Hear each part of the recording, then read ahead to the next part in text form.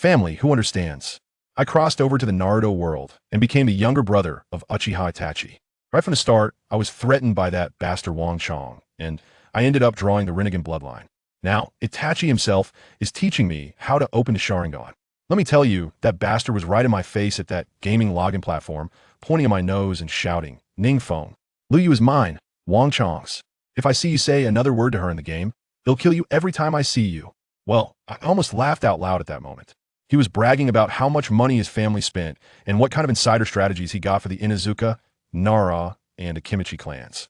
I couldn't be bothered to lift my eyelids and just rolled the wheel all the way down on the creation screen Uchiha clan. Lock it in for me. The next second, I heard a ding in my head and it exploded. Congratulations!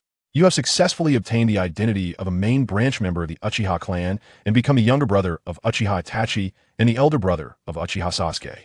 Hey family, who understands? With such a ridiculous start, how could I lose? Let me tell you, this story has to start from the beginning. I opened my eyes and everyone was dumbfounded.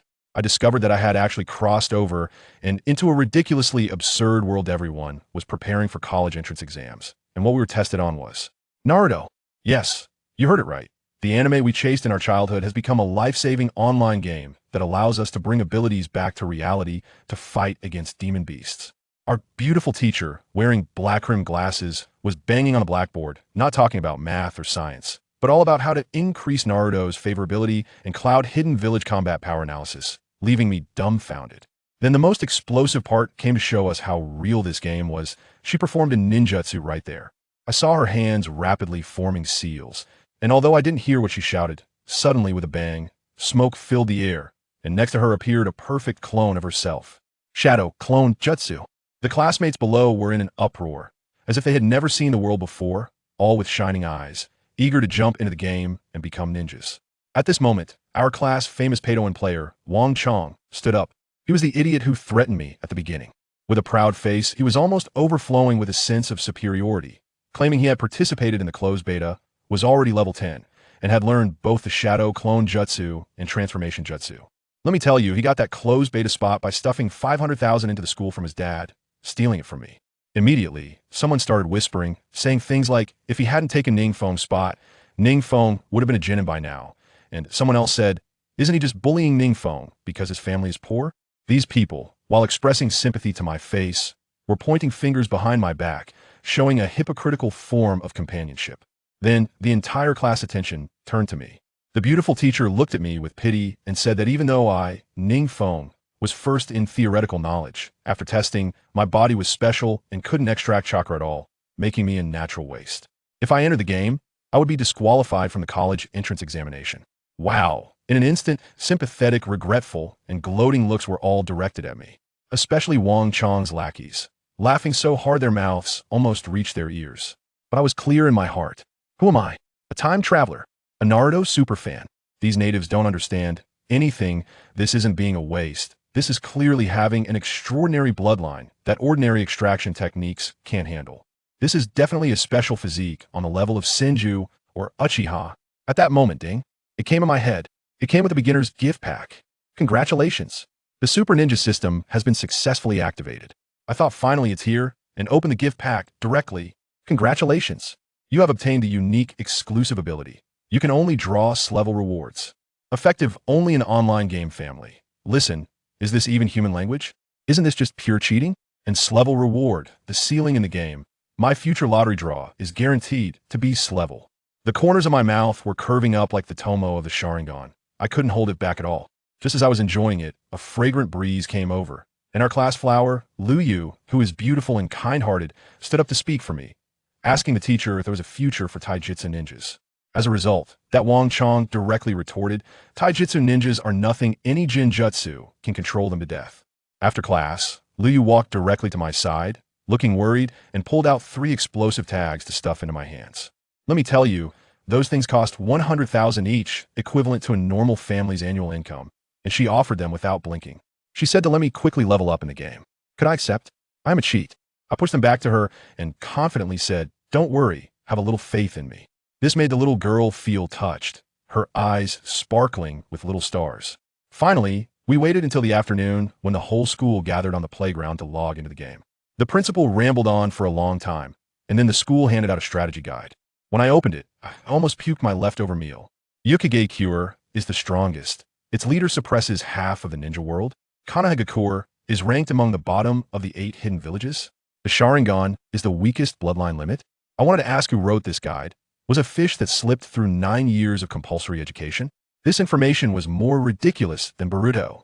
But well, isn't this just convenient for me to fish in troubled waters? Liu even ran over to me and whispered, "NingFeng, I chose the Hyuga clan from Konoha. Come with me. They'll protect you." Wow. That warmth made me feel a bit embarrassed, so I could only vaguely agree to go to Konoha first. As a result, Wang Chong saw it from the side. His face turned green with anger, and he dropped a harsh remark that he was going to Sunagakure to learn puppet techniques and would come and deal with me first. I completely ignored him. I put on the transmitter and felt my whole being whooshed into a power. When I opened my eyes again, I was at a crowded login platform. Then, the scene from the beginning happened. Wang Chong was shouting there, and I directly ignored him, choosing Konoha. Next, the family selection interface popped up. Hyuga, Yamanaka, Akimichi. I directly clicked on the More option. When the golden characters Uchiha clan and Senju clan jumped out, I didn't hesitate. The Senju clan has long declined. Now the stage of Konoha must belong to the Uchiha. I choose the Uchiha clan. Then, let me tell you, the most explosive part came. The system notification sounded directly through a party in my head. Congratulations! You have successfully obtained the identity of a main branch member of the Uchiha clan and become the younger brother of Uchiha Itachi and the elder brother of Uchiha Sasuke. Congratulations! You have obtained the strongest bloodline of the Uchiha clan, Rinnegan bloodline. I was dumbfounded. The Rinnegan bloodline. That's the original bloodline of Madara. It focuses on ninjutsu enhancement, and in the future, my Susanoo, want to pierce a hole in the sky? This cheat is simply outrageous. I was enjoying it when the system duong threw me into the Naruto world. When I opened my eyes again, good heavens, I was already in a traditional Japanese mansion. The inside and outside of this mansion were decorated with the Uchiha clan's fan logo, making sure no one would forget that this place belonged to the Uchiha clan. I quickly opened the panel to take a look. Nickname, Uchiha Phone. Age, 5 years old. Identity, younger brother of Uchiha Itachi, elder brother of Uchiha Sasuke. I have to tell you, when I saw this identity, I was instantly stunned. The younger brother of Itachi, the older brother of Sasuke. This identity is just an incredible start. Although the abilities like ninjutsu, taijutsu, and chakra are all 0, like a blank account, who cares? Just the words Uchiha, main family alone mean that all these things will eventually be mine. As I was happily thinking about this, a flash of white light appeared next to me, and several players popped up. I took a glance at their IDs. Oh no, they were all from the Uchiha branch family. These guys were not as lucky as me the moment they landed. They started complaining, saying that our Uchiha family lives too far away, like in Tongzhou, and that they should have chosen a clan from the mountains. Who understand what I'm saying? These people have no idea how terrifying the potential of the Uchiha clan is. I couldn't be bothered to pay attention to them, and was about to head towards the center of the mansion to find my cheap older brother Itachi. Just as I took a step, a branch family NPC jogged over to me, bowing respectfully and saying, "Young Master Phone, young Master Itachi is waiting for you in the conference room." The branch family players were dumbfounded on the spot. Why did I have someone waiting for me while they had to stand there staring? The leader, not satisfied, shouted, "Hey, why is he called and not us?" Let me tell you, the value of the main family identity was instantly revealed. The branch family NPC's expression turned cold, and a killing intent surged up as he drew a kunai and pressed it against that guy's neck. Impudent. You are from the branch family and must show respect to young Master Phone. Seeing those players getting embarrassed and their faces turning green, I felt incredibly satisfied. Without looking back, I headed straight to the conference room. As soon as I entered, I saw my cheap older brother Uchiha Itachi standing next to my father Uchiha Fugaku, smiling brightly. My mother Uchiha Makoto was holding a little baby, and without asking, it was definitely the future Sasuke. "Phone, come here." Itachi waved at me. "Dad is going to teach you our Uchiha clan's chakra extraction technique today." To be honest, this family atmosphere is quite warm, but just thinking about the clan's extinction in a few years makes me a bit anxious. No, I must seize every moment. Get stronger. My dad, Fujiwara, is also a man of action. He simply sketched out a few grand plans for me, saying something about bringing glory to our ancestors, and then handed me a scroll. "Congratulations.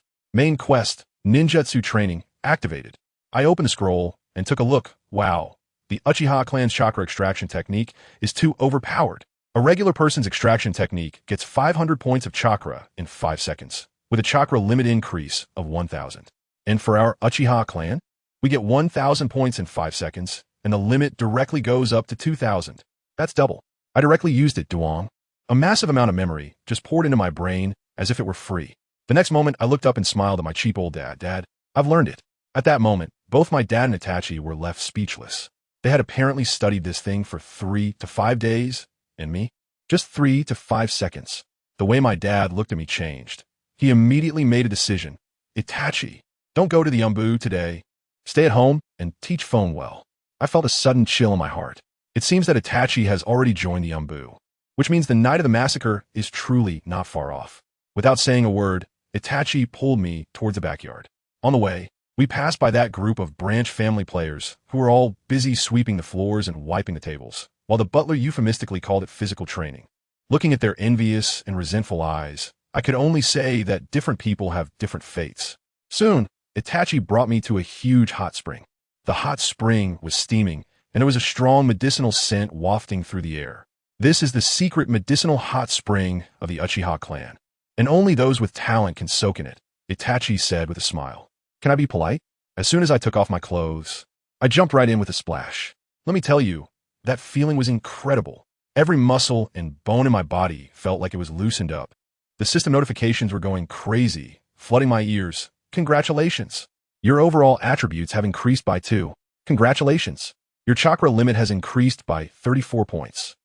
I just took a bath, and my chakra bar quickly rose from 2,000 points. After a few minutes, I suddenly felt a tingling in my eyes. And then a massive amount of chakra exploded from my body, shaking the entire surface of the hot spring. Itachi, who was next to me, was dumbfounded, his face full of disbelief. This amount of chakra. Peak, you've reached the genin level so quickly. As soon as he finished speaking, I heard the system's notification sound in my ear. Congratulations, your chakra limit has reached the genin level. As you're the first player in the entire server to reach genin chakra, you are awarded a genin chakra gift pack. In the next second, the entire server exploded. 3 bright red world announcements flooded the screen. Congratulations to player Uchiha Peak for becoming the first player in the entire server to reach genin chakra.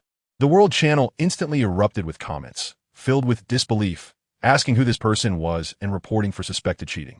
I glanced at the comments, chuckled, and ignored them. I continued to soak in the hot spring until my chakra limit reached 4,200 points before stopping. I rubbed my hands together, filled with excitement, and opened the genin chakra gift pack. A large spinning wheel appeared before me, and the best rewards on it were the Kekkei Jinkai, Sharingan, and Fire Style, Fireball Jutsu. I spun it. The pointer spun rapidly, and guess what? The pointer had a mind of its own, and click. It perfectly landed in the gap between Sharingan and Fireball Jutsu. The system determined that I would receive both. This incredible fortune is simply amazing. I clicked use without hesitation. In an instant, a terrifying mental power surged into my brain, and my eyes felt like they were on fire, causing me to cry out in pain. Phone, what's wrong? Itachi was startled and quickly came over to support me. When I managed to open my eyes again despite the intense pain, let me tell you, the scene was incredible. A pair of single Tomo, Sharingan, eyes flickering with a strange crimson light was staring directly at him. At that moment, I felt that even my brother's 3 Tomo eyes were giving me a bit of a chill. He froze, his mouth wide open. YUV, awaken your eyes? What can I do? I can't just say I came from a gift pack, right? What if Orochimaru catches me for research? I would end up as a specimen. I can only play dumb and say it might be because of the secret medicine I took. Although Itachi suspects me, he is more excited and advises me to rest well, promising to teach me the Uchiha fluid technique tomorrow. As soon as he leaves, I immediately sneak off to try my new skill. I quickly make hand signs with both hands, not needing to learn it. My body just knows how. Fire Style, Great Fireball Jutsu. Whoosh, a massive fireball, even bigger than the one my brother conjured, bursts out of my mouth and instantly evaporates half of the hot spring pool's water. Is this the true value of the Uchiha bloodline? The boost to my ninjutsu is terrifying. With this power, I can't just stay at home. I have to go out and grind for levels. As soon as I walked out of the Uchiha gate, I felt several gazes on me. It was the Umbu. It seems the higher-ups in Konoha have started monitoring us. A sense of urgency immediately surged within me. Just then, chaos erupted on the street. The Kirigakure spies have arrived. Run. In an instant, the once bustling street had all its shops closed, and the passers-by were fleeing faster than rabbits. As soon as I activated my Sharingan, I noticed a few guys with red names mixed in among the crowd. I glanced at their information, and they were all low-level ninjas in their teens, bronze-level bosses. I was worried about not having a place to upgrade, and here it is delivered to my door. But before I could make a move, a few oblivious players gathered around me. The leader was from the Hyuga clan, looking at me with disdain. "Kid, by the looks of you, you must be from the Uchiha main family, right? Hand over whatever good stuff you got, so we can have a look." I let out a cold laugh, too lazy to even look at them. One of the little guys beside him came up and tried to push me. But what happened? In my Sharingan, his movements were like slow motion. I casually raised my hand, and with a bang, a -89 popped up above that guy's head. And he directly turned into white light and returned to town to respawn. The other players were stunned, and the one from the Hyuga family took a stance and charged over. Unfortunately, in my eyes, all their movements were as slow as a turtle crawling. I tell you, with the speed, I could dodge even with my eyes closed. With just a light tap of my toes, I floated away like a ghost. And that Hyuga family's 8 trigrams couldn't even touch a hair on me. Then, in front of all of them, I slowly started forming hand seals. Who understands?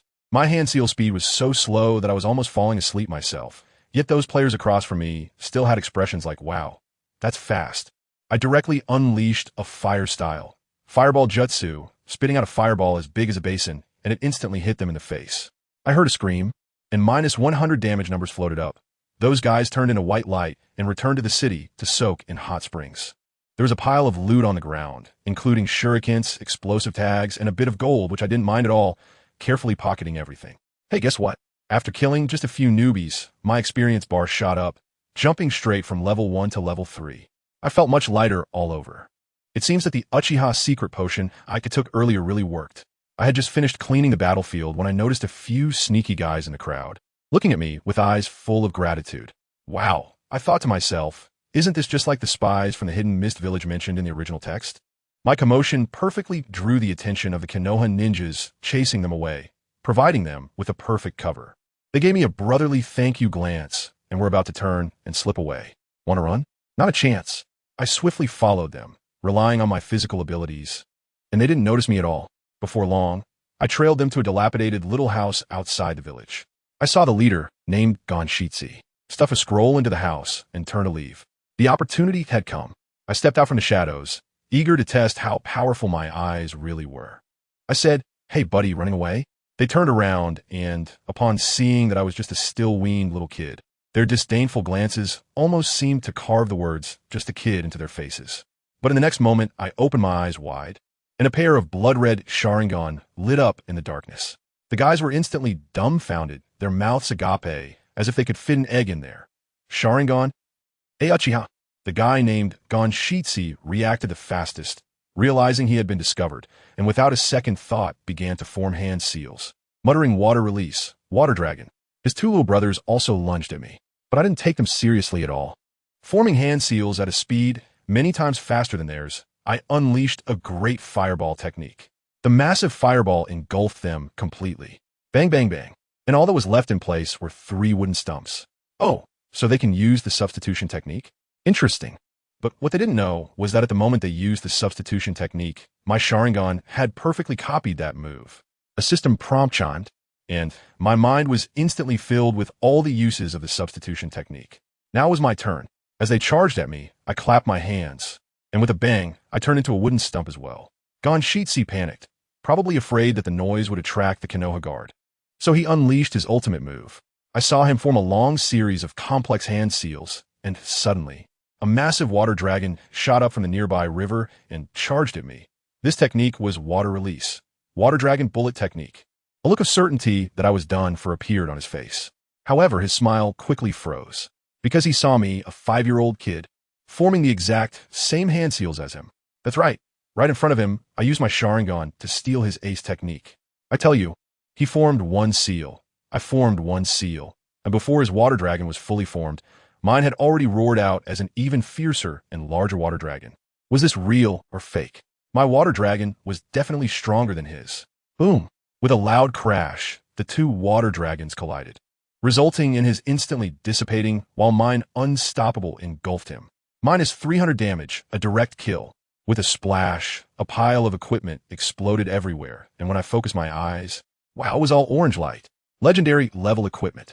The remaining two little brothers completely went insane, screaming as they charged at me.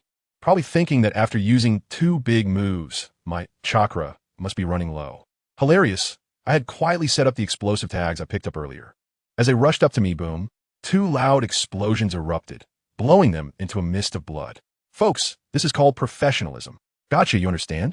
Looking at the ground covered in orange equipment, I was completely thrilled. The system prompts were going crazy on the screen. Congratulations, you've leveled up. Level 4. Congratulations, you've leveled up. Level 10. I blinked, and just like that, I was level 10. It even gave me a bronze level boss gift pack. I walked over and picked it up. Wow, a complete set of legendary gear. White Fan Ninja outfit, White Fan Ninja boots, White Fan Ninja belt.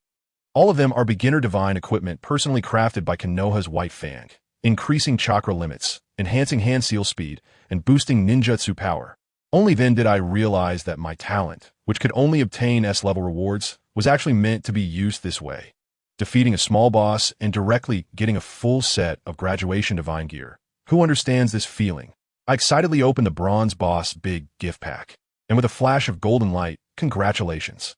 You have obtained an S-level reward, the Scroll of Shadow Clone Technique. What the heck? I haven't even learned the most basic clone technique yet, and they just gave me the Shadow Clone? This is a divine skill that can be used for training together and has offensive power. Without hesitation, I learned it immediately. In an instant, everything about the Shadow Clone was engraved in my mind.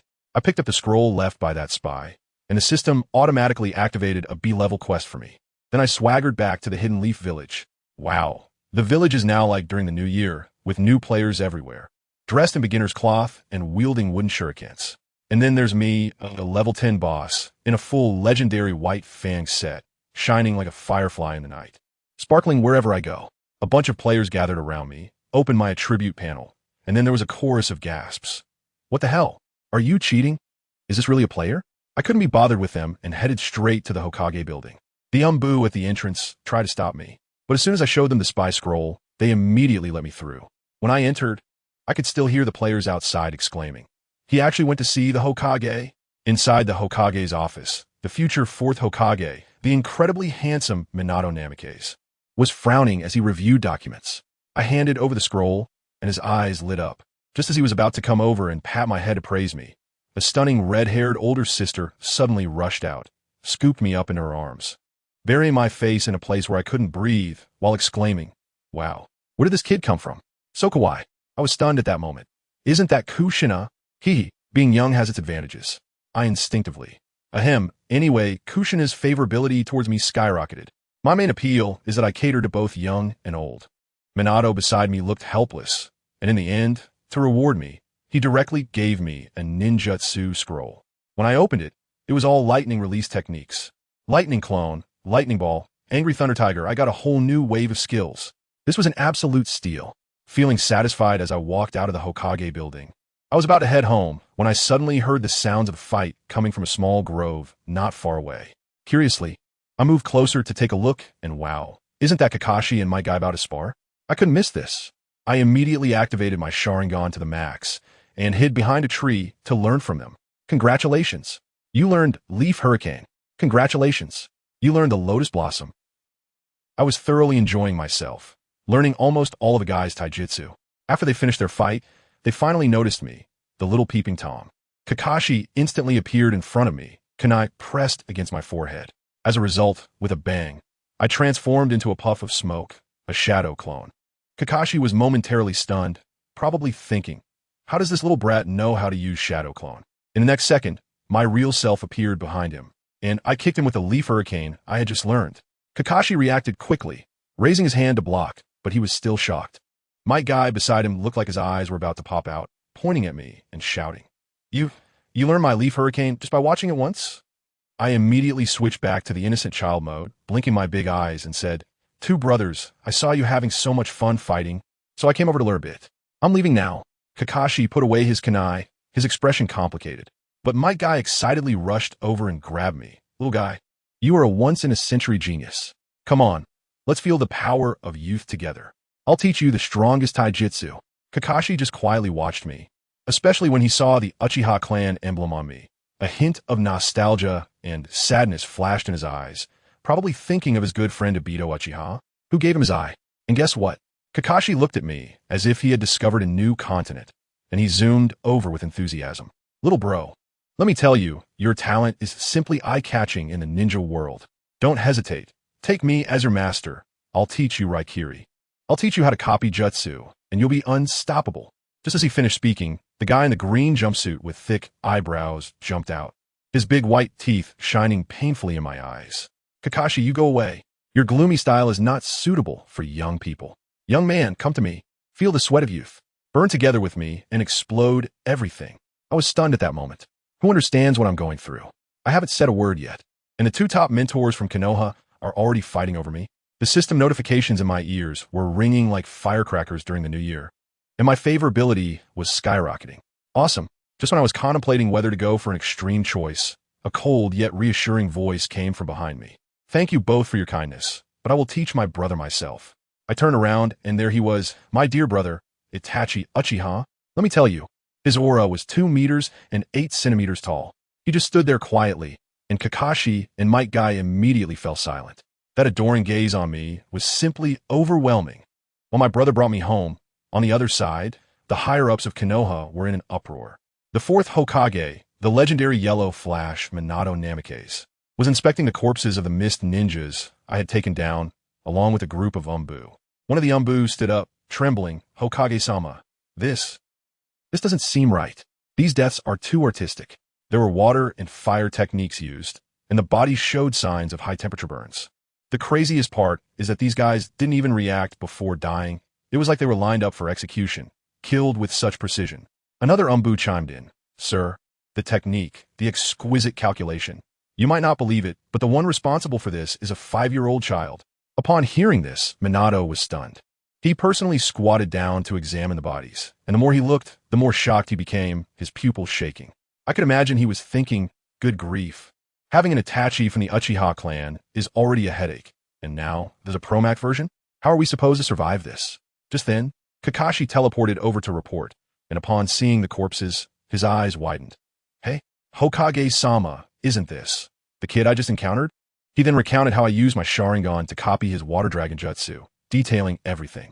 Let me tell you, after hearing this, Minato and the others had expressions that looked like their jaws were about to hit the ground.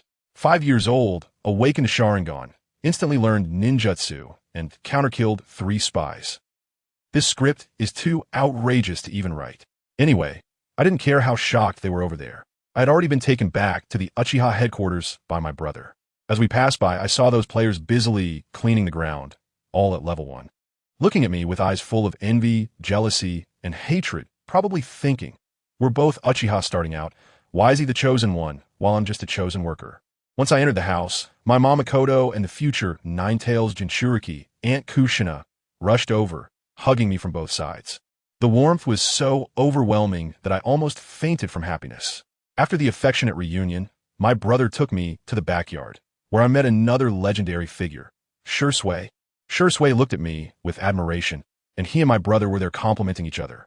Itachi, your brother is impressive. The future looks bright. Of course, it's no surprise who my brother is. I felt a bit shy from all the praise.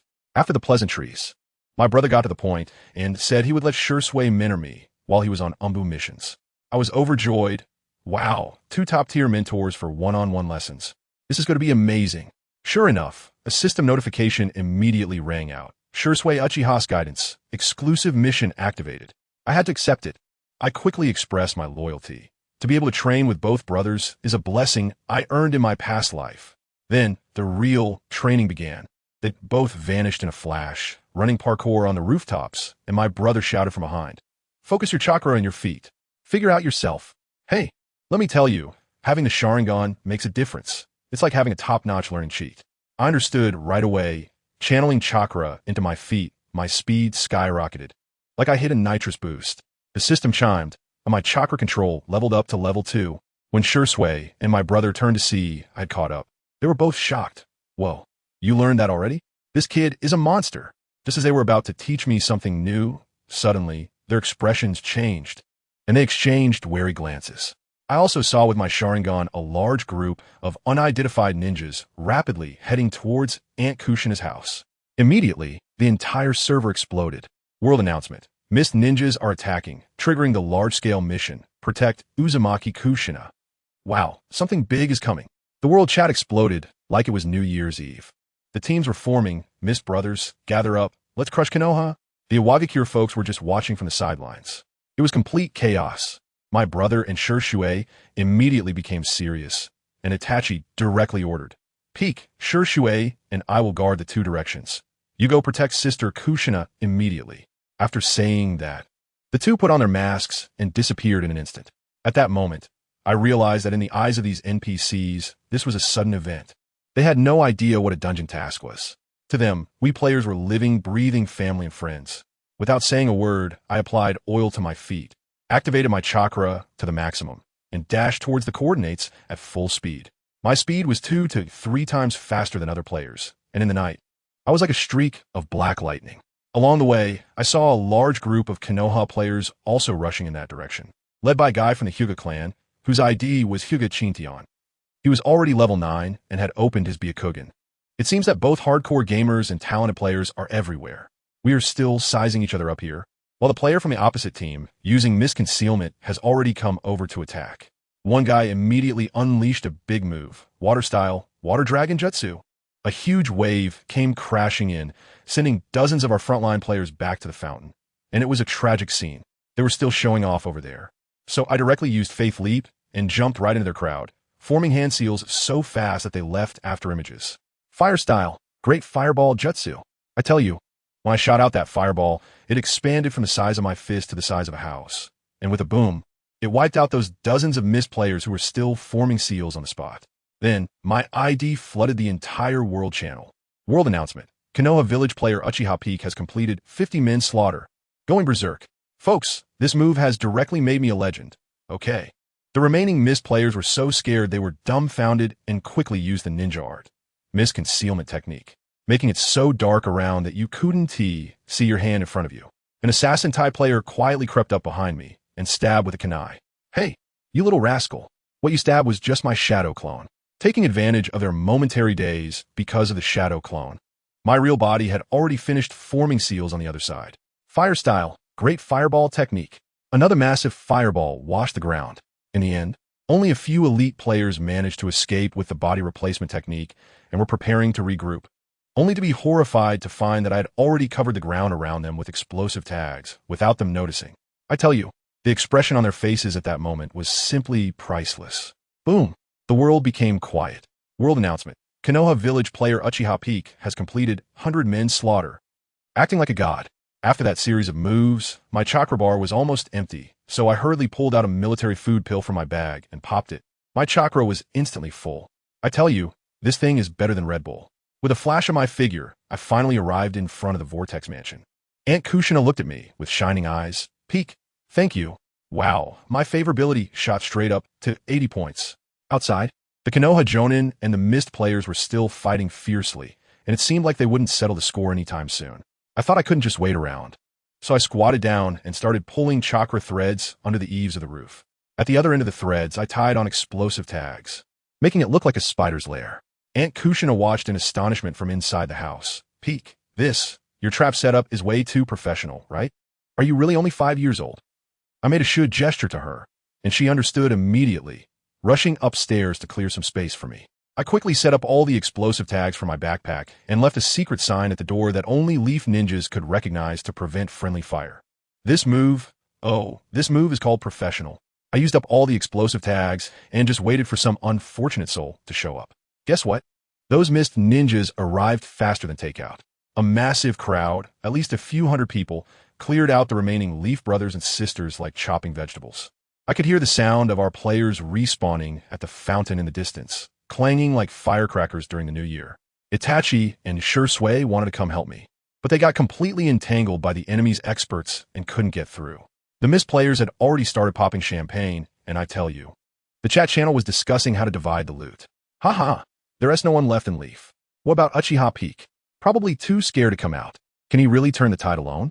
Folks, who understands? I love this atmosphere before the slap in the face. I suddenly dashed out from behind the corner, stood there, beckoned them with my finger, and said lightly, even I alone can still send you all away. Wow, this directly poked the hornet's nest. Hundreds of eyes instantly focused on me, and the next second, a rain of shuriken flew toward me. But who am I now? I'm the man with the Sharingan. In my dynamic vision, those things looked like slow-motion replays.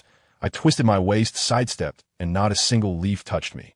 Now, they were completely flustered, charging at me, looking like they wanted to stomp me into a pulp. But me? I just stood there, not moving an inch, with a slight, almost imperceptible smile on my lips. The guy leading the charge looked dumbfounded, cursing, still pretending when death is imminent. Before he could finish, his expression froze. Out of the corner of his eye, he finally caught sight of the nearly invisible chakra line on the ground. Too late. The next second, there was a huge explosion. The Cyber Ascension banquet I prepared for them had officially begun. The entire ground shook 3 times, and countless explosive tags detonated in the crowd, flames shooting into the sky. Those mist players didn't even have time to react before being blown to smithereens, disappearing into streaks of white light. By the time the smoke cleared, there were less than a quarter of them left standing. The world announcement spammed. Leaf Village player Uchiha Peak completed a 200-player kill, going Super God. But I couldn't be happy at all because my Sharingan clearly showed me that among the remaining people, 3 were bosses. What the hell? Shan Jiao Yujiao, Gan Chi Tian Jiao, Gui Yuzi Yalangtai. Good lord, these names sound like something from Market. The boss named Gan Chi Tian Jiao was clearly an old hand. He immediately noticed my ambush and raised his hand to stop his subordinates. Everyone stop. There's still explosive tags around. Be careful. Hey, there's something to this. These bosses in the game aren't just mindless AI. They know tactical evasion. I was pondering how to deal with them when that Gan Chi Tian Jiao began to rapidly form hand seals with both hands. Moving at lightning speed, water style, water dragon tornado. 2 water dragons roared and charged at me, seemingly wanting to extinguish all my remaining explosive tags with water. Seeing this, the mist players started to gloat again. Huh? No tags left. Huh? Let us see how you act now. I stood there, motionless, and those people thought I was scared silly. Who understands? Family? High-level hunters often appear in the form of their prey. Just as those 2 water dragons were about to hit me, the me standing in front, poof, turned into a puff of bubbles and disappeared. That's right, it was a shadow clone. And the real me? I had already used transformation techniques to blend into their ranks, standing right next to that boss as a little brother. The moment that dry persimmon made a water dragon whirl, and everyone let their guard down, I pulled out a shuriken and stabbed him right in the lower back. At the same time, I threw the last few explosive tags into their crowd. Transformation technique. That boss didn't realize until his dying breath that the most trusted teammate beside him was actually his greatest enemy, me. Boom! Another earth-shattering explosion. The remaining players along with those 3 bosses were blown away, dead beyond resurrection. I instantly jumped to the rooftop, watching the crimson Sharingan shine in the night. The world announcement went crazy, posting 3 messages in a row, all about how I single-handedly took down the entire Mist Hidden team. The whole world channel exploded, with Mist Hidden players cursing, accusing me of cheating, and using explosive tags dishonorably. Our Leaf Village players shot back. If you're bad, practice more. If you can't handle it, don't play. I ignored all of that and went straight back to Geo Xi Nai. The mission was over, and it was time to collect my reward. I opened the exchange shop, and wow, over 210,000 dungeon points. I transformed into a big spender and wandered around the mall. Bloodline limit? Ice release costs 20 million points, too expensive, goodbye. S-rank ninjutsu? Kirin costs 400,000, also can't afford it. After wandering for a while, I suddenly saw 2 great items in another category. Ninjutsu Upgrade Scroll and Bloodline Limit Upgrade Scroll. This is it. Without hesitation, I purchased them. Congratulations. You have purchased Ninjutsu Upgrade Scroll. Congratulations. You have purchased Bloodline Limit Upgrade Scroll. I used it on the spot. Congratulations. Your Ninjutsu Shadow Clone has successfully upgraded to Multiple Shadow Clone Technique, Forbidden Technique. Congratulations. Your Sharingan has successfully upgraded to Two-Tomo Sharingan. Damn it. This time it's a complete upgrade. I feel like my control over chakra has reached a new level, and the world in front of me has become clearer. My Sharingan can even be used as a telescope. I can see ants moving their home under a tree 5 kilometers away, clearly. Looking at my attribute panel, my Two-Tomo Sharingan has directly increased all my ninjutsu power, range, chakra limit, and recovery speed by 20. Just as I was feeling pleased, whoosh. A golden flash brought several umbu to me. The 4th Hokage, Minato Namikaze, has arrived. He immediately started praising me. saying that the Umbu had reported my entire battle process to him, especially my clever use of shadow clones and transformation technique, which completely surprised him. Of course, I had to be modest, and, as a result, his favorability towards me shot up. Then his gaze fell on my eyes, and he was stunned. Naruto Sharingan. He looked at me, his eyes filled with shock, and then suddenly said, "Feng, you shouldn't go to the Ninja Academy. It's a waste of talent. If you have time, just come report to my Umbu directly." The sister Kushina next to me, and those Umbu were stunned. Umbu, that's the elite unit directly under the Hokage.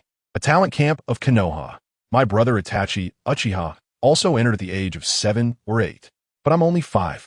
One Umbu couldn't help but say, "Lord Hokage, he hasn't even received a Genin forehead protector yet." Brother Minato waved his hand, looked at me with admiration in his eyes. "The forehead protector is a small matter." "Peek, what do you mean?" "Wow, isn't this the legendary admission without exams? Directly promoted to the core department? No need to think about it." I immediately agreed. No problem. Seeing my confidence, Watergate was even happier, and his favorability shot up to 90 points.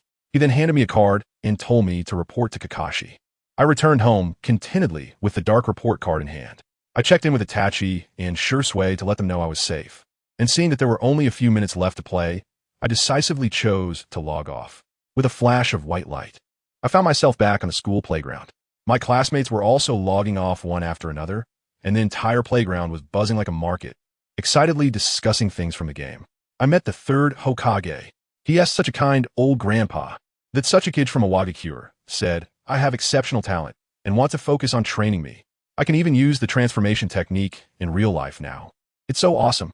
Just then, our homeroom teacher asked the perennial top student, Wang Chong, to share his achievements. That guy stood up proudly, held his head high, and said, "Teacher, I'm already level 12 and have learned the D-rank ninjutsu, lightning release, lightning ball technique. Plus, I chose the family of the Golden Horn clan from Kumogakure. That's the clan that killed the second Hokage." As soon as he finished speaking, the classroom erupted with thunderous applause and gasps of amazement. Wow, no wonder he is the best. He actually chose such an impressive clan. Oh no, did I make a mistake by choosing Konoha? I feel so weak. I listened to the flattery around me and almost laughed out loud. Bro, Jin Jiao and Yin Jiao are strong. But the strongest family in Yunin village is clearly the AI clan, who inherited the position of Raikage. Your information is lacking, and your perspective is too narrow. I'll tell you, while that kid Wang Chong was still bragging about his golden and silver horns, our teacher had already turned his attention to the class flower. Liu Yu, how about you? Come on, share with everyone." Suddenly, the whole class went quiet, and everyone's ears perked up. Liu Yu is the second most important person in our class, only after Wang Chong. Liu Yu smiled a little shyly and said, "I'm not that amazing, really. I'm just one level higher than Wang Chong, at level 13. Then I got lucky and joined the Hyuga clan in Konoha, learned a bit of Bagua Palm, and so on." As soon as she said this, the class erupted, one level higher. But soon, some people started shaking their heads and sighing. What a pity, choosing the Hyuga clan, isn't that a waste. Yes, the Hyuga clan is strong in Konoha. But Konoha itself is at the bottom among the 5 great villages. It can't even compare to the Cloud Village. I felt angry just listening to this. Even our teacher looked regretful and asked Liu Yu why she chose Konoha. Before Liu Yu could respond, that Wang Chong, the one who just lost the spotlight, started making sarcastic remarks again. Huh, why even ask? It must be that NingFeng's bad idea. His nostrils are practically pointing to the sky. Then he continued, "Who doesn't know that Konoha is the weakest? That so-called master ninjutsu, the third Hokage, is so old he can barely move." Which shows how diminished this village's talent has become. Liu Yu was immediately infuriated and retorted, "Wang Chong, your information is outdated. I've specifically checked. In several Ninja World Wars, Konoha has always been the one taking on 4 opponents, and you call that the weakest?" After saying that, she turned to NingFeng, her eyes filled with gratitude. If it weren't for NingFeng's guidance, how could I have leveled up so quickly? Moreover, when I entered the Hyuga clan, they directly provided me with resources and inheritance, unlike the other classmates who have to scrape together money just to go to the ninja school after joining their clans. This statement was like a bomb, exposing the pain points of most classmates in an instant. Really, not every clan is as wealthy as the Hyuga. Many people are just left to fend for themselves after joining, and they have to grind for their equipment. In an instant, the entire class's gaze focused on NingFeng. So the big shot was here? Just a casual pointer from him helped Lu Yu surpass Wang Chong. How terrifying must he be? Wang Chong, seeing himself becoming a clown, was feeling sour and quickly tried to cover up. Tisich, I think he just got lucky, right? I remember he chose the Uchiha clan himself. As soon as he said that, many classmates began to waver again. Oh right, the intelligence we received said the Uchiha is the weakest. The Uchiha's mansion is located on the outskirts of the village, which shows their status isn't high. It seems NingFeng really is just lucky. Sigh. Fence sitters is what these people are. Just moments ago they were in awe, and now they think he got lucky. The teacher saw that it was almost time to end class, so he prepared to dismiss them. But that Wang Chong, not finished yet, insisted on stirring things up. Teacher Wang, wait a minute. Doesn't everyone want to know how many levels our last place student NingFeng has leveled up this time? People, who understands? This guy's scheming is smaller than a needle's tip. Lu Yu exploded on the spot, grabbing NingFeng's hand and wanting to leave. Wang Chong, enough. NingFeng, don't listen to him. You will always be number one in my heart. Let me tell you, that little hand of Lu Yu's, so white and tender. NingFeng probably felt like he was electrified at that moment. He originally didn't want to bother with these little brats, but seeing how the goddess was defending herself, staying low-key would seem a bit disrespectful. Fine, since everyone wants to know, I'll just say a few words. As soon as NingFeng opened his mouth, his entire demeanor instantly changed. Wang Chong and his gang were just waiting to see a joke. Sorry to disappoint you, Wang Chong. NingFeng shrugged and casually listed. When I just logged off, I was level 16. And, well, I've casually mastered a few B and a rank ninjutsu. He was already being quite conservative. He couldn't exactly say he had touched forbidden techniques and was about to enter the Umbu. Could he? But even so, the entire classroom felt like it had been hit by a bomb, instantly falling silent. Then it completely exploded. Hey, a rank ninjutsu, level 16. How is that possible? Isn't Uchiha the weakest clan? The whole class was dumbfounded, each one frozen like they had been hit with a paralysis technique. And you could even hear their breathing. What a joke. Wang Chong, the top of the class, only knew AD rank ninjutsu. And NingFeng was directly at a rank, and level 16? That's a whole 3 levels higher than Wang Chong, who had participated in the internal test. Lu Yu grabbed NingFeng's hand, her eyes sparkling with admiration. Wang Chong was the first to react, laughing. NingFeng, even if you were the last in the class, you wouldn't be blowing such a big boast, right? His few lackeys immediately chimed in. Exactly, that's just bragging. You see, that's how these people are. Anything beyond their understanding is their first reaction. They think it's fake. Even the teacher thought NingFeng was exaggerating and came out to smooth things over. Only Lu Yu firmly stood by NingFeng's side. What NingFeng said must be the truth. He has no need to brag. NingFeng couldn't be bothered to explain. Talking to these people was purely a waste of time. Just as he was about to leave, Wang Chong, unable to take it, threw a shuriken at his back. The speed was astonishing, and the teacher couldn't react in time. Just as it was about to hit, Lu Yu was ready to block it for him. But guess what? NingFeng didn't even turn his head, lightly extending 2 fingers to catch the shuriken. At the same time, his scarlet eyes lit up in the dim classroom. What the hell? The Two-Tomo Sharingan. The Sharingan. The Two-Tomo Sharingan. No way. Wasn't it said that Uchiha was weak? How could a genius awaken the Sharingan? Wang Chong was startled himself, but he still put on a brave face. So what if it's the Sharingan? Saying that, he lunged at NingFeng. As a result, NingFeng didn't even look at him, kicking him away effortlessly. Just then, a piercing alarm echoed throughout the campus. Monsters are attacking. Teacher Wang's face changed dramatically. Quick. Close the windows. The whole class went wild like cats with their tails stepped on, rushing to close the windows. Good grief, outside the windows. Several giant bobcats the size of humans were frantically scratching the glass with their claws, their eyes red like they were about to bleed. It's a C-rank monster. The Hunyuan bobcat.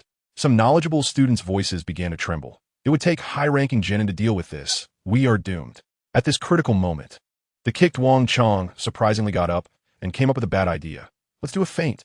Have our weakest classmate go out to attract fire while we make a run for it. How can this person be so shameless? Although everyone is cursing him in their hearts, some people are actually wavering. Just as the teacher was about to say she would go by herself, a powerful voice rang out. Fire release. Great fireball technique. Bang, bang, bang. A few bobcats that were scratching at the window instantly turned into charcoal and smashed through the glass, falling inside. The one who acted was none other than NingFeng. I have to tell you, the principal's office was a complete mess at that time. Principal Wang looked at the increasing number of sea-level lynxes outside and felt overwhelmed. This thing evolves once a week. It's way too fast. He had just called for reinforcements and was preparing to rush out with the teachers to fight, when suddenly, a teacher behind him pointed out the window. Struggling to speak, Principal, quick, look! Principal Wong followed and was dumbfounded. A young boy was moving his hands so quickly that afterimages appeared, and then a massive fireball shot out, instantly obliterating a large area. The power was several times greater than the great fireball in textbooks. The speed of those hand seals. I couldn't even keep up with my eyes. Is this B-level ninjutsu? The principal was stunned. When did our school produce such a monster? Just as he was about to ask who the student was, something even more explosive happened. The boy clasped his hands together. Multiple shadow clone technique. Whoosh, whoosh, whoosh. Several NingFengs suddenly appeared on the playground. In the principal's office, all the teacher CPUs overheated. Forbidden technique? Isn't this something that no one can learn? Principal Wong was too shocked to care. He directly opened the door and rushed out. On the other side, NingFeng had already finished the battle. The reason he acted was that Lu Yu was here, and he couldn't let her get hurt. Secondly, he wanted to test how much of his in-game power could sink to reality. Guess what? 100%. How strong he was in the game. He was just as strong in reality. How awesome is that? While he was pondering, a dead lynx suddenly dropped a glowing orb. He picked it up, and the orb transformed into a beam of light that merged into his body. He felt his chakra limit increase. Wow, killing monsters can also drop equipment upgrades. At this moment, Principal Wong and the others also arrived. Looking at the corpses of the demon beasts scattered all over the ground and at the unscathed NingFeng, the principal was stunned. Just as he was about to speak, NingFeng's body suddenly turned into a piece of wood with a bang, and in the next second, a cold kunai was already pressed against the principal's neck. CL classmate, don't get me wrong, I'm the principal. Principal Wong was sweating profusely. Only then did NingFeng retract the kunai. The principal looked at the young boy in front of him, his heart in turmoil. This level of alertness, this combat instinct, is not something that can be cultivated just by playing games. He finally recognized him. Why, you are NingFeng? The principal immediately thanked NingFeng on behalf of the whole school for saving everyone. At this moment, Lu Yu also ran over with her classmates. She breathed a sigh of relief when she saw that NingFeng was fine. As for the other students, the way they looked at NingFeng was nothing short of awe. Then they glanced at Wang Chong, who was trembling at the back of the group, and it was like heaven and earth apart. I actually admired Wang Chong before. I must have been blind. NingFeng is the real big shot, and he has so low-key. Wang Chong, hearing the discussions around him, turned pale and still wanted to act tough. Humph, I already knew NingFeng was strong. What I said earlier about letting the last place go die was just a joke. I was just too lazy to make a move. But then Lu Yu delivered a critical blow, pointing in the distance and shouting. Wow, look, there are a few more lynxes coming over there. Wang Chong, frightened, grabbed a classmate next to him as a human shield. Now, the image of the clown was completely solidified. After the security team arrived, the principal kept NingFeng behind, saying he wanted to apply for the highest level of resource allocation for him, and handed him a scroll. This ninjutsu, I'm afraid only you can cultivate it. When NingFeng opened it, he was shocked. A-level ninjutsu, Kakashi's famous technique, Chidori. When NingFeng returned home, he was just about to rest when Lu Yu excitedly knocked on his door. NingFeng, you have to look, you've gone viral. She waved her phone, and the screen was playing the video of NingFeng obliterating the lynx, with the comments and bullet screens exploding billions of views. I'm telling you, your moves are simply the most eye-catching of 2025. Lu Yu was even more excited than NingFeng himself. NingFeng looked at the beautiful girl in front of him who was so happy for him, and his heart felt warm. He sincerely thanked Lu Yu, but she instead blushed, found an excuse, and ran away. After seeing Lu Yu off, NingFeng closed the door and opened the Chidori scroll. In an instant, a vast amount of memories and understanding flooded into his mind. He extended his right hand, and he heard a sizzling sound like 1,000 birds chirping, as a dazzling lightning light gathered and formed in his hand, sharp enough to make one afraid to look directly at it. A-level ninjutsu, Chidori, achieved. Chidori, A-level offensive ninjutsu, dealing 1,000 fatal damage to enemies. The most crucial part is this technique does not require hand seals, instant cast. Let me tell you, the two words instant burst are simply loaded with meaning. When top experts compete, it's all about this. Who still has time to compare hand gestures? By the time you finish a set of calisthenics, their knife has already turned you into a candied hawthorn. I felt the explosive surge of lightning chakra within me. Exhilarating. From now on, learning any lightning ninjutsu will be as easy as drinking water, right? Satisfied, I took a good sleep. The next day, when I returned to school, wow, those classmates looked at me differently. They used to see me as a useless person, but now they looked at me like I was a savior. With admiration in their eyes, almost like they wanted to hand me bubble tea. Family, who understands? Just that moment yesterday made it clear to them that this Naruto world is no joke. It's our only trump card for fighting against those beasts out there. I ignored them and had a brief conversation with Liu Yu, sharing some internal news.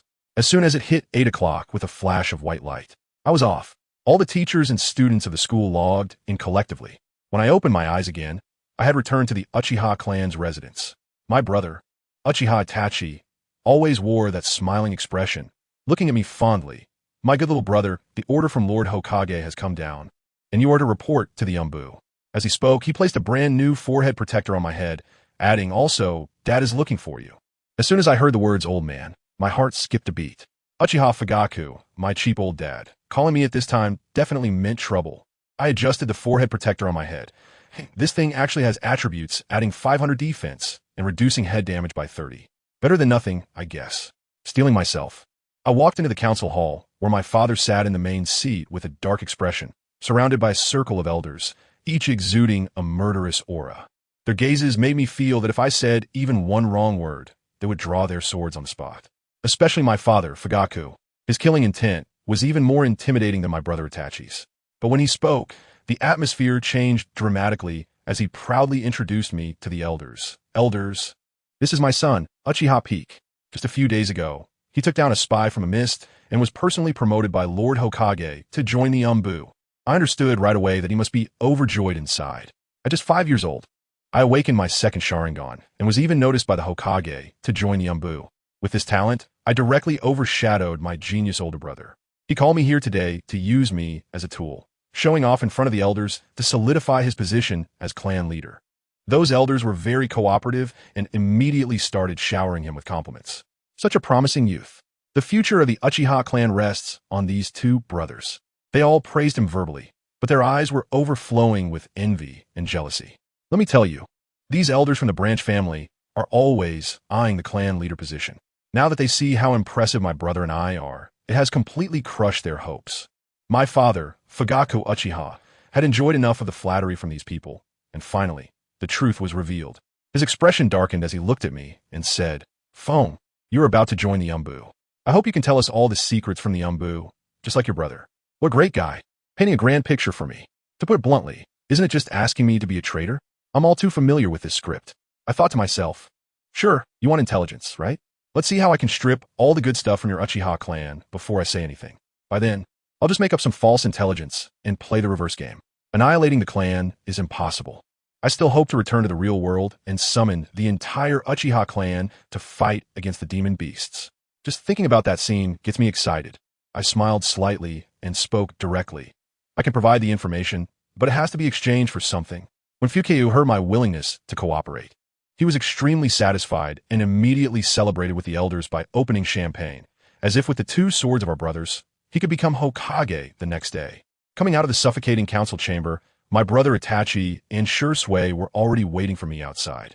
Itachi pointed in the direction of the Hokage building and said, The Umbu headquarters is nearby. Whether you can find it depends on your own skills. After saying that, the two of them vanished in an instant. I understand now. That old guy Watergate is even giving me an onboarding test. On the report he gave me, there were a bunch of scribbles, and I knew right away that they were clues. I activated my Sharingan, and wow, the entire plane was filled with barriers and codes, making it impossible to distinguish which one was the entrance. No wonder it's the Umbu. This security system is incredible. But when I took a closer look, I laughed. Isn't this just an upgraded version of Morse code? By calculating, I could lock onto the constantly shifting entrance. I'm a pro at this. In no time, I located myself in front of an unremarkable stone. The stone flashed a light, as if scanning to verify my identity. And then with a rumble, a large door opened. The moment I stepped inside, let me tell you, that system prompt sounded like dumplings being dropped. Congratulations. You have found the entrance to the Umbu headquarters. Personal main quest, ninjutsu training, has been successfully completed. You have gained 1,000,000 experience points. You have gained a chakra limit increase of 2,000 points. All your ninjutsu levels have increased by 1. You have leveled up. You are now level 19. I felt every cell in my body cheering. My chakras surged like a floodgate opening, and I took off right there. A masked Umbu ninja approached, his voice as cold as ice. You must be the peak that Lord Watergate recommended. Follow me. Remember a few points. First, the Umbu only have code names, no real names. Second, the contents of missions must not be leaked, and traitors face death. Third, mission priority. Even if a comrade dies, you must continue. As he spoke, he handed me a mask. I put it on and saw that all attributes increased by 10. Not bad. Following him inside, I realized that the Umbu was basically an underground maze, twisting and turning, with paths and hidden doors everywhere. He pointed to the busy figures ahead and said, "Those are just the outer members. The real core area is deeper inside. This place, if you don't have someone familiar to guide you, you'll get lost for good." When we reached the actual core base, I was stunned. This was no intelligence organization. It was practically a super underground kingdom. Countless ninjas were busy, and I could feel that many were from the Nara and Yamanaka clans, efficiently processing massive amounts of information using secret techniques. I even saw a special training class for spies, and there was even a class for female spies using seduction. TSK. These dark sides of the Hokage were never aired. Finally, he took me into an office. Inside sat a man without a mask, his gaze sharp as a knife, as if he could see through a person inside and out. I was sure that this guy was definitely at the level of a Kage. I secretly glanced at the name above his head. Umbu Commander, Sarutobi Shino. I let out a sigh in my heart. Sure enough, the Umbu is still run by members of the Sarutobi clan. Watergate brought me in here, intending to use me as a pawn, to stir things up and undermine the foundation of the Sarutobi clan. This new shinobu, Sarutobi, probably thinks the same way. So he looked at me with icy eyes and directly assigned me to Kakashi, wanting to send me away. Just as the guy leading the way was about to take me out, I spoke up, my voice not loud, but clear enough for the whole office to hear. "Captain, I came to Umbu to train, but that doesn't mean I belong to anyone, or to be precise, that I obey anyone." The guy leading the way was stunned on the spot. But Sarutobi Shinobu in the office suddenly shouted, "Wait." He waved his hand to send the guy out, leaving just the two of us in the office. He understood the implication of my words. I am not one of the fourth Hokage's people. I tell you, his face changes faster than flipping a book. 1 second he's an iceberg, the next he's smiling like a blooming chrysanthemum. "You're called Uchiha Peak, right? Really clever." While praising, he took out a scroll from his pocket and handed it to me, saying, "This is a welfare subsidy for newcomers. Welcome aboard. From now on, you'll do missions with your brother, and the captain is Kakashi. You'll learn a lot." I took the scroll, and I understood clearly in my heart that this old fox was starting to recruit me. After leaving him, I went to report to Kakashi, received a mask, and no one could recognize anyone. Kakashi was straightforward and directly assigned me an S-rank mission: infiltrate the Rain Village and investigate the newly rising Akatsuki organization. Upon hearing this, I became even more excited. I had just joined the Umbu and was already involved in such a big operation. The mission starts tomorrow, and I just happen to have time. After leaving the Umbu, I found a deserted place and eagerly opened the welfare scroll that Sarutobi Shinjiro had given me. I opened it and was immediately shocked. This is not just a ninjutsu scroll. This is the heirloom of the Sarutobi clan, the blood contract. As long as you sign it, you can summon the summoning beast, Monkey King. At the end of the scroll, there's also the name of Sarutobi Hiruzen written. I understand. This old fellow got so excited that he took the wrong one. He mistakenly handed me the heirloom that was meant for himself. Just as I was about to sign, I saw Sarutobi Shino rushing out of the Umbu entrance like a madman. His expression was like a complete confession's family. He was shouting as he ran, but unfortunately, it was too late. Do you think my buddy's hand speed is a joke? He bit his finger, signed his name, and with a flash of golden light, it was done. Suddenly, a mysterious connection was established in my mind. "Congratulations. You have successfully signed the blood contract, Sarutobi. You can now use summoning jutsu to summon your summoning beast." I opened the attribute panel, and sure enough, there was a shiny new option for summoning beast. Upon clicking it, wow. Not only was there a list of summoning beasts, but also clearly stated the jutsu, traits, how long you can summon it, and where you can summon it. Let me tell you, this is basically my second cheat system. I was so excited at that moment, my heart was pounding. I was dying to know what kind of divine creature I could summon with the blood of the Uchiha clan. But just as I was finishing the hand signs, suddenly, ding ding ding, the entire game world announcement flooded the screen, going crazy. World announcement. Player Uchiha Fong has successfully obtained blood contract, Sarutobi, and signed a contract with the summoning beast of the Saru clan. This announcement was repeated 3 times. An entire world chat exploded. Let me tell you, the scene was like a New Year's celebration. What the heck? Who is Uchiha Phone? How long has the server been open? I haven't even figured out how to use a shuriken. And he already has a summoning beast? Seriously, does anyone understand? How did someone from the Uchiha sign with the Sarutobi clan's monkey? Isn't this cross-channel? The Saru clan, that is one of the top-tier summoning beasts. Stronger than frogs and snakes. This guy must be the chosen one, right? I couldn't care less about these sour lemons. Let's just get started. I bit my finger, channel my chakra, and slap my right hand on the ground. Summoning technique. Instantly, a huge magic circle lit up on the ground, and with a loud bang, a cloud of white smoke exploded, revealing a monkey about 2 meters tall, wielding a big stick right in front of me. I glanced at its attributes. Little ape demon, which can perform physical techniques, create clones, and even use basic 5-element ninjutsu. It's simply an all-around warrior. The only regret is that my current chakra is too low, and I can only summon this trial version. I opened the section on summoning beasts, and wow, this is simply a skill tree for character development. It clearly states that the amount of chakra I have determines the level of the ape demon I can summon. With 2,000 chakra, I can summon the little ape demon. With 30,000 chakra, I can summon the big ape demon, which can use shadow clone and intermediate ninjutsu. With 50,000 chakra, I can summon the ape demon captain, which can use multiple shadow clones and advanced ninjutsu.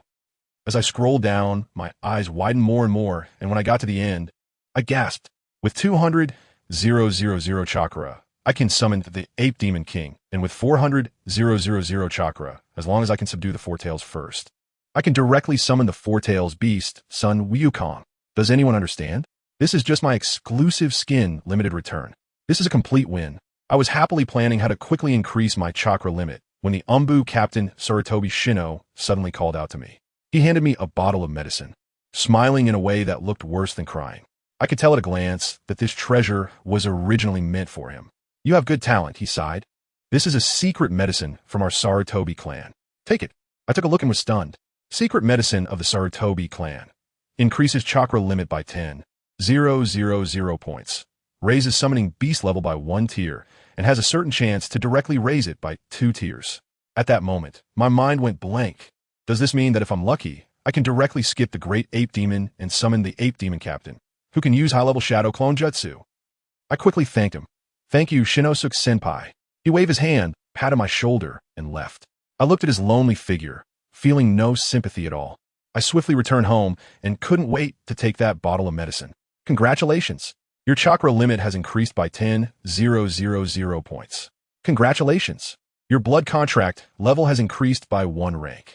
I have to tell you, that feeling was exhilarating. Every cell in my body was filled with power. I didn't waste any time and directly sat cross-legged to begin my training, eagerly anticipating the dark life in the Umbu tomorrow. However, what I didn't know was that while I was secretly enjoying myself at home, the higher-ups in Konoha were already in an uproar because of me. In the darkest corner of Konoha village, an old man named Danzo couldn't sit still.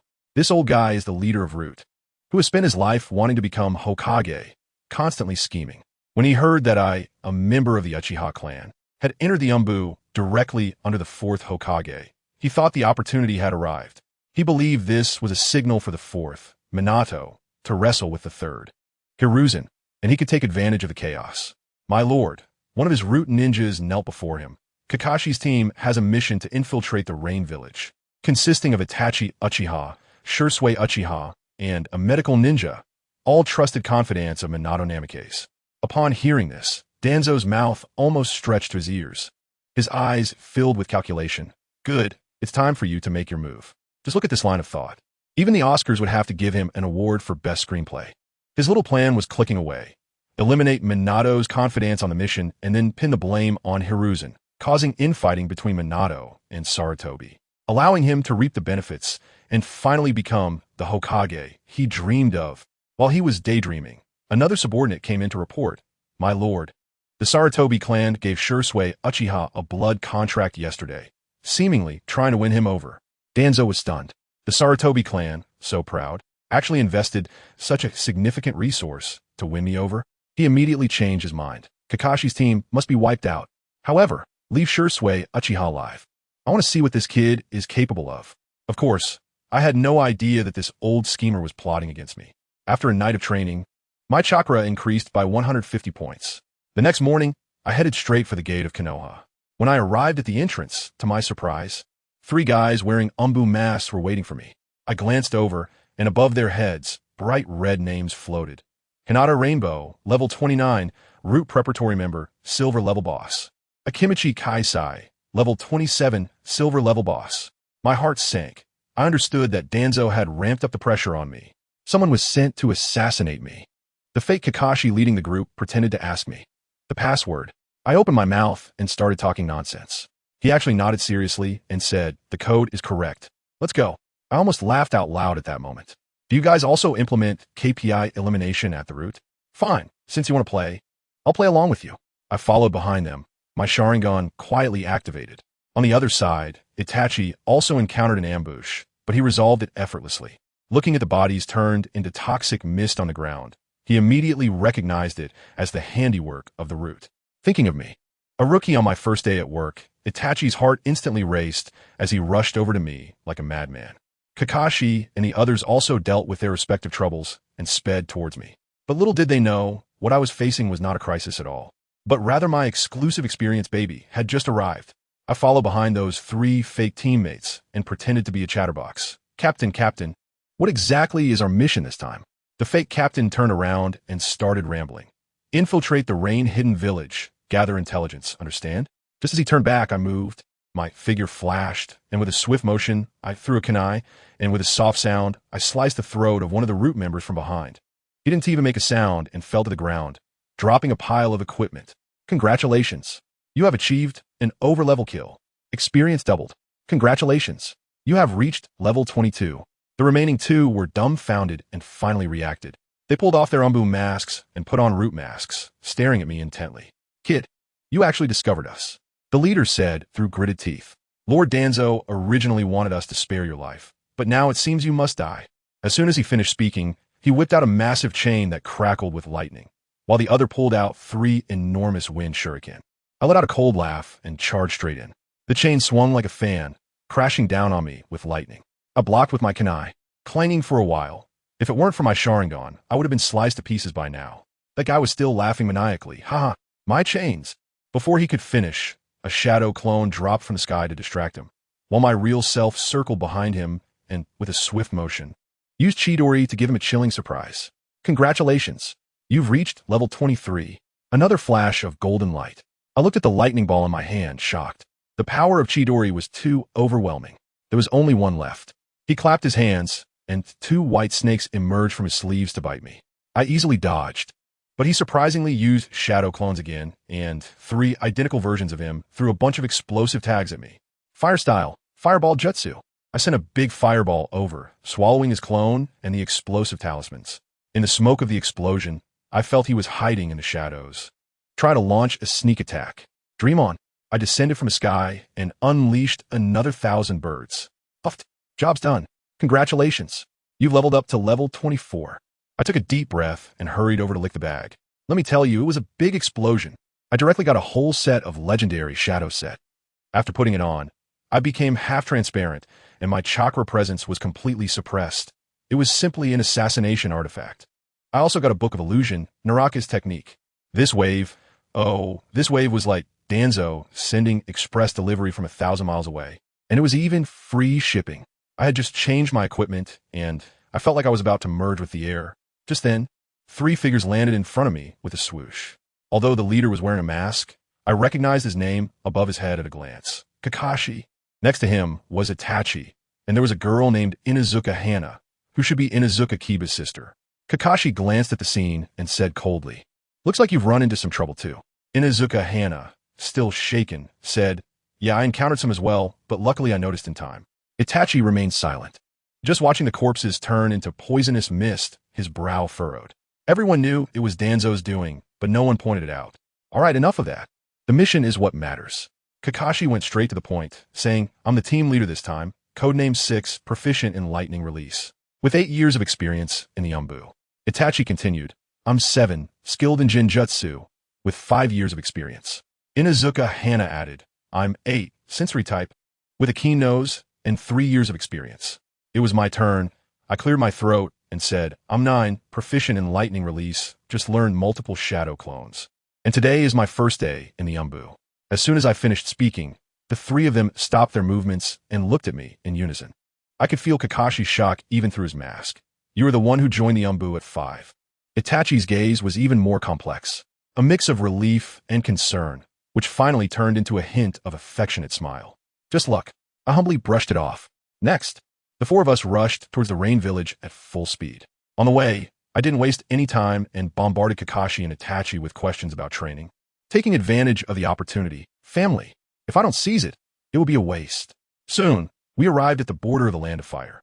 As soon as we stepped into the Land of Rain, let me tell you, the atmosphere was completely different. This place was filled with continuous rain, a gloomy atmosphere, and players everywhere grinding monsters, with levels higher than the next. It was clear that this wasn't a friendly place. Sure enough, we had just found a small run-down hotel to settle in when Kakashi, having just set up a soundproof barrier, turned to us with a serious expression and said that we were being followed and needed to deal with our tale first. I couldn't help but scoff at that moment, thinking to myself, isn't your reaction time a bit too slow? The red names on my player panel were almost blinding me, and several red dots were rapidly charging towards us.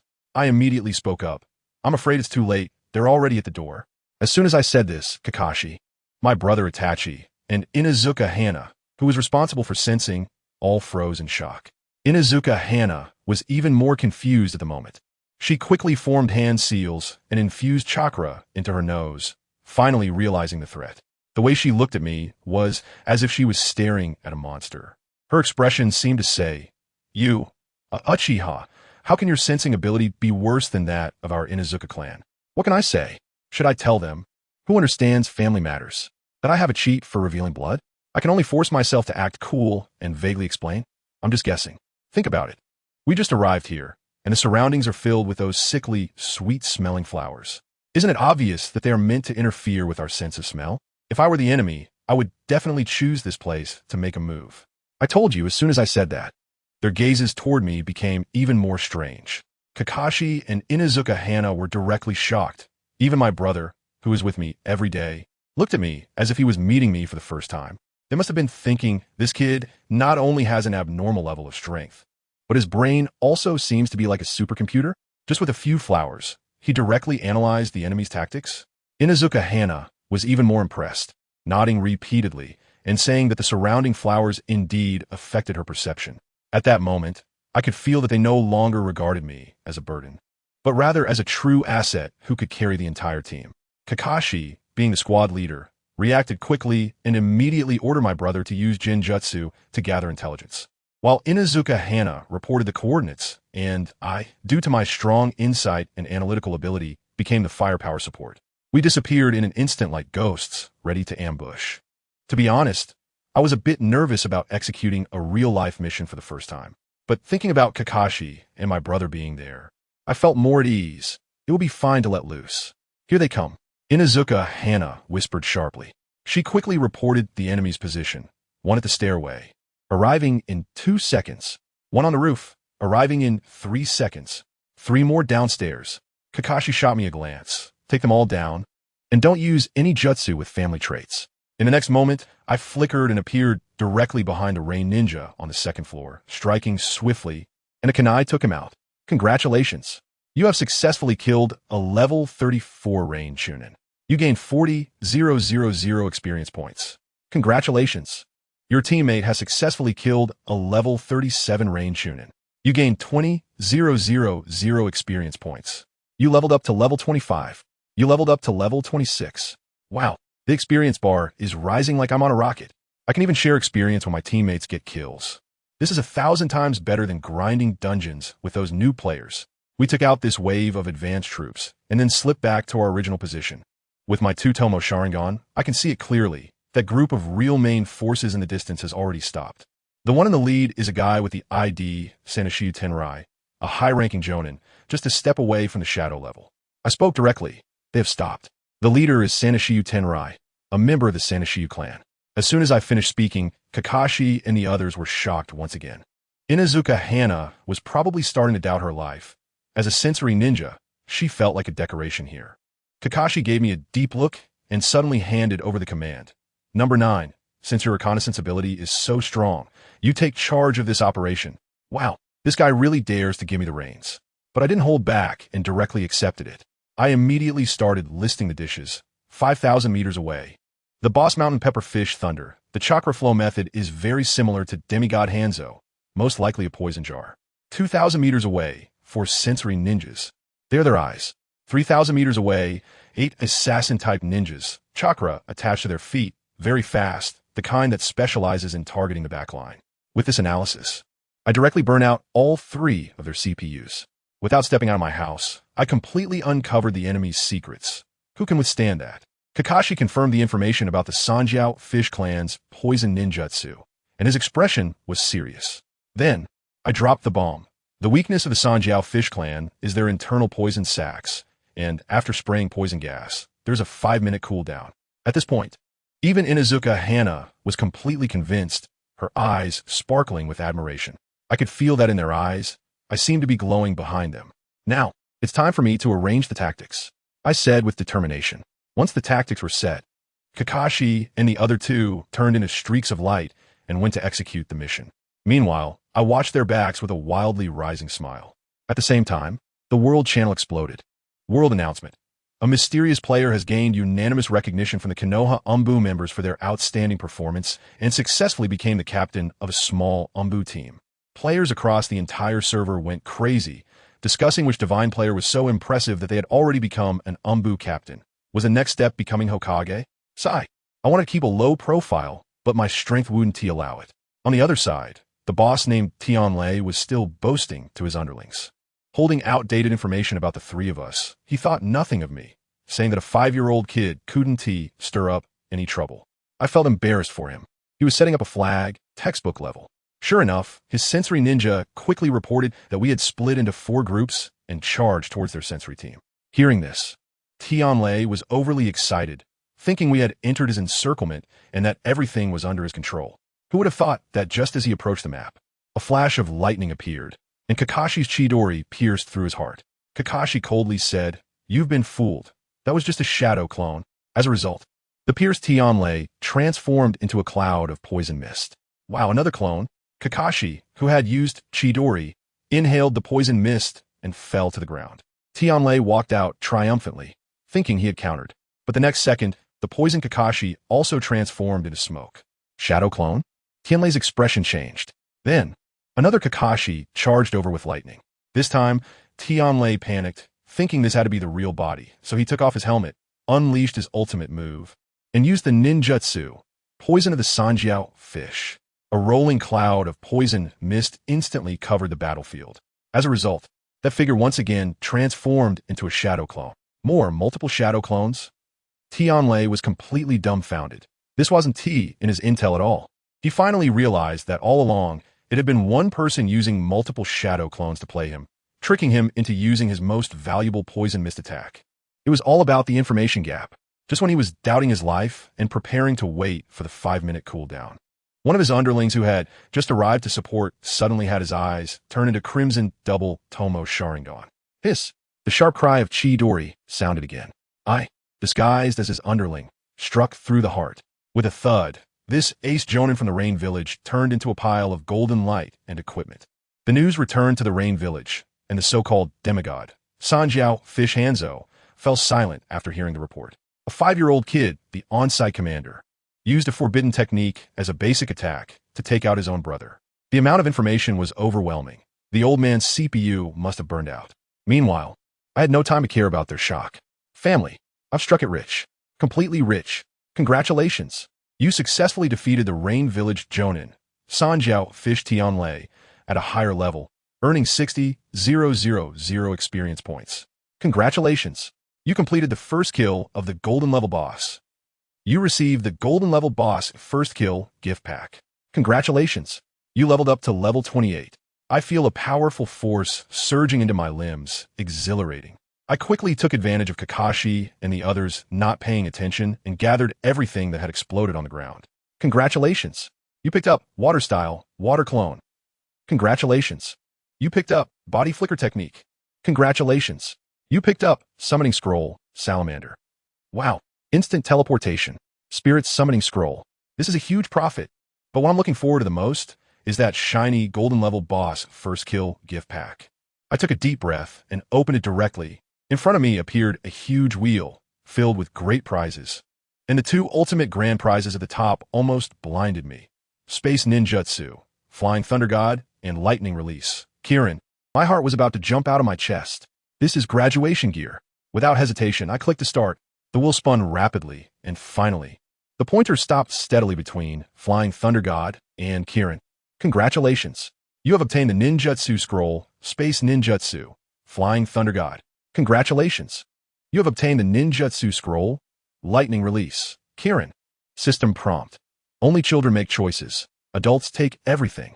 Let me tell you, at that moment, I felt like the chosen one. What does it mean to be far ahead? This is it.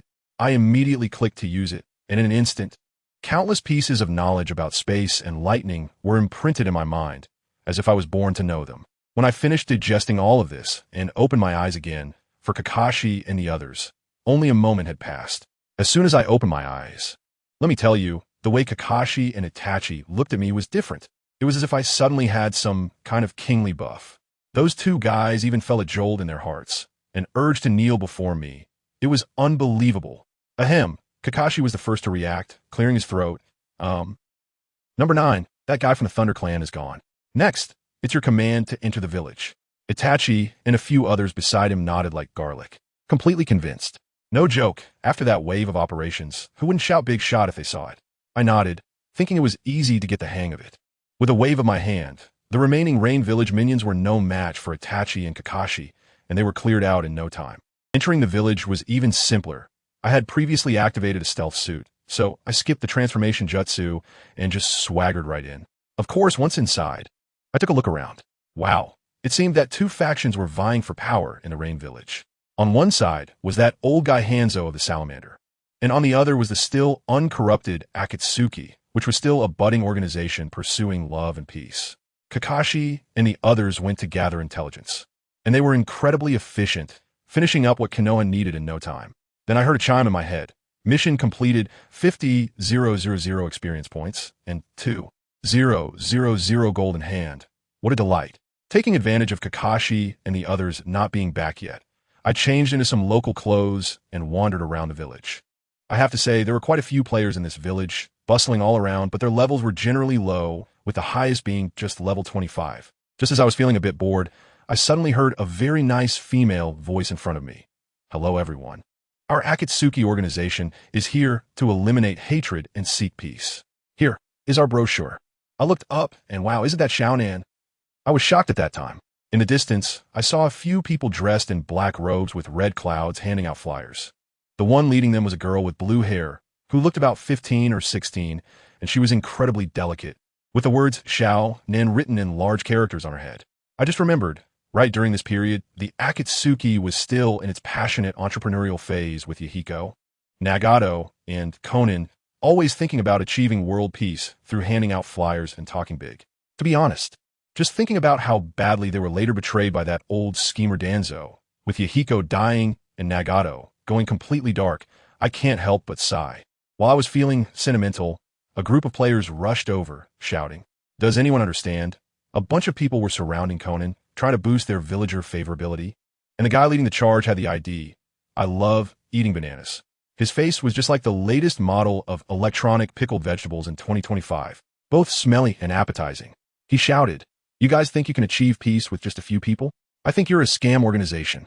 With him stirring the pot, the villagers, who were already suspicious, were instantly incited, and their favorability towards him shot up. Other players saw this and were like, whoa, there's such a tactic?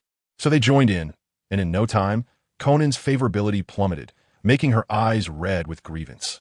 I couldn't stand it at that time. These fools who only care about immediate benefits. If they knew how amazing Xiaonan would become in the future, they would probably kneel down and beg for forgiveness. Just right. My opportunity has come. I charged up in one swift motion, raising my voice to the maximum. Everyone shut up. The entire venue fell silent in an instant. I pointed at those players and said, "You don't know anything? The Akatsuki has traveled to so many countries for peace and made so much effort.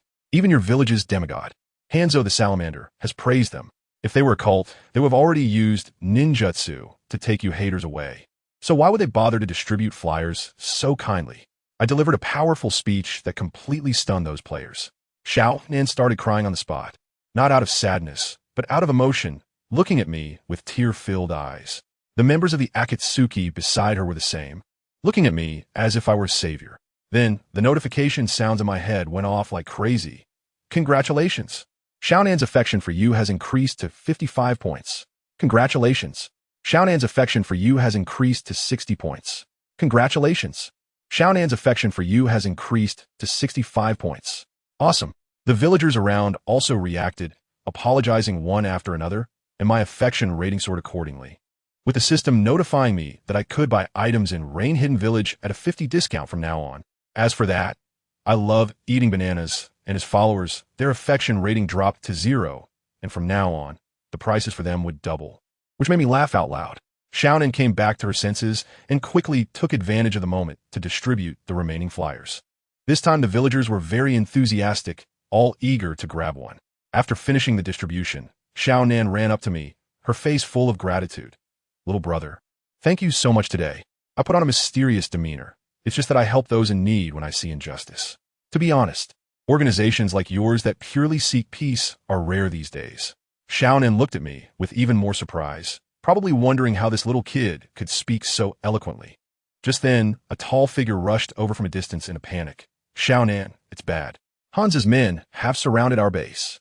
Even the assassination squad has been deployed. I took a closer look and exclaimed, wow, isn't that Nagato? That distinctive pair of Rinnegan eyes can't be mistaken. However, the current him hasn't been turned into a lifeless shell by life. His eyes still carry a spark. My heart skipped a beat. The plot was starting. That old guy Hanzo the Salamander was finally going to take action against the Akatsuki.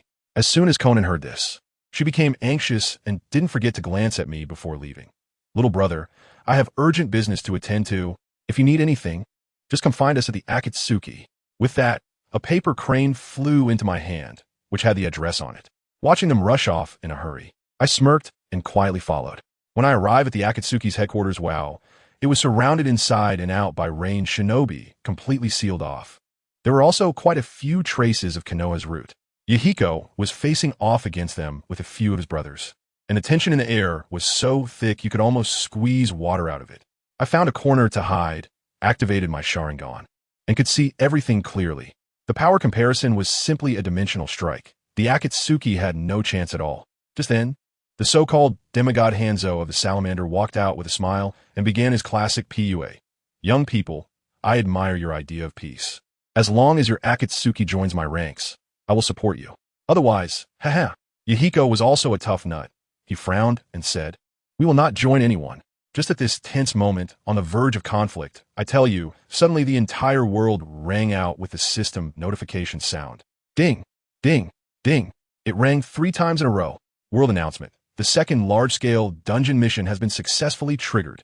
Players around the Hidden Rain Village, hurry to the coordinates 122, 235 to choose a faction.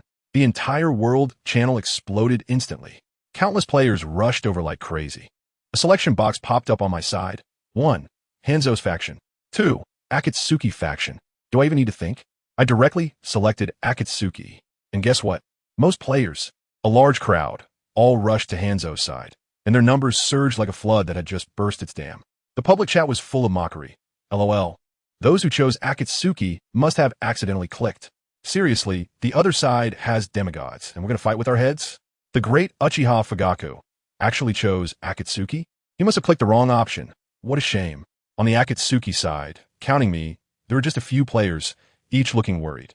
The native members of Akatsuki were so scared that their legs went weak. In the distance, Hanzo the Salamander had lost patience and was about to give the order to attack. Now's the time. I had several shurikens ready in my hand, and they flew out with a whoosh, each engraved with my Flying Thunder God mark. The next second, the Flying Thunder God technique activated. I instantly flashed behind Hanzo, with the buzzing Chidori in my hand, and without even a greeting, I struck him with a chilling blow. It was so sudden that Hanzo himself didn't even have time to react. In the distance, Kakashi and Itachi's eyes were about to pop out, and they both exclaimed in unison, Flying Thunder God technique? That's right, it's me. Hanzo's armor was punctured on the spot, and his health bar dropped to the bottom in an instant, leaving him with just a sliver of health. Did he want to hand seal and escape? No way. With a backhand, I unleashed a blazing fireball to his face. With a huge roar, the flames engulfed him completely. Amidst the piercing screams, this so-called demigod of the ninja world was taken down by my combo, exploding a shower of golden light on the spot. I picked up all the equipment materials with a single click, then slammed my hand down to the ground. Spirit summoning technique. With a roar, a giant ape demon over 20 meters tall suddenly crashed down in the center of the battlefield. With a sweep of its staff, it sent a large number of rushing, hidden ninjas flying. After my smooth operations, my chakra is almost depleted, but it was worth it. At this moment, the entire battlefield, whether players or NPCs, everyone was stunned, just standing there with their mouths agape, big enough to fit an egg. Especially Kakashi and Itachi in the distance. The two of them were completely petrified. What kind of joke is this? The demigod of the ninja world, Hanzo the Salamander, was just taken out by a 5 or 6-year-old kid. It's like flipping a battleship in a sewer. Let me tell you, the scene back then was just unbelievable. When Hans fell, his little buddies were completely stunned, like the server was lagging. It took several seconds before someone shouted for revenge for the boss, and they all charged at me with a loud roar. But to be honest, is that all? The giant gorilla I summoned, the great ape, you know what I mean? Its size was like a small mountain, swinging a big stick, creating a wide AoE attack. Those Rain Village ninjas fell like bowling pins, just like that.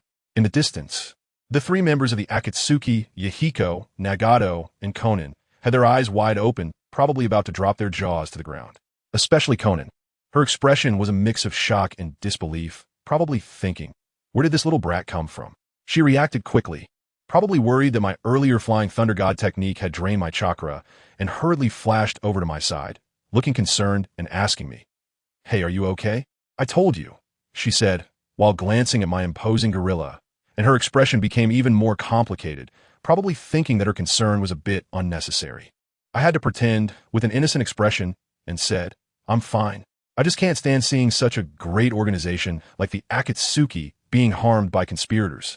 As soon as I said this, Miss Konan immediately broke down, her eyes turning red with emotion.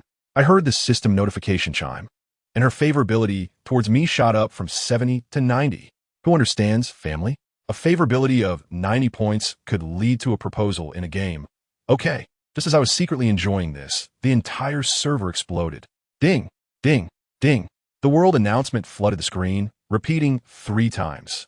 World announcement. Mysterious player successfully defeated a shadow-level master, Hans the Salamander, at a higher level, single-handedly turning the tide of battle, altering the original Naruto storyline by 60, and thus receiving double dungeon points as a reward.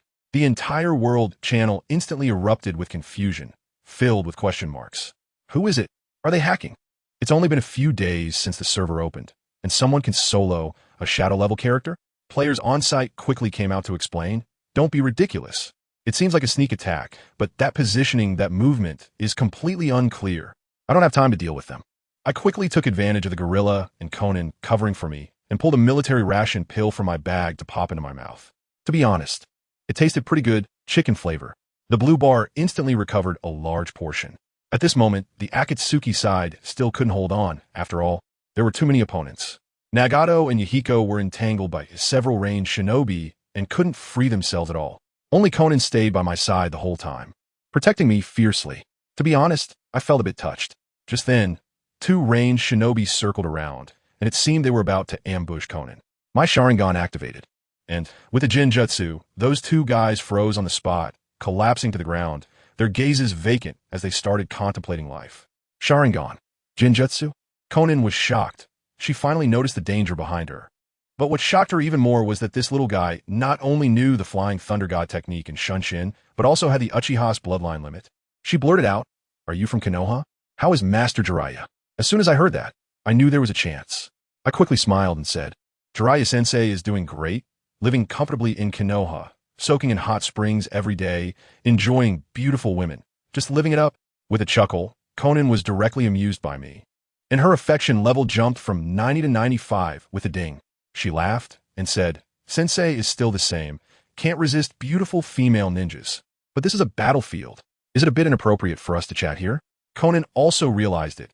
Her face turned red, and she immediately put on a serious expression, turning into a flurry of paper and rushing into the enemy ranks. As soon as she left, the group of players set their sights on me. Think about it. I had just taken down the version's big boss, so in their eyes, I was like a gigantic treasure chest glowing with gold. Brothers, take down that Uchiha Peak. Don't let him escape. A level 25 elite player took the lead and rushed towards me with a body flicker technique. Unfortunately, playing speed in front of me, I flicked the shuriken in my hand, activated Flying Thunder God, and in a flash appeared behind him. He didn't even have time to perform the substitution technique seals before I pierced his heart with a single strike, taking him down in an instant. Immediately after, I saw a massive group of players rushing towards me, quickly forming seals with their hands, slamming them onto the ground. Fire style, exploding flame formation. I have to tell you, that scene was spectacular. As all the players rushed towards me, a dense array of explosive tags instantly appeared beneath their feet, spreading out like a carpet. The next second, boom, boom, boom, boom. A series of explosions erupted, flames shooting into the sky. Over 300 players, along with the nearby ranged shinobi who couldn't dodge in time, were blown to ashes on the spot. This damage, I can only say, was a bit over the top. This technique was just learned from the scroll of ninjutsu I had obtained from Hanzo. I took the opportunity while using medicine to quickly learn it, learning on the fly, and the effect was outstanding. The Rain Assassination Corps in the distance were stunned. Isn't this Lord Hanzo's technique? How could this kid know it? They finally realized I was the biggest threat, and several shadows rushed towards me. Unfortunately, I already had the 3-Tomo Sharingan, so their movements appeared slow motion to me. I flashed out away effortlessly and left a Flying Thunder God mark on 2 of the Umbu. The next second, a flash of light, and those 2 guys went down as well. Outside the battlefield, Itachi and Kakashi, who had been watching, were shocked. Itachi couldn't help but say, "This kid from Team 9 has gotten even stronger." Kakashi nodded vigorously beside him, probably thinking, it's only been a few days? Is this growth rate even human? With the commander dead and a large number of elite players and Umbu taken down by me, the offensive from the Rain Village instantly collapsed, and they began to retreat in disarray. The Akatsuki organization won. Yahiko, Nagato, and Conan walked up to me, their eyes filled with gratitude and admiration. Yahiko excitedly asked me what my name was. I grinned, showing a harmless expression. Uchiha Peak. Nice to meet you. Conan quickly mentioned the earlier flyer distribution, and Yahiko and Nagato became even more excited, immediately inviting me. Uchiha Peak, are you interested in joining our Akatsuki organization? Nagato, worried that I might decline, quickly added, don't worry, it's just a nominal membership. You saved us. We have to show our appreciation. If you join, you'll be a core member. I was so happy inside, but I had to put on a troubled expression, playing a reverse PUA. In the end, I reluctantly nodded. Well, okay. The 3 of us were so excited that we almost jumped up, and Xiaonan even hugged me tightly. Goodness, I couldn't help but sneak a glance. But she caught me and pushed me away, blushing and playfully scolding, "Little guy, you can't look around here. If you see something, you have to marry me." I immediately put on an innocent face. Then I will marry Sister Xiaonan as my wife in the future. This directly amused the young lady to the point of being flustered. Mihiko quickly brought over a black robe with red clouds and a ring engraved with the character Calm, saying that this was a symbol of my extraordinary status in the Akatsuki organization. Then, with a serious expression, he took Nagato's hand and told me that he believed Nagato, who possessed the Rinnegan, was the bridge to changing the world, and hoped I could help him. He even said that if one day he was no longer around, for the sake of Akatsuki's will, I could take Nagato's Rinnegan. Wow, this was like a deathbed entrustment. After bidding farewell to them, I finally had time to open the system message. Let me tell you, even though I was mentally prepared, I was still almost shocked to see the rewards. Triple dungeon points bonus. An extra reward of 200,000 for killing Hanzo. In the end, I received a total of 1.6 million dungeon points. I immediately opened the shop and without a second thought, bought a bloodline limit upgrade scroll and 2 ninjutsu upgrade scrolls. Then, I saw several ridiculously expensive but incredibly effective items. Senju Clan Advanced Secret Medicine increases chakra and life recovery speed by 300. Akimichi Clan Advanced Secret Medicine doubles strength and can store food as temporary blue bar limits. Nara Clan Advanced Secret Medicine, same as Reikich's, doubles lightning control, attack speed, and movement speed. Each costs 500,000 points. I had to buy them. I directly spent 1.5 million and swept all three. Then, I immediately upgraded my Sharingan to 3 Tomo and evolved Chidori into S-rank Raikiri. By the time I sorted everything out and returned to Kakashi and Itachi, they had already changed into their Umbu outfits and were ready to head back. Just as we left the Hidden Rain village, I kept an eye out and used Shadow Clone technique to create some fake versions of us to continue on, while my true self quietly sneaked back with Itachi and Kakashi. Sure enough, just as we left, 2 old schemers emerged from the corner. Danzo and Orochimaru. I heard Danzo angrily say that our appearance had disrupted his plan to eliminate Akatsuki in collaboration with Hanzo. He also ordered that the focus of monitoring the Uchiha clan should now be on me, Itachi, and Shursui. Then, Orochimaru's eerie voice rang out. My experiment was successful. The Sharingan can be transplanted, you know. I've also made breakthrough progress in my research on wood release. Danzo's eyes lit up upon hearing this, and he sinisterly followed Orochimaru. These 2 old foxes definitely had no idea that we 3 were listening to their conspiracy clearly from the side. At that moment, my system notification went off again. Congratulations. You have changed the original plot. Degree of change 30. Congratulations. You have received the reward of Yamanaka Clan Advanced Secret Medicine. As soon as this reward arrived, I tell you, the stone in my heart finally dropped. I was worried about not getting other clans' secret medicines. And here it was. I told you, Itachi and Kakashi were reflecting on life on the way back, saying that we might have always misunderstood Konoha. I thought to myself, guys, you're not misunderstanding Konoha. It's that old man Danzo. As soon as I got back to the village, I slipped away to the Uchiha compound without anyone stopping me from leveling up. Without saying a word, I poured the Senju clan advanced secret medicine directly into the hot spring, and with a splash, I jumped right in. Wow, the feeling was simply amazing. It was like soaking in a fountain of life. I could feel every cell in my body throwing a party, celebrating. The vitality was overflowing, truly worthy of being the product of the first Hokage's family. It was incredible. When I finally climbed out of the hot spring, guess what? My skin was as tender as a peeled egg, crystal clear, and even glowing. To test the effect, I specially took out a kunai and gently scratched the back of my hand. Let me tell you, that was a scene. As soon as blood came out, the wound instantly healed itself. Not even a mark was left. It was as if time had reversed. The chakra recovery speed was like being on nitrous oxide. Once it was used up, it just rushed back up. Couldn't he handle it all? Next, I used all the secret medicines from other clans. After using the medicine from the Aoi family, I felt like I could move so fast that I left afterimages. All my cells started to activate, and a thin layer of chakra armor automatically formed on my surface. It was basically the youth version of the lightning release chakra mode. Who understands this, right?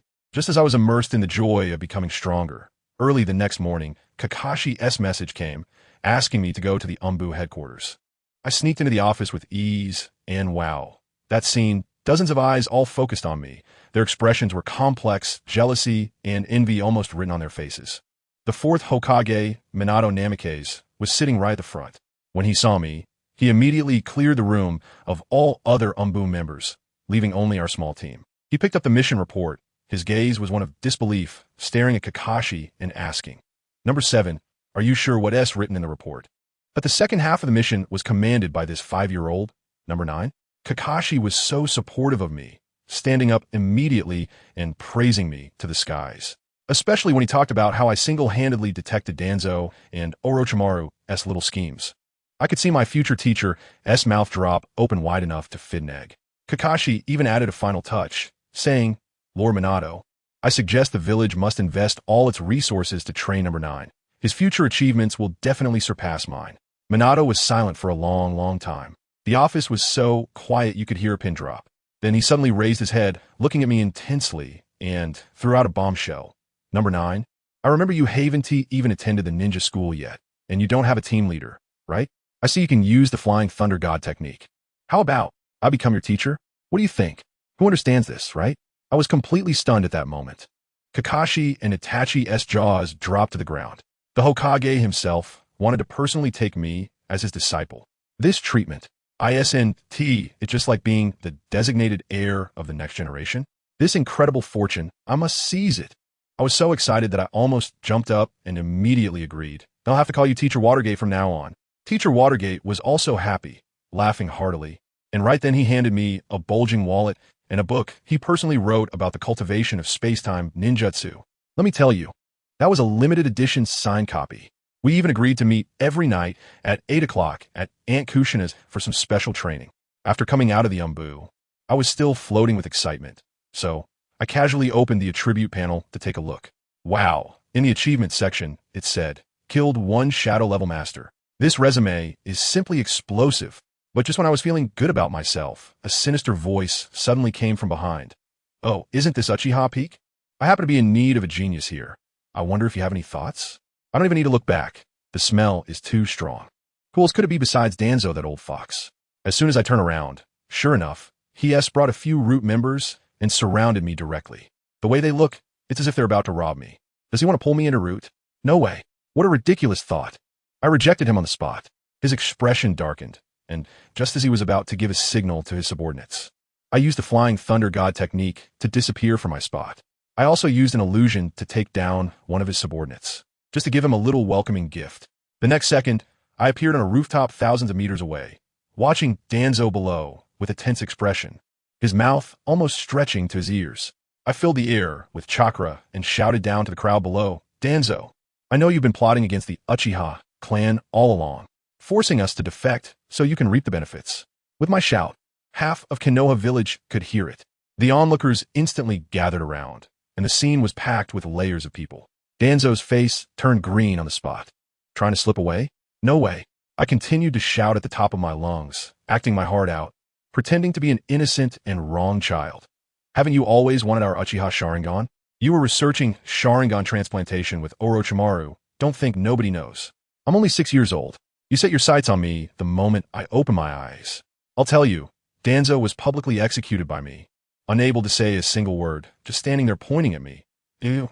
His face turning purple from suffocation, almost unable to catch his breath.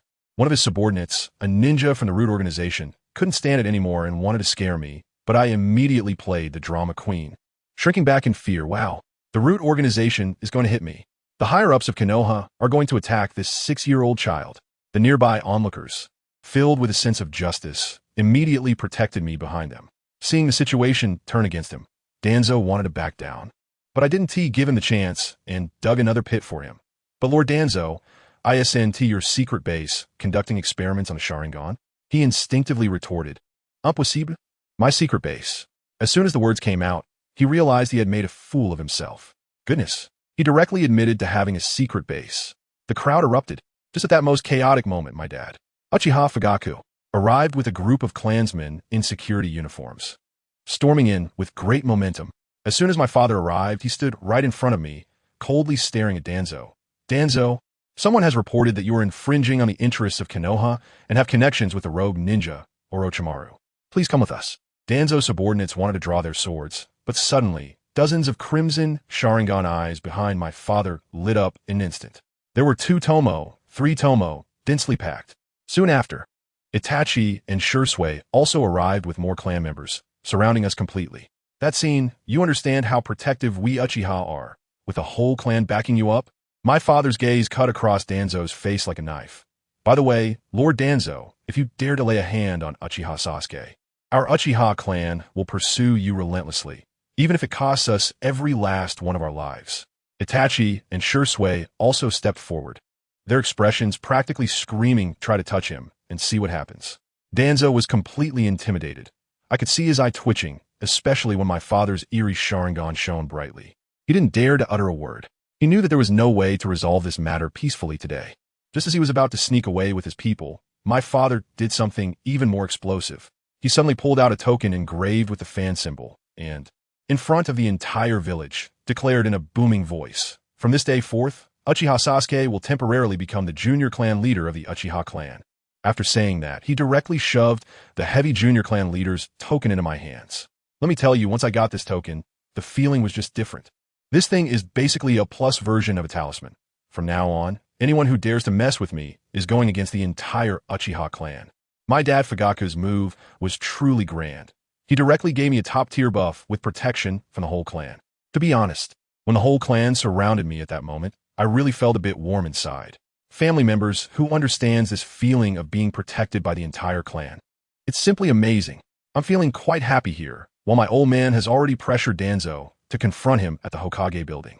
My 2 freshly minted brothers, Uchiha Shursui and Uchiha Itachi have lifted me up, one on each side. Shursui directly placed me on his shoulder, looking as happy as a 200-pound child, muttering, "Well, you little brat, you actually dug up dirt on that old fox Danzo. I'll give you credit for that."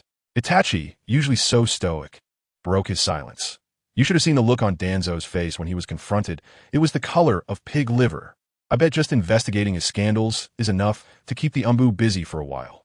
As he spoke, this cool god actually let out a chuckle like a sunflower. This made Shursui unhappy, and he proudly declared, "Of course, just look at whose little brother he is. Hey, that's my real brother." Itachi immediately snatched me from Shursui's shoulder, saying, "Come on, I'll give you a ride."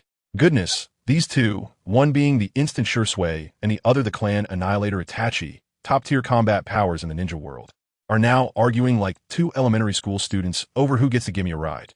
At that moment, I thought, if outsiders saw this scene, wouldn't their perception of us completely shatter? With the love of these two brothers surrounding me, we returned home. The news of me confronting Danzo spread throughout the ninja world like a virus. Those rogue ninjas who had been tricked by Danzo probably laughed out loud in their beds.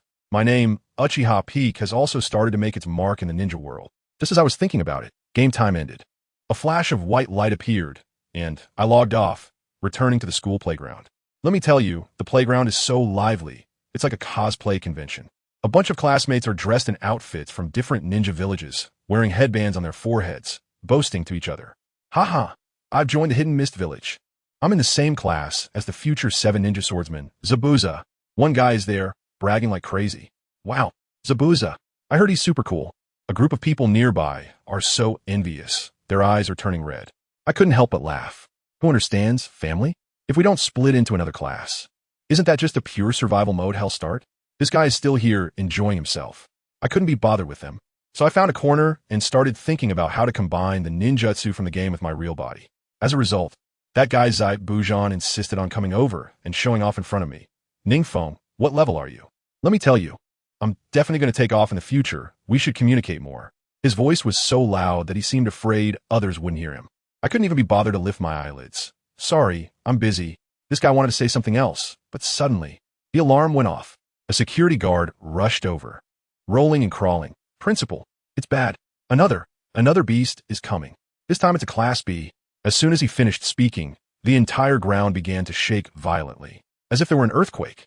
In the distance, a group of giant bobcats, as big as small buildings, came charging over with red, glowing eyes. Wow. The whole place erupted in screams as the chicken mode activated. All the students were so scared that they were ready to cover their heads and flee. Principal Wong was still shouting, "Everyone, don't panic. Evacuate in an orderly manner."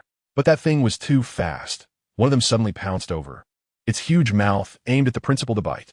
Just at that critical moment, I immediately cast a summoning spell on the ground. Summoning technique.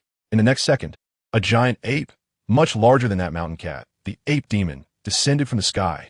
With a bang, it directly stomped that B-rank demon beast flying in midair into a puddle of meat. The whole place instantly fell silent. Everyone was dumbfounded, staring at me, standing on the shoulders of the ape demon, over 20 meters high, with my 3-tomo Sharingan slowly spinning. That conspicuous guy from earlier turned green, probably regretting it deeply. But that wasn't the end. More giant mountain cats rushed in from all directions, surrounding us completely. As soon as I saw the situation, relying solely on the monkey demon was a bit slow. So I directly took out the young clan leader token that my father gave me. Let me tell you, I had already realized that this thing was not a token at all. It was simply a cheat code to summon my resentful brother. I infused my chakra and clapped my hands on the ground. Summoning technique.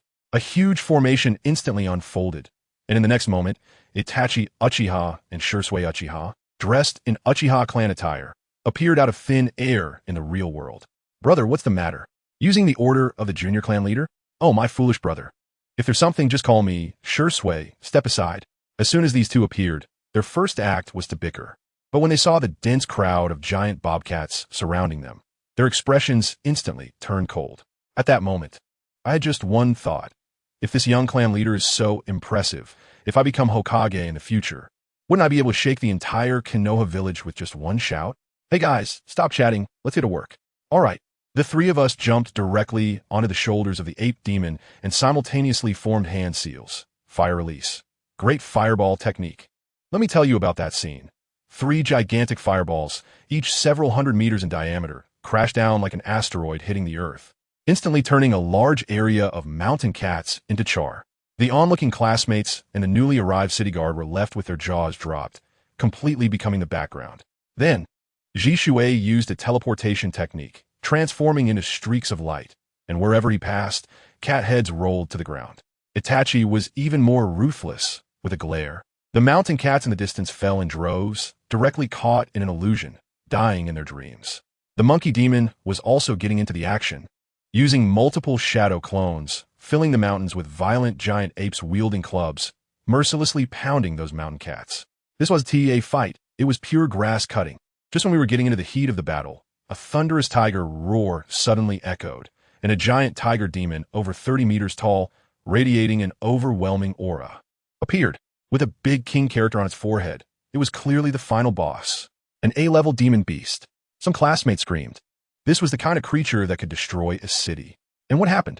Well, as soon as this A-level demon beast appeared, without even a line of dialogue, the three of us swiftly unleashed 3 streaks of white light crackling with lightning, slicing it neatly into 4 pieces. It was all about efficient instant kills, not giving the opponent any chance to develop. After the tiger demon died, it left behind a huge demon core. Itachi picked it up and handed it to me. Foam, this chakra is abundant. You should keep it. Keep it? I directly started eating it on the spot. Earlier, I had obtained a secret medicine from the Akimichi clan that allowed me to store chakra by eating. With a crunch, let me tell you, the feeling was like taking a full restoration pill. An explosive power instantly washed over my entire body. My muscles crackled and swelled, and my height shot up from 7 meters to 8 meters. Wow, the Akimichi clan's secret technique? Itachi and Shui were shocked. They were even more excited than I was, directly snatching all the remaining small demon cores and stuffing them into my hands. Hurry, hurry, my foolish little brother, eat them all. Let your brother see how strong you can become. I also didn't hold back and swallowed it all in one go. By the time I finished eating, I had grown to 9 meters tall. My body was filled with streamlined muscles bursting with explosive power. I was so handsome that I wanted to scream myself. I tried to punch a big tree in the distance, and even my body technique didn't work. With a loud bang, the tree was reduced to flying wood chips. This excited my 2 brothers to no end. It's time to teach you our Uchiha boys' body technique, Itachi said with a satisfied expression. What body technique? Learn my body flicker technique. With this power combined with the body flicker, we can walk horizontally in the ninja world. Shui immediately retorted, with flying thunder god. Why learn body flicker? I didn't care. Foam is also my brother. I'm biological. You're only a cousin. Who understands the feeling of being argued over by 2 top-tier BrotherCon brothers about how to turn myself into the strongest work of art in the ninja world? It's simply exhilarating. After finally calming down these 2 clowns, I gently put away the clan leader's token. Let me tell you, these 2 brothers are just a couple of live treasures. I casually made up a lie, saying that this place is similar to Miamu Mountain, and that those monsters and classmates were all friends I met there, and they actually believed it. Having a brain is a good thing, but unfortunately, it seems they didn't bring theirs. After dealing with them, I didn't have time to care about those teachers and classmates still standing there in a daze. So I just slipped away. I'm telling you, my schedule is packed right now. Improving my strength is the priority. Who has time for socializing? Sure enough, as soon as I left, the principal and the others reported this matter. When the higher-ups heard that I single-handedly took down an A-rank monster, they were shocked and immediately sent someone down to award me a certificate. Goodness, they sent quite a lot of things, like wind demon shurikens and a pile of ninjutsu scrolls. But to be honest, these items are as useful to me now as giving a slingshot to a Gundam. They're just a bit redundant. I politely accepted them, thanked the person, and then went straight into Sage Time, wholeheartedly waiting for the game to launch the next day. Early the next morning, when I arrived at the school playground, wow, what a scene. It was packed with people, even more exaggerated than last time. Moreover, outside the school, a thick steel wall had been erected at some point. It seems my previous commotion really scared them. As soon as I entered the crowd, there were all those adoring glances. No kidding, if I hadn't stepped in to turn the tide yesterday, they would probably be starting to edit pictures of grass on my grave by now. I was about to log in when I noticed something was off. There were so many more people. Even some seniors who had already graduated were back. On the stage, Principal Wong was passionately holding a loudspeaker. In light of the impressive results from the previous 2 game logins, we have decided to expand the login scale. We hope the new students can grow quickly and become the backbone of humanity. Oh, so they're bringing in new people. It seems my previous performance made the higher-ups think this game can mass-produce experts, and they're ready to make a big miracle happen. But that has nothing to do with me. All I have in my mind right now are 3 words: strong, stronger, strongest. Congratulations. It has been detected that you can log into the Naruto world. Would you like to log in? Finally, that heavenly voice rang out. I quickly selected yes. Congratulations. Since you consumed 1 A-level demon core and 55 B-level demon cores, you have gained a chakra limit of 13, 441 points. 514, 111 experience points. I was stunned at the time. Can it really be played like this? The food I eat in reality is directly digitized into the game? I quickly opened the attributes panel. Level, 31. Strength, lower ninja. Achievements, killed 1 shadow level master. Does anyone understand? I'm holding the title of a lower ninja while doing shadow level tasks. The contrast is simply incredible. But that's not the main point. The main point is my chakra. It skyrocketed from over 20,000 to over 40,000. It doubled. Let me tell you, the Flying Thunder God and multi-shadow clone techniques consume a lot of chakra. Before, with my little chakra, if I encountered an old pro, I would be drained in no time. Now, my weakness has been directly compensated. After closing the panel, I opened my eyes again and found myself back at the Uchiha mansion. Finally back, although it had only been a day. It felt like I had been away on a business trip for several months. I was just about to look for my teacher, Minato Namikaze, when I glanced over and saw that he was already having tea with my father, Fugaku Uchiha, in the council hall. The two were there complimenting each other. My dad. Lord Minato, we are extremely grateful that you take the time to teach my son amidst your busy schedule. Minato. Not at all, clan leader Fugaku. I'm very happy to teach a genius like NingFeng. As soon as I saw this situation, I understood. One wants to cling to the Hokage for support, and the other wants to win over our Uchiha clan. They are both 1,000-year-old foxes. What are they playing at? Some kind of chat about spirits. I walked straight in. As soon as they saw me, the fake smiles on their faces instantly froze, and then they suddenly exchanged a glance, their eyes filled with undisguised shock. Why were they so surprised? It's simple, because after just one night apart, the chakra fluctuations on me had increased significantly. They were both seasoned veterans of the ninja world, and even without the Byakugan, they could tell at a glance whether a person was strong or weak. My dad was the first to lose his composure. Feng, your chakra has increased again. Watergate didn't say anything, but from his expression, I could feel he was almost jealous to the point of tearing up. Just think about it. He is a Hokage who rose from a commoner background and knows better than anyone how unreasonable family heritage can be. Of course, I can't say that I consumed a monster energy bar in another world, so I can only innocently mumble, I guess so. I don't know what happened, but recently whenever I eat, it feels like my chakra is surging. I estimate that I have the level of a Chunin now. Sure enough, as soon as I said this, their already big eyes widened even more, and their CPUs almost burned out. After a while, my dad finally calmed down and seized the opportunity to express to Minato, Lord Minato will be our Uchiha clan's teacher from now on. From now on, if anything happens in Konoha, our Uchiha clan will not hesitate to help. Upon hearing this, Minato was overjoyed and nodded immediately. And just like that, the mutual benefit transaction was established. After my father left, Minato immediately told me to catch him without saying a word. The next moment, with a whoosh, the Flying Thunder God technique activated. When my vision cleared up again, I was already in a small grove. All right, enough of the small talk. Minato looked at me with an indulgent gaze and said, why don't you show me your Flying Thunder God technique first? Here comes the main point. I took out a few kunai engraved with seals from my waist and threw them out, embedding them in the surrounding trees. The next moment, my figure began to flicker wildly between these coordinates. Minato nodded. Not bad, but just being able to teleport isn't enough. As he spoke, he also threw out kunai and started to teleport. But his technique left me dumbfounded. Each time he reappeared, he would casually throw out a few more kunai, constantly creating new coordinates while moving. And he remembered every single position he threw them to perfectly. Remember, he demonstrated while teaching me. Your space-time markers must be left unnoticed. Be flexible. Let me tell you, reading the original work and being taught hands-on by the author are completely two different concepts. Under his guidance, I felt my understanding of the Flying Thunder God technique reached a new level, with lower consumption and faster speed. I practiced all night, and by dawn, I could barely keep up with his speed. All right, you've learned the Flying Thunder God technique pretty well. Minato stood still and tossed me a scroll. Next, we need to give your flying thunder god technique greater destructive power. This is a complementary ninjutsu I've developed, the Rasengan. Get familiar with it, and I'll see you at the usual place tonight.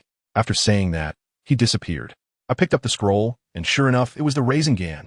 This thing is much more powerful than the Chidori in the original work. Later on, Naruto developed the Wind Release, Rasengan Shuriken, which is even more destructive. Without hesitation, I clicked to use it. Congratulations! You have learned the Rasengan. A wave of immense memories flooded my mind, and as I raised my hand, chakra gathered, forming a perfect Rasengan in my palm. I casually struck a large tree in the distance, and with a loud bang, the tree was blown apart into flying wood chips. The damage was incredible. Just after learning the new technique, I looked at the sky and prepared to return to the village. But at that moment, I caught sight of a few figures in the corner of my eye, sneaking towards the Hidden Leaf village. As soon as I activated my Sharingan, wow. The name of the leading figure was a bright red boss name, with the prefix, Hyuga, 7 Ninja Swordsman of the Mist. Level 48, Mist Umbu, Diamond level boss. I was taken aback at that moment. The Mist 7? How could it be them? These people are the elite force of the Mist Village, their hands stained with the blood of leaf ninjas. I quickly hid and wanted to see what they were up to. I heard the black-clad Rega lower his voice and say to his subordinates, "Our purpose this time is to infiltrate the Leaf and obtain key intelligence regarding the friction between the Uchiha clan and the higher-ups of the Leaf. As long as we get our hands on it, we can use it to sow discord. By then, the Leaf will have to deal with the Uchiha rebellion and the production of Jinchuriki at the same time. Haha, the Leaf is doomed." As soon as I heard that, my brows furrowed tightly. Sure enough, there's always been a hidden hand pushing the conflict between the Uchiha and the village. Then, a chatty Chunin suddenly chimed in. "Hey, have you heard? Recently, there's a genius from Konoha named Uchiha Mine, who is even more amazing than Uchiha Itachi. He opened the 3 Tomo at the age of 5 or 6. Heichi Leia replied, "Yeah, Lord Mizukage also asked me to gather more information about him, so I won't be caught off guard on the battlefield. It is known that he has been training under the 4th Hokage and has mastered the Flying Thunder God technique. So we can't be careless. Well, your intelligence work is impressive. You've even found out about me. But unfortunately, your information is about to expire." I slowly emerged and spoke softly. "Oh, I heard you want to gather intelligence on me." As soon as I finished speaking, Black Ho Thunder Fong let out a cold laugh. "No wonder you're a rising expert. You've been hiding for so long, if it weren't for our sensing ninja." Before he could finish, a massive chakra net descended from the sky, and the entire battlefield was instantly shrouded in thick fog. Ninja technique, mist concealment technique. They thought they had captured me and were about to surround me, but they saw me, the one caught in the net, curling the corner of my mouth into a cold smile. Black Ho Thunderfong's expression changed drastically. He realized that I had long discovered their sensing ninja. I had predicted their prediction. Sure enough, the me trapped in the net suddenly transformed into a puff of smoke. The real me had already appeared behind that sensing ninja, ending his life with a single strike. Without eyes, these people instantly became blind. Like a ghost, I moved through the mist, activating the Flying Thunder God technique. With every flash of white light, a mist ninja was torn to shreds. This was no longer a battle. It was a one-sided massacre. No. As Black Ho Thunder Fong watched his companions fall one by one, he quickly formed hand seals, water release, water dragon bullet technique. A gigantic water dragon burst forth from the ground, roaring as it charged at me. Unfortunately, he couldn't even locate my position. Whoosh! I appeared behind him without warning. A Rasengan already formed in my hand. In a moment of crisis, this guy, being one of the 7 ninja swordsmen, swiftly blocked with his twin swords. The Thunderblade, Fong. With a clang, he actually managed to block my Rasengan. Thunderblade, Fong? I narrow my eyes. After blocking the attack, Black Ho Thunder Fong grinned maliciously and crossed his twin swords. Ninja sword technique. Falling thunder. In an instant, thunder rumbled, and a thick bolt of lightning descended from the sky, striking directly at me. But just when he thought he had succeeded, his smile froze on his face, because the me in front of him suddenly vanished. That falling thunder struck empty space. Illusion technique? When did I fall under an illusion? He was shocked. Just as he realized something was wrong, my voice echoed behind him. Rasengan. With a soft thud, the Rasengan pierced through his body. Black Ho Thunder Fong collapsed to the ground, dead beyond recovery. His body transformed into a shower of golden light, scattering a pile of equipment. Especially his Thunderblade, Fong, which clanged to the ground, shining with a brilliance even more dazzling than legendary equipment. I quickly picked up the knife and checked its attributes. Incredible. Thunderblade Feng. Rare level. The holder can easily wield the power of lightning, and crossing the dual blades can summon the natural thunder. This is simply a physical cheat. After putting away the knife, I searched his body and found an intel scroll. It seems this is what he intended to use to cause trouble in Konoha. I must hand it over to teacher Minato immediately. But just as I was about to leave, a cold voice suddenly rang out. Sorry, we need to take the corpse of Black Ho Thunderfang. I looked up and saw a ninja wearing a mist-hidden Umbu mask standing on a tree. He claimed to be from a mist-hidden assassination unit and said that Kirok Rhea was a rogue ninja, and they were there to handle the body. I pretended to be surprised, but inside I was sneering. I had seen through everything long ago. This guy was simply a backup left by Black Ho Leia, a medical ninja trying to trick me and then take the corpse back to revive it. Ninjas, indeed, are all dirty one after another. I pretended to trust him, and at the moment he let his guard down, I activated the Flying Thunder God technique and appeared directly behind him, killing him in an instant. With everything settled, I tightened my grip on the information scroll and rushed back to Konoha. Before I even reached the village, the world channel exploded because of me. World announcement. Player Uchiha Peak has successfully killed Black Ho Thunderfang, one of the 7 ninja swordsmen from the Mist Village, and obtained a rare ninja sword Thunderblade Fang. Let's congratulate him. This announcement was repeated 3 times, and the entire world channel went crazy in an instant. Damn, I just became classmates with the future member of the 7 ninja swordsmen, Zabuza, and now you're telling me that one of the 7 ninja swordsmen has been taken down. This is unbelievable. That was a secret weapon of the Mist Village. Just like that, Uchiha Peak took him out? Can someone tell me what kind of strength is needed to kill a member of the 7 ninja swordsmen? Why is it that someone has already done it? These players are still shouting in the world channel. But let me tell you, what I'm experiencing here is a live broadcast, and it's way more thrilling. As soon as I set foot in Konoha, wow, what a scene. It was like a grand celebration with drums and fireworks. A bunch of Uchiha brothers surrounded me like crazy, shouting that the young clan leader was awesome. When I heard that, I realized that while I was away, Teacher Minato had promoted my cheap old dad, Uchiha Fugaku, to a high position in Konoha. Our whole clan no longer had to live in that suburban pigeon coop. We directly upgraded and moved to the city center next to the Hokage building. This treatment, wow, it was like taking off. But what happened? Who understands the family struggles? Just as we were happily moving in, suddenly a group of people rushed out, all with a pair of white eyes. Oh no, I mean Byakugan.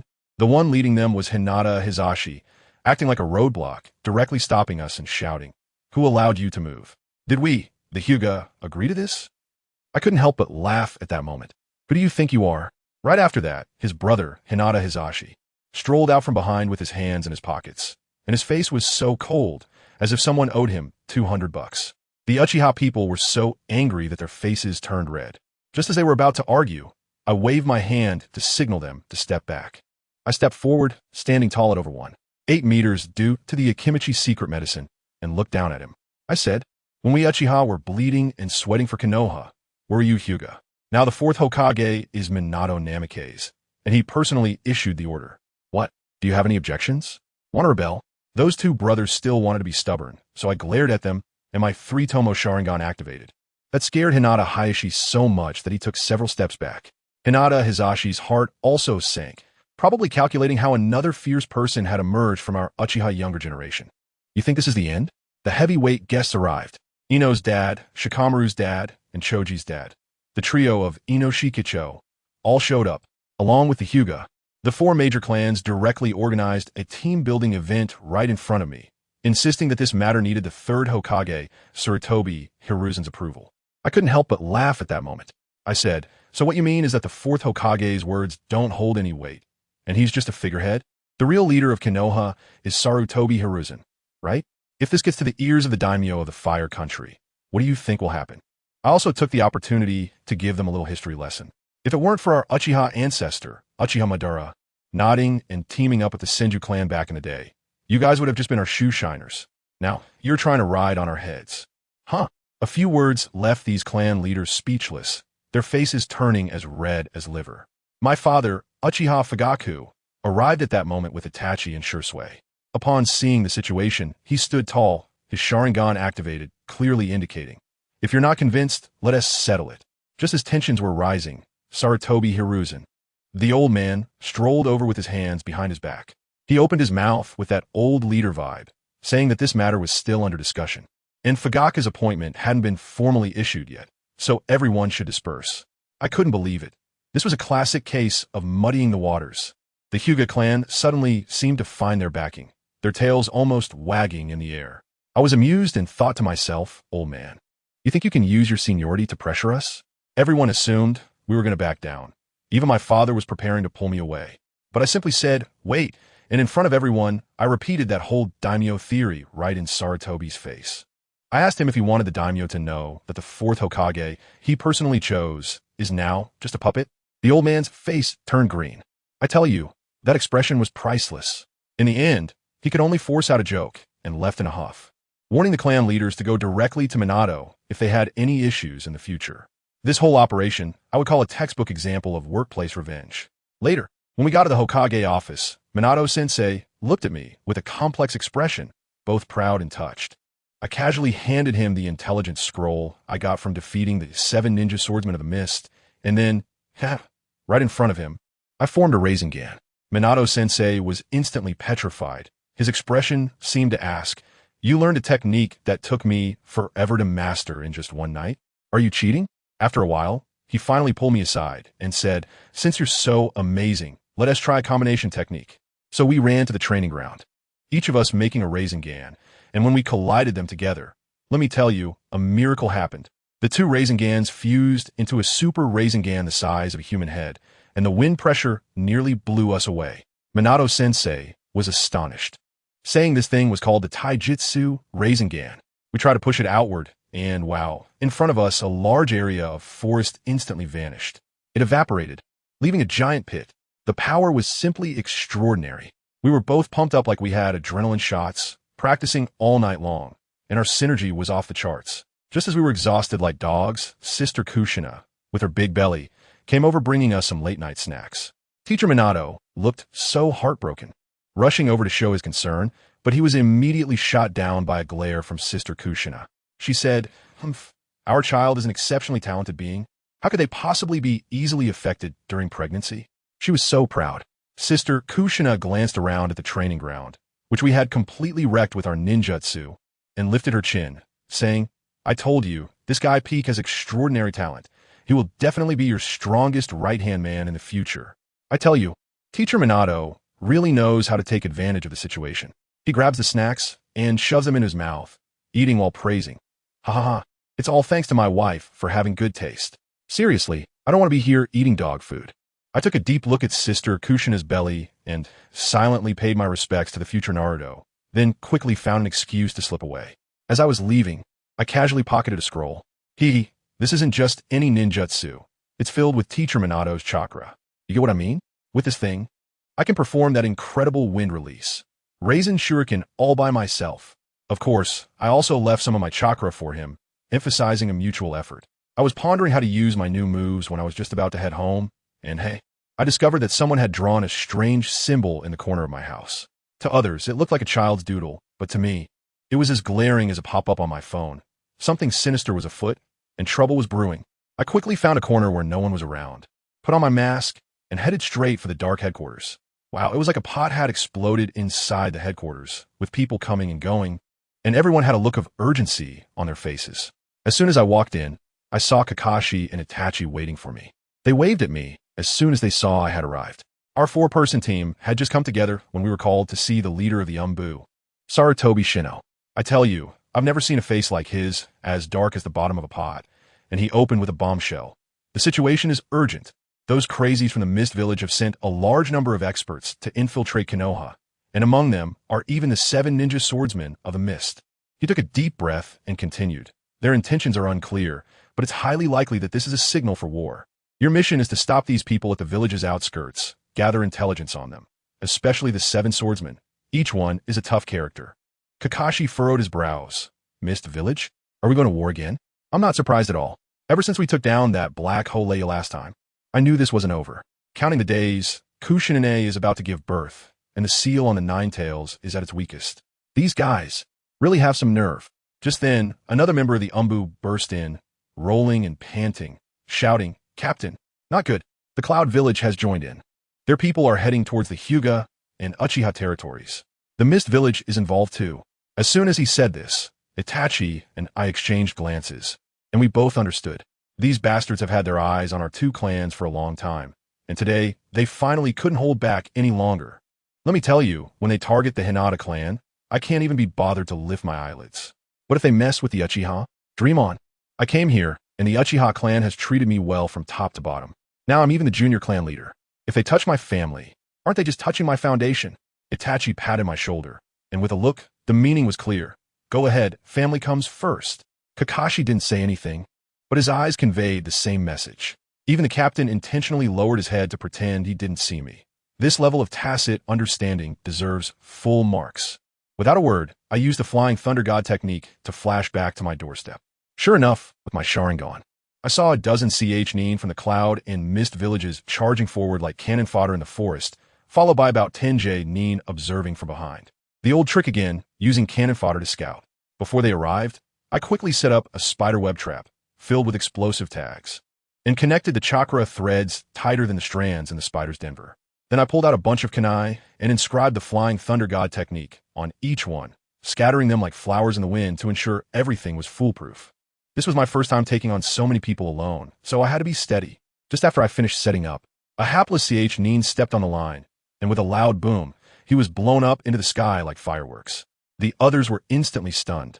Realizing there was an ambush, seizing the opportunity, I clapped my hands. Ninjutsu, mist concealment technique. In an instant, the entire forest turned pitch black. Now, everyone was blind. Immediately after, I threw all the marked kunai out. The Nin were quite experienced and quickly reminded each other. Be careful. It's the Flying Thunder God. Don't get close to the kunai. Unfortunately, they had no idea this was just a distraction. Multiple shadow, clone technique.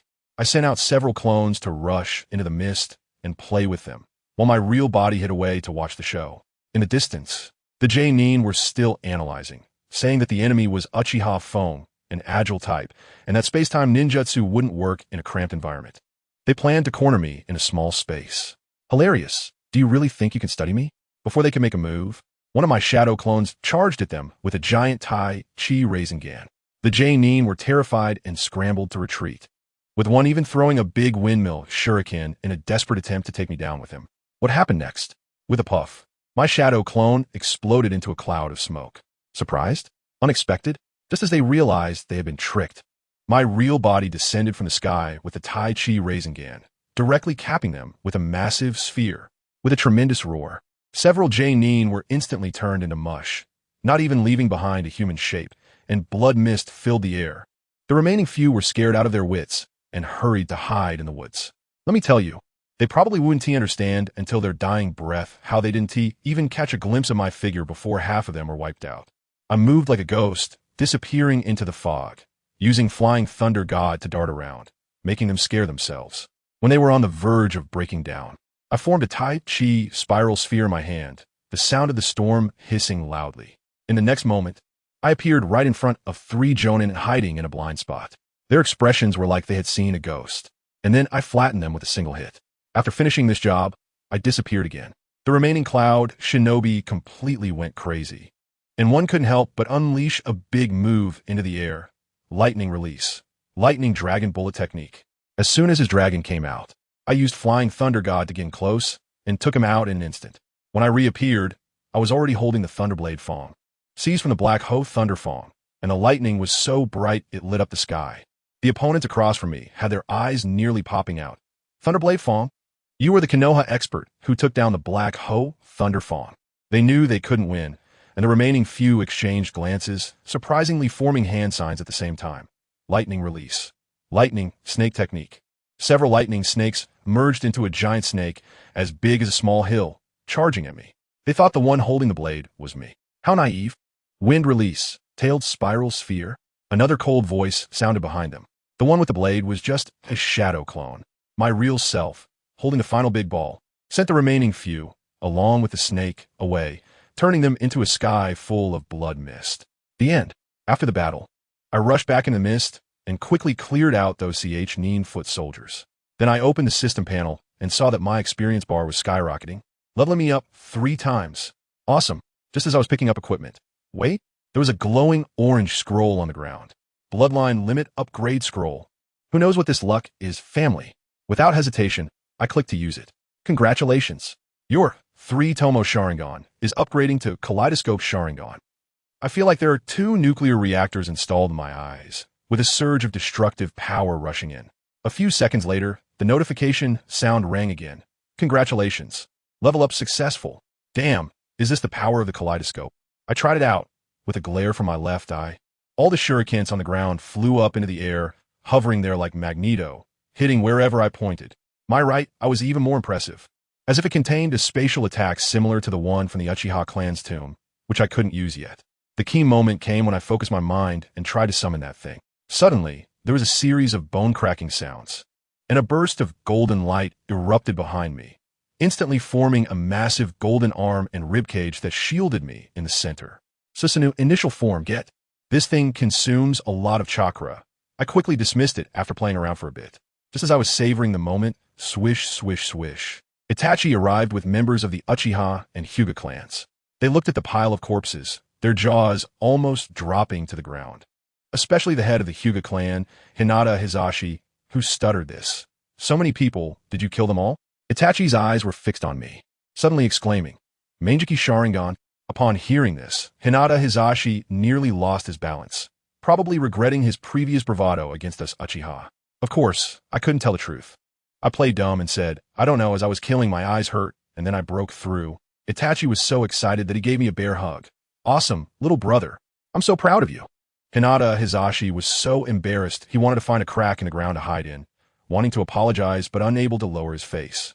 So he could only hold his breath and direct his clan members to clean up the battlefield.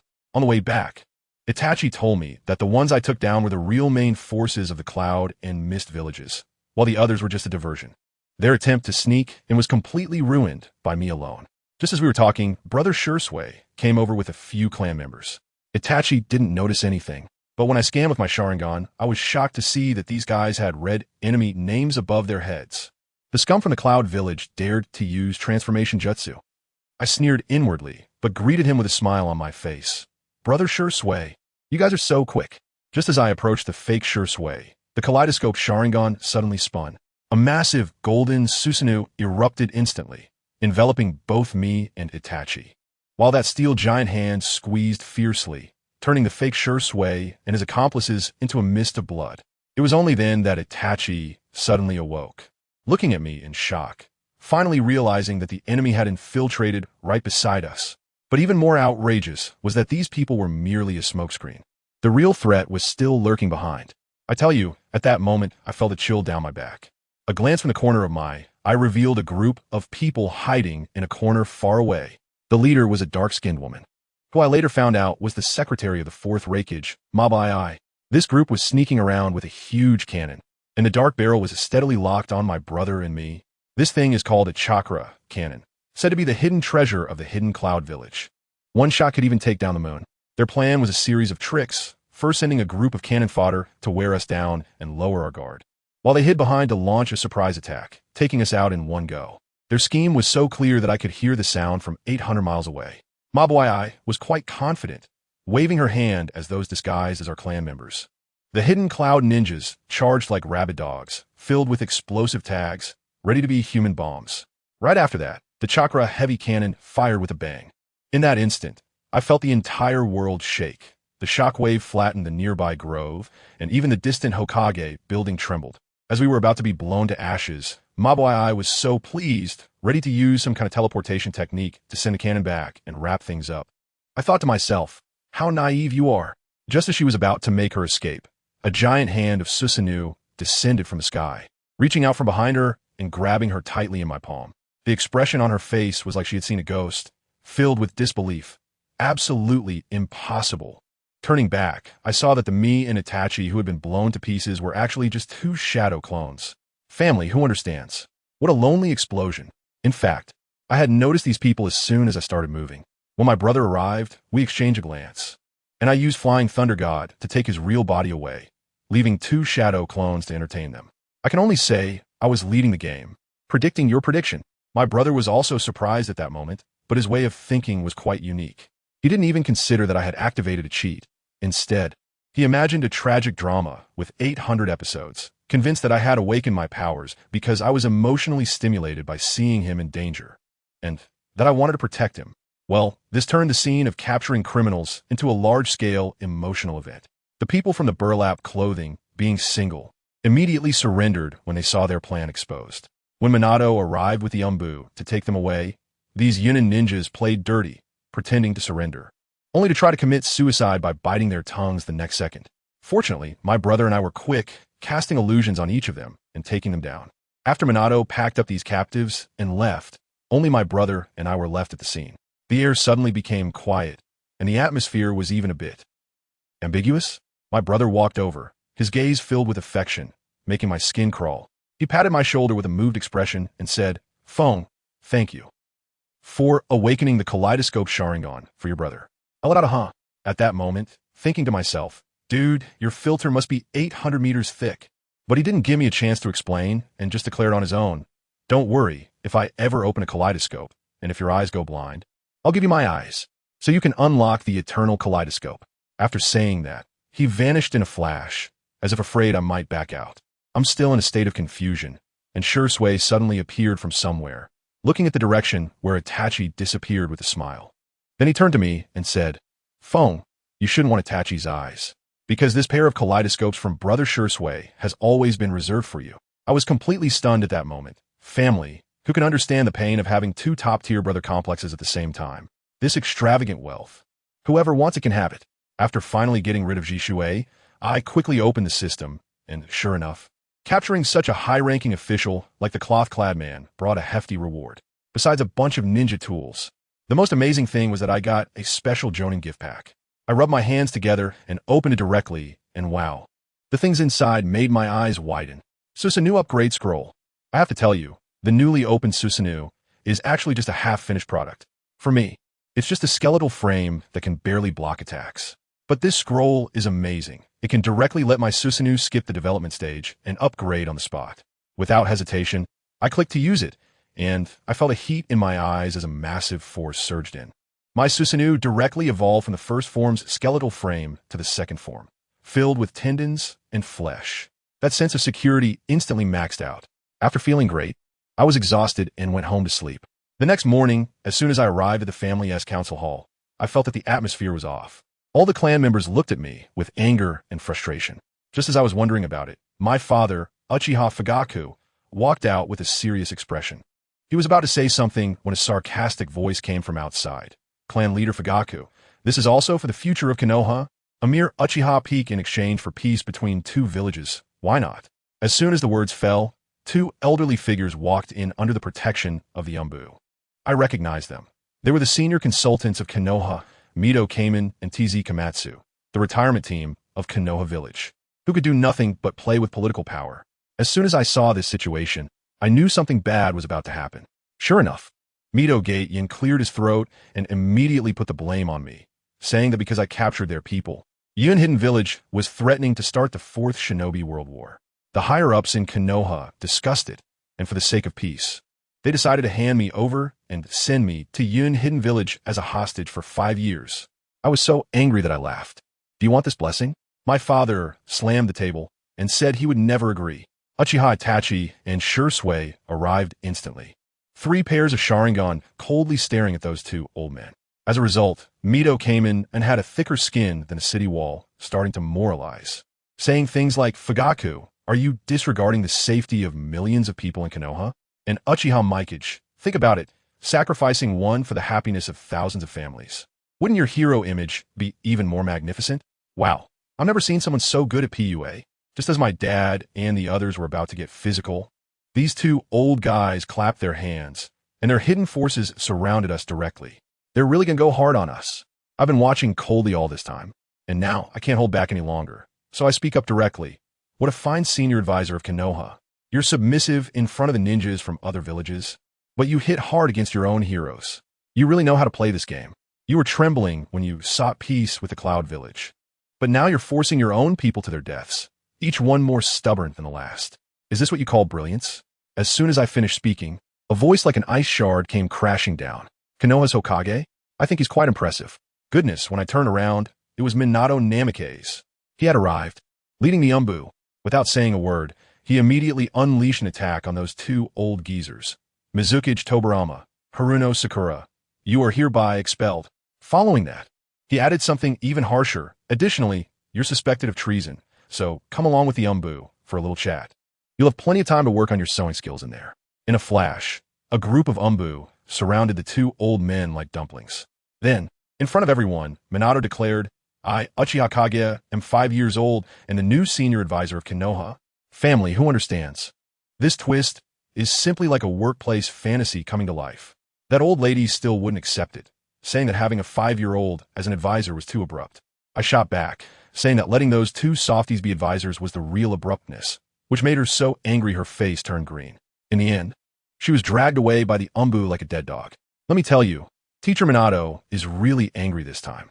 He just praised me yesterday, and today I heard that I almost got sold off like a pig by those two old guys. How can he not blow up? He went overnight to find Daimyo to get those two dealt with, and then he helped me rise to power. This ISNT just protecting me. It's like he's treating me like his own son. And the situation got even more explosive. When I turned around, wow, Itachi and Shusui's eyes were spinning like crazy. A kaleidoscope. Itachi directly laid it all out for me, saying that if those two old fools dared to lay a finger on me, they were ready to revolt with their whole clan. All for me. The warmth I felt at that moment. Oh my. When Teacher Minato heard this, he pulled us aside and lowered his voice, saying, Don't betray. Phone. Don't worry, I'll help you. Before you become the 5th Hokage, I'll clean up all the mess in the village for you. To hell with a will of fire. I was stunned at that moment. Where's the cheerful and bright boy? Teacher Shuei Min has directly turned dark. He has turned dark just for me. My father, Fugako Uchiha, was completely taken aback. Once he realized what was happening, he grabbed Minato's hand and said, Lord Fourth, I surrender. From now on, our Uchiha clan will be your sharpest blade. So, the two major powers formed an alliance for my sake. Minato-sensei also confessed that being Hokage was frustrating for him. He felt like a puppet who couldn't even protect his own students, and he couldn't take it anymore. Then, let me tell you, the situation in Konoha truly changed. In the following days, the whole village was filled with the smell of blood and chaos. Those two old advisors were thrown into prison, and shortly after, they both suffered heart attacks and died suddenly, if you know what I mean. The Umbu underwent a massive overhaul, with many elders from the Sarutobi clan mysteriously disappearing, and they were all replaced by our Uchiha clan. Even the bodyguards around Minato-sensei were replaced by our people. Some oblivious clans even went to protest against the 3rd Hokage, and guess what happened? That very night, the leaders of those clans were found dead, their families completely wiped out in the wild. Now, the entire Konoha fell silent. Those clans that used to look down on us Uchiha now greeted us with enthusiasm. It was as if they wanted a tattoo I'm a sycophant on my face. In the end, this world has transformed into an unfamiliar place for me.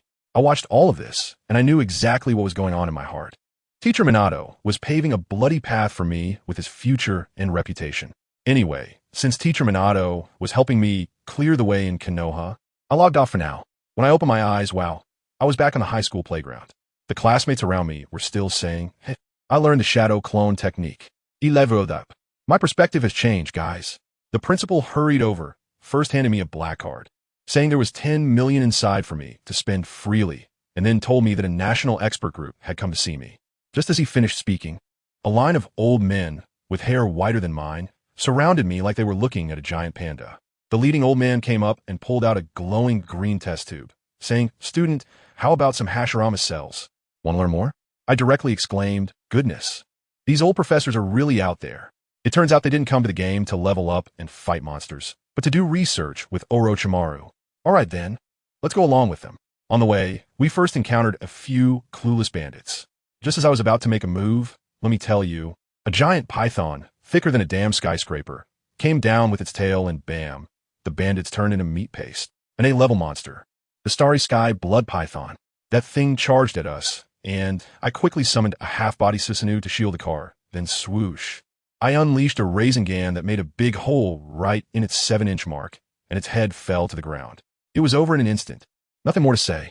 The old professors in the car were dumbfounded. One of them, Professor Lee, who studies fluid mechanics, grabbed me and wouldn't let go, staring at my Rasengan, and then began frantically writing formulas on paper muttering something about chakra tornadoes and property changes. I was completely confused. But then he raised his hand and injected a bit of chakra into my Rasengan, which began to crackle with electricity. Lightning release. Rasengan Shuriken. I think that's the way to go. Give it a try. I was completely stunned at that moment. Family. Naruto put in so much effort back then. And Kakashi used hundreds of shadow clones to figure this out. But this old professor just took a glance, did a couple of calculations, and made it clear to me. I followed his instructions and shoved the Raikiri into the center of the Rasengan. And it worked. It really worked. The power was incredible. Is this the strength of top scientists in the real world? I'm in awe. I'm still in shock. Professor Lee proudly lifted his head and said, "It's just a minor transformation of the lightning attribute chakra, merely an appetizer." Professor Liu, standing beside him, chuckled and patted him on the back. Professor Lee, didn't you also research the transformations of chakra properties like scorch release, light release, and dust release? Why not share them with classmate NingFeng as well? Scorch release, light release, dust release. I was taken aback. I had heard of these bloodline limits, but the transformations of these releases were completely new to me. Wow. Professor Lee just gave me a lesson. He said this idea was actually just a brainwave of his. Think about it. If there are already ice release techniques in games, then theoretically, transforming chakra properties to create scorch release or light release is just a matter of time, right? The more he spoke, the more excited he became. He adjusted his black-rimmed glasses and said that once these properties were incorporated into my Rasengan, its power would definitely surpass that lightning release shuriken I just used. Of course, he also admitted that his own skills were too weak and everything was still at the PPT stage. But with me here today, it would be different. Theory would soon become reality. Professor Liu, acting like a comedic sidekick, wore a smile the whole time, as if to say, "Go on, let us see what else you can come up with." As soon as I heard this, I was no longer sleepy. I directly said to him, "Professor Lee, don't wait. Let's do it now. In the car. Shall we give it a try?" I was joking, but if we could really come up with some sort of dust release spiral sphere, wouldn't I just take off? My strength would be like riding a rocket. Professor Lee slapped his thigh and laughed. You're even more anxious than I am. But he still followed the process, saying we should first see what kind of attribute I had, so he could customize an external enhancement for me. Let me tell you, these professors are really professional. Even though I had only entered the game 3 times, they had already studied the concept of chakra thoroughly. To be honest, I didn't even know what my attribute was. Just as I was thinking about it, Professor Lee took out a plain piece of paper from his pocket, saying it was their replicated chakra test paper. "Come on, NingFeng, inject your calories." He eagerly explained to me that fire is fire, cutting is wind, wrinkling is lightning, getting wet is water, and breaking is earth. I nodded and cautiously channeled my chakra inward. In the next second, with a puff, the paper caught fire. Fire attribute. Not bad, not bad. The 2 professors looked as if they'd just won the lottery. Professor Lee was about to continue explaining his theory when suddenly Professor Liu called out, "Wait, look at the edge of the paper. It's wrinkled. Dual attributes." Both old men were wide-eyed. Let me tell you, dual attribute ninjas are rare. They're the fighter jets among potential stocks. Then, the driver suddenly chimed in with a sharp remark. "Not just that. Look at the other side. It's both split and damp." As soon as he said that, the car fell silent. In the next second, Professors Lee and Liu jumped out of their seats like 2 madmen. For attribute ninja? I was also confused at that moment. Who among my family understood? I had paid all the social insurance and housing fund except for the land, right? Just as I was thinking this, the test strip in my hand, worn and weathered, suddenly cracked into pieces. The car was dead silent. Land attribute. All attributes? I tell you, at that moment, the way both professors looked at me changed. It wasn't just looking at a person. It was looking at a walking, breathing, infinitely renewable super treasure. I was surprised myself. Upon reflection, it seems reasonable, with my body having absorbed so many family ancestral secrets. My constitution is no longer that of a normal person. The whole attribute package seems quite fitting. Professor Lee was so excited that his face turned red, rubbing his hands together and saying, "Quick, quick, quick, NingFeng glasmate. My theory. Let's verify it now." He asked me to try merging the properties of soil and water. Although I had never done it before, I picked it up quickly because of my experience with Thunder Slash. Soon, a lump of rock emerged from my left palm, and a spring of water gushed from my right palm. Then my arms transformed into the forms of stone and water. It was incredible. Just when I was unsure of what to do next, Professor Lee started giving instruction from the sidelines. These 2 elements generate and restrain each other in the 5 elements. Try pouring the water into the soil. I followed the instructions and pressed the water-made hand directly onto the stone hand. In that instant, I felt a mysterious force explode in my palm, so vibrant with life that I thought for a second I had soul-traveled to the Amazon rainforest. "Look!" Professor Lee exclaimed. I looked down, and good heavens, there was actually a sapling growing in the palm of my stone hand. And that thing was growing like it had been injected with hormones, turning into a small tree about half a person's height in just a few breaths. Is this what release? Professor Liu was so shocked that his eyes were about to pop out. To be precise, this is just a change in what attribute properties created by mixing water and soil. Professor Lee, the theoretical mentor, started his science popularization session again. NingFeng. Hurry. Use that feeling and pack it into the Rasengan. I was curious too. Naruto has played with so many flashy Rasengans, but it seems I've never seen a wood-release version. I quickly formed a ball and cautiously pushed this green vitality into it. At first, there was no reaction, but as I injected more and more, the Rasengan instantly turned a vibrant green, resembling an emerald ball. Just looking at its appearance, it seemed harmless, even a bit appetizing. Professor Liu frowned. This thing doesn't look powerful at all? Is the theory wrong? Professor Lee was also puzzled. It shouldn't be. NingFeng, throw it out and try. Just then, the driver stopped, and I casually tossed the green ball at a large tree by the roadside. With a loud boom, the destructive power was about the same as an ordinary Rasengan. Just when everyone was thinking, is that it? The ground suddenly began to shake violently. In the area that had just been swept by the ball's aura, countless trees and vines burst out of the ground, growing wildly, instantly transforming that area into a spider's lair. Wow. Both professors' eyes widened in shock. This thing looks harmless from the front, but if someone gets hit by it, they'll be wrapped up like a mummy in the next second. This is simply a tool for sabotage. If wood release is successful, then what's stopping the others? I feel like my combat power has reached a new level. These scientists' brains are even better than cheats. I've truly realized today that knowledge is power. Next, ice attribute. Professor Lee still wanted to keep me working hard, but Professor Liu wouldn't have it. He pulled me over like a protective guardian and said, Hey, old Lee, that's enough. NingFeng is here to cooperate with my experiment. Just letting you play with him is already generous enough. Don't push your luck." Saying this, Professor Liu patted his chest and grinned at me. "NingFeng, what is the point of developing ninjutsu? That is just an illusion. My Hashirama cells are the real treasure that strengthens your body." After saying that, he urged the driver to hurry up, fearing I might get snatched away. TCH, so stingy. Professor Lee pouted, then took the opportunity when Professor Liu wasn't paying attention to lower his voice and lean closer to my ear, saying, "NingFeng, it's okay. In the dead of night, I'll be waiting for you." At that moment, I saw an old man on the subway looking at his phone. "Brother, if it weren't for your honest appearance, I would really think we were on different tracks." As we spoke, the train stopped. A huge research institute appeared before us. "NingFeng, welcome to the Summer Country Ninja Technique Research Institute." Professor Liu, looking like a landlord, warmly led the way for me.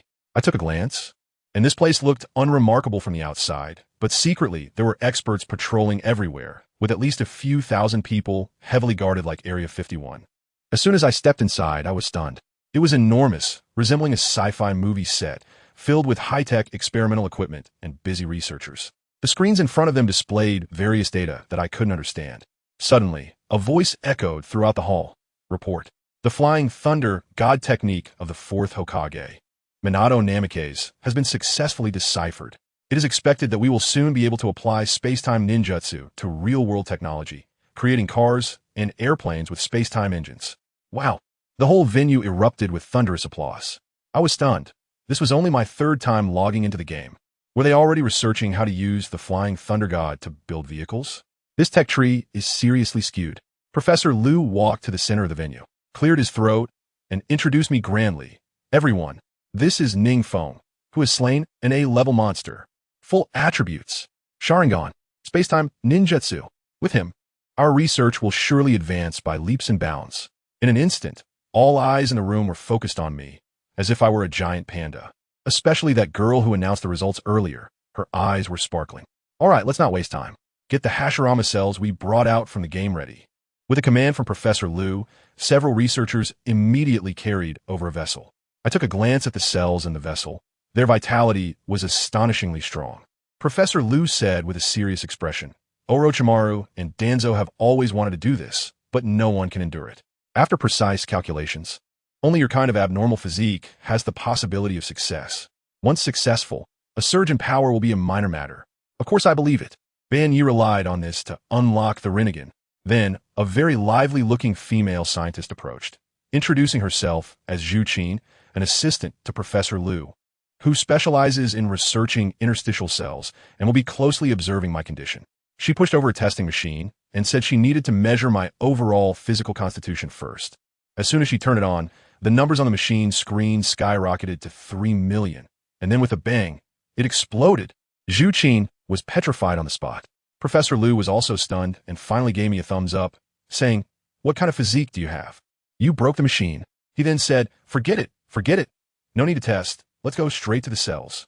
Zhu Qin, trembling, brought over a dish filled with interstitial cells and carefully injected a little into my arm.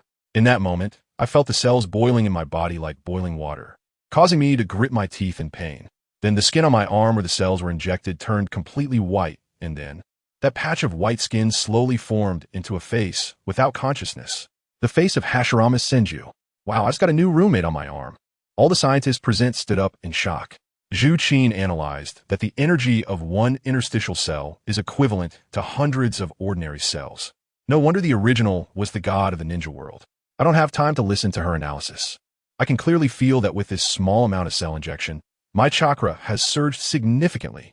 The most important thing is that I feel my kaleidoscope Sharingan has been nourished and it's not so exhausting to use anymore. It worked. Professor Liu saw that I had no adverse reactions and breathed a sigh of relief, saying that this time it was just a small amount of injection, and he would increase the dosage once I adapted. He asked me how I felt now. I said my chakra has become stronger, and so has my technique. I need to test it out in detail. So they took me to an open area.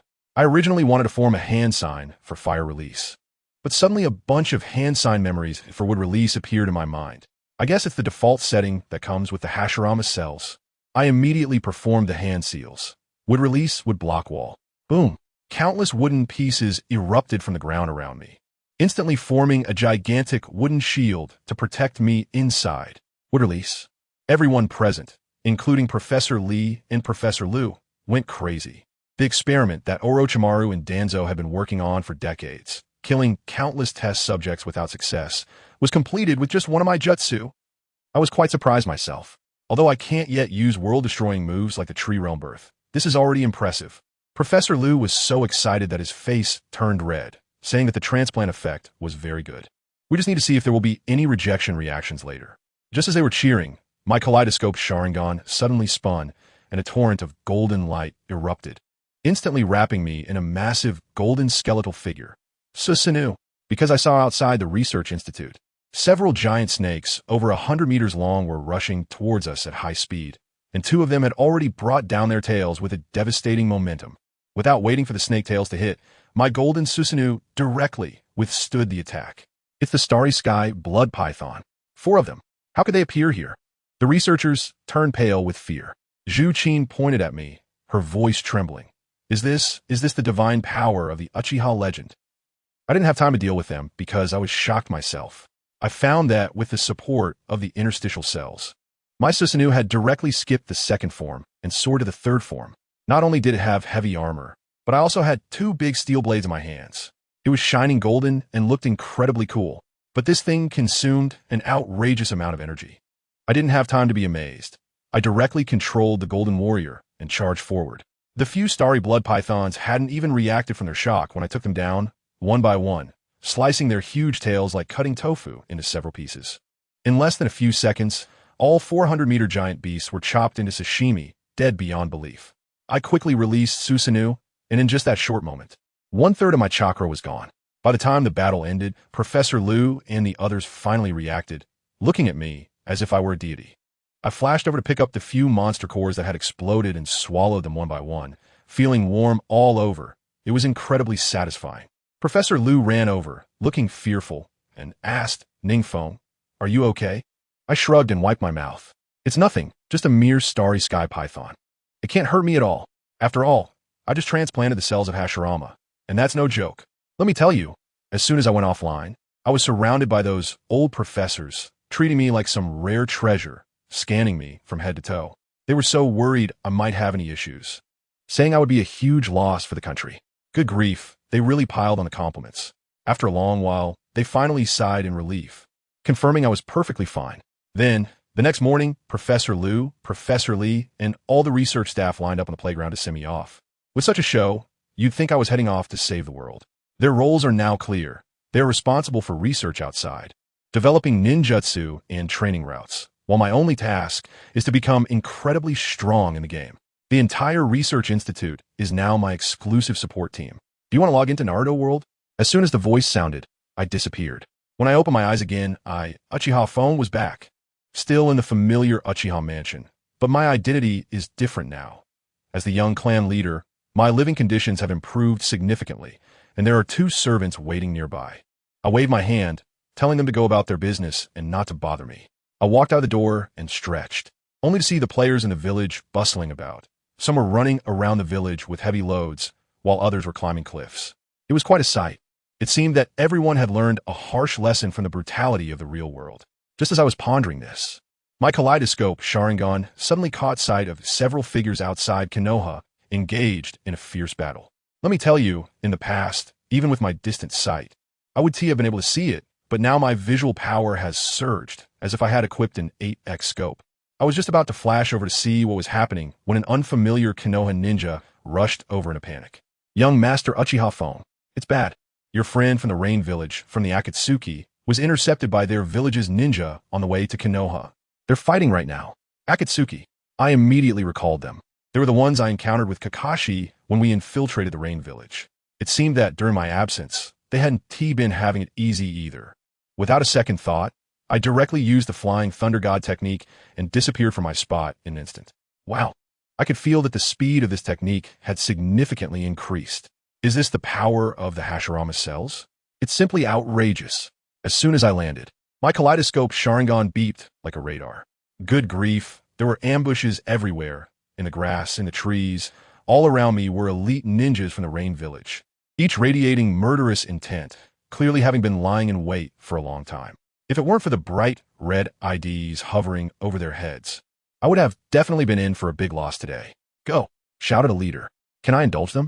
Let me tell you, Professor Lee and the others have been quite busy these past few days. With my right hand, I created a spiral sphere, and with my left hand, I gathered a dazzling ball of white light. This is the light attribute produced by the transformation of lightning and water properties. Then I brought my hands together, and the spiral sphere disappeared in an instant, becoming almost transparent. The next second, I casually threw this invisible bomb out. The group of rain shinobi that rushed in had their eyes wide open, probably never figuring out how they met their end, and then there was a loud bang, and they all exploded into a mist of blood. What's going on? The remaining enemies were all stunned. I could almost burst out laughing inside. This move is called Light Escape, Spiral Shuriken, focusing on an information gap. You can't see me, but you're already done for. This operation is directly divine, alright. Be careful. This guy's ninjutsu is invisible. An Amage Cure Jonin shouted from his side. Want to take action? I've directly activated my unreasonable mode. In the past, my chakra was insufficient, and I had to conserve my Flying Thunder God technique. Now, with Hashirama cells, my chakra bar feels like it's welded shut. Swish, swish, swish. I transformed into streams of golden light, flashing crazily across the battlefield. With each flash, an Amage Cure Jonin fell. They couldn't even touch the hem of my clothes before I marked them one by one with my kunai. Once I steadied myself, my chakra instantly replenished significantly. With this kind of endurance, who can withstand it? Phew. The last few trying to escape were directly pinned to the ground by a kunai. A figure flashed into view. Those Rinnegan eyes belonged to Nagato. Seeing Nagato, I furrowed my brow. No need to ask, something big must have happened in the Akatsuki. Sure enough, not far away, several bloodied Akatsuki members staggered over, looking at me like I was their savior, and then glancing at the corpses all around, their legs went weak. Lord Nagato, these Amage Cure assassins are too strong. Luckily, we see Lord Uchiha peek. I can feel that Nagato's gaze towards me has changed, filled with shock. Of course, after my earlier move that instantly took down dozens of elite shinobi, even he with his Rinnegan couldn't pull that off. What do you want from me? I asked, already knowing the answer. After a moment of silence, Nagato recounted the situation in detail. In short, they had taken down Hanzo of the Salamander, and the organization had grown stronger. but they became too high profile and attracted the attention of the neighboring Land of Earth and Land of Wind. These two great nations sent skilled assassins and supported traders from Amage Cure to create internal divisions, causing them to suffer continuous defeats and forcing them into guerrilla warfare. Yesterday, Yahiko and Conan went missing during battle, their fates unknown. In desperation, Nagato finally thought of asking me for help. I understood as soon as I heard it. Isn't this just a classic case of shooting the bird that sticks its head out? However, for me, this is a perfect opportunity to swallow the entire Akatsuki and the Rain Village in one go. I decided to head to the Rain Village first. I waved my hand, signaling them to follow. Nagato was so excited. He probably thought I wouldn't get involved in this mess, but he didn't expect me to agree so readily. On the way, I kept a lookout with my kaleidoscope while quickly opening my system panel. Wow. After killing that wave of Jonin, my experience bar skyrocketed, and I leveled up to 39. But that's not important. What matters are the system notifications I missed earlier. Congratulations! Your Hashirama Cells transplant was successful. You have awakened the bloodline limit. Would release. Vitality increased by 20. Health recovery speed increased by 300. Chakra limit increased by 100. All ninjutsu power increased by 20. Range increased by 20. Taijutsu increased by 20. Damn it, I'm taking off right here. This isn't just transplanting cells. It's like giving me a super VIP jackpot. And this is just a part of the cells. If they were all transplanted, I can't even imagine. Taking a deep breath, we quickly arrived at the border of the Land of Fire and the Land of Rain. In front of us was a bustling town. Let's rest here. Up ahead is the Rain Village. There might be a big battle, suggested one of the Akatsuki members. Just as Nagato and the others were about to nod, I rolled my eyes and said, "Rest? Are you really not afraid of death? Open your eyes and look around. Is there a single ordinary person here? They're all elite Jonin from IWA. They're just waiting for us to walk into their trap." After saying that, I casually threw out a kunai, and the next moment, I appeared inside their main camp. At this moment, inside the tent, two leaders were holding a pre-battle mobilization meeting. One with an explosive hairstyle was an explosion release ninja named Jay. The other, with an orange ponytail and an artistic vibe that screamed explosion, was Deidara, who hadn't defected yet. They were analyzing. Nagato will definitely go to Konoha for help. Even if the people we send can't stop them, they can still exhaust their strength. When they reach the border, that's when we catch them. Deidara chimed in. The only variable is that Uchiha Obito. The intel from Kumogakure says he can use Flying Thunder God and Rasengan. That's why the higher-ups sent us 2 explosion-release ninjas with the entire demolition squad. Jay sneered. Just wait for them to get caught in the net. Deidara, with an excited expression, said, "Art is an explosion. I want him to die beautifully." Oh, my voice suddenly echoed behind them. But the problem is, I've already caught them in the net. Why did you only notice now? The sensing ninja turned pale. Not good. There's a powerful intruder. The chakra is terrifying. As soon as he finished speaking, Jay and Deidara instantly jumped back, reacting quickly. In fact, I had long used Wood Clone from a distance to eavesdrop on their plans. Let me tell you, combining Wood Release with Flying Thunder God, isn't that the latest 2025 model of a perfect listening device? Get moving. What are you waiting for? Jay and Deidara shouted. Dozens of IWA Jonin immediately formed hand seals, creating earth walls and ceilings to try to trap me. But I had already seen through it. These guys are clever. Only 5 of them were actually casting jutsu, while the rest were all feigning, just waiting for me to make a move and then backstab me. Moreover, that explosive release guy, Jay, had secretly slapped the ground, and all the earth walls were instantly filled with explosive tags. Touching them would blow up. Unfortunately, playing these flashy tricks in front of me is useless. Swish! I directly used Flying Thunder God, stepping on a kunai I had thrown out earlier, and appeared right in front of Jay's face. I moved so quickly that he didn't even have time to react before I unleashed my Rasengan. As a result, a layer of yellow chakra armor suddenly erupted from his body, an explosive armor. Not only was it highly defensive, but it could also explode and cause damage in return.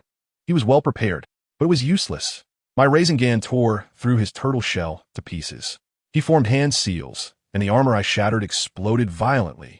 Hee Uchiha Peak. Is that all you've got? Sho sneered amidst the explosion, thinking he had succeeded. But when the smoke cleared, it turned out to be just one of my shadow clones. When did this happen? Both Sho and Deidara were stunned. Just as they were dazed, I began my performance. Golden light flashed, and the Flying Thunder God technique activated. Each time I appeared, I took the life of an Iwagakure Jonin. Their so-called ace explosive unit was like paper in front of me, in just a few breaths. Over half of them were dead. It was too fast. Sho and Deidara's expressions changed drastically. The Uchiha peak in the intel was not on the same level as the one in front of them, with a few more flashes of golden light. The last few Jonin fell as well. On the scene, only the two of them were left standing. So strong. Now they were truly scared. Whoosh! Another flash, and I charged straight at the explosive Sho. He tried to form hand seals, but to me, he was as slow as doing morning exercises. Susanoo. I was too lazy to waste words with them. A golden armored warrior rose from the ground, wielding a giant sword, and slashed down at the two of them. Susanoo. The two were so scared that their souls nearly fled their bodies, desperately using ninjutsu to defend themselves. But it was useless. The sword's wind swept over them, and they were directly sent flying, almost dying on the spot. Just as Bakuten Shu was about to counterattack, I swung my sword again, directly shattering the explosive armor on him, causing him to spit out a mouthful of old blood.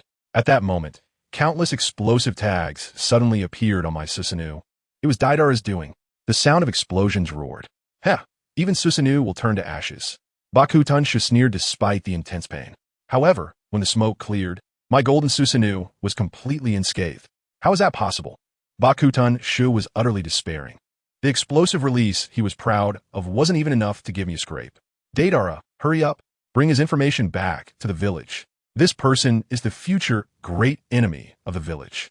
Bakuten Shu roared, already prepared for sacrifice. Unfortunately, he didn't finish his sentence before a black Raikiri pierced through his chest. The next second, Bakuten Shu turned into a pile of gold coins and equipment. At the scene, only I and a stunned Deidara remained. I slowly retracted Susanoo. The strength of the cells from Hashirama is amazing. The chakra I just consumed was replenished in the blink of an eye. At this moment, Nagato and the others finally arrived. Seeing the ground littered with the bodies of a Wagakure shinobi, especially those from the explosive release squad, their jaws nearly dropped in shock. They had fought against these people before and knew how troublesome they could be. Yet, I managed to wipe out the entire explosive squad alone in just a few minutes. They quickly surrounded Deidara, their gazes cold, waiting for my command to take down this last living target. Deidara also looked serious, tightly gripping his clay bombs, ready to self-detonate at any moment. Deidara, I suddenly spoke up. I know you crave freedom and pursue art. The rigid Wagakure can't provide you with the stage you desire. Why not join our Akatsuki? This kid is quite talented. Once I take control of Akatsuki, he will be my right-hand man. Dealing with this kind of artist requires a psychological approach. You want me to serve you? Deidara replied defiantly. I laughed. If I needed someone to sell their life for me, I could just wave my hand and countless would come. Why waste my breath on you? In fact, I'm just a young man pursuing art, but I saw my past self in you. With just a few artistic words, I told you. I directly burn out Deidara's CPU. That rebellious spirit of his vanished in an instant.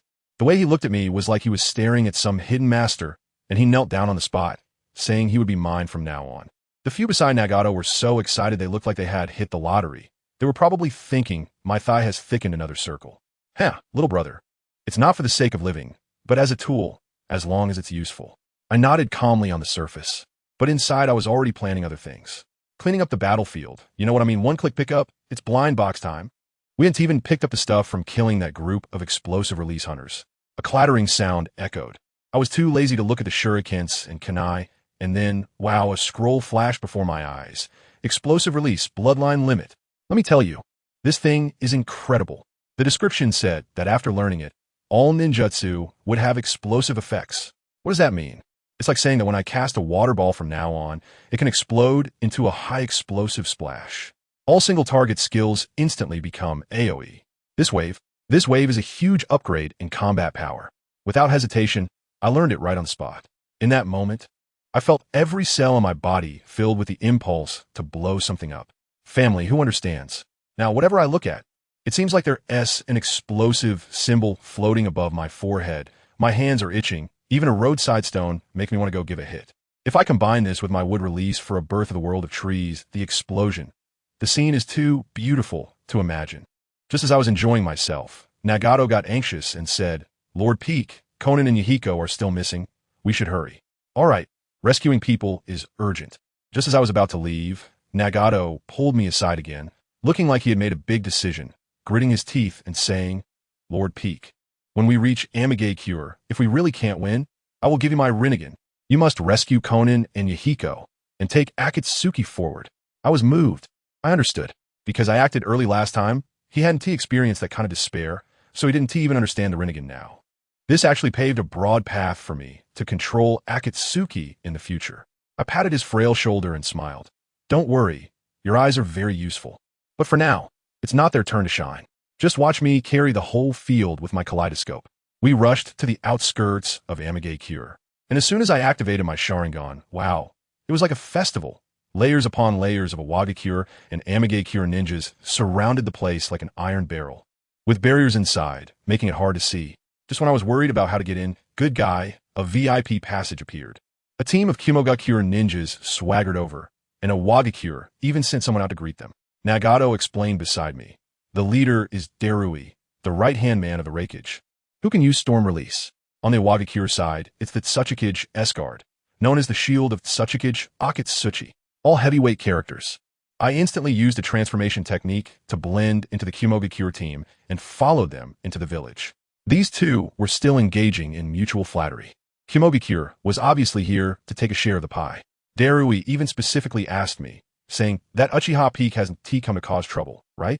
Akatsuchi, the fat guy, patted his chest and assured, don't worry, I've already sent our village's best demolition squad to intercept him. That kid probably can't even find the ashes now. When Darui heard this, he was delighted and said, that's great. If you really take him down, sell the corpse to us Kimogakure. We'll pay a high price. I was right behind him and almost burst out laughing, just when they were still boasting. An Awagakure ninja came rolling in to report. AK, Akatsuchi-sama. Not good. Lord Explosive Release Hunter was taken down by Uchiha Peak. Lord Deidara has defected. In that instant, the faces of Akatsuchi and Darui were more colorful than a palette. They instantly realized, and with terrified looks exchanged, that kid has probably already entered the village. Akatsuchi just shouted to lock down the village, but it was too late. I had already quietly patted the shoulder of a Kimogakure soldier in front of me. Explosive Release Chakra. Injected. Heh, human bomb done. Then I made a shadow clone drop from the sky to attract everyone's attention. Sure enough, all the firepower instantly focused on my clone, and no one noticed that the little soldier I had tampered with had quietly sneaked up to Darui and Akatsuchi. I sneered. Lockdown? Remembering that now? Boom. A huge explosion. That guy exploded on the spot. Blood mist filled the sky. A large area of J-Nin around was instantly cleared, and Darui and Akatsuchi were blown away like two broken sacks. TSK, the power of explosive release is truly a mesmerizing violent aesthetic. However, these two are after all shadow level guards. Reacting quickly, they used substitution techniques at the moment of the explosion and hid in a corner, both of them drenched in cold sweat. Unfortunately, hiding was useless in front of my flying thunder god. I appeared in front of them in a flash, looking down at them from above. Their faces turned pale. Didn't the intel say I had no sensing ability? How'd I find them? They didn't have time to think and launch their attacks. Darui shot over his laser-like storm release technique at an absurd speed that could even turn corners. Akatsuchi was even more extreme, spitting out a bunch of stones and instantly building a thick wall in front of him.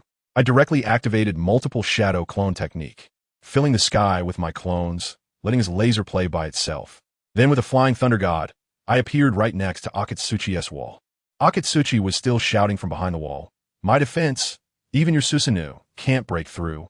I smiled. Break through? Who said I was going to break through? I reached out my hand and gently touched that thick earth wall. Explosive release chakra. Infused. Akatsuchi's face instantly changed from confidence to horror, probably screaming in his mind. What the hell? How can you use explosive release? You little brat have 2 bloodline limits. Too late. Boom. His proud Tsuchikage's shield exploded into countless dust from the inside. Just as the two of them were stunned by the explosion, Nagato and Deidara, who had already set up the signal, descended from the sky, and with a series of combos. They directly tied up these 2 future famous figures in a ninja world like Zongzi. Sometimes, capturing alive is much more useful than killing. I swagger into Amigakure with these 2 high-value hostages. The remaining Awagakure ninjas, seeing their leader captured, didn't dare to act and obediently made way. The entire Amigakure instantly fell silent. The villagers saw me, saw Akatsuki returning, and actually started to applaud and cheer, calling me a hero. I stood on the high platform, showing off my face and giving a speech. The system's prompt sound rang. and my support rate in Amage Cure shot up to 65.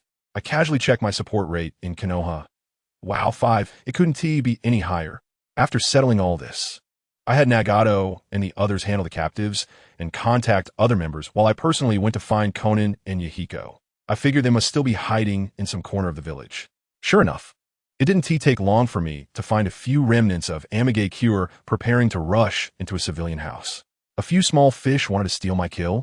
I used Flying Thunder God, and with a flash of golden light, the world became quiet. As I pushed open the door, I was greeted by a sky full of explosive talismans. However, before these talismans could explode, a weak voice rang out. "Feng, you finally came." As soon as the words were spoken, Xiaonan couldn't hold on any longer and collapsed straight down. I quickly dashed over and caught her securely in my arms.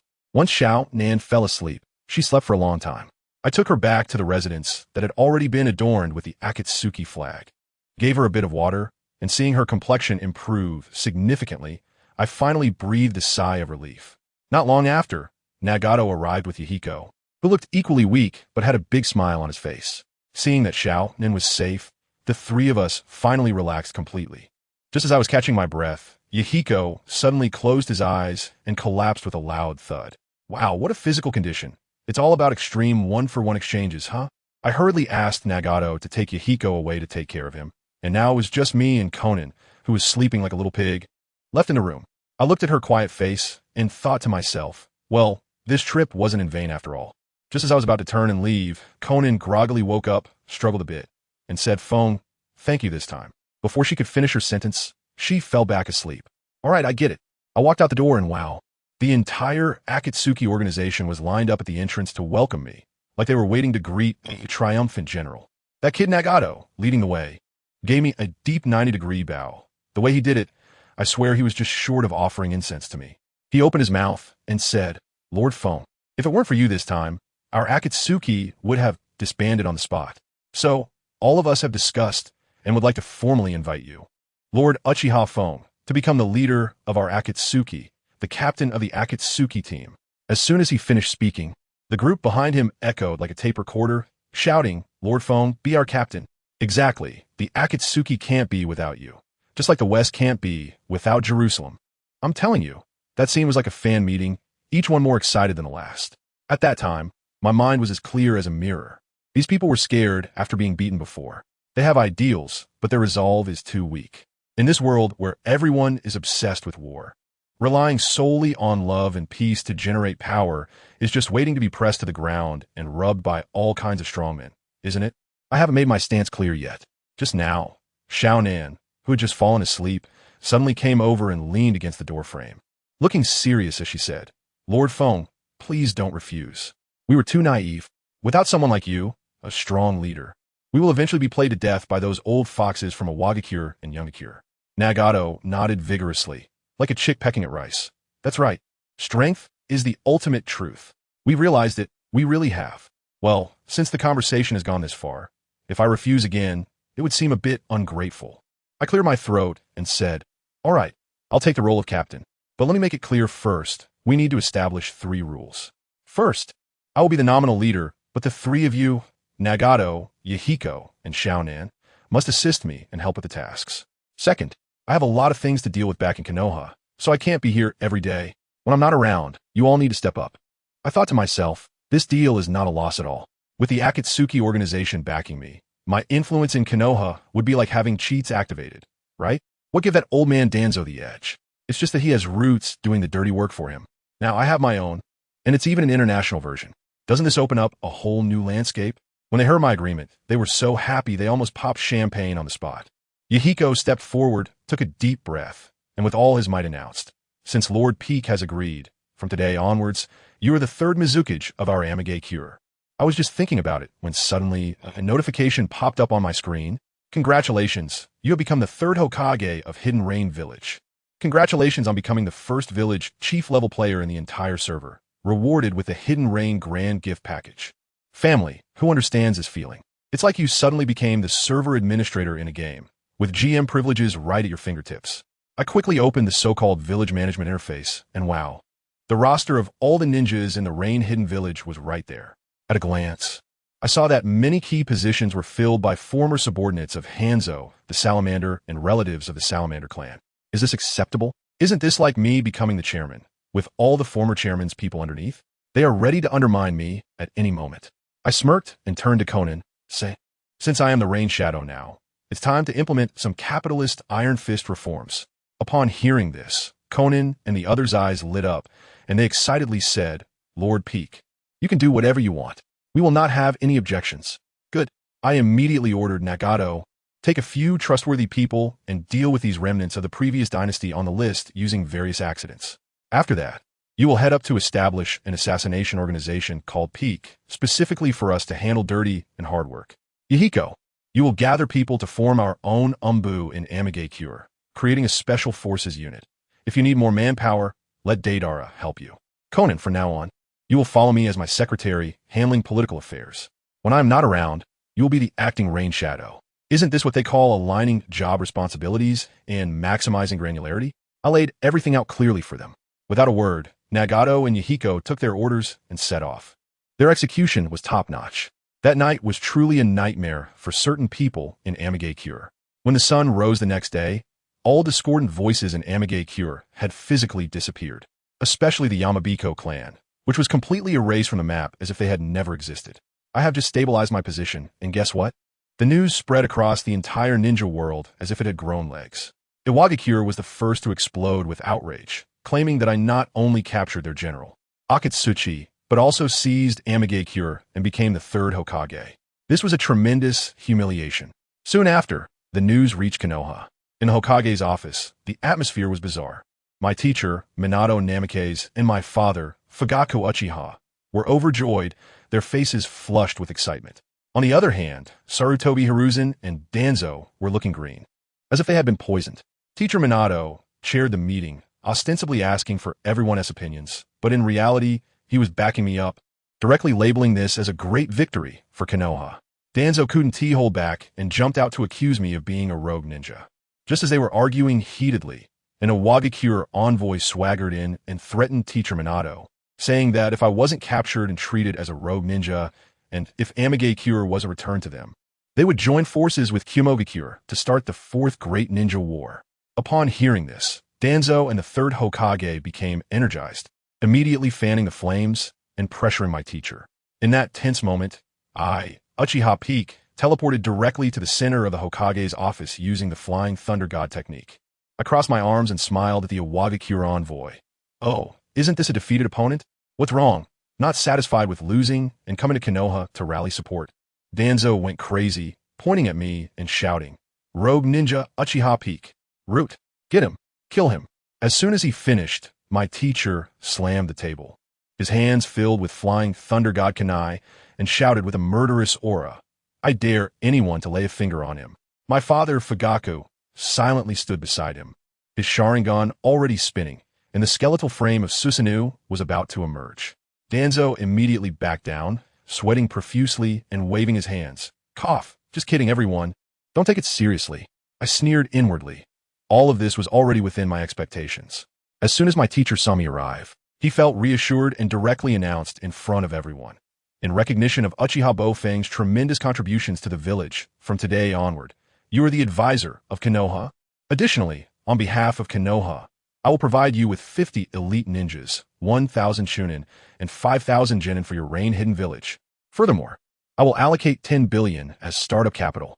This overwhelming wealth has finally come to me. I thanked my teacher on the spot, then turned to those old geezers and the Iwagakure envoy, and gave them a piece of my mind. Go back and tell Inoki and the fourth Raikage that the Konoha that used to be easily manipulated, swallowing their broken teeth, is gone. Now it is the era of Namikaze Minato and me, Uchiha Bofang. As soon as I said this, all the Leaf ninjas in the office, including the Root members hiding behind Danzo, couldn't help but applaud. That night, in the Tsuchikage's office in Iwagakure, the third Tsuchikage Inoki was so angry that his beard stood on end. He didn't expect Konoha to be so tough this time. Not only were they unafraid, but they also gave me a buff in return. He realized that my master was determined to pave the way for me to become the fifth Hokage.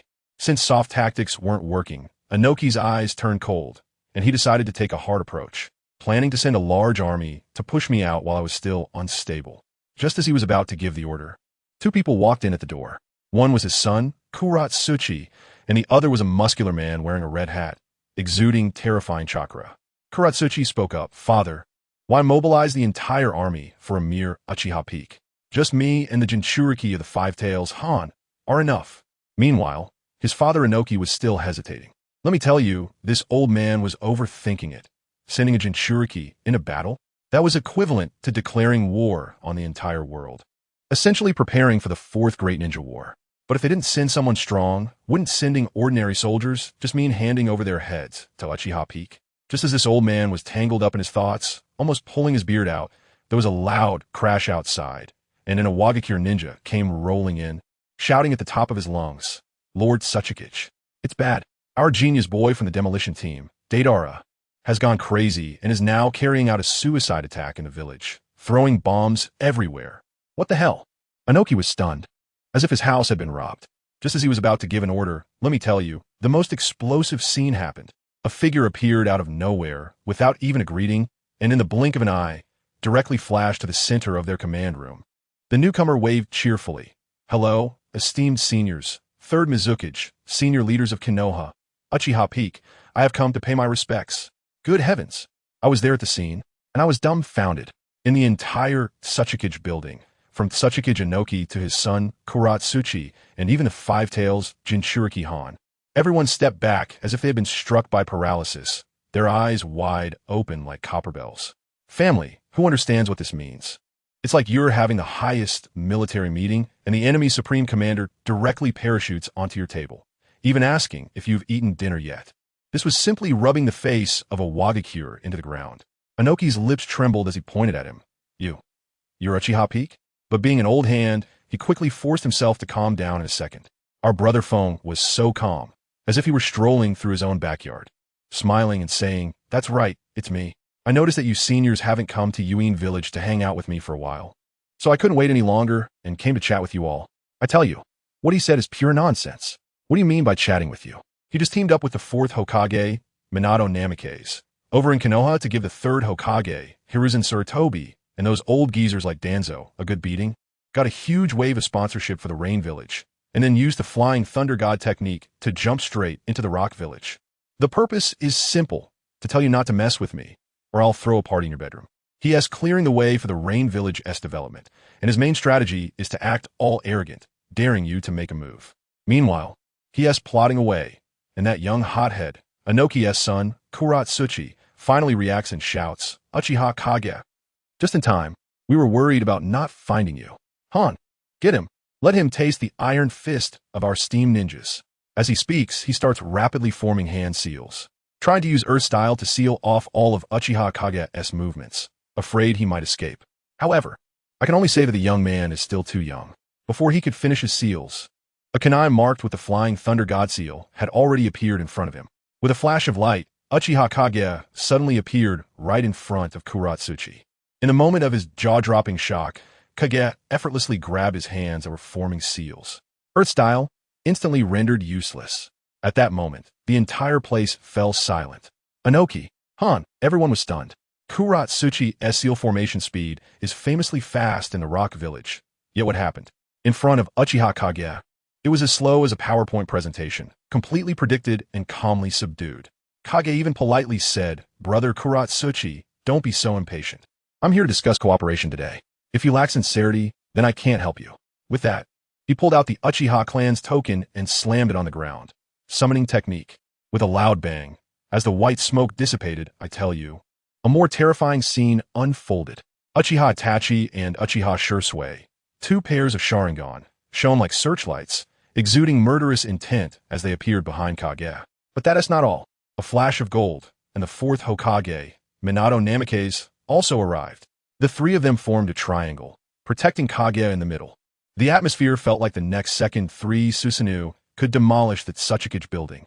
Now, the entire Tsuchikage residence was so quiet you could hear a pin drop. Inoki's face turned green. He initially thought it was a solo meeting, but it turned out they had summoned an all-star lineup for a Black Ops mission. Especially with Minato here, don't even mention leaving them behind. If he doesn't T-steal everything from the Rock Village today, it would count as a victory. Just when Inoki's brain was about to fry, Another ninja rushed in, panicked. Sasuke-sama, it's bad. The Akatsuki S. Nagato, Yahiko, and Konan, along with hundreds of Rain Village ninjas, are charging towards us at high speed. What? Inoki truly couldn't hold it together anymore. His gaze towards Kage changed. He used to think this kid was just a reckless powerhouse, but now he realized the guy was playing a psychological game, with a series of intricate schemes that had them completely figured out. Not just Inoki, even Minato, Itachi, and Shursui, his own people, were internally shouting awesome. Such an extreme risky plan is something only their little brother, who is 5 or 6 years old, would dare to think of and execute. Minato was even overjoyed, relieved he hadn't misjudged the person. If Uchiha was pushed to the brink, with Kage's brain and strength, Konoha would be played into disbandment. Inoki's mentality completely collapsed. He sighed and said, "All right, Lord Minato, Lord Kage, you came prepared. Speak, what do you want? Just name your price." He had no other choice. If he continued to be stubborn, decades of foundation might really be lost today. But his foolish son Kuratsuchi was still unconvinced. "Fanning the flames, Dad. They're just a few people. If we swarm them, we can wipe them all out. And both the Fire Country and the Rain Country will be ours. We still have the 4 Tails and 5 Tails Jinchuriki." As soon as he finished speaking, Inoki shot him a glare that seemed to say, "Shut up. How did I give birth to such a fool?" He turned around, forcing a smile on his face. "Uchiha Kage, you're the first in history to dare to storm into my Tsuchiki's residence alone. That, someone, get tea. The 4th Hokage and the 3rd Rain Shadow are here. What are you standing around for?" The nearby Umbu ninjas, who had their hands in their pockets ready to pull out weapons, turned to stone upon hearing this, ultimately having to go awkwardly to make tea. "Let me tell you, Hyuga is really capable of bending and stretching. He understands everything clearly in his heart. Although he himself is a master of dust release, he can never forget the fear he felt when controlled by Uchiha Madara's Manjiki Sharingan back in the day. The 3 in front of him are all wielders of the Manjiki, and he even feels he sees Madara's shadow in Uchiha K, plus with a golden flash. If a real fight breaks out, it's hard to say who would win. Without absolute certainty, he doesn't dare to gamble." Tea was soon served, and Hyuga waved his hand, signaling his son and the Jinchuriki of the 8 Tails to step back. Once everyone left, Uchiha took a sip of tea and went straight to the point. "Lord Tsuchiki's, your choice just now was very wise. Otherwise, our 4 doubling Manjiki Sharingan would have caused quite a disturbance in a Wagakure today." Hyuga almost spat out the tea he just sipped, his hand shaking so much that the teacup nearly fell. "For doublings. Did the copy ninja Kakashi come too?" He was already starting to panic inside, wondering how many people this kid had brought. Uchiha smiled slightly, a grin that Hyuga found more terrifying than a devil. "Not Kakashi. It's my father, Uchiha Fugaku. Good heavens." As soon as these words were spoken, cold sweat poured down Hyuga's back. He felt so relieved that he hadn't let the 2 Jinchuriki act. In front of the Manjiki, the tailed beasts are nothing more than power banks and pets. The scene of Uchiha Madara controlling the 9 Tails was still fresh in his mind. With 4 doublings of the Manjiki, let alone controlling 2 tailed beasts, they could probably set up a zoo on the spot. The old man held his teacup, stunned and unable to speak for a long time. "Ahem, Lord Tsuchiki's?" Uchiha kindly reminded him. Hyuga finally came back to his senses and awkwardly laughed. "Ha, I'm getting old. Can't do it anymore. Almost fell asleep just now. It's time to give the young people a chance, don't you think? No one would believe you fell asleep." Uchiha couldn't be bothered to play along anymore and directly laid out the cards. "Lord Hyuga, let's cut to the chase. Your ace general, Akatsuki, is still in my hands. If you, a Wagakure, provide some resources to our Rain Village, I'll return him to you intact. Moreover, our Rain Village guarantees that we will not initiate any attacks on a Wagakure for decades." This statement was extremely insulting. "What do you mean you won't attack us? It makes it sound like a Wagakure is the weaker side." Hyuga gritted his teeth in anger, but there was nothing he could do. The hostage was in their hands, and the trump card was also in their hands, so he could only endure it. He took a deep breath and squeezed out a few words through gritted teeth. "Say it. How much money? How many resources?" Uchiha chuckled, pulling out a pre-prepared list from his pocket and handing it over. When Hyuga saw that list, his mouth dropped open wide enough to fit a fist. He fully understood that from beginning to end, they had calculated all his reactions. This was not a negotiation. This was purely collecting protection money. He trembled as he opened the list and nearly fainted on the spot. Not only did they demand a massive amount of ninja tools, equipment, and materials, but they even wanted a systematic ninja tool refinement workshop, and equipment manufacturing factory. Let me tell you, this is equivalent to digging up the roots of a Wagakure and supporting a future super enemy. Once the Rain Village established its own military-industrial system, it could leap from a small ninja village to a force that could contend with the 5 great nations within a few years. Hyuga wanted to struggle a bit. War reparations are fine, but this factory. Uchiha, Kei didn't give him a chance at all, standing up directly and angrily saying, "Since Lord Sasuke is so insincere, then our negotiations end here." He turned to leave. Wait. Hyuga panicked instantly, his face wearing a smile that looked worse than crying. "Lord Kei, I will meet all your demands on the list. All of it will be delivered within 3 days." Minato and the others breathed a sigh of relief, but Uchiha Kei detected a trick in the old man's words and smiled. "Lord Sasuke, what if we come to collect the items in 3 days and you set up a trap for us? Why don't you prepare now, and we'll take them away directly?" Hyuga's face turned completely dark, gritting his teeth. "You really don't take any losses, Uchiha Kei. It's hard to imagine you're only 5 or 6 years old." After saying that, he turned around to prepare the items. Before long, Hyuga handed over a huge space-time scroll. Uchiha Kei went in to check it out, and, after confirming everything was fine, came out smiling. As expected of the 3rd Sasuke, "You really keep your word." After saying that, he gave Minato and the others a look, and a few of them swaggered out. However, once they exited the Tsuchike's residence, they found themselves surrounded by a Wagakure ninjas in layers, with the 2 Jinchuriki among them, exuding a murderous aura and blocking their way. Hyuga was preparing to tear their face off and attack. He had even set up barriers to prevent the Flying Thunder God technique. Just as an Wagakure Umbu was about to give the order to attack, a loud bang erupted. The Umbu didn't even have a chance to react and was directly blown into a mist of blood. Along with him, a circle of surrounding ninjas was blown to pieces. The sudden change caused everyone to change their expressions drastically, and Hyuga shouted in disbelief, Is that explosion release? How could you possibly have explosion release?" Uchiha Kei smirked. "Lord Hyuga, it seems you still haven't learned your lesson. Let me tell you, Noki and the others calculated everything. They calculated Susanoo. They calculated the Flying Thunder God, but they didn't account for the fact that our Peak brother still had a hidden explosive release. Noki was almost driven mad. How many types of bloodline limits do you have?" Next to him, Itachi and Shursui were also bewildered. Itachi suddenly lowered his voice and said, "Peak, could it be that your Manjiki Sharingan ability is a fusion of bloodline limits? So strong." Shursui was also shocked. Peak was worried about how to explain, so hearing their wild assumptions, he simply nodded in agreement. Itachi and Shursui exchanged glances.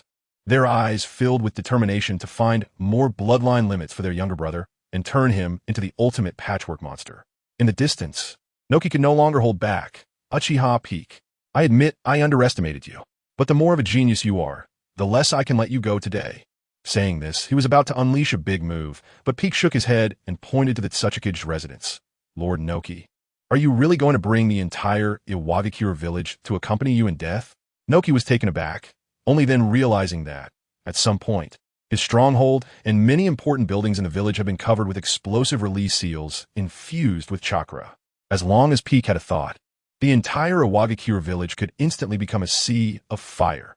At this moment, the surrounding Iwagakure ninjas were all terrified, retreating in fear of being caught up in it as well. Several Umbu quickly advised Noki, saying that letting such a person go would lead to endless troubles. Noki knew this all too well, but as the Tsuchike, he couldn't afford to gamble. He took a deep breath, feeling extremely frustrated, and waved his hand in resignation, signaling them to leave. A smart choice. Peak shrugged, taking Minato and the others, and vanished in an instant. Once they left, Noki immediately had his subordinates use Earth Flow Wall to protect himself layer by layer. Sure enough, the next moment, there was a loud boom, and the Tsuchike's residence he had just occupied truly exploded, turning into a sea of ruins. However, as the dust settled, they were surprised to find that other places in the village with seals were completely fine, not even a spark. Damn it, I was fooled. I can't believe I was played by a 5 or 6-year-old kid. Noki stood there dumbfounded, only then realizing that most of the explosive seals around the city were fake. Uchiha Peak had taught him a lesson, executing a top-tier psychological tactic. His granddaughter Kuratsuchi shouted anxiously, "What are you still doing? Chase after them." But before the ninjas could act, Naka's expression changed drastically as he discovered that under his feet, an explosive release mark had appeared without him noticing. Dust release, triple dust flow wall technique. Noki formed hand seals at the fastest speed of his life, and 3 thick walls instantly rose up, barely blocking the explosion beneath him. As the dust settled, Noki finally breathed a sigh of relief, feeling as if all his strength had been drained. His eyes filled with lingering fear. He was terrified, and beside him, his granddaughter Kuratsuchi and the Iwagakure ninjas were practically scared out of their wits. Let me tell you, that scene made everyone's calves cramp, unable to stand steady. A ninja tremblingly asked Kuratsuchi, "And madam, should we chase?" "Chase? What for?" Kuratsuchi sighed at that moment, her expression as if she had eaten a bitter herb, saying, "The more we chase, the more we die." Family, who understands? A 5 or 6-year-old kid played at Sasuke, who had been famous for decades. Around in circles, I had the negotiation rhythm firmly in my grasp, and in the end, I even left a big move that almost blew up their stronghold. Who would dare to chase?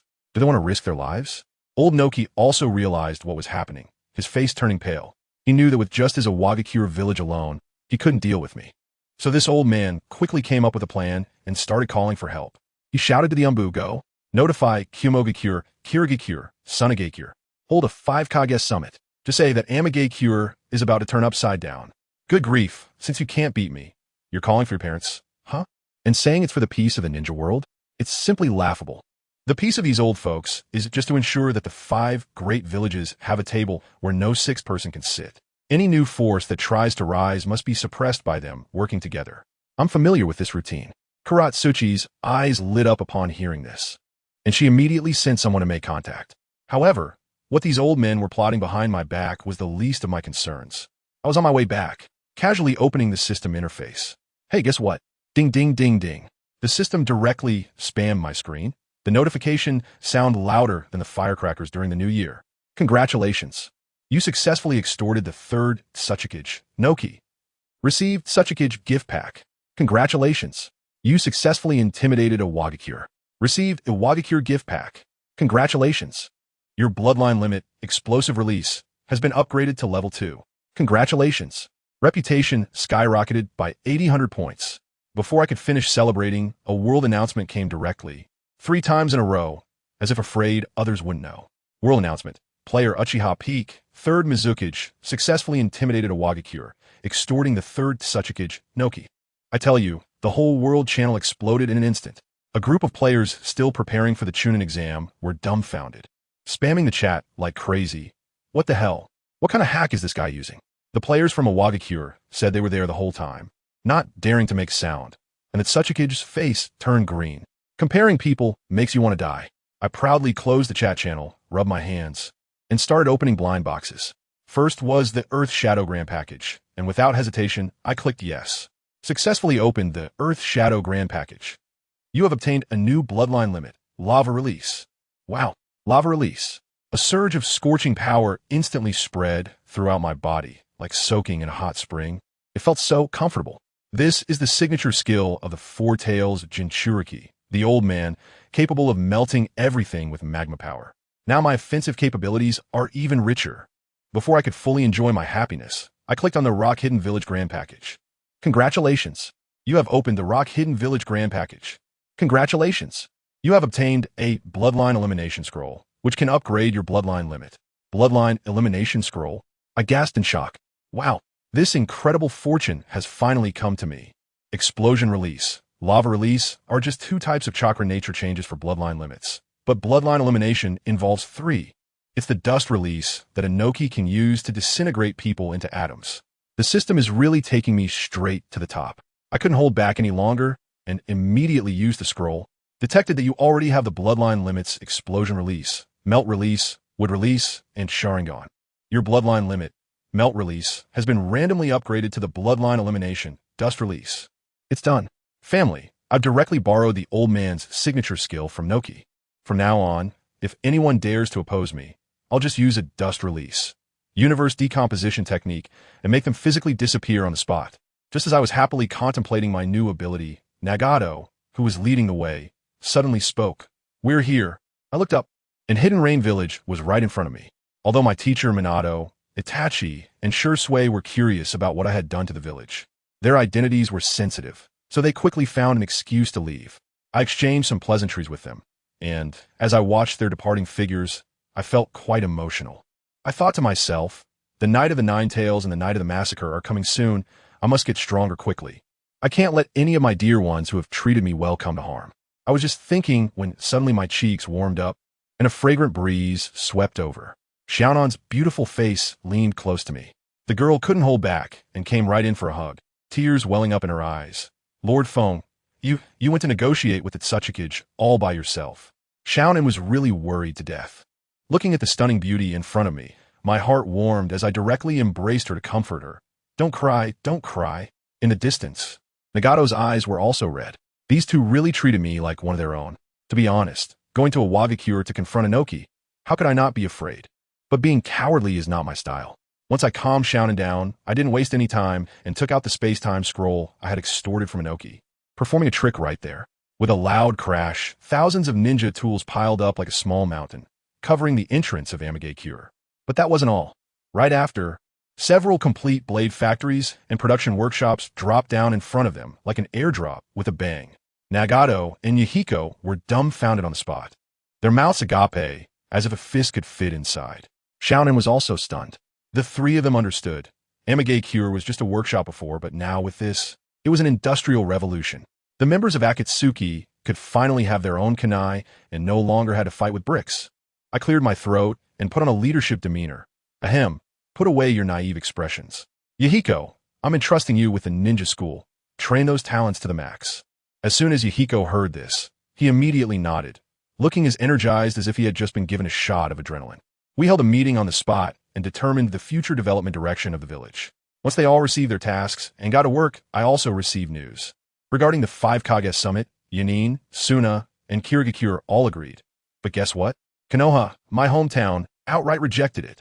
Not only did they refuse, but they also proposed to officially recognize me, Uchiha Kage, as the legitimate third Reikage and list Amigakure as the 6th great shinobi village. I have to say, it's really the people from my own side that are strong. Although the other villages didn't agree, Konoha has unilaterally acknowledged it. From now on, whenever Konoha ninjas see me, they will have to respectfully call me Lord Yueying. In the following days, the development of Rain Hidden Village has been astonishing.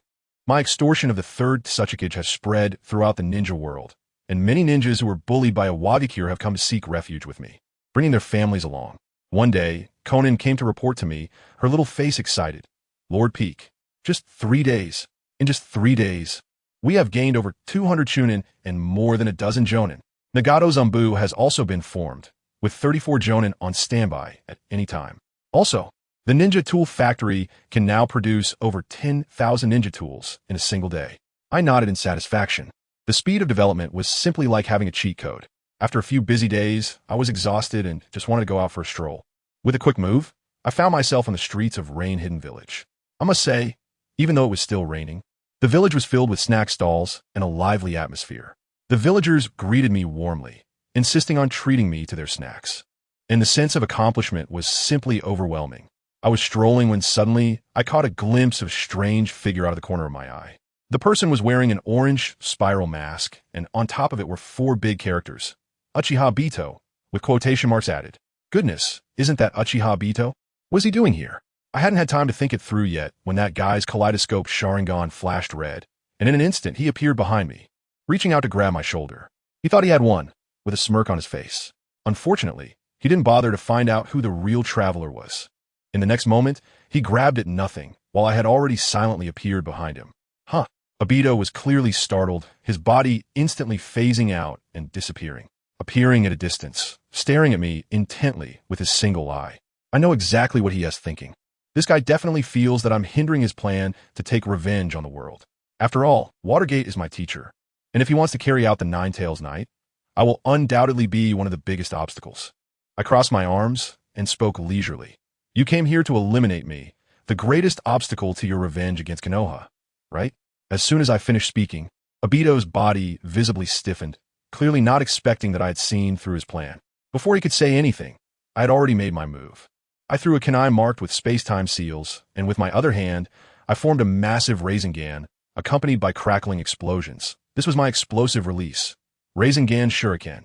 Obito sneered, relying on his ability to phase and didn't dodge at all, directly passing through my attack. He intended to counterattack the moment my attack passed through his body. Unfortunately, the script wasn't written that way. Just as his body passed through my attack and he prepared to materialize for a counter, I disappeared. Flying Thunder God technique. By the time he reacted, I had already appeared in front of him, holding the sparking Rasengan Shuriken. At the same time, dozens of shadow clones appeared around me, each wielding the same powerful technique. One of the clones even clapped its hands. Would release, cutting technique. Countless branches and vines erupted from the ground, wrapping around the recently materialized Obito like a constrictor snake. Now Obito was genuinely panicking. He hadn't expected that I would see through the weakness of his ability so quickly and prepare such a combination attack. Boom, boom, boom, boom, boom. Dozens of explosive release Rasengan Shurikens detonated simultaneously. The scene was akin to a nuclear explosion, shaking the entire Rain Village. As the smoke cleared, Obito knelt on the ground. His mask shattered all around him, revealing a shocked Sharingan filled with disbelief. If he hadn't forcefully phased again at the last moment, he would probably have turned to ash by now. I looked at his embarrassed appearance and laughed. He was panting heavily, staring at me intently. Who on earth are you? It doesn't matter who I am. I slowly walked in front of him, looking down at him from above. And what's important is that I know many things about you. I watched as his murderous intent grew stronger and continued to escalate. For example, you manipulated the 4th Mizukage and did a lot of shady business in the Mist Village, right? Just based on this, the Mist Village would hunt you down to the ends of the earth. As soon as I said this, Obito was completely stunned, looking at me as if I were a ghost. He gritted his teeth and said coldly, "Kid, you know too much. Aren't you afraid that I will kill you to silence you?" I shrugged and made the gesture you asked for. He trembled with anger, but ultimately didn't dare to make a move again. "Kid, I've remembered you. I'm telling you, you'd better remember this. Don't mess around trying to create some moon eye or destroy the world over trivial matters. I'm here taking off with the entire Uchiha clan, and you're just dragging your feet." Good grief, he was completely stunned after hearing this, his eyes showing a mix of confusion and wavering. I saw the opportunity and quickly piled on, telling him that the Uchiha today is no longer the pitiful outcast it used to be. Half of the higher-ups in Konoha are our people, and the 4th Hokage, Minato-sensei, treats us like his own sons. He's just one step away from handing me the keys to the Hokage building. Conan beside me was also very supportive, quickly listing all my achievements as if reading a menu, mentioning things like being one of the 5 great Manjiki Sharingan users, being from the number 1 clan in Konoha, and even saying I'm the unofficial choice for the 5th Hokage. Let me tell you, that guy Obito was completely stunned at the time. He had wanted to become Hokage his whole life, but never achieved it. And here I was about to make it happen. His expression was simply like an old man on the subway looking at a phone, so complicated. If he stayed any longer, I probably would have melted his troublemaking heart with my words. So without saying a word, he pulled something out of his pocket and tossed it to me, shouting greeting gift, and then in a flash, he disappeared into a space vortex. I was puzzled at the time, wondering what it was. When I bent down to pick it up and took a look, I gasped in shock. Does anyone understand? It's a flame fan, just like Uchiha Madara's. An epic piece of equipment, the kind that can reflect all ninjutsu. Wow, this guy talks about not wanting it, but his body is quite honest, coming right out and giving such a big gift. This move is all about being tsundere. I just got my hands on a new gadget, and before I could even warm up to it, my kaleidoscope Sharingan suddenly started going off like a radar. Damn, 2 groups of people are coming over, and their chakra levels are terrifying. Did the Rain Village poke a ninja's nest tonight? Conan and Nagato instantly took their positions, all of them extremely tense. I looked up and saw, wow, it's the elite troops from the Rock Village, and the one in purple leading them is none other than the 4-Tails Jinchuriki. Old Purple. I smirked and called out, "Rock Village, huh? You sent both the 4-Tails and 5-Tails Jinchuriki just to take me down?" Upon hearing this, the other side was completely stunned. They clearly only brought one, and that 5-Tails Jinchuriki was even sneaking around, but I saw right through it. The next second, the rain in the sky was all evaporated by steam, and a big guy in a red outfit jumped out of thin air. It's the 5-Tails Jinchuriki, Han. Great. Now we're all set. That old man Inoki really thinks highly of me, sending over 2 mobile nuclear weapons. They didn't bother with small talk. They exchanged glances, one covered in magma and the other spewing steam, and charged at me from both sides. Want to play the numbers game with me? Let me tell you, at that moment, I had only one thought. The rock village is really a living lay phone. I was just worried that there wasn't a village guardian beast. And here you are delivering two to me. Susanoo. With a flash of golden light, 100-meter-tall golden giant rose from the ground, slamming into the two Jinchuriki. They were both dumbfounded, probably never seen something so solid. But after all, they are perfect Jinchuriki, with lava release and steam. They managed to burn a huge hole in my Susanoo. Little did they know, my Susanoo isn't conventional. Just when they thought they were about to break through, I couldn't help but grin widely. Who would use their own giant robot as a bomb, right? I directly infused a massive amount of explosive chakra into my Susanoo. Boom! With a loud bang, my golden Susanoo self-destructed right on the spot. The scene was like a small nuclear bomb exploding above the rain village, and the terrifying shockwave instantly engulfed the two Jinchuriki.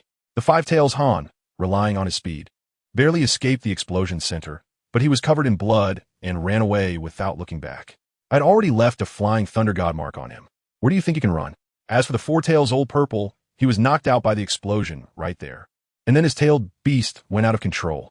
A deafening roar echoed, and a huge red gorilla, the Four-Tails Sun Wukong, revealed its true form. It looked so ferocious that it seemed like it could flatten the rain village with a single step. Nagato and the others turned pale, preparing to organize an evacuation. Guess what happened next? Just as that Sun Wukong was about to go berserk, I locked eyes with it and activated my Kaleidoscope Sharingan. The next second, that raging Four-Tailed Sun Wukong froze in place, as if someone had pressed the pause button, completely immobilized. I directly used my technique to pull him into the spiritual world for a one-on-one chat. In that consciousness space, when Sun Wukong saw me, he acted as if he had seen a ghost, howling and lunging at me. I couldn't help but laugh. Did he really dare to make a move in my mental domain? Would release. Birth of the tree world. I didn't even need to lift a finger. Countless towering trees erupted from the ground, instantly binding him like a giant rice dumpling. Then I activated my shadow clone technique, and hundreds of me appeared in the sky, each holding a shadow shuriken with an explosive release, spiraling sphere, raining down on him like hail. Throughout the entire process, that monkey didn't even have a chance to fight back. After several rounds of bombardment, this once proud Four-Tailed Sun Wukong was completely subdued, kneeling down with a thud, trembling all over, asking me which deity I was and expressing his willingness to be my little brother. I told you, the system prompt sound went off at that moment, asking me if I accepted it as my summoning beast. I thought for a moment, being a Jinchuriki seemed a bit of loss, as I still wanted to keep my belly for the Nine Tails. As a result, this monkey was quite clever and immediately said that it could be my summoning beast and could lend me chakra anytime, allowing me to experience the thrill of being a Jinchuriki without any binding, and I could switch anytime. Wow, isn't this just the power bank of the tailed beast world? I decisively signed the contract. In that moment, I felt an endless stream of power surge within me, and my chakra level skyrocketed dozens of times. The system chimed repeatedly, and all skills like lava release, chakra mode, half-tailed beast transformation, and full-tailed beast transformation were instantly maxed out for me. When I emerged from the spiritual world, the Four Tails had already transformed into a beam of light and entered my body. Nagato and Conan were left dumbfounded, probably thinking, how could Master Feng subdue the tailed beast as easily as collecting an electronic pet? I am feeling a surge of power within me. A ninja hurriedly ran over and said, my teacher, the fourth Hokage, Minato Namikaze, along with General Mitsuha of the Land of Iron, invites me to attend the 10 Shadows Conference. As soon as I heard it, I understood. My teacher is paving the way for me, using this opportunity to have the entire ninja world acknowledge me as the newly appointed Rain Shadow. It seems that I must go to the Iron Country. Just as I made up my mind, 2 shadows flashed past me behind. I turned around and saw, oh, isn't that my 2 pets' older brother? Uchiha Itachi and Uchiha Shursui. Just as I was about to speak, Itachi spoke first, coming up and ruffling my hair, saying, Feng, it's Teacher Minato who sent us here. He said it's not right for you to go to the meeting without 2 strong fighters by your side. I have to tell you, I felt so warm inside at that moment. Just right. Nagato and Conan over in Rain Village were so busy they couldn't get away at all, and I was worried about who to bring to support me. But now it's great I got Itachi and Shursui, 2 top-notch fighters as my bodyguards. This lineup is simply perfect. By then, the Uchiha brothers will each have their own Susanoo, standing tall. Who would dare to say a word of nonsense with that? Plus, I'm a bit excited. I wonder if Obito, that B-King, will come and join the fun this time. I just met up with two guys, and the entire world channel of the game exploded.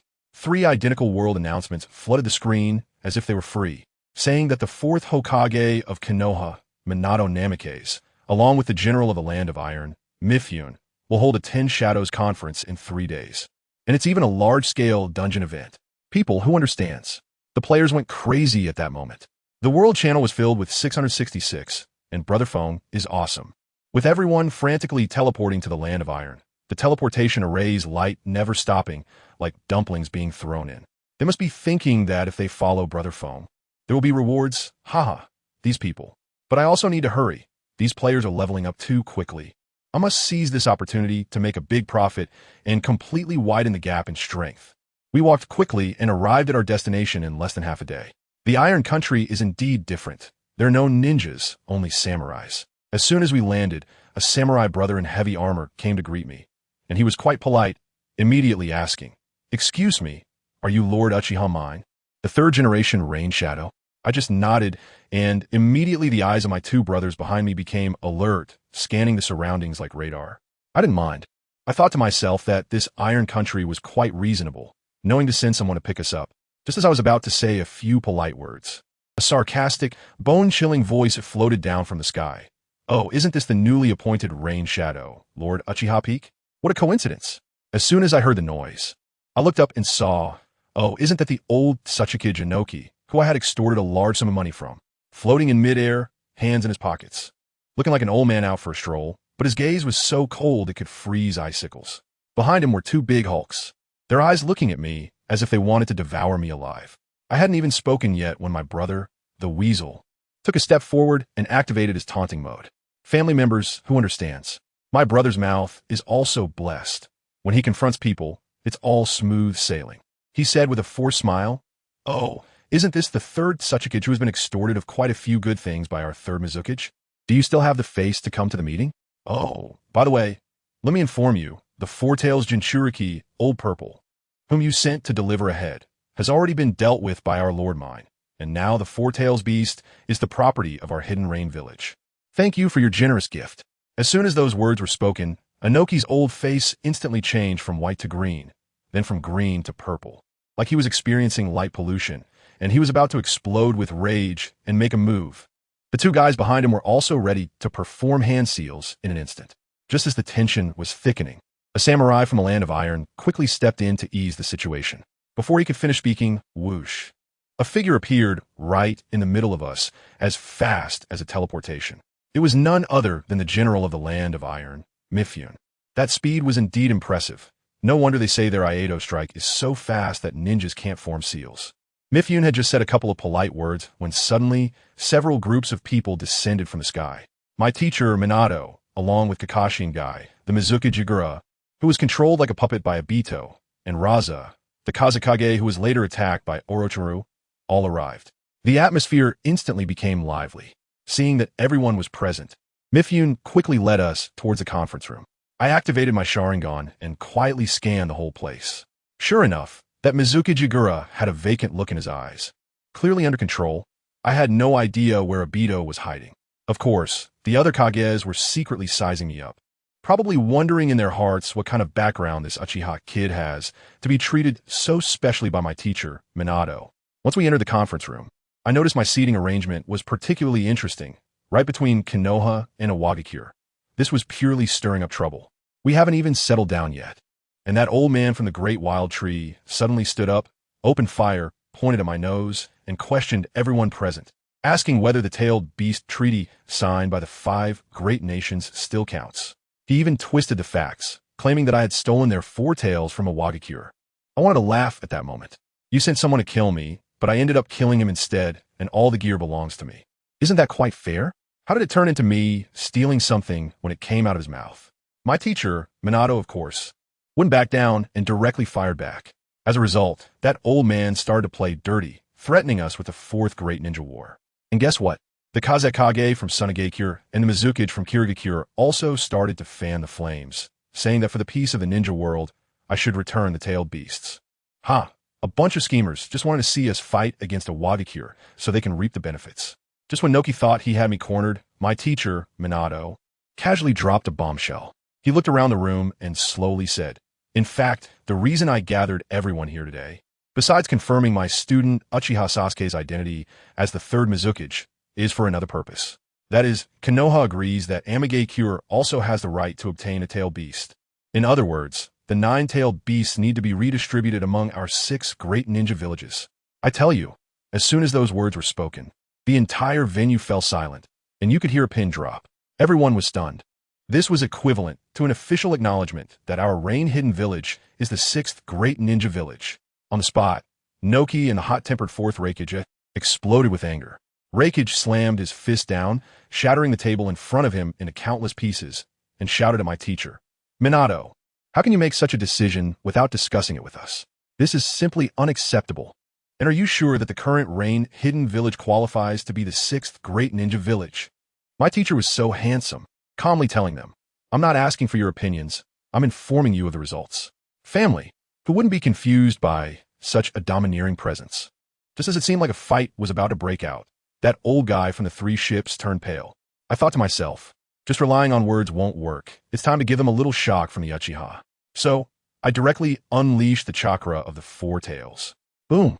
A terrifying and violent aura swept across the venue, pushing back the loudest troublemakers, Noki and Reikage, several steps. For blazing chakra tails suddenly spread out behind me, and the light red cloak of the tailed beast instantly wrapped around my whole body. The entire venue fell silent in an instant. Those shadows had their eyes nearly popping out, jaws dropped, staring blankly at me. This is tailed beast transformation. He has become the 4 tails Jinchuriki. Especially Noki, his expression was like he had seen a ghost, mouth agape enough to fit a fist, probably screaming inside. This is impossible. It's only been a few days. How did he become a perfect-tailed beast Jinchuriki?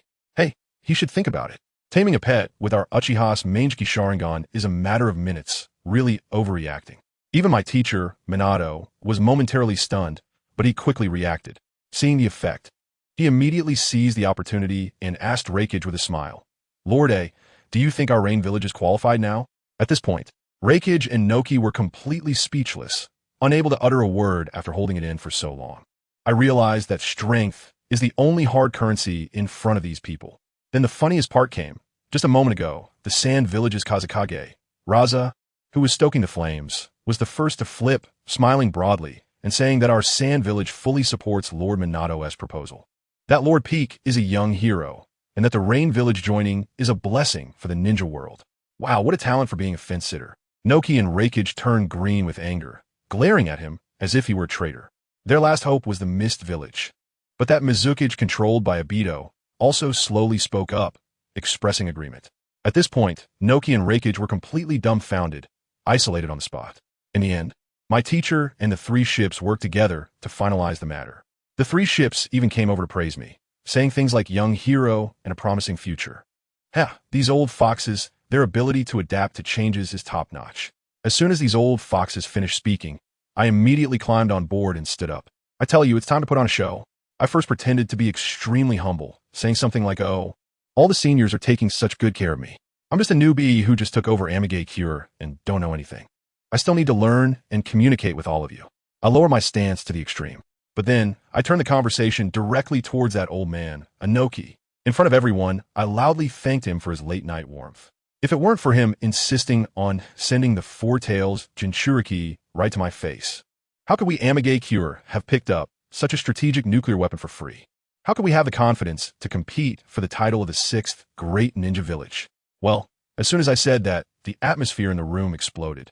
Anoki's old face turned as green as green as a Bulbasaur, shaking with anger and ready to make a move. But what happened? My teacher, Minato Namikaze, shot him a cold glance and said, "Lord Inoki, do you want to fight? I'm up for it." At that moment, Inoki immediately backed down. No joke, Konoha now has the full support of my Uchiha clan, and with me, the newly appointed Amagakage, watching closely. Does he really dare to make a move? He'd find out in no time why the flowers are so red. And that settled it. I, Uchiha Kage, am now the legitimate 3rd Amagakage, officially recognized, no deception. The value of this title is far higher than that so-called demigod Hanzo from back in the day. Once the meeting ended, Inoki and the 4th Reikage left with faces as dark as the bottom of a pot, scurrying away. Sam also wisely cleared the room, leaving just us few disciples. My teacher patted me on the shoulder, looking very pleased, saying that Amage Cure was doing well with the number of ninjas doubling, and now with the 4 tails, our scale would soon surpass Iwagakure. He also quietly told me to work hard, as Konoha would be handed over to me in the future. Beside me, my 2 brothers, Itachi and Shursui, directly entered Yemo mode, sourly saying things like how having a strong backer is different, and that while I had become a Kage, they were still just low-ranking Umbu. It's infuriating how people can be so different. Haha, I found it very amusing, feeling that their personalities have been influenced by me. But that's good. Being a bit naive is better than being worn out by the dirty dealings of the higher-ups in the original story. That night, we had a great time chatting. When I told him how I tricked Iwagakure and captured the 4 tails, my teacher was so angry he almost slammed the table. But when he heard I had achieved a great victory, he couldn't help but give me a thumbs up, his expression seeming to say, "Well done." The next morning, my teacher blocked me at the door, looking very serious. He said that now I was attracting attention and had enemies everywhere, so he needed to give me a trump card for protection. Then he pulled out a scroll. Family, you know what this is? The summoning contract of my Bokuzen. Sage art. I was stunned at that moment.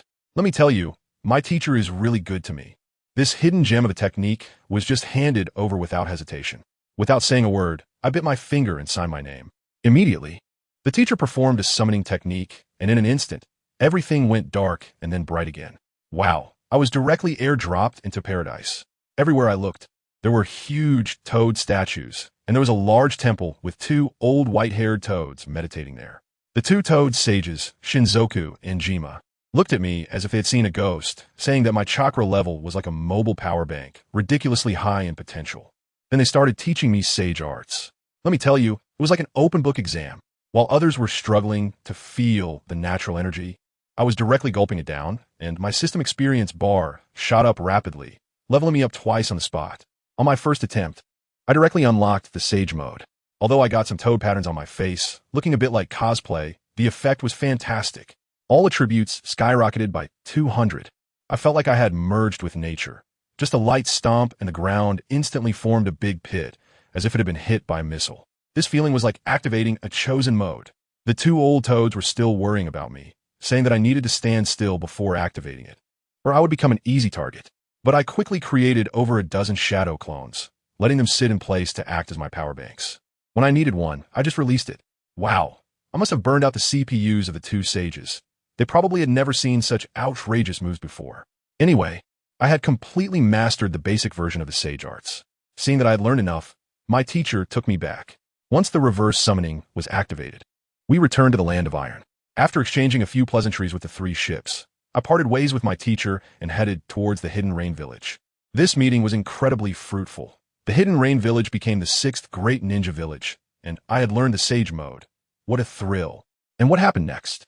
My Mangeki Sharingan is not just for show. I hadn't gone far when I discovered an ambush ahead. Leading the group was none other than the 5 tails Jinchuriki from the Stone Village. These guys really weren't giving up. Let me tell you, these people are really investing a lot.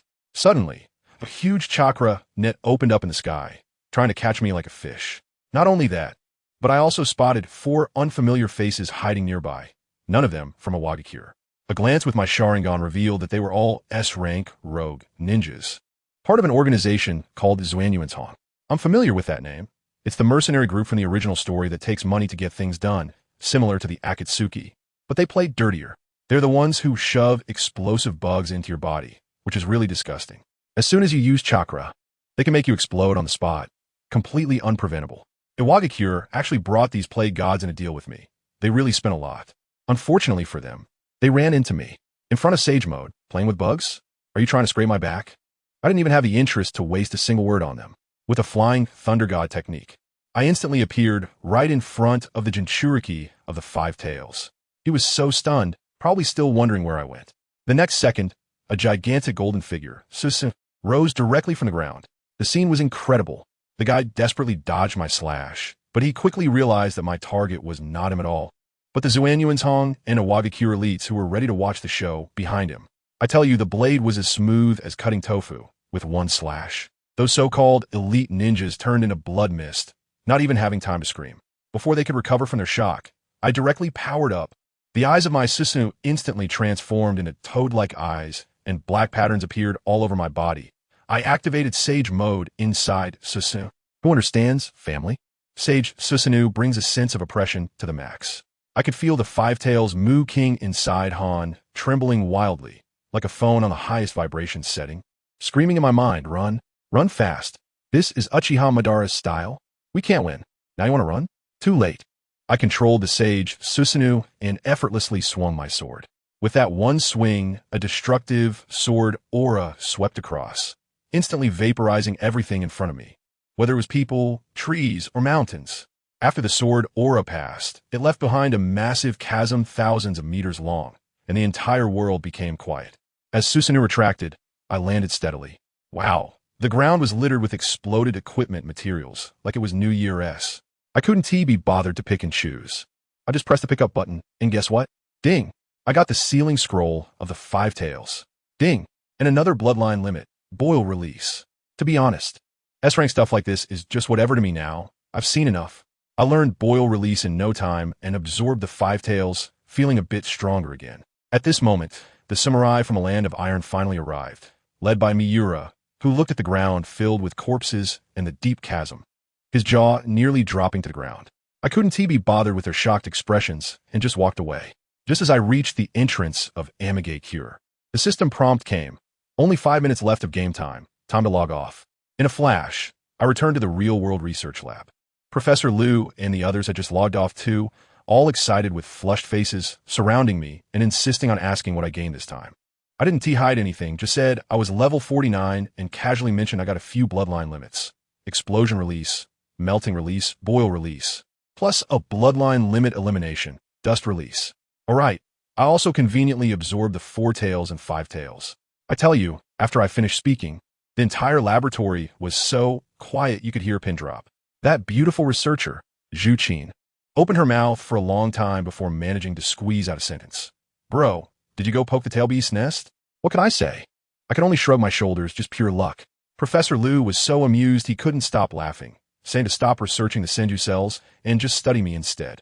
Joking aside, we still had serious business to attend to. They brought out a new instrument, claiming it was a fusion of real-world technology and Orochimaru's black technology. Super impressive. I dripped some blood on it for testing, and the data immediately popped up on the big screen. My chakra was dozens of times that of an ordinary person, with all attributes of yin, yang, and the 5 elements maxed out, and the Senju cells had already fused with me by 10.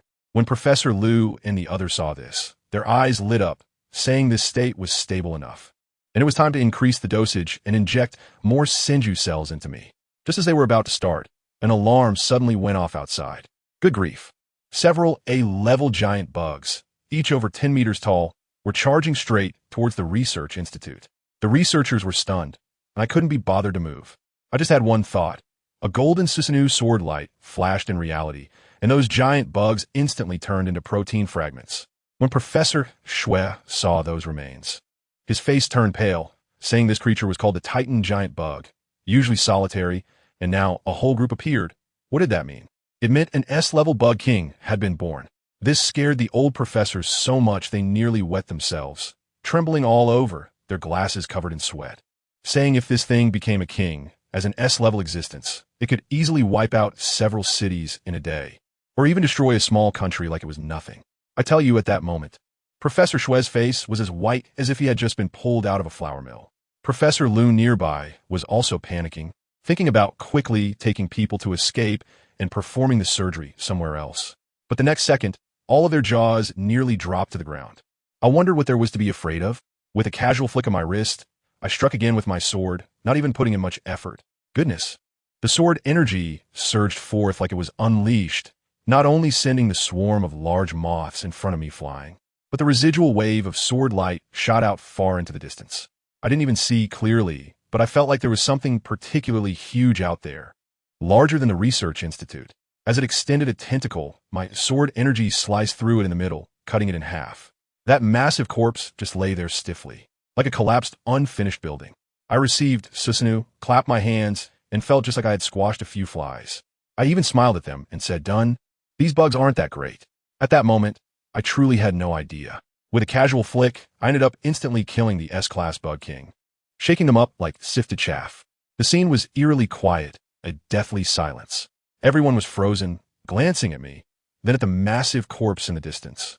Their eyes filled with confusion, wondering who I was, where I was, and what had just happened. After a while, it was the assistant, Zhu, who first regained her composure and foolishly said, "Professor, the bug king you mentioned doesn't seem that impressive." As soon as she finished speaking, the two old professors shot her a glare, their expressions clearly saying, "Shut up. It's not that our boss is too strong. It's that the opponent is too weak." I looked at their strange reactions, completely bewildered.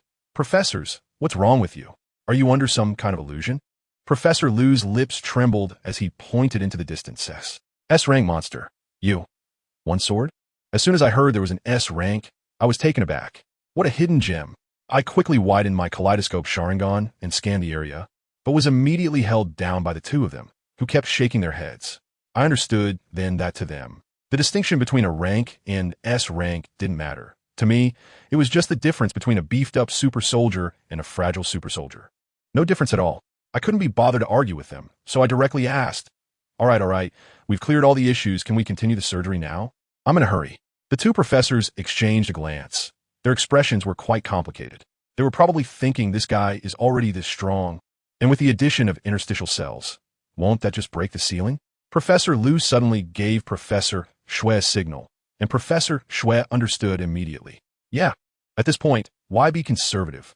Let us go all out. One step to success. Let the big shot take off. Professor Shui, this time I need your help. Got it. Goodness, the two old men seemed like they were meeting as underground party members, and in an instant, they reached a consensus.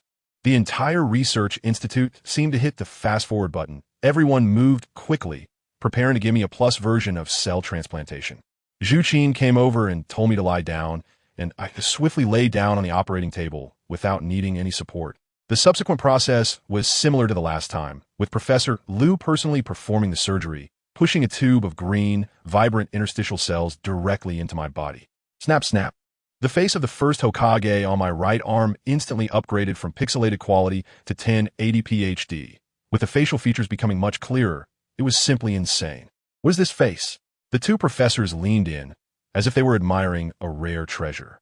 I smiled faintly and casually explained that this is the standard look for a muscular guy. Anyone who has accepted the original cell power will end up with a face like this. Professor Lu slapped his forehead and said, "Oh, I get it. I was wondering why that guy Orochimaru always has other people's faces growing out of his stomach. So that's the principle." When Professor Shui heard this, his face turned pale, probably thinking about Orochimaru's grotesque experiments, shaking with disgust. I thought to myself, what are you guys worried about? Compared to Kabuto, I'm practically a breath of fresh air. His stomach looks like a comic convention, bustling with activity. All right, focus and calm down, it's all good. Professor Lu cleared his throat and continued to prescribe me medicine. I can feel an enormous vitality rushing into my limbs like a flood that has broken its dam. In that moment, I felt like I was no longer myself. I was a walking, vast grassland of Hulunber. I was nature itself. I felt that with just one thought. I could turn the entire research institute into a primeval forest in an instant. This feeling was intoxicating, but it ended quickly. When I opened my eyes again, Professor Lu had already taken care of everything. "NingFeng, how do you feel?" Professor Lu looked at me with the same gaze he had for his most impressive work. Full of anticipation. "It feels wonderful. I feel like I've become a forest." I spoke honestly. "Quick, according to Uncle Snake's data, your wood-style power must have skyrocketed. Try it out." Professor Lu was even more anxious than I was, and the researchers beside us were all craning their necks, as if watching the spring festival gala. I nodded and quickly formed hand seals. Would release. Birth of the world of trees. As soon as the words left my mouth, the entire research institute shook with a loud rumble and took off on the ground, swaying violently. Anyone unaware might think it was a magnitude 5 or 6 earthquake. Immediately after, countless gigantic trees burst up from the ground, growing wildly as if they had been injected with hormones. In the blink of an eye, an enormous and dense forest appeared out of nowhere, completely enveloping the entire research institute. Such powerful ninjutsu. It directly altered the terrain. Professor Lu and Professor Shui were so shocked that they couldn't speak, their mouths agape, as if they could fit an egg inside. I looked at the masterpiece in front of me, and I was amazed. I could feel that every branch and every leaf in this forest was connected to me. As long as I focused my mind, I could tie up any enemy like a zongzi. This was just my ordinary state if I entered the immortal mode. The scene would be too beautiful for me to imagine. I didn't continue to show off, feeling that it was enough. Professor Liu recovered from his shock, took a deep breath, and looked at me as if I were the savior of humanity. You truly are remarkable. You have never let us down. I sincerely thank them. Without them, where would I find such pure Hashirama cells? Professor Liu smiled and waved his hand, saying, no need to thank us. Just remember that you are a part of this country. I had to nod vigorously at those words. After chatting with them for a while and answering some of their academic questions about Naruto, I finally left the research institute. It was almost dark outside, and I was pondering where to go for fun when Professor Shui suddenly ran up, exclaiming, Mr. NingFeng, great to see you haven't gone far. I was taken aback. Professor Shui, is there something you need? Well, Professor Shui said, a bit embarrassed as he rubbed his hands together. I applied to my superiors. And to prevent any unexpected issues with the cells in your body, I'll be staying close to you for a while, until we confirm that you're completely stable. I hope you don't mind. I thought to myself, what do I care? Isn't this just like giving me a portable encyclopedia? It's a dream come true. Professor Shui looked at me, excited like a child. That's great. Actually, I have a bit of selfish motive too. I want to see with my own eyes what your potential limits are. Also, I know a place where you can quickly gain experience. I wonder if you're interested? As he spoke, he took out a pure black diamond card from his pocket and directly stuffed it into my hand. Professor Shui, what is this? I asked. He lowered his voice and said, let me tell you, this world is very chaotic right now. Our country is relatively stable, but places like those island nations and the U.S. have already turned into a mess. Many shady characters are using the little ninjutsu they've learned to cause trouble. And quite a few have slipped into our underground black market, plotting some schemes. I suspect that the recent wave of bugs was their doing, and you might already be on their radar. I nodded and said, what a coincidence for an attack. An hour ago, I received the news that Professor Shui's expression changed. In the underground black market of City B, they are auctioning tailed beasts. Those scoundrels want to make a big move. If you can solve this problem, the tailed beast will naturally belong to you. This card is a VIP pass to get in there. Tailed beasts. I was taken aback. It's true. With the financial power of those big conglomerates nowadays, it wouldn't be impossible to create a Jinchuriki. But to bring a tailed beast into reality for auction, these people really aren't afraid of death. They just want to use the tailed beast to destroy our peace. Professor Shui was fuming. They won't get away with it. I said coldly, as a Chinese citizen, I've seen countless disgusting things since I was young. Now that I have the ability, how could I let these small-time criminals run wild in my own territory? Moreover, there's a tailed beast to be had. Seeing that I agreed, Professor Shui immediately felt relieved. He pointed to a huge city not far away, and we hailed a car heading straight for City B. As soon as I entered City B, I was dumbfounded. Goodness, it's already 2025, and there are actually cars running on chakra, with someone sitting in the back specifically making chakra balls for the engine, focusing on a cyber cultivation theme. Professor Shui led me through twists and turns until we finally arrived at the entrance of a dilapidated, abandoned factory. Two guys smoking blocked our way, looking like they had just come out of an internet CAF after a night of gaming.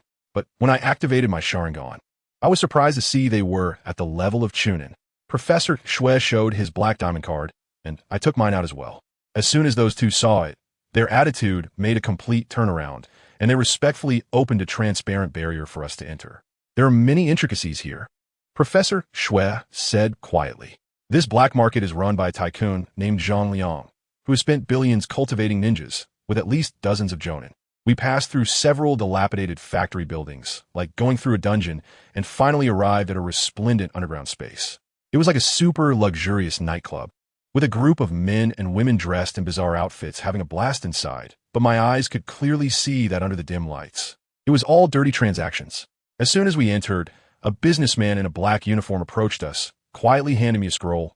2 bosses, S-rank sealing technique, diamond lock. Just dug out from the ruins of hidden Whirlpool Village, 10 million. Do you want it? Before I could respond, Professor Shui exploded. S-rank selling for 10 million? Are you kidding? It must be fake.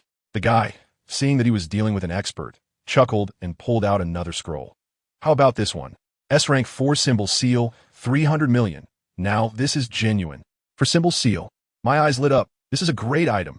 Just as Professor Shui was about to pull out his card, the businessman saw the black diamond card in his hand and turned pale, as if he had seen a ghost. He hurriedly stuffed the 4-symbol seal scroll in my arms, trembling as he said, I didn't know the dragon, ranking heavenly deity, was here. Consider this scroll as a tribute to you."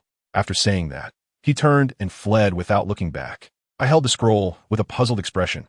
Dragon, ranking celestial? Old man Shui, what exactly is your identity? I was pondering when suddenly the lights in the center of the dance floor lit up and a slick-haired man in a suit slowly walked out, holding the hand of a little girl who looked only 3 or 4 years old with green hair. The entire venue fell silent. The man in the suit reveled in the attention, smiling as he spoke. "Ladies and gentlemen, you must have heard the news about the tailed beasts. That's right. I have successfully brought the 7-tailed Jinchuriki Fu from Takigakure back to reality. And she is right here." He pointed to the frail and helpless little girl beside him. My brows instantly furrowed. "I senti that Fu? This innocent little girl who just wants to make 100 friends has been used by a scumbag and deceived into the real world." The girl named Fu seems to have just realized something, looking fearfully at the man in the suit. "Brother, you lied to me." The young man coldly sneered. "Sister, if you want to blame someone, blame yourself for being the new Jinchuriki of the 7 Tails." His bloodthirsty gaze swept across the crowd.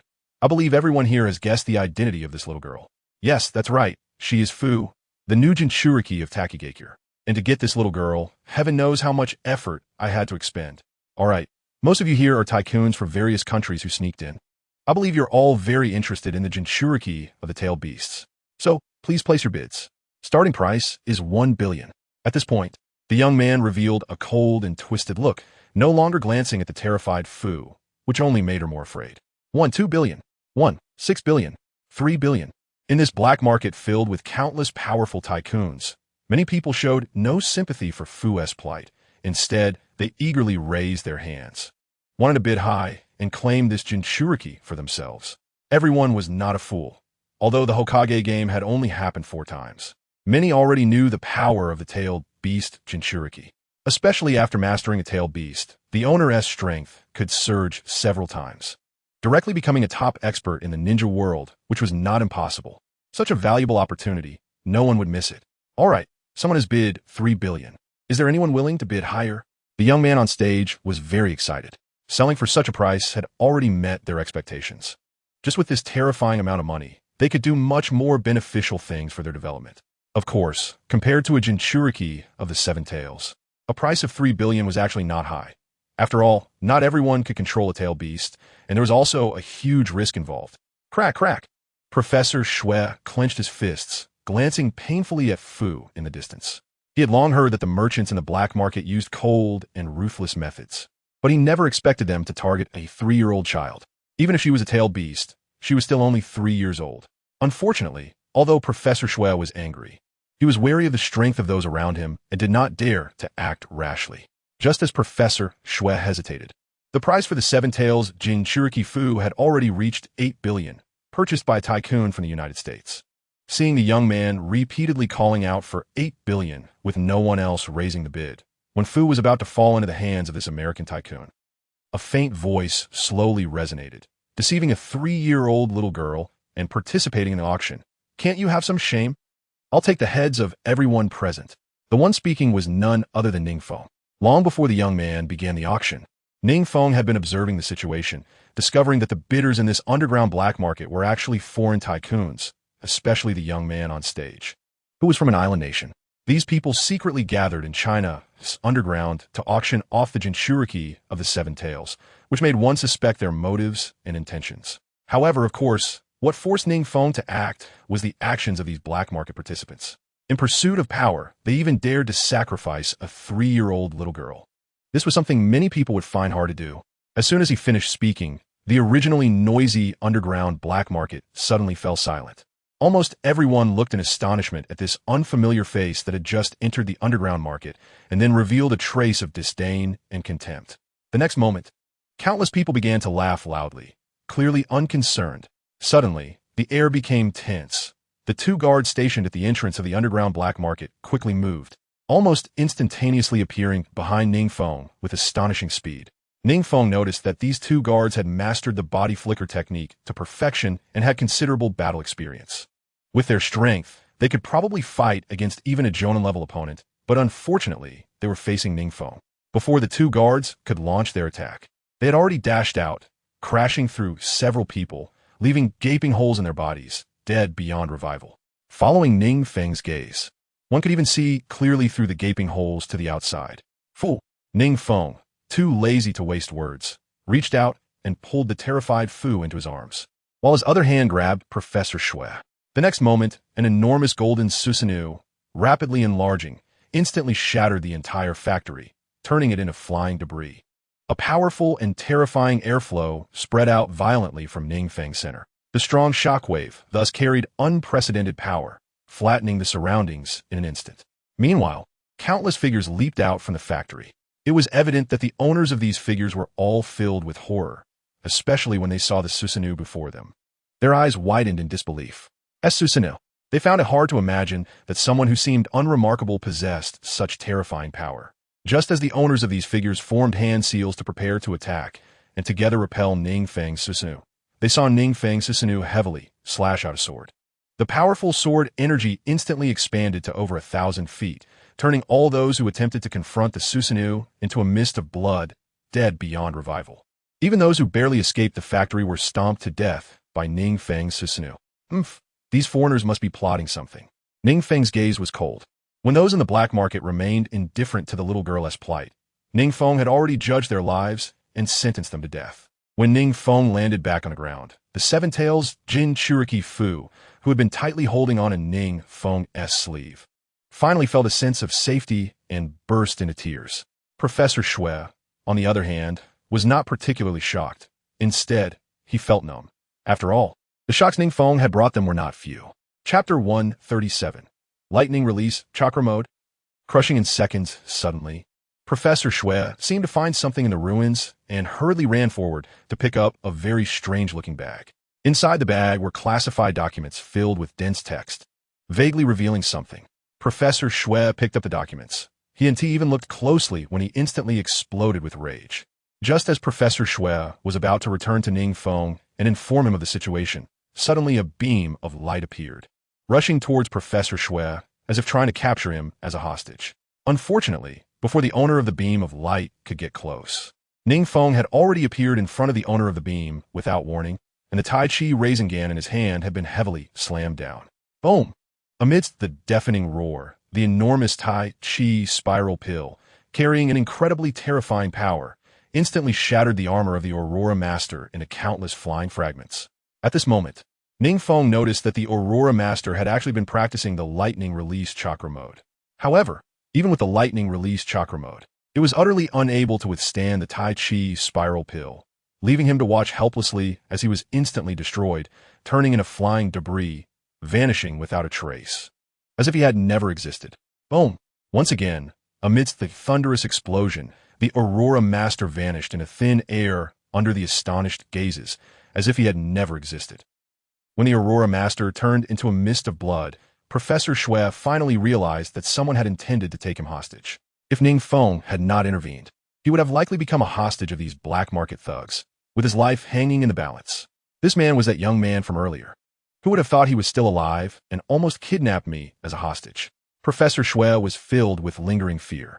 The 3-year-old little girl, Fu, who had been tugging at NingFeng's sleeve, took a deep look at the deceased young man and then began to dry heave, her face turning pale. Although Fu was born in the Naruto world and had seen countless battles of life and death, it was still the first time she had witnessed death right in front of her. After heaving for a while, Fu seemed to remember something and tightly pulled at NingFeng's sleeve again, her big blue eyes quietly gazing at him, filled with both curiosity and fear. Although she was only 3 years old, she could still sense who truly cared for her. Who would have thought that the new Jinchuriki of the Seven Tails was only 3 years old, and these black market thugs could actually resort to such measures for power? Professor Shui couldn't help but feel indignant. If it weren't for them, Fu's life would have likely been ruined by these people. What wouldn't these people do for power? NingFeng's eyes flickered slightly. Speaking of which, in the original Naruto story, Fu was considered one of the weakest Jinchuriki. Even before her death, she only had the strength of a genin and had not displayed the terrifying power of a tailed beast Jinchuriki. However, if it hadn't been for the attack on Senja Hashirama by the Akatsuki, who had tossed a kunai from 8,000 meters away to report back, the Takigakure would not have claimed the tailed beast as a glorious achievement after severely injuring the Konoha high-ranking officials. Unfortunately, among the major ninja villages, the Jinchuriki were all incredibly powerful, but in Takigakure, the there was only a pitiful genin. In NingFeng's eyes, as long as Fu, who possessed the seven tails, receive a little training, she would become a super assistant whose strength would be on par with the likes of Deidara. Of course, NingFeng didn't mind having Fu's seven tails. He just already had the 4 tails and 5 tails, making the utility of the 7 tails not as great. However, once NingFeng gathered all 9 tails, he would reclaim Fu's 7 tails. In simple terms, NingFeng was essentially storing the 7 tails within Fu's body. Brother, Fu is scared, Fu is scared. While NingFeng was deep in thought, Fu couldn't help but tighten her grip on NingFeng's sleeve, her fearful gaze now more terrified than before. After NingFeng comforted her for quite some time, Fu finally let out a secret sigh of relief, her delicate little face resting in NingFeng's arms as she quietly fell asleep. This girl is probably going to cling to you. Professor Shui couldn't help but joke, though his expression soon turned serious as he handed NingFeng the confidential documents he had just picked up. NingFeng hadn't cared about the confidential documents until he looked at them, and in an instant his eyes flashed with blazing fury. This confidential document came from an organization in the United States called Iron Hand. The squad leader of this organization had heard about the tailed beast being here and rushed over overnight, formulating a plan for the tailed beast rampage. In other words, this organization planned to spend a fortune to buy Fu's 7 tails and then assassinate her on the spot to provoke the 7 tails into rampaging, thereby causing a riot in the entire city. At that time, the various forces lying in ambush would cooperate to seize control of the entire city, causing chaos throughout. Their plan estimated that at least tens of millions of Chinese citizens would die. However, they probably never expected that before they could act. NingFeng had already struck with lightning speed, directly crushing all of Iron Hand's ambitions and taking the 7 tails Jinchuriki as a subordinate. This Iron Hand organization truly ended up losing everything. Professor Shui sneered, feeling a chill down his spine as he thought that if he hadn't brought NingFeng here, this city would likely have to endure a massive disaster.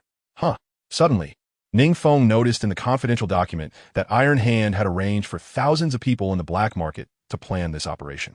Moreover, they had also prepared countless weapons, ninjutsu scrolls, puppet armies, and so on, practically everything one could want. Suddenly struck by a thought, NingFeng unleashed another Tai Chi spiral pill and hurled it hard at the underground black market.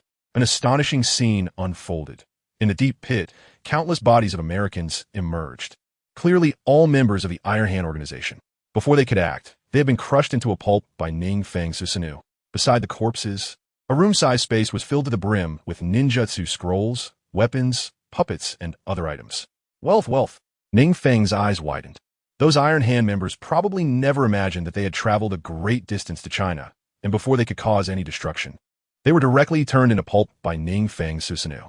As if that wasn't enough, all the countless items they had spent a fortune preparing had now become NingFeng's private property, comparable to the god of war Sun Shirwang and the transport team leader Chang Kai-shin. Chapter 138. Wealth. Susanoo spirit tool wealth. Iron Hand's guys probably never expected that before they could act, they were wiped out by you, right? Just as NingFeng was deep in thought, Professor Shui excitedly jumped into the pit and quickly began rummaging through the various weapons and scrolls. In fact, NingFeng didn't care much about these weapons and scrolls, as he had obtained far more weapons and equipment in the ninja world than these, and couldn't even use them all. However, for Professor Shui and others, these weapons and scrolls were a huge windfall, a slice of luck that had fallen from the sky. NingFeng, I'll take all these weapons and scrolls back to the technology garden. You won't mind, will you? While saying this, Professor Shui held a ninjutsu scroll, his face glowing with excitement, and saliva nearly dripping to the ground. After all, the technology garden had been of immense help to him, and since these small weapons were worth little, NingFeng nodded heavily. Since I don't plan to take these, I'll give them to you. Upon hearing this, Professor Shui was overjoyed and excited. If he were a little girl, he would probably be so thrilled that he would hug NingFeng and give him a big kiss right now. Soon, Professor Shui pulled out a space scroll from his pocket, preparing to take all the items in front of him. Suddenly, among the numerous weapons, a remarkably sharp long sword caught Professor Shui's attention. He widened his eyes and exclaimed softly, clearly shocked. Oh, this weapon seems quite extraordinary. NingFeng glanced at the weapon in the distance and was about to shift his gaze away when he suddenly realized that this long sword indeed seemed quite special. With a flash, NingFeng appeared in front of the sword and gently picked it up. At first glance, the sword appeared ordinary, but in reality, it was a legendary sword from the ninja world, known as the Kusanagi sword, or the Sword of Sumigari. Yes, that's right. It was the legendary artifact used by Orochimaru when he led the Sound Ninja to attack Konoha in the original story. Don't underestimate this Kusanagi sword. In the original, Orochimaru was able to suppress Naruto, who had already entered the four-tailed state, just by using the Kusanagi sword. One can imagine how terrifying the power of this sword is. With the four-symbol seal and the Kusanagi sword, NingFeng suddenly realized that this organization called Iron Hand didn't seem as weak as it appeared on the surface. Just the fact that they could acquire so many rare artifacts was enough to showcase the terrifying nature of these American organizations. Unfortunately, no matter how terrifying they were, the hard-earned items they obtained had already become NingFeng's. While NingFeng was pondering this, Professor Shui hurriedly handed him another ninja technique scroll. NingFeng, I found another scroll that seems a bit different from the others. Take a look. NingFeng was taken aback. He had already obtained the four-symbol seal and the Kusanagi sword, and now there was another surprise. Thinking this, NingFeng carefully opened the scroll that was handed to him. Sure enough, this scroll was one that, once opened, would cause a great shock. NingFeng was startled to see that this scroll was actually called Spirit Tool, Shikatsu Sword. Yes, that's right, Spirit Tool, Shikatsu Sword. Spirit Tool, Shikatsu Sword. This scroll enhances the power of the Susanoo for those who possess the Mangeki Sharingan. It seals the ancient Spirit Tool, Shikatsu, sword within, allowing the user to wield the Shikatsu sword when activating Susanoo. The Shikatsu sword is unmatched in power and can impose strong sealing abilities on enemies during an attack, making it particularly effective against snake-like foes. NingFeng hadn't paid much attention to the power of the Shikatsu sword first. However, upon seeing its terrifying attributes, even he couldn't help but widen his eyes in disbelief. After awakening his Susanoo, although he could enter the fourth state of Susanoo through his ocular technique, he had never possessed a terrifying weapon like the Shikatsu sword, which had always left him feeling regretful. Now that there was a scroll that could grant him the power of the Shikatsu sword, one could imagine how excited NingFeng was. Without hesitation, NingFeng used the scroll. In an instant, he felt a powerful force surge into his body, awakening the memories sealed within him rapidly. Following this, it seemed as if something had been added to his awakened memories, giving him a new understanding and comprehension of Susanoo, elevating his realm to a new level. This feeling didn't last long. When NingFeng took a deep breath and reopened his eyes, he clearly felt that he had reached a brand new realm. The Susanoo, activated by his ocular technique, was no longer the ordinary Susanoo. Taking a long breath, NingFeng revealed a broad smile. If it hadn't been for Professor Shui just now, he might have missed out on the Shikatsu sword and the Kusanagi sword due to his nature. He never expected to come across such a powerful artifact as the Shikatsu sword. Truly, I can no longer imagine how terrifying your strength must be. Professor Shui smiled wryly, wanting to say something, but then furrowed his brow, sensing several figures seemingly drawn here, quickly approaching. They appeared to be the security personnel of the city. Without waiting for Professor Shui to react, NingFeng took him and left the area. NingFeng didn't want to waste time explaining anything in this regard. He would leave the bodies of the Iron Hand organization to these security personnel. As soon as NingFeng left, the security personnel arrived and were shocked, unable to believe their eyes. Thousands of trained foreign assassins had all died in an instant. This was not something an ordinary person could achieve.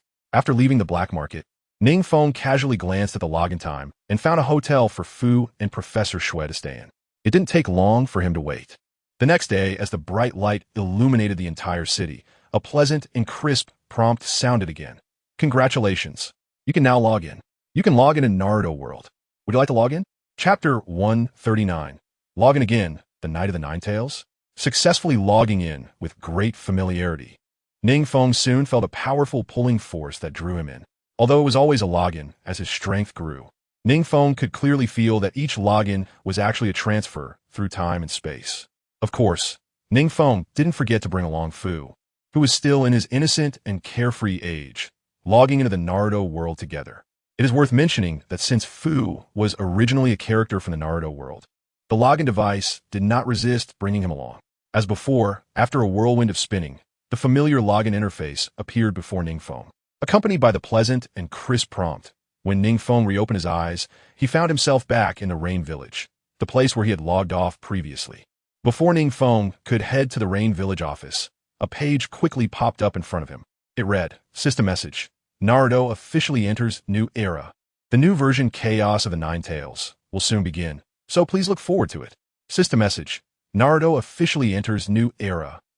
The new version Chaos of the Nine Tails will soon begin, so please look forward to it. System message. Naruto officially enters new era. The new version Chaos of the Nine Tails will soon begin, so please look forward to it. The continuous 3 system messages made NingFeng furrow his brows slightly. He wondered if the Nine Tails chaos he had long awaited was finally here. It should be noted that in the original Naruto story, the Nine Tails chaos was the beginning of everything. It was at that time that the 4th Hokage, Minato Namikaze, sacrificed his life to seal the Nine Tails, preventing the later orphan Naruto Uzumaki from having a tragic childhood. When he first logged in and descended as a member of the Uchiha clan, NingFeng had been secretly waiting for the day of the Nine Tails chaos, and he never expected that day had truly arrived. Of course, the old NingFeng might have thought about taking advantage of the Nine Tails chaos to gain some benefits, but the current NingFeng had only one thought. That is, his teacher, Minato Namikaze, who had painstakingly taught him various ninja techniques, even teaching him how to enter Sage Mode, must not die. The soon-to-be-born Naruto Uzumaki must not have a tragic childhood. Whether for personal reasons or future considerations, Minato Namikaze at this moment must not die. And upon thinking of this, NingFeng couldn't help but clench his fists. Suddenly, while NingFeng was deep in thought, 2 figures descended. It was Konan and Nagato. As soon as they saw NingFeng, both of them showed great respect and admiration. Lord 3rd Hokage. In their eyes, without NingFeng, there wouldn't even be such a peaceful Amage cure. Well, Konan, you're just in time. This fu will be entrusted to you for care.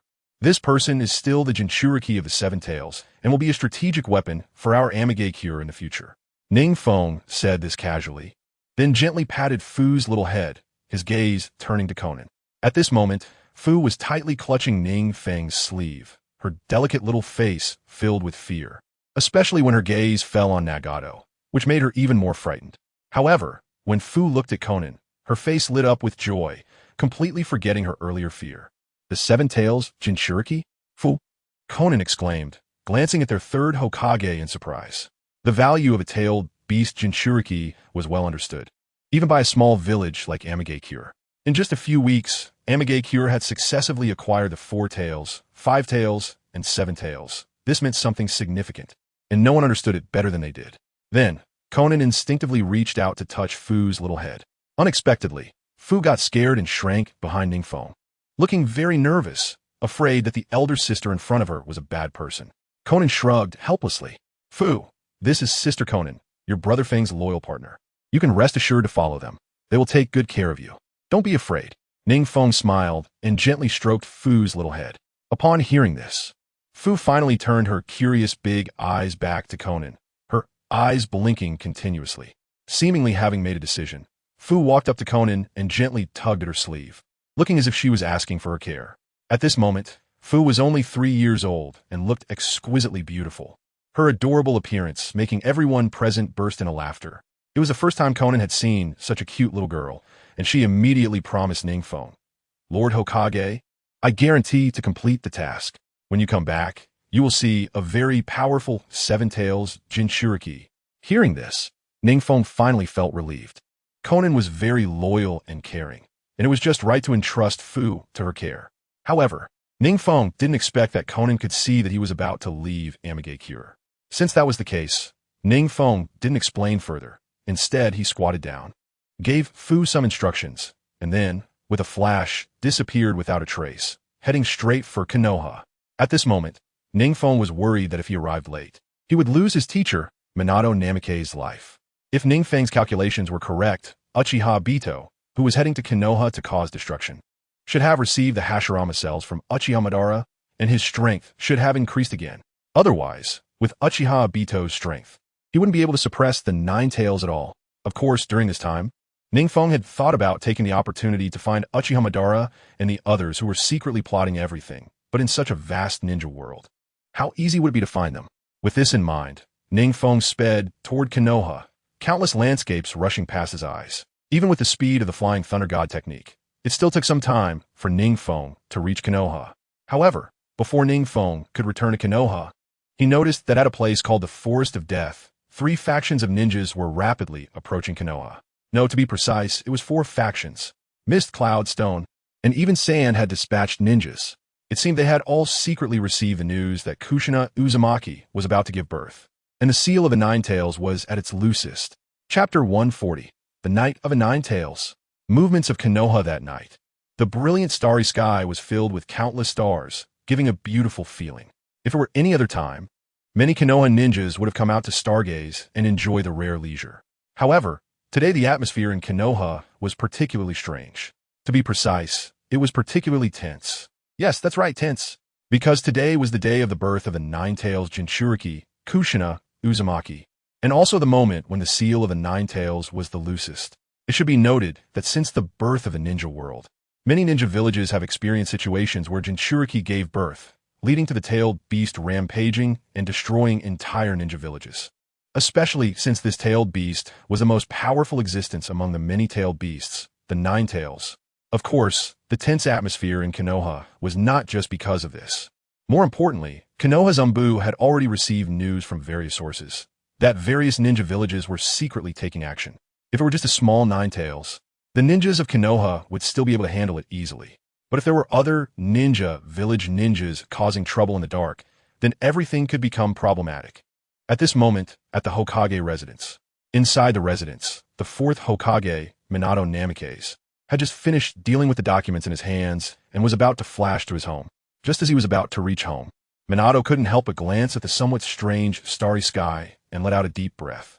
As the 4th Hokage, although he had managed to stabilize his position by bringing the Uchiha clan to his side in recent days, the former Hokage, the 3rd Hokage Hiruzen Sarutobi, and the leader of the Root organization, Danzo, had always been lurking in the shadows, waiting for an opportunity. He couldn't be sure they wouldn't suddenly attack him at this time.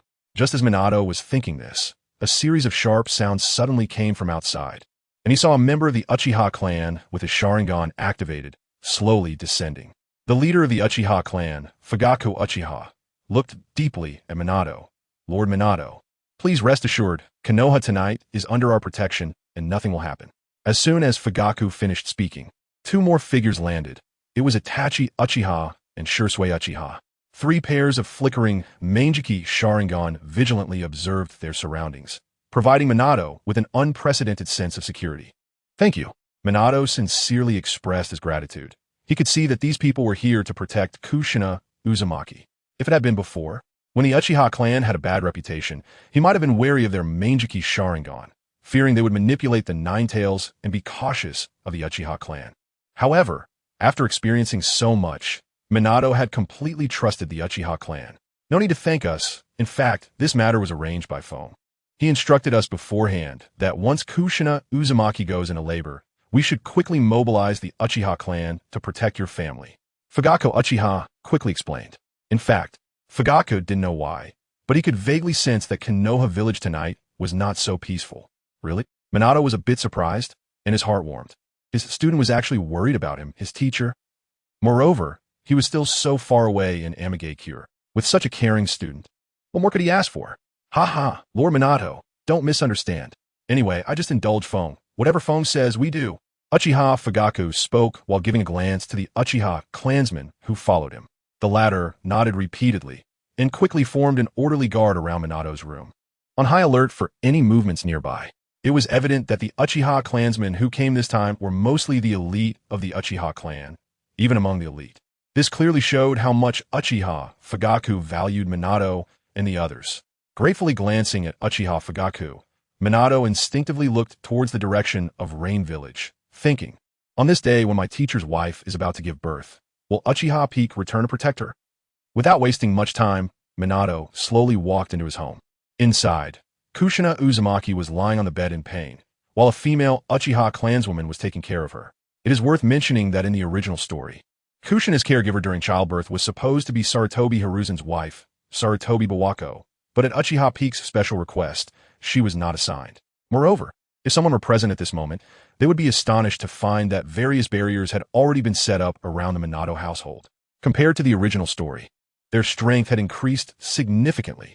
Just then, not far from Minato's house, a masked figure slowly descended. The mask was quite sinister, revealing only one eye, which was a Sharingan. This person was none other than Uchiha Obito, who would later plan the infinite Tsukuyomi. Beside Obito stood Black Zetsu, quietly watching with a hint of mockery in his eyes. Unexpectedly, the grand Uchiha Obito had to make so many preparations for his visit to Konoha. Black Zetsu smiled lightly. When Uchiha Obito came to implement his destruction plan for Konoha, he had collaborated with various dark forces. Uchiha Obito said nothing, his eyes glinting with a coldness. Behind him, the controlled 4th Mizukage Hyuga and the 7 ninja swordsmen of the mist also flashed a glimmer of coldness in their eyes. In fact, Uchiha Obito did not want to bring so many people along, but he was wary of Uchiha Peak since their last encounter. It was important to note that he was targeting the 4th Hokage, Minato Namikaze, who was Uchiha Peak's teacher. If he encountered Uchiha Peak by chance, all his previous efforts would be in vain. However, because of this, he was ridiculed by Black Zetsu. Attack! Uchiha Obito was about to wave his hand to command part of the group to distract Minato while others abducted Kushina. But soon, Uchiha Obito was dumbfounded. His astonished gaze fell around Minato's room. When did so many Uchiha clansmen appear next to Minato? Black Zetsu frowned. The only one who could have such protection for Minato is Uchiha Peak. Could it be he has already guessed that you would come? As soon as these words fell, Uchiha Obito trembled, and countless cold sweats instantly appeared on his forehead. Chapter 141. Uchiha Obito destroy Konoha? The reason Uchiha Obito was so terrified was simple. If Black Zetsu was correct, then everything before him could only indicate one thing. That is, Uchiha Peak had already predicted his arrival. It should be noted that Obito's plan to come to Konoha was kept completely secret, and it was almost impossible for anyone to know. Yet despite this, the area around Minato was still filled with Uchiha clansmen. What on earth is going on? However, Uchiha Obito quickly shook his head. He was confident that even though Uchiha Peak was very strong, he would not predict that he would appear at this moment to destroy Konoha. Moreover, even if Uchiha Peak's strength was formidable, under the cooperation of himself and the 7 ninja swordsmen of the mist, he was still not a match. With that thought, Uchiha Obito felt a lot more at ease, a wicked glint flashing in his Sharingan. The next moment, Uchiha Obito waved his hand to Hyuga and the 7 ninja swordsmen of the mist, signaling them to take action. However, just as these people were about to act, a cold voice rang out. You dare to move against my teacher's wife? Although the voice was not loud, it created an uproar the moment it fell, startling almost everyone present. Even Black and White Zetsu, known for their keen perception, did not sense NingFeng's presence. And NingFeng had appeared before everyone without any warning. Yes, indeed. At this critical moment, NingFeng had used his powerful Flying Thunder God technique to silently arrive behind Uchiha Obito. At this point, Uchiha Obito likely did not notice that he had already been marked by NingFeng's space-time seal. Upon hearing this, Uchiha Obito and the others quickly turned around, their shocked gazes fixed on NingFeng, their eyes filled with astonishment. Especially Uchiha Obito, who furrowed his brows tightly, thinking that whoever he feared had indeed come. His luck was truly uncanny. Uchiha Peak, what are you doing here? The 3rd Mizukage, who had descended into Konoha, must not be here with good intentions, right? After a brief moment of shock, Uchiha Obito calmed down and said lightly, hoping to shift the blame onto NingFeng to divert attention. I want to ask, my teacher's wife is about to give birth, and you Uchiha Madara and the elite of the mist are here for what purpose? NingFeng was not fooled by Uchiha Obito and directly asked coldly, we only came to protect your teacher's wife's safety. We have no other intentions. Uchiha Obito lied without a change in his expression, his breathing steady. As he spoke, Uchiha Obito's Sharingan had already sensed that many Konoha ninjas were approaching, causing him great anxiety. At that moment, inside Minato's room, under the escort of several Uchiha clansmen, Kushina Uzumaki, who was about to give birth, headed towards the forest of Konoha, and Uchiha Fugaku and others quickly followed. Seeing this, NingFeng's eyes flickered. He knew this was to prevent the Nine Tails from rampaging, so they hurriedly left Konoha to avoid causing massive destruction. However, in the original story, Uchiha Obito and others took advantage of this gap, directly killing those protecting Kushina and seizing the Nine Tails. This is bad. Uchiha Obito realized that there was no time to waste. He immediately activated his Sharingan, vanishing without a trace. Hyuga and the others charged directly at NingFeng, trying to block him. Unfortunately, Uchiha Obito's plan was about to fall apart, as a swirl of light surrounded him when Uchiha Obito reappeared. He was already a kilometer away from Uchiha Fugaku and the others. Just as Uchiha Obito sneered, thinking Yagura and the others had entangled NingFeng, he could finally release the nine tails. A faint voice rang out again. Want to escape? Too naive, don't you think? As soon as the words fell, NingFeng had unexpectedly appeared right in front of Uchiha Obito. Only then did Uchiha Obito notice in astonishment that he had unknowingly been marked by NingFeng's space-time seal. No matter how he uses space-time to escape, dodge, hide, or infiltrate, NingFeng can always find his presence immediately, as if he were a ghost, lingering like a shadow. Bang! Bang! Uchiha Obito took a deep breath, and a chain had unexpectedly emerged from his long sleeve, along with several pre-prepared explosive tags hidden well in his cuff. It was clear that Uchiha Obito knew that if he didn't quickly eliminate Uchiha Feng in front of him, their goal would be impossible to achieve. NingFeng also didn't waste words. His pair of sinister kaleidoscope Sharingan quietly fell on Obito, as if seeing through everything. If NingFeng were to check the world announcement at this moment, he would be surprised to find that with Uchiha Obito invading Konoha, a large-scale instance mission had unexpectedly reset. World announcement. The new version, QB Chaos, chapter has been opened. Please players go to the teleportation stones in each ninja village and quickly teleport to Konoha Village, 232, to participate in the battle. Konoha players must try to protect the infant Naruto Uzumaki from falling into enemy hands and guard Konoha from destruction. Other ninja village players will assist the large boss Uchiha Madara in completing the plan to destroy Konoha. They can also choose to defend Konoha. Everyone's performance in the instance will be converted into instance points, which can be exchanged for countless top rewards. World announcement. The new version QB Chaos chapter has been opened. Please players go to the teleportation stones in each ninja village. World announcement. The new version QB Chaos chapter has been opened. Please players go to the teleportation stones in each ninja village. Suddenly, the continuous series of world announcements made the once calm world channel explode in an instant. Great! The instance mission has finally been activated again. Our task is actually to assist the large boss Uchiha Madara. This is awesome. I heard that the great god Uchiha Feng will also be participating this time. I wonder whether he will choose to defend Konoha or attack it. Who cares? This time I must earn a lot of instance points. Chapter 142. Uchiha Feng versus Uchiha Obito with the continuous 3 world announcements. Players all over the world were in an uproar.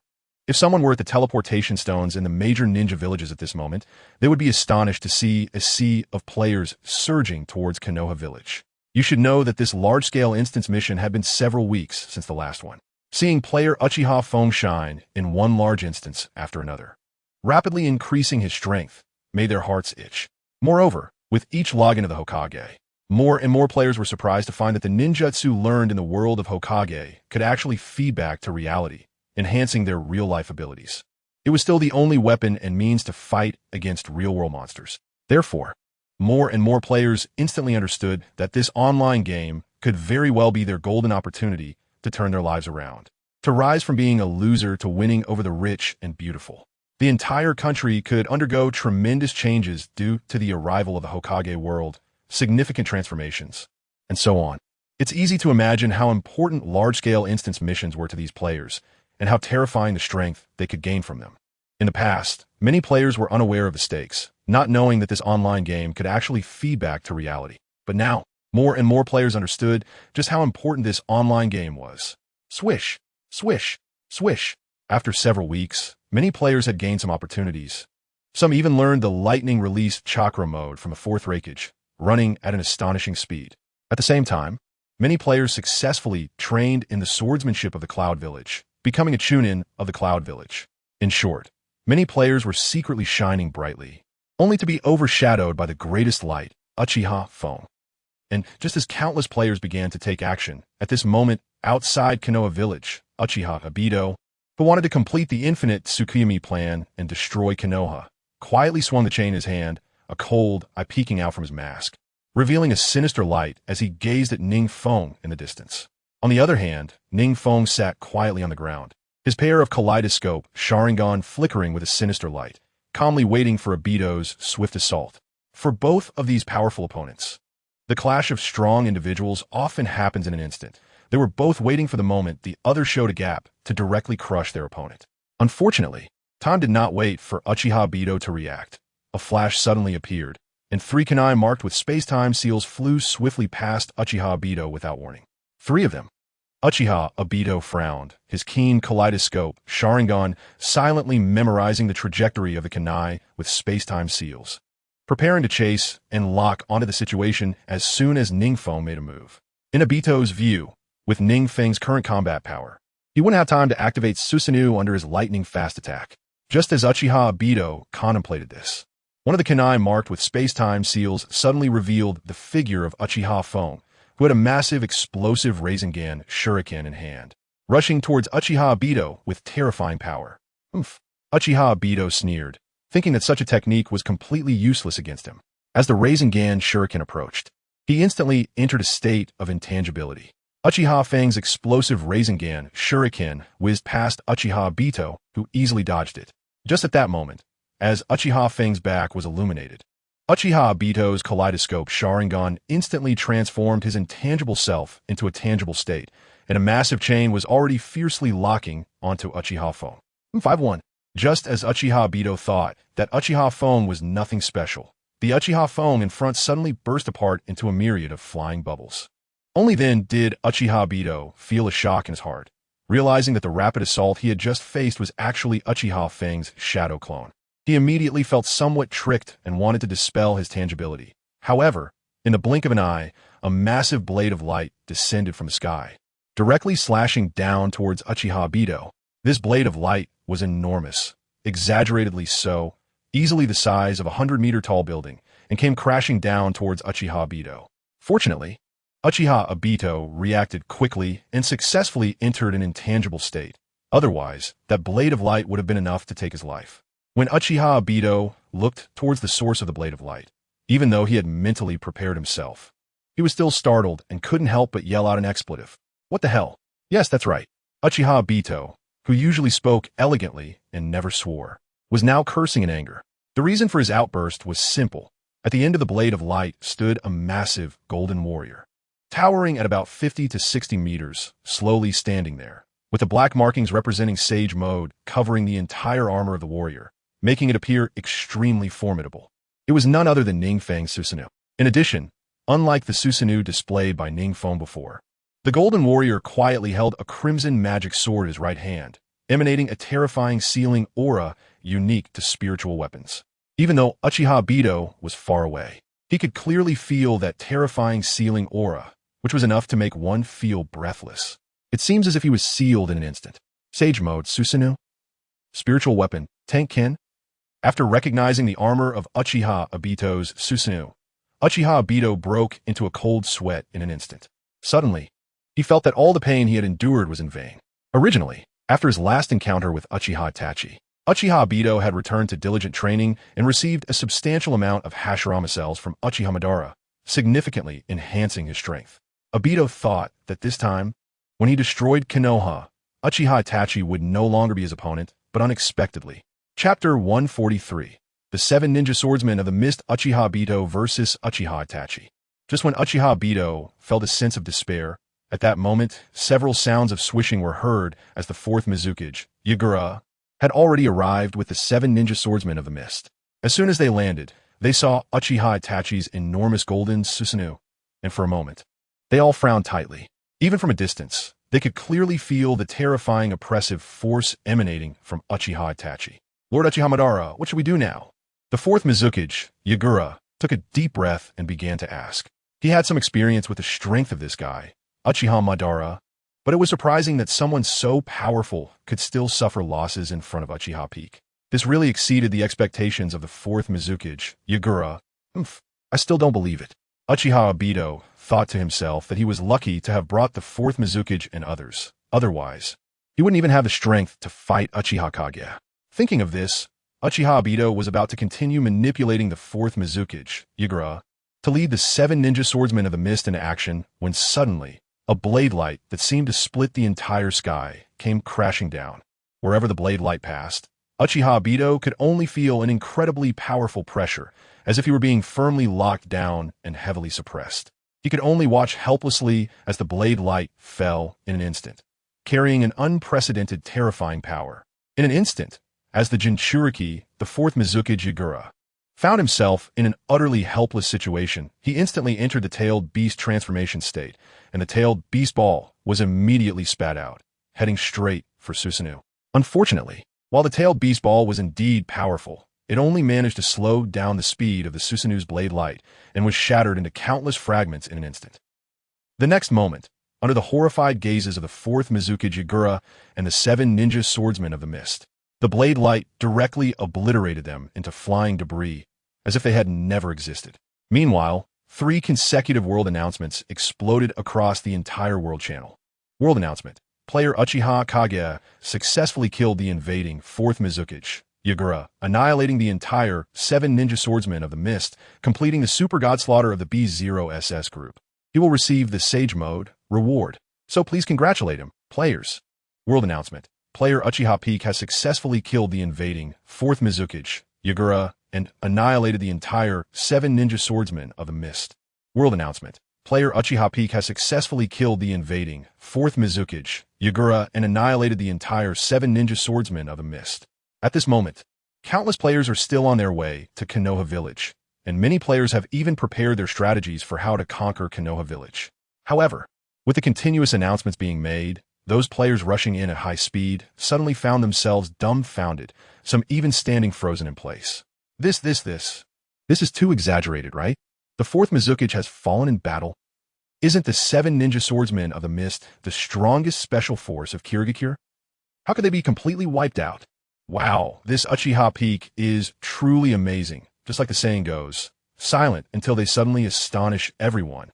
As a group of players found themselves in disarray, the main character, Uchiha Fong, remained in the state of his golden Susanoo, coldly gazing at the various corpses of the 4th Mizuki Jigura and others, a hint of disdain curling at the corners of his mouth.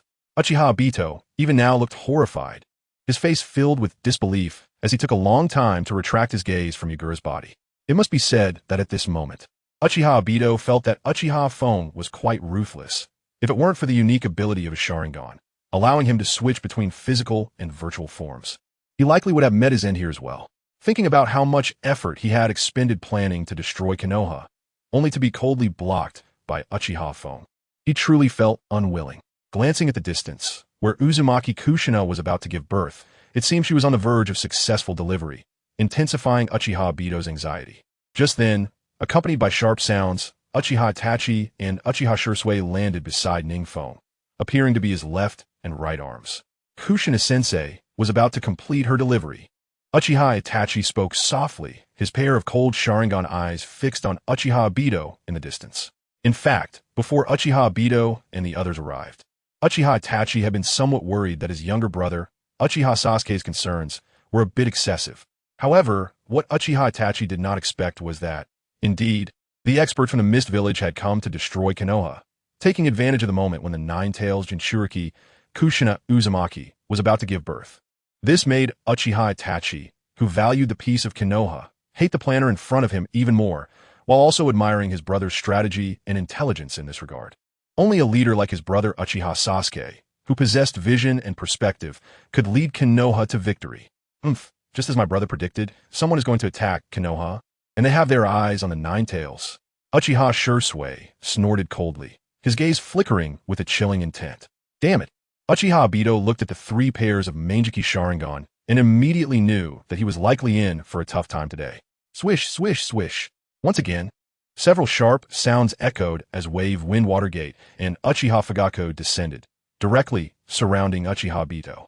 Once again, a pair of Manjiki Sharingan. Uchiha Obito instinctively took a few steps back, the vigilance in his Manjiki Sharingan reaching its peak at this moment. NingFeng let out a cold smile. In the original story, Uchiha Obito took advantage of others' misfortunes and directly abducted the Nine-Tails, bringing untold destruction to Konoha Village. In the end, he forced Minato to use the Dead Demon Consuming Seal to seal the Nine-Tails, which ensured the safety of the area. However, the Uchiha Obito who implemented this plan to destroy Konoha probably never imagined that there would come a day when he would be surrounded by the strong from Konoha. Fortunately, I was prepared in advance. It was Uchiha Obito who, even at this moment, had come up with a way to deal with Uchiha Fong. Unfortunately, before he could put it into action, a member of the Uchiha clan who was guarding the Nine-Tails barrier in the distance was taken out by NingFeng with a Tai Chi Rasengan, completely cutting off all of Uchiha Obito's schemes. Chapter 144. The Exploded Uchiha Obito. Obito's conspiracy in the next moment. With the death of that Uchiha clan member, a sound of poof was heard. And then that Uchiha clan member transformed into an unknown elite ninja from the hidden mist. Upon witnessing this scene, not only were the Uchiha clan members who were just maintaining the nine-tail seal shocked, but even Minato, Namikaze, and others were left with their mouths agape, unable to believe what was happening before their eyes. Who would have thought that before destroying Konoha, Obito Uchiha had already placed moles within the village? If it weren't for NingFeng's timely discovery, perhaps even if they managed to stop Obito's advance, this mission to destroy Konoha would ultimately fail. No, it can't be. Far away, Obito Uchiha's face turned pale in an instant. This was already his last trump card, meant to complete his mission with the help of Konoha's insider after realizing he couldn't defeat NingFeng. Unfortunately, even this was seen through by NingFeng. In fact, NingFeng hadn't expected that Obito Uchiha would not only send ninjas from the hidden mist and the fourth Mizukage, but also have moles hiding within Konoha to achieve his goals. However, upon reflection, it made sense. Given Obito's cunning and intelligence, it was quite normal for him to prepare some backup plans after encountering a powerful opponent like NingFeng. But in the original story, there was only the relatively clever Minato Namikaze, so it did not showcase his arrangements and strategies in this regard. Yet that does not mean Obito Uchiha lacked outstanding abilities in this area. How do you know I still have a backup plan in Konoha? Uchiha Obito was somewhat. God knows how much energy and sweat he expended for this night of the Nine Tails movement. You're very clever, but unfortunately, I predicted your prediction. NingFeng shrugged his shoulders. The feeling of having everything under control was incredibly satisfying. Uchiha Obito snorted coldly, fully aware that his actions tonight had likely ended in complete failure. He cast a faint glance at the encircling Minato and Uchiha Fugaku, and in an instant he was drawn in by a powerful attraction, disappearing without a trace. Clearly, he had been directly transported using space-time ninjutsu. Just as Minato was about to pursue, NingFeng stepped forward to block him, waving his hand. Teacher, let's check on Sensei's condition. We can handle things out here. Uchiha Obito has always been marked by NingFeng's space-time seal, so NingFeng is not worried about where Uchiha Obito could escape to. However, if Uchiha Obito continues to appear in a void state, NingFeng indeed has no way to deal with him. Of course, as long as NingFeng finds Kakashi, it will be very easy to locate Uchiha Obito with just a random Kamui. However, at this moment, what is more important is the injury of his Master-S wife, and he also needs to prevent those hidden forces in Konoha from stirring up trouble. Uchiha Obito cannot escape. Hearing NingFeng's words, Namikaze Minato looked at him gratefully. Just as he was about to speak, he held back, his figure flickering as he directly entered the Nine-Tails seal. Teacher Namikaze Minato was not a fool. He understood that if there weren't so many people present during Uchiha Obito's attack on Konoha, the Nine-Tails would likely be released. At that time, both Kushina and his child would probably not survive. It can be said that Uchiha Feng saved his entire family. As soon as Namikaze Minato left, Uchiha Fugaku heavily patted NingFeng on the shoulder and gave him a thumbs up. Previously, when Uchiha Fugaku ordered the Uchiha clan members to come to Minato's side for protection, many of the Uchiha clan were still confused by this command. Uchiha Fugaku had only sent people because of his trust in Uchiha Feng. However, what Uchiha Fugaku did not expect was that during this defense of Konoha, the Uchiha clan became the greatest contributors. Although the fourth Hokage, Namikaze Minato, did not say anything on the surface, the Uchiha clan status in Konoha was solidified. The thought that as the Uchiha clan leader, he had less political acumen than Uchiha Feng made Uchiha Fugaku blush. Meanwhile, Uchiha Itachi and Uchiha Shirsue's gazes towards NingFeng also changed significantly. If at this moment NingFeng could read the thoughts of everyone present, he would be surprised to find that unconsciously, Uchiha Fugaku had already regarded him as the next leader of the Uchiha clan, someone who could lead the Uchiha clan to even greater victories. Peak, why don't you just stop being the third generation of the Rain Shadow and come back to be the head of the Uchiha clan instead?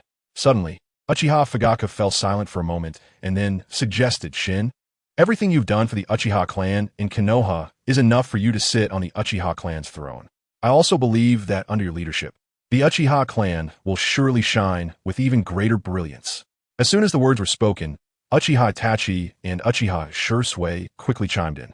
Yeah, Why don't you stop being the third Reikage? Although that position is quite good and can help you grow, after all, it's just a small ninja village. Even though we are your older brothers, in terms of strength and strategy, none of US brothers can match you. How about you think about it? It is obvious that Uchiha Itachi and Uchiha Shursui also have high hopes for Uchiha NingFeng to become the true leader of the Uchiha clan. Unfortunately, NingFeng's ambitions lie elsewhere. Father Fugaku, just take it easy and be your clan leader. Hearing this, Uchiha Fugaku felt a bit regretful in his heart, but he admired Peak even more because of it. The regret was that the Uchiha clan lacked a leader who could guide everyone like this. However, the admiration was for such a great ambition of Uchiha Peak, who was the Uchiha Peak in his heart, just as the atmosphere among the Uchiha clan members was lively. Suddenly, NingFeng noticed that at this moment in Konoha village, there were already countless players from other ninja villages rushing into Konoha, engaging in battles with the Konoha players. Some of the local powerful families of Konoha also began to join the fight.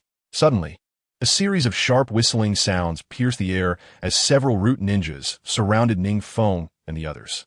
The leader of the Root organization, Danzo, with a cold glint in his eyes, sneered, "Humph. Members of the Root organization, keep a close watch on these Uchiha clan members. Their kaleidoscope Sharingan can manipulate the Nine Tails. If it triggers a Nine Tails rampage, it would wreak havoc on the entire Konoha village, which would be disastrous." Seeing Danzo finally show up now, NingFeng couldn't help but smirk.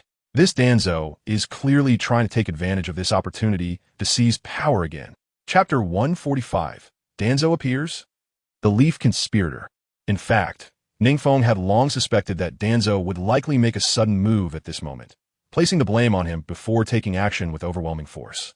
At this point, even if the Root organization team he led managed to eliminate Uchiha Fan himself, the fourth Hokage, Minato Namikaze, might have some objections, but ultimately would have no way to deal with Danzo. In the end, the Uchiha clan would be branded as traitors by Danzo, leading to their complete expulsion from Konoha. In the original story, Danzo also used schemes multiple times to force the Uchiha clan into rebellion. In fact, prior to this, the Uchiha clan had been very trusting of the Leaf Village. They simply couldn't outplay these conspirators. At this moment, seeing Danzo suddenly appear, NingFeng could not possibly be unaware of Danzo's intentions. Sure enough, as soon as Danzo's words fell, several members of the Root organization surrounded NingFeng and the others, each with a glint of murderous intent in their eyes. "Danzo, what do you want to do? Our Uchiha clan has always been loyal. How could we have any thoughts of manipulating the Nine Tails?" Uchiha Fugaku frowned and quickly began to argue with Danzo. As the clan leader of the Uchiha, Fugaku would never allow anyone to indiscriminately smear dirt on his reputation. Whether there are thoughts of manipulating the Nine Tails or not, who knows? Danzo would not give Fugaku any chance to explain. With a cold smile, he ordered, "Disarm them." Worried that Uchiha Feng might rebel, Danzo added, "Uchiha Feng, Uchiha Fugaku, as members of Konoha's upper echelon, you should know that if anything happens with the Nine Tails, we cannot bear the consequences. So you should obediently put down your weapons and come with us." Upon hearing this, Uchiha Fugaku's eyes widened, ready to take action. Beside him, NingFeng frowned slightly, thinking that Danzo was playing a good game. He was starting off by putting a label on them, wanting to disarm them. Once they complied, it would likely lead to not understanding, but rather Danzo's dark hand. At that time, Danzo could wipe out the entire Uchiha clan, and even Minato and the others would have nothing to say. Truly a master of internal strife. Praising internally, Uchiha Feng slowly stepped in front of Danzo, respected Danzo-sama. "You should know the importance of the Nine Tails to the entire Konoha village. What you're doing is quite normal." Hearing this, just when Danzo and the others thought Uchiha Feng and the others were going to surrender, Uchiha Feng quickly continued, "However, who can determine? After we just killed those mist ninjas that your intentions are truly for the sake of Konoha village. What if you also want to manipulate the Nine Tails?" As he spoke of manipulating the Nine Tails, Uchiha Feng's cold gaze fell on Danzo, and his overwhelming aura actually caused Danzo to take several steps back. His eyes filled with deep apprehension. Danzo remembered that the last time he clashed with Uchiha Feng, he was far superior in strength. But now, Danzo clearly felt that in many aspects, he was no match for this guy. How long has it been since then? "Oh, if I want to manipulate the Nine Tails, I need the ability. Doesn't everyone know that in Konoha, aside from would release, only the Sharingan can control the Nine Tails?" Danzo sneered. Just as he was about to say something, a sharp blade suddenly appeared in NingFeng's hand, instantly turning the bandages wrapped around Danzo into a flurry of dust. The originally mysterious Danzo suddenly revealed a large expanse of white and a Sharingan on one arm. Yes, that's right, a Sharingan on one arm. As the hidden secret was exposed, everyone present was stunned in place. Even NingFeng, who had mentally prepared himself, couldn't he help but be taken aback. As a fan of the Hokage, NingFeng had calculated earlier that based on the current storyline, Danzo must have had contact with Orochimaru and possessed cells from Hashirama. However, NingFeng did not expect that Danzo's arm would have so many Sharingan. But after thinking it over, NingFeng realized. In the original work, Danzo had 2 arms full of Sharingan, and it was normal for him to have collected some Sharingan before the Uchiha clan's annihilation night. This was just right. A perfect opportunity to thoroughly splash dirt on Danzo and leave him speechless. Danzo-sama, how do you explain this arm full of Sharingan? Furthermore, if I'm not mistaken, these should be Hashirama cells, right? NingFeng quickly spoke, his powerful aura even causing the root members present to change their expressions, unable to believe what was happening before them. Who could believe it? The dignified upper echelon of Konoha, the controller of the root organization, Danzo, despite doing all sorts of dirty and dark things behind the scenes, at least had a somewhat positive image. After all, everything was for Konoha. But such a character was secretly collecting the Sharingan of his own clansmen and Hashirama cells. This. Danzo, what exactly is going on with these Sharingan? Uchiha Fugaku was also shocked. He understood the significance of a Sharingan all too well, and beside him, Uchiha Itachi and Uchiha Shursui, after a brief moment of shock, had eyes filled with killing intent. At this moment, Uchiha Shursui could not have imagined that one of his Manjiki Sharingan almost became Danzo's. Why you? How did you know? Danzo was also stunned, taking several steps back in fright. Even a fool knew that if this matter were to be exposed, he could forget about mixing in Konoha village in the future, let alone the Hokage position. Haha, Danzo-sama, please explain. NingFeng was too lazy to directly kill Danzo. Rather than giving him a quick death, it was better to let him slowly die in mental torment. With so many Sharingan, do you intend to disarm us and then manipulate the 9 tails to pour dirty water on our Uchiha clan, achieving your ulterior motives? Moreover, you are currently suspected of secretly killing Uchiha clansmen, so please come with us. As NingFeng spoke, he exchanged glances with Uchiha Fugaku, who nodded heavily. In an instant, 3 massive Susanoo rose into the sky. Chapter 146, Root Annihilation? Fugaku, Uchiha Itachi, and Uchiha Shursui, do you intend to resist me? After a brief daze, Danzo regained his senses. As long as NingFeng and the others couldn't obtain evidence, these people wouldn't dare to do anything to him. He was confident that Fugaku and the others wouldn't dare to take action. Moreover, this time he had brought the elite troops of the root organization, and they might not be inferior to Fugaku and the others. Unfortunately, while Danzo had calculated everything, he completely failed to anticipate that Uchiha Feng's strength had far surpassed him. As soon as Danzo's words fell, just when he was about to sneer, thinking that Fugaku and the others wouldn't dare to act against him, an incomparably powerful force suddenly spread out violently from the center of Uchiha Feng. Danzo and the others didn't even have time to react before being overwhelmed by this powerful aura, gasping for breath, their eyes filled with terror. The next moment, a massive golden Susanoo over 50 meters tall appeared before Danzo and the others, significantly larger than those of Uchiha Itachi and Uchiha Shursui. Under NingFeng's golden Susanoo, Danzo and the others seemed as small as ants. Aren't you going to take action? Danzo's expression changed drastically, not expecting NingFeng to be so ruthless, actually wanting to kill and silence them. At this moment, with all the chaos in Konoha, no one noticed what was happening here. Even if NingFeng and the others wiped them out, they would have no way to stop it. So in the moment he gave the order, Danzo quickly formed hand seals, wind release, vacuum wave. Accompanied by the sound from his mouth, a powerful gale with terrifying penetrating power instantly blew towards NingFeng's golden Susanoo. In the original work, Danzo once used this technique to inflict damage on Sasuke's Susanoo, but to think he could destroy NingFeng's Susanoo was nothing but a delusion. NingFeng showed no signs of injury, and at that moment, the spirit weapon in his hand came crashing down, directly cleaving several root members who failed to dodge into a mist of blood. In fact, if it weren't for NingFeng possessing powerful Hashirama cells, he wouldn't have been able to maintain his Susanoo for so long in battle. As NingFeng made his move, Uchiha Fugaku, Uchiha Itachi, and Uchiha Shursui also sprang into action, moving with such speed that it was astonishing. In an instant, 4 gigantic Susanus sprang into action, taking down all the root members brought here by Danzo in the blink of an eye. Among them, a few root members proved difficult to deal with. But under Uchiha Itachi's powerful Jinjutsu, they fell victim and could not escape, thus losing their lives. Even Danzo himself was nearly taken down, almost losing his life. I know I'm no match for you, but don't think you can take my life. Danzo sneered. With one of his Sharingan activated, he truly didn't worry about his life. In fact, this was his only reliance as he traversed and dominated Konoha. After dropping that line, Danzo's figure flickered and he directly appeared in front of NingFeng Susanoo, drawing out his kunai and stabbing fiercely. NingFeng was left speechless. In the original work, it was one thing for Danzo to use kunai to attack Susanoo, but now, with my Susanoo, he still tries to use kunai? It seems that the old man has really lost his mind. He thought kunai could solve everything. With a cold snort, the Tenseigan sword suddenly moved, carrying an incredibly terrifying sealing power, and stabbed fiercely towards the flying Danzo.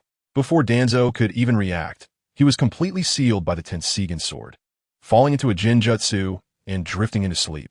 Throughout the entire process, Danzo never had the chance to use his Sharingans as an Aji and was sealed by NingFeng just like that.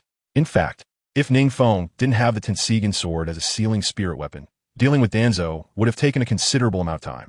Unfortunately, with Danzo possessing a Sharingan, he had no opportunity to use it in front of NingFeng. No, it's impossible. How could I not use as an Aji? Danzo let out a final roar of anger before falling asleep. By the time NingFeng dealt with Danzo, Uchiha Itachi, Uchiha Shursui, and the others had already taken care of the remaining root members. In fact, with NingFeng's strength, annihilating the entire root organization wouldn't have been a problem. But that would have been a significant waste of time. It was unexpected that the once great leader, Danzo, died like this. Uchiha Fugaku felt a mix of emotions and secretly feared how many unknown schemes Danzo had plotted behind the scenes, especially those alarming Sharingan. Uchiha Itachi remained silent, while Uchiha Shursui, who had been quiet, spoke up. Ever since our Uchiha clan and the Senju clan established Konoha, the fear and wariness of the villagers towards the Uchiha clan has never diminished. After Sarutobi Hiruzen became Hokage, this wariness and fear have only increased. This has always been Danzo secretly fanning the flames, using public opinion in Konoha to eliminate our Uchiha clan. Before this, I was puzzled as to why he targeted the Uchiha clan so much. Now I have the answer. The more he spoke, the more chills Uchiha Shursui felt.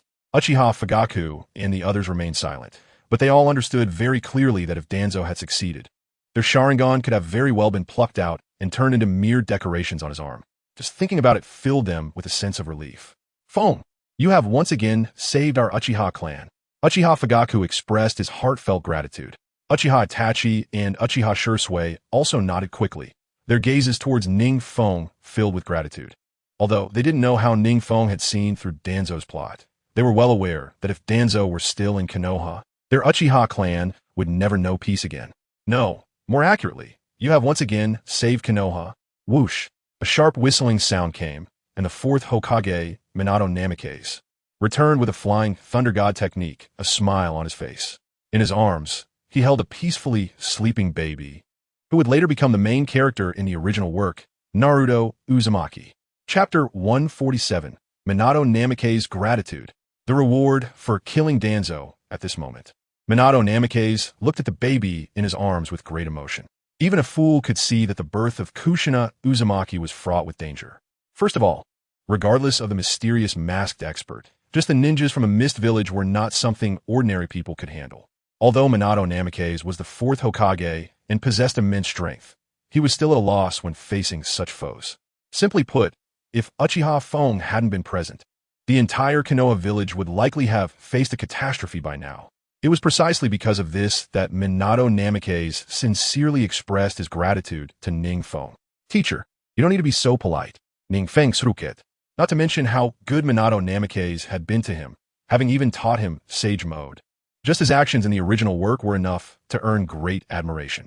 Uchiha Fuku, Uchiha Itachi, and the others remained silent, merely casting a comforting glance at NingFeng, their eyes reflecting a sense of pride that Uchiha Feng had grown up and was capable enough to stand on his own. In fact, at this moment, the feelings of Uchiha Itachi and Uchiha Shursui were quite complex. The reason for their complexity was simple. As their younger brother, NingFeng's strength and insight far surpassed theirs, making them feel somewhat overshadowed. However, they also realized that it was precisely because they had such a powerful brother that they could focus on improving their strengths and training harder. Feng, your performance this time truly exceeded everyone's expectations. Uchiha Itachi instinctively praised him, and Uchiha Shursui also nodded heavily. Not to be outdone, you are a hero of Konoha. Minato Namikaze expressed his gratitude once more. At this moment, he was no longer just a father, but the leader of Konoha village. He represented the entire Konoha. As long as I can help my teacher, even a little, I will be satisfied, NingFeng said modestly, which was also his true feeling. Just as several people were speaking, the sound of whooshing came, and the Uchiha clansmen guarding Kushina Uzumaki turned into beams of light, disappearing without a trace. When they reappeared, the Uchiha clansmen had returned to Uchiha Fugaku's side, along with a somewhat weakened Kushina Uzumaki and Uchiha Mikoto, who was carefully tending to her. It was evident that at this moment, Uchiha Mikoto's gaze was fixed on Kushina Uzumaki, and whenever Kushina showed any sign of distress, Mikoto would instantly take action. It is worth mentioning that Uchiha Mikoto was specifically arranged by Uchiha Fugaku to be by Kushina's side under NingFeng's instructions.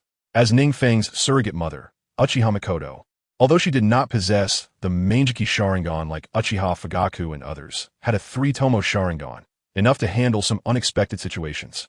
In fact, to ensure that this Night of the Nine Tails would go perfectly, who knows how much effort and sweat NingFeng had put in. Feng, thank you so much this time. Kushina Uzumaki, feeling somewhat weak, still managed to support herself and expressed her gratitude to NingFeng. Yes, Kushina. If it weren't for Uchiha Feng this time, I'm afraid both of us would have already perished here. Minato Namikaze quickly echoed. NingFeng shrugged, about to be modest, when 3 world announcements suddenly flooded the entire world channel. World announcement. Player Uchiha Feng has successfully defeated Uchiha Obito's Nine Tails plan and shattered Danzo's conspiracy, completely altering the course of the original Naruto storyline, with a plot alteration degree of 70. He will receive very generous instance points. Let's congratulate him. World announcement. Player Uchiha Feng has successfully defeated Uchiha Obito's Nine Tails plan and shattered Danzo's conspiracy. World announcement. Player Uchiha Feng has successfully defeated Uchiha Obito's Nine Tails plan and shattered Danzo's conspiracy. The previously quiet world channel was suddenly stirred up by these 3 announcements, especially when players saw that ruthless figures like Uchiha Obito and Danzo were not even a match for Uchiha Feng. Countless players were left speechless in astonishment. What the hell is going on? Did Danzo die? The battle seems to have taken place in the outskirts of Konoha, but what exactly happened is still unclear. This Uchiha Feng is just too powerful. Even Danzo isn't his opponent. I can't imagine what level of strength he has reached at this moment. Did you not notice that Uchiha Feng directly caused the plot alteration degree to reach 70? Countless players were discussing fervently, all expressing immense surprise and shock. As for the person involved, NingFeng simply glanced at the world channel and then smiled slightly. In fact, long before the Nine Tails incident occurred, NingFeng had already guessed that his actions would inevitably change the course of the entire Naruto world. Moreover, the degree of change was not low.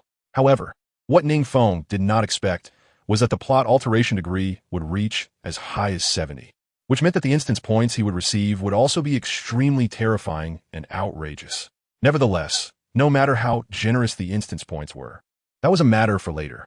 Closing the world channel, NingFeng quickly picked up the items, equipment, and materials dropped by the 4th Mizukage and others while Minato and the others were conversing. It must be said that although the opponent was the 4th Mizukage, he only dropped some seemingly decent legendary equipment. The only useful item was the tailed beast sealing scroll. Gently storing the tailed beast sealing scroll into his bag, Kushina Uzumaki hesitated for a moment and then hurriedly said, Feng, even though you're still very young now, do you mind being this baby's big brother from now on? Also, I just discussed with Minato, and if you weren't here during my delivery, our family's lives would probably be at risk. So to commemorate today, we want to give you the naming rights for this baby. We hope you won't decline. It can also be seen as a blessing for our child. As she spoke, Kushina forcefully placed the baby in NingFeng's arms. Chapter 148. Minato's Ambitions. The arrival of Hiruzen Sarutobi, looking at the peacefully sleeping baby in his arms, whose skin was as delicate as porcelain, NingFeng couldn't help but smile. Perhaps only he, a true fan of Naruto who had watched it countless times, truly understood what this little guy would experience in the original story. You see, in the original story, this kid was supposed to be named Naruto Uzumaki, but due to the decisions of certain Konoha higher-ups, he ended up being named Naruto Uzumaki instead. Just from his name, one can feel the actions of those Konoha leaders, who on the surface seemed to be protecting Naruto, but in reality were isolating him. If it weren't for Naruto's positive energy from a young age, being able to self-adjust, he might have become the second Sasuke long ago. Not to mention, ever since Naruto was born, the villagers of Konoha had shown him all kinds of disdain, and without the instigation of people like Hiruzen Sarutobi, NingFeng would never believe it.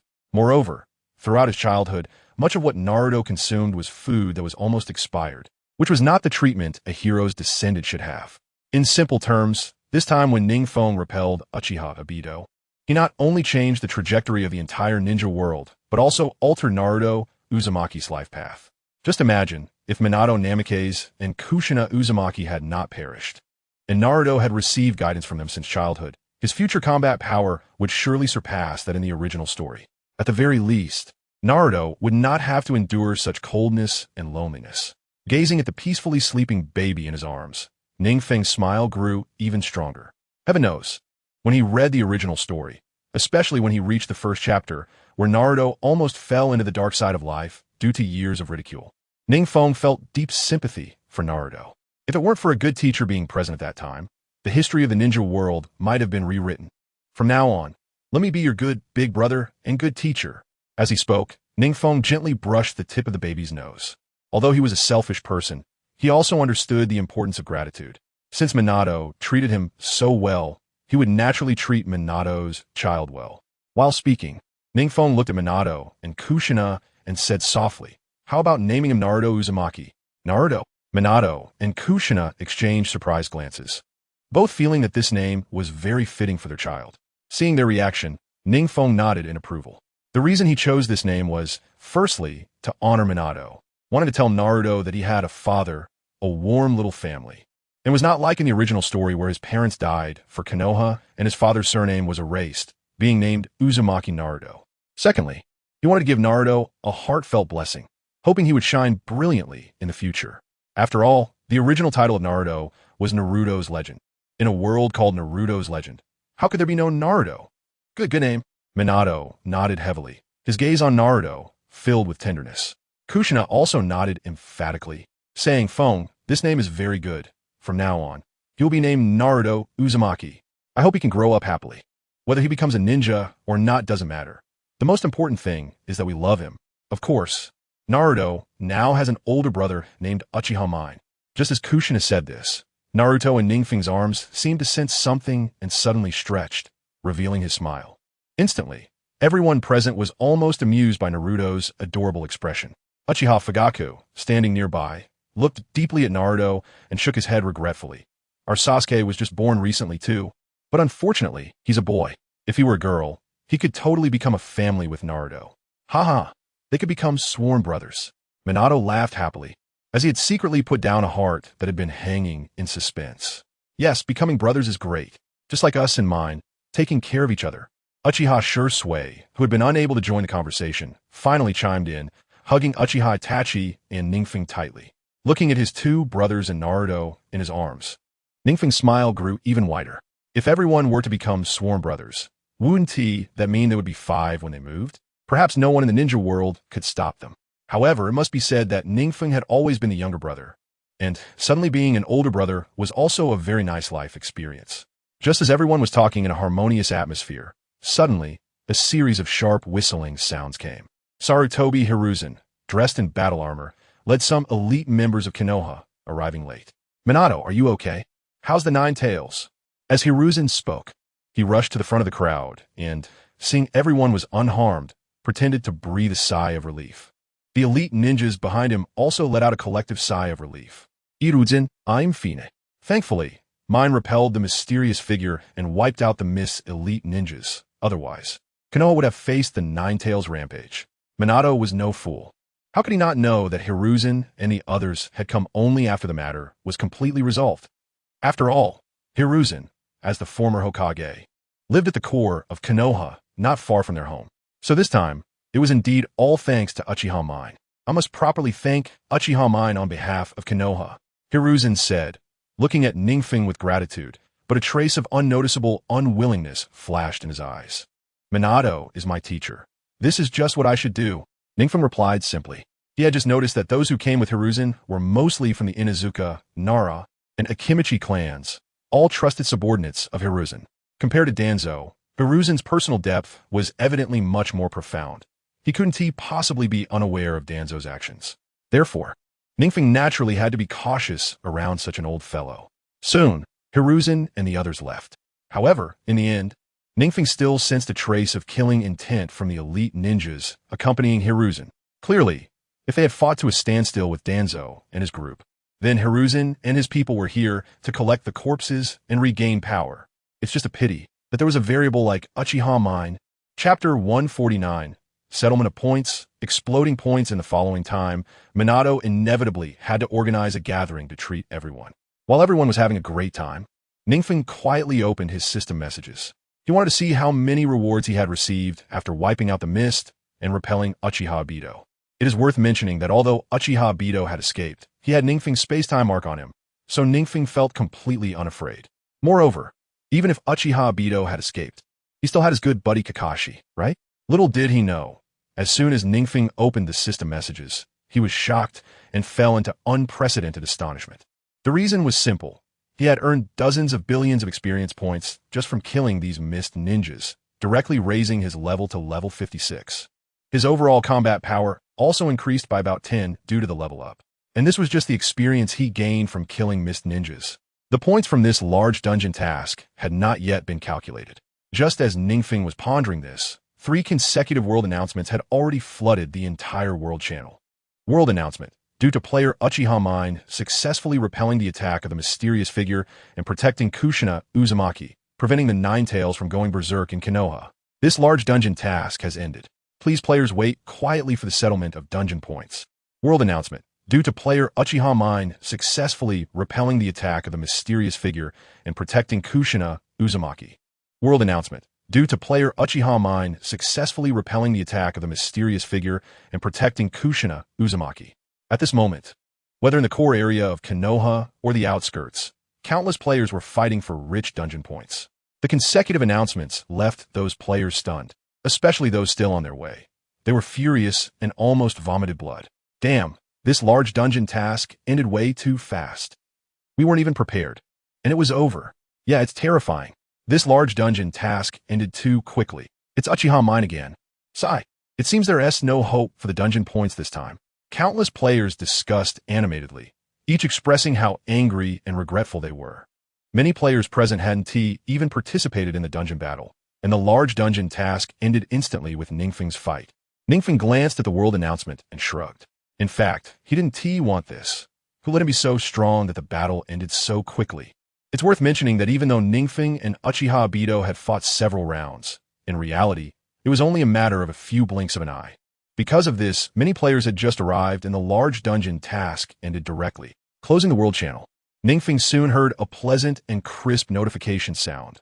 Congratulations, settling your dungeon points.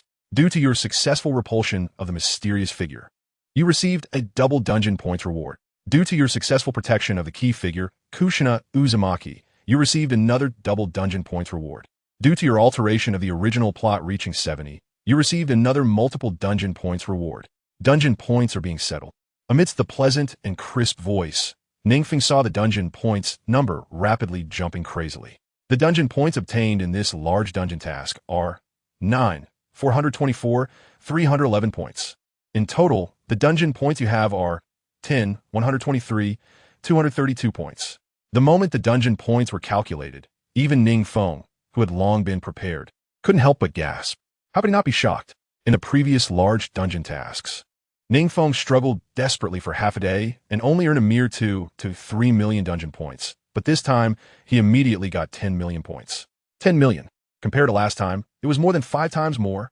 He was ecstatic. Just this 10 million dungeon points were enough to significantly enhance his strength again. In the past, he could only exchange for some bloodline limit upgrade scrolls and ninjutsu upgrade scrolls, but now with 10 million, he could already exchange for a decent bloodline limit. However, at this moment, NingFeng wasn't that obsessed with the bloodline limit anymore, as he already had plenty. He quickly opened the Dungeon Points exchange interface and began to browse, looking to exchange for powerful abilities. The Hashirama cells and Sharingan were no longer very useful to him, so he quickly skimmed past them. As he continued to look, suddenly, his gaze slowly stopped at the section for spiritual tools. Spiritual tool, Yada Mirror. When a user activates Susanoo, it allows Susanoo to possess this spiritual tool. This spiritual tool, like the Tensigen, is an unparalleled spiritual tool. Although it doesn't have a physical shield, it can defend against all physical attacks. The Yada Mirror, just by its ability to defend against all physical attacks, proves the power of this divine artifact. NingFeng originally thought about using his points to exchange for other items, but now, although he already had the Tensigen to seal enemies, Susanoo still lacked a bit in defense. Having Yada Mirror would perfectly compensate for his huge defensive flaw. Of course, in the original work, Itachi Uchiha's Susanoo possessed the Tensigen and Yada Mirror as weapons and shields, so he naturally wouldn't let go of such an extraordinary spiritual tool. Fortunately, although the Yada Mirror is a spiritual tool, it can only be used by players with the Mangekyou Sharingan, so it only required 8 million dungeon points to exchange.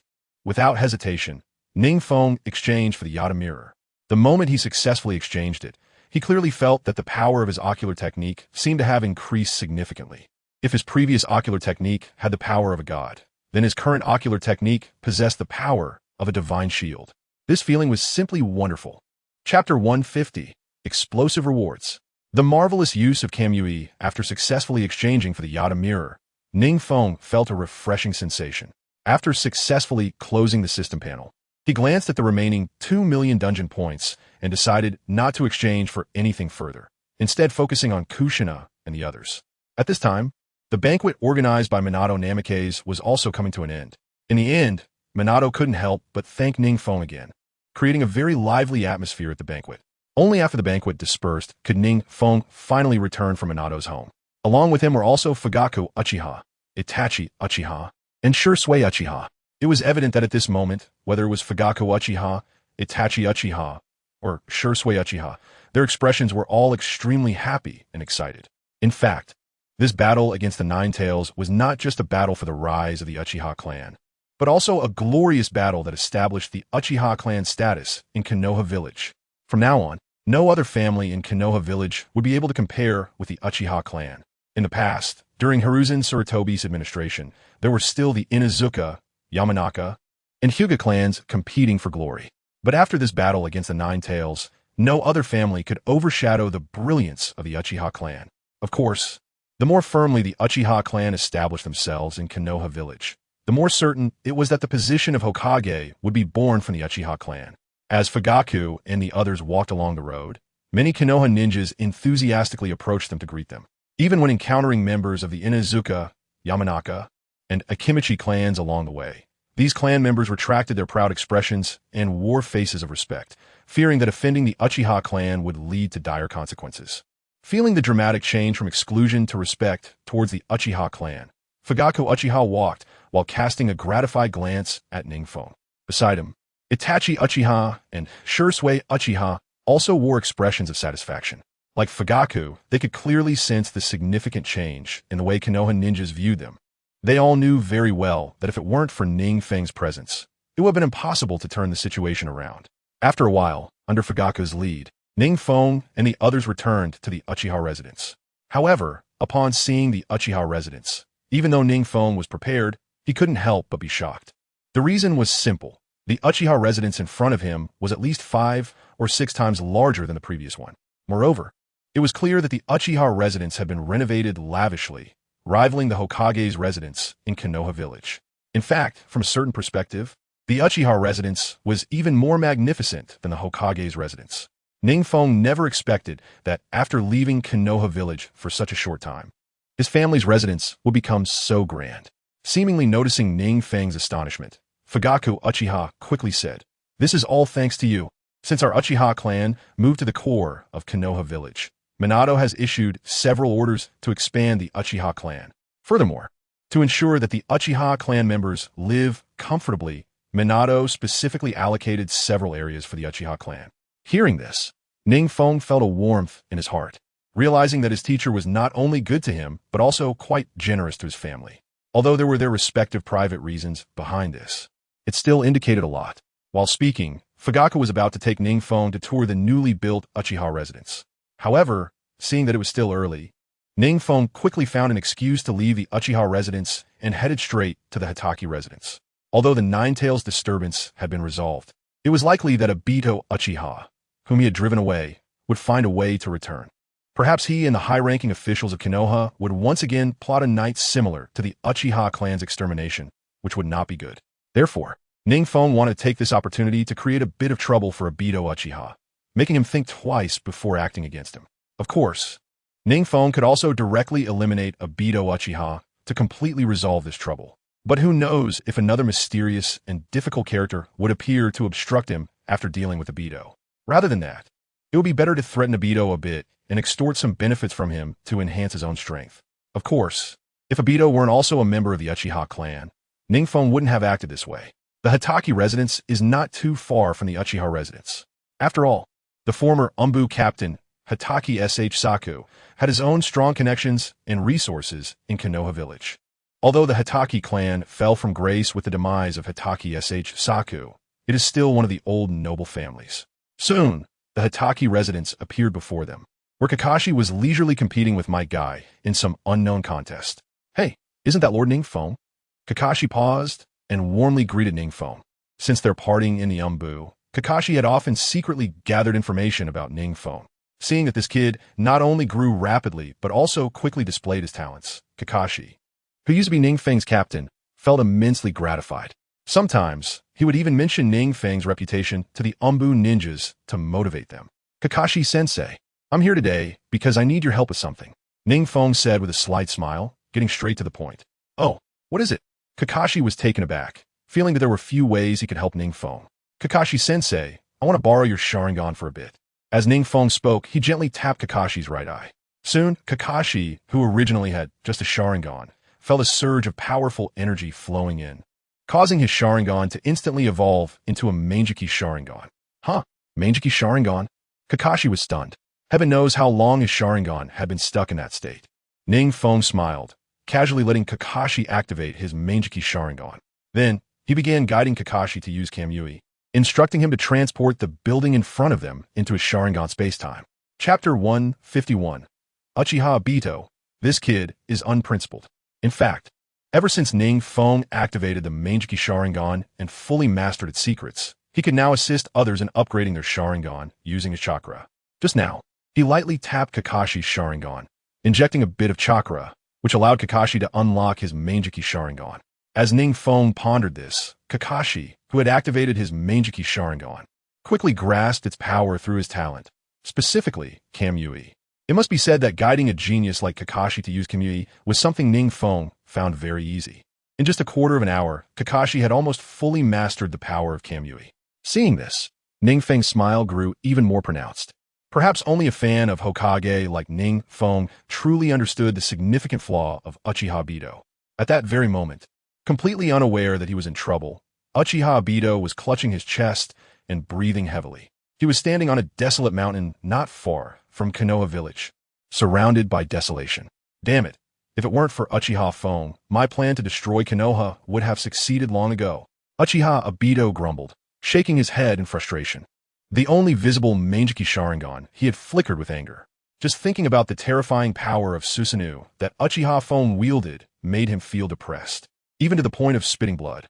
He initially thought that with his strength, Uchiha Feng would be no match for him, but reality delivered a heavy blow. As he was deep in thought, he suddenly heard rustling sounds. The thorn-covered black Zetsu slowly emerged, its cold gaze fixed on Obito.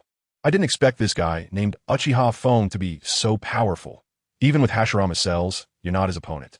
Black Zetsu mused, not knowing when Konoha village had produced such a terrifying figure. Hearing this, Uchiha Obito, already angry and frustrated, shot a furious glare at Black Zetsu, making the latter too scared to speak. Gazing quietly at Konoha village in the distance, Obito couldn't help but clench his fists. In fact, the plan to destroy Konoha was something he had always wanted to advance as part of the Infinite Tsukuyomi plan. The entire Infinite Tsukuyomi plan needed to begin with the destruction of Konoha, But Obito never expected to encounter such a massive obstacle right after formulating it. It's just Uchiha Fong, a mere member of the Uchiha clan. Obito sneered and prepared to return to discuss matters with Uchiha Madara. However, at that moment, Obito suddenly furrowed his brow. The reason for his frown was simple. His remaining Manjiki Sharingan sensed a ripple of power, as if someone was stirring up trouble in his space-time. Obito was shocked. His Manjiki Sharingan space-time was unique. How could anyone cause trouble in his exclusive space-time? Thinking this, Uchiha Obito flashed and dove into his space-time. As soon as he entered, he was startled by the scene before him. The reason was simple. A huge house had floated into his space-time, along with countless trees, and even Rasengan was flying around everywhere. What the hell is happening? Obito exclaimed, having never seen such a thing in his space-time before. Just as he was pondering this, he suddenly felt a chill rise behind him. Then, to his horror, he saw 4 or 5 massive Rasengan, each the size of a soccer ball, appearing in his space-time. Moreover, these Rasengan seemed to be mixed with other attributes, forming explosive Rasengan shurikens. Any structure that came into contact with these Rasengan shurikens would instantly explode, reducing everything to flying debris. Rasengan shuriken? What is happening? Obito was once again shocked, completely unable to comprehend that NingFeng was deliberately using Kakashi's Kamui to send various objects into his space-time. In the original story, when Uchiha Obito encountered Kakashi, he was not just angry because Kakashi failed to look after Rin. More importantly, it was because his space-time was periodically cluttered with trees, Deidara's severed arm, Naruto's Rasengan, Pain's missiles, and other debris, turning his space-time into a garbage dump. Unfortunately, given Obito's current intelligence, he couldn't fathom that this was all NingFeng's doing. Suddenly, Obito's form flickered, and he managed to escape his space-time and return to reality. Suddenly, Uchiha Obito let out a cry of pain, collapsing to the ground in agony, with blood flowing from his remaining Manjiki Sharingan. Damn it, what is going on? Uchiha Obito roared inwardly, filled with rage. However, soon, beads of cold sweat began to appear on his forehead, rolling down rapidly, dripping heavily onto the ground. The reason for this is simple. Uchiha Obito quickly realized that what had just appeared in his time and space must have been orchestrated by Uchiha Shin. Although he didn't know how Uchiha Shin did it, he feared no one understood the implications better than he did. That is, if Uchiha Shin wanted to kill him, it would be as easy as eating or drinking. The more he thought about this, the more cold sweat poured down his forehead. Countless in number. Chapter 152. The new host of the Nine Tails? NingFeng, Konoha Village, Hitaki Manor. Mr. Feng, thank you so much. I didn't expect you to even trouble yourself to teach me how to use the Manjiki Sharingan. Kakashi, wearing a mask, expressed his gratitude with a full face of thanks. Just now, NingFeng guided him in using the Manjiki Sharingan to perform Kamui, continuously sucking in trees, Rasengan, shurikens, and other objects into the time-space. At this moment, Kakashi was unaware that his Manjiki Sharingan was connected to Uchiha Obito. NingFeng's actions were merely intended to give Obito a warning. However, it was evident that Kakashi believed NingFeng was sincerely teaching him the usage of the Manjiki Sharingan, hence his gratitude. There's no need to thank me. This is just what I should do. I'll come to see you often in the future, NingFeng said, casually exchanging pleasantries with Kakashi and the others for a while before his figure flickered and vanished without a trace. Just after he left, a pleasant and crisp notification sound resonated. Congratulations. You have altered the plot of the original story of the Hokage, with a plot alteration degree of 30. Therefore, you have additionally gained 5,000,000 dungeon points. Please check. The sudden voice startled NingFeng for a moment, then brought him joy. He hadn't expected that such actions could change the plot and earn him dungeon points. However, upon reflection, it made sense by having Kakashi do this. Uchiha Obito would have to consider many factors in his future plans, preventing many tragic events from occurring. Thus, it was reasonable for the system to gift him such a large number of dungeon points. Taking a deep breath and glancing at the over 7 million dungeon points, NingFeng immediately began to ponder how to use such a large amount of points for exchanges. However, just as he was deep in thought, 3 figures descended, belonging to the Inuzuka, Nara, and Akimichi clans. The members of these clans looked at NingFeng with trepidation, especially when they saw his pair of Manjiki Sharingan, causing their steps to falter slightly. As members of Konoha's major clans, the Inuzuka, Nara, and Akimichi clans believe that with their joint forces, relying on the body flicker technique, shadow binding technique, and the Akimichi clan's formidable strength, no expert would withstand them. However, for some reason, as they approached NingFeng, they felt an overwhelming sense of insignificance, as if everything they had was merely a small trick, showing off clumsily before Master. Is there something you need? NingFeng's Manjiki Sharingan flickered with a hint of charm. Although he had no conflicts with the Inuzuka, Nara, and Akimichi clans, it was inevitable that they would do something against the rapidly rising Uchiha clan. In the original story, although the Senju clan, who established Konoha, did not show much, their rapid decline could not be guaranteed without interference from the Inuzuka, Nara, and Akimichi clans. Moreover, within Konoha, these three clans were known for their strong camaraderie, often operating together. Respected Uchiha Feng, young clan leader, Lord Hiruzen wishes to invite you to the Sarutobi residence for a brief gathering. The leading member of the Nara clan said while cupping his hands. Hearing this, NingFeng's eyes flickered slightly, and a cold smile crept onto his lips. In fact, he had long suspected that after the Night of the Nine Tails, Hiruzen Sarutobi would definitely seek him out. However, he hadn't expected Sarutobi to act so quickly. The Sarutobi residence. Huh? NingFeng nodded slightly, signaling the members of the Inuzuka, Nara, and Akimichi clans to lead the way ahead. Although he suspected that this invitation from Hiruzen could very well be a trap, he believed that with Hiruzen Sarutobi's strength, he wouldn't be able to keep him, NingFeng, restrained. Of course, compared to Danzo, Hiruzen was indeed more cunning, but at least he wouldn't resort to unscrupulous means.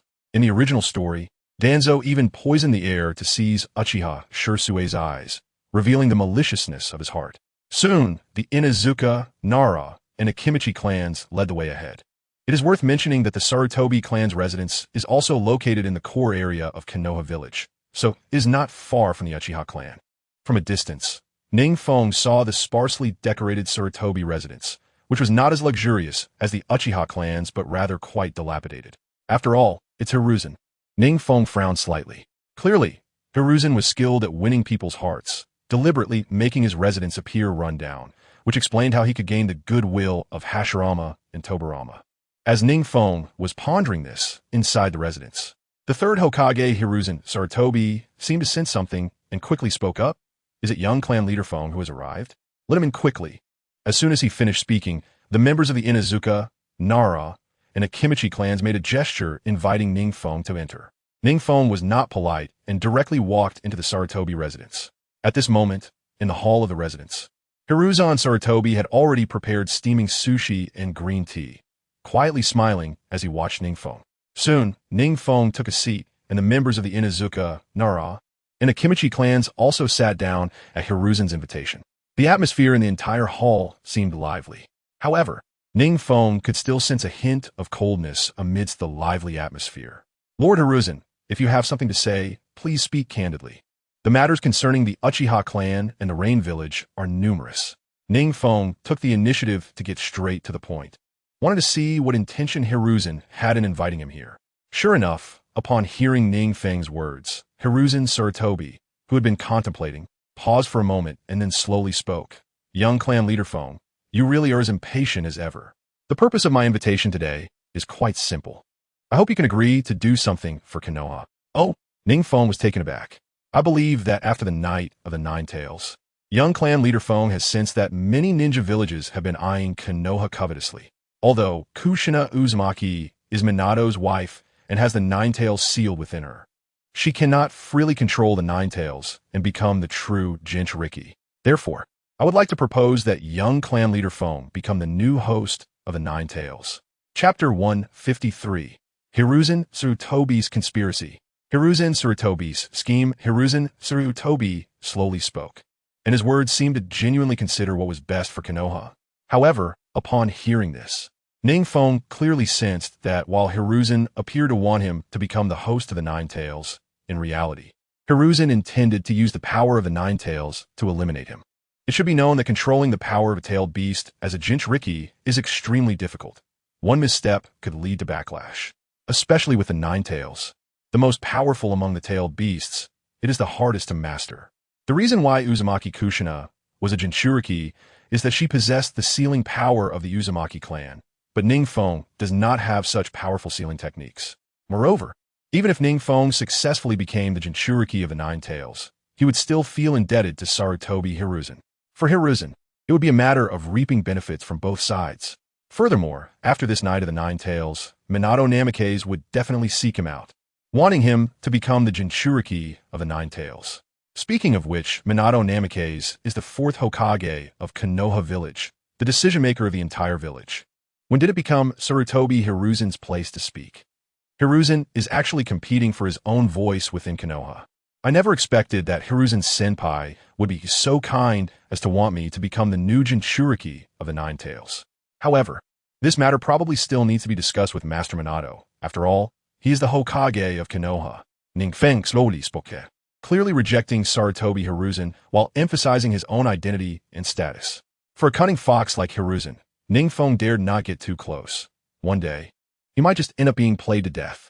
In the original work, Sarutobi Hiruzen knew that the Uchiha clan would be exterminated, yet he still allowed Danzo and the others to act. Just based on this, NingFeng had no good feelings toward Hiruzen. Sure enough, upon hearing this, Hiruzen became somewhat angry, a barely perceptible coldness flashing in his eyes, but it was quickly suppressed. While Hiruzen could endure, the members of the Inuzuka, Nara, and Akimichi clans could not hold back. Suddenly, with a loud bang, a member of the Akimichi clan stood up. Uchiha Feng, Lord Hiruzen is inviting you over. It is out of respect for you. Don't overestimate yourself. Before the Akimichi member could finish, NingFeng's Sharingan gleamed with a sinister light, causing that Akimichi member to collapse to the ground with a thud.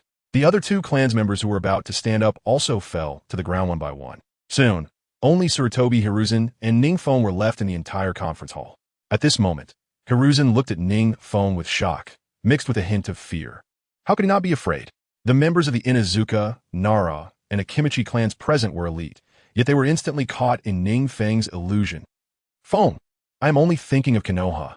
I hope you won't refuse my good intentions, Sarutobi Hiruzen said, showing a kind smile. He seemed genuinely harmless.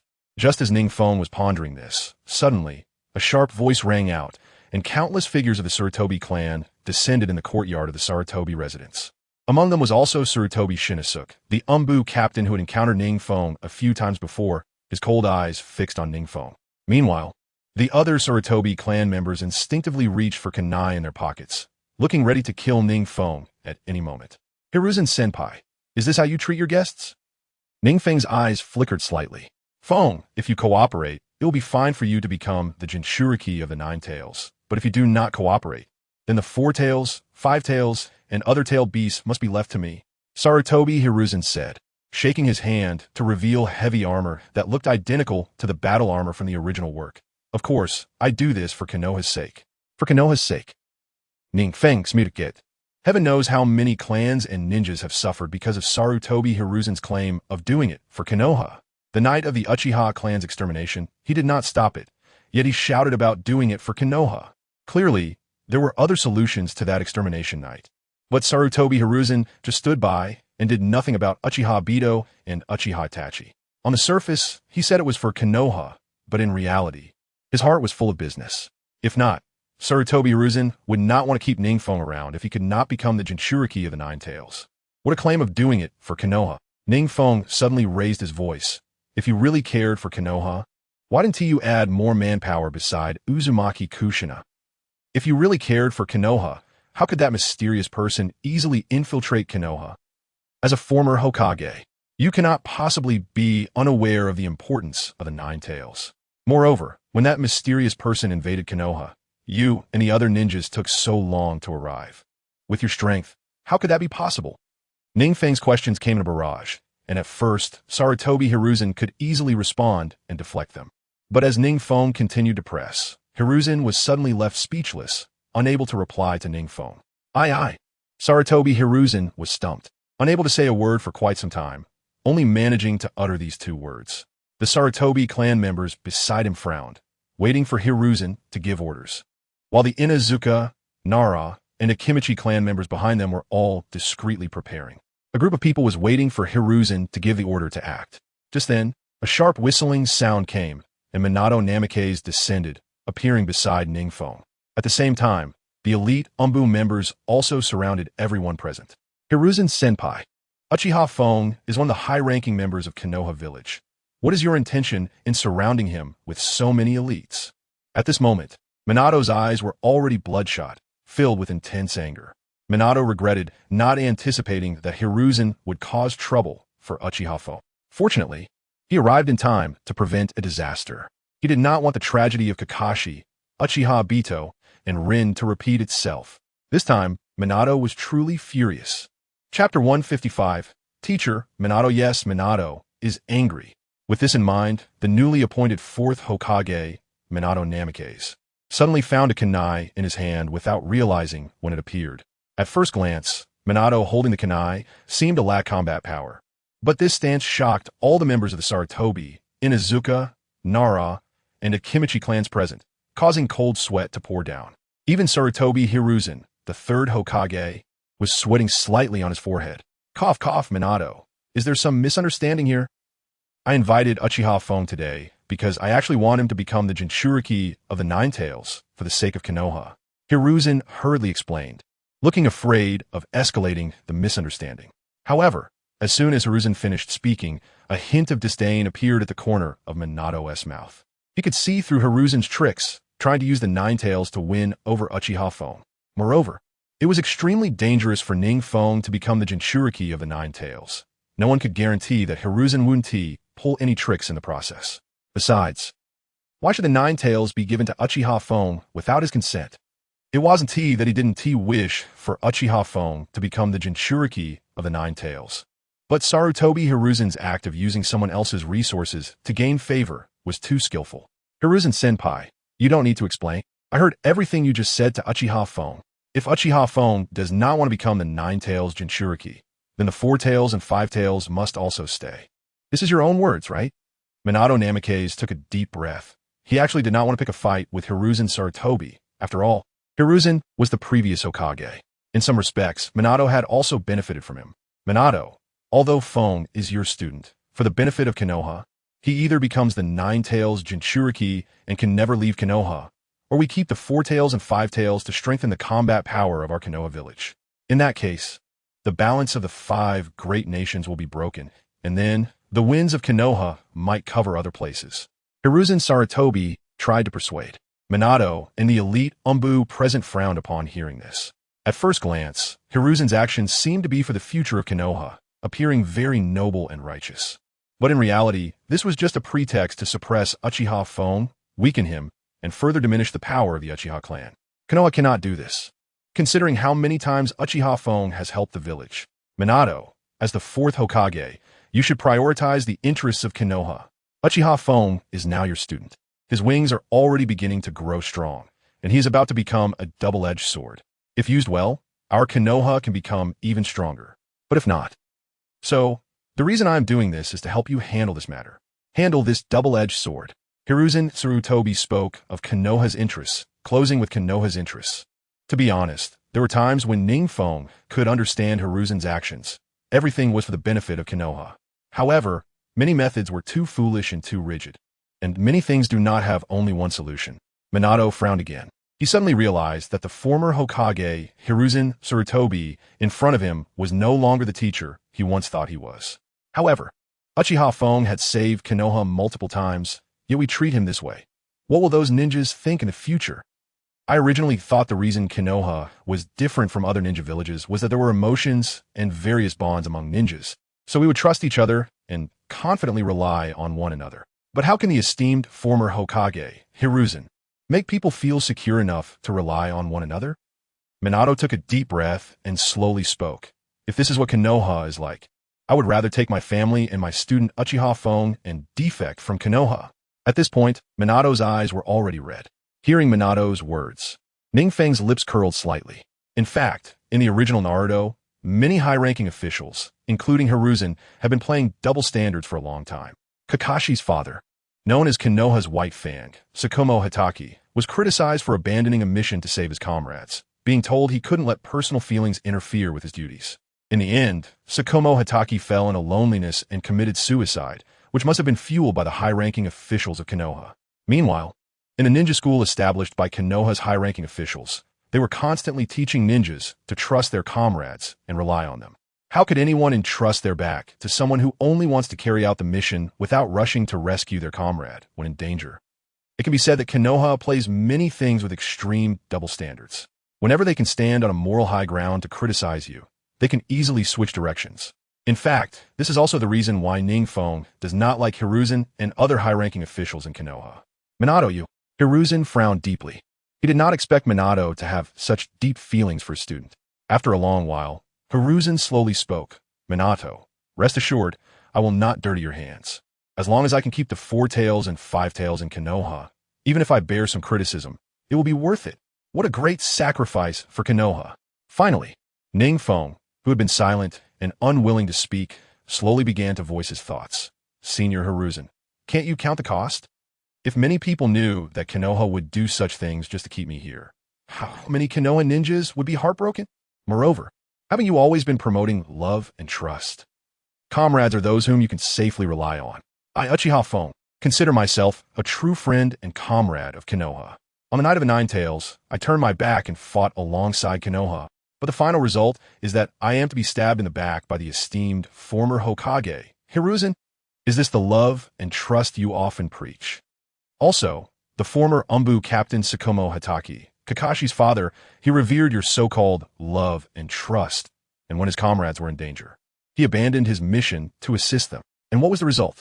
Upon returning to Konoha, he was met with various accusations. Ultimately, he had to commit suicide, leaving young Kakashi with a shadow from childhood. Is this the love and trust you preach? Clearly, you high-ranking officials of Konoha only see ninjas as tools, playing double standards very well. NingFeng slowly spoke. Chapter 155, The Outburst of Uchiha Feng. Hiruzen's Downfall? In fact, the more he spoke like this, the more NingFeng could understand Sasuke, Uchiha Sasuke, especially after the 4th Great Ninja War. After talking with the 4 Hokages who were reincarnated by Orochimaru, NingFeng understood Sasuke the most. At that time, when Sasuke declared that he wanted to become Hokage, it was not just for the position of Hokage, but to use his will to overthrow the decaying Konoha and rebuild a true Konoha, to reconstruct a Konoha without darkness and internal strife. However, compared to that, Naruto Uzumaki's actions were more peaceful. The truly corrupt part of Hiruzen was that for the benefit of Konoha, he could disregard familial ties and emotions, yet he could also ask others to trust their comrades, claiming that comrades were the strongest support. Just like how he knew that Itachi Uchiha had to abandon familial love to personally eliminate his own clan and end the Uchiha clan's rebellion. Yet he required his subordinates to value emotions and uphold the will of fire. In short, as long as it benefits Hiruzen, he can always find good reasons and angles. This is actually the part of Hiruzen that NingFeng dislikes the most. But in fact, even Hiruzen Sarutobi himself is an ordinary person. Having such a twisted side is quite normal. However, sacrificing NingFeng for that? NingFeng would absolutely not agree. Sure enough, as soon as NingFeng's words fell, Hiruzen Sarutobi stood there, staring blankly at NingFeng, unable to utter a word for a long time. And Master Hiruzen, at that moment, a sharp whistle suddenly came from a distance. It was Kakashi, an elite Umbu, coming to report orders, and he happened to overhear NingFeng's words. Then, with a clang, Kakashi's white fang sword, which he carried on his back, fell to the ground, and his eyes instantly turned red. Heaven knows how heartbroken Kakashi was, having grown up under the great shadow of White Fang, when he learned that his father was criticized by Konoha ninjas. And seeing his father die in such a cowardly manner, Kakashi's anger was immense, feeling that his father was a stain on Konoha. In fact, Kakashi had always thought that his father was a stain on Konoha. However, after accidentally hearing NingFeng's words today, Kakashi suddenly realized that he had been hating the wrong person all along. Those damned people who believed that ninjas were mere tools. His father was the true hero. Kakashi, you. Hisashi was once again taken aback. He never expected that at such a critical moment, Kakashi would suddenly appear and hear NingFeng's words. Kakashi, don't listen to Uchiha Feng's words. He doesn't understand what the will of fire is, or the interests of Konoha, or the interests of everyone. Hisashi hurriedly explained in a panic. This wasn't because Kakashi was so important in Konoha, but because of the guilt he felt for his past actions. Hey, your so-called will of fire is when you need the great Hatake Tsukumo, the white fang of Konoha, to be a tool, You tell him that tools cannot have emotions. Even if their comrades are in danger, they cannot go to their aid. The interests of Konoha come first. Then, your so-called will of fire is when you need those ninjas to willingly die for Konoha. You tell them to believe in their comrades. That comrades are their source of strength. The interests of Konoha come first. Uchiha Fong spoke again, this time more straightforwardly. Upon hearing this, Kakashi's already wide eyes widened even more. The surrounding members of the Inuzuka clan, who had followed Hisashi for a long time, were also deeply affected by NingFeng's words, standing there in a daze, unable to say a word. They had once been inspired by Hisashi's charisma and decided to give their all. But today, Uchiha Fong's words made them feel like they had been played for fools, especially Kakashi himself, whose eyes fell into an unprecedented stupor. He had always thought of his father as a lifelong stain. However, after hearing NingFeng's words, Kakashi suddenly realized that his father was not a disgrace. He was a true hero. Only someone who can extend a helping hand when their comrades are in need is a true ninja. This is the real power of bonds. Lord Hisashi, Lord Minato, today I, Kakashi, resign from my position as captain of the Anbu, and from now on, I will follow Lord Uchiha Fong and serve as the protector of the third Mizukage. Suddenly, after thinking of something, Kakashi hurriedly walked in front of Hisashi, deliberately speaking loudly. Then returned to NingFeng's side, looking at him with questioning eyes. Even NingFeng didn't expect that his words would lead to such unexpected results. At that moment, NingFeng nodded heavily. Beside them, Minato looked deeply at NingFeng, took a deep breath as if he had made a decision, and walked up to Hisashi. Slowly speaking, Lord Hisashi, it was you who disregarded the opposition and chose me, a commoner, to be the fourth Hokage instead of your disciple Orochimaru. I thank you for your guidance, and I have always been working hard to spread the will of fire, to bring peace to Konoha, so that everyone can enjoy the happiness of peace. However, I have suddenly realized that no matter how hard I try, Konoha always has its rotten parts, and there are always places where light cannot reach. The third Mizukage, my student Uchiha Fong, might be an ideal place where darkness no longer exists. Therefore, Lord Hisashi, please convey to the daimyo. I will also serve as Uchiha Feng's protector and go to the Hidden Rain village. Minato spoke slowly. As soon as he finished speaking, everyone was shocked, especially NingFeng and Kakashi, who were stunned, unable to believe that Minato would give up the position of fourth Hokage. Heaven knows how many people have their eyes on this position. And today, Minato willingly gave up the fourth Hokage position for NingFeng. Since Lord Minato has said so, why don't we Anbu ninjas of Konoha also pledge our allegiance to Lord Feng and reorganize the Anbu in the Hidden Rain village? Suddenly, a few Anbu ninjas spoke up. Chapter 156, The Furious Sarutobi Hisashi. Leaving Konoha? Suddenly, the atmosphere in the Sarutobi residence became somewhat strange. Sarutobi Hisashi stared wide-eyed in shock, looking incredulously at Kakashi and the elite Anbu members before him, completely unable to believe that these people had accepted NingFeng. Don't listen to Uchiha Feng's seduction. I am doing this for the sake of Konoha. Hisashi took a deep breath, putting on a hard facade. Minato, since you don't want to be the fourth Hokage anymore, you and your Anbu ninjas should leave Konoha within 3 days. As for Uchiha Feng, he must either become the Jinchuriki of the Nine Tails and spend his life in Konoha, or leave the Four Tails and Five Tails. As a former Hokage, Hisashi's words had never changed, and he would not allow anyone to change them.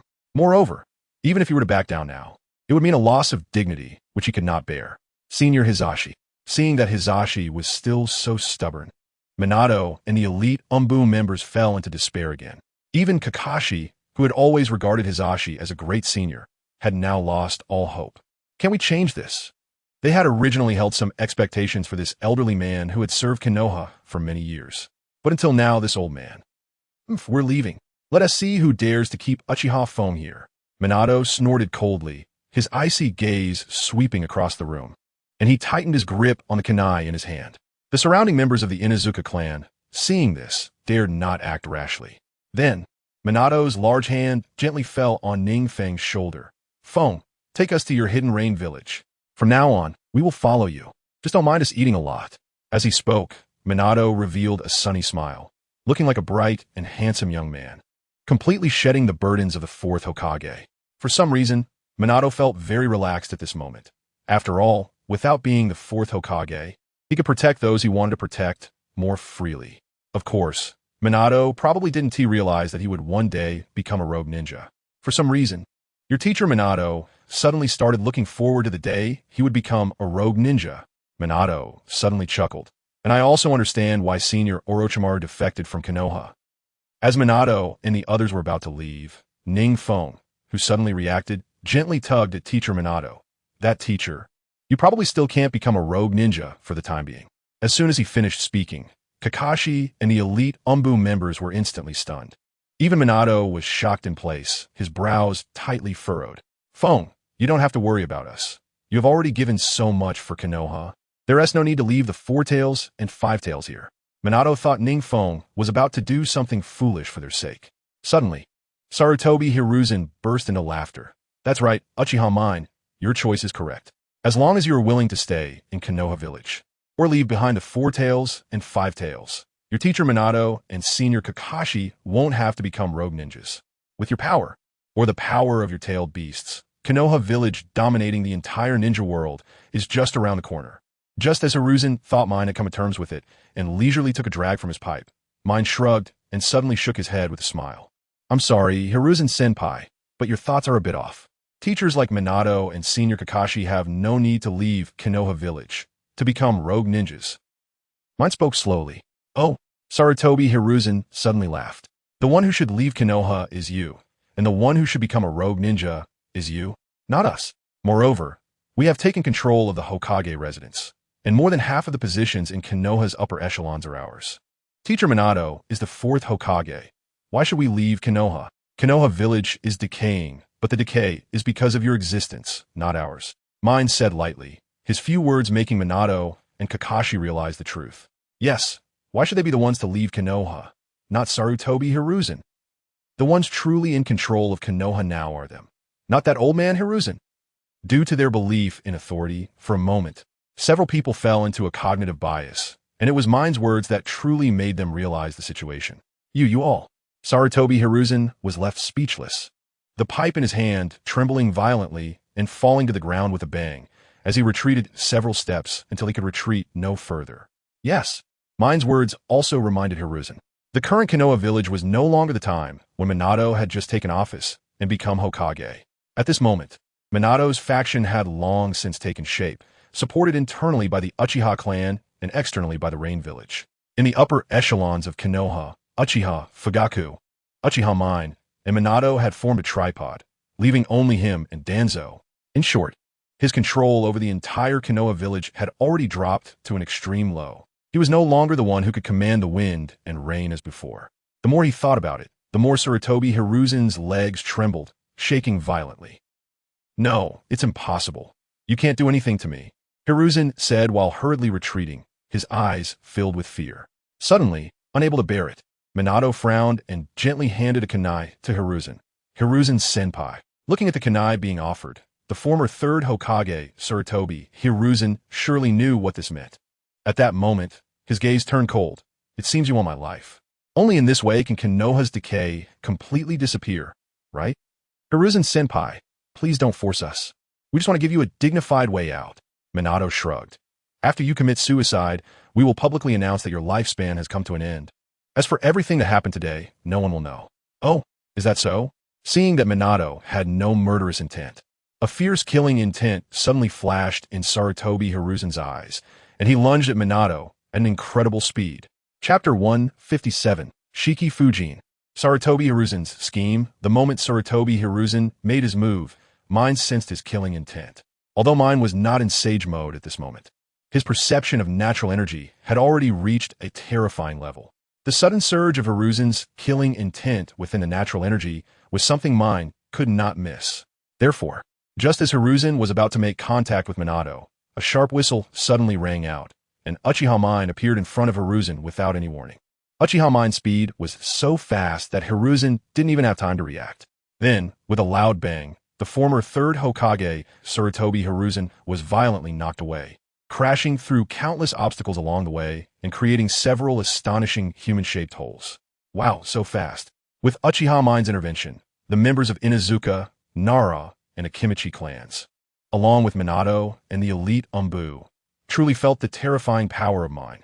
Especially Minato, who had stood beside mine multiple times, could clearly sense that after the battle on the night of the Nine Tails, mine's strength had significantly increased. As for the members of the clans, seeing mine's power for the first time, they were all filled with fear, their backs chilled.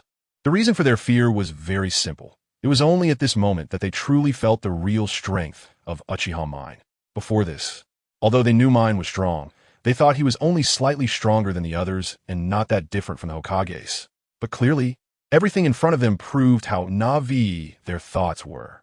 Just as they were mulling this over, another loud bang echoed, and mine's hand was already gripping Sarutobi Hiruzen's neck, lifting him up like a chick.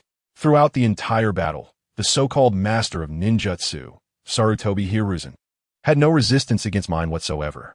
Wow, so strong. I didn't expect that in such a short time, mine would have such power. No wonder Minato and the others could safely get through the night of the Nine Tails.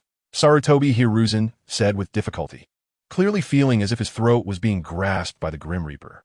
Mine frowned slightly and looked deeply at Sarutobi Hiruzen, sensing that Hiruzen himself had not used his full strength. In fact, he had been hiding his power all along. Just as he was pondering this, Sarutobi Hiruzen suddenly seemed to catch something, raising his head abruptly. A tremendous force broke free from mine's hands, and with a loud clap, he combined his hands together, Shiki Fujin. In that instant, a gigantic Shinigami appeared behind Hiruzen. This Shinigami had a fierce face, wielded an incredibly sharp cursed blade, and wore a cold smile as it gazed at Uchiha mine in front of Hiruzen. At this moment, Uchiha mine could not have anticipated that Sarutobi Hiruzen would employ such a technique at the moment of his death. It is known that Shiki Fujin is one of the most ultimate techniques in the original work. In the original story, the third Hokage, Sarutobi Hiruzen, used this technique to nearly seal Orochimaru.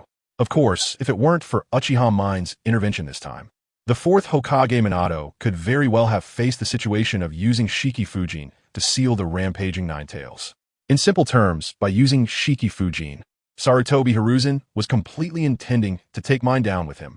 Haha, Uchiha mine, just stay in this Konoha village.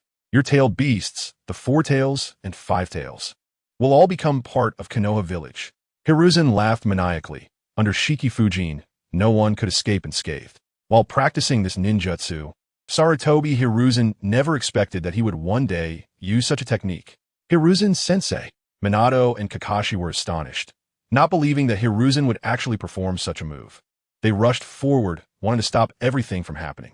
Unfortunately, the ultimate ninjutsu, Shiki Fujin, could not be disrupted by mere human effort. Just as the Shinigami behind Hiruzen was about to draw his sword to extract NingFeng's soul, NingFeng suddenly transformed into a flurry of water, as if he had never existed. Shadow clone? Hiruzen was shocked. Minato and Kakashi, while surprised, secretly breathed a sigh of relief. However, the more they thought about it, the more horrified they became. Could it be that the one they've been talking to all along was just NingFeng's shadow clone? And Sarutobi Hiruzen suddenly realized a problem. All along, the one who entered the Sarutobi residence was just Uchiha Feng's shadow clone. Uchiha Feng had anticipated the danger from the beginning. As if in response to Hiruzen's speculation, NingFeng slowly descended from the sky, looked at the bewildered Sarutobi Hiruzen, and then smiled at Minato. You scared me. I told you. Minato and Kakashi were overjoyed, unable to hold back their relief, as the tension in their hearts was quietly released. But the culprit, Sarutobi Hiruzen, could only smile helplessly, watching the Shinigami greedily gaze at him, and then he and NingFeng's shadow clone were drawn into the Shinigami's belly. A long voice of regret echoed throughout Konoha village. With Hiruzen's departure, the Sarutobi clan and the Inuzuka and Nara clans all knelt down in panic, fearing retribution. Lord Minato, Lord Feng, we know nothing. Yes, Lord Minato, Lord Feng, we know nothing. Lord Minato, Lord Feng, please spare us. The members of the Inuzuka and Nara clans spoke anxiously, afraid that one misstep would lead to their downfall. Everyone, get up. Minato did not speak, only glanced at NingFeng, who shrugged and waved his hand helplessly. Chapter 158. The coup in Konoha. The decay of Konoha will no longer exist. Seeing that NingFeng did not hold a grudge, the Inuzuka and Nara clans finally breathed a sigh of relief and stood up with ease. Everyone was not foolish. How could they not know that with Sarutobi Hiruzen's failure, their greatest support would completely disappear? Their attitude towards NingFeng would directly determine their clan's future circumstances. In fact, As long as NingFeng was willing, the Inuzuka and Nara clans could completely vanish, and no one would dare to investigate afterward. In short, they would have to live under NingFeng's influence from now on. Although it seemed that Minato was still serving as the fourth Hokage of Konoha, the actual power of the entire village had already fallen into NingFeng's hands. Just from Minato's attitude towards NingFeng earlier, it was evident that NingFeng was almost destined to become the fifth Hokage of Konoha. The question was whether NingFeng wanted to step into the spotlight. The more the three clans thought about it, the more regretful they became, lamenting why they had listened to Hiruzen's words and joined in the siege against Uchiha Feng. This was no different from seeking death, right? At this moment, I am very clear about what you are thinking, but please rest assured. My heart is not so narrow that I cannot accommodate you. Seemingly seeing through the thoughts of the Inuzuka and Nara clans, NingFeng suddenly spoke slowly. In fact, he couldn't be bothered with the Inuzuka and Nara clans, as they were just trying to ensure a better continuation of their own families. Indeed, upon hearing NingFeng's words, the members of the three clans finally relaxed their last bit of tension and felt at ease. Minato, not wanting to stir up any more trouble, quickly said, "Feng, Hiruzen-sensei, how do you want to handle this? Although I am the fourth Hokage, this banquet was ultimately your invitation." As he spoke, Minato gave NingFeng a deep look. When NingFeng used the shadow clone technique earlier, Minato's heart gradually relaxed. But then he thought carefully and became tense again, for the simple reason that Uchiha Feng's mindset was terrifyingly meticulous. He could even foresee that Hiruzen's invitation to dinner was not out of goodwill. This could not possibly be the mentality of a 5- or 6-year-old. Minato-sensei, although Hiruzen-sensei has been against me in every way, he has contributed to Konoha, so let him leave with dignity. When other Konoha ninjas ask, just say that Hiruzen-sensei passed away peacefully. NingFeng shrugged. In the original story, Hiruzen was considered a legendary figure. The only regret was that he had never fought against him. With Hiruzen's methods, he was more than capable of leaving with dignity. Not to mention that it would also benefit his future governance of Konoha. Minato nodded slightly, then gestured to Kakashi and the others, who all nodded in agreement and hurried to prepare. As for the members of the Inuzuka and Nara clans, after expressing their desire to send Hiruzen off one last time, they also actively began their preparations. While everyone was busy, Minato signaled NingFeng to a secluded place, wanting to have a chat with him. Just by looking at Minato's eyes, NingFeng knew what his teacher was planning. Soon, the two used the Flying Thunder God technique to arrive in a secluded forest where no one could reach. Looking at the little guy who was growing stronger day by day, Minato got straight to the point. "Feng, do you blame your teacher for being late?" As he spoke, Minato's eyes turned red, glistening with tears. Seeing his teacher show such emotions, NingFeng felt a warm current in his heart. "Teacher, how could I blame you for being late?" In fact, when he saw Minato appear and stand protectively in front of him, NingFeng felt very warm. He could sense that Minato truly cared for him and was not just using him. Hearing NingFeng's words, Minato immediately relaxed, letting out a long breath. "Actually, Feng, I really fear that one day you'll be swayed by various negative emotions, making it so that I can no longer recognize you. In the future, if you encounter anything that troubles you or puts you in danger, you must call for me." "Okay." As Minato said this, his red eyes had slightly cleared. "Although my strength may not be able to solve everything for you, I just don't want to see my student die in front of me. I also don't want the tragedies of Obito and Kakashi to be repeated." In fact, this was the first time NingFeng had seen his teacher express such emotions, and he was momentarily stunned. Yes, his teacher's feelings for him were not necessarily shallower than those of his brothers or father. "Teacher, don't worry." NingFeng nodded earnestly, his fist cracking with determination. Seeing NingFeng agree, Minato let out a quiet sigh of relief and quickly changed the subject. "All right, let's not talk about that anymore. Let's get down to business. Now that Hisashi is dead and the decayed forces of Konoha have basically been eradicated, I believe no one would oppose you becoming the third Mizukage roaming Konoha. Why not, Feng? Just take over the Hidden Rain Village. Make it part of Konoha. Then, your teacher will be right behind you supporting you. And you can become the fifth Hokage. Become the most glorious fifth Hokage in the history of the ninja world. Sweeping across the entire ninja world and unifying it. How's that sound?" As Minato spoke, his eyes burned with passion. In fact, the Hokage of Konoha was not a proponent of peace. They had always thought about unifying the entire ninja world. The previous distribution of tailed beasts was merely a way to recuperate and gather strength. Long before Minato took on the Hokage position, He had already been thinking of unifying the entire ninja world, sweeping through many great nations, but he had never accomplished it. Now, with the emergence of Uchiha Fong, he saw a new hope for unification. However, Teacher Minato, compared to being in the spotlight, I prefer to manipulate everything from behind the scenes, being the hidden boss. What do you think? NingFeng didn't want to fall for Minato's scheme. Dealing with the administrative affairs as Hokage was very tiring. It was much better to wait until Minato had completed everything before he became the 5th Hokage. How great would that be? After all, Minato was his teacher. Chapter 159. The Indulgent Teacher. Minato, hearing NingFeng's words that clearly sought to take advantage of him. Minato, as a teacher, not only did not get angry, but instead looked at NingFeng with a doting expression. He then quietly placed his hand on NingFeng's shoulder. In light of your hard work to help your teacher on the night of the Nine Tails, I'll allow you to do this.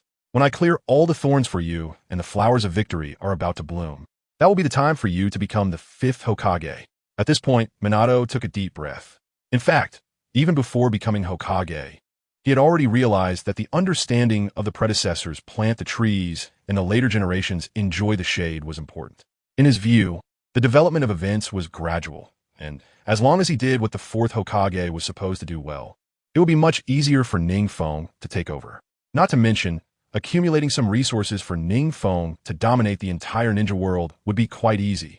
Hearing Minato's words, NingFeng did not continue speaking, but instead nodded heavily. Teacher Minato, don't worry. Even if you don't complete the unification of the ninja world, I, Uchiha Fong, will take on your burden and accomplish it. Saying this, Uchiha Fong and Minato high-fived each other with a loud clap, producing a crisp sound. Then, the two of them, this teacher-student pair, burst into laughter. After they finished their conversation, the two figures flashed and returned to the front of the Sarutobi residence. At this moment, at the entrance of the Sarutobi residence, Hisashi's body was quietly laid out, and the surrounding members of the Sarutobi clan were all in tears. Even the distant Inuzuka, Nara, and Akimichi clans were shedding tears. Hisashi-senpai, why did you leave us like this? Hisashi-senpai, you clearly promised to take us out to play. Countless clan members had red eyes, filled with sorrow. As for the death of Hisashi-senpai, those clan members who knew the truth were also pretending to be very heartbroken, their faces heavy. Seeing this, Minato looked at NingFeng in surprise, and the latter was equally astonished, not expecting the Sarutobi clan members to act so quickly and announce Hisashi's death so soon. It seemed that these people were not truly mourning Hisashi. Pretending to be very sorrowful, Minato took NingFeng and, after mourning before Hisashi's body for a moment, slowly left. It was likely that for all eternity, the people of Konoha would only know that Hisashi-senpai had died of natural causes, and not that NingFeng had pressured him to death. In no time, Minato brought NingFeng to his home. At this time, Kushina was already recovering well under Uchiha Mikoto's care, bouncing around as if nothing had happened.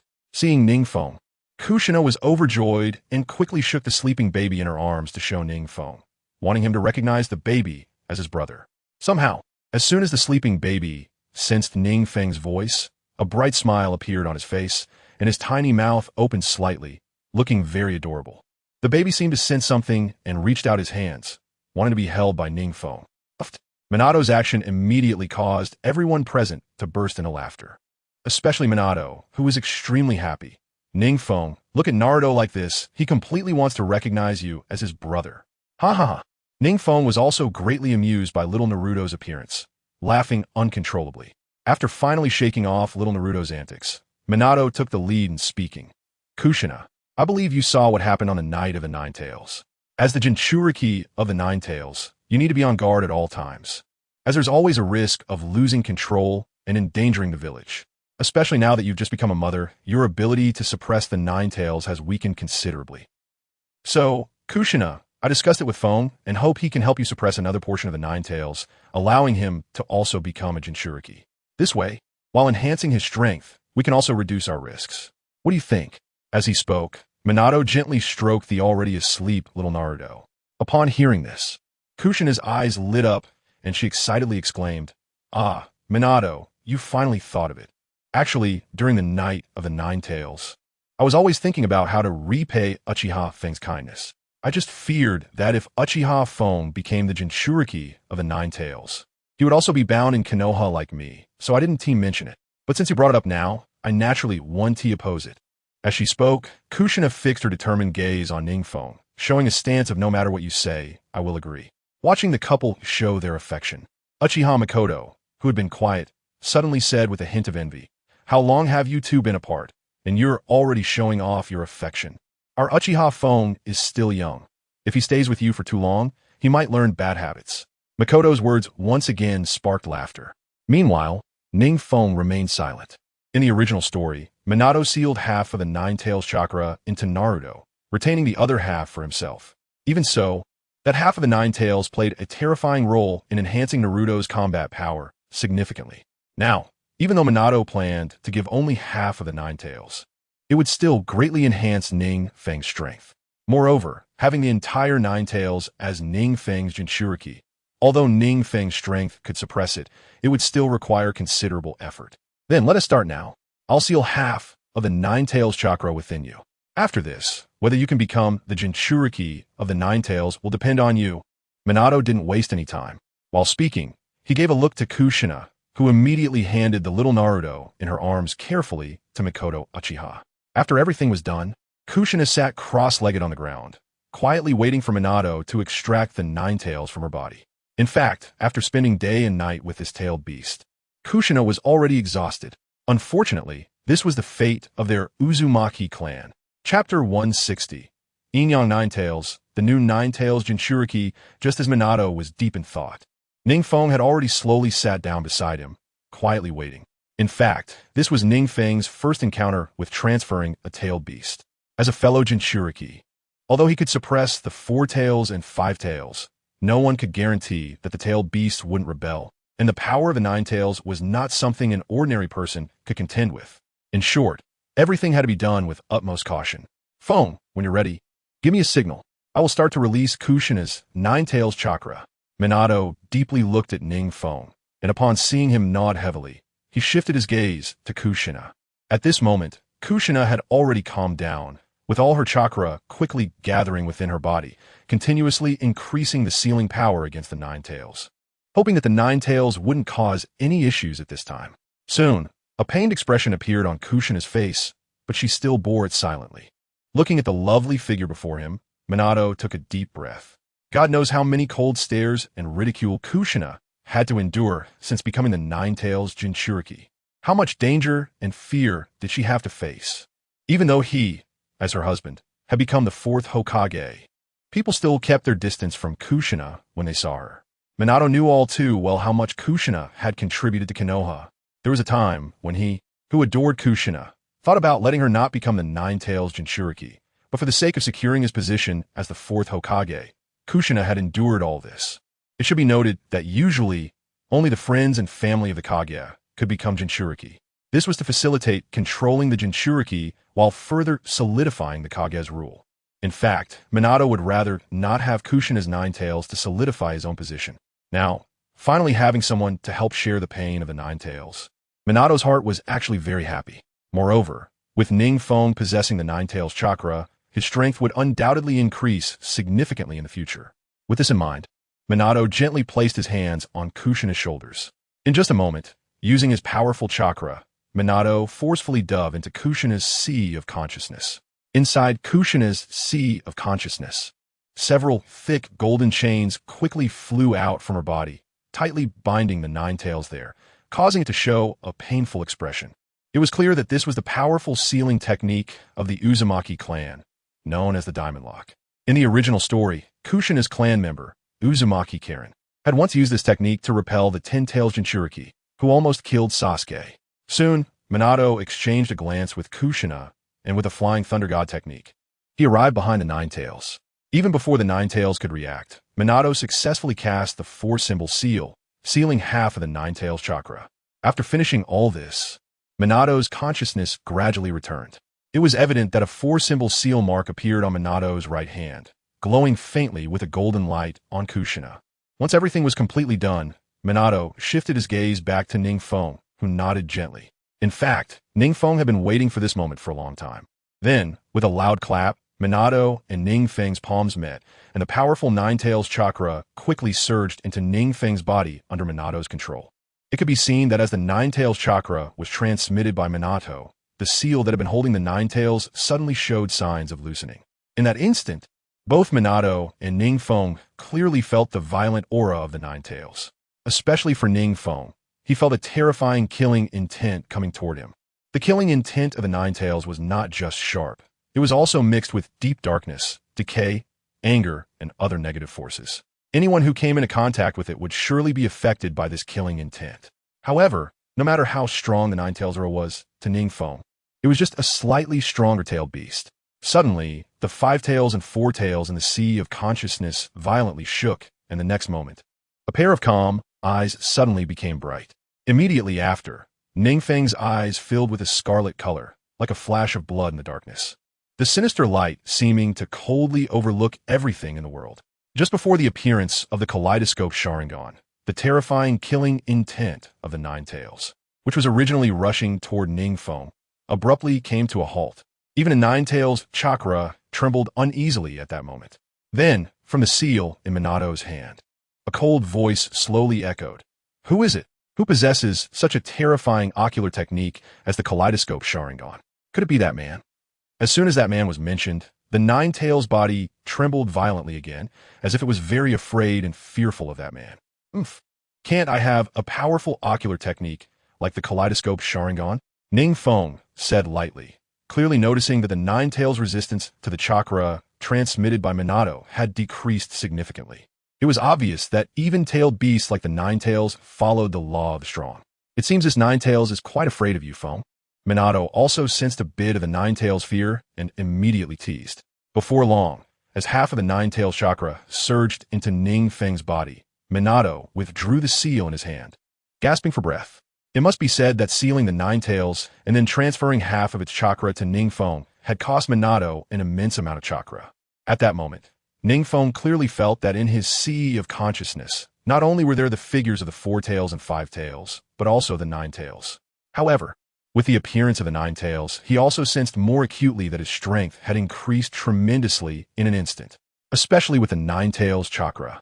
He could call upon it at will. Respected Nine Tails Jinchuriki, you can use Kurama's chakra as you wish. In the sea of consciousness, the Nine Tails said cautiously, afraid that one misstep would cost it its life. Chapter 161. The Submission of the Nine Tails? The new Nine Tails Jinchuriki, in fact, at this moment, the Nine Tails felt extremely aggrieved. As the strongest among the nine-tailed beasts, apart from those two men and that woman, the Nine Tails had never been worried or afraid of anyone. Even if forced to become someone else's energy source and provide Nine Tails chakra, it was confident that it would make any Jinchuriki who attempted to use its power pay the price. Originally, after finally leaving the wife of the god of ninjas, Uzumaki Mido, the Nine Tails thought it would have a good life ahead. Unexpectedly, he has become the tailed beast of Uzumaki Kushina, who is also from the Uzumaki clan. Compared to Mido, although Uzumaki Kushina's strength is not particularly strong, she has restricted the Nine Tails quite a bit, making it impossible for the Nine Tails to be free. So, when it heard that Minato was looking for a new host for the Nine Tails to share Kushina's pain, the Nine Tails, which had been restricted for countless years, was extremely excited. However, as the Nine Tails chakra was transferred, it soon discovered in shock that its new host was many times stronger than Uzumaki Kushina. Even during Mido's peak, she might not be as strong, especially when that pair of blood-red Sharingan, exuding a strong, sinister charm, appeared. The Nine Tails, the strongest among the nine-tailed beasts, instantly dared not have any expectations. Just the sight of the Sharingan made the Nine Tails feel fearful, as if its powers were being limited, let alone the Mangeki Sharingan. Thus, at this moment, in the sea of consciousness, quietly looking at its new master, the usually fierce Kurama displayed an unusual respect. It was evident that there was even a hint of flattery in Kurama's eyes, and its demeanor was completely different from when it was inside Uzumaki Kushina. Master, please rest assured, in the future, you can freely use the power of the Nine Tails chakra, Kurama said respectfully, its body trembling slightly. Alongside Kurama were the Five Tails and Four Tails, who also looked at Kurama with respect, all wearing flattering expressions. Seeing that Kurama had submitted so quickly, NingFeng frowned slightly and shrugged helplessly. In fact, he had already prepared for battle when the Nine Tails moved over, even thinking about how to subdue the Nine Tails with the Mangeki Sharingan. But what NingFeng didn't expect was that this Nine Tails was completely different from its arrogant attitude in the original work. It immediately surrendered. This left NingFeng who originally wanted to test his strength, feeling a bit helpless. However, NingFeng thought about it and realized it made sense. Although the 5 tails and 4 tails were not as strong as the 9 tails, both had been subdued by NingFeng, and coupled with the effect of the Mangeki Sharingan. Even the 9 tails knew its terror. Not wanting to waste more time with the 9 tails, NingFeng nodded slightly, and when his consciousness returned, he had already returned to Minato's home. As soon as NingFeng left, the 9 tails let out a long breath, slowly easing the tension it had been holding. I didn't expect Uchiha Feng to be so powerful. Even I, Kurama, can clearly feel that terrifying suppressive force. The 9 tails said, unable to help but gasp. The 5 tails and 4 tails beside it nodded in agreement. Their master could summon Susanoo at any moment. NingFeng, who ignored the tailed beast comments, or, more accurately, was too lazy to respond, slowly got up. The next moment, the blood-red 9 tails chakra instantly wrapped around NingFeng, and 3 tails appeared behind him. Clearly, this was the tailed beast cloak after transformation. Not bad. Under the wrapping of the tailed beast cloak, NingFeng felt his strength had significantly increased. Furthermore, the battle power enhancement from this tailed beast cloak was completely different from that after entering Sage mode. The two complemented each other. So fast, I can transform into a tailed beast already. Uzumaki Kushina was directly shocked. Who knows how much time she spent controlling the 9 tails. Yet NingFeng, as soon as he got the 9 tails, could enter tailed beast transformation. This talent was truly enviable. Even Minato was surprised. Feng, you master the 9 tails chakra so quickly. Seeing his teacher so concerned, NingFeng quickly replied, I can feel that I have only mastered a portion of the 9 tails chakra. If I want to master more, I need further training and to better synchronize with the 9 tails. NingFeng was not lying about this feeling. Although the 9 tails promised to give him chakra and provide a large amount of it, it was still NingFeng's first time using the 9 tails chakra. And achieving this was already quite impressive. This speed is already good. Minato was overjoyed. The stronger his student, the happier he, as a teacher, felt. Just as NingFeng was about to say something, suddenly, the entire world channel erupted again because of him. World announcement. Player Uchiha Feng has successfully obtained half of the 9 tails chakra and become the new 9 tails Jinchuriki. Let us congratulate him. World announcement. Player Uchiha Feng has successfully obtained half of the 9 tails chakra. World announcement. Player Uchiha Feng has successfully obtained half of the 9 tails chakra. The originally quiet world channel exploded with these 3 consecutive messages. What's going on? How did Uchiha Feng become the 9 tails Jinchuriki? Wasn't he the 5 tails Jinchuriki before? This is too powerful, right? Uchiha Feng actually hunted the 9 tails and became its Jinchuriki. I've heard that the 9 tails is the hardest to conquer among the tailed beasts. I didn't expect. Uchiha Feng actually subdued the 9 tails. He truly is Uchiha Feng. Countless players were filled with envy, jealousy, and hatred, especially many players who only knew a little about tailed beasts at this moment. While Uchiha Feng had already become the 9 tails Jinchuriki, the impact of this news on the players was unimaginable. However, NingFeng did not pay attention to this and subconsciously closed the world channel.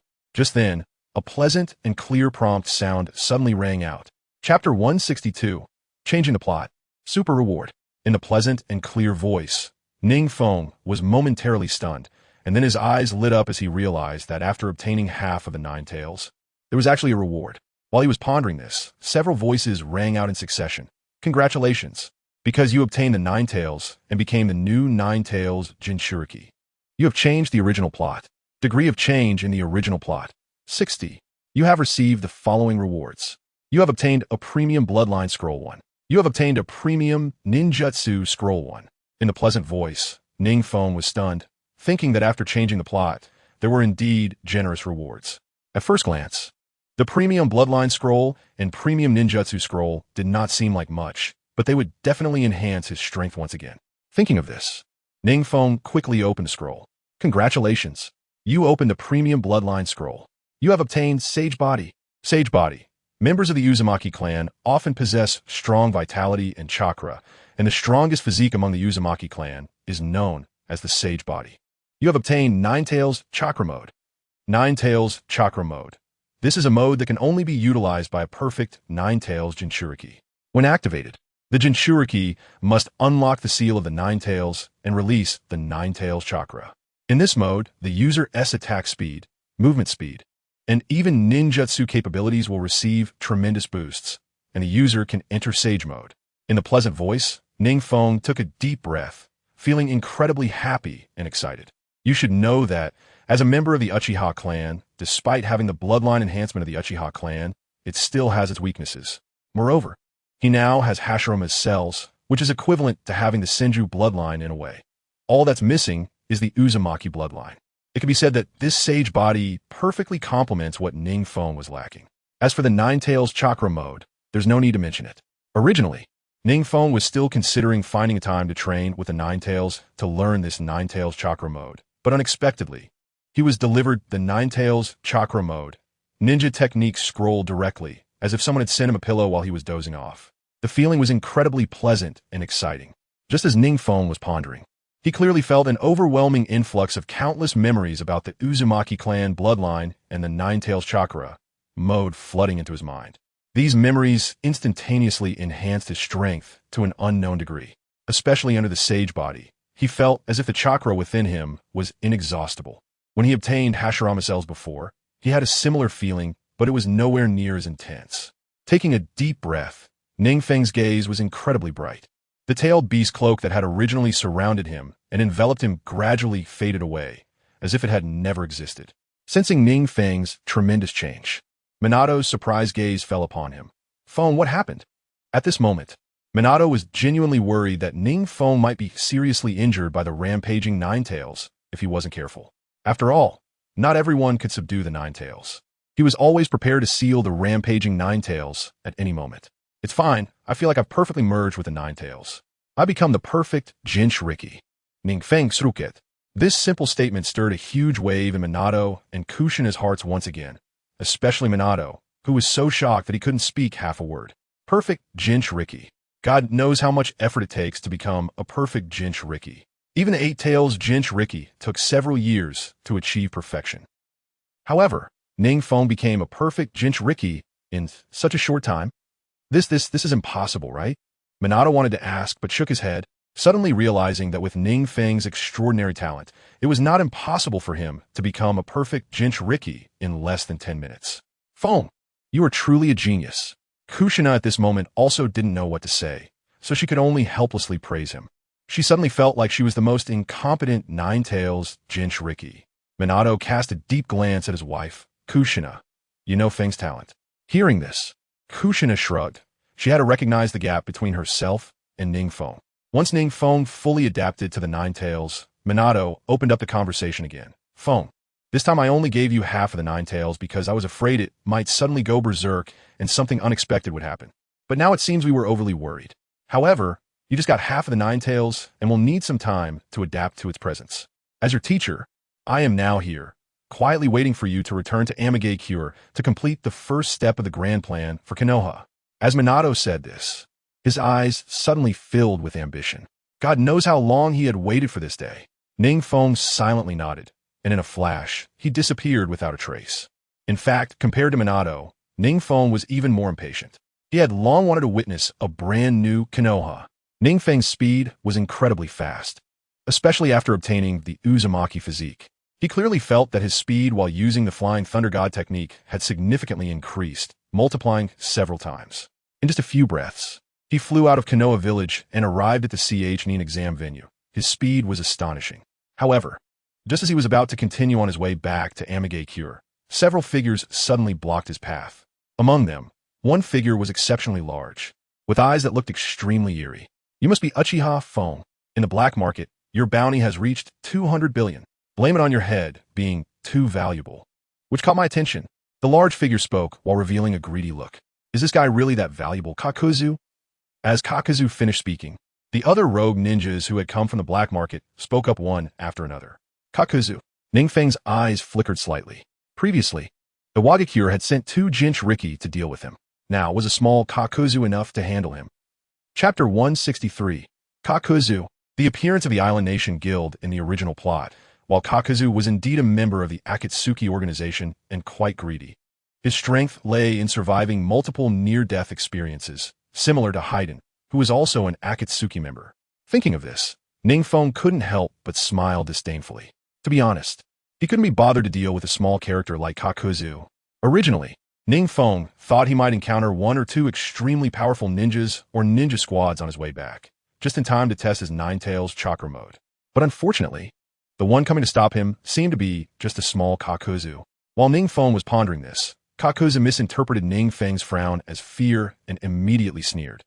Ha ha ha, are you scared? I once went to Konoha and assassinated the high-ranking Senju Hashirama, who is known as the god of the ninja world. He died at my hands.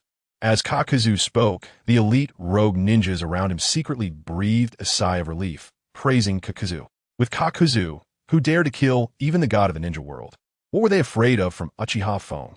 Oh, is he the one who threw a kunai from 800 meters away and quickly ran away? NingFeng laughed. Kakuzu's strength was quite good, and he had made some achievements in financial management. Otherwise, he wouldn't be in charge of the Akatsuki's finances. If he could recruit someone capable in finance from his subordinates, it wouldn't be bad. Being hit where it hurt. Kakuzu instantly flew into a rage, ready to attack. But in the next moment, a pair of crimson Sharingan suddenly shone brightly. Sharingan. Kakuzu's expression changed dramatically. The reason he had managed to survive in Konoha until now was entirely due to his keen perception and escape abilities. The moment he sensed the terrifying ocular jutsu of the Sharingan, he realized that the person in front of him was not so easy to deal with. Just as he was about to unleash his ninjutsu, NingFeng, enveloped in golden chakra, had already appeared before him without any warning, leaving Kakuzu no time to execute his secret technique. So fast, before Kakuzu could even react with a loud bang, he was sent flying like a rocket, directly crashing into and breaking dozens of trees in the distant forest. In the next moment, NingFeng's fist wind had already swept away the trees surrounding Kakuzu, leaving only bare stumps behind. From a distance, this scene was truly shocking and had a tremendous visual impact. The elite rogue ninjas who had followed Kakuzu were dumbfounded. They could see that the Uchiha Feng before them could perfectly utilize Tailed Beast Chakra. Moreover, the level he had reached was the incredibly powerful Nine-Tails Chakra Mode. The Nine-Tails Chakra Mode. Did he achieve it so quickly? NingFeng slightly sensed it.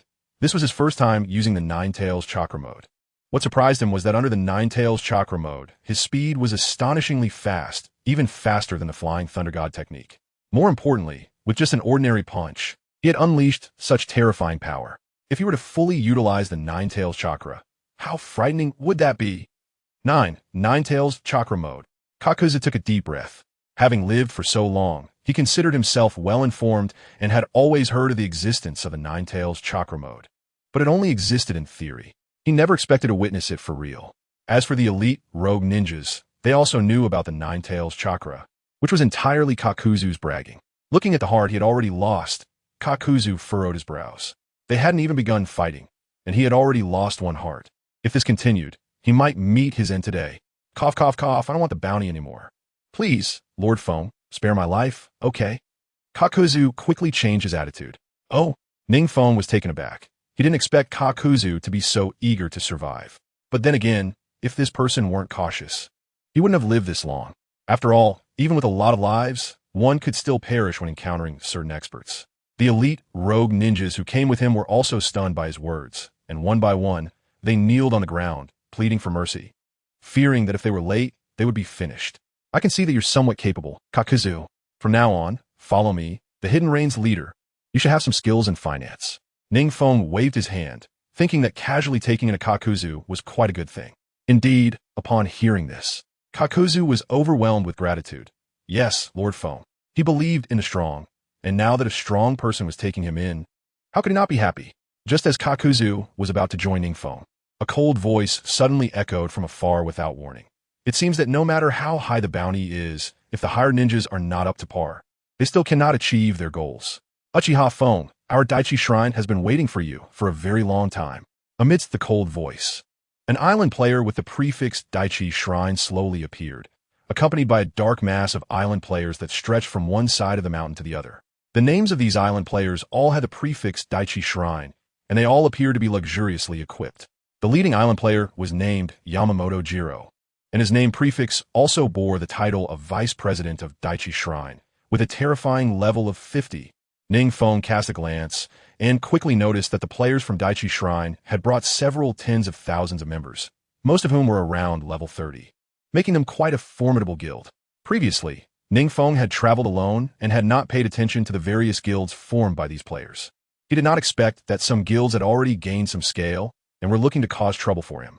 "Oh, what do you want with me?" NingFeng sneered, and before the leading island player could even speak, he was seized by NingFeng's grip.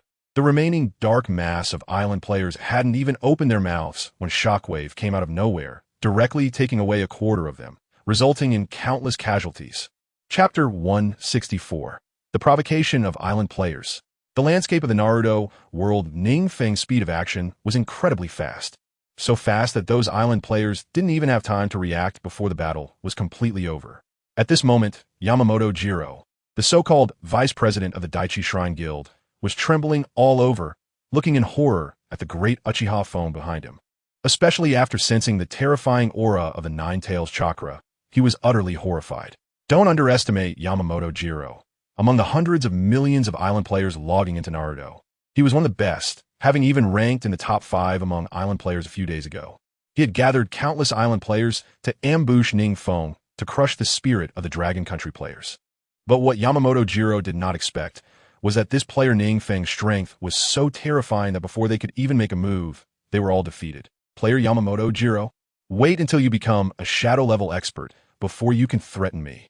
NingFeng shrugged, and before Yamamoto Jiro could say anything, he gently squeezed, causing Yamamoto Jiro to explode like a meatball, turning into a mist of blood, and was sent back to the respawn point.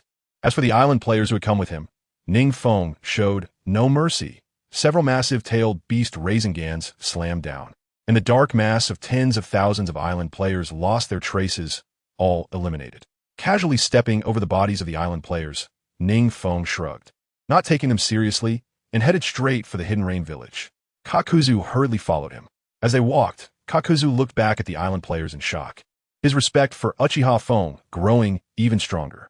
In fact, it reached an extreme level to an indescribable extent. He questioned himself. With his strength, he was not a match for those tens of thousands of island players. Yet Master Uchiha phone had easily slaughtered them all. This was truly terrifying. If NingFeng were to look at the world announcement at this moment, he would be surprised to find that the entire Naruto world was shaken because of him. World announcement. Player Uchiha phone encountered an ambush by the Daichi Shrine Guild, and in just a few breaths, player Uchiha phone completed a 3,000-man slaughter.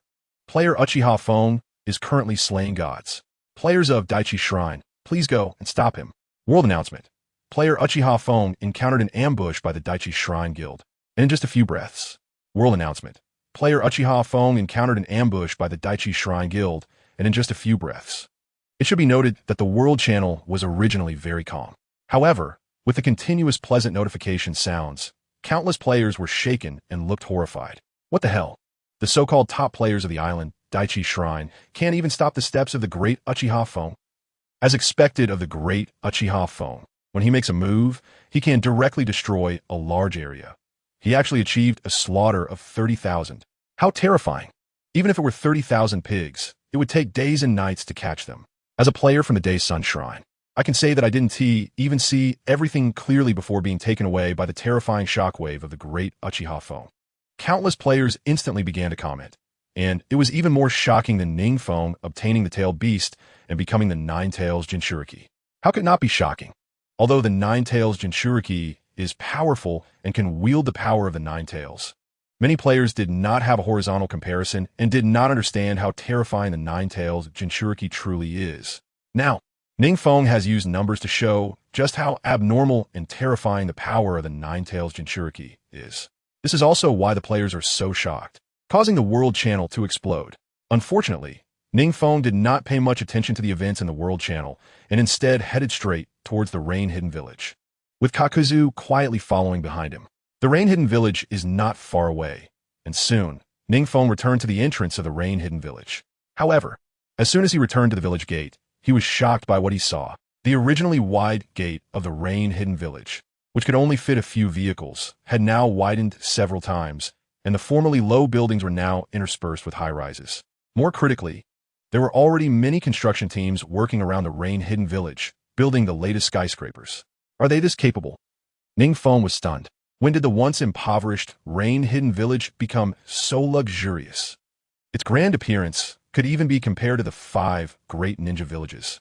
To think It had only been less than a month since he went to Konoha, and the changes in the rain-hidden village were this significant? While NingFeng was pondering this, Conan had already descended slowly with the Seven Tails Jinchuriki, Fu.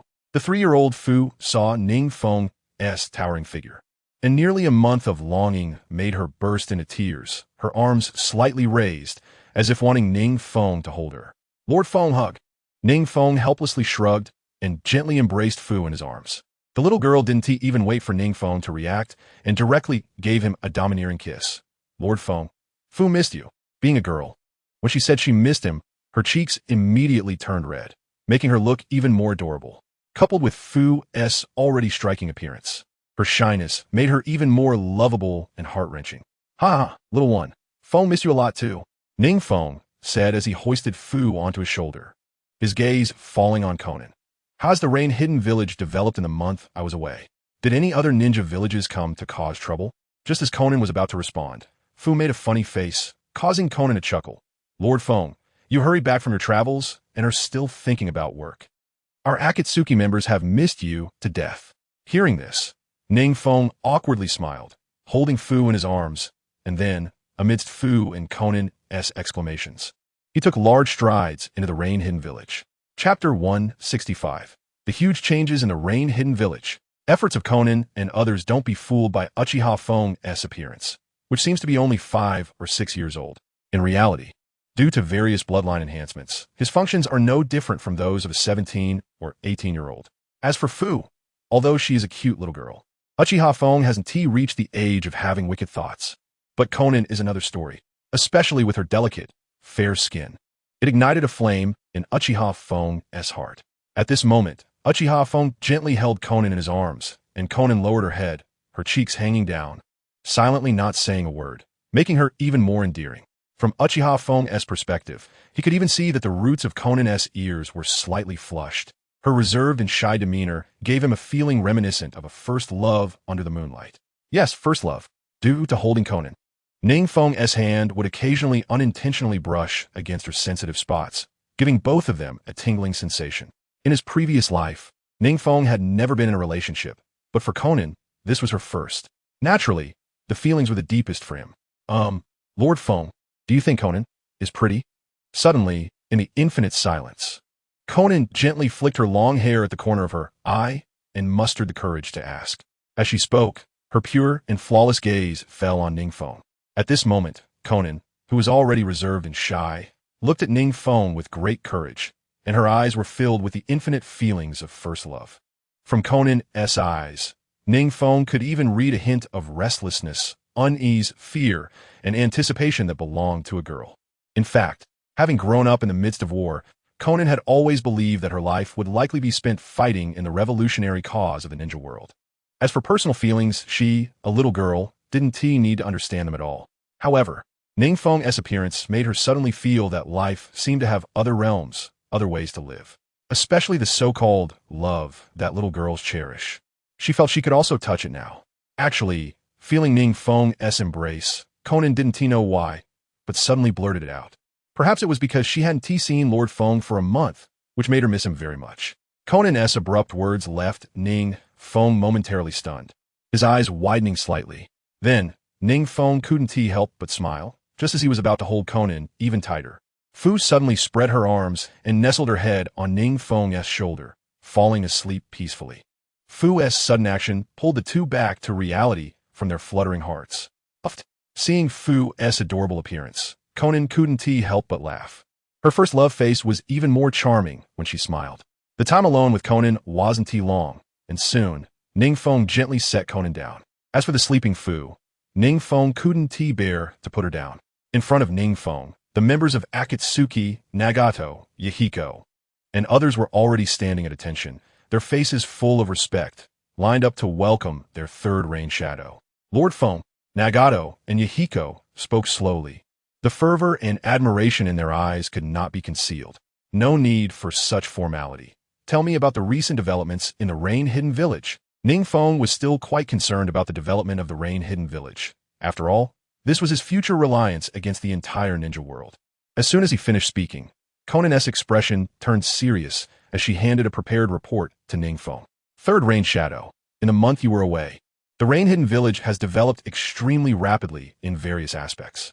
Firstly, concerning the economy, which you are most concerned about, in just 1 month, the financial income of the Rain-Hidden Village has doubled due to the increase in ninjas, the rise in tasks commissioned by business owners, and the average payment for tasks. Currently, our financial income has reached 1/3 of that of the Suna Hidden Village.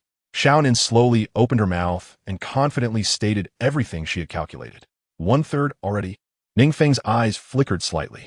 Ever since Yuin Village was recognized as the 6th largest ninja village, many merchants and business owners have come to Yuin Village to post tasks, which attracted more people to become Yuin ninjas while also increasing Yuin Village's financial income. It is known that the majority of the financial income of various ninja villages comes from the commissions earned from ninja commissions, with a small portion coming from the income of civilians from business and agriculture. In the past, Yuin Village's financial income was merely 1/10 that of Sunagakure. In just a month, such rapid development is indeed terrifying. Despite Sunagakure being one of the ninja villages with the tightest financial situation, it is believed that soon, Yuin Village's financial income will catch up to that of Sunagakure. Xiaonan chuckled. In addition to the rapid development of financial income, the number of ninjas in Yuin Village has also more than doubled in a month. More and more ninjas are choosing to become ninjas of Yuin Village, and a large batch of Yuin ninjas have graduated from the Ninja Academy, increasing the supply of Yuin ninjas. Xiaonan continued, of course.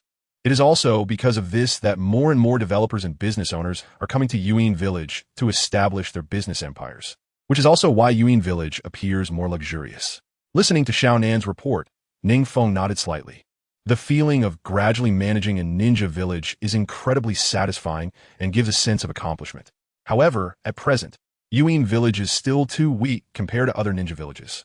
Just as NingFeng was pondering this, Nagato beside him hesitated for a moment and said, Lord Feng, although Yuin Village is developing rapidly, it is still too slow. I can clearly feel that as Yuin Village rises, more and more ninja villages will try to hinder us. We must improve ourselves even faster. Nagato's concerns were not unfounded. As a fan of Hokage, NingFeng knew very well that the entire ninja world was not peaceful and would not give Yuin Village much time to develop. Since you are all here today, I have a few things to announce. The first thing is that Yuin Village and Konoha Village will officially establish an alliance. The second thing is that we need to go to Sunagakure and hunt someone back. To be precise, it is a Kage. As soon as the words fell, the expressions of Nagato and others changed, all showing shock. Hanakage. Konoha officially established en alliance. The reason for Nagato and others' shock is quite simple. If Konoha and Yuin Village officially establish an alliance, it is tantamount to declaring war on the other 4 major ninja villages.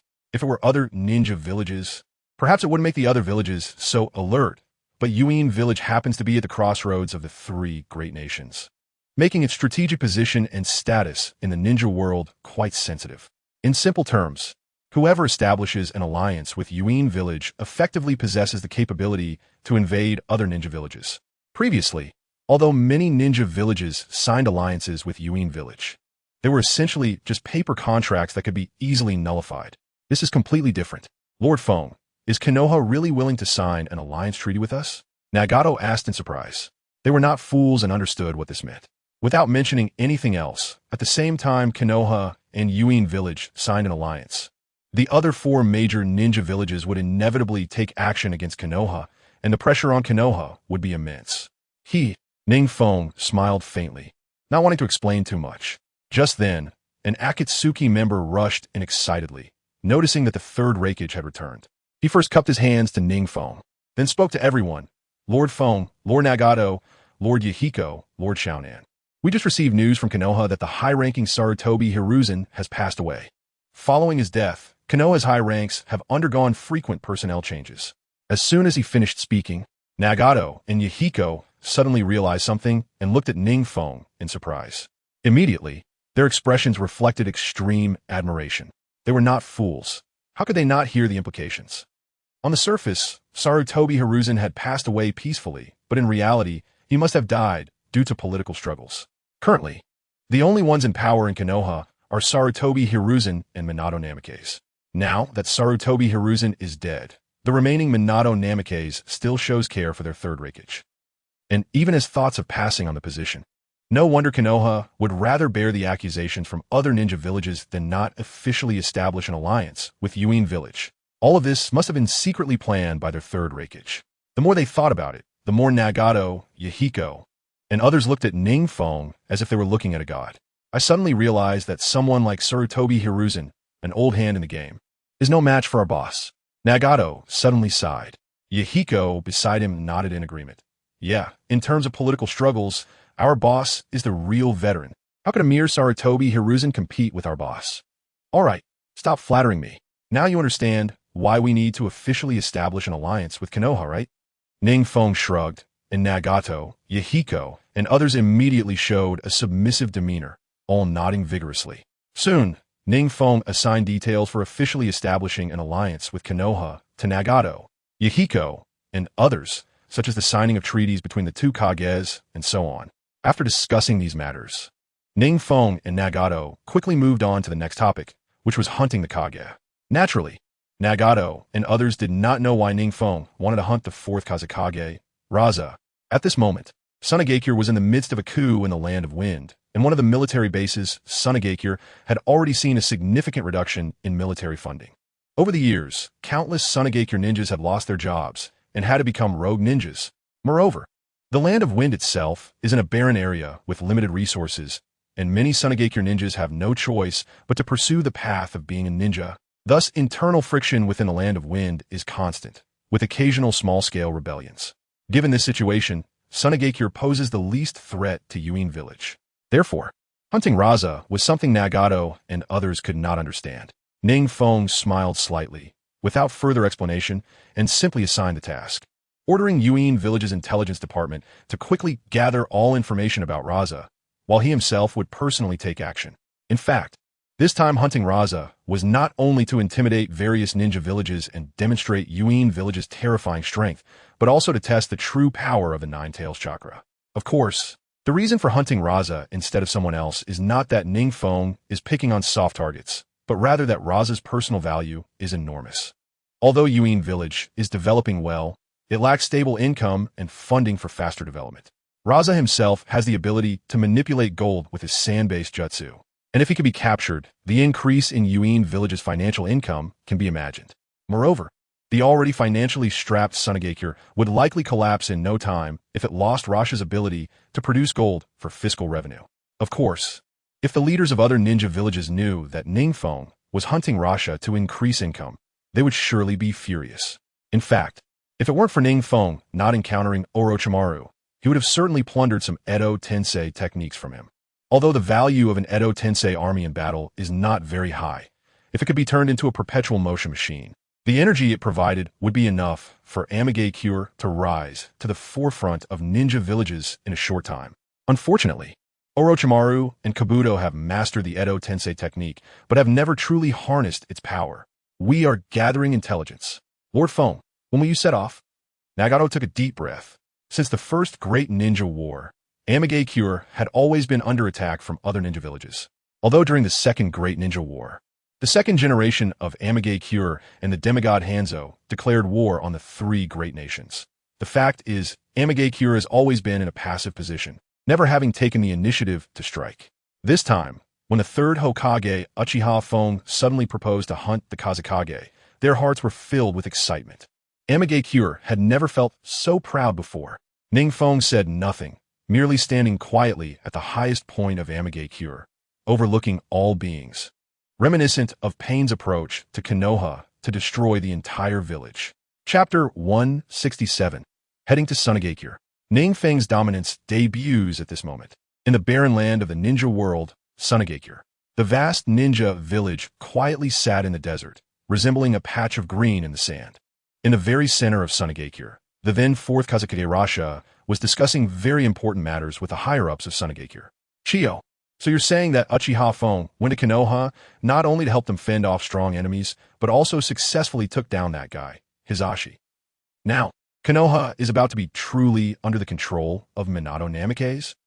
Suddenly, a faint voice echoed as the fourth Kazekage Rasha slowly spoke, inquiring the intelligence department's higher-ups about the recent major events in Konoha.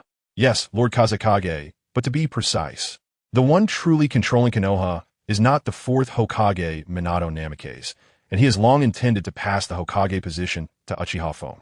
So, to be accurate, the one behind the scenes controlling Konoha is very likely Uchiha Fong, and even if he doesn't control it now, he will inevitably do so in the future. An intelligence department higher up, a Sunagakure ninja engaged in intelligence work, hesitated a moment before speaking. As soon as he finished speaking, those high-ranking Sunagakure officials who thought Uchiha Fong was merely helping out were unable to hold back their astonishment and exchanged shocked glances.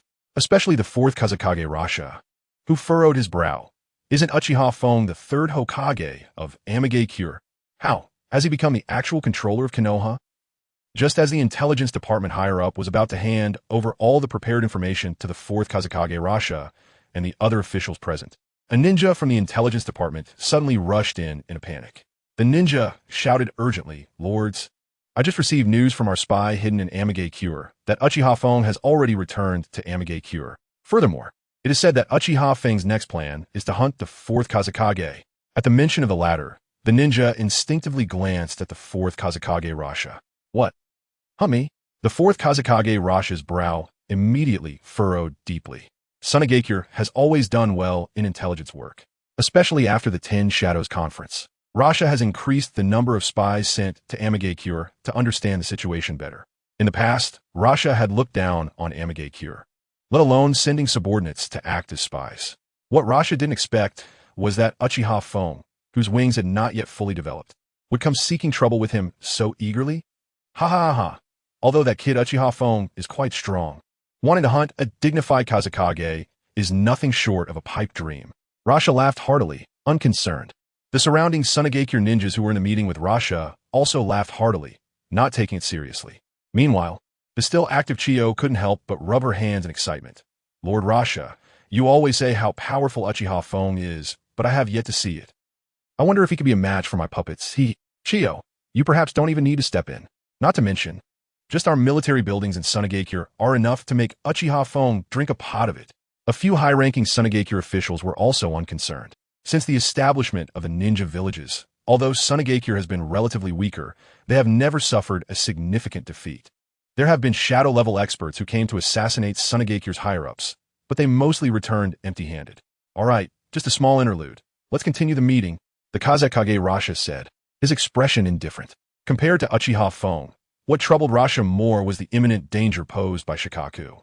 It should be known that at this moment, Sunagakure was at the critical point of the previous Jinchuriki's lifespan coming to an end. If there were no good candidates for a new Jinchuriki, Sunagakure would lose a very powerful weapon.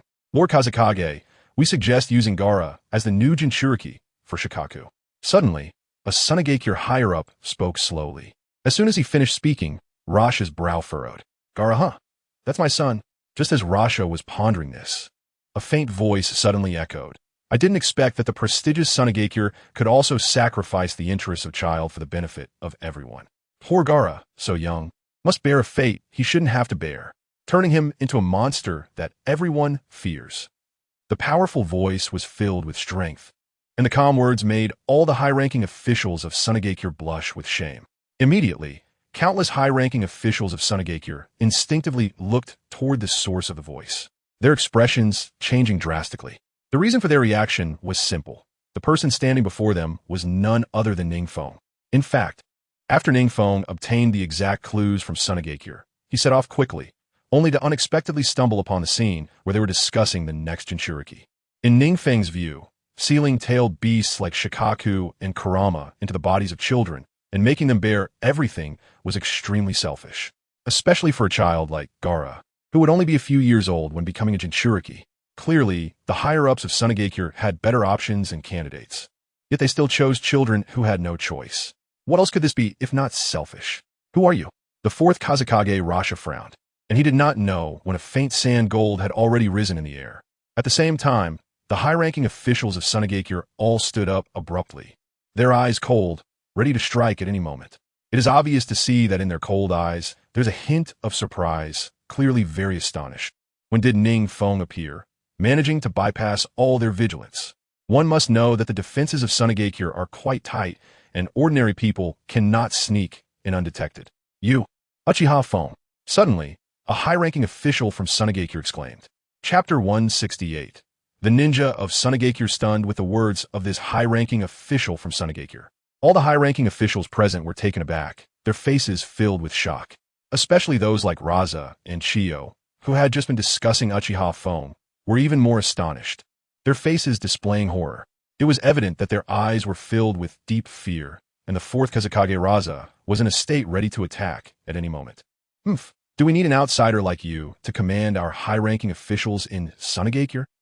A high-ranking official from Sunagakure suddenly sneered, a cold smile curling at the corners of his mouth. Unlike others, he believed that Uchiha Fong coming to Sunagakure was akin to seeking death. Perhaps in the future, Sunagakure would become the territory of Uchiha Fong, and for that reason alone, they needed to manage Sunagakure properly. What's wrong with that? NingFeng spoke calmly, uttering arrogant words that left others momentarily speechless, causing the faces of the high-ranking officials present to change slightly and then darken. None of them were fools. How could they not understand the meaning behind NingFeng's words? Fortunately, everyone present was a dignified person. Although angry, they all suppressed the flames of their hearts. The fourth Kage Raza spoke lightly. Lord Uchiha Fong has traveled a long way to come here, presumably for some matters. May I ask what Lord Uchiha Fong is here for?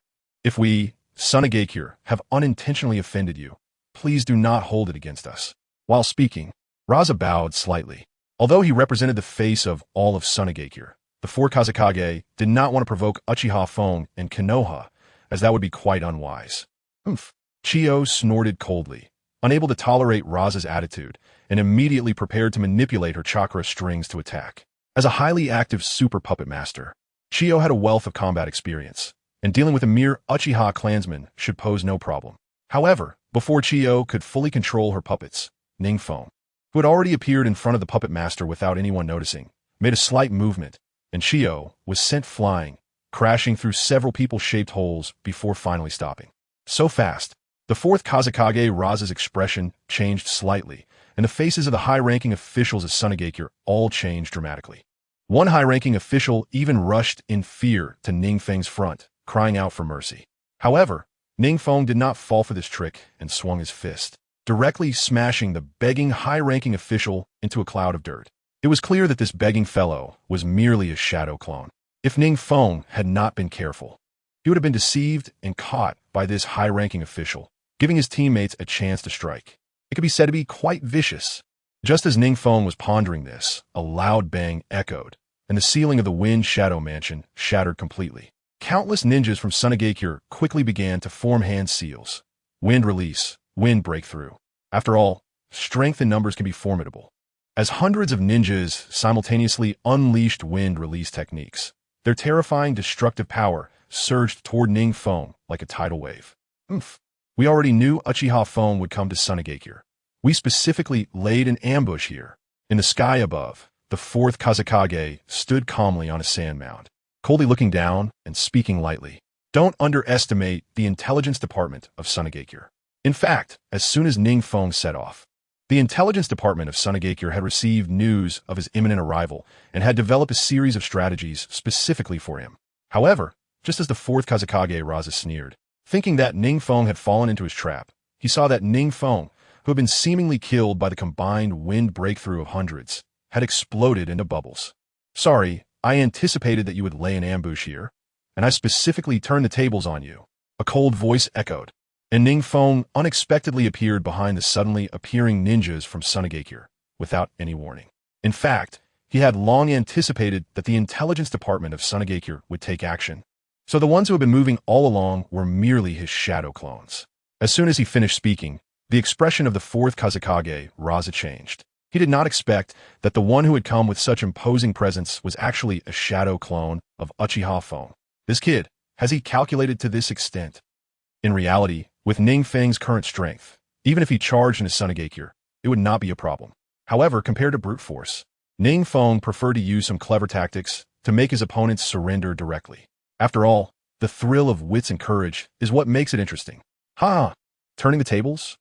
Just you alone. The fourth Kazekage Raza laughed, and at that moment, Chiyo and the elite ninjas from Sunagakure also arrived in time, gathering densely together. However, just after Raza finished speaking, he was left dumbfounded, as NingFeng began to form hand seals. The once empty sky that only had NingFeng was suddenly filled with countless flying figures of NingFeng. No, to be precise, it was Susanoo. Yes, Susanoo. Originally, NingFeng's strength could only use one Susanoo. But after receiving the chakra of the Nine Tails, he suddenly found that his Susanoo could also perform multiple shadow clones. What was even more terrifying was that each Susanoo held an 8-span mirror and a 10-hand sword, creating an overwhelming visual impact from afar. What the hell? So many Susanoo? This is going to destroy our Sunagakure, right? Susanoo can actually perform multiple shadow clones? The ninjas of Sunagakure were all stunned in that moment, especially the 4th Kazekage and Chiyo. They had a feeling of wanting to flee and not fight. Well, now I've surrounded you. NingFeng pretended to confirm. Despite having so many Susanoo, he could also feel that the energy consumption of these Susanoo was enormous, far beyond what ordinary people could bear. Chapter 169. The terrifying nature of multiple shadow clone technique. And Susanoo, no. How could Susanoo have shadow clones? This must be an illusion. Just after NingFeng displayed his divine powers, many high-ranking officials of Sunagakure, while astonished, suddenly one of them thought of something and shouted. Hearing this, those high-ranking officials who originally thought they were facing a tough opponent let out a secret sigh of relief. Even Raza and others slowly relaxed their hearts that were hanging in their throats. Yes, they have had many encounters with the Uchiha clan members, yet they have never seen so many Susanoo from the Uchiha clan. This must be an illusion. With this thought, the high-ranking officials of Sunagakure quickly used Genjutsu release techniques, hoping to break free from the illusion's control. After all, in terms of Genjutsu, the Uchiha clan is indeed terrifying and powerful. Unfortunately, no matter how hard Raza and the others tried to dispel the Genjutsu, they were never successful. After a long while, the high-ranking officials of Sunagakure finally realized one thing. The sheer number of Susanoo was real. They were all successfully cast by NingFeng. How? Have you prepared well for your death? NingFeng stood quietly among one of the Susanoo, coldly overlooking the panicked ninjas of Sunagakure. A hint of an icy smile curling at the corners of his mouth. He could understand their confusion. After all, what he had achieved was far beyond reality. It was only now that Raza and the others truly understood the terrifying nature of the pervert they were facing. However, as the 4th Kazekage and the ruler of Sunagakure, he knew that he could not show any sign of retreat at this moment. With this in mind, Raza frowned slightly as the sand gold behind him rushed forward at great speed, protecting him. As for Chiyo and the others, they had also assembled the elite ninjas of Sunagakure, all ready to unleash their jutsu and strike down NingFeng. Unfortunately, NingFeng had grown tired of talking to everyone present. With a mere thought, the massive Susanoo he summoned quickly sprang into action, each slashing out terrifying sword lights. As the sword lights passed, the ground violently shook, and the terrifying shockwaves swept through, instantly flattening everything in sight. Countless elite ninjas from Sunagakure quickly gathered together upon seeing NingFeng's movements, swiftly forming hand seals in unison. Wind release. Wind breakthrough. This time, over 1,000 elite Sunagakure ninjas launched their jutsu together, and its destructive power was simply incomparable to the previous wind release. In the original work, when the Ninja Alliance unleashed their techniques, they were even able to suppress the Ten Tails. Such was their strength. However, even with thousands of Sunagakure ninjas united, NingFeng remained unafraid, easily cutting through the incoming wind release with a single sword light. Moreover, the power of the sword light did not diminish, instantly reducing several buildings in Sunagakure to rubble, as if they had never existed. Other Susanoo also sent the ninjas of Sunagakure flying backward. Suddenly, the rolling sand gold began to move, attempting to entangle NingFeng's Susanoo and inflict severe damage. However, before the sand gold could act, the Susanoo struck down with a single blow. What seemed like an ordinary strike instantly turned Raza's carefully condensed sand gold into fine powder. Before the 4th Kazekage could react, NingFeng's Susanoo had already seized him tightly in its grasp, rendering him immobile. As for the other ninjas of Sunagakure, they couldn't inflict even a tiny bit of damage on the Susanoo. In short, under the absolute power of NingFeng's Susanoo, no one could withstand it. Even Chiyo, who controlled many puppets, was still no match for NingFeng. Sorry, but your 4th Kazekage, I'm taking him. Suddenly, with a thought, NingFeng's massive Susanoo exerted force, causing the 4th Kazekage to faint instantly. It was evident that even in unconsciousness, the 4th Kazekage's face bore patches of sand gold, indicating he, like Gaara, possessed absolute defense. Unfortunately, this so-called absolute defense had some effect against Jonin or Kage, but against NingFeng, it was utterly ineffective. Seeing the fourth Kazekage faint, NingFeng smiled slightly, said nothing further, and turned to leave with Raza. Just as he was about to depart, a red light suddenly erupted in the distance, and a rapidly enlarging figure appeared. It was the tailed beast, Shikaku. Behind Shikaku, Chiyo's expression darkened, her brows furrowing tightly. Even now, Chiyo's heart was still in turmoil. NingFeng's strength was simply too overwhelming. He had easily suppressed them all and taken the fourth Kazekage away right in front of them. In desperation, Chiyo had no choice but to release Shikaku, hoping that combined with Shikaku's power, they could resist NingFeng. Unfortunately, just as Shikaku was released, it was about to go into a rage, but upon seeing NingFeng not far away, at first Shikaku didn't mind. But when it recognized the figure of Uchiha Feng, especially those soul-stirring Sharingan, the originally bear-like Shikaku immediately cowered down, lying on the ground like a good baby, fearing that it might inadvertently anger NingFeng and suffer dire consequences. Shikaku, the last glimmer of hope for Sunagakure, behaved like this, leaving Chiyo and the others at a loss for words. You gave me a fourth Kazekage, which is already quite a gift. I never expected you to be so generous as to send me a tailed beast. Then I'll reluctantly accept it. As soon as NingFeng finished speaking, the obedient Shikaku vanished without a trace, as if it had never existed. Chapter 169. The Shock of the Fourth Kazekage. Chiyo's scheme just after NingFeng left.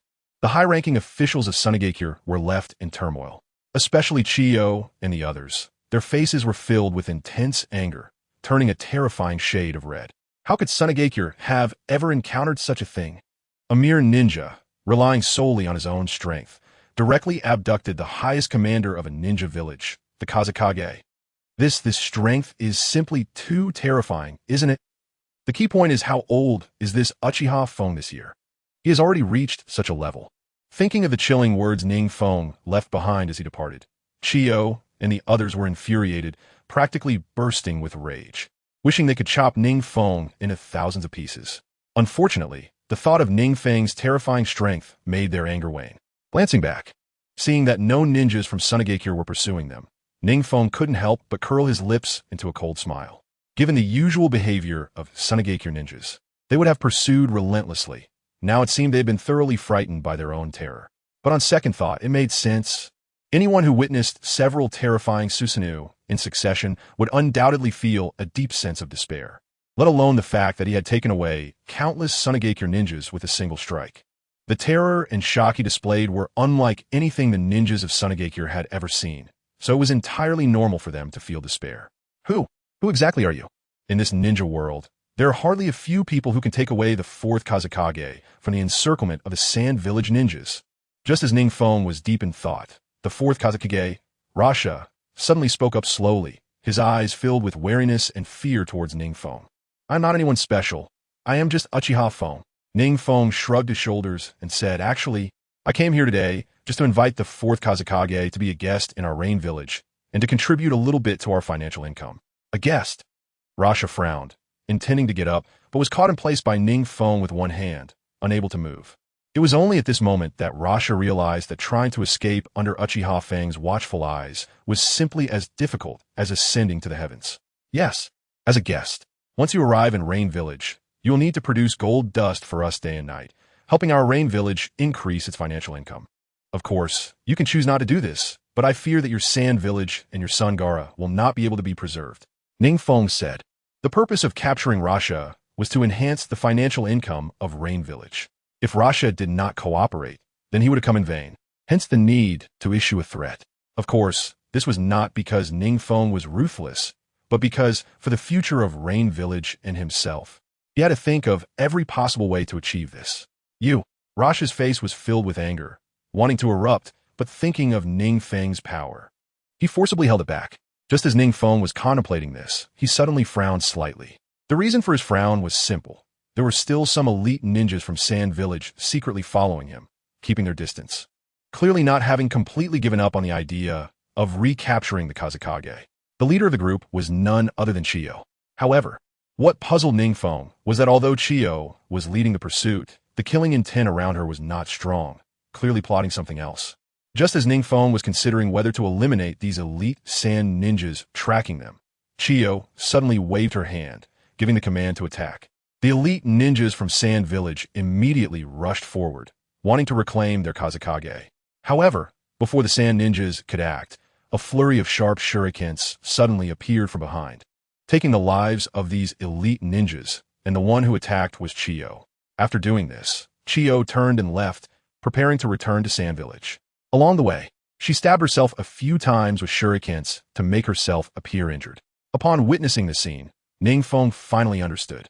It turned out that Chiyo wanted to use the incident of the fourth Kazekage being kidnapped to gain political capital for herself and become the fifth Kazekage. In the original story, Chiyo was always a positive character, so NingFeng did not expect her to be so cunning, comparable to Sarutobi Hiruzen. But thinking about it, in the multiple Ninja World Wars, Chiyo was able to match Sarutobi and others, so her depth of character was evident.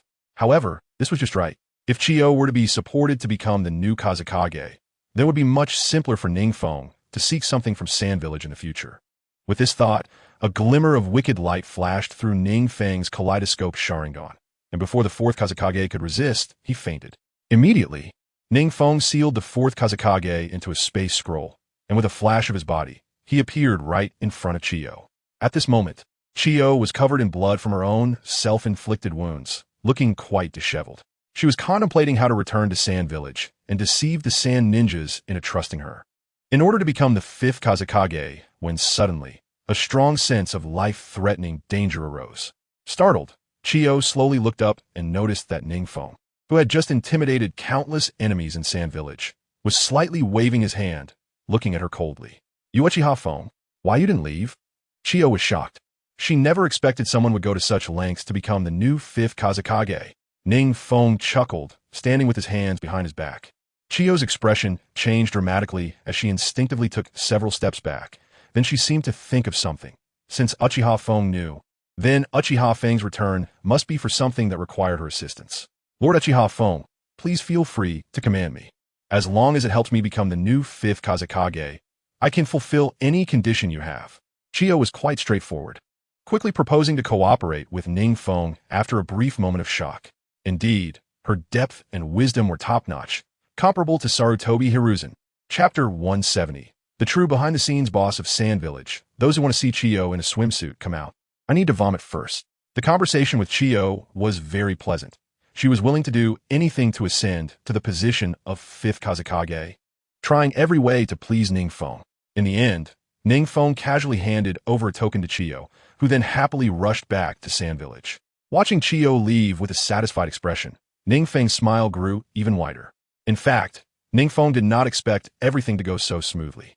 This time, by taking away the fourth Kazekage, not only did he secure the financial income of Rain Village, but he also obtained the one-tail Shikaku, gaining another tail beast. If that were not enough, what made NingFeng even happier was that Chiyo was willing to sell everything for the position of fifth Kazekage and cooperate with him. With Chiyo's cooperation, Sand Village would almost be at the mercy of Rain Village. As for the token he gave to Chiyo, it was just a piece of junk, merely to give her a way to explain to the higher-ups of Sand Village. In summary, NingFeng's gains this time could be considered as hitting 3 targets with 1 arrow, directly soaring. After summoning the still entranced fourth Kazekage, NingFeng headed straight for Rain Village. On the way, Xiaonan and Nagato, who had been waiting there, looked anxious. Although they knew that their Lord Feng had almost no rivals in Sand Village, they were still somewhat worried about his safety. Just as the two were worried, suddenly, Uchiha Feng descended with the fainted fourth Kazekage, allowing their anxious hearts to gradually relax. As expected of Lord Feng, even the fourth Kazekage wasn't a match. Nagato couldn't help but praise. He knew that, with his strength, he could not return safely like Lord Feng did. Without wasting time talking with Nagato and the others, NingFeng followed them back to Rain Village and locked the fourth Kazekage in a specially designed prison. As NingFeng expected, initially, the fourth Kazekage Rasha did not cooperate. But soon, under the pressure and temptation from NingFeng and the others, he had no choice but to engage in the gold dust business. It must be said that with the cooperation of the fourth Kazekage Rasha, just the income from him alone increased Rain Village's financial income by more than a third. Originally somewhat lacking in funds, Rain Village suddenly became wealthy.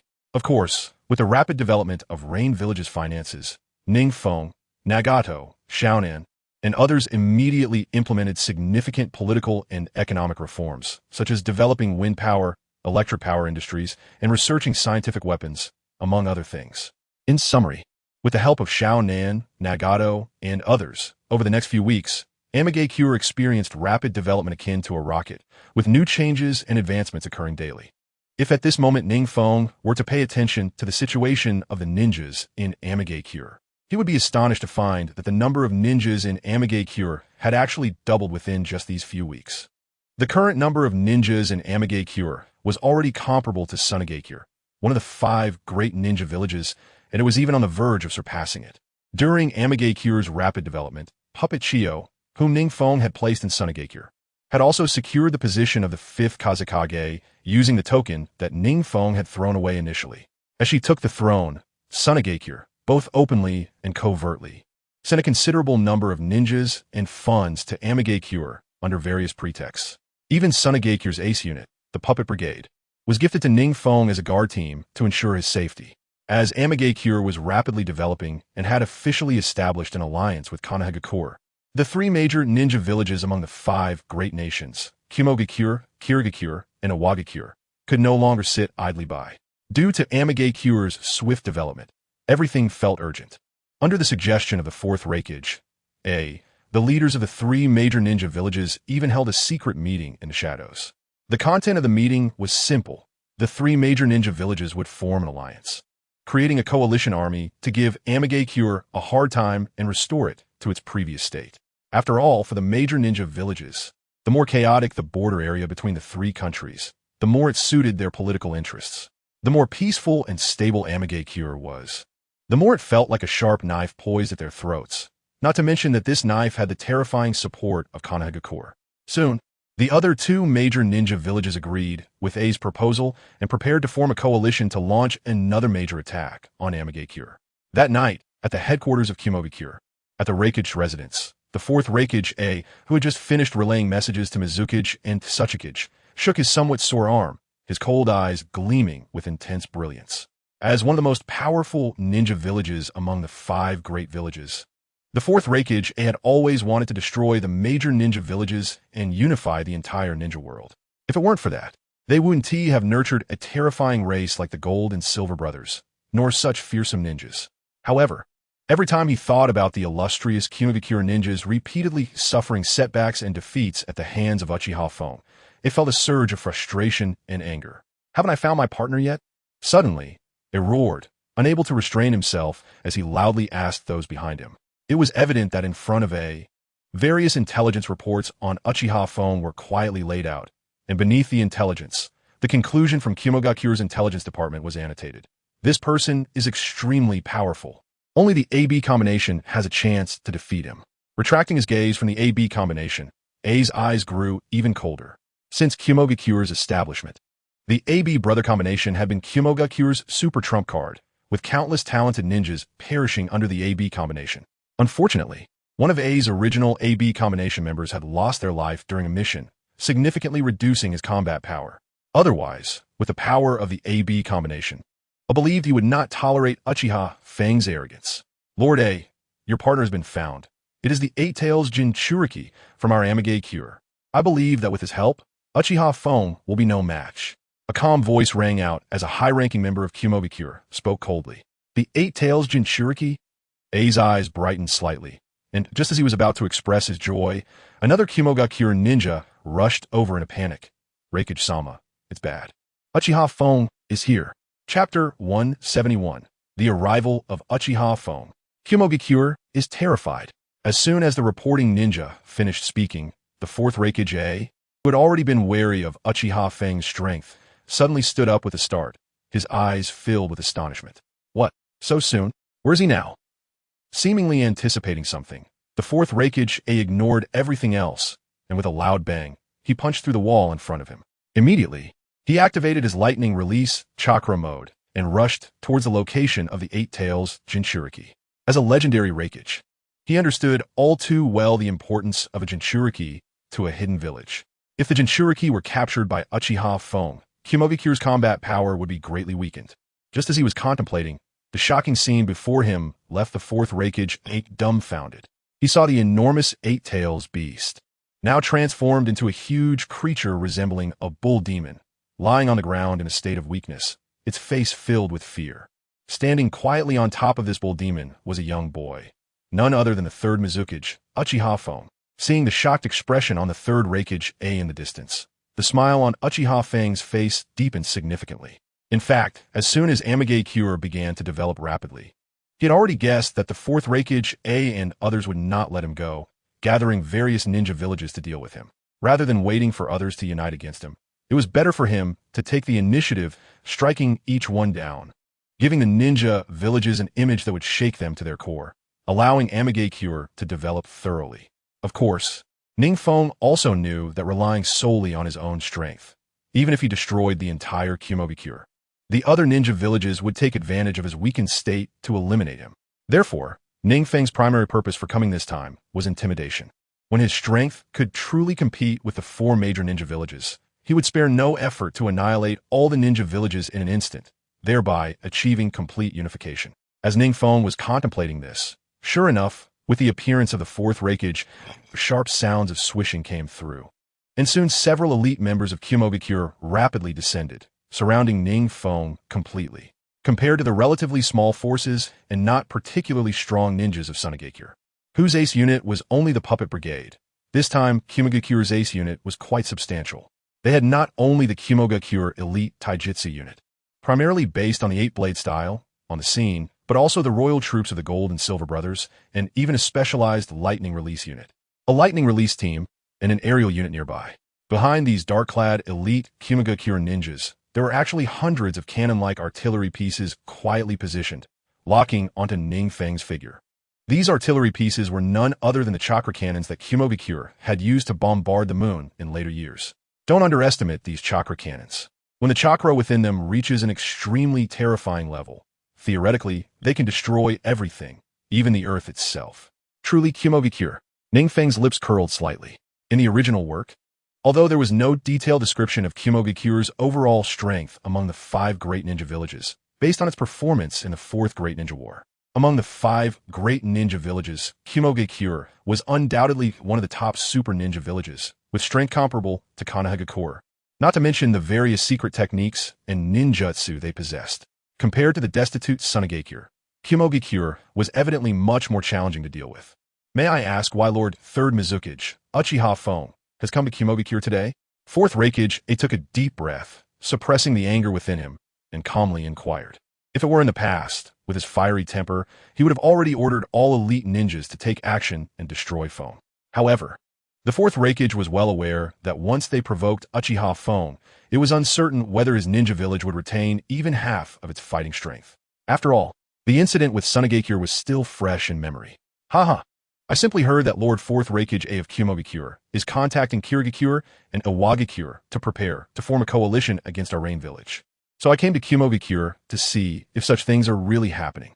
Feng spoke blandly, his tone devoid of any emotion. Yet, such a calm tone instantly stirred up a huge wave in the heart of 4th Raikage and created a tremendous uproar among all the elite ninjas of Kumogi Cure. How could there not be a tremendous uproar? Feng's words were clearly questioning and intimidating, even carrying a hint of threat. It should be noted that in the minds of many Kumogi Cure ninjas, their village was one of the top existences among the 5 great shinobi countries, a highly honorable entity. Yet, in such a glorious place, a ninja suddenly appeared before all Kumogi Cure ninjas, even in front of the Raikage, threatening them. This left many Kumogi Cure ninjas with a sense of immense defeat. Even 4th Raikage himself felt a great sense of failure, as if life itself had failed him. So, Lord Uchiha Feng, you gonna question us? Suppressed his inner fury, but dared not erupt. No, I just came to confirm whether this matter is true. By the way, your 8-tails beast doesn't seem to be as resilient as you thought. I easily subdued it. Feng shrugged. He was not inherently arrogant, but spoke that way to intimidate a formidable enemy. Indeed, upon hearing Feng's words, he became even more cautious. He contained his anger. Lord 3rd Mizukage, you must have misunderstood. How could we possibly form a coalition to attack you? However, as soon as he finished speaking, Feng casually waved his hand, and several bloodied elite ninjas from Kumogakure collapsed to the ground, crying out in agony. Seeing these elite ninjas, A's expression changed drastically. These elite ninjas were the ones he had sent to contact Kirigakure and Iwagakure. They had been so easily captured by Uchiha Fong. Had the intelligence division of Rain Village become this powerful? Even their intelligence had been intercepted? Chapter 172. Intimidation. Intimidation. An unprecedented intimidation. It should be noted that these elite ninjas from Kumogakure were precisely the ones he had dispatched to liaise with other ninja villages. With these elite ninjas captured, it was clear that Uchiha Fong was already aware of Kumogakure's plans to form a coalition with other villages. If Uchiha Fong stirred up trouble with this matter in Kumogakure, it would surely deplete a significant portion of their fighting strength. They could easily become like Sunagakure. Falling into despair, the more he thought about this, the angrier and more conflicted he became. The anger stemmed from the fact that the dignified Kumogakure was being suppressed to the point of gasping for breath by a mere third Mizukage. The conflict arose from whether he, as the Raikage, should take the initiative to mobilize all of Kumogakure's forces to deal a heavy blow to Uchiha Fong. But such an action would come at an extremely terrible cost. Just as A was about to speak, Uchiha Fong faintly smiled from a distance. Seemingly seeing through A's inner thoughts, a pleasant, crisp voice echoed. Fourth Raikage, you must be feeling conflicted right now, wondering whether to mobilize all your elite ninjas to take action, right? Uchiha Fong spoke calmly, having already seen through A's thoughts. A, being directly exposed, furrowed his brow, and his expression changed slightly. His fist cracked as he prepared to charge at Uchiha Fong. However, before A could muster the courage to act, Feng's calm voice rang out again. Lord Fourth Raikage, there's no need to rush into action. You might want to first assess the situation around your Kumogakure before making a decision. Upon hearing this, A's gaze turned cold, and he looked around. What he saw sent chills down his spine. He realized that a layer of explosive chakra had been infused around them without his knowledge. Although it was not a sensory ninja, he could still feel the explosive chakra due to his many encounters with explosive release users. Sensor team. A waved his hand. In the next moment, the specialized sensory elite ninjas from Kumogakure quickly arrived by A's side, each wearing a complex expression. One of the sensory elite ninjas even lowered his voice to reply. We don't know how Lord Uchiha Fong did it, but the explosive chakra surrounding Kumogakure alone is enough to devastate most of the village. Most of the village. A's brow furrowed, and his heart sank. From a distance, Fong chuckled. If it weren't for the mountainous terrain around Kumogakure, just the explosive chakra alone would suffice to annihilate the entire village if it were similar to the layout of Konohagakure. The power was even comparable to Pain's Shinra Tensei in later generations. Of course, the explosive chakra was only a superficial layer and not fully mixed in. Otherwise, for such a large Kumogakure, the chakra amount alone would require several tailed beasts worth. After all, his goal was merely to intimidate, not to destroy the entire village. A destroyed Kumogakure would have lost its purpose. Unifying it afterward would incur huge costs for reconstruction, which would be counterproductive. As Fong pondered this, A, having sensed everything, no longer dared to act recklessly. His heart was shaken, both in awe of the preparations Uchiha Fong had made and in fear, thinking that such a person left unchecked in the ninja world would likely become an everlasting threat. No wonder the third Tsuchikage, Anoki, had been so hostile towards him. I was increasingly beginning to understand his thoughts and intentions. It must be said that with a powerful third Mizukage like you, whether politically, economically, or in terms of capability, the neighboring great nations of Rain Village would surely be affected enormously. Now that I've said this, third Mizukage, what do you want? What can compensate for the mistakes we Kumogakure have made this time? I took a deep breath, fully aware that this incident would become a tremendous shame for Kumogakure. But at that moment, he couldn't afford to think too much. It's very simple. That is to acknowledge the treaty of formal alliance between the Hidden Leaf Village and the Hidden Rain Village while withdrawing from the coalition with the Hidden Mist Village and the Hidden Stone Village. By the way, the Eight Tails Jinchuriki will also belong to my Hidden Rain Village from now on. NingFeng slowly spoke, putting forth his conditions. Sure enough, as soon as he finished speaking, AI and the others frowned, momentarily at a loss for how to respond. On the surface, acknowledging the alliance between the Hidden Leaf Village and the Hidden Rain Village seemed like a casual remark, but in reality, once the Cloud Village acknowledged it, there would be no reason for them to undermine the alliance in the future. Moreover, Agreeing to withdraw from the coalition would leave the Cloud Village vulnerable to being caught in a joint attack with the two major hidden villages, which would be extremely unfavorable for public opinion. In short, once they agreed, it would be equivalent to an official endorsement difficult to change. Although they could later tear up the treaty and refuse to acknowledge it, it would severely damage the credibility of the entire ninja villages, which was not a good thing. Let the Cloud Village withdraw from a coalition with the Hidden Mist Village and the Hidden Stone Village. Orochimaru, are you thinking too much? Just when AI was in a dilemma, not knowing what to do, a faint voice came through. It was the fourth Mizukage, Hyuga, from the Hidden Mist Village, slowly descending. Accompanying Hyuga was the third Sasuke, Inoki. Chapter 173, The Furious AI, The Defeat of the Cloud Village. As soon as the third Sasuke Inoki and the fourth Mizukage Hyuga landed, the previously conflicted fourth Raikage AI was instantly filled with joy and excitement. Ha ha ha, Uchiha phone. Did you not expect this? At such a critical moment, Inoki and Hyuga actually arrived here. AI laughed maniacally, feeling extremely happy and elated. Although he was not a match for Uchiha phone alone, with the third Sasuke Inoki and the fourth Mizukage Hyuga here, he was no longer at a disadvantage against NingFeng. More importantly, with these two present, they could capture NingFeng on the spot and completely divide the Hidden Rain Village. Without Uchiha phone holding down the fort, the Hidden Rain Village would become the safest existence in the ninja world. The more he thought about it, the more excited AI became, feeling that Inoki and Hyuga arrived just in time. While AI was pondering this, Inoki and Hyuga had already slowly approached the elite ninjas of the Cloud Village. Since everyone's attention was focused on Uchiha phone, no one noticed anything unusual, allowing Inoki and Hyuga to walk over freely to many elite ninjas from the Cloud Village. Inoki and Hyuga were seen as comrades fighting alongside them. However, soon, a sensory-type elite ninja from the Cloud Village sensed something was wrong and quickly shouted, "Get away from the Sasuke and Mizukage. Their bodies are filled with explosion-release chakra. Explosion-release chakra. Explosion-release chakra." As soon as the words were spoken, countless elite ninjas from the Cloud Village changed their expressions drastically and hurriedly scattered, their eyes filled with terror and shock.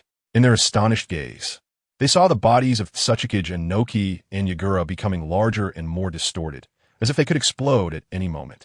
Moreover, this explosion could destroy the entire Hidden Cloud Village.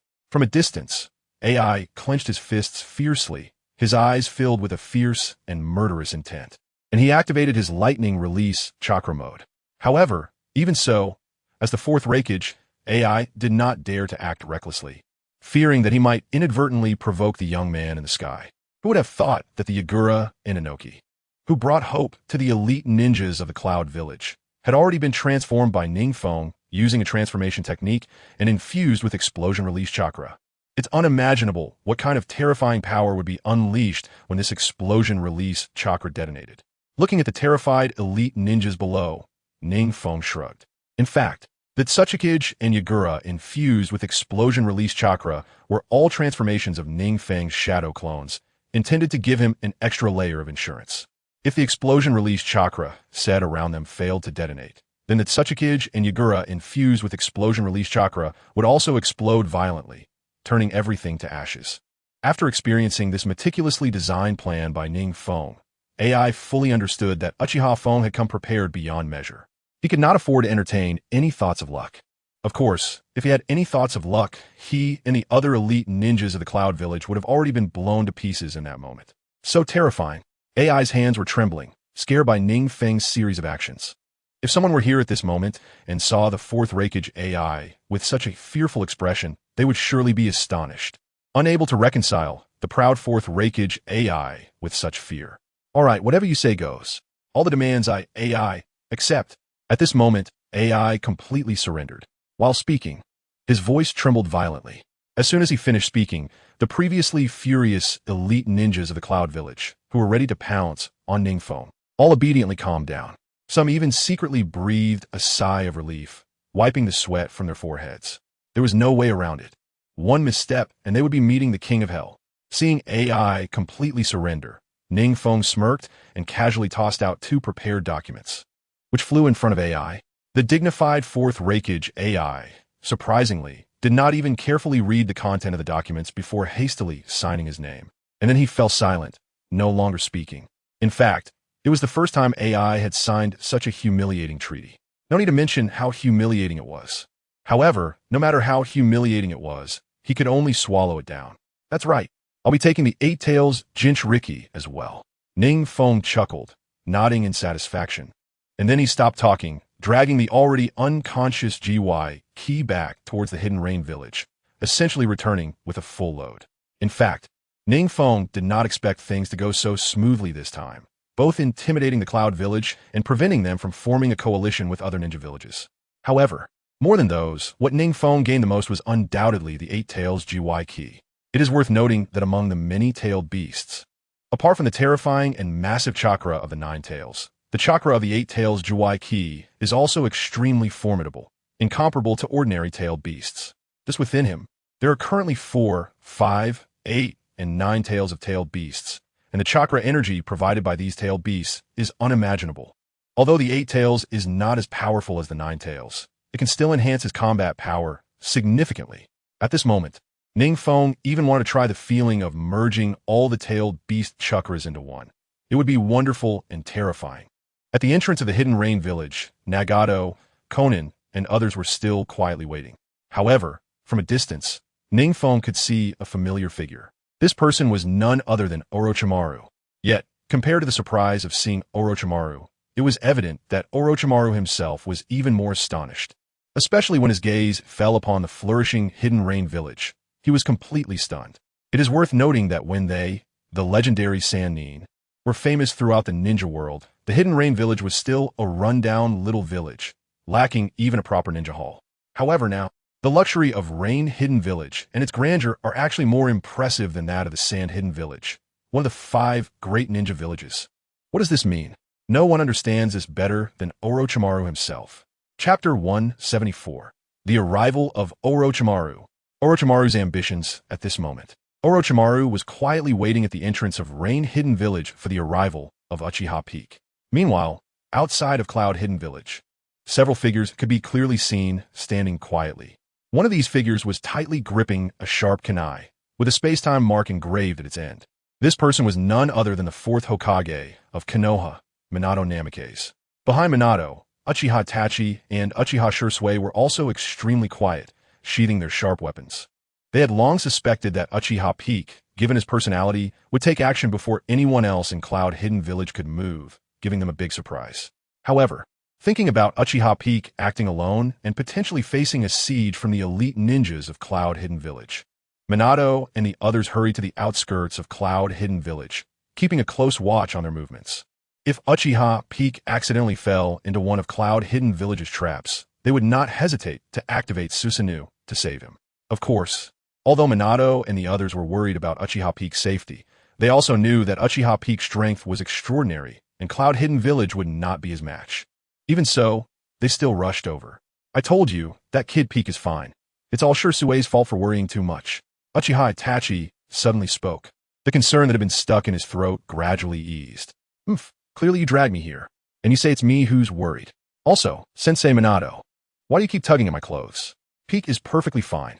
Uchiha Shursui shrugged and was about to turn away. I'm just here to enjoy the scenery with you guys. Minato chuckled casually, then used the Flying Thunder God technique to vanish without a trace. If anyone could keep up with Minato's speed at that moment, they would be surprised to notice that he wore a joyful and proud smile the entire time. It was as if Uchiha Peak was the pride of his life. In fact, when he saw Uchiha Peak with his own strength, intimidating the many elite ninjas of Cloud Hidden Village, Minato's excitement and exhilaration were beyond words. Once upon a time, he had wished to do the same, to intimidate the elite of Cloud Hidden Village from above. This was actually the dream of every Konoha ninja who had been troubled by Cloud Hidden Village before. Minato had always aimed for this, but unexpectedly, it was Uchiha Peak who achieved it. Watching his student, whom he had taught with his own hands, perform so impressively, one could imagine Minato's pride as a teacher. Just as Minato had just left, Uchiha Itachi and Uchiha Shursui disappeared without a trace, as if they had never existed. NingFeng, who was completely unaware of this, or, to be precise, had not paid much attention, had already flashed back to the entrance of Rain Hidden Village. As NingFeng expected, at the entrance of Rain Hidden Village, Nagato and Conan were anxiously waiting for him. However, to NingFeng's surprise, There were two more figures among those waiting for him. One was Orochimaru, known as one of the legendary Sannin, and the other was Kabuto, quietly following behind Orochimaru. At this time, Kabuto was still very young, even younger than during Naruto's time, and his face still bore a strong childlike innocence. It was hard to imagine that this seemingly harmless guy had actually conspired with Obito and others to plan the fourth great ninja war in the original story and even summoned a super army through Edo Tensei. However, compared to the youthful Kabuto, Orochimaru himself appeared much younger, his snake-like eyes giving an uncomfortable feeling. This must be the true master of Rain Hidden Village. The third Rain Shadow, Lord Uchiha Peak, right? Just as the rumors said, he is indeed young. Orochimaru slowly spoke, his snake-like eyes seemingly flashing with a hint of respect. But in reality, they concealed a terrifying greed. You are the legendary Sannin, Orochimaru, as referred to by the demigod Hanzo, right? May I ask what brings you here today, Lord Orochimaru? NingFeng smiled slightly. If he had met Orochimaru before, he would have been extremely wary and fearful. But with his current strength, he no longer looked down on this slippery snake. However, in certain aspects, Orochimaru still had great value for use. Haha, the so-called legendary Sannin is just a humble title. It doesn't mean much. While saying this, Orochimaru flicked his long, sticky tongue, which was quite disgusting. I heard that Rain Hidden Village has been developing rapidly recently, especially with the momentum to replace the 5 great ninja villages. So I wonder if Lord Uchiha Peak would mind if Orochimaru established a few ninja technique laboratories in Rain Hidden Village to conduct some research. Rest assured, Lord Uchiha Peak, I won't disturb you. At most, I would just borrow some of your resources, but at the same time, we will also provide you with some ninja techniques you might need. Of course, I believe Lord Uchiha Peak would also be very interested in some forbidden techniques. As Orochimaru spoke, he gradually produced several ninja technique scrolls from his sticky saliva and was about to hand them to NingFeng. NingFeng frowned, and Konan beside him immediately covered her mouth and carefully put away the ninja technique scrolls that were still smeared with Orochimaru's slime. At this moment, NingFeng understood that Orochimaru wanted to seek refuge with him. Once, Orochimaru was expelled from Konoha for conducting human experiments and various forbidden techniques. Of course, there was also the fact that Hiruzen and Sarutobi wanted to support Minato Namikaze's rise to power.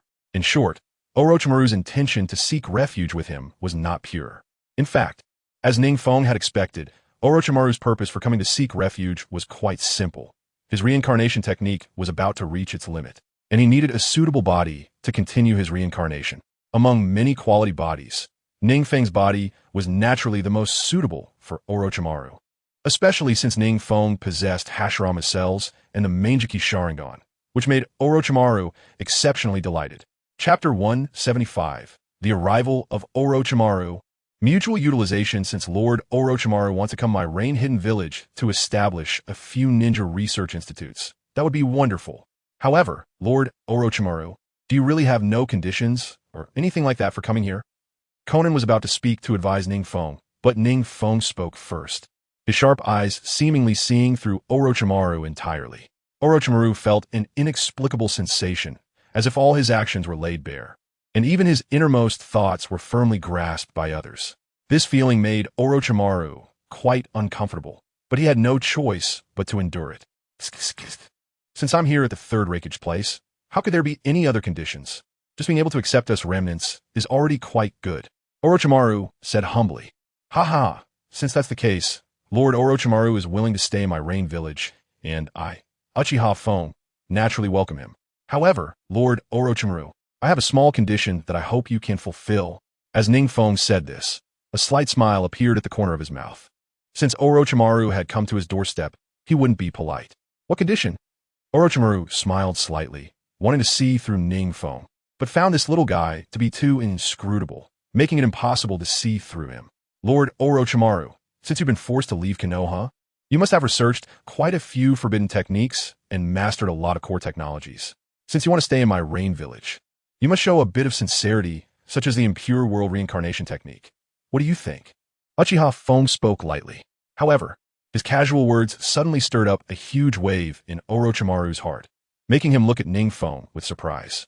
It is known that although the impure world reincarnation technique was created by the second Hokage, Senju Tobirama, it was further refined by Orochimaru and others. However, Orochimaru had always conducted the impure world reincarnation technique in secret, fearing that others would find out. But what Orochimaru did not expect was how Uchiha Fong knew about his closely guarded secret. Moreover, it seemed that Uchiha Fong knew about this without spending much extra effort, as if he had investigated it casually and knew everything. Immediately, Orochimaru's gaze towards Uchiha Fong changed slightly, becoming more serious than before.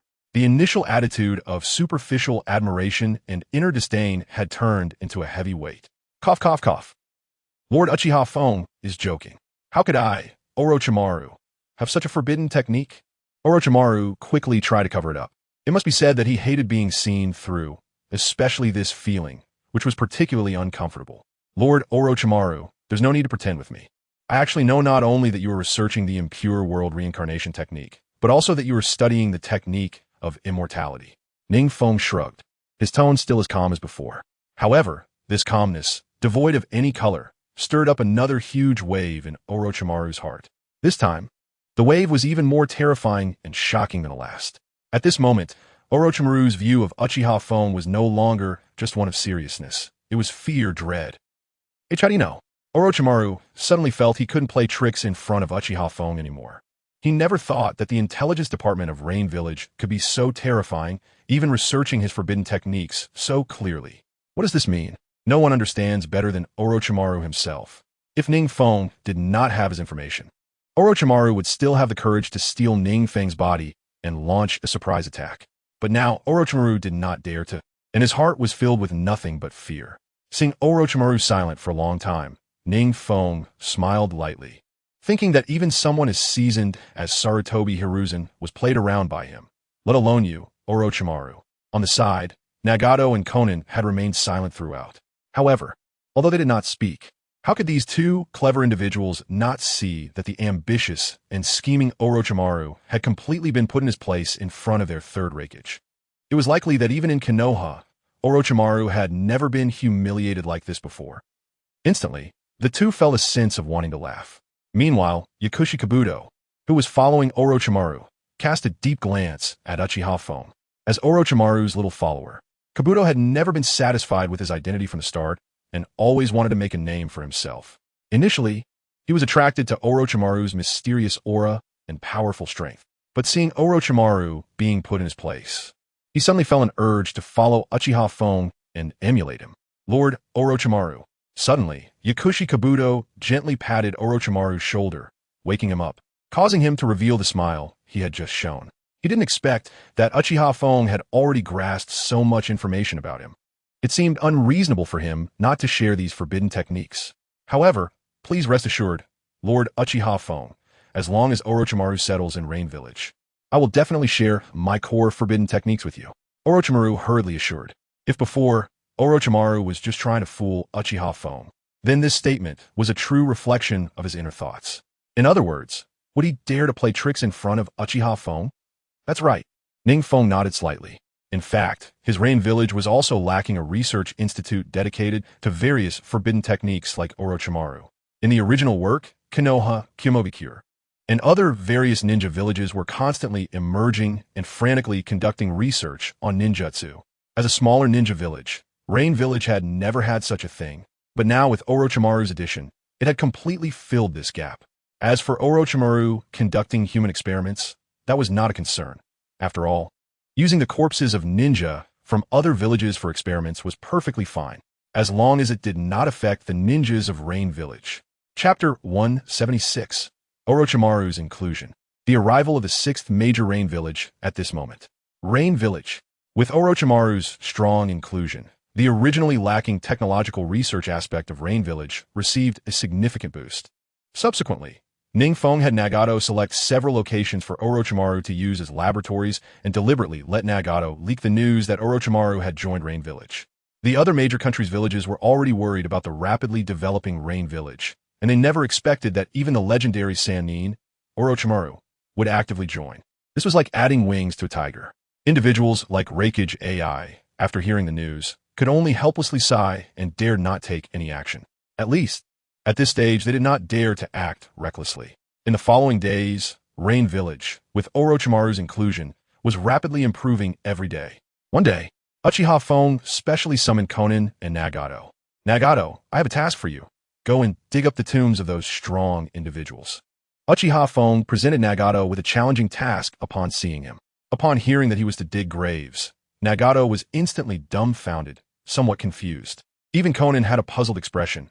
Now that Rain Village was developing rapidly, why go to steal someone's grave? Was it for some treasure or something? In fact, NingFeng had his own plans. That guy Orochimaru was very sensible. It had only been a few days since he entered Rain Village, and he had voluntarily submitted the techniques for immortality and the impure world reincarnation technique. The immortality technique could allow a person to exist permanently, which was indeed very good, but it also had its drawbacks. However, for now, it could be set aside and improved upon later. However, the impure world reincarnation technique was worth an incredible amount. But the most troublesome aspect of the impure world reincarnation technique was that it required gathering valuable human specimens to use. This undoubtedly meant digging up graves. NingFeng naturally wouldn't go himself, but Nagato under his command could complete this task for him. NingFeng quickly explained the Edo Tensei technique to Nagato, who nodded repeatedly as he began to understand. After all, since the end of the Third Great Ninja War, although many famous strong warriors had fallen, their corpses were still relatively easy to find. In the future, when it comes to conquering the world, the Edo Tensei technique would be extremely useful. After understanding the situation, Nagato set off that same day with Konin and others. NingFeng also provided them with a list of some recent or previously deceased strong warriors, such as the first Kazekage, the first Mizukage, and some talented warriors from the Uchiha clan during the founding of Konoha, like Uchiha Izuna. Finding the graves of these individuals would be much easier than when Kabuto was searching at that time. Moreover, compared to the original work, at least a decade or two had passed since these strong warriors died. Of course, NingFeng emphasized that if they found Uchiha Madara's grave, they should notify him immediately. Days passed unknowingly.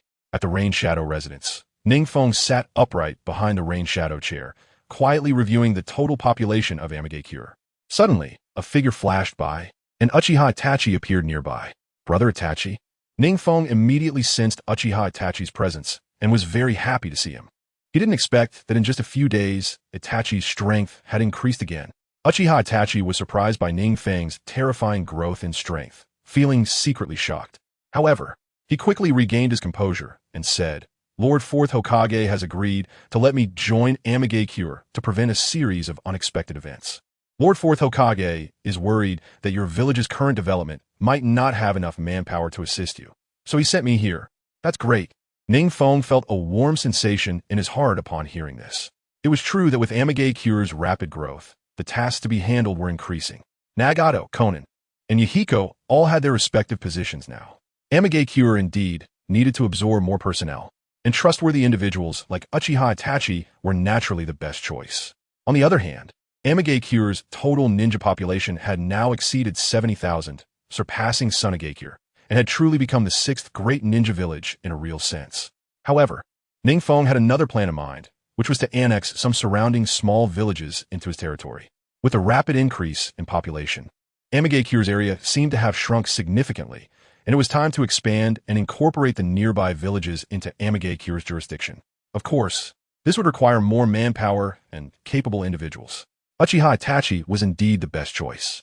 After about 2 to 3 months, NingFeng had Uchiha Itachi lead over 30,000 ninjas from Amigakure to send out invitations to the surrounding small villages. If they were willing to join Amigakure, they could not only avoid all wars, but also receive support in ninjutsu from Amigakure to enhance their strength. Those who made significant contributions to the village could even be rewarded with S-rank ninjutsu. As a result, when NingFeng's news spread, the entire ninja world was shocked. Even large ninja villages like Konoha had never made such a grand offer. In just half a month, centered around the Land of Rain, many small villages rushed to join Amigakure, wanting to become its vassals. Many of these small villages had little ninjutsu to rely on, and some slightly talented wandering ninjas were eager to obtain proper ninjutsu training. Moreover, Amigakure was currently thriving, and the young NingFeng had already become a formidable presence, with limitless future achievements. The benefits of getting close to him early on were self-evident. Chapter 177. Go to Kirigakure to suppress it on the other side. Nagato's collection of Edo Tensei materials was very successful. After all, there are not many people in the ninja world who mastered the Edo Tensei technique. Therefore, Nagato was able to collect many specimens smoothly. However, there was still no news about Uchiha Madara's grave. It was likely that Uchiha Madara had specifically instructed Kagaya to hide his grave before he died. However, since Kabuto was able to obtain Uchiha Madara's sample later on, it certainly indicated that Madara's grave was not in some other space. NingFeng stood on the high platform in the center of Amigakure, overlooking the entire village, which was already thriving. Surprisingly, after he announced the expansion news, around 20,000 ninjas from the surrounding villages joined Amigakure. Although these ninjas were not very strong and their loyalty was still to be assessed, NingFeng felt incredibly proud seeing his army of over 80,000 ninjas. A strong village would attract more ninjas to come and join. With more ninjas, the village would become even stronger. This was a positive cycle. At the same time, the area of Amigakure had also expanded significantly in an invisible way. The village's area had increased by nearly half, and they had also taken on many commission tasks from Konoha, with NingFeng arranging for ninjas to complete some of Konoha's difficult tasks as compensation. The quality of Amigakure's ninjas had improved significantly. Report to Lord Rain Shadow. Lord Nagato has been attacked in Kirigakure. Just as NingFeng was envisioning the future, a member of the Umbu suddenly appeared behind him, kneeling to report. Attacked in Kirigakure? NingFeng squinted his eyes in disbelief. Recently, as Amigakure developed rapidly, he had allowed Nagato to dig graves freely, prioritizing efficiency, and instructed to erase any traces. Even if other countries knew it was Amigakure's doing, they wouldn't dare to speak out. But now, they were actually attacked by Kirigakure. NingFeng waved his hand, signaling the Umbu to leave. He planned to personally go to Kirigakure to take a look. After all, among the 5 great nations, only the Land of Water had not been suppressed yet. At that moment, Nagato was hiding in a cave on the border of the Land of Water, looking disheveled. He hadn't anticipated such a major incident this time. However, it was also partly due to Kirigakure's excellent protection of their graves.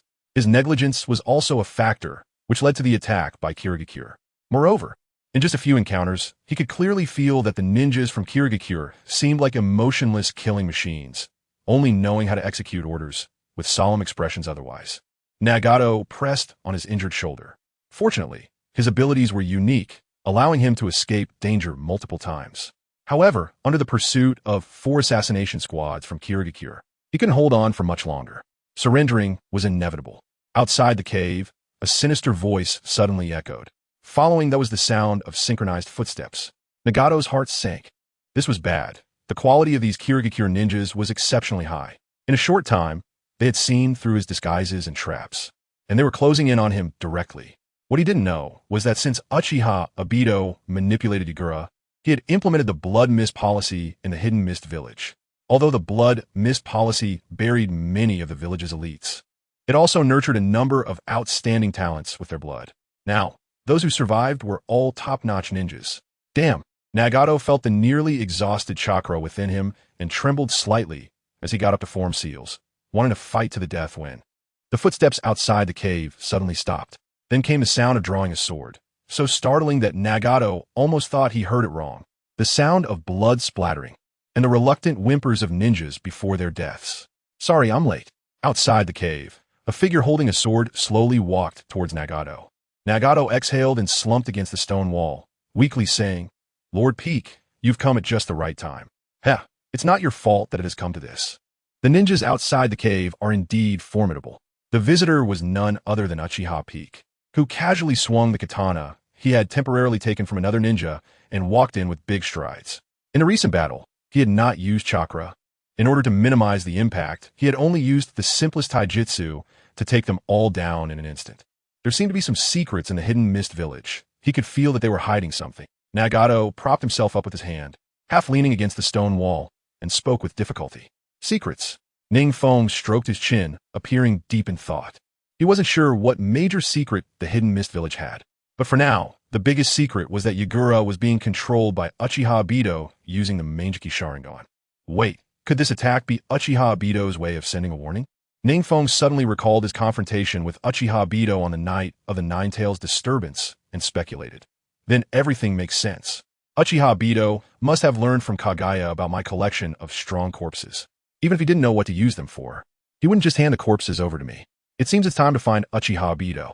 NingFeng's lips curled into a cold smile as he casually sat down beside Nagato. You heal your wounds first. Once you're healed, do you want to go back or join me in taking revenge on the Hidden Mist Village? Revenge?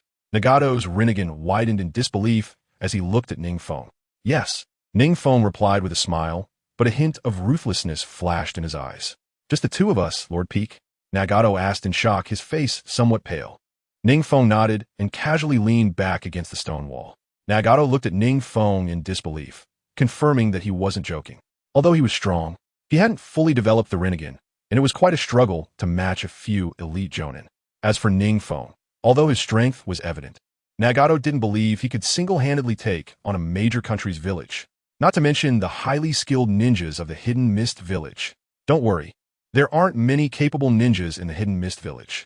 Seeing that Nagato still looked unconvinced, NingFeng waved his hand casually. But you need to hurry. Otherwise, if the news leaks, the Mizukage will be on guard, and taking revenge will require some effort. Kagaya's intelligence capabilities are quite impressive. It's possible that Uchiha Obito has already received news of my arrival in the Hidden Mist Village. I wonder if you'll stand in front of me, Obito. NingFeng touched the Uchiha flame fan behind him, a cold smile creeping onto his face.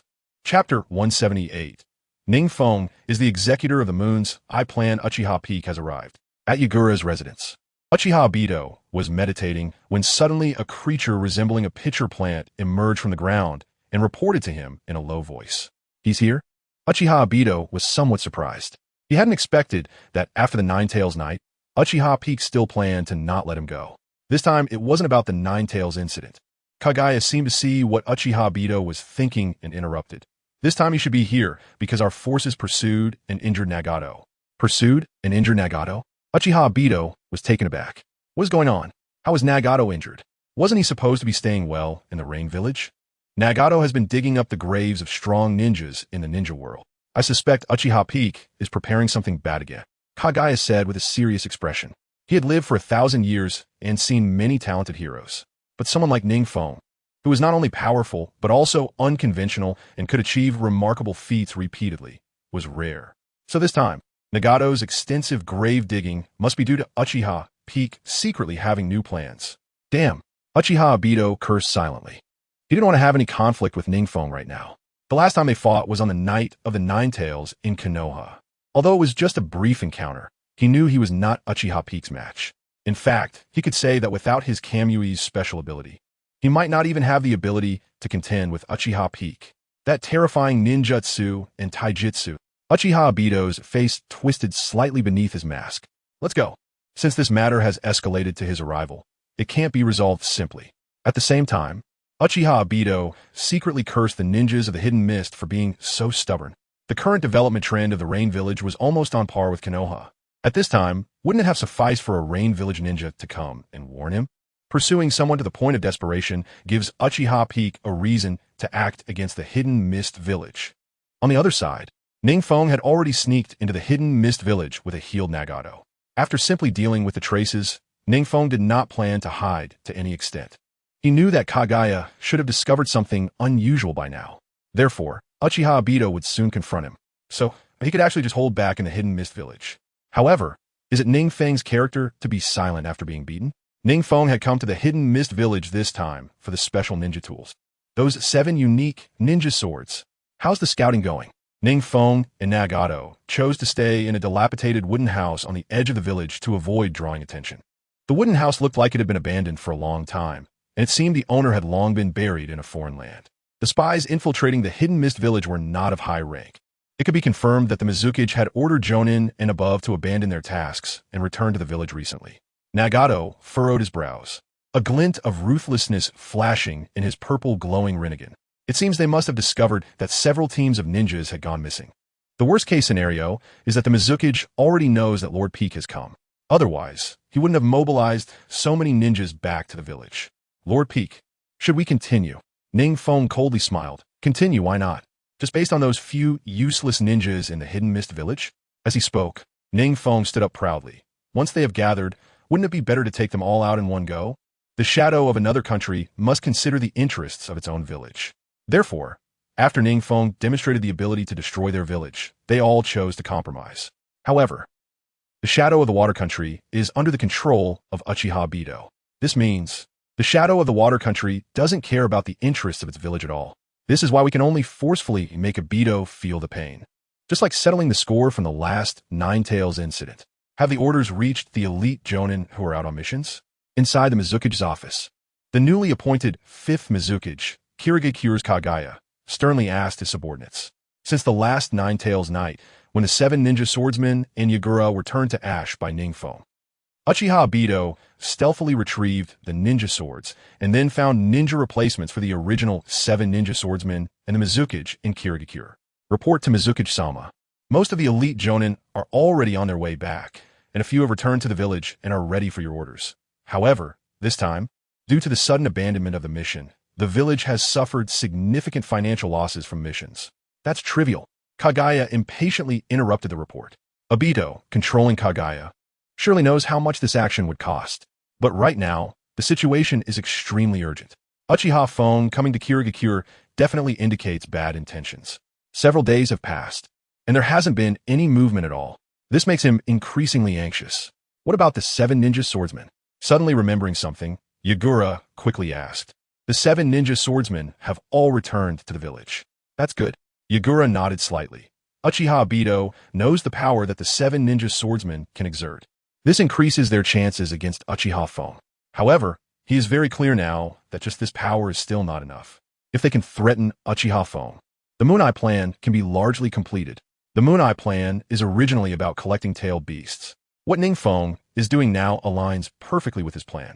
It can even be said that NingFeng's efficiency in completing the Moon Eye plan surpasses his by an unknown margin. Thinking of this, he suspiciously glanced at White Zetsu beside him. Could it be that the young clan leader of the Uchiha clan is actually the true successor of Uchiha Madara? Am I perhaps a fake heir? Why is it that, despite both being from the Uchiha clan, their capabilities can differ so greatly? And why does Uchiha Fong seem more suited to execute the Moon Eye plan than he is? Chapter 179. Arrogant NingFeng in the residence of the 5th Mizukige. Uchiha Bito, wearing a spiral mask and a black robe, occasionally had a dark and sinister glint in his crimson Sharingan. Upon reflection, the current Rain Village is surprisingly strong. No, it should be said that Uchiha Fong is surprisingly strong. A shadow of the Rain Village is doing things more decisively than Konoha. First, he extorted the Earth Country, then formed an alliance with the Fire Country. After that, he attacked the Wind Country and intimidated the Lightning Country. Compared to that, my position as the so-called righteous executor, the successor of Uchiha Madara, is just too damn frustrating. White Zetsu, tell me the truth. Isn't Uchiha Fong the executor of the Moon Eye plan? After holding back for a long time, Uchiha Bito finally couldn't help but ask White Zetsu, who was contacting intelligence. Huh? White Zetsu turned his head, looking confused. What do you mean Uchiha Fong is the executor? Black Zetsu didn't tell me that. Uchiha Madara never mentioned it to me either. Is Uchiha Kenji acting up again? Because Uchiha Feng's perception is too monstrous, we dare not get too close to him. How would you think of him as the heir of the Moon Eye? Seeing White Zetsu's expression, Uchiha Bito cursed inwardly. This White Zetsu is so clueless every day. He doesn't know anything and just eats dirt. Asking him is just asking for trouble. He should hurry up and continue contacting ninjas from other countries for support. Although seeing the ninjas from Kirigakure, who once harmed Lin, suffer casualties is quite satisfying, too many deaths would also damage his foundation. At that time, Kirigakure might be completely destroyed. Thinking of this, Uchiha Bito sighed. He had clearly gifted the Uchiha Flame Fan to show that he had no intention of opposing him. Uchiha Feng really is ruthless against those in power. Others misjudged Uchiha Feng's strength because of the information. But he has White Zetsu constantly relaying information to him and has personally witnessed Uchiha Feng's strength. Uchiha Bito has no doubt that Uchiha Feng is now capable of single-handedly taking on a small country. His current forces are only as many as Kirigakure's. As long as Uchiha Feng doesn't make excessive demands, he will consider them. Meanwhile, the communication team in Kirigakure quickly contacted the Earth Country and Lightning Country, who were hostile to the Rain Village. A large number of ninja troops are rushing towards Kirigakure. It seems that Uchiha Bito has managed Kirigakure quite well. NingFeng casually walked around the outskirts of the village and took a look at the arrangements along the border of Kirigakure. There are indeed many commendable aspects. Compared to the vigilance of Konoha and the Rain Village, Kirigakure's vigilance is undoubtedly much stricter. He casually walked around without emitting any chakra fluctuations and could sense no less than 3 gazes sweeping over him. NingFeng adjusted the straw hat on his head. He is very confident in his chakra control. These border ninjas would not notice that he is a ninja. If he were discovered, he would not be worried at all. With his strength, where in the ninja world couldn't he go? Nagato is still contacting some Akatsuki members placed in Kirigakure. The few important pieces of information obtained are that a talented ninja from the Kirigakure clan has become the 5th Mizukage against all odds. The 7 ninja swordsmen have been reassembled. The blood mist policy has slightly eased, giving the ninjas of Kirigakure a chance to catch their breath. It seems that NingFeng's series of operations during the last Nine Tails incident have severely wounded Uchiha Bido. This time, he certainly won't give you the chance to reclaim the ninja swords. NingFeng let out a series of cold laughs. His main purpose for coming to Kirigakure is to obtain the 3 Tails Isabu. The previous progress of merging the tailed beast chakra has been relatively smooth. NingFeng suspects that it might be because these tailed beasts originated from the same source, the 10 Tails. Therefore, the rejection reactions among them are very weak. At the current pace, in a few months, the fusion should be successful. If he adds the 3 Tails Isabu now, his strength will undoubtedly reach new heights. Recently, there have been quite a few foreign faces in Kirigakure. NingFeng noticed a ninja dressed as a kimono ninja hurriedly entering Kirigakure and felt a bit puzzled. Could it be that Kirigakure is planning something big recently? What he didn't expect was that this time, in order to deal with him, Uchiha Bido spent a great deal, even willing to use part of Uchiha Madara's legacy as a bargaining chip, thus reaching an agreement with the Earth Country and Lightning Country to send ninjas to encircle and eliminate NingFeng. NingFeng could hardly imagine how great the shock he brought to Abido during the last Nine Tails incident was, which also solidified Abido's determination to keep him. However, that guy Kagaya is a bit of a hassle. Thinking of the information received from Nagato, NingFeng rubbed his nose and thought. There had been no clues about Kagaya before in Kirigakure. It seemed to have appeared out of nowhere, without any high-level support. The ability to outvote the majority had made him the Mizukage, and in terms of strength, he could be said to have reached the peak of all past Mizukages. According to intelligence, the 5th Mizukage could already communicate with the 3 Tails Isabu, becoming the perfect Jinchuriki. In the water-surrounded environment of the Land of Water, the power he could exert was greatly enhanced. Whoosh! Just when he thought of going back to ask Nagato for some new information, several ninjas wearing Umbu masks from the Mist Village blocked his way. Had he been discovered? Was Uchiha Abido fully prepared to confront him? NingFeng looked at the Umbu, blocking his path with a face full of surprise. Lord, 3rd Mizukage, the 5th Mizukage requests your presence at the mansion. NingFeng rubbed his forehead in distress. He could tell with just a thought that this was a trap. With a casual wave, a flame erupted from the ground. The scorching flames directly engulfed the several Umbu who hadn't even had time to react. Damn it! In the shadows, Uchiha Abido's expression grew darker after witnessing this. He directly killed my people without a word? No. Uchiha Feng didn't say a thing before attacking those Umbu. He was still thinking of negotiating before resorting to violence. Uchiha Feng really showed him no respect. It seemed he could only tear the facade now. Beside him, Kagaya's half-body merged into the earth, revealing his upper body and whispering, "Isn't it just chasing down a ninja from the Rain Village? How could he be so disrespectful?" Uchiha Abido's face under the mask looked very grim. How long until those ninjas arrive here? Soon. They've already gathered at the Mizukage's mansion. Then I'll go out and stall for a bit. Saying this, spatial fluctuations appeared in Uchiha Abido's eyes. Chapter 180. Uchiha Abido's shock statement. NingFeng's perception was extremely sharp now, and he immediately sensed the anomaly around him. A series of spatial spiral patterns suddenly appeared on the ground not far in front of him, and then a familiar figure slowly emerged from the spatial fluctuations. Spiraling shuriken. When meeting an old acquaintance, NingFeng had no habit of reminiscing. Moreover, he was here to instill fear in the Mist Village, so there was no need for negotiations. Negotiations would be a reward after defeating the Mist Village. Uchiha Abido was a seasoned ninja, but when had he ever faced an opponent who immediately threw a big move at him without a word when he used Kamui? Cursing inwardly, Uchiha Abido hurriedly activated Kamui to transfer the spiraling shuriken into the Kamui space. This time he truly recognized that NingFeng was completely reckless. Uchiha Feng. Abido's voice carried a hint of anger as he twisted his face under the mask and shouted. So quick to react, NingFeng activated his Sharingan. He knew that Obito usually materialized when using Kemui and would gradually shift to phasing once combat began. It was precisely because of this intelligence that NingFeng managed to use ninjutsu to instantly kill him the moment Uchiha Obito appeared. Don't be fooled by Uchiha Obito's integration of several Hashirama cells now. One S-rank wind release, spiraling shuriken would still make him kneel. Thinking of this, horizontal lines suddenly appeared in NingFeng's pupils, and then a nearly tangible golden chakra ignited all over his body. In an instant, he entered the Nine Tails chakra mode. When dealing with Uchiha Obito, he wouldn't waste time in normal mode. He would directly transform into the Nine Tails chakra mode and bombard him relentlessly. The duration of continuous use of Kemui was 5 minutes. Under the Nine Tails chakra mode, both his chakra and the power of his ninjutsu significantly increased. Time to go all out. Wind release, spiraling shuriken. Wood release, cutting technique. Dust release, birth of the earth. Fire release, exploding flame array. After creating 3 shadow clones, NingFeng immediately began bombarding Uchiha Obito. Various ninjutsu erupted one after another. Uchiha Obito felt a chill in his heart. Damn it. Any of these ninjutsu would be unbearable for him. He quickly used Kemui to shift into another space. He didn't believe his physical body could withstand NingFeng's barrage. Kagaya, hidden in the shadows, was also secretly astonished. Even Uchimadara didn't master such a complex and powerful array of ninjutsu, right?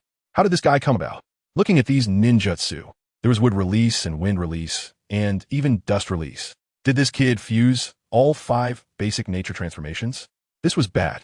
The mist ninja forces would take a few more minutes to arrive. With such a dense barrage of ninjutsu, Obito's Kemui shouldn't hold out for long. Kagaya frowned, unsure if it was coincidence or if Uchiha Feng knew about Obito's intelligence. He actually chose such a targeted combat method right from the start. It should be noted that Uchiha Obito had once leaped from a CH Nin to someone who could compete with Kaga-level experts thanks to this move, Kemui. The world of Naruto generally had high offense and low defense, and ordinary Kaga-level experts found it difficult to withstand a B-rank ninjutsu with their physical bodies. Kemui effectively increased his defensive capability and tolerance for mistakes. As long as he hit the opponent with a ninjutsu, the opponent would lose their combat ability, and it was practically a fantasy for the opponent to hit him. After years of combat, Obito's combat awareness had become increasingly terrifying. When Uchiha Madara chose Obito, he saw his talent. Now Obito could be considered a strong individual even without Kemui. But was he actually being toyed with by a 5 or 6-year-old child? At the Mizuki's mansion, reinforcements from the land of lightning and the land of earth were already prepared. Aoigiri stood at the highest point, calmly addressing the assembled army. Uchiha Feng. This figure needs no further introduction. He was once a villain who directly invaded your village. Now, his strength is only greater than it was then. I only hope that you all can hold your ground with the determination to die at the front lines. Eliminate this scourge of the ninja world. Aoigiri gave a brief but powerful pre-battle speech, and with a wave of his hand, led an elite force to the battlefield. On the battlefield, Uchiha Obito was barely holding on. Although he still had his last trump card, Izanagi, he knew full well that it was useless. The last time he used it during the Nine Tails incident, it was completely ineffective against NingFeng. Could he die before even starting his mission? Uchiha Obito thought of the Eye of the Moon plan and his lost love, Rin Noera. He was again suppressing his discomfort and struggling to hold on. He could sense that the mist-main forces were very close. But in front of him stood Uchiha Feng. His chakra seemed like an endless pit. He unleashed various large-scale ninjutsu without any regard for whether his chakra would be sufficient. The Uzumaki and Senju clan ninjas wouldn't dare to unleash their big moves like this. What he didn't know was that NingFeng had fused multiple-tailed beasts. Even in his normal state, his chakra had reached an astonishing level.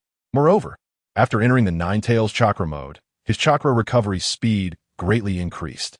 There was no problem in creating 3 shadow clones, and he could even create 10 to use large-scale ninjutsu without issue. However, he still had to consider that the Mist Village could not be left in too much disarray due to his actions. After all, once the ninja world was unified in the future, he would have to rebuild the destroyed villages. Damn it, Uchiha Obito, I am negotiating with you. As time passed, panic finally surfaced in the Crimson Sharingan of Obito. The duration of Kemui was up. He had just used Izanagi once and still failed. If this continued, he would really be killed by NingFeng. Oh, NingFeng smirked, slowing down the speed of his shadow clone hand seals. What negotiation? After all, it was your people who intruded into the Mist Village to dig up graves. My people didn't cause any harm to Nagato. Why don't we both take a step back on this matter? Seeing the slowing offensive, Obito let out a breath and felt relieved. This time, he had a new understanding of NingFeng. He had always thought that no one in the ninja world could kill him. But now it seemed that NingFeng was a threat to his life. Chapter 181.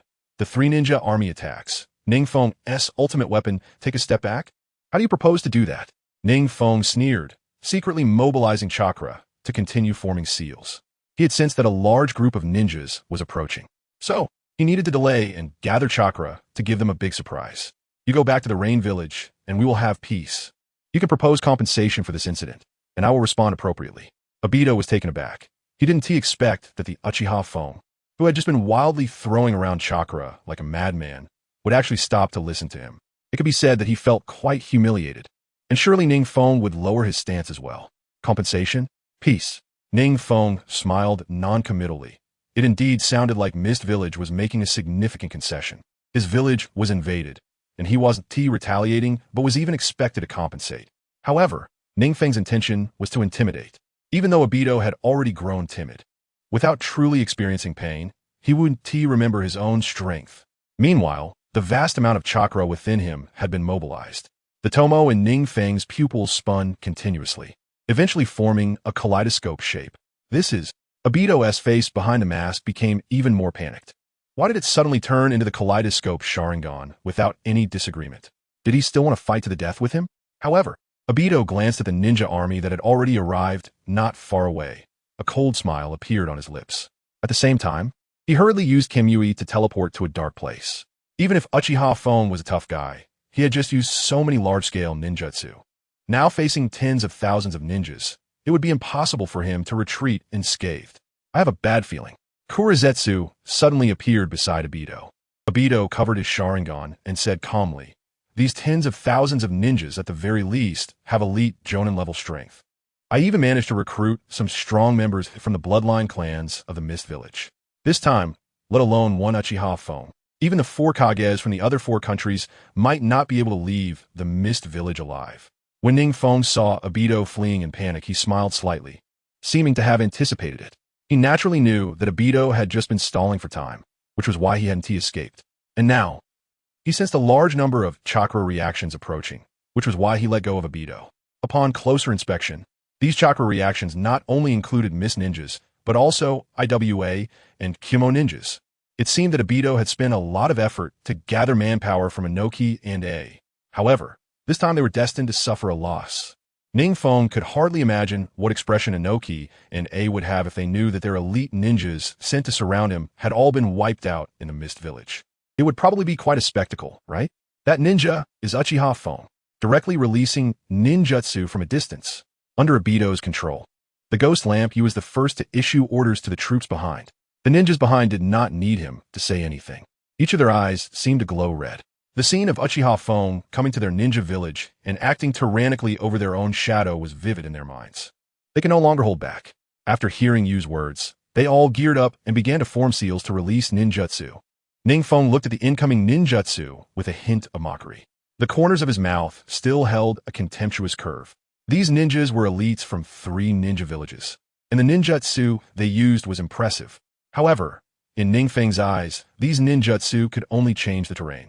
Since they didn't care whether the Mist Village would be destroyed by these ninjutsu, he had no reason to hold back. Until the fiery fireball flew toward NingFeng's face, he finally brought his hands together to start forming seals. At the same time, a giant golden warrior phantom appeared beside him. Susanoo, the ghost lamp who was casting ninjutsu below, squinted his eyes slightly. They had been wary of NingFeng's Susanoo, as long as they controlled the distance and stayed outside of NingFeng's 100-meter range. Susanoo could only become a passive punching bag. Moreover, their ninja army had already split into 2 teams to surround NingFeng. One team released ninjutsu, while the other team recovered and adjusted chakra. This ensured that the offensive of ninjutsu was relentless, and NingFeng could only be passively beaten while in Susanoo. Susanoo has a time limit for use. Although NingFeng had vast chakra, his ocular power had limits. Thinking of this, a trace of ruthlessness appeared in Obito's eyes. He was ready to break through NingFeng's defenses at any moment and pull him into the Kamui space to interrogate him about the whereabouts of the tailed beasts. By the time they entered his space, NingFeng would have to obediently hand over the tailed beasts. At that time, he could also take the opportunity to study NingFeng's body. If he cut in too early, NingFeng would still have the ability to resist. If he cut in too late, NingFeng would turn to dust under the overwhelming ninjutsu. So his task was still quite difficult. No, wait. Obito, Kurizetsu, who was beside him, saw NingFeng's dual Susanoo forming seals, and his expression changed as he seemed to think of something. What's wrong? Obito was tense, waiting for NingFeng to lose his ability to resist to catch him. At this moment, being interrupted by Kurizetsu, he impatiently waved his hand. It's very urgent now. If it's not a big deal, don't notify me. This is a major step concerning the Eye of the Moon plan. Kurizetsu cursed under his breath and quickly said, this NingFeng is likely to release an extremely terrifying ninjutsu. Now, let all ninjas retreat. No, it's too late to retreat now. Let all ninjas use defensive ninjutsu. Hurry up. Kurizetsu looked anxious. Judging by this start, it looked very much like a move that Uchiha Madara had used before. Heavenly Obstruction Star. But Uchiha Feng clearly didn't have the Rinnegan. How was he able to release this ninjutsu? Few people recognized this ninjutsu, and one could even say that only he knew it. He was definitely not just bluffing. Kurizetsu did not understand that after injecting many Hashirama cells last time, NingFeng, through the fusion with his own Kaleidoscope Sharingan, could actually simulate the ninjutsu released by Uchiha Madara to about 50 to 60%, despite not having the Rinnegan. If he activated the Eternal Kaleidoscope Sharingan and fused with the Hashirama cells to become the Rinnegan, NingFeng was confident that his skills far surpassed those mastered by Uchiha Madara. This move was perfect for clearing the battlefield of ninjas. After extorting the remaining ninja villages multiple times, it was time to show the world his power. Then, before Uchiha Obito could react, a massive stone engulfed in raging flames suddenly appeared in the sky, covering most of the hidden mist village, slowly descending from the sky. Chapter 182. The Terror of the Heavenly Obstruction Star. What the hell? Uchiha Obito stared blankly at the slowly burning giant rock in the sky. What is this? A meteor from outer space? Is this Uchiha Peak's technique? Uchiha Obito turned to look at Kagaya. Kagaya's eyes were filled with seriousness. And without having time to say a word to Obito, he used the insect technique to burrow underground. No matter if this technique could reach Uchiha Madara's level. If that meteor fell, it would likely flatten the entire hidden mist village. Kagaya had no confidence in withstanding this attack. Uchiha Obito cursed silently. He had no idea what this technique was. However, the possibility of it being an illusionary technique, one that even Kagaya feared, meant that something serious was about to happen. His Kamui could transfer any object he touched into a different space. However, against that enormous meteor, all of this seemed somewhat powerless. He wasn't sure if he could transfer such a massive object into the space. If that giant meteor fell, it might flatten the entire land of water. He never expected that Uchiha Peak would use such a wide-ranging technique. Was he trying to take everyone down with him?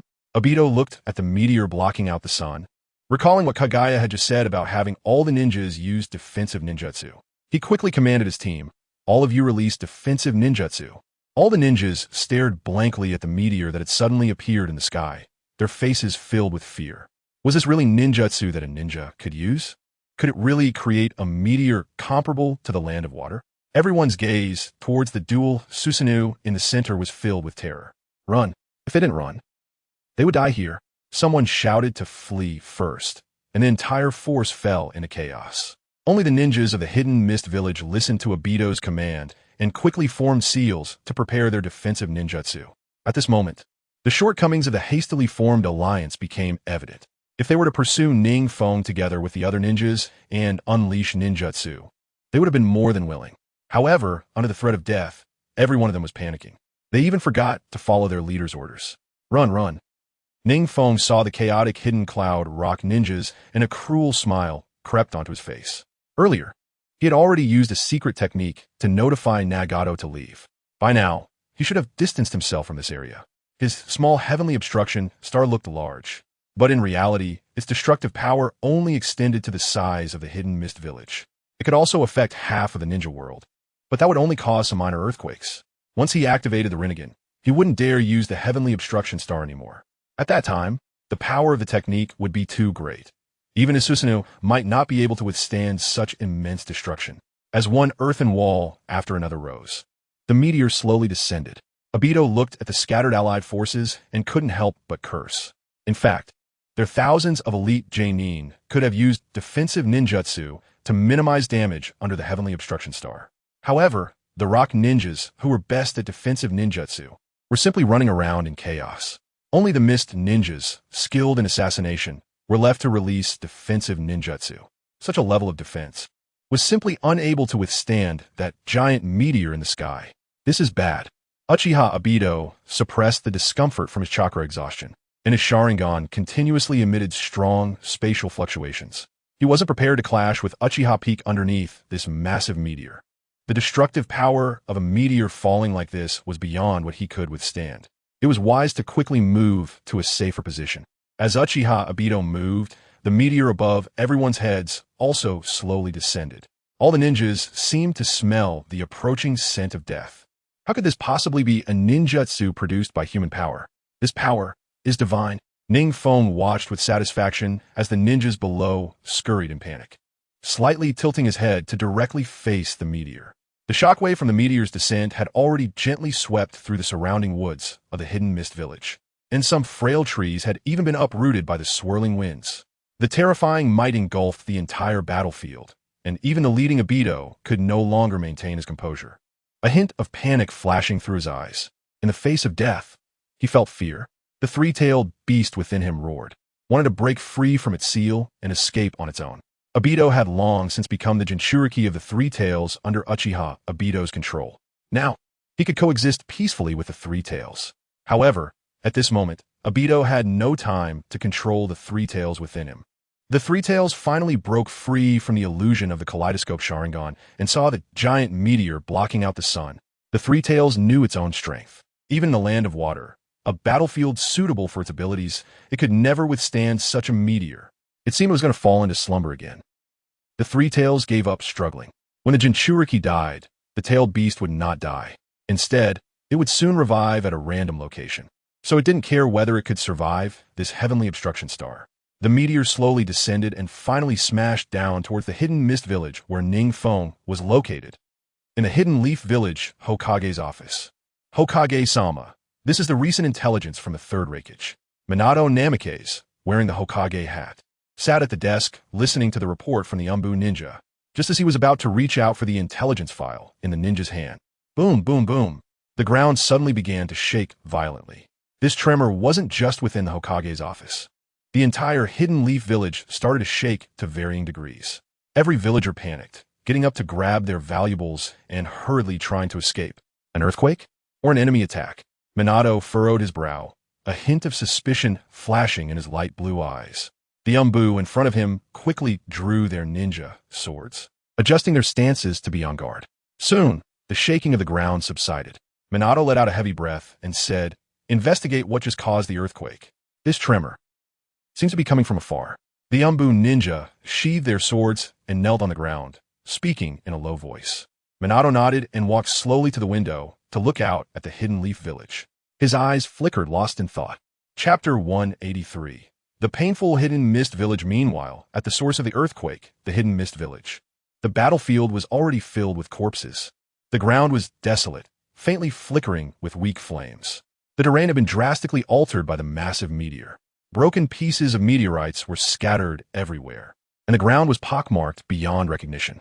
In the center of the meteor's impact was a bottomless pit that stretched for dozens of kilometers. In the very center of the deep pit, there was a barely noticeable figure standing on an unyielding stone pillar. It appeared that only the few inches of ground beneath his feet were intact. The stone pillar extended endlessly down to the bottom of the pit. Who? The forehead of the ghost lamp, Ramon, was oozing blood, and his left arm had long vanished, continuously bleeding. He had just used the water transformation technique of the Ghost Lamp clan, transforming himself into liquid to evade the most intense moment of the meteorite impact. Unfortunately, the duration of the meteorite strike was too long. He still suffered from some impact of the meteorite. In the end, a considerable amount of three-tailed chakra appeared within him. Even so, this ninjutsu had nearly crushed him, a shadow-level powerhouse, to death. And the culprit of this meteorite, NingFeng, stood on the stone pillar at the center of the pit, his expression not looking very good. He had also underestimated the power of this meteorite. If he hadn't entered Sage mode at the last moment, combined with the nine-tailed chakra mode, significantly enhancing the defense of Susanoo, he feared he would have been crushed to death by this large meteorite. No wonder Orochimaru only dared to use this ninjutsu while in a state of reincarnation. The power of this ninjutsu is hard to control, even for the user. However, the effect was evident. NingFeng glanced at the remaining ninjas who could still stand. Besides himself, there were only a dozen left. Moreover, the remaining ninjas looked like they were on their last legs. As for the others, they had long been turned to ash in the meteorite impact. This is the power of the heavenly obstruction meteor. If it weren't for the consideration that this ninjutsu could also affect the user and the harsh conditions required for its use, NingFeng would have wanted to reincarnate a few ninjas from the dirt to teach them this forbidden technique to use at will. Which ninja village would dare to resist him if he just dropped a heavenly obstruction meteor on them? But he could only think about it. The only ones capable of unleashing the heavenly obstruction meteor were him and Uchiha Madara. Obito should have run far away. NingFeng shook his head, pulling out the Uchiha flame fan and a ninja knife from behind him. He charged toward the dozen ninjas who were already incapable of resistance. Is this Lord Feng's ninjutsu? Far at the border of the land of water, Nagato witnessed the whole process of the meteorite impact, still feeling a bit uneasy.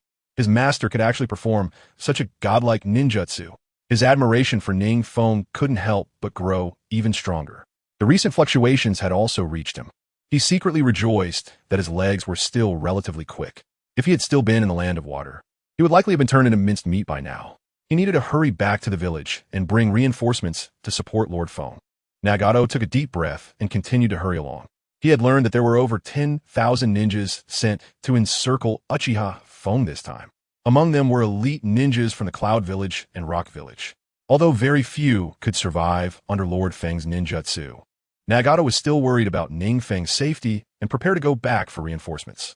Third Raindrop Shadow, are you really going to go for total extermination? Ghost Lamp Ramon propped himself up and smiled bitterly. Do you believe me if I say I was being controlled? Although he had been controlled by Uchiha Obito during this time, the relevant memories surfaced after breaking free. He felt a sense of awe towards this youngest shadow-level powerhouse in front of him. A single person could really take on thousands of elite ninjas. World announcement. Player Uchiha Feng has successfully infiltrated the Mist Village, annihilating the joint elite forces of the Cloud and Rock Villages with over 10,000 members, earning a title reward. World announcement. Player Uchiha Feng has successfully infiltrated the Mist Village. World announcement. Player Uchiha Feng has successfully infiltrated the Mist Village. While all the players were marveling at how realistic the earthquakes were in this game, several announcements popped up, leaving them stunned.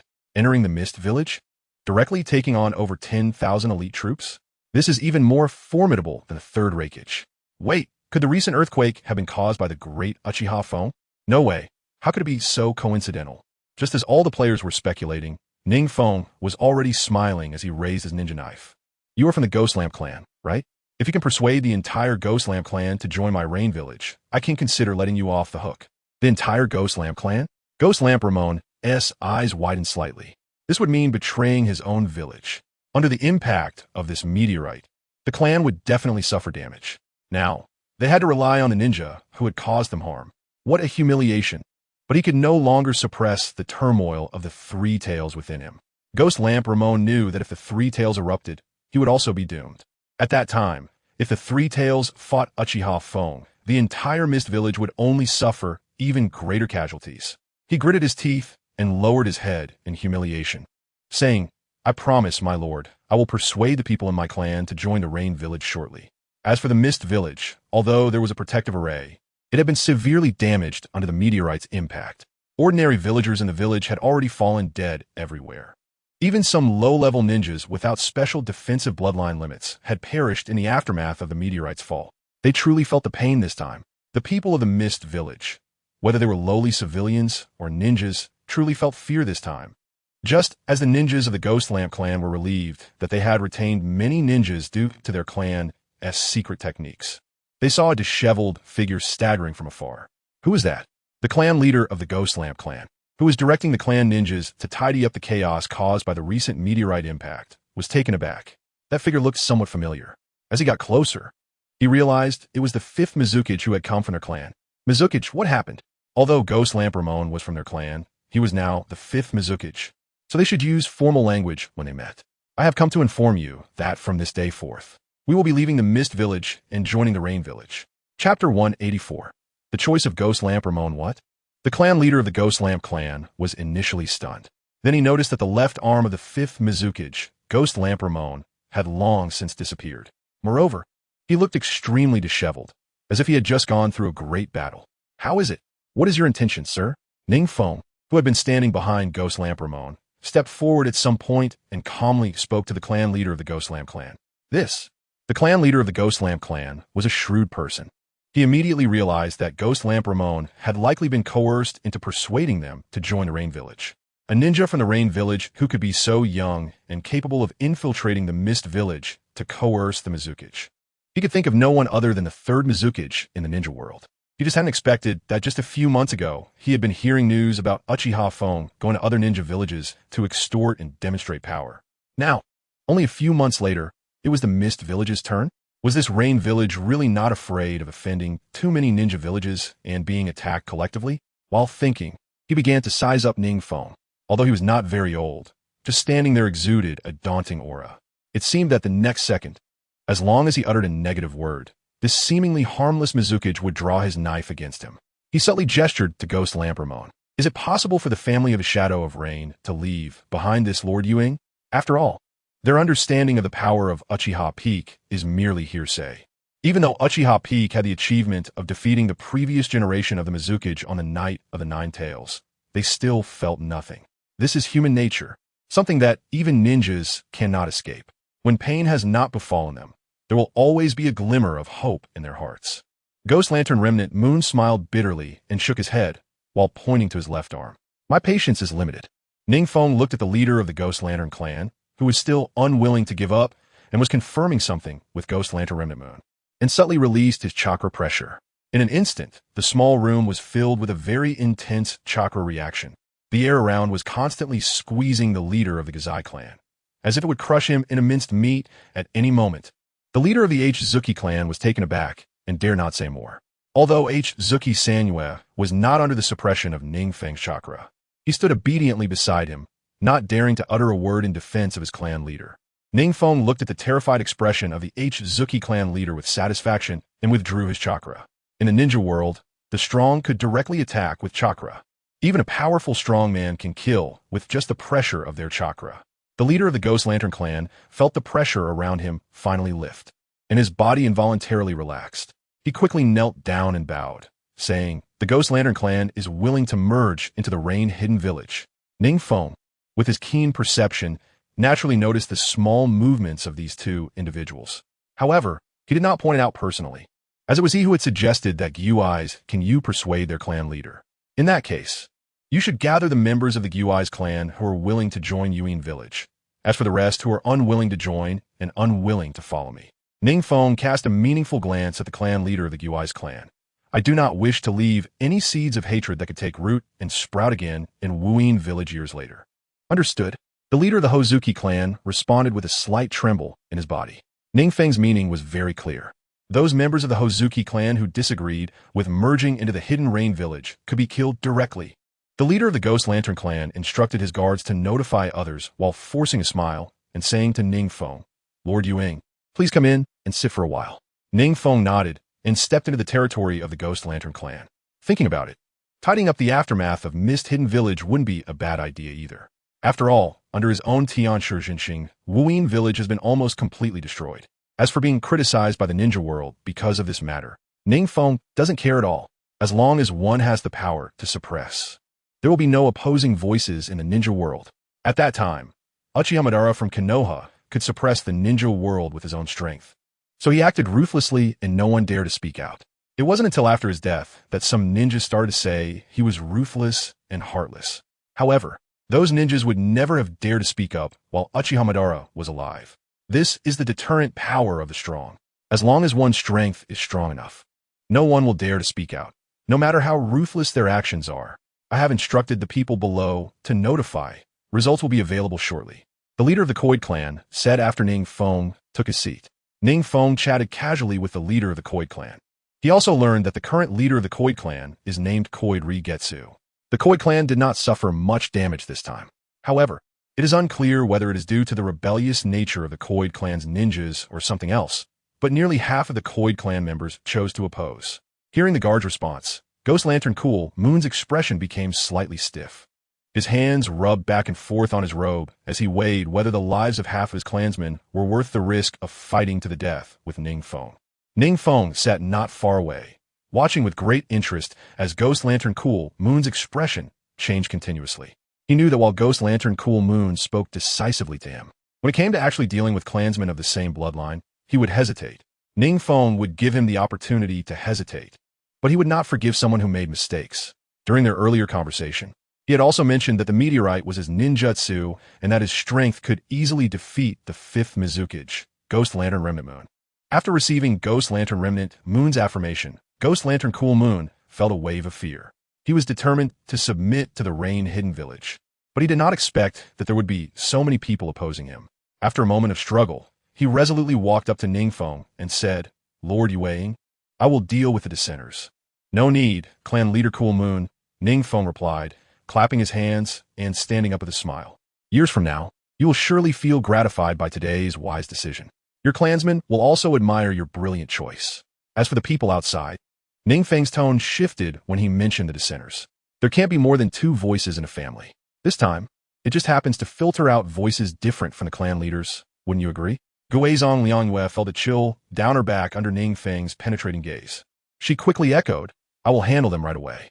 Please, Lord Yueying, come with me." Chapter 185. If they do not submit, then suppress them. Kaido, Raijetsu, and NingFeng were discussing the recent situation in the Hidden Mist Village while slowly approaching the opposing clansmen. The opposing clansmen had gathered in the center of the clan to protest. It was evident that the number of ninjas from the Kaido clan was not very large, totaling only about 40 to 50. This was far less compared to some of the prominent clans in Konoha. However, the ninjas of the Kaido clan all possessed the ability of water transformation technique, making them nearly invincible in close combat and immune to all physical damage. Chief! The Ghost Lantern tribe outside all knelt down on the ground upon seeing Guei Dangliangyu, wailing in sorrow. "We live as the people of Mist Hidden Village, and die as the ghosts of Mist Hidden Village. Absolutely do not betray the village, Chief. I will defend the dignity of the Hidden Mist Village to the death." Without waiting for Guidang Liangyue to say anything, the ninjas below started to speak out against it in a flurry. "Clan leader Liangyue, you saw it too, right?" NingFeng shook his head and looked at Guidang Liangyue beside him with a hint of helplessness in his voice. If they had a better attitude, they could actually avoid death. NingFeng took a step forward, and Guidang Liangyue was startled, quickly reaching out to grab NingFeng's robe, saying, "Lord Yueying, let me persuade them one more time." "No need." At this moment, NingFeng wished for a ninja to jump out, so he could showcase his strength. Although the rest of the Kagaya clan did not openly resist, they must still feel unwilling as they had yet to witness true power. After all, changing villages is something that other clans look down upon. They would definitely harbor resentment, but it would not be directed at Kagaya Raijetsu. After all, he was also coerced by NingFeng. In the end, the members of the Kagaya clan would only be able to resent NingFeng. Once the Kagaya clan merged into the Rain Hidden Village, it was equivalent to entering NingFeng's rear base. Any actions they took would be like stabbing a knife into his heart. "I am the leader of the Rain Hidden Village." NingFeng walked in front of the still, vocal Kagaya clansman and said. His voice seemed to have a kind of magic, and, as soon as he spoke, everyone fell silent. The Hozuki clan can be considered a prominent family in the Hidden Mist Village. Their intelligence is also quite well circulated. Naturally, they are aware of the significant weight of the leader's identity in the Hidden Rain Village. However, it didn't take long for some clan members to react. "We are ninjas of the Hidden Mist Village. Why are you forcing us to join the Rain Hidden Village? Does having great strength mean you can act with impunity?" "Exactly. You are using force to bully us." The village of Konoha is so prosperous that it has never engaged in such acts of banditry. Each member of the Akatsuki clan turned red in the face and shouted loudly. NingFeng, seeing this, remained calm and smiled as he spoke. "Your water shadow has been incapacitated by me. The meteorite you just saw was released by me. I can use that ninjutsu as many times as I want.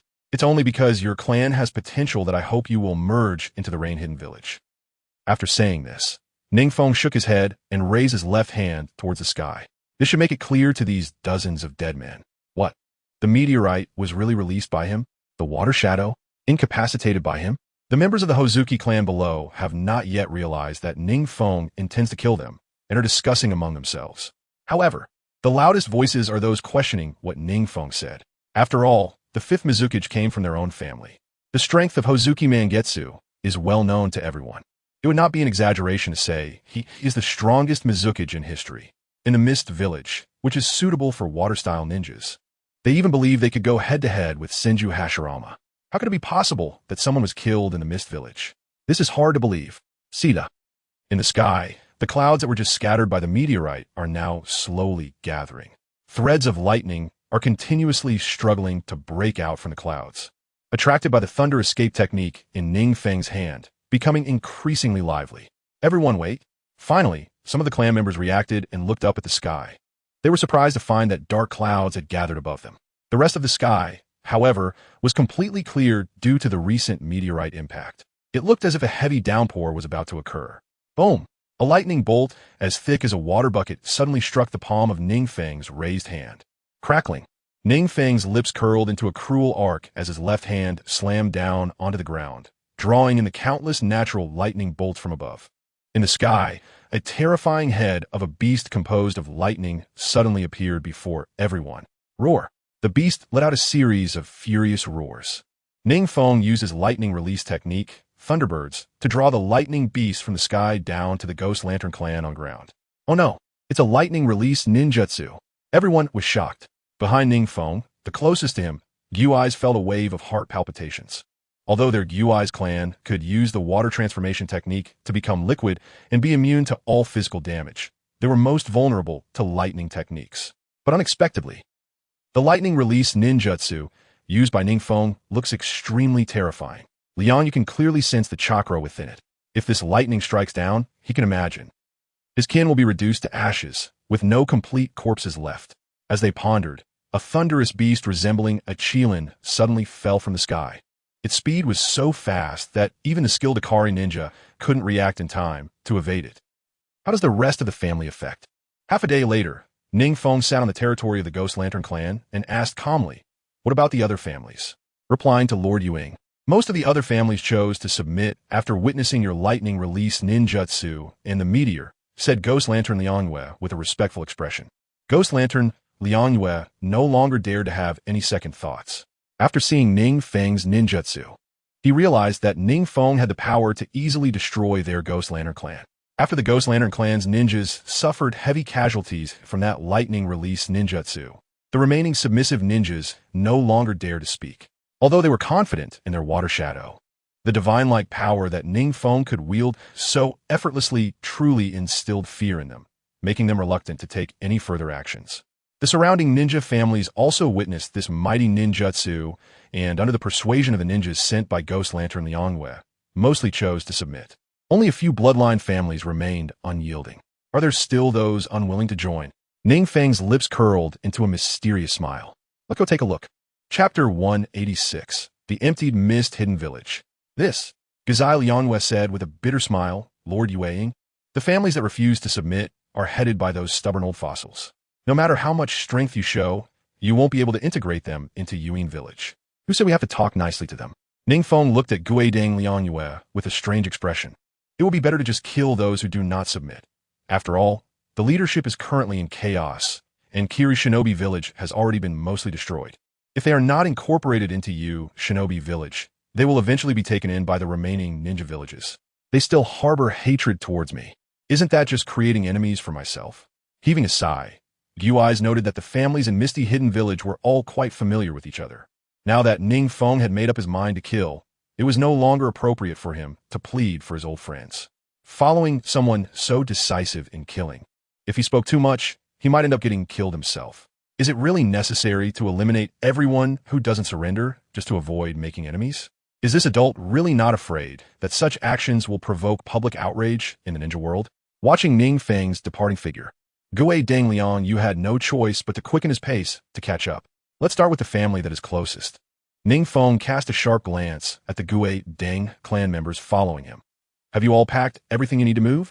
After finishing the cleanup of the disobedient family, I will head straight back to Yuin village.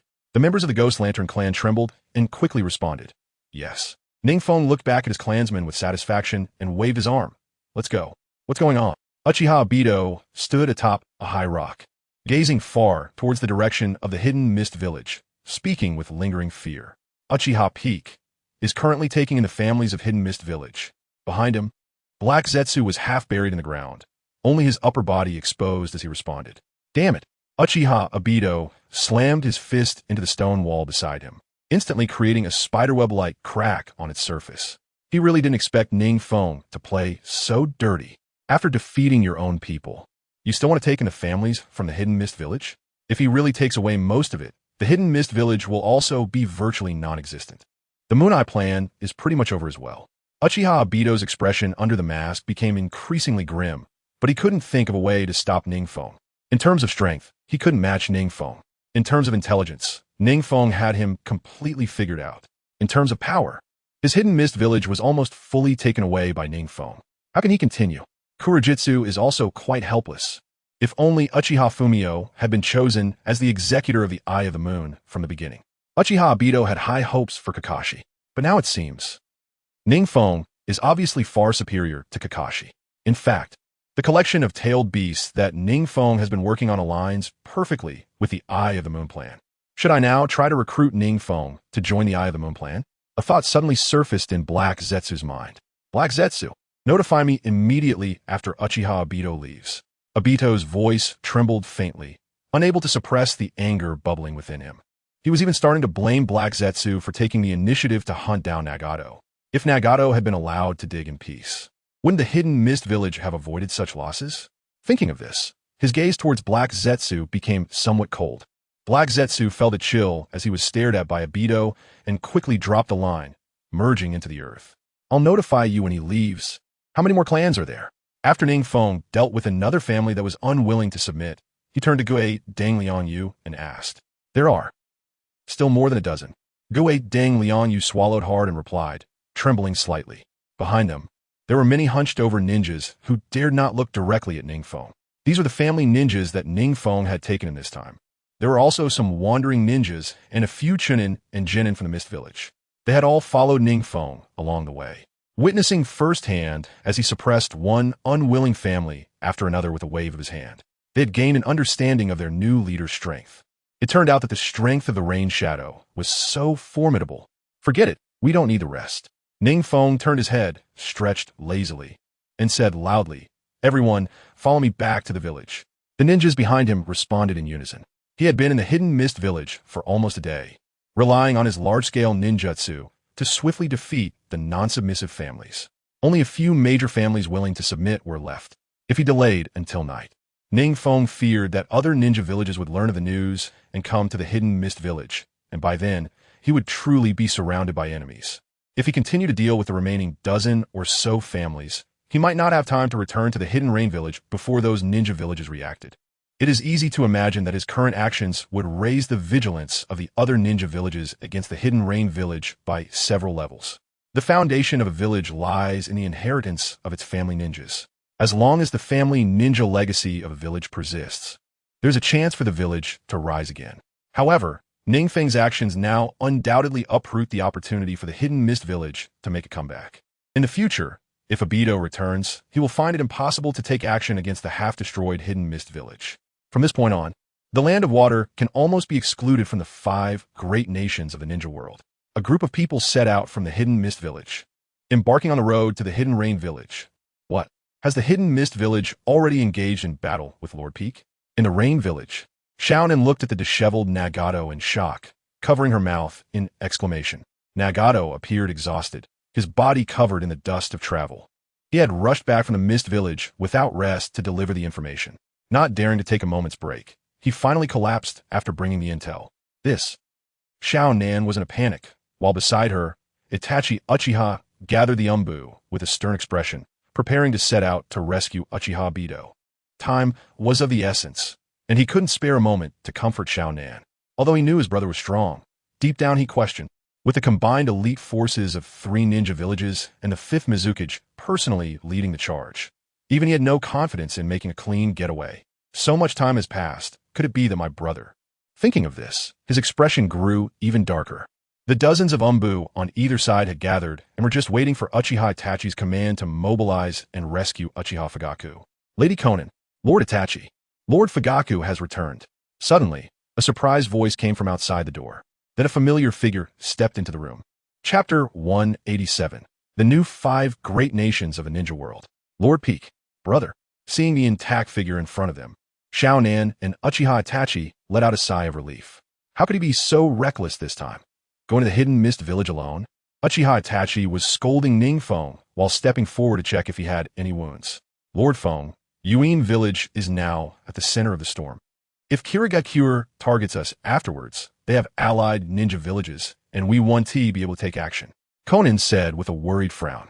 Well, NingFeng said with a strange smile. Unhurriedly, Kirigakure is already a shell of its former self. What? Xiao Nan, who was about to continue speaking, was taken aback. Uchiha Itachi, who was checking NingFeng's condition, paused his hand. Both of them looked at NingFeng with puzzled expressions. The ninja clans of the Mist Hidden Village have already been brought over by me. After this period of development, the Rain Hidden Village can completely become an existence like the 5 great nations of the ninja world. The only flaw is that there are very few high-level ninjas that can be mobilized, and there aren't many bloodline clans either. Fortunately, the Mist Hidden Village has a lot of bloodline clans, so I brought them over. Xiao Nan and Uchiha Itachi were once again so shocked that they couldn't say a word. Just because their own bloodline clans were few, they brought in bloodline clans from other nations? It does make some sense. But to say it so casually, just how powerful is NingFeng?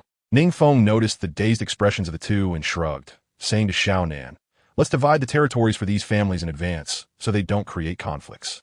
Brother Itachi, I hope you can assign some Umbu personnel to keep an eye on these families in the next few days to see if they make any moves. After all, they were brought back through forceful means, and their loyalty is still uncertain. Xiao Nan and Uchiha Itachi exchanged glances and nodded at NingFeng. It seems NingFeng's audacity is truly remarkable. He went to another ninja village and caused a ruckus, then brought back all the families within the village. That's really bold. The next day, the entire ninja world was in an uproar. The third generation of Uchiha, Rain Shadow, Uchiha Mind, goes to the Hidden Mist Village alone, challenging tens of thousands of elite ninja troops and the 5th Mizukage, after using the ninjutsu that can bring down meteorites. All the ninjas were left in the Hidden Mist Village. Then, most of the families in the Hidden Mist Village were merged into the Hidden Rain Village. Yunin Village.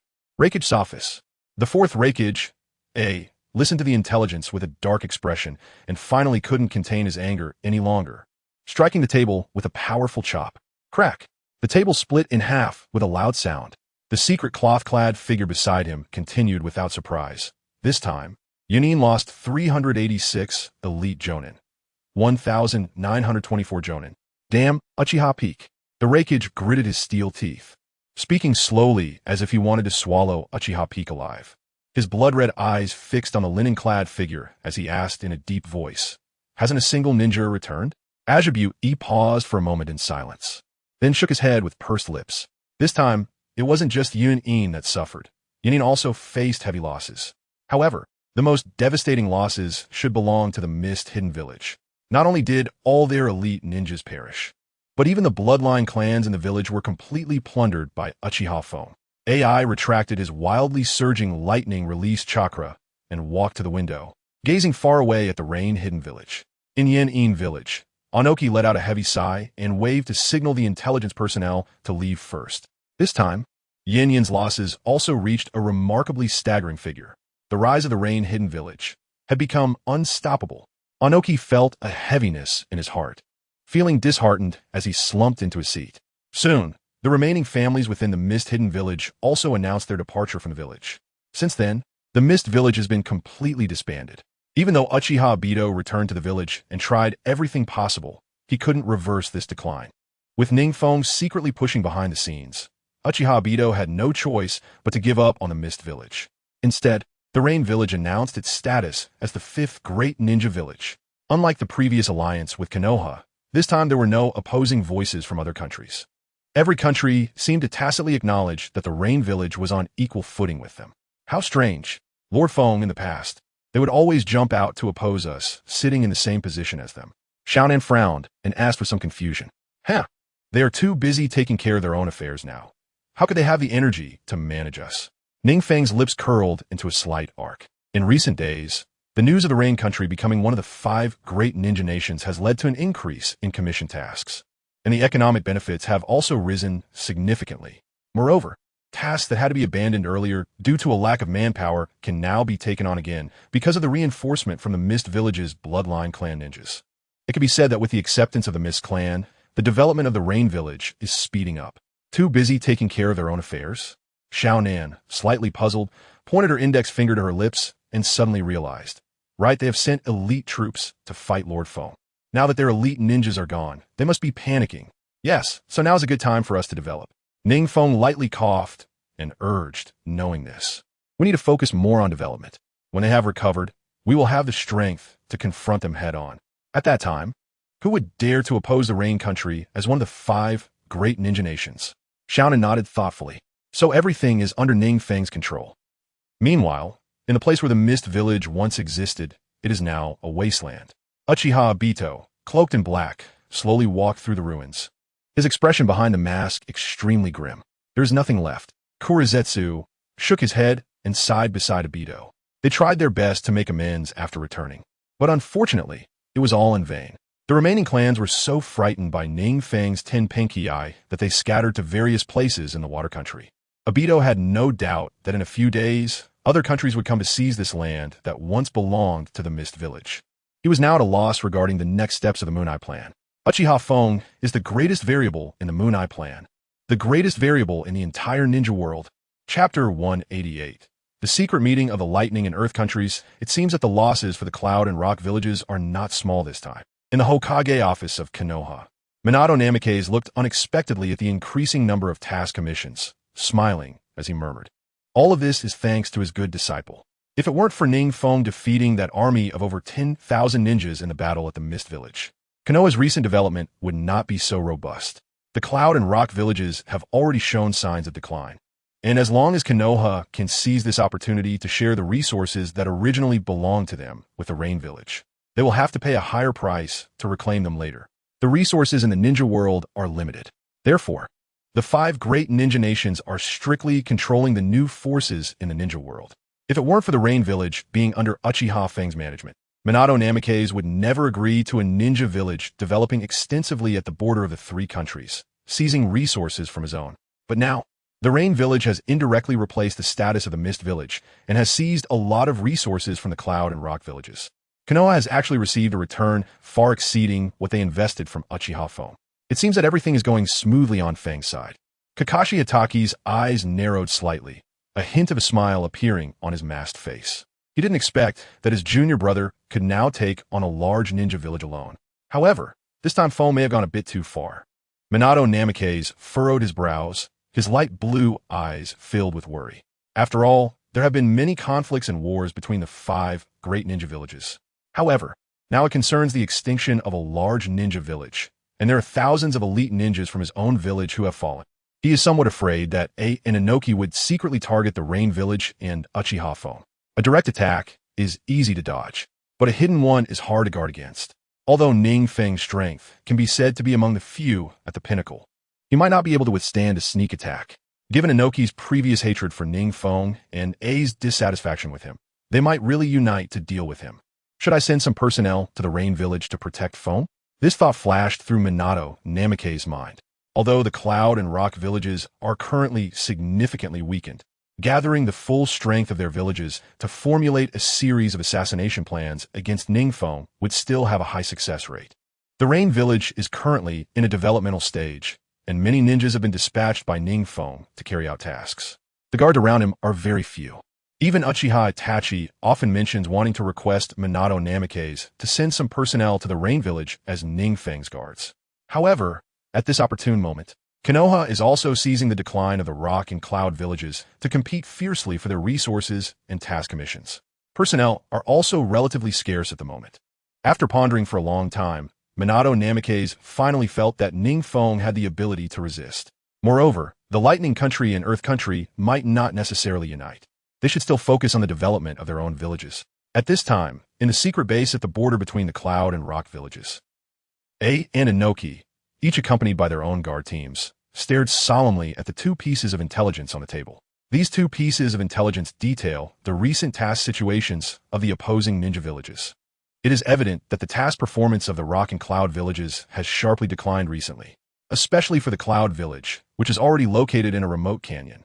Now, with many elite ninjas sent in, tasks that could have been completed have faced delays, leading many employers to cancel the tasks and transfer them to Konoha and the Rain Village. The losses are quite heavy.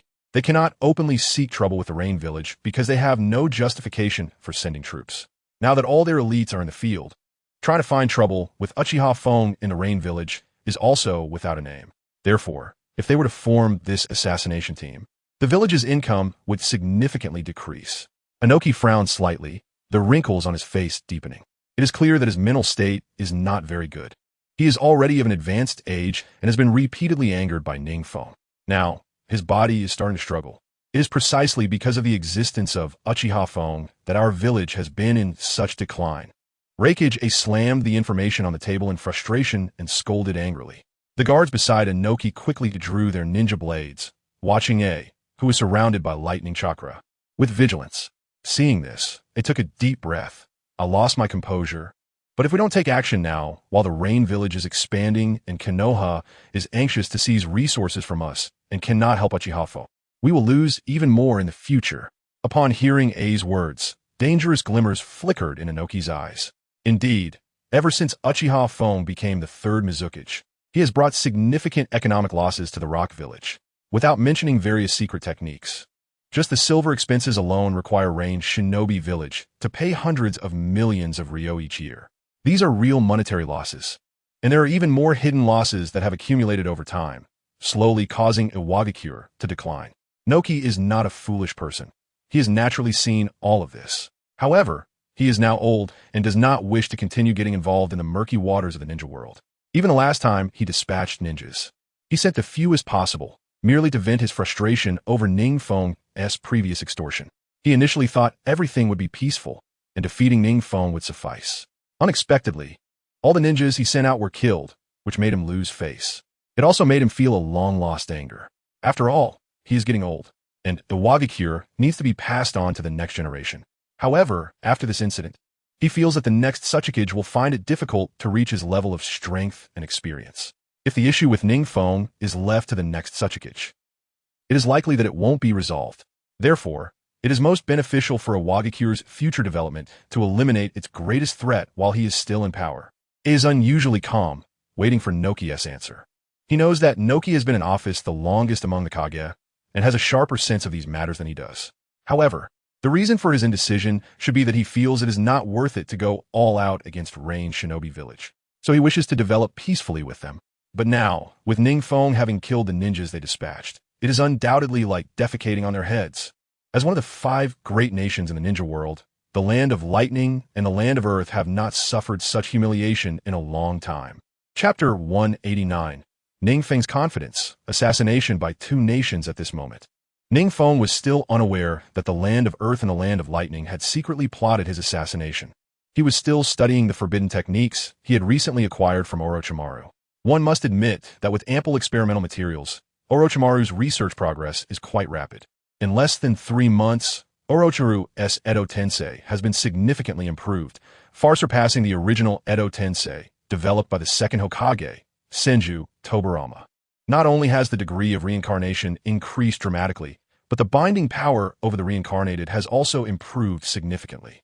For instance, some shadow-level powerhouses from other countries, once reincarnated by NingFeng, could be completely controlled to exert their previous strength.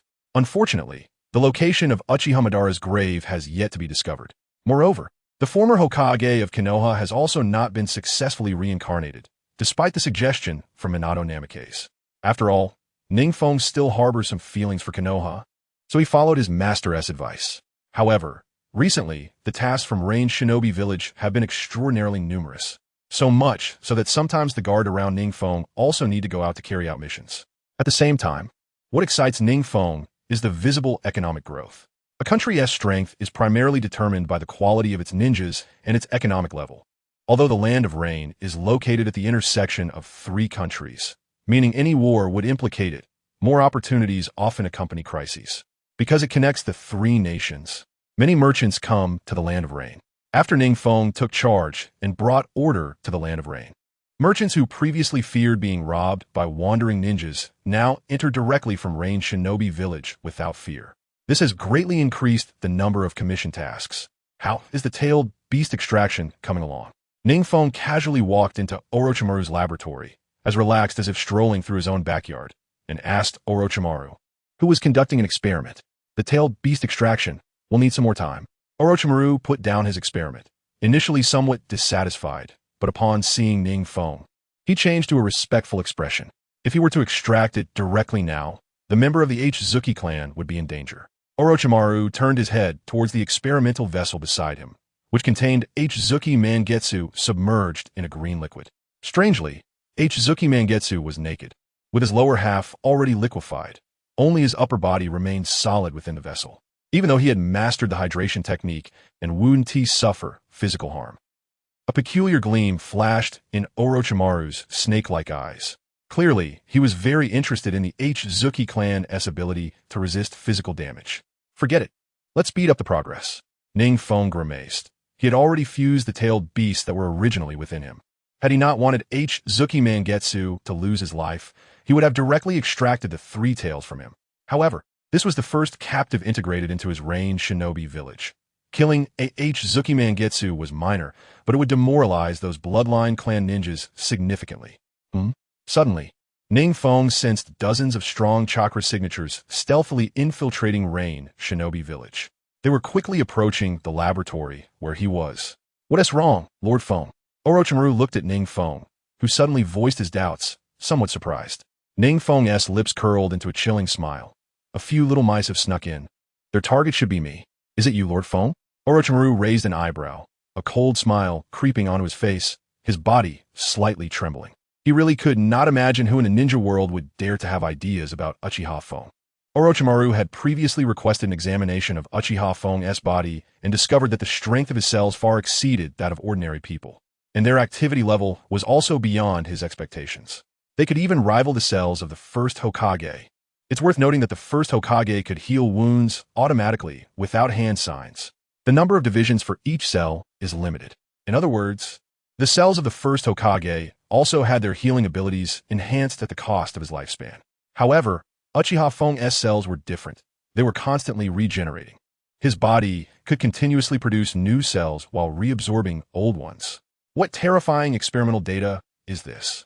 This means that NingFeng possesses the self-healing ability of the first Hokage, Senju Hashirama, while also not having the risk of shorter lifespan. It can be said that Orochimaru's interest in NingFeng's cellular composition has surpassed even his admiration for the first Hokage's cells. With such strong bodily cells, the chakra refined from them must be even more powerful. With powerful chakra, the same B-rank ninjutsu, when used by others, might only be an ordinary B-rank ninjutsu. But when used by NingFeng, it could very well be an S-rank forbidden technique. What Orochimaru did not know was that NingFeng had previously injected the cells of the first Hokage. Moreover, he also possessed the bloodline of the Uchiha clan. Additionally, the tailed beast chakra, continuously circulating within him, had formed the current cellular structure of NingFeng. All these conditions are indispensable. After all, the lifespan of tailed beasts is akin to being infinite. By utilizing them, NingFeng effectively extended his own lifespan significantly. At the same time, the characteristics of Senju Hashirama's cells continuously improved and assimilated the original Uchiha clan cells. This brought him closer to the realm of the progenitor of ninjas, the Sage of Six Paths. Whoosh! While the two were conversing, the exterior of the laboratory had silently filled with the infiltrating ninjas. Lord Feng, recently, it seems that entering the village has become less stringent, Orochimaru said meaningfully, due to the decline of the land of lightning and the land of earth. The number of merchants coming to the land of rain has inadvertently increased. Thus, the control over incoming merchant caravans and ninjas has naturally relaxed considerably. Because the Hidden Mist Village has been destroyed, the Hidden Cloud Village and the Hidden Stone Village are now focused on self-preservation and will not easily venture out. The Hidden Leaf Village and the Hidden Rain Village still maintain a friendly relationship. The Hidden Sand Village has already been bullied to the extreme by NingFeng. Therefore, NingFeng boldly transferred most of the guarding ninjas from the outskirts of the Land of Rain to carry out missions. These guys are no small mice. NingFeng sensed the chakra intensity of the ninjas outside and shrugged, saying, "The chakra intensity of these ninjas is very high, with 2 or 3 even comparable to Orochimaru's level." It should be noted that although Orochimaru is submissive in front of NingFeng, he is indeed a powerful figure at the shadow level. After all, he is a top-tier expert once crowned with the name of the 3 legendary ninjas by the former Hanzo. It would take a considerable amount of effort for NingFeng to kill Orochimaru. This shows how high the quality of these ninjas is. Chapter 191. The incredibly strong NingFeng. The shocked assassination team act. A ninja dressed as a Hidden Stone Village member sensed for a moment and confirmed that there were only 2 chakra responses in this laboratory, then waved his hand decisively and said, behind him, dozens of ninjas with imposing momentum and serious expressions entered in unison. They have arrived. Orochimaru's pale face, devoid of color, wore a cold smile as he slowly burrowed underground. Lord Feng, I hope you can restrain yourself. Don't destroy this place too badly. Before he finished speaking, Orochimaru had already completely submerged underground. NingFeng cursed under his breath. No wonder he is an escape expert at the shadow level. Killing such a slippery snake would not be easy. Although he could easily defeat Orochimaru in a direct confrontation, it would be quite difficult to keep him from escaping. Swish! The atmosphere around NingFeng suddenly became sharp, and a vertical line appeared in his pupils. Bang! At the same time, one of NingFeng's shadow clones, which was extracting sage chakra from the toad oil on Mayaboka Mountain, suddenly transformed into smoke. To deal with such a high-quality assassination team while minimizing damage to the laboratory, using Sage mode to enhance perception and quickly resolve the situation is the right choice. Earth style, Earth digs. Lightning style, Lightning walk. The ninjas who had just rushed in saw NingFeng's figure ahead and quickly raised their hands to form hand seals, each skillfully executing their ninjutsu. Water style, Water wall. After entering Sage mode, NingFeng's perception of danger was enhanced several levels. At the same time, the power of the ninjutsu he used increased significantly. With the added enhancement of Sage Chakra, the leading shadow-level expert from the Hidden Stone Village frowned. His A-rank Earth-style ninjutsu was actually blocked. Earth is supposed to restrain water. Moreover, he is a shadow-level expert specializing in Earth-style transformation. Even a shadow-level ninja of the same rank would find it difficult to block that previous attack if taken by surprise. Not to mention using a ninjutsu that he has an advantage over to defend. Furthermore, it wasn't just his ninjutsu. He glanced at the shadow-level expert sent by the Hidden Cloud Village beside him. The timing of this guy's lightning walk was impeccable, indicating that he was also a shadow-level expert specializing in lightning-style ninjutsu. Although the two had just teamed up for the first time, there was nothing to criticize. They even produced an effect greater than the sum of their parts. But how could even this be blocked by a simple C-rank ninjutsu water wall? Before the two could react to this unbelievable situation, NingFeng had already rushed forward in a swift step. Such speed? The pupils of the two slightly widened because the entrance to the underground laboratory was very narrow. Therefore, only the two of them could enter side by side first. The ninjas behind them had not yet fully entered. The two quickly drew their ninja blades to prepare for combat. Puff, puff. Before they could stabilize their footing, it felt as if an invisible fist had struck their faces hard. The two were uncontrollably sent flying by this immense force. What happened? The two were horrified, although the environment was relatively dim. Under their perception, there was no second chakra response in this place. The previous chakra response had already left ahead of time, and they could not sense that chakra's presence nearby. Who was it that struck them with that punch? A hint of mockery appeared in NingFeng's eyes. Sage art, Frokata. The natural energy around the user also attacks as part of their body. Even if it doesn't hit the opponent, it can effectively strike the opponent. This kind of attack often catches enemies off guard. These two shadow-level experts, not understanding the wonders of Sage mode, fell victim to the first encounter. The shadow-level ninja from the Hidden Cloud Village had a sturdy physique due to rigorous training, so after being hit by Frog Kata, he was still able to get up and release ninjutsu. However, the Hidden Stone Ninja specialized in ninjutsu and clearly lacked physical training. After a single punch, he directly spat out blood, flying back into the dust, unsure of his fate. Lightning style, False Darkness. The remaining Hidden Cloud Ninja dared not hold back any longer and directly unleashed his strongest lightning style ninjutsu, with the ninjas behind him arriving quickly. He only needed to delay for a while, and once everyone was gathered, it would be completely feasible to slowly wear down NingFeng. NingFeng's mouth moved, and then his figure flashed, avoiding the incoming lightning one by one. How is this possible? The hidden cloud ninja could no longer contain his shock and cursed out loud. How could he even dodge lightning style? False darkness. That intricate lightning, even the fourth Reikage A in lightning style chakra mode, would not be able to evade at all. This not only requires incredible speed, but also requires eyesight that can catch all the trajectories of the lightning. The attack power of lightning style. False darkness is extremely strong. He was confident that even the Reikage in lightning style chakra mode would not escape unscathed from this move. He suddenly regretted participating in this assassination. He never expected the target to be so powerful. Before he could utter a word, NingFeng drew his ninja blade and, as fast as lightning, slashed fiercely across the neck of this hidden cloud ninja. Chop! As if slicing through a thin sheet of paper, NingFeng's perfectly ordinary ninja blade directly cut through the body of this well-trained hidden cloud expert. He didn't even have time to scream before slowly collapsing as NingFeng retracted his blade. Puff! NingFeng then thrust his blade fiercely into the heart of the still unconscious hidden stone ninja.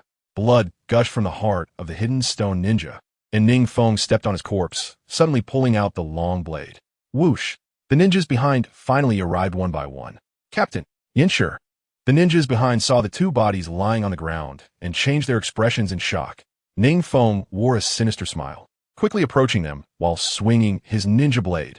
The ninja blade, like the Grim Reaper's scythe, continuously harvested the lives of the ninjas around him. With every strike, a head would often fall to the ground. Earth style, Earth Dragon Bullet Technique. Suddenly, a ninja from the Hidden Stone Village, who was relatively close to NingFeng, activated his ninjutsu despite being wounded by NingFeng's blade. Seeing that he was too close to dodge, NingFeng directly took out his flame fan from behind. Uchiha rebound. Boom! The Earth Dragon bullet violently crashed into the flame fan, yet caused no ripples. While the Hidden Stone Ninja was still puzzled, a violent wind blast suddenly erupted from the fan. Chapter 192. The Physical Mutation of NingFeng. The arrival of Obito, it seems that the offensive against Uchiha Feng must be temporarily put on hold. AI recalled that the recent missions had ended in failure, causing Amage Cure to lose many elite ninjas, leaving him weakly slumped in his seat. The current ninja world is rife with undercurrents, and Amage Cure harbors ambitions. From Uchiha Feng's series of actions, it is clear that his goal is far more than simply ranking among the 5 great nations of the ninja world. He aims to monopolize the ninja world and establish himself as the sole ruler. Now the Hidden Mist Village has been targeted, although the Hidden Stone, Hidden Cloud, and Hidden Sand villages have only been weakened to a certain extent. AI has no doubt that if one day they really provoke the Hidden Rain Village, NingFeng will crush them without mercy. The land of the Hidden Mist Village remains a wasteland, but the grave of the previous Hokage has not yet been found. Nagato reported with a slightly displeased expression. Since NingFeng destroyed the Hidden Mist Village, many families that were originally in the village have fallen apart, resulting in a large open area in the Hidden Mist Village. To this day, no one dares to occupy the former territory of the Hidden Mist Village for development. Taking this opportunity, NingFeng hurriedly sent Nagato to continue excavating the graves of strong warriors in the Hidden Mist Village. However, to Nagato's surprise, the Hidden Mist Village, which should have had the most graves from the Bloodline clan and the highest level ninjas, yielded very few graves. In half a month, the number of graves that could be excavated was very limited. Moreover, this was under the condition that no one else intervened, and Nagato was excavating throughout the territory of the Hidden Mist Village. Yet the harvest was still minimal. It should be that Kurizetsu has noticed. NingFeng shook his head and chuckled, saying, "It's fine, if we can't find anything in the Hidden Mist Village, then so be it. Anyway, what we found so far is already enough. You've worked hard during this time." Hearing NingFeng's words of comfort instead of blame, Nagato quickly lowered his head and said, "Thank you, Lord Feng. All right, you can go back now." Compared to the Tomb of the Strong, NingFeng is now more curious about another matter. This matter is what Orochimaru is researching. "Lord Feng, just in time, the results of my experiments have come out." Orochimaru walked out from the shadows, his tall figure swaying under the light of the oil lamp above. He handed over the experimental report in his hand. "This is..." NingFeng took the experimental report and looked at Orochimaru with some surprise. "I have implanted your cells into the living bodies of different ninjas." Orochimaru spoke slowly, his voice carrying a hint of fervor and restlessness. Most ninjas mutated because they couldn't withstand the strength of your cells. However, there were a few ninjas who could endure it, but they were quickly assimilated by your cells and ultimately lost their sanity. According to the research results, only the body-refined, lightning-style ninjas, through continuously stimulating their nerves and flesh with lightning chakra, can withstand your chakra. But this is completely an unequal return. It requires constant stimulation of the physical body with lightning chakra, while gaining your abilities is almost negligible. In this way, your body is completely unlike that of the first Hokage, which can be replicated and regenerated. Orochimaru looked at NingFeng with fervent excitement, his eyes filled with caution and desire, as if he were gazing at a rare gem. I understand now, NingFeng said with a slight smile. He hadn't expected that the various factors contributing to his body's transformation could come together so perfectly, resulting in a body that surpassed that of the first Hokage. To take it a step further, you need to continue to amplify the tailed beast chakra within you. Orochimaru concluded slowly with a final remark. Only NingFeng can achieve such a physical height. The rest of the people have already been excluded at the step of merely merging multiple tailed beast chakras within them. The three tails. A cold light flashed in NingFeng's eyes. He could sense the undercurrents in the ninja world. The balance among the 5 great nations of the ninja world is about to be broken. Strengthening oneself is urgent. Lord Sasuke, there is someone outside the village claiming to be a member of the Uchiha clan, seeking an audience. His ninjutsu is very peculiar. None of us can stop him. In Rock Hidden Village, Ohyaki has been overwhelmed by a recent series of losses. Just as he finished dealing with yet another unexpected incident from a task delegation, a subordinate's voice suddenly came from outside. The Uchiha clan? Anoki was taken aback. Shouldn't the Uchiha clan all be in Konoha? How could there be members of the Uchiha clan in a Wagakure? Ninjutsu is strange. Could it be that that guy from the Uchiha clan is here to show off? In Ohyaki's mind, several bad thoughts flashed through, as the previous incident of being blackmailed by NingFeng was still fresh in his memory. If he were to be blackmailed again now, the land of Earth would truly be in a state of despair. Don't let him in, and don't act rashly. A drop of cold sweat trickled down Naka's forehead as he hurriedly said. He was prepared to personally meet with this Uchiha clan ninja. Outside the village, Uchiha Bito, dressed in a black cloak and wearing a spiral mask, stood at the main gate. Beneath the deep Sharingan, a dangerous glint flickered continuously, leaving one to wonder what he was thinking. Although his Kimui ability was outstanding, directly infiltrating a Wagakure was not impossible. However, he came this time mainly for negotiations, and it was unnecessary to put a Wagakure on high alert. It would be sufficient to demonstrate his abilities and then generously request to meet with Tsuchikage. After a moment, the small figure of Tsuchikage Noki appeared right above the entrance of a Wagakure. This ninja. Noki narrowed his eyes slightly, staring at Uchiha Bito with a somewhat dangerous expression. Although this ninja stood there, he seemed to have countless flaws at first glance. Yet, Noki still found him somewhat difficult to see through. The first ninja who made him feel this way was Uchiha Madara, the second was Uchiha Shingen, and this Uchiha ninja before him was the third. It's a coincidence that every time Inoki gets put in a difficult position, it's by a member of the Uchiha clan. Inoki, the Tsuchikage. Uchiha Obito reigned in the cold glint in his Sharingan and said, Inoki, you've grown quite a bit too. Inoki's expression stiffened. This tone, this form of address. Inoki is definitely considered a veteran in the ninja world. He can be regarded as a senior to many. Many of the ninjas from his time have already disappeared. So no matter who sees him now, they must respectfully call him senpai. As the most experienced person in the ninja world, he naturally has his own pride. Who are you? How dare you address Lord Tsuchikage like this? Before Dajimuki could react, the angry Huang Tu slammed his hands on the ground, executing a Doton technique directly. Chapter 193, The Hidden Card of the Mysterious Masked Man. Earth Release. Earth-style technique. This technique is an extremely powerful Earth Release jutsu with a vast range. The immense chakra of the yellow Earth mobilizes the ground within nearly 100 meters around Obito, and 2 giant mountains of Earth suddenly emerge to crush Obito. Buzz.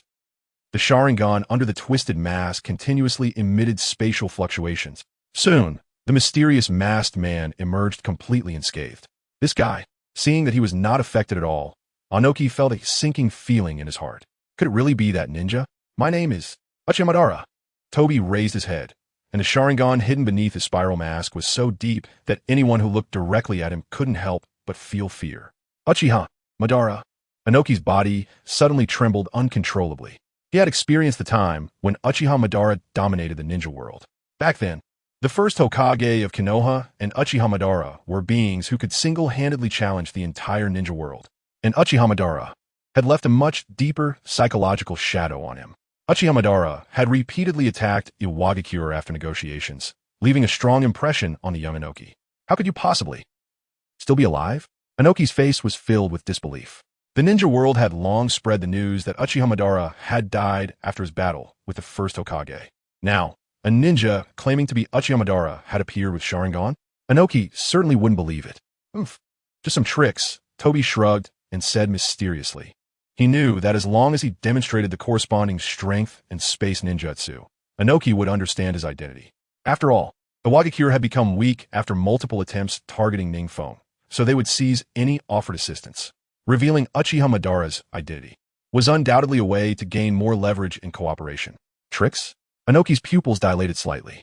Time, even for those at the pinnacle of the ninja world like Uchiha Madara and the first Hokage, was an inexorable law. Yet now someone claimed that extending life was merely a trick?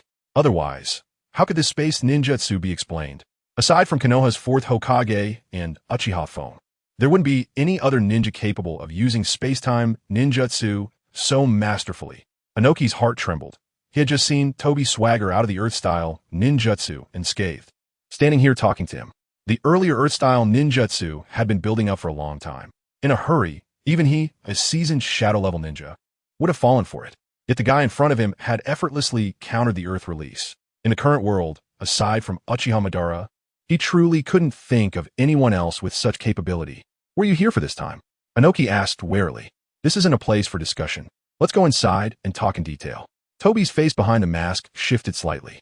Although he had learned through Black Zetsu that it was difficult for the Rain Village to send personnel to keep an eye on the Land of Earth and the Land of Lightning, one could never be too cautious. If Uchiha Fang's spies really saw him talking with Itsuchikage, they would definitely suspect a collaboration between them.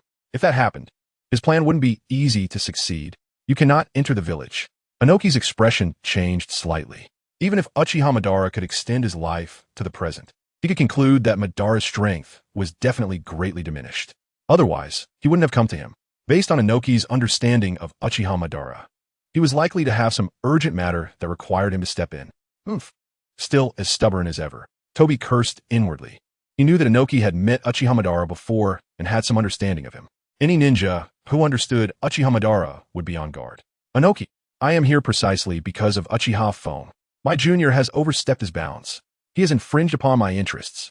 After analyzing the information from Black Zetsu, Toby understood the general situation in Iwagakure, so he got straight to the point. After all, Inoki was eager to get Iwagakure back on track and wanted to eliminate a strong competitor for his juniors. Thus, he held a deep resentment towards Uchiha Phone. Uchiha Phone? Inoki was shocked. He then took a serious look at Uchiha Phone. Counting it up, Uchiha Fang's achievements were indeed comparable to his ancestor, Uchiha Madara. In fact, Uchiha Fang's accomplishments might even be slightly more dazzling. Uchiha Madara at Uchiha Fang's age. No, even after becoming famous, Uchiha Madara wouldn't claim he could single-handedly take on thousands of ninjas. So does this mean Uchiha Fang's current threat has surpassed that of Uchiha Madara back then? Cold sweat trickled down Inoki's back. He immediately ordered his subordinates to open the door and let the mysterious masked man in.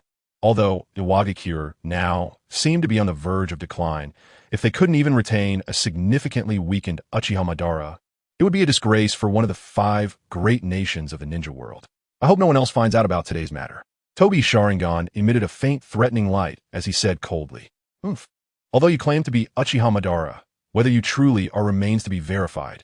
Inoki, though he was almost certain that the masked man before him was Uchiha Madara, still stubbornly retorted. This matter isn't important. What matters now is that we have a common enemy. Toby raised his gloved hand and pointed at Inoki, saying, You can't handle him, Inoki. To be honest, I can't handle him either. My battle with Hashirama cost me a lot of combat power. Even if I faced Uchiha Phone one-on-one now, I wouldn't be his match. Toby acknowledged the gap between himself and Uchiha Madara. You all can leave. Inoki's expression grew increasingly grim as he waved his hand to signal his guards to step back. Tsuchikage-sama, the burly Kuratsuchi, stepped forward, glaring at Toby. This man doesn't look like a good person. I know what I'm doing, leave. Inoki's gaze turned cold, and he said icily. He had a rough idea of what Uchiha Madara wanted. Undoubtedly, he aimed to ally with him or use him to eliminate Uchiha Fong. Since Uchiha Madara had stated that his strength had diminished significantly, Inoki felt more confident facing the masked man. He straightened his back. Go on, I'm listening. Chapter 194. Does Uchiha Madara want to ignite the Fourth Great Ninja War? Toby saw that Inoki's guards had retreated, leaving Inoki alone. And the Sharingan in the hole of his mask kept flickering, now that there was no one around Inoki. As long as he used Jinjutsu to control Inoki, or pulled him into the space-time realm, wouldn't he then have control over a Wagakure? However, this thought was fleeting. After all, even if he controlled a Wagakure, it wouldn't be as effective as forming an alliance with Inoki. Controlling a Wagakure would lead to many subsequent troubles. In the current ninja world, Uchiha Fong had offended too many people. He had even completed most of the Moon Eye plan on his behalf. Now, he just needed to carefully reap the fruits. There was no need to take over a Wagakure and wait for it to develop, because the Rain Village was still in a developmental stage. Although Uchiha Fang's individual combat power was high, if it came to group battles, he would have to consider the ninjas from his own village, and that kind of large-scale, indiscriminate ninjutsu would definitely not be unleashed. Toby rested his left hand on his chin and spoke. Previously, during discussions about intelligence with Black Zetsu, Toby had already discovered this flaw in NingFeng. However, if he knew that NingFeng's physical abilities were comparable to the first Hokage, or even surpassed him, I wonder if he would still be so confident. NingFeng had no real advantage in group battles. Therefore, as long as a group battle was initiated, NingFeng's advantages would be completely nullified. Inoki suddenly realized and clapped his hands. Right? How did he not think of this? Uchiha Fang's threat to a Wagakure and Kumogakure was always reliant on powerful large-scale ninjutsu. When he came to their village, it was like a ticking time bomb.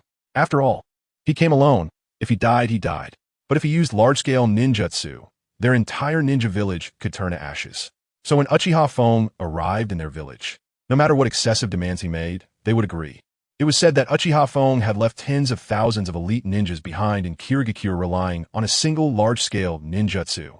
If there were allies of Uchiha Fong on the battlefield, wouldn't the large-scale ninjutsu that Inoki feared be unable to be unleashed? At that time, Uchiha Fong might even be a Kage level. No, he might not even qualify as a Kage level ninja. It's important to know that many Kage level ninjas who are renowned for their ninjutsu would only be elite jonin without their ninjutsu. Just like Orochimaru. Although he is a well-known Kage level master, his soul power is quite weak, and he even struggles to resist genjutsu from elite jonin specializing in illusion techniques. Every ninja's energy is limited. Even the god of shinobi, the first Hokage, had weaknesses in genjutsu. So, since Uchiha Fang's ninjutsu is so strong, he must not excel in other areas. Inoki suddenly found a way to deal with NingFeng. However, he still wasn't prepared to take action against NingFeng right now, because a Wagakure still needed some time to develop. The last operation had already depleted a considerable amount of a Wagakure's core strength. So even if he had a method to target Uchiha Fong now, he would be powerless to act. It seems you figured it out too, Inoki. Uchiha Obito raised his tone slightly, looking at Inoki, who was already lost in thought, and said unceremoniously, now that you know the method to counter him, I wonder if you're interested in instigating a war against Uchiha Fong with my forces and A's forces? War? Inoki was thinking about how to get the ninjas from Uchiha Fang's village to participate in the battle when he was interrupted by the masked man's words. Yes, war is indeed a good method. Moreover, although our elite ninjas have significantly decreased, we still have a large number of Chunin and Jinin. At least compared to a newly established village like Amigakure, we are much stronger. If we can rally Sunagakure, 3 villages coming together to deal with one Konoha and the recently developed Amigakure should not be too difficult, right? Naki's breathing became heavier. Although he did not know that Sunagakure was now completely under Amigakure's influence, it did not affect his visions for the future. In his impression, Uchiha Fong was just someone who happened to have good fortune and learned a few large-scale ninjutsu. As long as his large-scale ninjutsu was eliminated, his true strength wouldn't be that formidable. The solution to the problem that had troubled him for so long turned out to be so simple. Inoki, it seems you also want to instigate a war. Uchiha Obito keenly sensed that Naki's gaze was no longer as dull as before, and easily guessed that Inoki had definitely heeded his previous words. Could it be that you actually want to instigate the 4th Great Ninja War? Inoki looked panicked at Uchiha Obito. Obito ignored him and waved his arm, causing a prepared agreement to suddenly appear on the table. Naka's small figure flashed past the table and grabbed the agreement. The content was simple, a joint instigation of war against Amigakure. There were 3 spaces for signatures, and 2 were already signed by Uchiha Madara and Reikage A. Could it be that the 4th Reikage also agreed? Noki was somewhat surprised and rubbed his beard thoughtfully. It did fit that guy's impulsive character.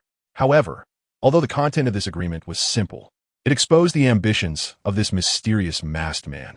The old man looked up and asked, although Kumogakure has also been severely impacted by Uchiha phone like a Wagakure, what ninjas do you have that can fight? Naka's question directly revealed his greatest doubt. At the same time, his gaze toward Uchiha Obito became increasingly dangerous. Noki suspected that this agreement was fake and that the signature of Reikage A was also forged.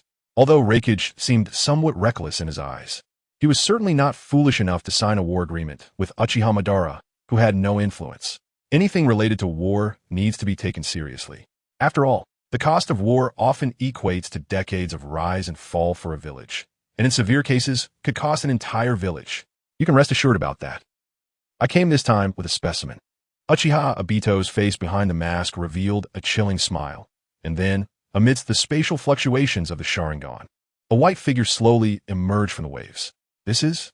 Noki couldn't care about the surprise of Uchiha Obito's space ninjutsu, and quickly looked at this creature he had never seen before. It was a pale, naked male.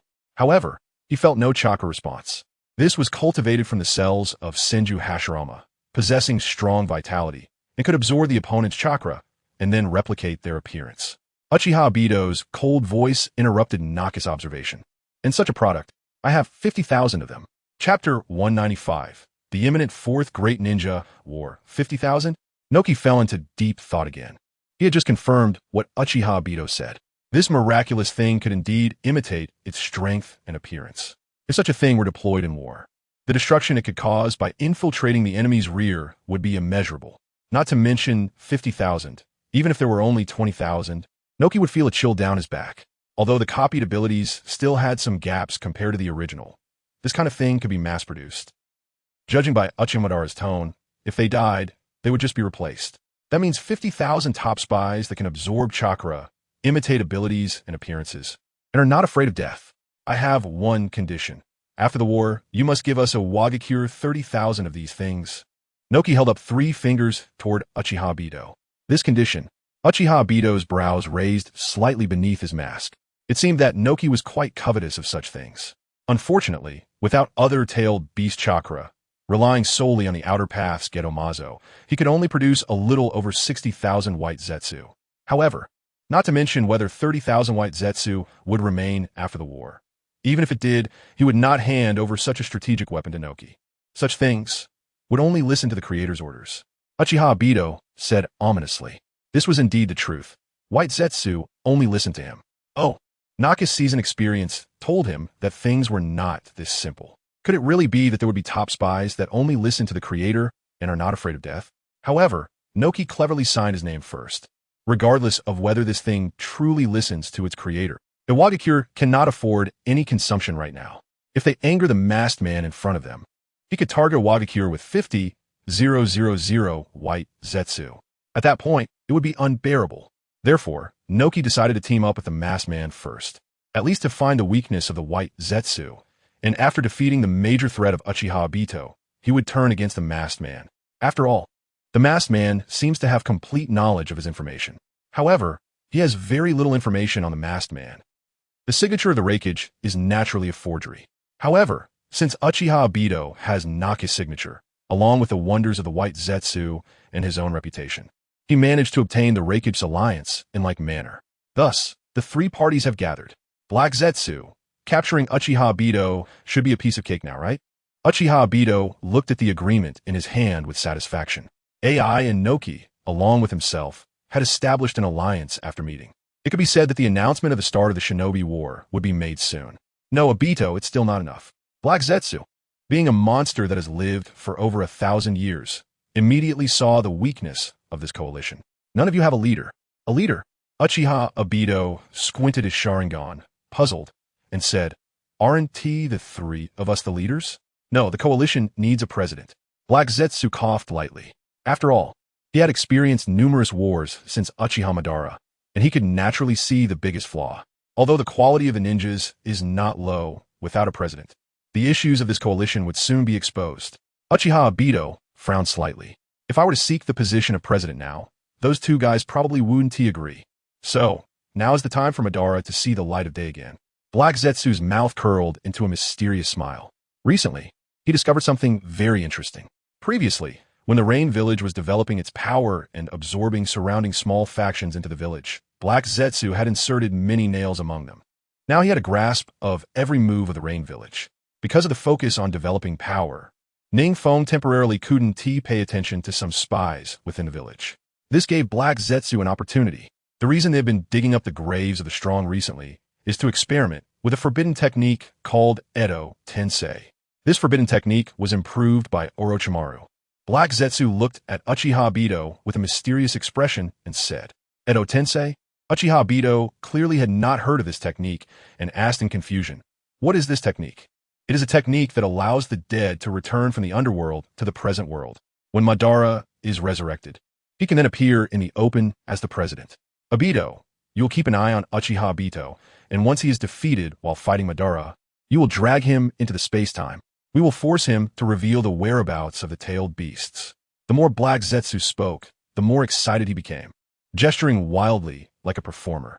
"Edo Tensei, Black Zetsu, have you learned this technique?" Obito mumbled, repeating the technique a few times before asking again.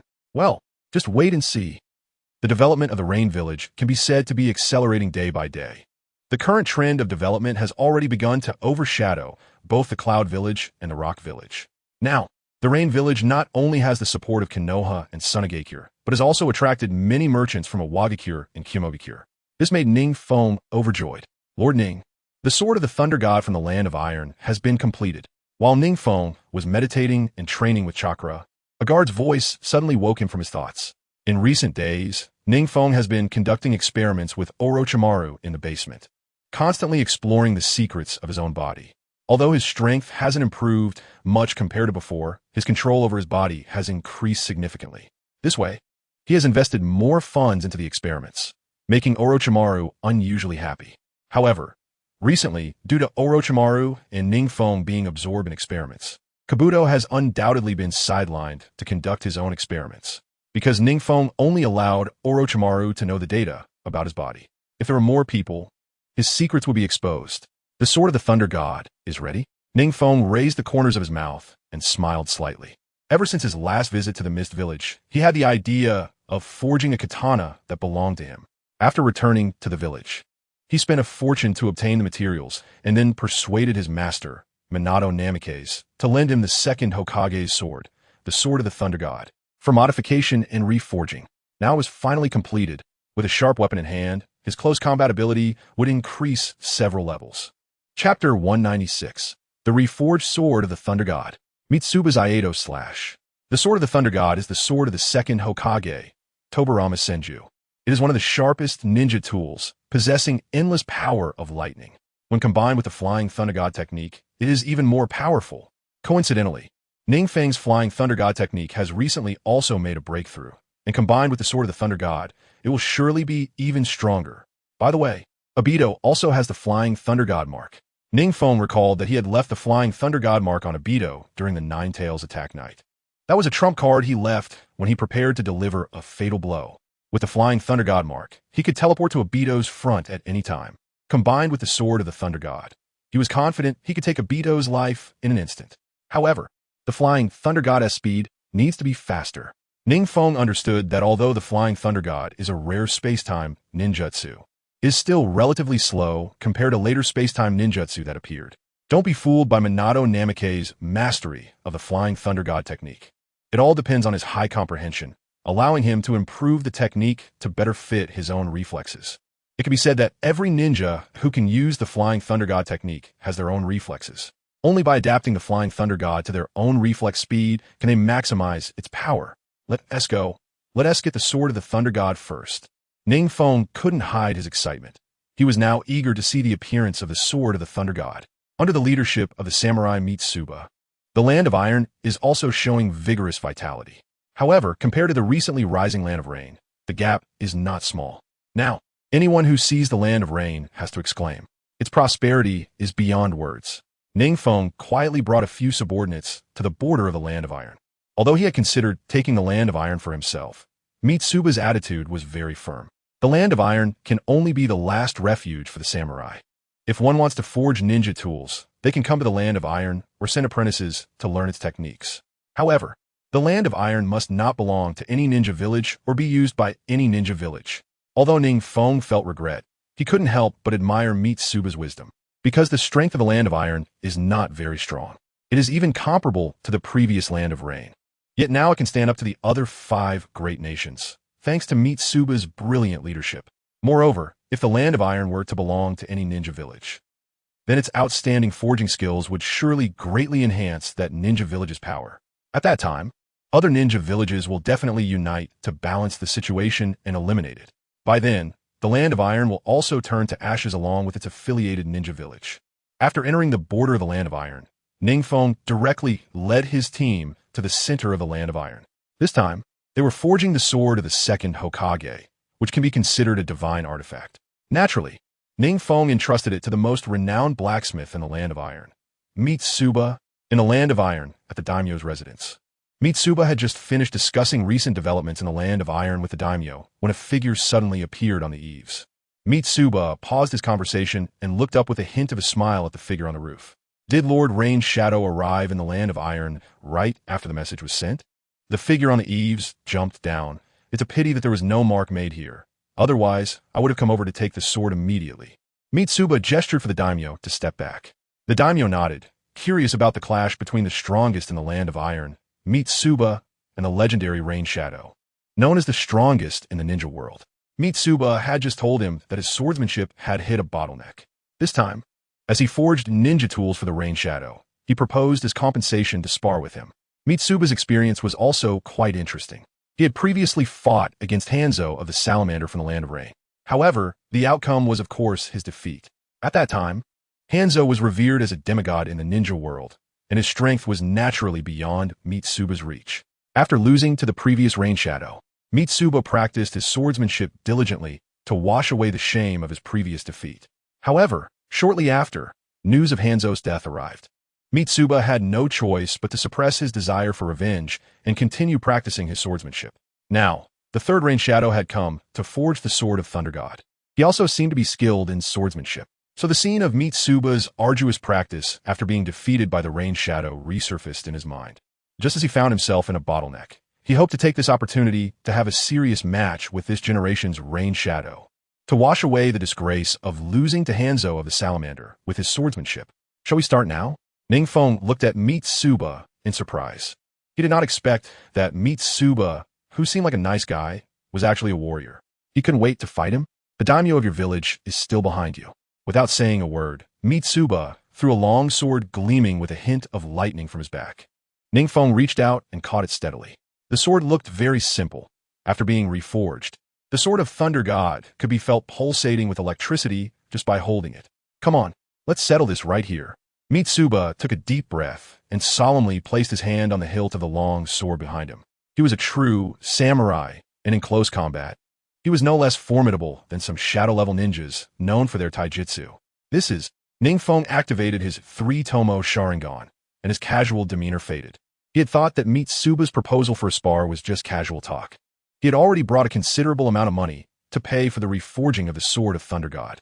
However, looking at Mitsuba's stance, he truly wanted to spar. No, it wasn't just sparring. Mitsuba was looking for a life-and-death battle. NingFeng sensed the killing intent keenly. Could it be that samurais approach every duel with the intent to kill? What he didn't know was that Mitsuba had projected him as the Hanzo of the Salamander who had once defeated him, and the killing intent naturally surfaced. Although NingFeng still hadn't figured out the situation, he knew that compared to him, who had only learned a few complex sword techniques, Mitsuba was from a legitimate samurai family. Just looking at Mitsuba's initial stance, he instinctively felt that Mitsuba's sword techniques would be extraordinary.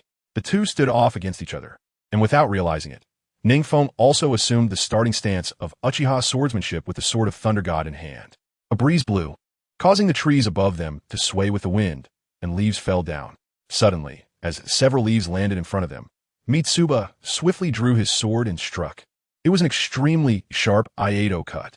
This Iato cut was so fast that NingFeng almost couldn't react. Of course, until now, NingFeng had only used 2 or 3/10 of his full strength, compared to these close combat warriors with extremely responsive reflexes and sharp sword techniques. NingFeng was more skilled in ninjutsu. However, now that he was in Sharingan mode, he could clearly see every movement of Mitsuba, although he was a step behind. He also responded with Uchiha's sword technique. The great sword and the sword of Thunder God collided fiercely. NingFeng suddenly kicked hard at Mitsuba's layered armor, while chakra surged into the sword of Thunder God in his hand. Crack! Crack! The sword of Thunder God glowed even brighter, and the occasionally escaping lightning made one feel a sense of dread. Mitsuba maintained a calm expression and resolutely withstood the kick. Swinging his sword down fiercely, NingFeng quickly withdrew his sword to defend, but the experienced Mitsuba knew that if he really swung down, NingFeng would definitely block it. So this strike was a feint. After NingFeng withdrew his sword, Mitsuba quickly altered his slow sword momentum and suddenly struck towards NingFeng's face. This move was exactly the flash that NingFeng was very familiar with, using a fast draw to pierce through the enemy. Under the extreme sharpness and speed of the sword, he would be cut in half before he could even form hand seals. Fortunately, NingFeng had already activated his 3-Tomo Sharingan. Although his insight was still inferior to the Manjiki Sharingan, the enhancement to his perception was significant. NingFeng saw this sword coming, but his body almost couldn't react in time. Whoosh! The blade almost grazed NingFeng's face as it struck downward. The ground was cracked by the wind generated by Mitsuba's sword, along with several strands of NingFeng's hair. NingFeng could also use flash. His speed could reach that of Mitsuba. However, the flash he used was often blocked by the enemy, unable to unleash its true power. After this exchange, NingFeng understood. For flash, there must first be a feint. After drawing the enemy's defense and creating an opening, the flash that follows is often the most lethal. After the sharp blade once again grazed NingFeng's left shoulder, NingFeng then thrust his sword fiercely towards the opening in Mitsuba's left side. At the same time, he quietly formed hand seals with his left hand. Lightning cutter, Chidori blade. Mitsuba's sword speed in close combat was already this fast. NingFeng also changed his strategy, directly clashing with Mitsuba head-on. This appearance of exchanging injury for life intimidated Mitsuba. Mitsuba did not expect that NingFeng's sword technique would be so relentless, advancing without retreat. In the hands of a master, this fearless swordsmanship, though lacking in form, was the most effective in terms of power. A drop of cold sweat dripped from Mitsuba's forehead. Neither the lightning cutter in his left hand nor the sword of Thunder God in his right hand, which was infused with a large amount of lightning chakra, was something he could withstand. He lightly stepped back, avoiding the lethal strike. After NingFeng missed, he looked at Mitsuba in surprise. It was hard to imagine that under the stimulation of lightning-released chakra, NingFeng's speed had surpassed that of the Reikage. It could even be said to be the fastest in the ninja world. Yet he was actually seen and avoided by a warrior without chakra? Lord Rain Shadow. This is the ancestral instant step of the samurai family. Mifune noticed NingFeng's confusion and, putting away his katana and stroking his beard, smiled. Although the ninjas currently had the upper hand, the samurai who had already been overshadowed still had their strengths. Just like the instant step he had just demonstrated, from a ninja's perspective, it could sometimes be more useful than the ninja's body flicker technique. In fact, in actual combat, it could even be more effective than the flying Thunder God technique. And this was merely a very ordinary technique passed down among the samurai clans. It's quite interesting that someone like Lord Mifune has worked so hard to master the instant step to such a level. NingFeng nodded slightly, bowing his head in respect for the samurai. Although he could be considered at the pinnacle of the ninja world, he still had only a superficial understanding of the samurai. It was only through his duel with Mifune that he gradually began to unveil the mysteries of the samurai. He never expected that the samurai would possess such remarkable skills. This must be due to Mifune's diligent training. Otherwise, if every samurai's instant step was so stunning, ninjas wouldn't have so quickly replaced them. You're too kind. Mifune exhaled deeply. Receiving praise from the Rain Shadow was a great honor for him. Let's continue. Lord Rain Shadow, please draw your sword first. Mifune shrugged. After their earlier exchange, he had identified a weakness in NingFeng. Although NingFeng's sword techniques were sharp, he did not utilize them at the right moments. Moreover, his sword techniques were quite singular. Oh, then I won't hold back. Mifune nodded proudly, feeling a sense of satisfaction at being able to suppress the renowned NingFeng in physical techniques. However, the next moment, his expression became somewhat comical. NingFeng slowly sheathed the Thunder God sword, placing his hand on the hilt, just like he had done when he executed the Iato strike earlier. How is this possible? Mifyun looked at NingFeng in disbelief. After their previous battle, NingFeng had adapted to Mifyun's combat rhythm and learned quite a few techniques from this top swordsmanship master. Iato.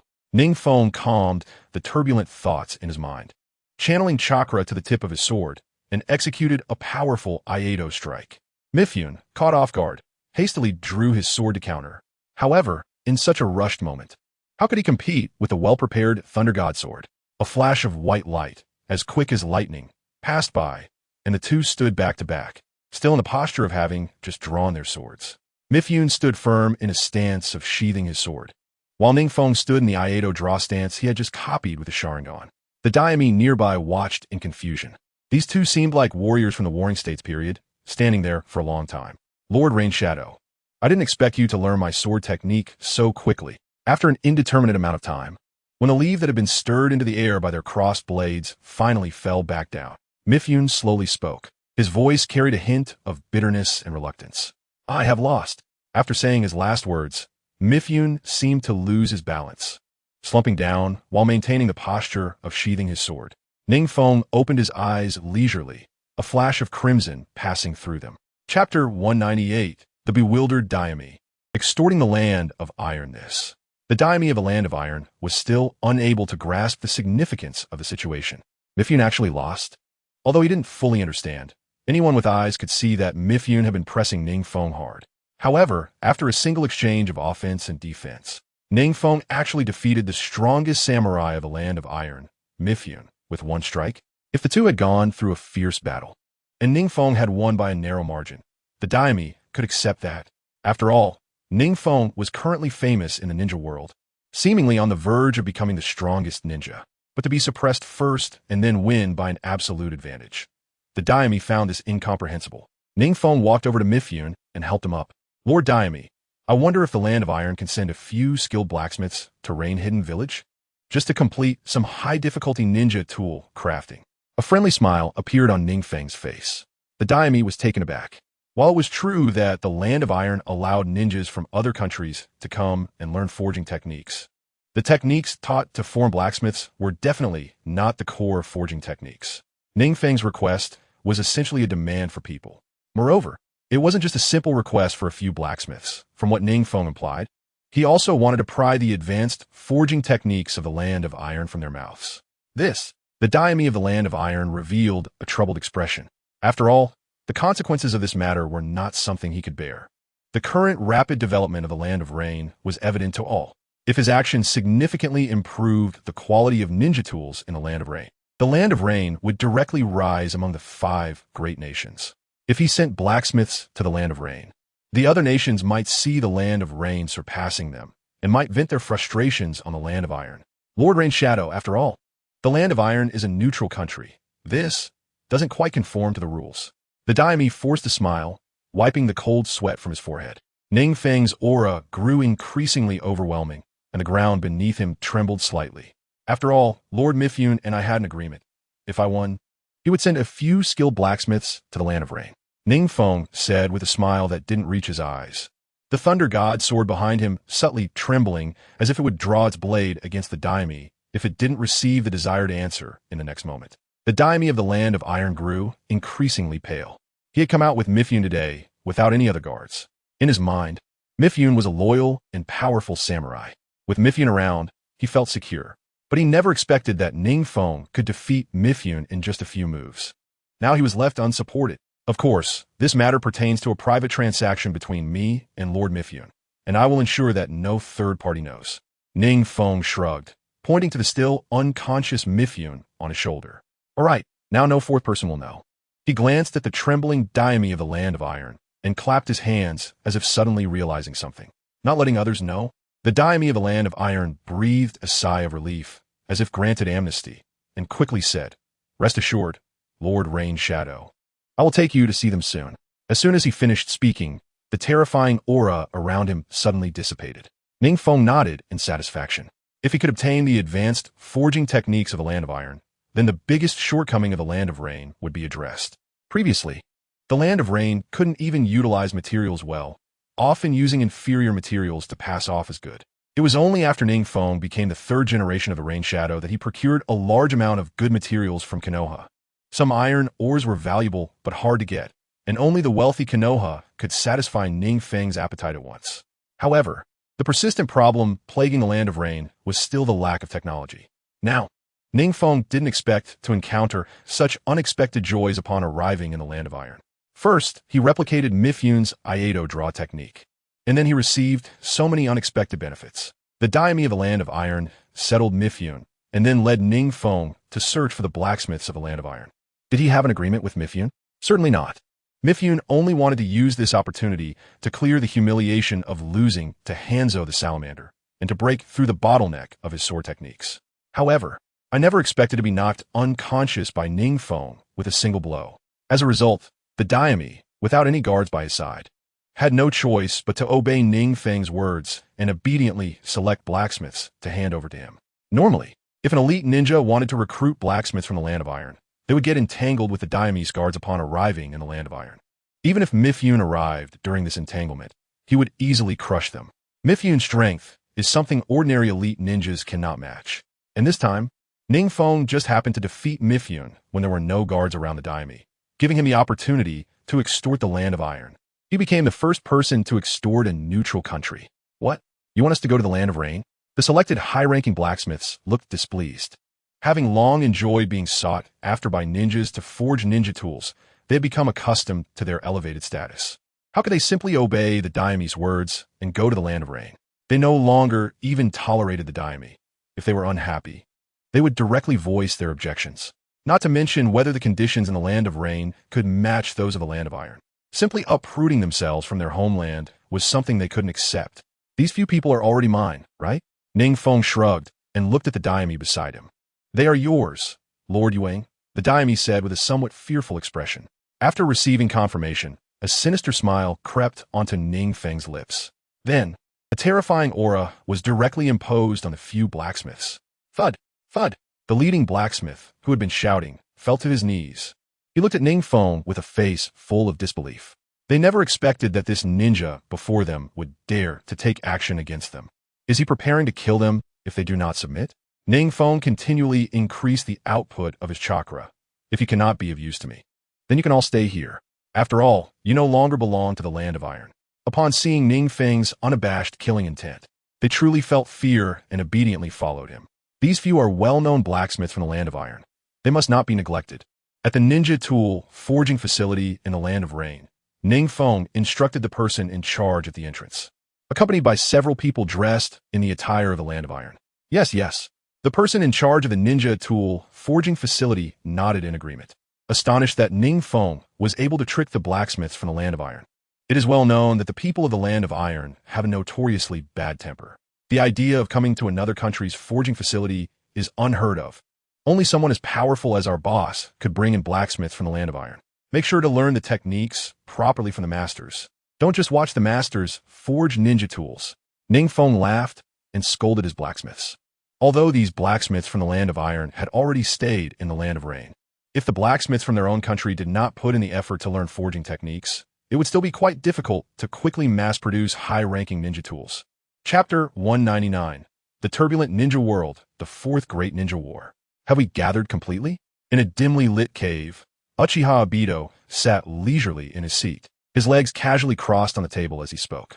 Before him were the gloomy-looking Inoki and the visibly furious AI. Half a month had passed since the three formed an alliance. They had adjusted their ninja forces and stabilized their country's development. At least it was no longer as turbulent as before. This was also Kuro's idea. First, stabilize the internal situation. Kuro had experienced many wars, so he naturally understood that if the internal situation was not settled, the subsequent war would be extremely difficult. Everything is settled, Inoki and AI said simultaneously. They had also tested the mysterious masked man multiple times, but due to Obito's clever Kamui ability, their attempts have been unsuccessful. As a result, the two still had no assessment of Obito's strength.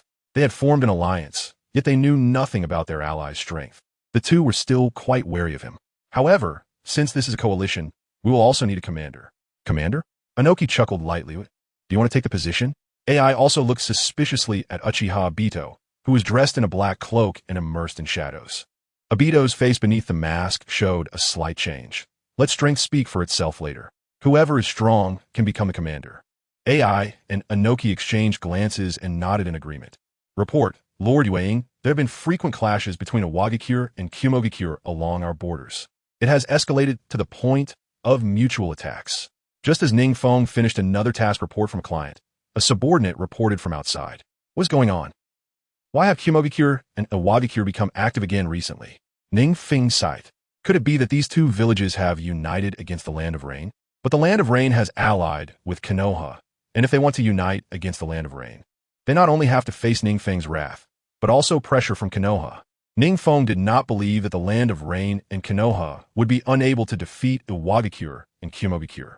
Moreover, now that Sunagakure was also following NingFeng's orders, among the 5 great nations of the ninja world, 3 factions were now under NingFeng's control.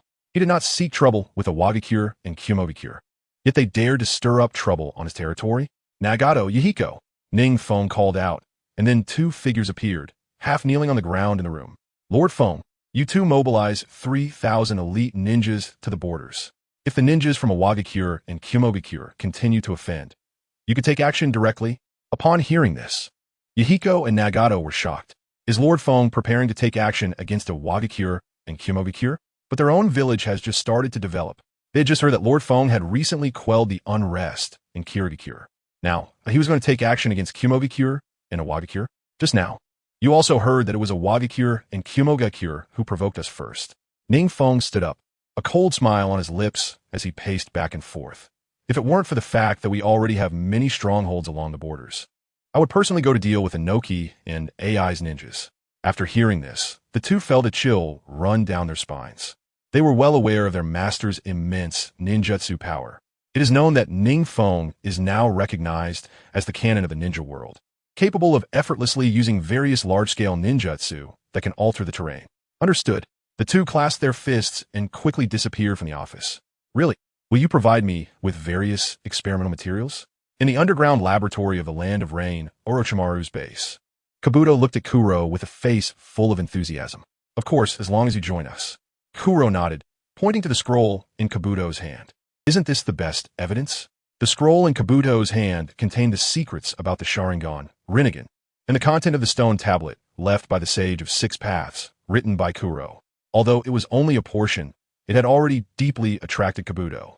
Moreover, now neither Orochimaru nor Uchiha Feng would care about someone like you.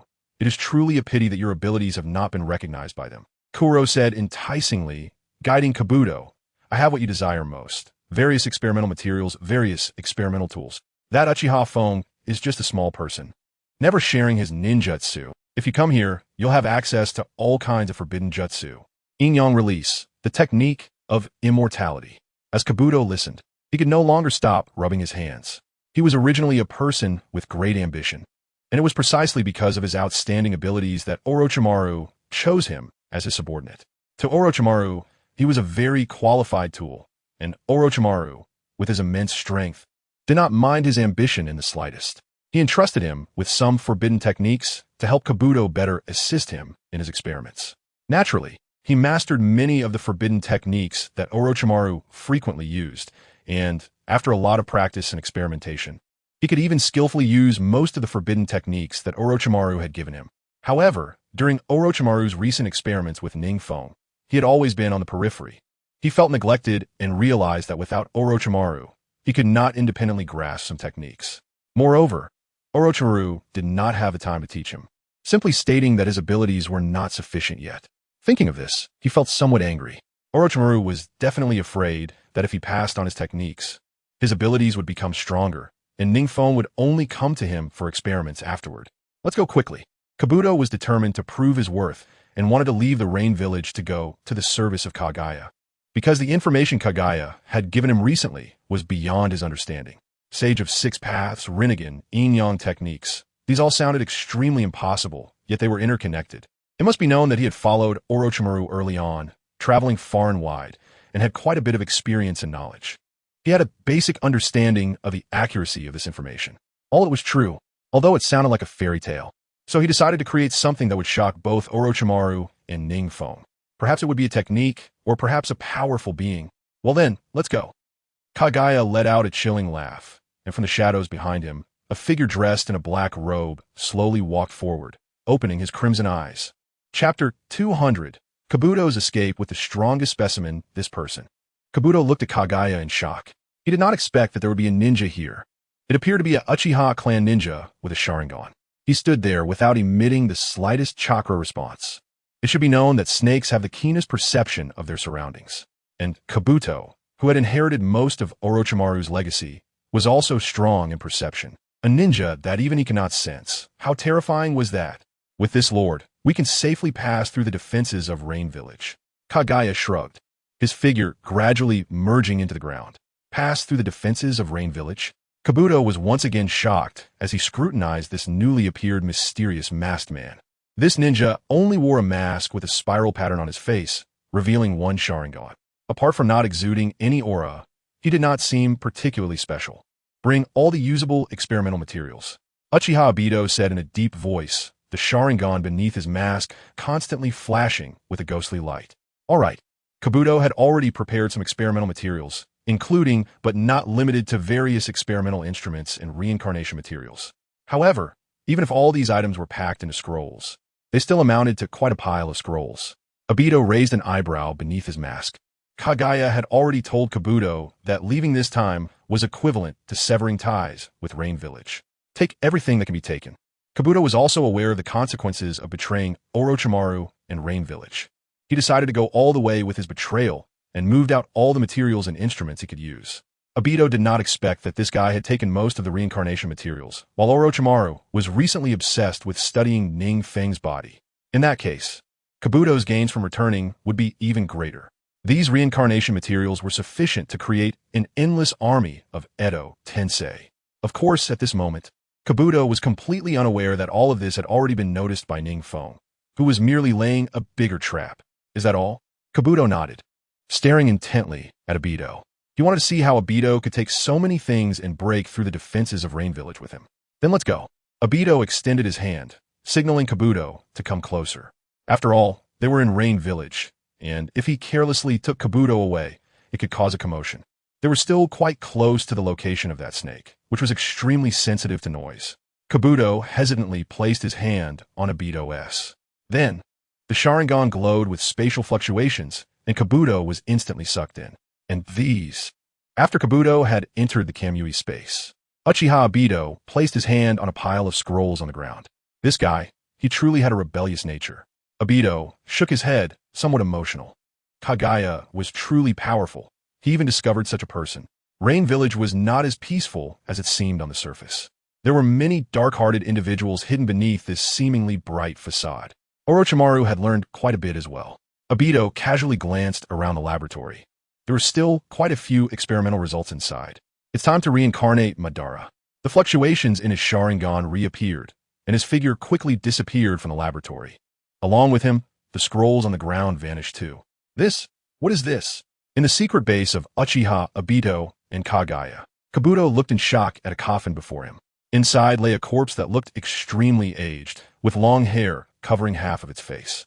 Its eyes were hollow, seemingly having been gouged out. It was unknown what secret technique had been used to preserve its body so well. This person, is he the once feared Uchiha Madara? Kabuto's heart was increasingly shocked.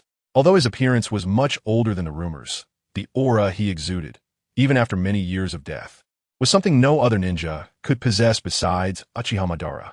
This domineering, unparalleled aura, even if he had been buried for many years. Seeing him again would still be incredibly shocking. First, handle all the materials you have, and improve them to the utmost limit of Edo Tensei before using them on Lord Madara, Kaguya reminded him, as he had preserved Uchiha Madara's grave very well. Although in the original story, Kabuto had quietly obtained it under Kaguya's guidance. At that time, Kabuto had obtained Uchiha Madara's reincarnation materials as a partner. But now, Kabuto, despite mastering various forbidden techniques, did not possess strong abilities. Thus, he was in a position of reliance on them. He had also obtained control over Uchiha Madara's grave. Obito could not help but curse inwardly at this thought. Originally, he He intended to use the Rinnegan from Nagato to perform the Rinne Rebirth technique to resurrect Uchiha Madara. The Uchiha Madara born from Rinne Rebirth would be a living body, not a reanimated corpse. Rest assured, it will definitely be improved to the utmost technique before reincarnation. Kabuto adjusted his glasses. Uchiha Madara, even among the various reincarnation materials he had stolen, was a top-tier existence, this being renowned in the Warring States period. Naturally excited Kabuto immensely to be able to reincarnate such a powerful individual. Surely both Lord Rain and Lord Orochimaru would be astonished, right? Unlike NingFeng, who had only recently shown potential, Uchiha Madara and Hashirama Senju were the two super powerful figures who had dominated the most chaotic Warring States era and brought peace to the world. Rest assured, there will be plenty of experimental materials. Uchiha Obito waved his hand, and a crack slowly appeared on the ground. He turned to signal Kabuto Yakushi to look down. Kabuto leaned down to take a closer look. Below was a dense mass of white bodies. Thousands of white Zetsu were lined up underground. This is... Kabuto's eyes widened slightly. These are all the cultivation bodies of Senju Hashirama cells. Obito's lips curved slightly under his mask. Enough. Cultivation bodies of Senju Hashirama's cells? Kabuto calmed himself. This is something even Orochimaru couldn't achieve. The cells of Senju Hashirama are difficult to cultivate in large quantities due to their strong assimilation. Most experimental subjects would turn into trees after implanting Senju Hashirama cells, and the cultivation bodies here are all human. There seem to be tens of thousands of them. Through his and Orochimaru's verification, if the reincarnated body has Senju Hashirama's cells, the vitality of the reincarnated body will significantly increase. This way, reincarnation will be more successful.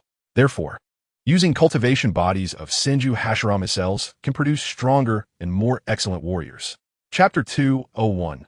Madara's Shock. My junior is actually this outstanding? So they really are all Senju Hashirama cells. Kabuto watched as the white Zetsu, covered in dust, gradually revealed another person's appearance. And he pushed up his glasses in amazement.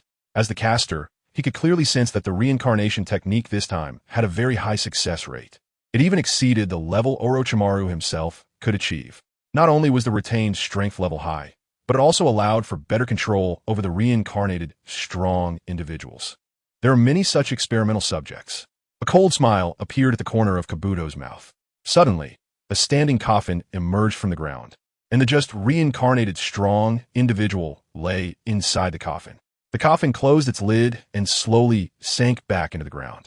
The reincarnation success rate has been increasing these days.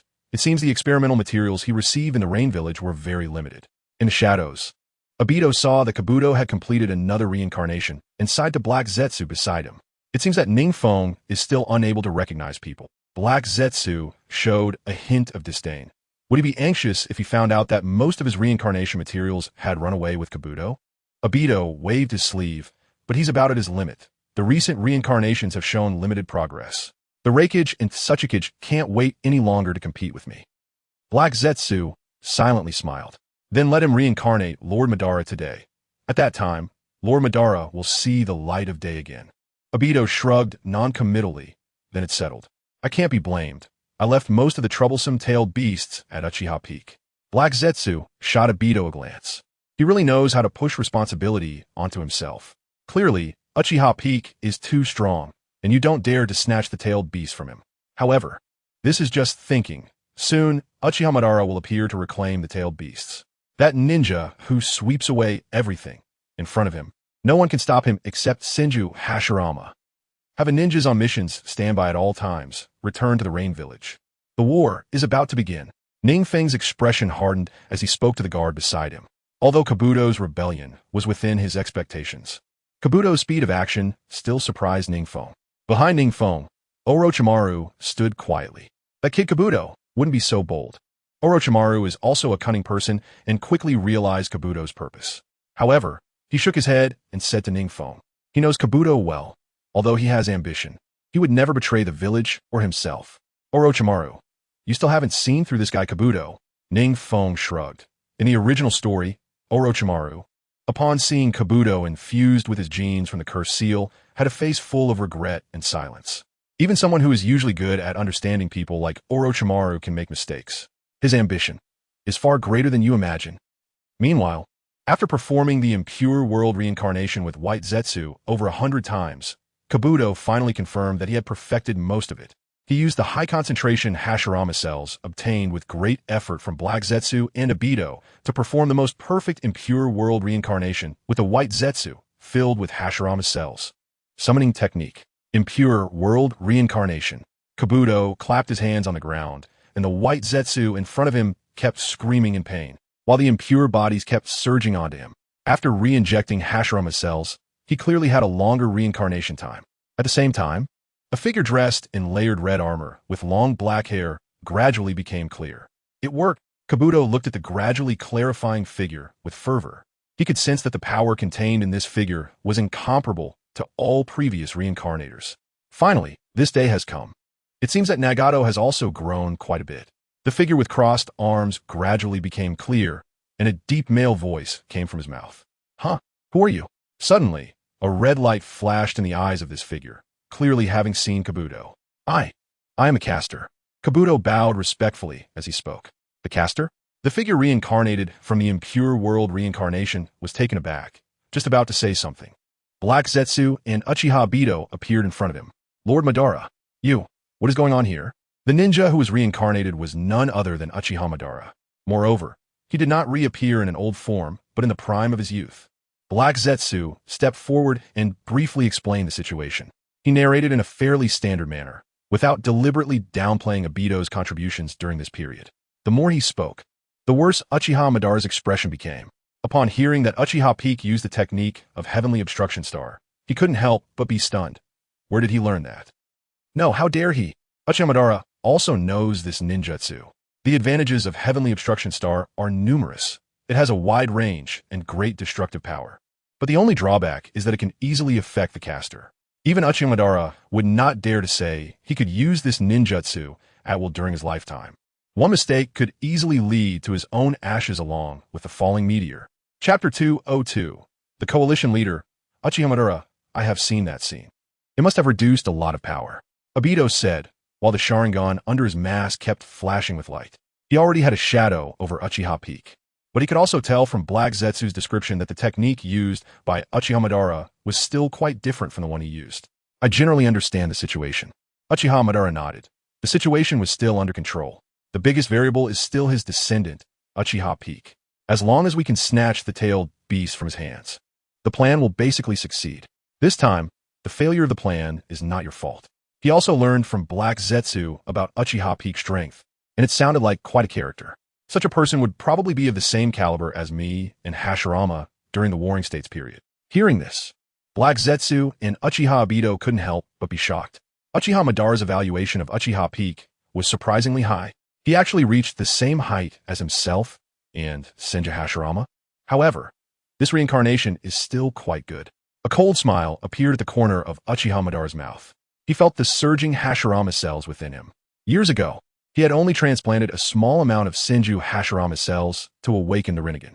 Now, having acquired so many of Hashirama cells, this white Zetsu is primarily a cultivation body of Hashirama cells. Black Zetsu and Obito have also injected high concentrations of Hashirama cells into their bodies, making him much more adept at various would-release jutsu. You are Yakushi Kabuto, right? Not bad. Upon hearing the legendary ninja praise him, Yakushi Kabuto quickly nodded and said, as long as you think this success is good. All right, prepare to launch the Ninja World War. Uchiha Madara stretched his limbs and said nostalgically. Then his figure flashed to the doorway. Yes, the three followed closely behind. Will he come or not? At the agreed meeting point at the junction of the three nations, Noki looked impatiently at the still vacant seat and said, Oomph. I said that guy was just a name-dropper. Uchiha Madara is dead beyond dead.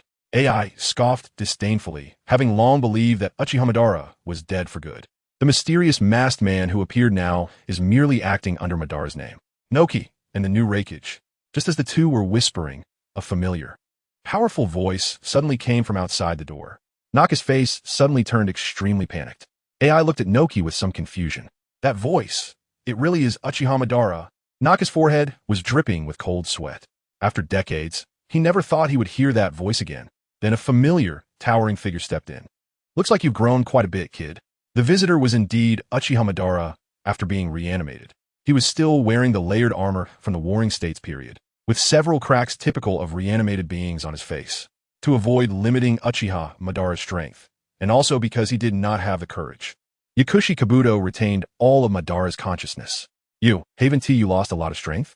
As Uchiha Madara entered, the spacious room suddenly felt much smaller. Even Noki, who had seen many storms, took a few steps back, looking warily at Uchiha Madara. Madara casually glanced at AI and strode to his seat. My strength. Is it something you can gauge? Upon hearing this, Naki's heart jolted. This familiar sense of oppression. This person is undoubtedly Uchiha Madara, and it seems his strength hasn't declined much. Are you still going to compete for the position of coalition leader? Madara said indifferently, casually brushing off the dust from his armor. Noki shook his head repeatedly. What are you joking about? If it's really Uchiha Madara, even if he gave him 100 guts, he wouldn't dare to act. Seeing Naki's reaction, AI also withdrew his previous dismissive gaze and became much more alert. You're the new Reikage. You may not have heard my name. Madara turned his gaze to the Reikage, his face full of disdain, and said, if you want to fight, I'll accompany you. Stop bluffing. AI wanted to observe a bit longer to decide whether to engage. Hearing Uchiha's provocative words, as if he was completely certain of him, he could no longer suppress his anger and instantly entered lightning release chakra mode. Oh, lightning release chakra mode? It seems to have improved quite a bit from your ancestors. Uchiha Madara rarely nodded and generously praised. At this level, it's not excessive to be a village leader. Let us do it. His tone was still as calm and unruffled as ever. Lightning release, level 1000 dance. Reikage AI could no longer tolerate Uchiha Madara's provocation. The lightning release chakra enveloping him suddenly increased, and he shot towards Uchiha Madara like a bolt of lightning. The hand blade, with enormous lightning release chakra on it, such a level of chakra could make even a Kaga-level ninja retreat. Uchiha Madara smiled coldly. After all, he is still inexperienced in actual combat. He could react with his battle-hardened body without even using his Sharingan. Just as the Reikage's fingertip was about to poke his face, he leisurely tilted his head and placed his hand on the Reikage's waist. Although the speed was fast, the movement was too large. It could easily be countered. Uchiha Madara then simply kicked, sending the Reikage flying. Cough!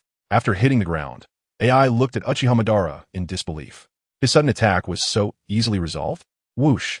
Suddenly, Uchiha Madara vanished from his spot and appeared in front of him in an instant. Thud!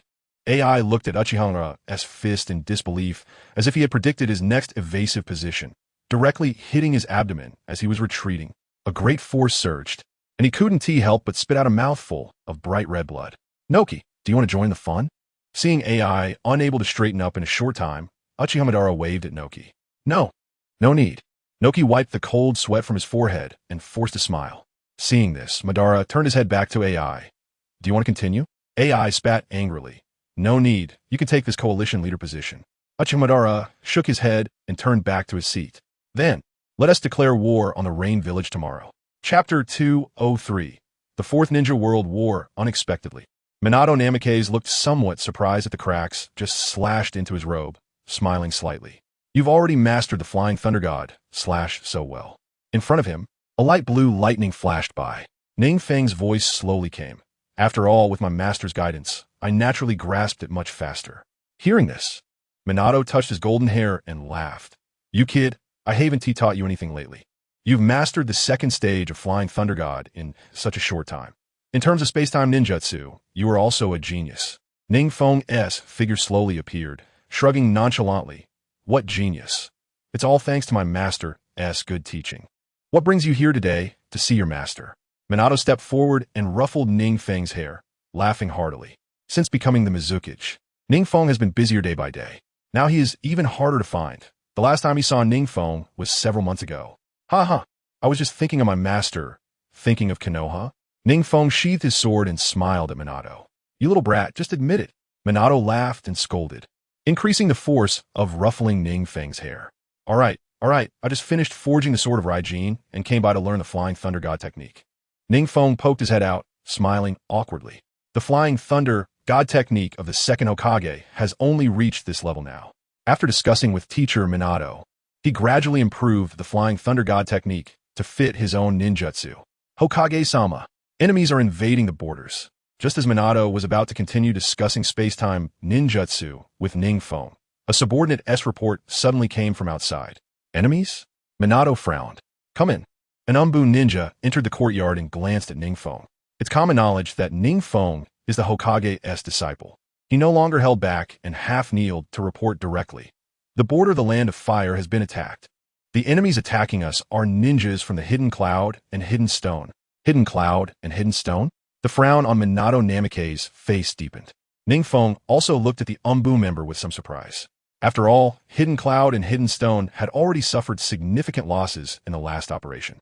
How dare they come to offend Konoha again? Don't they realize that Konoha and the Hidden Rain are in the same boat? NingFeng was curious. Even if Noki and A were united, they should know how great the disparity in strength was between Hidden Stone and Hidden Cloud compared to Konoha and Hidden Rain. Looking at their formation, it seemed they were serious this time. The Umbu member spoke with a heavy tone, as if Hidden Cloud and Hidden Stone would attack at any moment. Serious? NingFeng couldn't help but scoff. With those two guys, Noki and A, what real guts do they have to be serious? Minato Namake's frowned slightly. He had experienced the ninja wars and naturally understood the meaning of being serious. However, as NingFeng said, not to mention that Hidden Stone and Hidden Cloud had already been defeated. Even Noki lacked the guts. What confidence did they have to challenge Konoha? Report to Lord Hokage. The border frontline has received a declaration of war. Suddenly, another Umbu member burst in, holding a letter in panic. A declaration of war? NingFeng was taken aback, and Minato Namake's also looked at the newly arrived Umbu member in disbelief. A declaration of war? Noki and A actually had the guts for this? The two opened the declaration of war. After a long time, they exchanged serious glances. It appeared the peace in the ninja world was about to be shattered. The next day, Uchiha stood atop the stone wall of Hidden Stone Village, gazing far at Konoha and Hidden Rain Village. Behind him, Noki and A were already solemnly preparing for departure. Although they were somewhat doubtful about the cracks on Madara's face and the strange look in his eyes, they had no choice but to submit under Madara's overwhelming power. The ninja war was about to break out. What about Hidden Rain Village and Konoha? Uchiha Madara said indifferently, looking at the distant land, a strange gleam flashing in his Sharingan. Although there was no movement yet, a declaration of war should be coming soon. Noki stepped forward and said, "The world is unpredictable. Who would have thought that decades ago we were still enemies?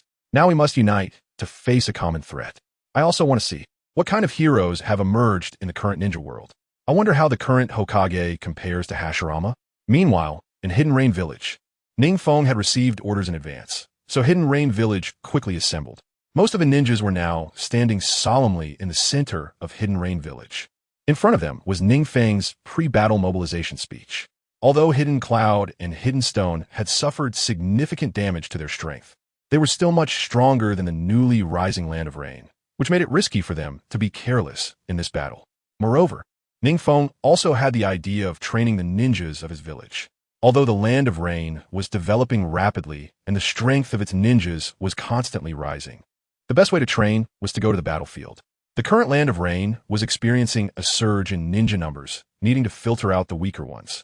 NingFeng wanted elite troops, not an army that looked large but was filled with mediocrity. Hidden Stone and Hidden Cloud have long relied on their status as established great nations to oppress us. But the Land of Rain is no longer the Land of Rain of the past.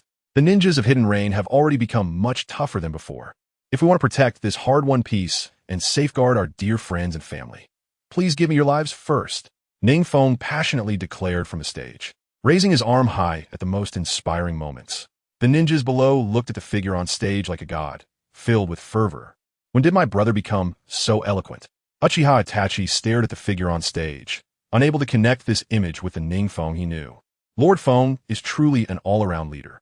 Nagato smiled awkwardly, not expecting Lord Feng, who had never experienced war, could deliver such an inspiring pre-battle mobilization speech. Even he, someone whose emotions rarely fluctuated, felt like picking up a weapon and rushing to the battlefield.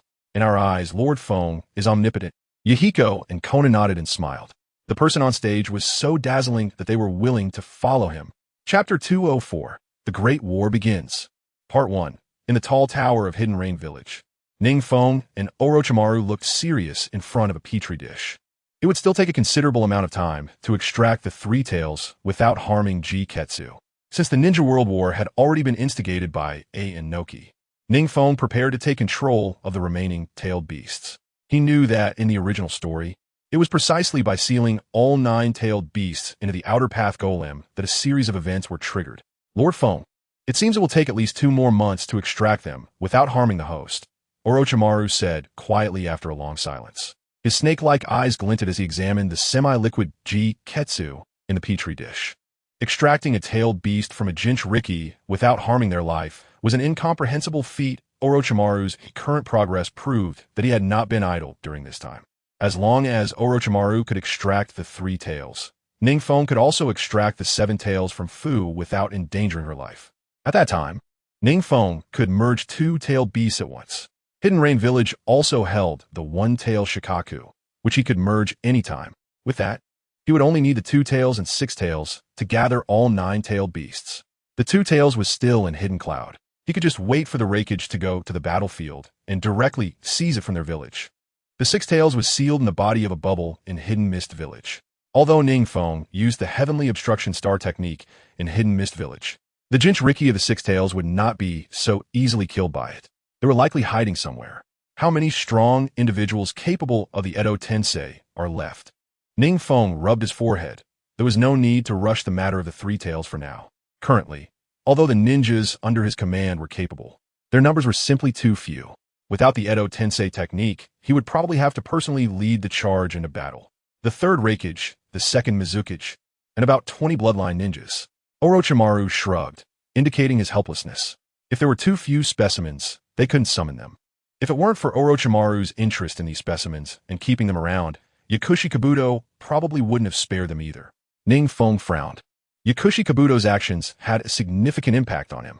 He originally wanted to use Hidden Cloud and Hidden Stone to train the ninjas of Hidden Rain properly. Yes, it was meant to refine the ninjas of Hidden Rain. They had been living in peaceful development for too long, and judging by the recent task completion rates, the ninjas of Hidden Rain had regressed significantly compared to before. Even if NingFeng's arrival has increased the population base, the task completion rate also reflects a decline in the overall level of the ninjas. Some ninjas who are just filling in and passing time cannot be directly singled out, dismissed, or killed by NingFeng. It is just right to take advantage of this war to filter out those ninjas who do not contribute to the development of the Rain Hidden Village. Not going to the battlefield? Fine, relinquish your identity as a ninja and go home to retire. Die on the battlefield? Your family will receive satisfactory compensation, and you will be a ninja who has made a significant contribution to the development of the Rain Hidden Village. Therefore, NingFeng is prepared not to head to the battlefield until the most critical moment. The task of leading the troops naturally falls to the strong ones resurrected by Orochimaru's impure world reincarnation.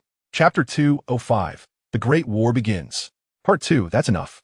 They don't need to erase their consciousness, NingFeng said, a cold glint flashing in his eyes.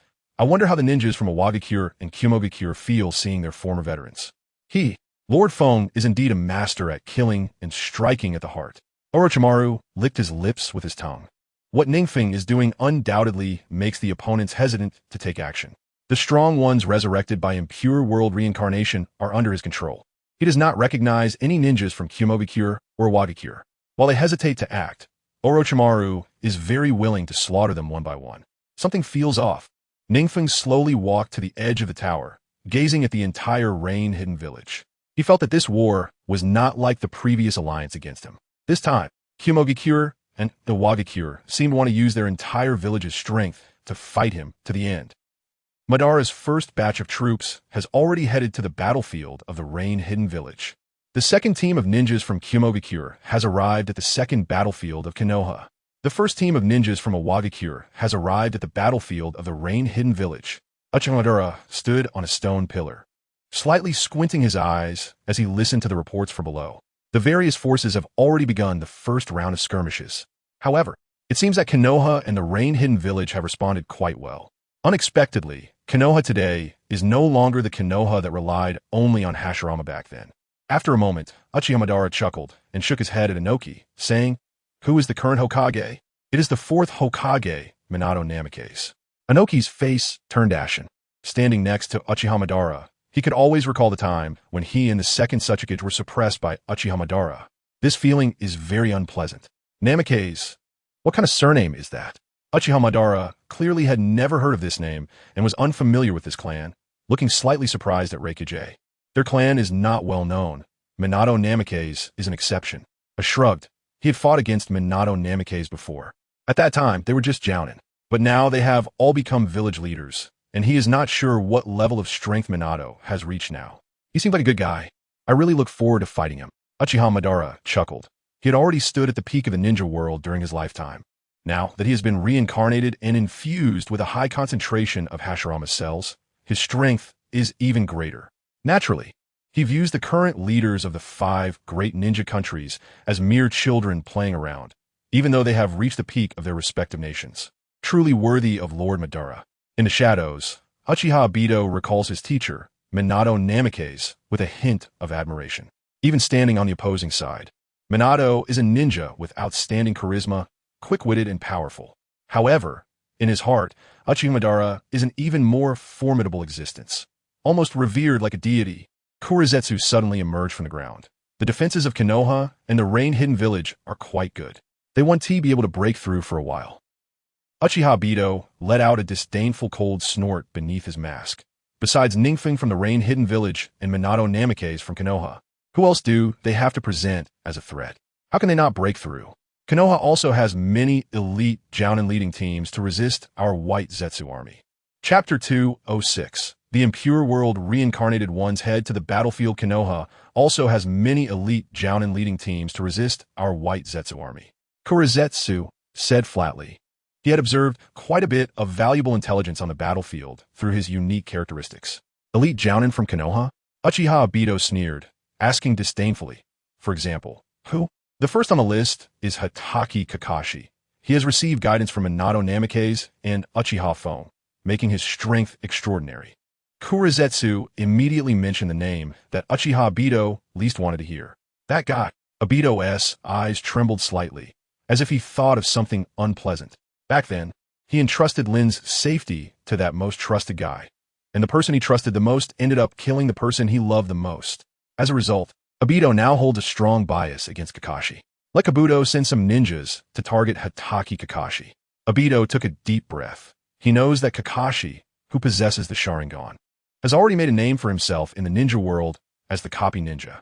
His mastery of ninjutsu is countless. A ninja like Hatake Kakashi, who has no weaknesses, is indeed hard to target. Although his strength is only that of an elite jounin, he can still hold his own against ordinary Kaga-level ninjas. Alright, the remaining guys in Konoha will have to rely on Kabuto's ninjutsu to suppress them in a short time. Kurizetsu slowly sank into the ground, leaving Obito alone in the shadows, continuing to watch Uchiha Madara in the distance.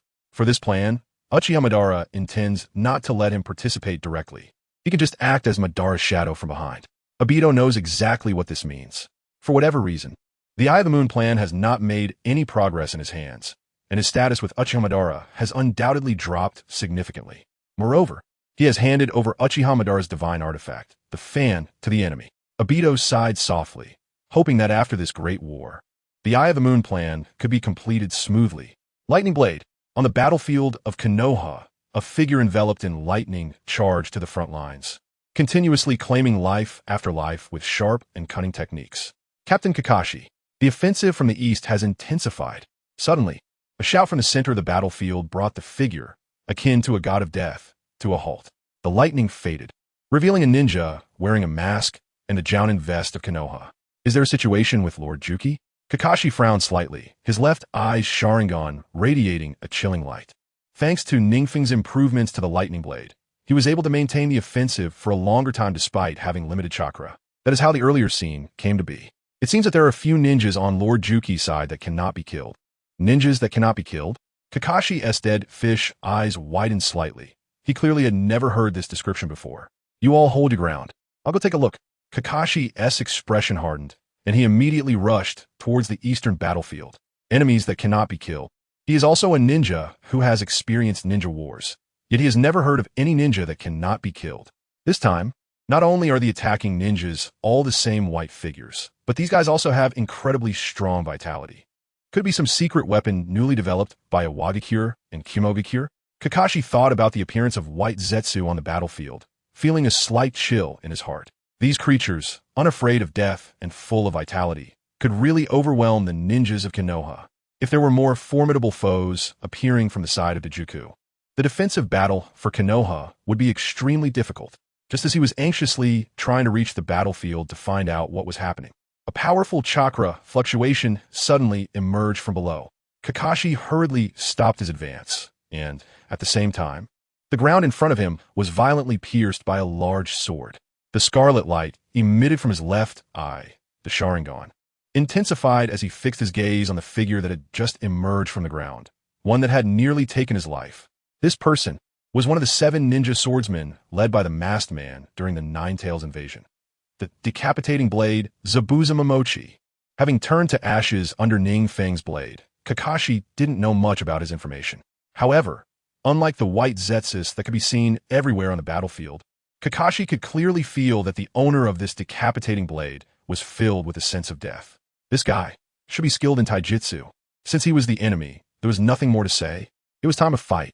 Seasoned by countless battles, Kakashi had this resolve and without hesitation. He pulled out a kunai from his ninja tool pouch and charged forward.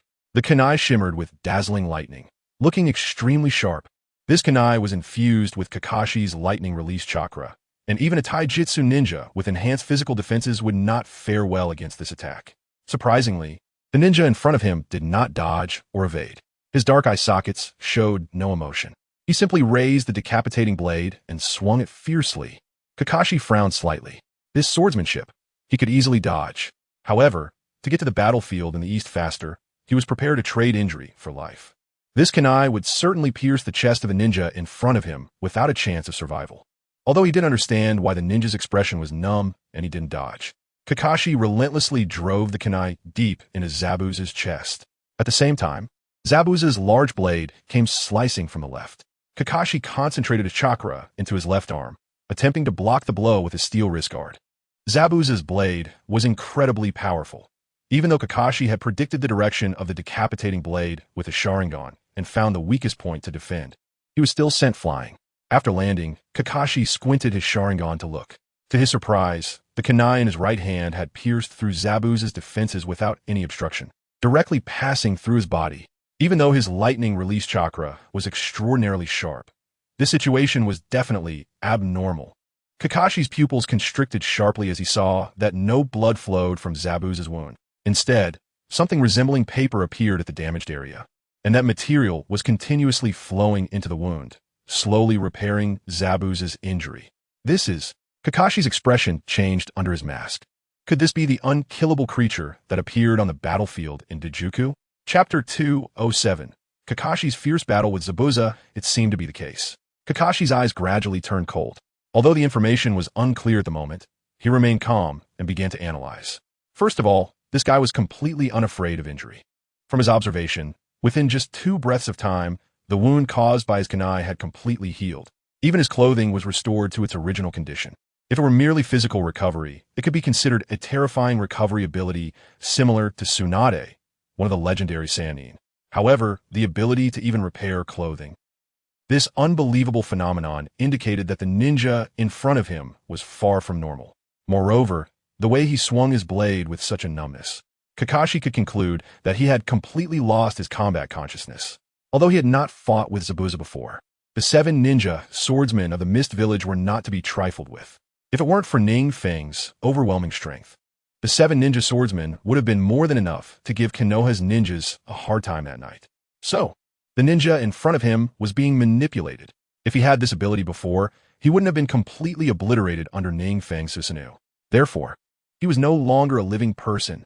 Even the ability to be unkillable was something he obtained after dying. In the brief exchange of blows, Kakashi had deduced most of the information. Just as he was about to continue his analysis, Zabuza swung his blade down fiercely. Kakashi raised his kunai to block. The force of Zabuza's attack was tremendous, causing even Kakashi's grip to tingle.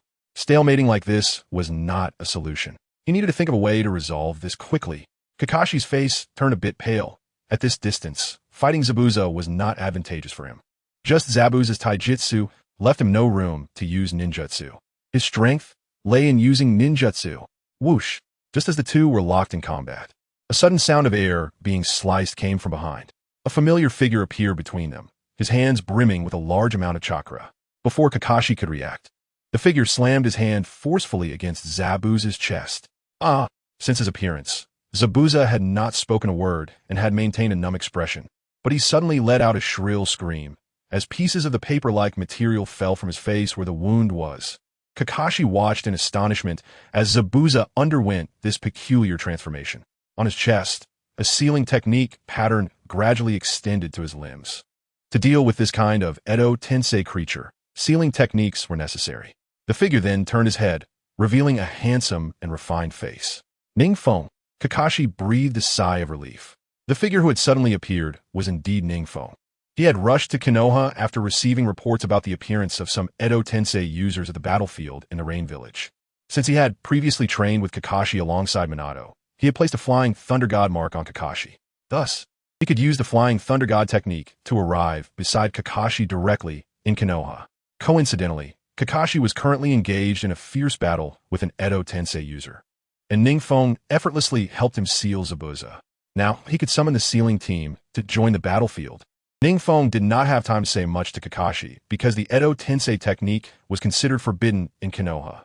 Most ninjas were unaware of the horror of this ninjutsu. And since Orochimaru had early on allied with the Rain Village, this ninjutsu had not been well known to the masses. Kakashi's mind raced, and he quickly understood the general situation of this ninja. He quickly responded, and then turned to head back to Konoha's main camp.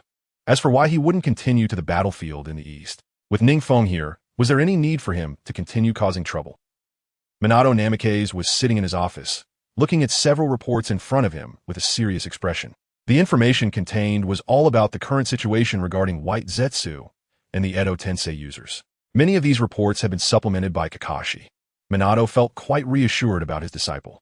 Kakashi possessed unique abilities, strong insight and analytical skills, and a wise mind. He had all the qualities a good ninja should have. After reviewing the reports, Minato nodded and then took another thicker report from the side. This one was sent to him by NingFeng. It contained a detailed introduction to the Edo Tensei technique and several commonly used sealing techniques to deal with the reincarnated users. The most crucial point is the intelligence regarding the large presence of White Zetsu on the battlefield. Namikaze Minato, as the fourth Hokage, has also read the Book of Seals. Naturally, it contains the famous forbidden technique of the second Hokage, Edo Tensei. However, he felt it was too unnatural and did not learn this ninjutsu. Over time, he almost forgot about its existence. However, Yakushi Kabuto managed to improve this ninjutsu so much. Minato sighed and rubbed his forehead, then said to the Umbu kneeling in front of the table, "Let the sealing team join the battlefield." "Yes," the Umbu replied succinctly, then stood up to leave the room. Minato slumped back in his chair, not expecting that a mere Yakushi Kabuto would cause so much trouble in this war. Additionally, instruct the ninjas at various camps to pay attention to the information of incoming and outgoing ninjas at night. Suddenly, Minato recalled the intelligence from NingFeng, which mentioned that White Zetsu could mimic the appearance and abilities of ninjas whose chakra it absorbed, and added, if a disguised guy sneaks into the camp, the consequences would be unimaginable. Minato sighed with worry. He didn't expect that Yakushi Kabuto would team up with a Wagakure and Kumogakure to attack Konoha and Yugakure. Rasengan. NingFeng's shadow clone, feeling bored, raised his hand and slammed a Rasengan into the approaching White Zetsu. The point of contact between the White Zetsu and the Rasengan immediately caved in. It was blown away by the chaotic wind-type chakra. Since there were friendly forces nearby, NingFeng didn't dare to use large-scale ninjutsu to deal with the White Zetsu on the battlefield. He could only use the weakest Rasengan in his hand to slowly wear down one White Zetsu after another.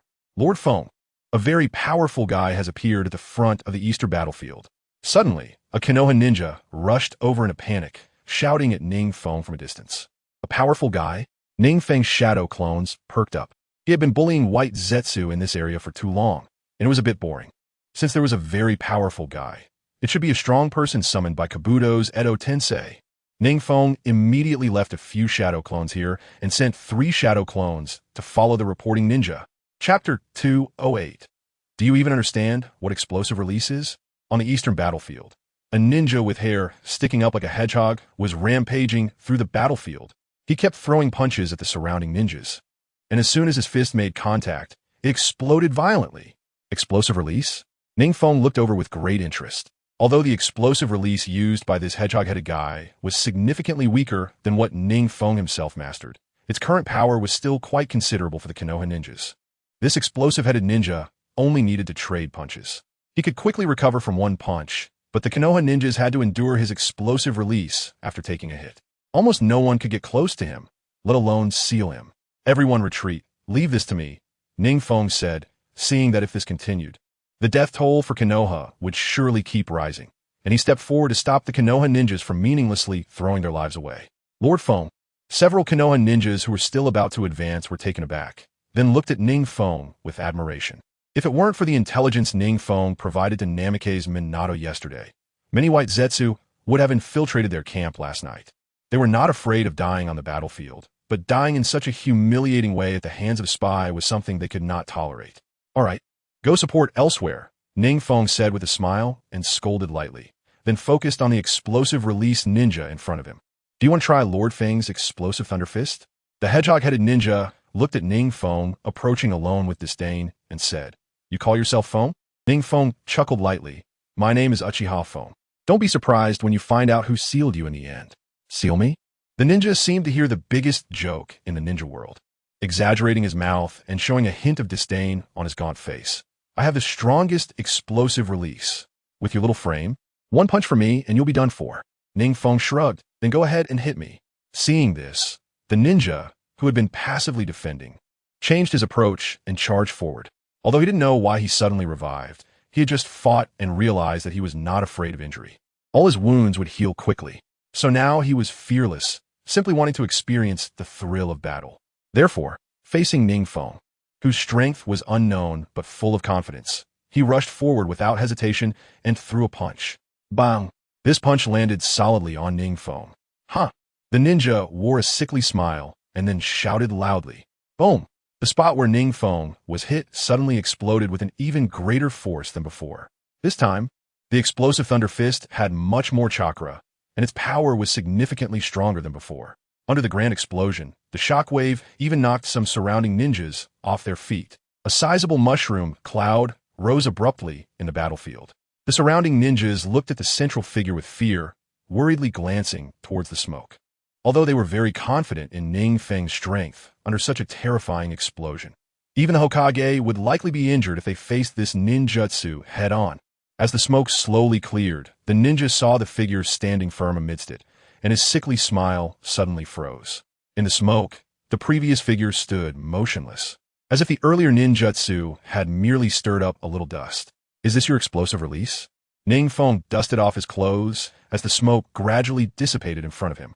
Beneath him was a deep pit spreading out from his center, clearly demonstrating the power of this move. Lord Feng, the Konoha ninjas were astonished. He actually faced that ninjutsu head-on?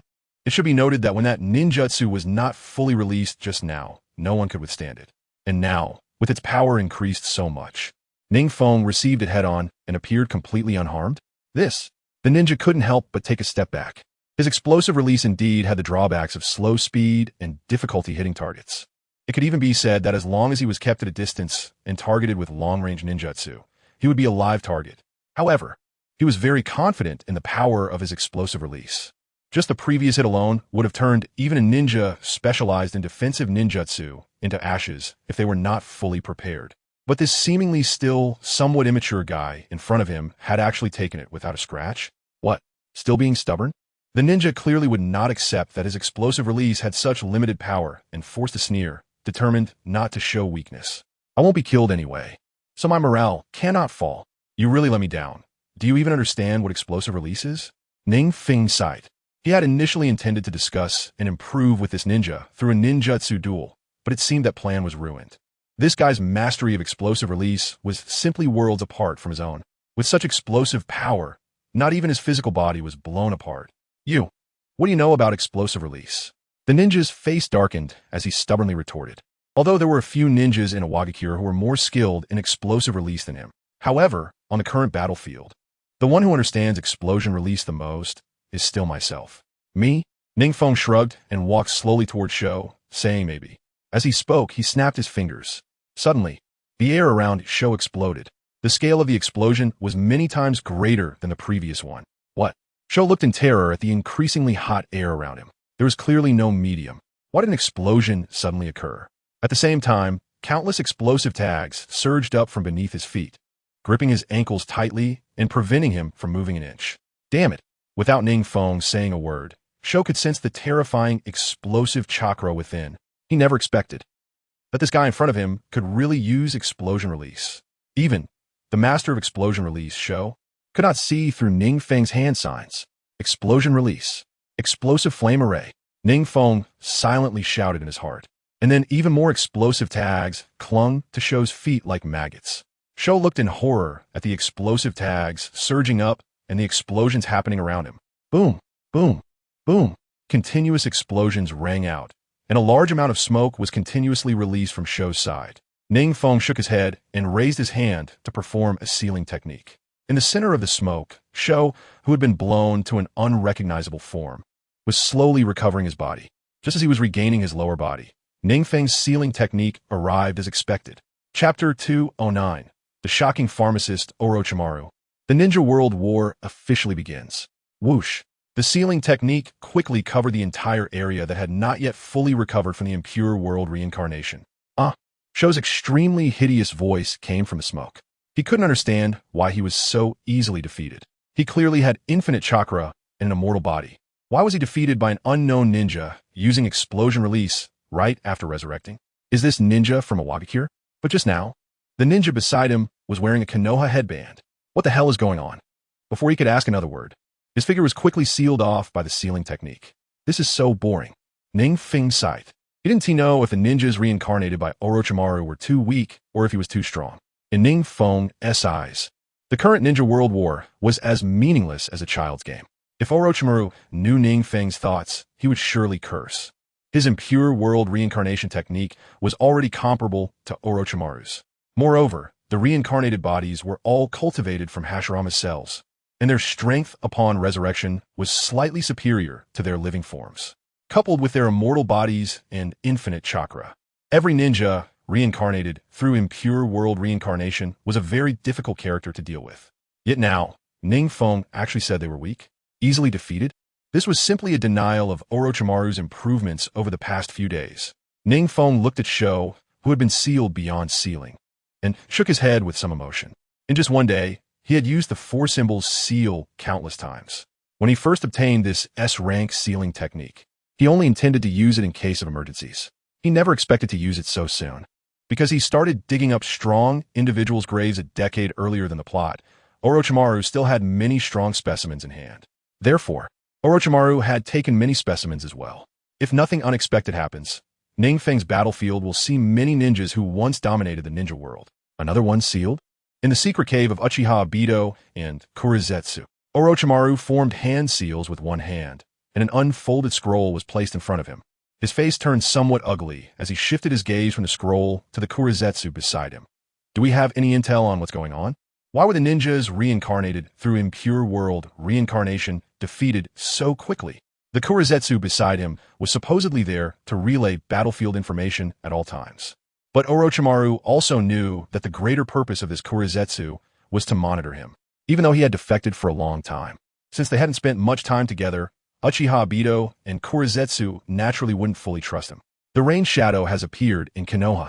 Now, all the ninjas reincarnated through impure world reincarnation would be sealed without even a face-to-face encounter. Kurizetsu spoke after a moment of silence. The usual playful expression was gone, and his voice carried a heavier tone. He hadn't expected that this rain shadow would be so terrifying, although his intel had consistently shown that this descendant of Uchiha was very strong. Now seeing NingFeng effortlessly sealing ninjas reincarnated through impure world reincarnation, he truly felt. NingFeng's strength probably far exceeded his understanding. Lord Rain Shadow? Orochimaru's heart sank. When he first met Lord Orochimaru and the Rain Shadow, his faith had changed dramatically. Even what he was doing now was to show Orochimaru and Uchiha Peak that he had powers that surpassed theirs. However, NingFeng felt like a mountain standing before him. No matter how hard he tried to climb, he would always see another peak further away when he thought he had reached the top. NingFeng. His strength was like squeezing a sponge. It was only now that Orochimaru realized that this Rain Shadow was also highly skilled in sealing techniques. However, there was no need to be discouraged. Although the Rain Shadow was powerful, he was definitely not a match for Lord Madara. Orochimaru thought of his trump card, and his heart calmed down a bit. Originally, he just wanted to prove something to NingFeng and Orochimaru, simply. But now his desire for victory had also been stirred up. A ruthless glint flashed in his eyes. Since Lord Rain's shadow is so strong, then I must work a little harder too. System message. Naruto officially enters the Ninja World War chapter. Please look forward to it, players. System message. Naruto officially enters the Ninja World War chapter. Please look forward to it, players. System message. Naruto officially enters the Ninja World War chapter. Please look forward to it, players. Just as NingFeng's main body was closing his eyes in the tower of the Rain Village, waiting for his shadow clone to find Orochimaru's whereabouts, several game announcements interrupted his thoughts. World announcement. The new version Ninja World War chapter has been opened. Players, please immediately go to the teleportation stone of your respective ninja villages and teleport to various battlefields to fight. Players from Konoha Village and Rain Village need to resist the invasion from Cloud Village, Rock Village, and Uchihamadara. Players from other ninja villages need to cooperate with their respective village leaders to launch attacks. All performances in the instance will be converted into instance points. World announcement. The new version Ninja World War chapter has been opened. Players, please immediately go to the teleportation stone of your respective ninja villages and teleport to various battlefields to fight. World announcement. The new version Ninja World War chapter has been opened. Players, please immediately go to the teleportation stone of your respective ninja villages and teleport to various battlefields to fight. Players in the World Channel hadn't yet recovered from the previous world announcement when the next world announcement dropped like a heavy bomb into the water. Ninja World War? How long has it been since the chapter on the Nine Tails disturbance just passed? The chapter on the Ninja World War has already begun? Great. This time we have activated a large-scale instance task again. I am from Cloud Village, and this time I will assist the big boss Uchihamadara. Don't mention it. The last time in the Nine Tails disturbance instance, I was in the same camp as Uchihamadara, and I ended up being chopped down by a golden giant made by Uchiha Peak. Haha, is it really 9,999 with one hit? The strength of Lord Uchiha Peak is truly unfathomable, and the players in the Rain Village are enjoying the benefits. Yeah. Last time I did nothing with Lord Uchiha Peak and just laid there, earning tens of thousands of instance points. So satisfying. Lord Uchiha Peak, please let me cling to your leg. I'll quickly exchange my points from Rock Village and transfer to Rain Village. NingFeng looked speechlessly at the players in the World Channel, who were shamelessly trying to switch over to earn points as the war approached. Chapter 211. Withdraw the ninjas from Rain Village? Evacuate completely? Are you sure this is what Lord Peak said? In the camp at the border of Rain Village, Yahiko looked at the Umbu, who came to deliver the message with disbelief. Did you not convey it correctly?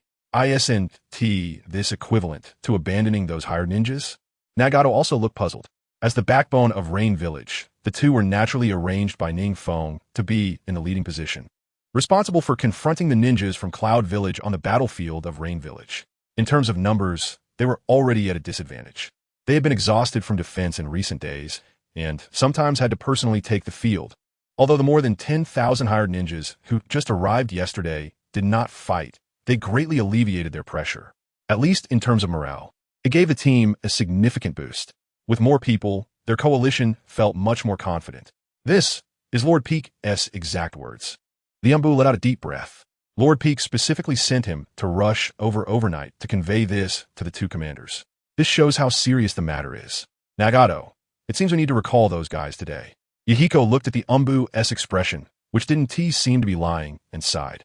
Looking at Nagato with confusion. Lord Rain has not followed the usual patterns more than once or twice. With the addition of those hired ninjas, he was confident that he could stabilize the situation within 3 days. I'm also unclear about Lord Peak's intentions. Nagato shook his head, indicating that he also did not understand NingFeng's thoughts. It's strange to withdraw troops at this time. This is pushing those hired ninjas into the fire pit. Yahiko paced back and forth, his expression increasingly doubtful. His thoughts began to wander. If they just gave up the hired ninjas, what good would it do for Rain Village? Nothing, and it would also tarnish Rain Village's reputation. Then what change would abandoning the hired ninjas bring to the battlefield situation? It would only increase the pressure on Rain Village. The only benefit might be that the hired ninjas consume some of the enemy's forces, and then they wouldn't have to pay the hiring fee. It's simply not worth the loss. Yahiko continued pacing, while Nagato squinted his Rinnegan, staring outside.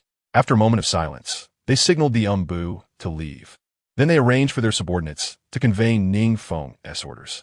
Although they still had many doubts about Lord Peek's command, they prepared to relay it quickly. For all of NingFeng's strange commands, they would unwaveringly execute them, because they believed that NingFeng's commands were always correct.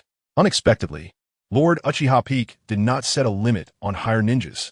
As expected of a great god, truly wealthy, he wouldn't be cheating, would he? Nonsense. Can you cheat in this game? The noisy players arrived at the battlefield.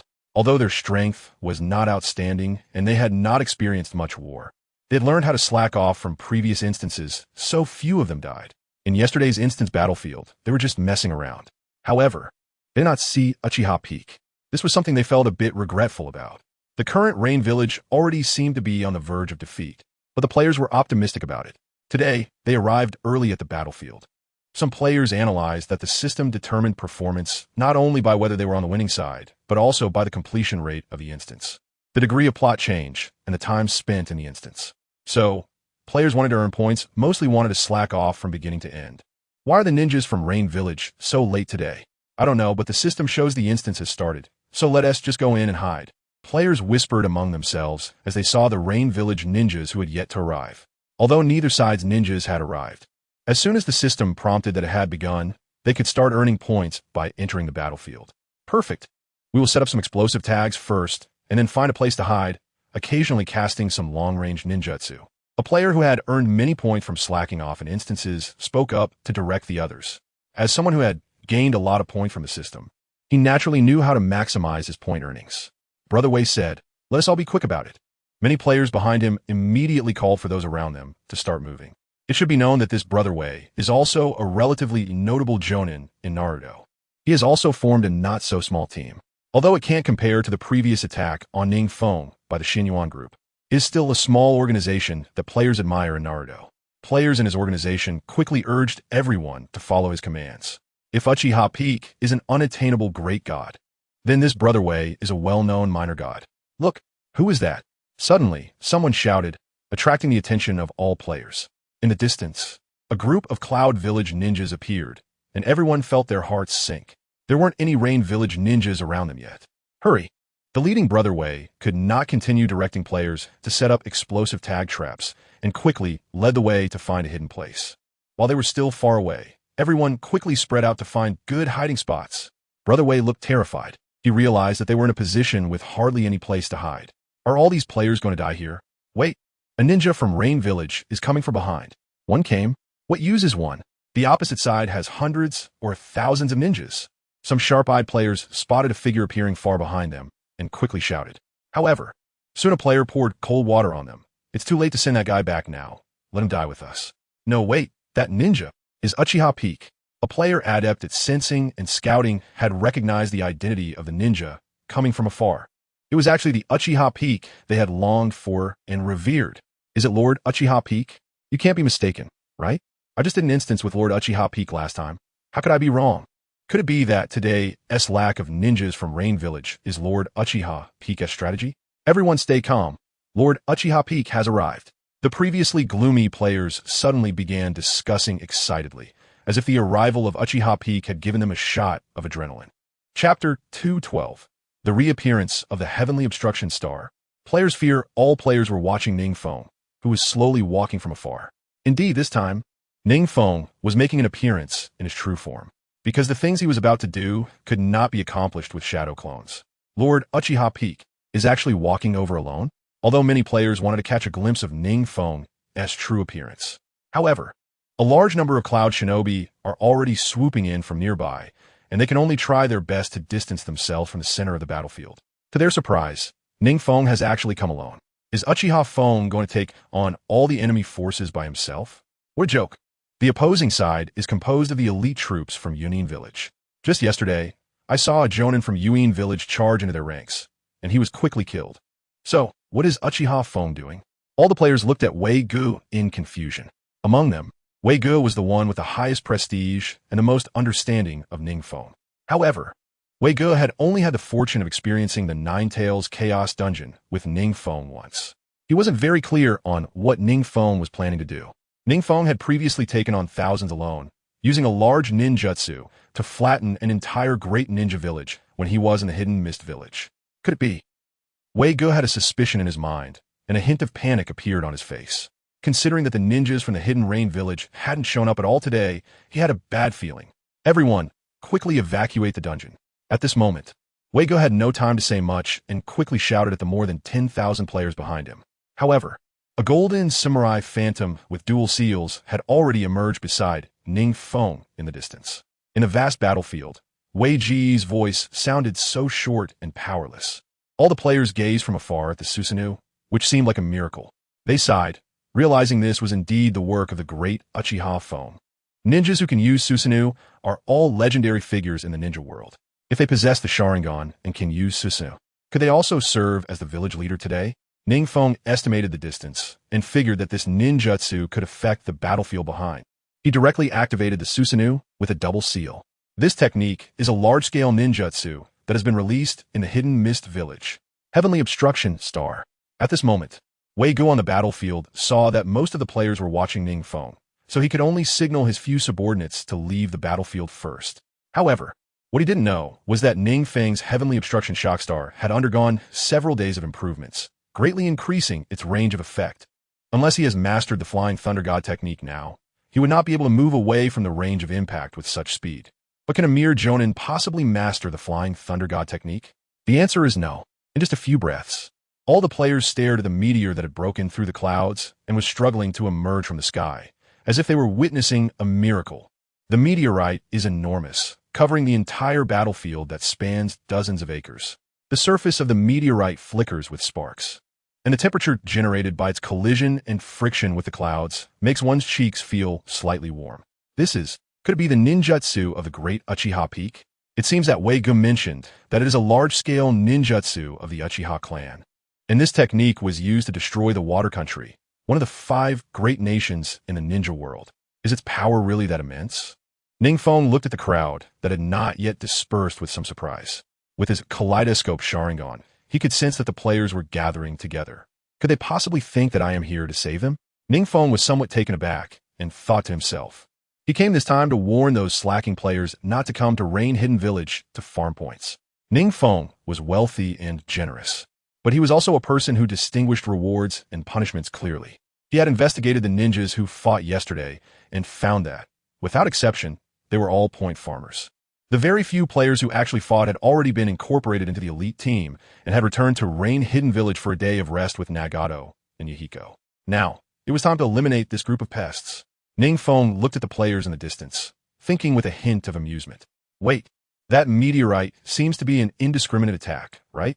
Oh no, Uchiha Peak, are you going to kill us too? Where's Wei Ge? What do we do now? Wei Ge is missing. As the meteorite gradually approached, the players began to feel an increasing heat on their faces. They finally realized something was wrong. The clever ones quickly looked for Wei Ge to ask for a solution, only to find that he had already vanished without a trace. Uchiha Peak, you actually want to kill us? How ruthless you are. You come to help us, but instead you come to kill us and steal our gear? Suddenly, there were many comments condemning NingFeng on the World Channel. However, NingFeng ignored them and continued to manipulate the falling meteorite. Everyone quick, look, what is that? Meanwhile, the distant cloud ninjas were puzzled as to why only yesterday's ninjas, who were just idly hanging around on the outskirts, came to the Hidden Rain Village today. Suddenly, someone sensed an unusual heat in the air, looked up, and saw the meteorite. This is Uchiha Peak's ninjutsu. Suddenly, a well-informed ninja from Yuin Village recognized this jutsu. Could it be that Uchiha Peak has arrived? Let's capture him quickly. Now is not the time to discuss that issue. We have already entered the scope of this technique. Everyone, think about how to get out. As everyone was eagerly preparing to find NingFeng and escort him back to Yunin Village, a voice interrupted their imagination.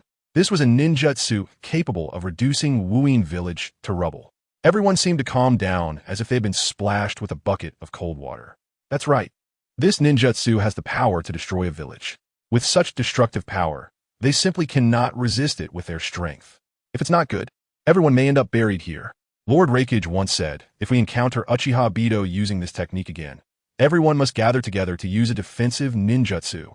Suddenly, the leading ninja recalled AI's advice before their departure and stepped forward to say, everyone, don't panic. Use your best defensive ninjutsu. Everyone gathers around me. His reputation seems to be quite high, and as soon as he finishes speaking, someone begins to take action. Oh! In the distance, NingFeng, who was still pulling the meteor, saw the ninjas from Yun Hidden Village initially panic for a moment, but then respond in an orderly manner, with a slight smile at the corner of his mouth. It seems that Yun Hidden Village has also developed corresponding countermeasures. Ninjutsu often has remarkable effects the first time it is used, by the time of the second or third use. When everyone is aware of your ninjutsu and has developed corresponding strategies, its effectiveness may not be as significant as the first time. Chapter 213. Have all the players who went to Mist Hidden Village for points been wiped out? However, the players were not as well trained as the ninjas from the Cloud Village. Losing their backbone, Weigu, all the players became disorganized. Some stared blankly at the meteor. Some hurriedly used their life-saving jutsu, and some are already trying to contact Uchiha Phone on the World Channel to stop the jutsu. At this moment, the crowd could be distinguished from the trained ninjas. Well, after all, this was just a warning for the players looking to score points. NingFeng saw the Cloud Village ninjas' countermeasures and knew that the casualties they would suffer this time might not be as high as the last time in the Mist Village. However, his purpose in going to the battlefield and using the Sky Barrier meteor was to let these players who came to score points understand his temper. The meteor slowly descended, and under the gaze of everyone present, the sparks grazing its edge gradually approached them. Boom!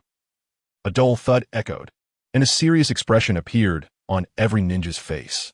At the same time, some weaker players had already knelt down trembling under the pressure of the meteorite. At this moment, they realized that Uchiha Peak was also a person with quite a temper. However, isn't such a massive ninjutsu really like cheating?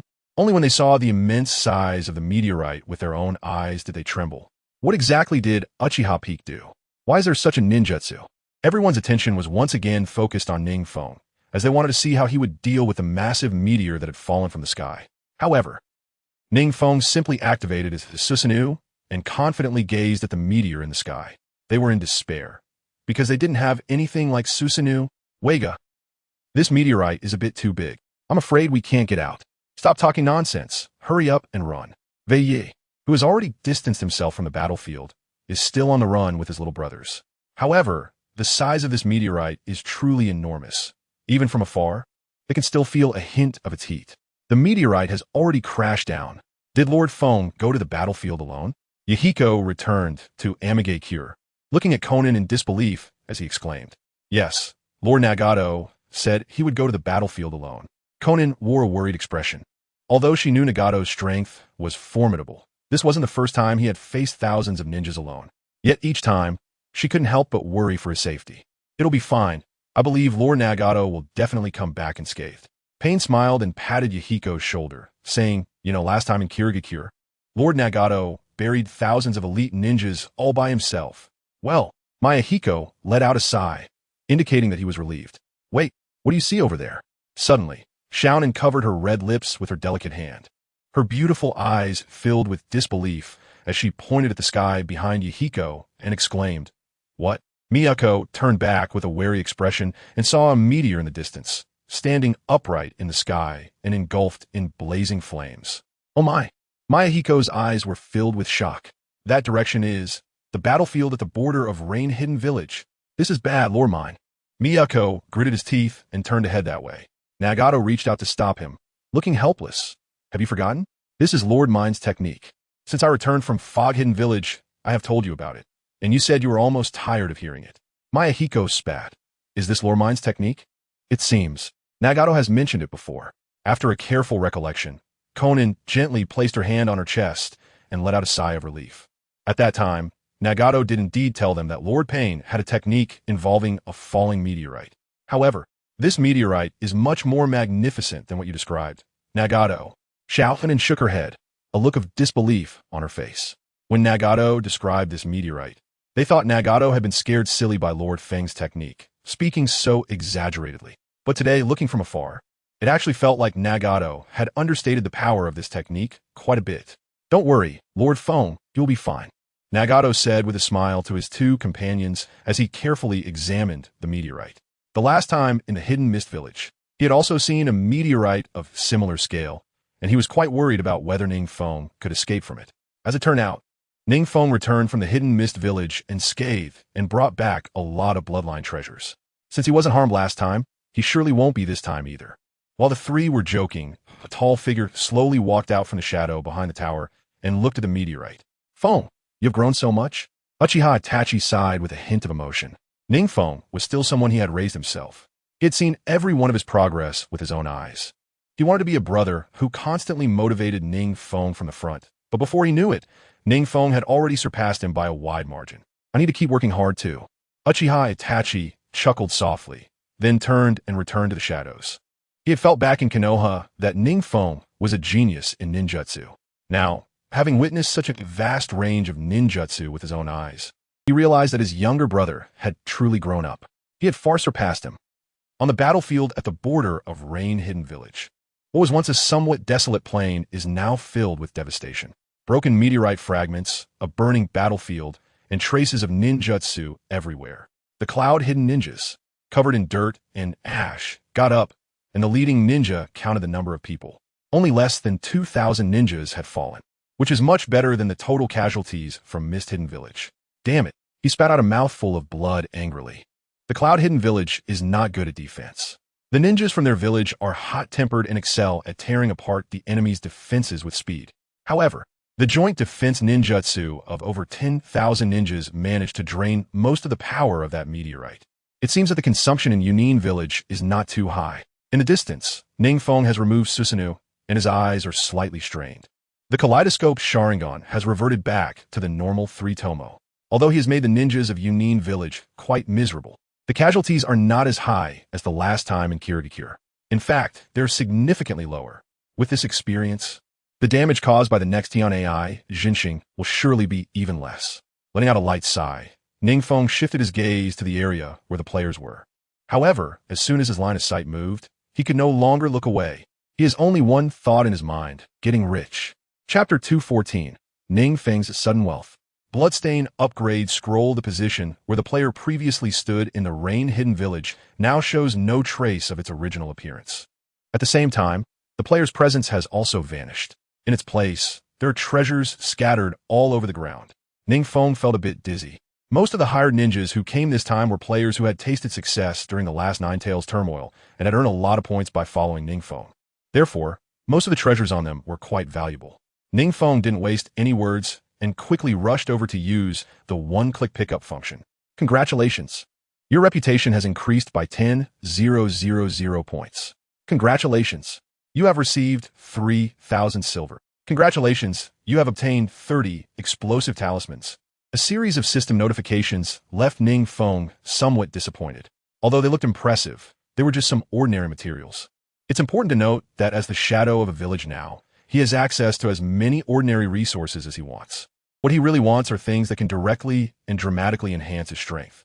For instance, the explosive talismans and silver he has handled far exceed what he is currently picking up. He didn't expect these guys to be so poor. NingFeng spat in disdain and was about to curse some more. However, the next reward eased his displeased expression a bit. "Congratulations, you have received the Bloodstain Upgrade Scroll." Bloodstain Upgrade Scroll? NingFeng was slightly taken aback. He didn't expect that there were players with such treasures. He had previously obtained a Bloodline Upgrade Scroll, which allowed him to achieve the Bloodline elimination. This time, he planned to use this to upgrade his Kaleidoscope Sharingan. Although he has already obtained the Sage Body and has a considerable number of Senju cells to alleviate the burden brought by his Mangeki Sharingan. All the functions of the Mangeki Sharingan have undoubtedly been developed by him now. To completely unlock Susanoo's perfect form and truly possess the power of the Sharingan, he could only activate the Eternal Mangeki Sharingan. Moreover, after activating the Eternal Mangeki Sharingan, due to the presence of Hashirama's cells within him, he could also awaken the Rinnegan. Every ninja who awakens the Rinnegan possesses different abilities. Madara has the Rinne Rebirth, while the original Sasuke Uchiha has the Heavenly Hand power. He wasn't sure what his would be. NingFeng suppressed the excitement in his heart, as he originally planned to use the dungeon points to exchange for this scroll. This scroll is extremely rare and precious, so very few players possess it. Presumably, the player who owns it must have been quite lucky to obtain this scroll. He wanted to upgrade it after acquiring a good bloodline limit. Unexpectedly, it fell into NingFeng's hands. NingFeng looked at the scroll with delight. This time, it was not in vain. Although the previous bloodline elimination scroll upgraded his bloodline limit to Dust Release, the legendary Sage Eye is even more enticing. NingFeng stopped pondering and hurriedly used the scroll. You have successfully used the bloodline upgrade scroll. Detected that you already have the bloodline limits explosion release, melt release, wood release, Mangeki Sharingan. Upgrade, Mangeki Sharingan. NingFeng silently thought. As expected, he could choose to upgrade himself. Although this scroll does not have the same significant function as upgrading a bloodline limit to a bloodline elimination, nor is it as precious as the bloodline elimination scroll. For NingFeng, this bloodline upgrade scroll is also exceedingly valuable. Your bloodline limit, Mangeki Sharingan, has been upgraded to Eternal Mangeki Sharingan. As the system notification sounded, NingFeng felt his eyes gradually heat up, and the previously depleted ocular power was continuously replenished. Even his slightly diminished eyesight gradually restored. At the same time, NingFeng felt his perception significantly increase. Detected that you have Sage Body, Hashirama's cells. Obtained Rinnegan. World announcement. Player Uchiha Feng has successfully awakened the unique Rinnegan, getting one step closer to the new Sage of Six Paths. Let's congratulate him together. World announcement. Player Uchiha Feng. World announcement. Player Uchiha Feng. The 3 consecutive world announcements hit the players' hearts like deep-sea bombs. Everyone shouted again. Soon, the comments condemning NingFeng for killing the hired ninjas were pushed down. The great Uchiha Feng awakened the Rinnegan. I'm also a member of the Uchiha clan. I just awakened my double Tomo and am already a renowned genius. What is the Rinnegan? I've never heard of it. Since it's a system announcement, it must be something extraordinary. Who is the Sage of Six Paths? Is he a very powerful ninja? How can he call himself a sage? At this moment, the players were still at relatively low levels and had never even heard of the eternal Mangeki Sharingan. Moreover, there are only 2 pairs of Rinnegan in the ninja world right now. They didn't even know about the Sage of Six Paths. Meanwhile, NingFeng was feeling a surge of new power. Detected that you're the first player to possess the Rinnegan. Special mission released. Inheritance mission, Sage of Six Paths. You are the first ninja to awaken the Rinnegan, the closest existence to the current Sage of Six Paths. After absorbing the 9-tailed beasts and the Outer Path Golem, you will be the first person at the Sage level. Mission completion status. Gather all 9-tailed beasts for 9 and the Outer Path Golem. Awaken the Rinnegan. Upon completion, you will receive extremely generous rewards. NingFeng somewhat dazedly chose to accept, becoming the Sage of Six Paths. That is exactly his goal. The Sage of Six Paths is undoubtedly the strongest in this ninja world, as long as he seals the 10 tails within him to become the 10 tails Jinchuriki, and simultaneously awakens the Rinnegan to master Yin-Yang release. He will be the second Sage of Six Paths. NingFeng was overjoyed. He didn't expect to have such unexpected joy. Awakening the Rinnegan. That guy is the Rain Village's shadow. After a long time, the Yunin ninja, who came back to his senses, quickly exclaimed to remind his companions about NingFeng not far away. NingFeng frowned slightly. He didn't expect those ninjas to still be there after the meteorite. Aren't they afraid of him using it a second time? He now had awakened the Rinnegan and could use the Heavenly Obstruction Star at will. He didn't even have to worry about whether he could withstand the size of the meteorite, because his Rinnegan ability is quite unique. Chapter 215. NingFeng's Rinnegan. NingFeng looked calmly at the introduction of the Rinnegan.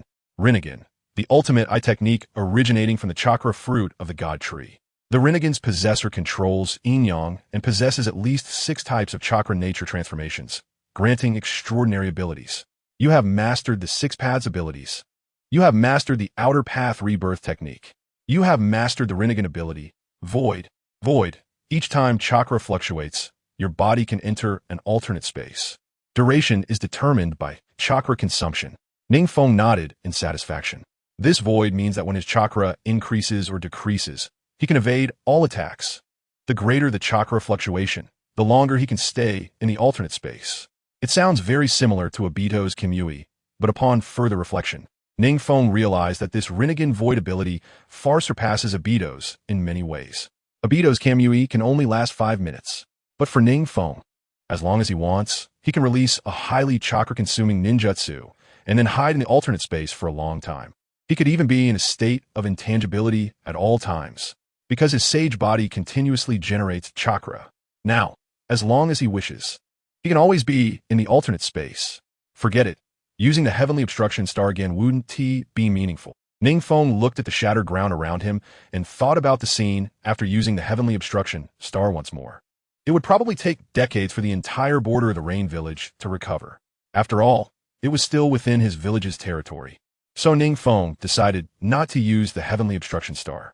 He decided to test his new ability, the power of the Rinnegan. He charged forward. The Yunin ninjas exclaimed, looking at NingFeng, who was rapidly approaching them, in panic. Whoosh! NingFeng drew out the sword of Thunder God and the Kusanagi sword from behind. Dual wielding? All the Yunin ninjas didn't have time to react before NingFeng charged into their encirclement. Both of NingFeng's swords were infused with a massive amount of lightning release chakra, making the already sharp divine weapons even sharper and swifter. Swish, swish, swish. Not a single ninja could face NingFeng even for a moment. This guy, the leading Yunin ninja, looked increasingly grim as he watched NingFeng slice through one ninja after another.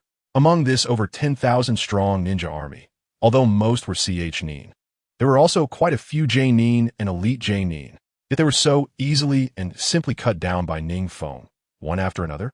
Ninjutsu class. Release ninjutsu. He snapped back to his senses and angrily yelled at the Yunin ninjas behind him. Only then did the Yunin ninjas behind him react. The speed at which their companions were being slaughtered was so fast that they were momentarily stunned, even if they were ninjas from one of the 5 great nations. Having witnessed many grand scenes, they had never seen a scene where people were chopped down like vegetables. Moreover, they were high-quality ninjas from the Cloud Village. In front of the bloodthirsty NingFeng, there was no difference between a Chunin and an elite Jonin. Using the Sharingan to predict movements and dodge, then slicing through with a single blow. What was the enemy? Just cut them down. Lightning release. Move. Lightning release. False darkness. Suddenly, powerful lightning release techniques continuously erupted from the hands of the distant Cloud ninjas. With so many powerful ninjutsu stacked together, even a Kaga-level ninja would surely be turned to dust. This is also why ordinary ninjas cannot fight multiple opponents at once. If there are particularly many opposing ninjas, they can release some techniques with fewer hand seals to combine their powers, resulting in not only a faster release speed, but also a tremendous increase in power. NingFeng's large-scale ninjutsu, Heavenly Obstruction Star, was entirely an exception. Not to mention that during the release, he had the complete defense of Susanoo. The release speed was also not slow. And now, under this dense offensive of ninjutsu, even if NingFeng predicted each one, he could not dodge in time. The commander of the Cloud ninjas saw NingFeng standing still, finally letting out a sigh of relief. Thousands of ninjas releasing highly lethal lightning release ninjutsu. Even Susanoo would be somewhat overwhelmed, right? It was just a pity for the Cloud ninjas fighting up close with NingFeng. Under such powerful lightning release ninjutsu, they would surely be affected. But NingFeng only wore a mocking grin, and then the patterns of the Sharingan in his pupils spun rapidly, ultimately transforming into ripples that spread into his eyes. At the same time, a protective shield formed around him. What is that? The Cloud commander frowned, his intuition telling him that this protective shield was not simple. However, this protective shield gave off neither the overwhelming pressure of Susanoo, nor was it very thick. It looked like a membrane as thin as a cicada's wing. Could it withstand so many powerful lightning release techniques? He could already predict what NingFeng would look like, being fried by the lightning release ninjutsu, tender and crispy on the outside. However, his expression froze the next second. He saw streams of interweaving electrical currents continuously surging into the protective shield. Although the shield was very thin, not a single lightning release technique penetrated through. Each lightning release technique seemed to encounter an insurmountable chasm, completely unable to pass through. What is going on? Cold sweat dripped from the commander's forehead as he hurriedly shouted at the ninjutsu squad in the rear. Switch to other ninjutsu. Increase chakra output. Soon, water dragon bullets and great fireballs surged forward as if they were free. But one after another, they fell in front of the protective shield like moths to a flame. Without making a sound, the Eye of Rebirth's 6 paths ability, Hungry Ghost Path, absorbing all ninjutsu to convert into chakra. The ninjutsu of these ninjas was merely supplementing NingFeng's chakra. NingFeng smirked. He couldn't understand why Nagato, with such a powerful Rinnegan, could be hunted down by a mere mist village. Now he truly felt the power of the Rinnegan. This was just one of the 7 abilities of the Rinnegan. It placed him in an invincible position in the contest of ninjutsu. Stop. Close combat. The commander's face grew increasingly pale as he continued to issue orders. All the ninjas looked confused, but soon they drew their ninja blades and rushed forward rapidly. Kopintes Claude Ninja Suropundet NingFeng, leaping up and roaring as they pointed their blades at NingFeng's vital areas. The scene was spectacular. There were thousands of people jumping up, with countless ninjas on the ground, each holding a ninja blade, their faces twisted in fury, surrounding NingFeng with no way to escape. And NingFeng, seeing this, also realized that even two long blades, no matter how sharp, could not solve the problem of thousands of close-range ninjas at once. Just right. He had just absorbed ninjutsu, and his chakra was very abundant, even feeling like it was about to overflow. Shinra Tensei, Chapter 216, NingFeng's Strength. Terrified Cloud, Ninjas, Shinra Tensei, accompanied by NingFeng's low roar. An irresistible repulsive force suddenly appeared around him. The powerful repulsion seemed to be generated out of thin air. As NingFeng spread his arms, all the Cloud ninjas pouncing at him felt their bodies halt. Then they uncontrollably flew backward. What technique is this? The leading Cloud commander was taken aback. The deadly encirclement of thousands of Cloud ninjas was unexpectedly broken by NingFeng so inexplicably. This was precisely one of the other abilities of the Rinnegan, the Deva Path, which possesses both gravity and repulsion. What was that technique just now? I was suddenly repelled? Truly worthy of the Rain Shadow. Various methods emerge one after another. The Cloud ninjas, who were effortlessly defeated by NingFeng, looked at him with shock, as if he possessed divine powers. Such a terrifying and bizarre ability. Are they really fighting against a ninja? He is not human. Suddenly, someone exclaimed, and then all the Cloud ninjas echoed. Ninjutsu was ineffective against him, and in close combat, they were inexplicably repelled.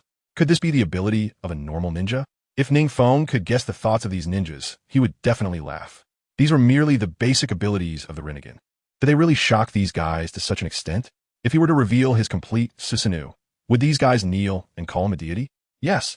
NingFeng's Susanoo had now evolved into its complete form. A Susanoo that could spread its wings, soaring freely in the sky. The complete Susanoo had become extraordinarily massive, with chakra stabilizing. Its power could easily cleave mountains and meteors, and it also had flying capabilities, while being able to form hand seals to perform the techniques the user was proficient in. Previously, NingFeng was unable to evolve into his complete Susanoo due to the limitation of his ocular power. Now, his ocular power was sufficient to activate the complete Susanoo. As long as he wished, with a mere gesture, he could easily sever this world. All Cloud ninjas would turn to ashes in an instant.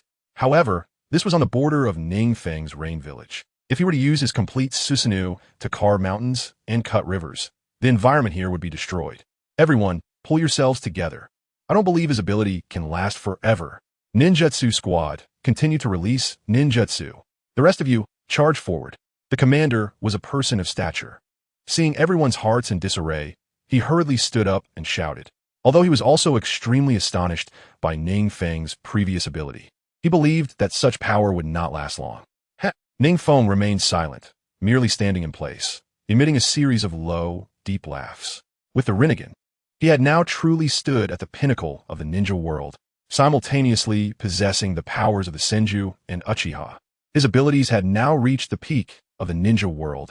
As for the abilities of the Rinnegan, they could be released at will with a mere thought. Boom! Waves of ninjutsu continuously flew in, and NingFeng crossed his arms. Calmly watching the ninjutsu was past his ears. The incoming ninjutsu was naturally absorbed by his hungry ghost path. Fire release, great fire, annihilation. NingFeng slowly formed hand seals, his body suddenly leaning back.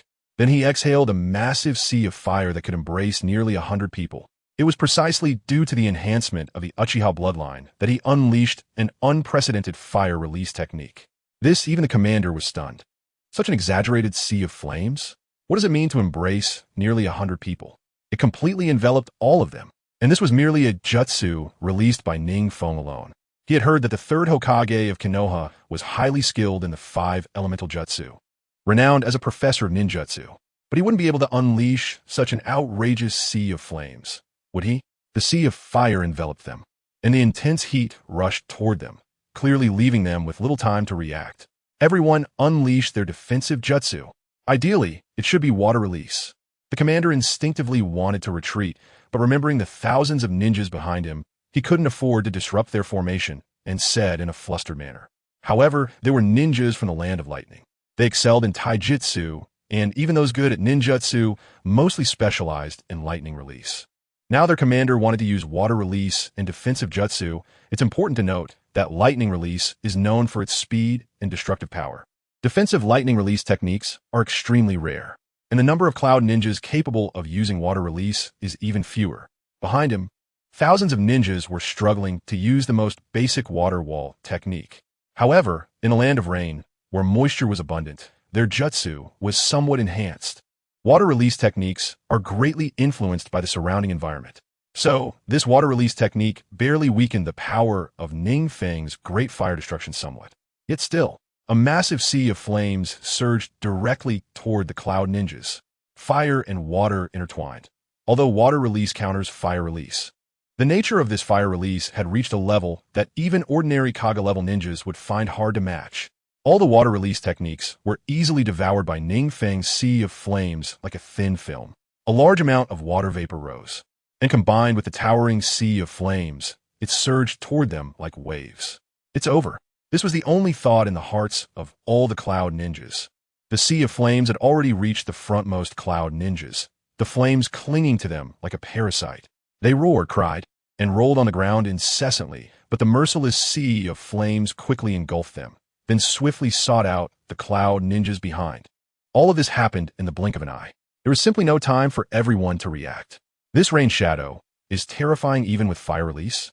Someone trembled and said, "Of course, this is a ninja from the Uchiha clan. The Uchiha clan are masters of fire." The person next to him cursed angrily and then tried to use his life-saving jutsu. However, the spread of the sea of flames was indeed rapid. It had just been dozens of meters away, and in the blink of an eye, it had already rushed over. Everyone scatter. This sea of flames can't last long. The commander could no longer maintain his calm demeanor, swaying as he spoke. As long as everyone, he still wanted to command something, but a white light cut through the mist and flames, leaving a crimson mark on his neck. "Sir, sir!" The ninja closest to the commander saw this scene and was instantly terrified. That white light was NingFeng's flying thunder god slash, taking advantage of the mist and flames to approach directly. Chapter 217. Uchiha Madara's shock. Is there someone who can activate the Rinnegan? NingFeng raised his index finger to his lips, a slight smirk revealing a wicked smile, as he shifted and dodged. Several cloud ninjas around him didn't even have time to utter a complete sentence before being killed in succession. The rain shadow is coming. A ninja saw his comrade being slain by NingFeng in an instant and fled in panic. At this moment, they didn't remember any missions or wars. There was only one thought in their minds. Run. The faster, the better. Can they escape? NingFeng's deep, low laughter echoed like a haunting ghost, swiftly spreading in the direction the sea of flames was advancing. The cloud ninjas lost their backbone, the commander, and each fled in a panicked frenzy. What is going on? The cloud village, the fourth Raikage, looked angrily at the intelligence ninja in front of him. Lightning crackled around him, as if it was about to explode at any moment. The rain shadow has already gone to the battlefield. The cloud ninjas on the field are about to collapse. The intelligence ninja said in shock. There is only one ninja on the other side? EI's face turned pale. Yes. After confirming repeatedly with the communication ninja on the field, the intelligence ninja said with certainty. How is that possible? The Raikage suddenly slumped down in his seat. He knew that the ninjas from his village were of extremely high quality. Even if he went to confront thousands of cloud ninjas himself, it would be a tremendous challenge. Historically, only his father, the third Raikage, managed to withstand an army of over 10,000 ninjas and the Eight Tails. But the strength of the third Raikage had reached an exceedingly high level. It seems he can only go to the battlefield. Now, EI stood up with a serious expression, instructing his secretary, Mabui, notify the elite forces and the Umbu guards below to accompany me to the battlefield at the Rain Village. The Umbu guards are specifically designated to ensure the safety of a village's shadow. Most of these Umbu ninjas are elite and possess many forbidden techniques. Their power cannot be underestimated. Yes, Mabui replied solemnly and quickly left with rapid, light steps. Uchiha Feng Ei slammed his fist down on the table, instantly shattering the desk at the point of impact. When NingFeng previously extorted the Cloud Village to sign the treaty and took away the Eight Tails Jinchuriki, he had humiliatedly agreed, but that was because NingFeng threatened the safety of the Cloud Village with large-scale ninjutsu. EI believed that apart from large-scale ninjutsu, NingFeng had nothing else to offer. However, today, S Intelligence actually said that he could single-handedly take on the entire Cloud Ninja Force in the Rain Village. That was far more than just being able to use large-scale ninjutsu. Being able to take on a whole unit, EI knew exactly what that meant. It meant NingFeng might have surpassed the level of Kaga-level ninjas. He might now be someone even he couldn't defeat. EI regretted not discovering this guy earlier. Should he have contacted the allied forces to eliminate him while his strength was still low? But it's not too late now. EI fiddled with a ring beside him, his violent gaze gradually calming down. Uchiha Madara, this ninja, is a legendary figure. He could probably defeat himself without doing anything at all with lightning release chakra. He can definitely take care of Uchiha Feng. With that thought, EI contacted Uchiha Madara and Inoki with the ring while swiftly making his way to the assembly point of the Umbu Guards and elite forces. Uchiha Feng has personally arrived at the battlefield. In a dim underground cave, Uchiha Madara was meditating with his eyes closed. The medicine master Kabuto respectfully reported the intelligence that EI had just sent him. It was extremely rare for the caster to be so respectful of their own results. This junior of mine is really interesting. Uchiha Madara showed no signs of panic or urgency on his face, only a hint of sentimentality as he said, "Time passes so quickly. Now even the juniors can stand on their own." Although the strength of AI NingFeng is described in an exaggerated manner, Uchiha Madara, who was once a ninja of Konoha, does not believe that the ninjas of Kimogakure have anything special about them. Ever since Senju Hashirama died, he sees everyone as mere chickens and dogs. Even Uchiha Feng is only given a few more glances because he is his junior. By the way, Uchiha Feng has quite a few tailed beasts in his possession, right? Madara originally did not want to get involved in this matter, as it was merely Kimogakure's own affair. Even with NingFeng's subtle trend of becoming the strongest ninja in the world, he had no desire to intervene. However, he remembered that NingFeng had sealed many tailed beasts within him. Yes, he had quite a number of tailed beasts sealed inside him. Yakushi Kabuto adjusted his glasses, beads of cold sweat dripping from his forehead as he spoke. Just standing beside Uchiha Madara made him feel an invisible pressure. Is this what it's like to be at the pinnacle of the ninja world, comparable to the god of ninjas? A hint of yearning arose in Yakushi Kabuto's heart. He did not want to manipulate the dead from behind the scenes. He wanted to confront top-tier ninjas like NingFeng on the battlefield openly and honestly. But he did not possess the bloodline limit, nor did he have the support of clan. How could an ordinary mortal like him reach NingFeng's heights, sealing quite a few tailed beasts? How could he possibly seal multiple tailed beasts without the outer path Gedo statue? Uchiha Madara tilted his head in confusion. This junior has quite a few secrets hidden within him. Lord Madara, Uchiha Feng's strength is still very strong.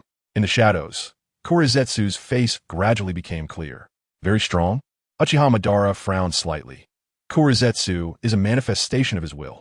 Now, he was saying that this junior was powerful. He must have opened a Rinnegan. Kurizetsu said heavily. This was the intel from his dark scout, Shirazetsu, on the battlefield of Amigakure. The Rinnegan? This is getting more and more interesting. A hint of excitement finally rose in Uchiha Madara's eyes. He did not expect that besides himself, there was actually a second ninja who had opened the Sage Eye. By the way, that Nagato kid is still in Amigakure, right? Uchiha Madara suddenly asked, retracting the warlike glint that had flashed in his eyes. Yes, Kurizetsu nodded, simultaneously directing his gaze toward Yakushi Kabuto. Lord Madara, I suggest sending out some strong individuals to let Kimogakure know our sincerity. Since he has opened the Rinnegan, let's send out those two guys. A hint of importance towards his junior flickered in Madara's eyes as he spoke to Yakushi Kabuto. Understood. Yakushi Kabuto naturally knew who Madara was referring to, and a mysterious smile appeared at the corner of his mouth as he formed hand seals, causing two coffins to rise from the ground. Chapter 218. The brutal fourth rakeage on the battlefield of Amigakure. The ground was now littered with debris. There were not only traces of fierce fire, but also marks from meteorite impacts and numerous cuts from blades and sword energies. NingFeng's expression was cold as he severed yet another Kimogakure ninja's head and sensed an extremely astonishing chakra response rapidly approaching. At the same time, behind this chakra's owner, there were countless other chakra responses. Although they could not compare to this most prominent chakra response, they were still formidable beings in their own right. Another old friend? NingFeng licked the blood that had splattered to his lips and murmured. He was quite familiar with this chakra response. It was none other than the fourth rakeage, AI, with whom he had exchanged blows countless times in secret. Those ninjas beside him must be the elite forces of Kumogakure. Are we still fighting? NingFeng frowned slightly and withdrew his Rinnegan. His goals this time had already been achieved. He had intimidated the players and killed more than half of Kumogakure's ninjas. He looked around and saw that the ninjas of Kumogakure piled up high enough to form a small mountain. At the same time, the rewards he gained were astonishing. The experience from all these ninjas had brought him to level 75.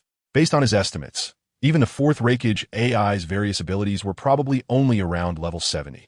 Although he was only 5 levels higher than Raikage, once they reached the level of a village leader, even a 1-level difference could result in significant disparities in strength. And with this 5-level gap, NingFeng had enough of a difference to take on 3 4th Raikages. Moreover, what made NingFeng most powerful was not his stats, but his various bloodline limits and ever-growing forbidden techniques. If this continued, if I single-handedly annihilate Kumogakure, what would be the point of training those guys? NingFeng sighed softly. He knew that even after the Ninja World War ended, members of the Otsutsuki clan would come to the ninja world. If he were not in the ninja world at that time, and if there were no ninjas in the ninja world who could stand against the Otsutsuki ninjas, everything he had worked so hard to build would be destroyed. Therefore, he had been intentionally cultivating the ninjas of his village, hoping that they could stand on their own even when he was away from the village. This was the greatest significance of this ninja war for NingFeng. However, if I resolve all the enemies, what would I train for? Just exchange a few blows and then use Flying Thunder God to return? NingFeng felt a bit restless. The Rinnegan's abilities were simply too useful. After using it once, he found it hard to let go. Usually, he rarely practiced with the ninjas in the village. His strength was already too overwhelming. With a slight misstep, he could take the lives of the ninjas in his village. Amigakure was in a developmental stage and needed to act low-key. As the leader of a village, every move he made would arouse various suspicions. Therefore, he couldn't casually spar with ninjas from other villages. Opportunities to exercise were rare. Just as he had just opened the Rinnegan, NingFeng was eager to take advantage of this rare opportunity to stretch his muscles. He simply could not resist wanting to continue. Whoosh, whoosh. Just as NingFeng decided to continue exchanging blows with AI and the others, a grim-faced AI and a large group of elite ninjas arrived on the battlefield. Uchiha, foam! The 4th Raikage looked incredulous as he gazed at the sea of ninjas from his village and directly entered the lightning release chakra mode, charging toward NingFeng. Not even a greeting before starting, NingFeng teased, slightly leaning back and easily dodging the Raikage's attack. You will die. I glared furiously, repeatedly striking at NingFeng's neck with his hand, launching an assault. Lightning flashed, accompanied by a violently raging wind. Slow. Too slow. NingFeng scoffed, effortlessly dodging one attack after another. Not forgetting to taunt. Is this your strength? Damn it. You guys just attack without worrying about me. AI was furious, and at this moment, his Shadow Guard and elite forces finally reacted and began forming hand seals. Since AI had said not to mind him, they had no choice but to obediently unleash their ninjutsu. Boom! Several extremely sharp, lightning release ninjutsu arrived in an instant. A grin appeared at the corner of NingFeng's mouth, and his pupils instantly transformed into the Rinnegan. A protective shield rose in front of him, absorbing all the ninjutsu one by one. This, AI was horrified. NingFeng could really ignore ninjutsu? The ninjas from his Shadow Guard were all skilled in ninjutsu, and the lightning release techniques they used were something he had to be cautious of. But why did they have no effect on NingFeng? When AI first heard that ninjutsu was ineffective against NingFeng, he did not believe it, still angrily scolding the ninjas in his village for being scared out of their wits by Uchiha NingFeng. AI wondered how there could be ninjas who were not afraid of ninjutsu. As a result, he actually saw such a ninja. Unbelievable. AI took a startled step back, his momentum faltering. NingFeng seized the opportunity to deliver a fierce side kick directly to AI's chest. Thud. Raikage's expression froze. This kick had completely disrupted his thoughts. At the same time, his body involuntarily flew backward. The ninjas of the Y Ningar behind him were wide-eyed at this scene. Just moments ago, Raikage AI was in the lightning release chakra mode. In this mode, not only did his speed increase dramatically, but his defense was also incredibly impressive. Yet, the strongest ninja of Kumogakure, AI in lightning release chakra mode, was kicked away by the Rain Shadow's seemingly casual sidekick. It seemed that this generation's Raikage wasn't that formidable after all. Just as they were about to rush forward to catch Raikage AI, suddenly a loud and irreverent voice came from behind them. Yes, brother, compared to the second generation, this guy hasn't improved at all. Everyone turned around in anger. only to see a ninja with golden hair and another with silver hair. Both had 3 very prominent whisker marks on their faces and were dressed in older Kyumogakure ninja attire. The golden-haired ninja held a gigantic fan, with a rope wrapped around his arm. The silver-haired ninja wielded a large square blade and a gourd. The two looked completely out of place in the battlefield. You. Who are you? Suddenly, some of the older ninjas from Kyumogakure gasped in surprise, recognizing the identities of these 2 strange ninjas. Their expressions turned grave, and with extreme caution, they slowly uttered a few words. The Gold and Silver Brothers. Chapter 219. Solo battle against the 4th Raikage and the Gold and Silver Brothers. There are actually people who can recognize our identities. The golden-haired ninja, naturally known as Kinkaku, smiled at his brother Ginkaku. It seemed that not too much time had passed in the ninja world. Ginkaku shrugged. Looks like that strange ninja on the field is our enemy this time. The 2 brothers were the ones who had been swallowed by the 9 tails, but had instead consumed some of its flesh, thus acquiring its chakra. They had previously ambushed the 2nd Raikage and the 2nd Hokage during an alliance ceremony, being able to wield the Sage of 6 Paths treasures and possessing part of the 9 tails power. They were quite troublesome characters. These 2 had once fought to the death against the 2nd Hokage and the 2nd Raikage. But what was happening now? Kinkaku tugged at the golden rope beside him, impatiently asking the nearby Kyumogakure ninjas. After the older ninjas had explained, the Kyumogakure ninjas understood that this formidable figure was not to be trifled with. They quickly shook their heads, saying they didn't know. It seems we have been resurrected. And I have a faint notion to deal with that Uchiha guy. Ginkaku licked his lips, excitement shining in his eyes as he looked at NingFeng standing in the arena. It seems so. Kinkaku also wore an impatient expression. You see, the Gold and Silver Brothers were once renowned ninjas in the ninja world, successfully ambushing 2 shadow-level experts, one of whom was the brother of the god of ninjas, was enough to make them famous in the ninja world. Yet, just a few years after their deaths, these Kyumogakure ninjas had already forgotten about their existence. However, the one who resurrected us didn't put any control measures in place. Ginkaku clenched his fists, eager to try his hand at battle. For ninjas of their caliber, if they were to die and be resurrected, they would prefer not to be restricted in their actions. Why you? After landing, the 4th Raikage AI looked at the Gold and Silver Brothers with some confusion, his expression grim. As the 4th Raikage, he naturally knew the identities of the Gold and Silver Brothers who had previously ambushed and killed the 2nd Raikage. He did not hold a favorable attitude towards these 2. Oh, they should be the descendants of that guy. Kinkaku shrugged, ignoring AI's fierce gaze. Young one, what kind of eyes are those? Ginkaku noticed and returned a fierce glare. He was a ninja from the era of the 2nd Raikage, by the time he became famous. The current 4th Raikage might not have even been born yet. Calling the 4th Raikage a young one was not an exaggeration. You bastard! I shouted angrily.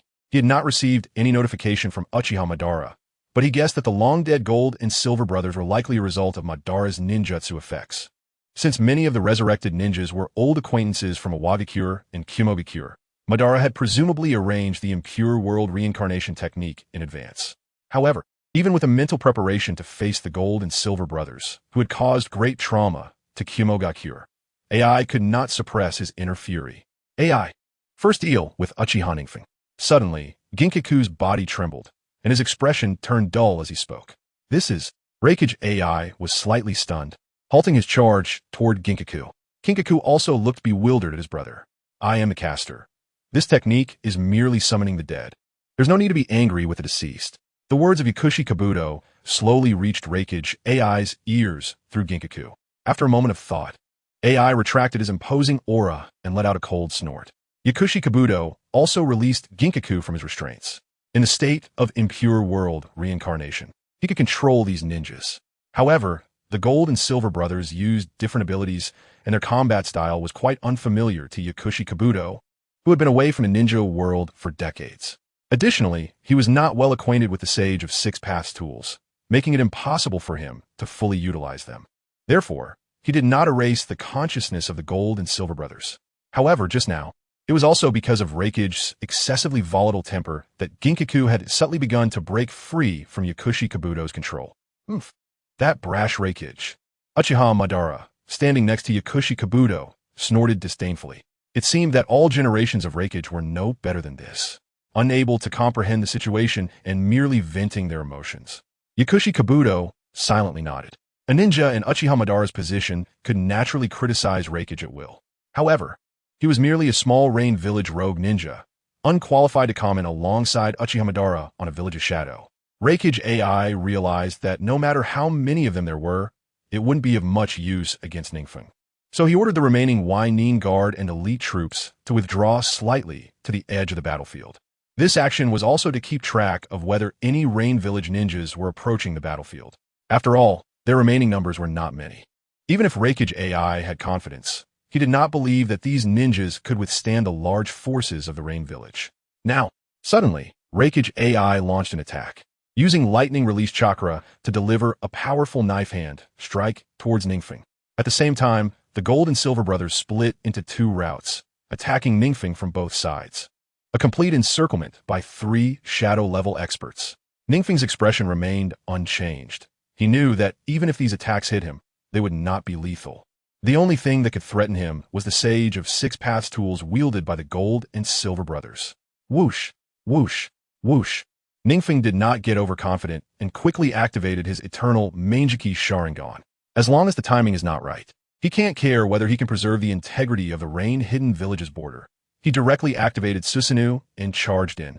After activating the eternal Manjiki Sharingan, the movements of Reikage AI and the brothers Kin and Jin were slowed to an extreme in his eyes.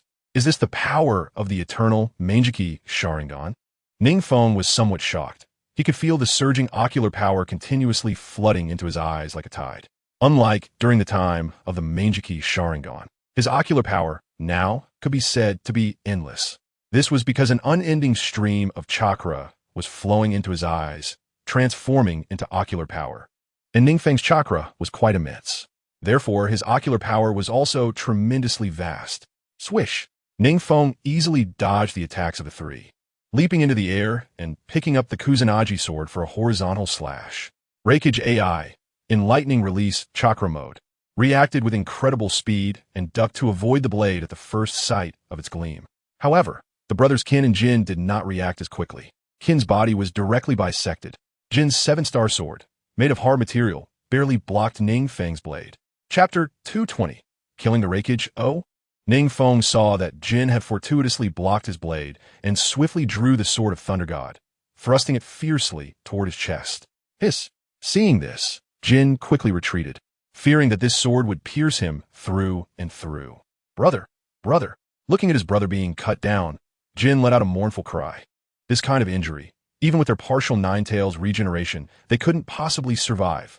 This ninja in front of them was so powerful. With just one move, he had cut down Kin. Jin wanted to check on Kin's injuries, but found that the wound was rapidly being repaired by the impure reincarnation technique. Jin was slightly stunned. At that time, the second Hokage, Senju Tobarama, had just invented the impure reincarnation technique, which was not yet known to the public. Therefore, he was not familiar with some of its characteristics. However, he quickly realized that after their revival, the 2 brothers seemed to be immune to injuries.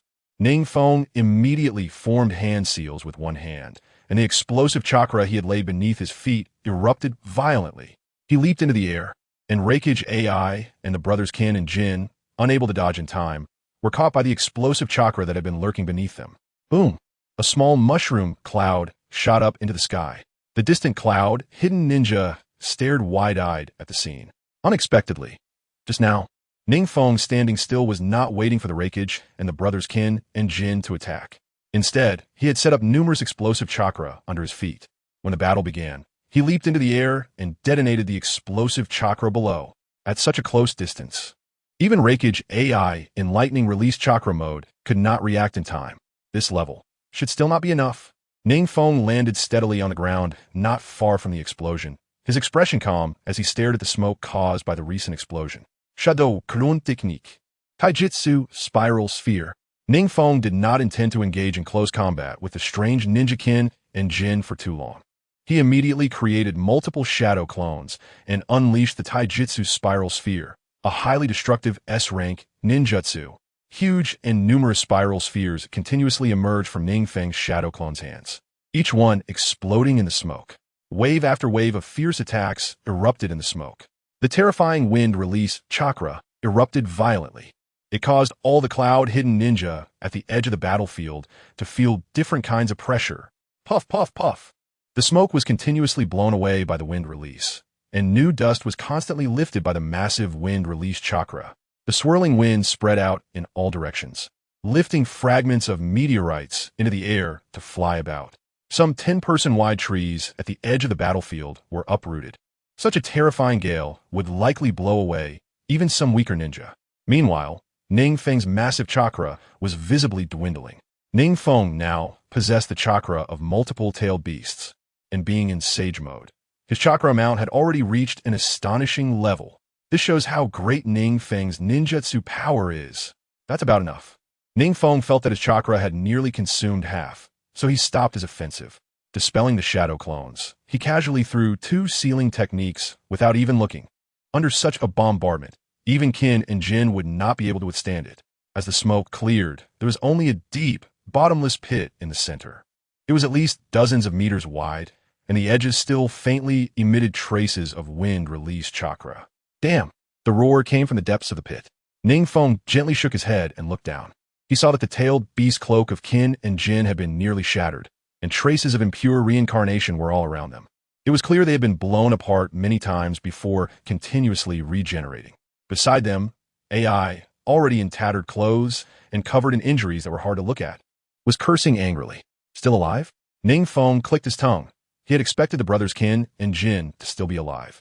However, it was utterly unexpected that Reikage could survive such a terrifying onslaught. After all, he had unleashed countless taijutsu spiral spheres. The power of this technique was more than 100 times greater than that of a normal spiral sphere. Moreover, he didn't just use one taijutsu spiral sphere. Including the use of shadow clones, there were over 100 of them. Under such a terrifying assault, Reikage was still alive? What he didn't know was that by the second taijutsu spiral sphere's assault, Reikage AI's lightning release chakra cloak had already been broken. By the time the third one fell, he was already breathing heavily. Fortunately, Kabuto had timely covered Reikage AI with the half-tailed beast-form bodies of Qin and Jin, helping him withstand most of the attack. He also provided him with plenty of chakra. That was what allowed Reikage AI to survive until now. Chidori's sharp spear. Although he didn't know why Reikage AI was still alive, since the battle with the Cloud Hidden had already begun as the leader of the opposing side, NingFeng had no intention of holding back. A lightning release beam as thick as a wrist shot straight down from NingFeng's raised hand toward the struggling Reikage AI in the pit. Puffed. The lightning release beam easily pierced Reikage AI, leaving him feeling cold to the core. Sigh, there's really no way to save him. Manipulating the revived Qin and Jin, Kabuto sensed that Reikage AI had already lost his life and shook his head at Uchiha Madara beside him. In fact, he had never intended to save Reikage. It was all because Uchiha Madara had said to spare his life, as he was part of the coalition's leadership. If he died, the Cloud Hidden would be in chaos afterward. That was why Kabuto had tried his best to protect Reikage from NingFeng's attacks. However, what he didn't know was that NingFeng hadn't even used his full strength. He was merely fighting in a way that caused the least damage to the Rain Hidden environment. But even this had caused Kabuto's 2 strong cards to lie on the ground like dead dogs, waiting to be revived. It turned out that the earlier 4-symbol seal had been blocked by Reikage.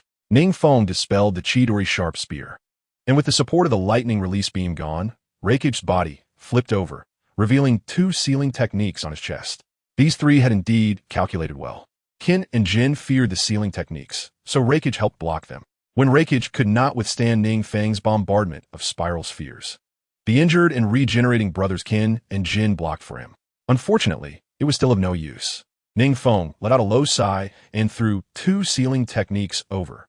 The 2 sealing techniques immediately crawled onto the 2 piles of filthy earth that were still recovering. Like ants. Chapter 221. The Hidden Cards of Yakushi Kabuto. Damn it. Yakushi Kabuto slammed his hand down on the map on the table. He did not expect that the Jin-In Jiao brothers, whom he had high hopes for, would be easily subdued by NingFeng. This cannot be blamed on the Jin-In Jiao brothers being too weak. After all, they had once fought to a standstill with 2 shadow-level ninjas. It seems these 2 little brats are still not that impressive. Uchiha Madara saw Yakushi Kabuto's expression and guessed the situation on the battlefield over there. He sighed with some emotion. A ninja who could fight to a standstill with that guy Tobarama was easily sealed like this? Lord Madara, at that time, the second Hokage, was already of advanced age, and it's not surprising that he was killed by the Jin-In Jiao brothers, who possessed the power of the Nine Tails. Yakushi Kabuto took a deep breath, Although he had lost the two good cards in the Jin and Jiao brothers, he still had other trump cards. So he was still relatively calm. Oof. You don't know how cunning that guy Tobarama is. Forget it. Uchiha Madara shook his head nostalgically and reached for the map on the table to study it carefully. He was not a ninja who wouldn't command just because of strong combat power. On the contrary, having emerged from the Warring States period, he not only had a keen sense of war, but was also a master at controlling the battle situation. The attack on the rain-hidden village has stalled. Yakushi Kabuto saw Uchiha Madara take the map and quickly said he had dispatched a considerable number of reincarnation armies, thinking they would achieve great success. Unfortunately, NingFeng was so familiar with this technique that on the first day of battle, his army suffered heavy losses. In contrast, in Konoha, where the ninja quality was higher, his filthy reincarnation army performed much better. On one hand, it was because Konoha received intelligence later. On the other hand, Konoha did not have a sealing ninja as skilled as NingFeng. Even ordinary sealing masters were not particularly strong in other aspects. So Konoha's combat method was to let the filthy reincarnation army be beaten until they recovered, then let the sealing team come forward to seal them. But over here with NingFeng, all he needed was to smash all the filthy armies and seal them one by one. The efficiency was not only high, but there were also no casualties at all. Black Zetsu has informed me of the situation. Uchiha Madara nodded. He knew what it was like to have a Uchiha who had activated Susanoo on the battlefield. Moreover, it was a Uchiha who had awakened the renegade, using Susanoo without worrying about the consumption of ocular power. Let's put the rain-hidden village aside for now and focus on conquering Konoha first. The light from Uchiha Madara's Sharingan flickered ominously. In the end, we can force them together and eliminate them all. Those few trump cards, let us unleash them on the Konoha battlefield first. Uchiha Madara revealed a sinister cold smile. I can't wait to see the expressions of those ninjas. Swish. Another brilliant blade flashed, and NingFeng easily cut down the last Cloud Ninja. There were no other ninjas on the battlefield besides him. All the ninjas had been slaughtered by him. In a short time, the offensive from the Cloud-hidden village would likely reduce significantly. NingFeng exhaled gently, relaxing his previously tense body. After dealing with the Reikage and the Jin and Jiao brothers, NingFeng swiftly charged into the so-called elite troops of the Cloud-hidden village, effortlessly leaving everyone behind on this land. It wasn't that their strength was too weak, but before the blade with the ultimate lightning chakra nature transformation, they simply could not withstand a second strike. NingFeng's Sharingan clearly discerned the movements of all the ninjas. He didn't need a second strike to kill a single ninja. This time, the harvest was quite substantial. Satisfied with the countless items in his backpack, NingFeng then happily left. The ninjas he killed were all elites, coming from the Shadow Guard of the Cloud-hidden village, so the items dropped were mostly the same. NingFeng no longer valued these items. However, they would definitely be very useful for strengthening the core power of the rain-hidden village. It seems the battlefield on Lord Feng's side has calmed down. Inside the high tower of the rain-hidden village, a sensing ninja spoke after NingFeng's Tai Chi spiral stopped. Calm down? Nagato nervously looked at the sky over there. The clouds had been stirred into disarray, looking quite fierce. Yes, apart from Lord Feng, all other chakra reactions have disappeared. The sensing ninja nodded. He could sense that there was only one enormous chakra reaction on the battlefield that amazed him. He had only felt such a chakra reaction from NingFeng. Apart from NingFeng, no other ninja could have such a terrifying chakra response. That, Xiaonan was about to speak when she suddenly felt her body freeze. Warm arms wrapped around her, and she was shocked, about to resist when a familiar voice sounded in her ear. All right. The battlefield at the border of the rain-hidden village has been resolved. Feng! Lord Feng! Xiaonan's body stiffened, feeling that it was indeed NingFeng leaning on her shoulder, and her ears slightly flushed. Lord Feng, you didn't get hurt this time, did you? Yahiko and Nagato exchanged glances and stepped forward, anxiously asking. They chose to ignore NingFeng's affectionate gesture of hugging Xiaonan. The only sensing ninja present quickly left after seeing his master return. That guy Reikage has already been killed by me. NingFeng Sruket, not directly answering Yahiko and Nagato's questions. Killed? Killed by Lord Feng? The two's eyes widened, and they were incredulous. The Reikage A, one of the 5 Kage, of the same status as NingFeng, would just kill like that? The ninjas from the Cloud-hidden village have also nearly been exterminated by me. So the ninjas deployed on the battlefield at the border of the rain-hidden village can spare some to head to Konoha, right? This is completely feasible.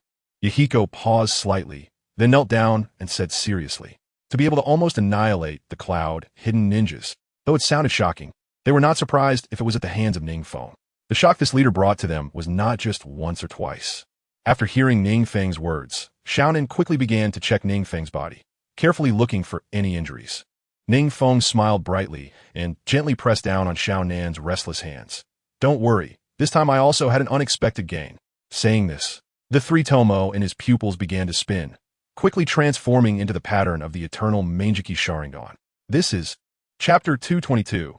The second Hokage on the Konoha battlefield. Everyone was astonished as they looked at the change in NingFeng's eyes. Is that the Meijiki Sharingan? No, the patterns are more complex. NingFeng smiled slightly. He had now activated the eternal Meijiki Sharingan. Compared to his previous Meijiki Sharingan, the patterns were not only more complex, but also gave off a colder feeling. Then the pupils continued to change, slowly rotating and expanding. A pair of purple Rinnegan, identical to Nagato's, suddenly appeared in NingFeng's eye sockets. Rinnegan? Yahiko and Xiaonan looked at NingFeng's eyes in surprise, then turned to compare with Nagato's eyes. No need to look anymore, this is the Rinnegan. Nagato swallowed. He himself possessed the Rinnegan, so he was very clear that the pressure brought by NingFeng's eyes was exactly the same as his own. What's going on? How could Lord Feng also have a Rinnegan? The three were once again shocked into silence. It's known that the Rinnegan is the legendary eye of the sage, and the sage's eye could only possibly exist as a unique existence in the world. Now NingFeng's eyes have turned into the Rinnegan. Their minds couldn't process it for a moment. It seems that the final evolution of Sharingan is indeed the Rinnegan. Just as several people were stunned and didn't know what to say, a hoarse and cold voice slowly came from the shadow outside the door. Who? Yahiko and Nagato turned around back to back, shouting angrily towards the door. It seems that this time Lord Feng has obtained something extraordinary. The owner of the voice gradually approached, and the footsteps became clearer. A figure with long black hair and a pale complexion gradually walked in from the doorway. Orochimaru. It seems you had some guesses before? NingFeng looked at Orochimaru. Although in the original work, Kabuto said that he and Orochimaru had speculated and researched the Sharingan. That was already more than a decade later, without the butterfly effect of NingFeng in the Fourth Shinobi War. But had Orochimaru already researched the Sharingan more than a decade ago? Lord Feng still doesn't understand my research well. Through your blood sample, I have collected a lot of data. Orochimaru shrugged. This guess was only made after he obtained NingFeng's blood sample and the cellular data of Hashirama Senju and compared it with the information obtained from the Uchiha clan. It must be Hashirama's cells and the Uchiha clan's bloodline. Orochimaru's lips curled into a wicked smile, and a flush appeared on his pale face. This is the power of the Sage of Six Paths, right? Possessing a body comparable to Hashirama Senju and eyes that can evolve into the Rinnegan. No, Orochimaru, your guess is correct, but not complete. NingFeng raised his hand to interrupt Orochimaru's brilliant conclusion and retracted the Rinnegan, facing Konan and the others. Next, Hyuga arranged for ninjas to support Konoha. Remember, send out the elite. The battlefield of Amigakure only needs to leave Chunin and Genin. Yes, the three hurriedly took their orders to deploy. Orochimaru saw NingFeng send the three away and thought NingFeng was going to tell him the coveted information about the Sage of Six Paths. However, NingFeng merely glanced at him coldly and said, Orochimaru, you will tell me the truth about the Sage of Six Paths if you extract the tailed beasts. If, as you said, you have Hashirama cells and the Uchiha clan's bloodline, wouldn't that mean all Uchiha who injected Hashirama cells are the Sage of Six Paths? Orochimaru was taken aback. According to his analyzed information, it indeed seemed that way. Oh no, on the battlefield of Konoha, Kakashi Hitaki's Jonin uniform had already shown many damages. He was firmly holding a large cleaver in his hand. It was the executioner's sword of Zabuza Momochi. At this moment, he looked gravely at the edge of the battlefield, where a coffin was slowly rising from the ground. A terrifying and oppressive aura immediately stunned him. Who was observing with the activated Sharingan? Was this again? Kakashi felt the little chakra left in his body and felt a bit apprehensive. His chakra was already limited, and after several intense battles, he was now exhausted. If another powerhouse like Zabuza Momochi came at this critical moment, he surely wouldn't be able to withstand it. Kakashi was not yet at the peak of a ninja, and with a shortage of chakra, the burden of the Sharingan made him cautious even when using the improved Raikiri. Meanwhile, the opposing forces also noticed the very conspicuous Kakashi Hitaki in this battlefield, wanting to kill him for his valuable items. Thus, Kakashi's condition became extremely poor. Thud! The coffin lid at the edge of the battlefield slowly opened. A figure dressed in blue layered armor from the Warring States period gradually became clear under the sunlight. His face was resolute and determined, wearing the forehead protector of Konoha. This is Kakashi widened his Sharingan, staring fixedly at the figure appearing outside the battlefield. This figure was familiar to all Konoha ninjas. The second Hokage, Tobirama Senju. This is, meanwhile, far from the battlefield, Tobirama Senju had just re-emerged into the light, and after a moment of confusion, he clenched his hand. Only to be directly controlled by Kabuto. A ninja like the second Hokage couldn't be expected to actively attack Konoha ninjas. His chakra level was indeed terrifying. A ninja who shone brightly in the era of Uchiha Madara and Hashirama Senju was already quite remarkable. Therefore, Kabuto, relying on the large amount of Hashirama cells contained within the reincarnated body, increased the control strength immediately upon resurrection. So even if the strength of the second Hokage was slightly diminished after reincarnation, he would absolutely obey Kabuto's commands. Tobirama, I wonder how you feel seeing the ninjas slaughtering your village? Uchiha Madara chuckled softly. He knew that the Senju brothers valued their village the most. To personally massacre the ninjas of their village, this was a very cruel thing for these two brothers. Water style, water dragon, bite explosion. Meanwhile, on the battlefield, Tobirama Senju, with a vacant gaze, was forming hand seals, unleashing his most powerful and wide-ranging water-style ninjutsu. In front of him, on the battlefield spanning several hundred meters, a whirlpool of water was continuously expanding. At the same time, the whirlpool of water was continuously surging with water flow, and the sharp water currents pierced through the Konoha ninjas and white zetsu above it like blades. This extremely terrifying might attracted the attention of all Konoha ninjas. Second Hokage. This is the second Hokage's most skilled water-style ninjutsu. Chapter 223. Minato Namikaze arrives. The rising water flowed continuously through the bodies of Konoha ninjas, mixing with an unknown amount of blood, gradually transforming into the shape of a water dragon. Is this the second Hokage? Kakashi was greatly shocked. Here is the Konoha border battlefield. This is not a place with ample water sources like Amigakure, but even in such a place, Tobirama Senju could unleash such astonishing water style. Is this the strength of the second Hokage? Kakashi formed hand seals with both hands, approaching Tobirama Senju. Absolutely cannot allow the second Hokage to continue.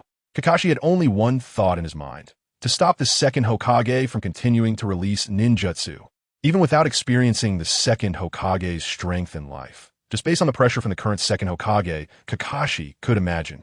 If no one stopped the second Hokage, he alone could kill all Konoha ninjas on the field. Just this moment, Tobirama Senju had already killed dozens of Konoha ninjas in the preparation stage of the Water Dragon Bite explosion, and the Water Dragon had not yet fully formed. The Water Dragon Bite explosion ninjutsu only started to show its power after the Water Dragon was formed. Just relying on the water flow that generates the Water Dragon could cause such great damage. The second Hokage's reputation for the strongest water style was indeed well-deserved. Water style, Water Dragon Bullet Technique. Kakashi's fingers flew rapidly, and after a dazzling series of hand seals, a water dragon actually rose from the whirlpool created by the second Hokage. It's Captain Kakashi. Captain Kakashi has arrived. The surrounding leaf ninjas gasped at the scene. Kakashi slammed his hand on the ground, and the water dragon roared downwards at an incredible speed towards Senju Tobirama. He cleverly leveraged the water vortex created by Senju Tobirama's water dragon bullet, enhancing the power of his own water dragon technique. The nearby leaf ninjas were all astonished by the ferocity of Kakashi's water dragon bullet. It is known that even a shadow-level ninja, specializing in water-style ninjutsu, would not be able to produce such power.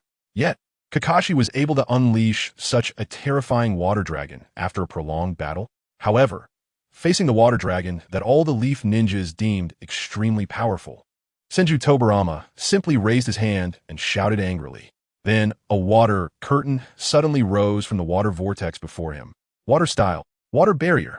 A thick wall of water surged up in an instant, standing before Senju Tobirama. This, as a technician of the leaf, Kakashi was very confident in his hand seals, but he had never seen anyone like Senju Tobirama, who could release such powerful water-style techniques effortlessly without forming seals. Is this the strongest water-style ninja? Kakashi's face, hidden beneath his mask, turned pale as he increased his chakra output. The water dragon's might grew even stronger. The imposing water dragon crashed violently against the water barrier, sending up countless splashes. Everyone, prepare water-style ninjutsu. Kakashi gritted his teeth and shouted angrily. Although it seemed he had momentarily suppressed Senju Tobarama, he knew very well that this was only due to the advantage created by the second Hokage, and the second Hokage was busy preparing his water-style ninjutsu, leaving him no time to counter Kakashi. If that water dragon formed, it would be disastrous. Kakashi looked at the water dragon gradually taking shape in the sky, his expression growing increasingly grim. The leaf ninjas around him had already formed seals, and numerous water-style techniques were continuously pouring out from the water vortex created by Senju Tobarama. Sure enough, the water-style environment created by the second Hokage also had a boosting effect for everyone. Kakashi saw the water-style techniques used by the nearby leaf ninjas were also quite terrifying, and he nodded inwardly. However, Senju Tobarama remained expressionless in the face of the various water-style attacks rushing towards him. He seemed indifferent to the water-style ninjutsu that was about to hit him. Boom! Countless water-style techniques poured onto Senju Tobarama's water barrier. Is it resolved? Kakashi's Sharingan spun wildly, his eyes filled with vigilance. Suddenly, the water dragon that had been suspended in the sky began to slowly turn, its head pointing down towards the leaf ninjas below. This is bad. Kakashi's heart sank. If this water dragon came crashing down, the destructive power it could unleash would be unimaginable. He quickly formed seals and slammed his hands on the ground. Earth-style, Earth Wall. Although Earth-style ninjutsu restrains water-style ninjutsu, Kakashi did not believe that his mere Earth Wall could withstand this overwhelming water dragon. Everyone, quickly use Earth-style ninjutsu for defense. Kakashi turned back and shouted, his eyes filled with urgency. If this water dragon crashes down, at least 1/5 of the leaf ninjas on the battlefield would be lost. Boom! The water dragon roared, and its fierce head seemed to emit a howl. It charged forward. Even from such a distance, Kakashi could still feel the tremendous force contained within it. If it crashed down, he feared his body would be smashed to pieces. Earth-style, Earth Wall. The ninjas behind him, seeing this, hurriedly formed seals to release their ninjutsu. Some ninjas with quick sealing speed had already erected one Earth Wall after another, just as Kakashi's voice fell. But trying to resist the overwhelming water dragon was still like an insect trying to shake a tree. This is bad. There isn't too much chakra left in my body. Kakashi closed his eyes in despair. The water dragon howled toward him.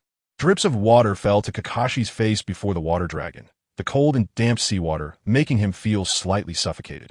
Whoosh! Suddenly, a yellow flash zipped by.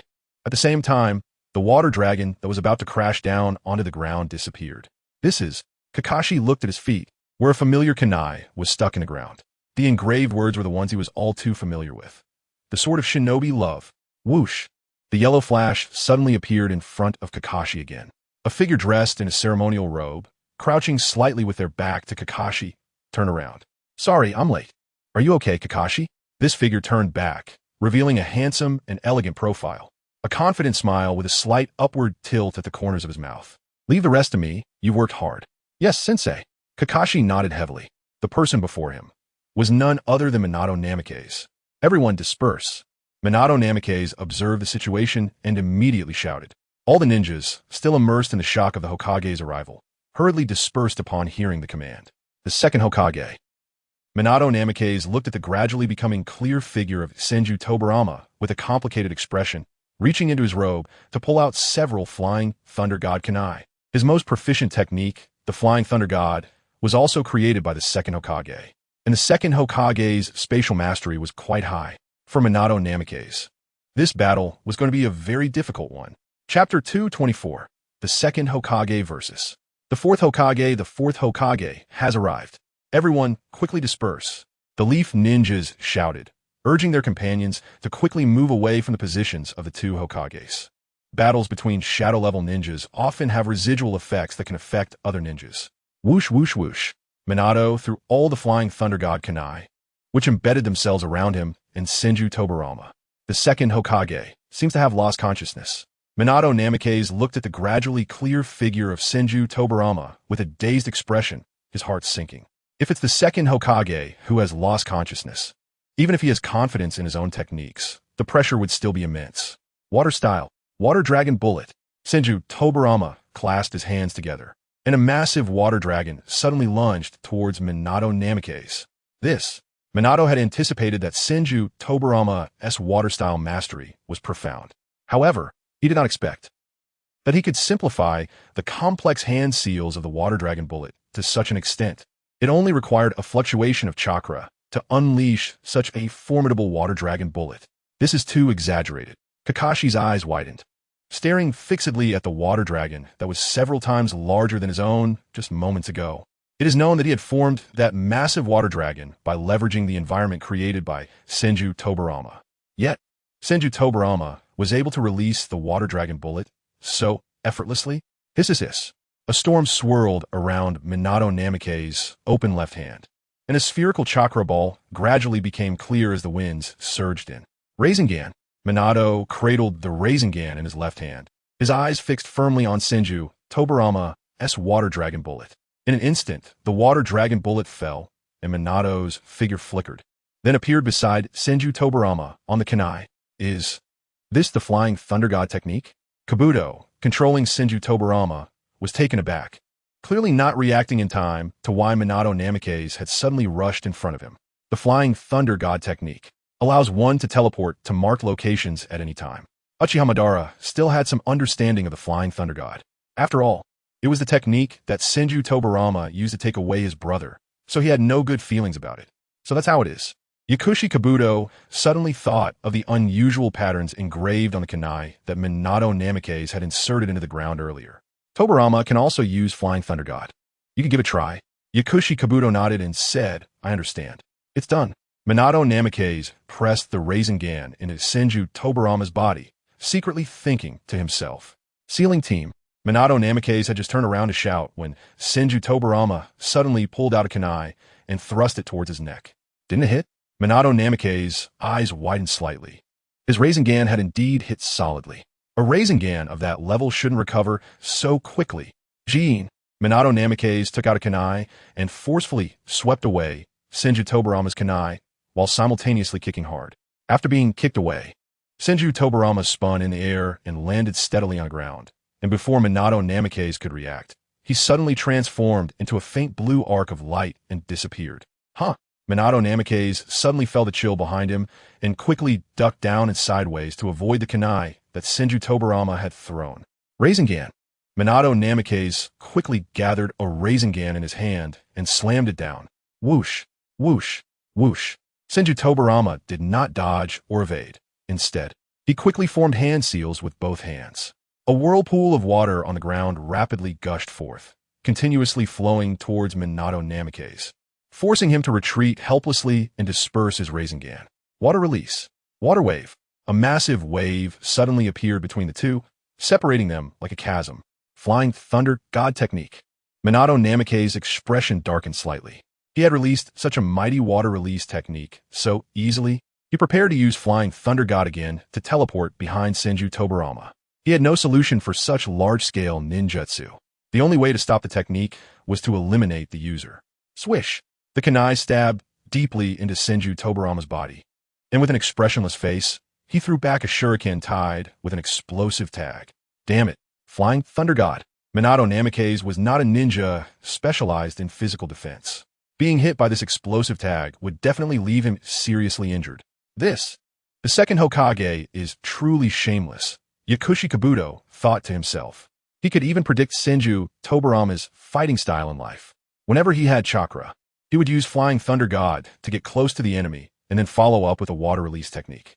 When he ran out of chakra, he would just fly away. This kind of playstyle, which kept the enemy on edge and made it difficult for them to track him, could be considered shameless. If Senju Tobarama didn't want to die, there probably wouldn't be any ninja who could hold him back. It would have to be a stalemate. Minato Namikaze's heart sank continuously. Two ninjas capable of using Flying Thunder God would need a long time of probing to find a flaw in each other to determine the winner. Moreover, as an Edo Tensei body, Senju Tobarama could afford to make countless mistakes. He had a body that could regenerate an infinite chakra. But Minato Namikaze could not afford to make even a single mistake. If he made one, it could affect his mobility. If his mobility was affected, the subsequent close combat would definitely be hindered. At that point, the battle using Flying Thunder God would surely end in defeat. Minato Namikaze was very clear about what awaited him after failure. Damn it, he couldn't do anything to the second Hokage now. Kakashi was refining his chakra while secretly anxious about the situation on the battlefield. He could easily analyze that dragging this out in a war of attrition would be unfavorable for his teacher. Although Minato Namikaze had more chakra than an average Kaga-level ninja, it could not compare to the infinite chakra of an Edo Tensei body. Compared to Senju Tobarama, Minato Namikaze's attacking methods were too singular. It was merely Kunai and Rasengan. In contrast, Senju Tobarama's water release was nearly unbeatable. Ignoring chakra consumption, it significantly improved his margin for error. With several water release techniques at hand, if he couldn't win in close combat against Minato Namikaze, he could simply throw the water release techniques at him. Minato Namikaze could only use Flying Thunder God to return to a safe place and wait for the next attack. Meanwhile, Senju Tobarama could gather new water release techniques during that time, waiting for the next attack. After all, his chakra was infinite, and he didn't have to worry about consumption. What would his teacher do? Kakashi felt that his chakra had recovered significantly and was about to get up to help when he suddenly felt a large hand pressing down on him. Chapter 225, Minato Namikaze Strategy. Damn it. The second Hokage's water release techniques are truly terrifying. Minato Namikaze was constantly searching for flaws in Senju Tobarama. He had lost count of how many rounds of attacks he had launched, but every time, Senju Tobarama's response was consistent. After several exchanges, both sides had obtained each other's Flying Thunder God marks. Even if Minato Namikaze wanted to teleport to a farther place to recover chakra, Senju Tobarama would likely react and follow him, forcing him into a physical confrontation. It had reached a stalemate. Minato Namikaze's mind raced as he thought about ways to break the deadlock. To break through the current stalemate, there were essentially two methods. One was to ignore Senju Tobarama's attacks and directly crush him, then have the sealing team seal him. The second was to use a powerful attack to break through Senju Tobarama's attacks and defeat him. The first method required relatively strong defense and was very risky. The second required not only extremely fast speed and destructive power, but also courage. Minato Namikaze made his decision in just a moment. He would directly tear through Senju Tobarama's attacks. He had more ways to attack, but he had no way to enhance his defense. Whoosh! Suddenly, a substantial amount of yellow chakra surged from Minato Namikaze's body, an overwhelming aura continuously radiating from him. Ninetales Chakra Mode. Activate. At the same time, a shadow clone far away in my Bokuzen, cultivating Senjutsu chakra, suddenly dissipated. Concurrently, an additional natural aura enveloped Minato Namikaze's golden body. Sage Mode. Activate. Senjutsu. Super Big Rasengan. Suddenly, a Rasengan began to form in his hand. The Rasengan continuously expanded, attracting nearby storms to swirl into it. Flying Thunder God, Mutual Flash Wind Spiral. Before Senju Tobarama could react, a yellow figure suddenly embraced him from the ground, pressing against him with all its might. At the same time, Minato Namikaze and his golden body suddenly flashed, raising his hand to slam the Super Big Rasengan down. Damn it! Yakushi Kabuto didn't have time to think about what Minato Namikaze's golden body mode was. Seeing the terrifying chakra in Minato Namikaze's big Rasengan, he looked very grim as he manipulated Senju Tobarama to unleash all the water release techniques towards the Minato Namikaze holding the Rasengan. Boom! Minato Namikaze, holding the Rasengan, saw the water release techniques piercing his body like blades and, instead of panicking, smiled at Senju Tobarama. Boom! The figure holding the Rasengan exploded. Senju Tobarama was startled. What is going on? Is this a shadow clone? Is this behind him the real body? Yakushi Kabuto quickly reacted, trying to break free from the restraints behind him. He hurriedly pulled out several explosive tags. The detonating explosive tags surrounded Senju Tobarama and the Minato Namikaze behind him. Senjutsu, Big Rasengan. As the thousand-hand Tobarama was gradually restored, a golden figure with chakra flowing continuously on its surface descended from the sky, holding a Rasengan that was several times larger than its own body. Is this the real body? Yakushi Kabuto's eyes widened. The thousand-hand Tobarama in his hands had only just recovered halfway. The prepared means had all been given to the shadow clone of Minato Namikaze. He had no countermeasures left. Give me 10 more seconds. Yakushi Kabuto roared in his heart. But for a speed-type ninja like Minato Namikaze, not to mention 10 seconds. Even a second could be enough to determine life and death. The giant Rasengan mercilessly smashed into the dust below. The airflow constantly spread out. The surrounding white Zetsu were caught off guard and were directly blown away. Minato Namake's sharp gaze was fixed below as he silently recited, "This is the Flying Thunder God's second stage." Ceiling class. Kakashi, watching the rapid changes on the battlefield, quickly reacted and shouted loudly, "Go seal it." The ceiling class ninjas behind him finally reacted, rushing over to seal the thousand-hand Tobarama. The dust gradually cleared a bit, revealing a pit several feet deep and hundreds of meters wide. In the center of the pit, a mass of impure soil was swirling, gradually forming a human shape. Damn it! Yakushi Kabuto slammed his hand on the table. There was no time left to resurrect. His trump card was inexplicably resolved like this. It seems that this Minato Namake's is quite a character. Uchiha Madara saw Yakushi Kabuto's reaction and, without him saying, understood the general situation. To think he could deal with that thousand-hand Tobarama guy, it seems that Konoha now has quite a few remarkable ninjas. Uchiha Madara was somewhat amazed at the changes in Konoha today, when he had challenged Konoha in the past.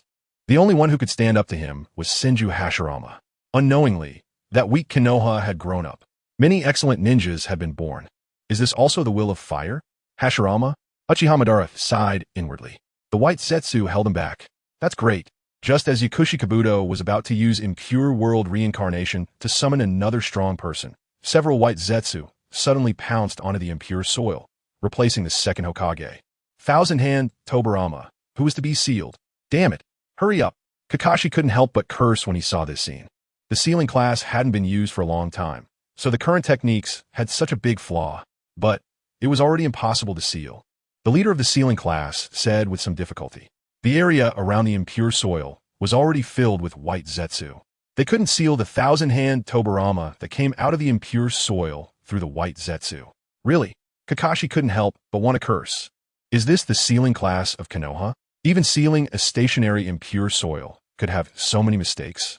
Just as he was about to say something, a coffin suddenly rose from the side of the impure soil. The coffin lid suddenly opened, and a ninja wrapped in bandages slowly pressed against the edge of the coffin to walk out. This is another ninja of Impure World Reincarnation? Kakashi narrowed his eyes. He felt a tremendous threat from this bandaged ninja. This reaction, another shadow-level powerhouse. Now, I wonder how the Hokage will handle this next? Yakushi Kabuto pushed his glasses, feeling somewhat smug as he thought to himself. Here is. The bandaged ninja slowly opened his pitch-black eyes, staring blankly at the Konoha ninjas in front of him. I've been revived again. Yakushi Kabuto transmitted information, helping him understand the current situation. As for Mu, he hadn't erased his consciousness. Dust release, such a high-difficulty ninjutsu. Yakushi Kabuto couldn't control him to use it. Without dust release, the second Tsuchikage wouldn't be so threatening. Chapter 226. NingFeng arrives. This guy is the second Tsuchikage. Based on the information from NingFeng, Minato Namake's had learned about the powerful specimens they had taken. The ninja wrapped in bandages was so unique that Minato had deliberately taken a few looks, not only because of his peculiar appearance, but more so because of his abilities. He could split without being detected by other ninjas, and there was also the bloodline limit. Dust release. These special abilities made Minato Namake's pay special attention to this ninja. This is not a simple character. Minato Namake's dispelled the golden body mode. His expression somewhat grim. Facing one alone, he could rely on tactics and the unexpected advantage of the Nine Tails chakra mode to find opportunities to defeat him. But now he was facing two, and there were quite a few Konoha ninjas around, trying to defeat both without involving them. Even Minato felt tremendous pressure. They were both masters of large-scale ninjutsu. Minato slightly stepped back, his sharp gaze fixed on the already restored thousand-hand Tobarama. He had left a flying thunder god mark on thousand-hand Tobarama. He was confident that he could subdue him in one strike before thousand-hand Tobarama was prepared with water-style ninjutsu. With this thought, his hands continuously gathered wind release chakra. A Rasengan quietly took shape. Flying Thunder God's second stage. Rasengan. Above thousand-hand Tobarama, Minato Namake's figure flickered into view. In his hand was a Rasengan ready to unleash. Earth release. Earth flow wall. Seeing this scene, Mu calmly formed hand seals with both hands and slammed down, causing a wall of earth to rise and surround the two of them. Boom! The Rasengan slammed heavily into the stone wall. Truly the second Tsuchikage.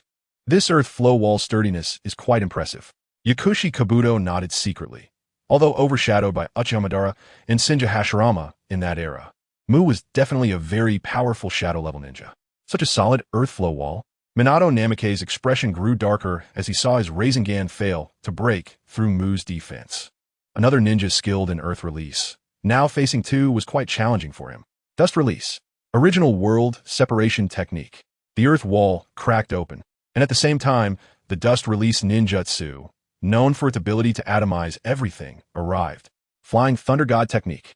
Minato Namake's immediately retreated upon realizing that the attack wouldn't work. This dust release ninjutsu. He had never seen anyone withstand it and escape unscathed. Is it really only possible to be so passive now? Minato Namake's panted lightly as he landed on the ground some distance away, not daring to show any signs of exhaustion. He had originally wanted to use the Ninetales chakra mode for a decisive moment later, relying on his sage mode to slowly find the flaws of the two. But it seemed he had been a bit overconfident. After all, as the brother of the god of ninjas, the second Hokage had many water-style forbidden techniques at his disposal. Facing one, he could handle it with ease. But facing two equally powerful opponents made it far from easy. Minato-sensei. Suddenly, a flash of lightning flickered behind him. At the same time, a familiar voice entered his ears. Foam. Minato Namake's turned back in surprise, and what he saw was none other than Uchiha Foam, who had just arrived. Sorry, teacher. There are still many messes to handle in the Rain Village, which took a lot of time. NingFeng, holding dual swords, scratched his head a bit awkwardly and said, I just finished handling things here and rushed over. It's all right, Feng. With you here, it will be much easier. Bluffing Shuemin laughed heartily and pointed to the other side where the earthen wall had already cracked and collapsed, slowly revealing the figures of two ninjas. These two are Lord Second Hokage and Lord Second Sasuke. Lord Second Hokage? NingFeng was taken aback. He had previously proposed the idea of reincarnating the second Hokage and the first Hokage, but was rejected by Bluffing Shuemin. Bluffing Shuemin awkwardly smiled. If he had let NingFeng take the first Hokage and second Hokage specimens back, so many issues wouldn't have arisen. Wait, if the second Hokage has been reincarnated, does that mean the specimen of Lord First Hokage is also with them? NingFeng suddenly thought of a very serious issue. Kurizetsu still had the specimen of Uchiha Madara. Kabuto Yakushi had also obtained the specimen of the first Hokage, Senju Hashirama. In the original story, it was because Orochimaru activated the Konoha collapse plan that the souls of Senju Hashirama and Senju Tobirama were taken into the belly of the Shinigami by Sarutobi Hiruzen. So Kabuto didn't reincarnate them immediately. It was only later, after Orochimaru retrieved the souls from the Shinigami, that they were reincarnated. But now, due to his butterfly effect, Orochimaru hadn't initiated the Konoha collapse plan. This means the souls of the second Hokage and the first Hokage are still preserved. So Kabuto could completely reincarnate them, right? Wolfing Shuemin sighed helplessly. The bodies of the second Hokage and the first Hokage are not far apart. If he could obtain the specimen of the second Hokage, then the first Hokage would definitely. If he had known this, he wouldn't have cared about defiling the souls of the first and second Hokage. Forget it. Let's first deal with the trouble at hand. NingFeng shrugged and looked at the two ninjas in front of him, their expressions blank and faces wooden, and asked Bluffing Shuemin curiously, Teacher, has the second Hokage always had this expression? Didn't he say a word of nostalgia? No. Bluffing Shuemin was somewhat puzzled as to why NingFeng was asking this. Did he want to know about the village situation since he saw himself as the fourth Hokage? But Senju Tobirama's approach was very ruthless and merciless, almost as if he had come with the intention of killing him. That's fine then. NingFeng nodded. It seems that Kabuto must have erased Senju Tobirama's consciousness. This would cause Senju Tobirama's strength to certainly decrease to some extent. Teacher, I'll first test the strength of these two. NingFeng took a step forward, smiling confidently at Bluffing Shuemin. These two have come a long way on the path of the Kage. The second Hokage might even surpass the Kage level. Bluffing Shuemin frowned, slightly displeased. In his view, NingFeng was being too overconfident. Even he himself might not be able to subdue both of them. Although both were overshadowed by the brilliance of Uchiha Madara and Senju Hashirama, their strength should not be underestimated. Don't worry, teacher. NingFeng smiled as he inserted a kunai into the ground and strode up to Bluffing Shuemin. Even if I can't win, I can always come back, right? Chapter 227, Suppressing the Two Shadows. Wushak, alright, be careful, Feng. Bluffing Shuaimin saw that NingFeng insisted on going and had no choice but to step aside. He resolved in his heart that as soon as NingFeng showed any signs of defeat, he would immediately rush to rescue him. Feng! Kakashi saw the figure glowing with lightning and felt somewhat relieved. But then he saw his teacher take a step back, and NingFeng stepped forward to challenge alone. This. Kakashi looked at Bluffing Shuaimin with some confusion, unable to understand why they weren't going together. Bluffing Shuaimin noticed Kakashi's gaze and shook his head, signaling him to keep watching. NingFeng's Flying Thunder God technique was almost on par with his own. Even if he couldn't win, he could definitely run back. Bluffing Shuaimin comforted himself not to worry too much about NingFeng's safety, but the next scene suddenly made his expression change to disbelief. Whoosh! NingFeng transformed into a bolt of lightning and charged forward, completely ignoring the incoming water release and Doton ninjutsu, and before the two ninjas could react, he sliced them apart with one blow each. The dual blades infused with lightning chakra were incredibly sharp, and even though Wu had set up a Doton defense, it was sliced apart like tofu. This is bad. Kabuto's eyes turned dangerous as he directly spoke to Uchiha Madara. Uchiha Feng has arrived on the battlefield. I can't do anything to him. Uchiha Madara stopped meditating and opened his eyes, his tone slightly surprised. He arrived at the Konoha battlefield so quickly? He must have used the Flying Thunder God technique to get here. Kabuto shrugged helplessly. For NingFeng, who had already opened the Rinnegan, he had no way to deal with him. The second Hokage's water release ninjutsu and Wu's Doton ninjutsu were rendered ineffective. In close combat, he couldn't compete with NingFeng, who had activated the lightning release armor and pushed the nature transformation of lightning release chakra to the extreme. It could be said that being sealed was just a matter of time. I'll go to the battlefield and play with him. Uchiha Madara's inner battle fire was slightly uncontrollable, and he spoke excitedly. As a Konoha Azura who came from the Warring States period, he had an instinctive desire to challenge the strong. I still have a trump card that hasn't been used. Kabuto, recalling he still had a trump card, tentatively spoke up. For some reason, seeing NingFeng dominating the battlefield, he suddenly felt hesitant to let Uchiha Madara go. He feared that this greatest trump card would also be defeated by NingFeng. After these battles, Kabuto grew increasingly fearful of NingFeng. He couldn't even gauge how strong NingFeng truly was. Whether it was taijutsu, ninjutsu, space-time ninjutsu, sealing techniques, or chakra volume, NingFeng exhibited an unfathomable level. Senju Hashirama? Fine. Uchiha Madara slowly sat down after hearing this. He knew the final trump card was Senju Hashirama, his greatest rival in life. He was also the only ninja he acknowledged. However, even if Senju Hashirama were to go to the battlefield, even if his strength was weakened, he would still be an overwhelming presence, right? Kabuto forced a smile as he watched Uchiha Madara's expression subtly change and guess what he was thinking. Having spent years by Orochimaru's side, he had long honed his ability to read expressions. Now, having guessed Uchiha Madara's thoughts, he couldn't help but smile bitterly. Although he controlled the consciousness, the strength would at least drop by 50%. But even if he did not control the consciousness and fully reincarnated the first Hokage, he was afraid he wouldn't be a match for NingFeng. Aside from NingFeng, Senju Hashirama could indeed crush the battlefield, as Uchiha Madara said, but the only variable was NingFeng. Explosive release. With another slash, NingFeng shattered Wu's body, and this time he formed seals with one hand and shouted explosively. Then, Wu's vicinity suddenly erupted. Is this explosive release? Wu looked at NingFeng with some surprise. In just a few exchanges, NingFeng showcased multiple bloodline limits. He even suspected that NingFeng had mastered the dust release bloodline limit. You're not a ninja from a Wagakure. But why are there so many techniques from a Wagakure? Are you a rogue ninja? What is Inoki doing? With your presence, the Wagakure would surely become even more glorious, constantly being blown to dust and continuously regenerating. There hasn't been a moment of stopping in persuading NingFeng. In his eyes, NingFeng is the genius ninja of a Wagakure who was forced to defect. How could someone with such high ninja talent be driven away by Inoki without recognizing his worth? He never thought NingFeng would be a ninja from another village. Explosive release and dust release could only appear in ninjas from a Wagakure. Dust release, primary layer technique. NingFeng was slightly annoyed by the incessant noise, and with his hands together, a standard dust release ninjutsu was unleashed. You are indeed a ninja from a Wagakure. It looks like you are a candidate for the next Sasuke. Wu was going crazy. No matter how he tried to persuade the ninja in front of him, he remained silent.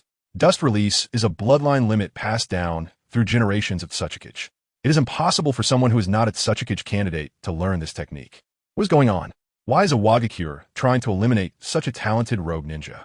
Wu's doubts could no longer be suppressed. Truly, he was impressed by him.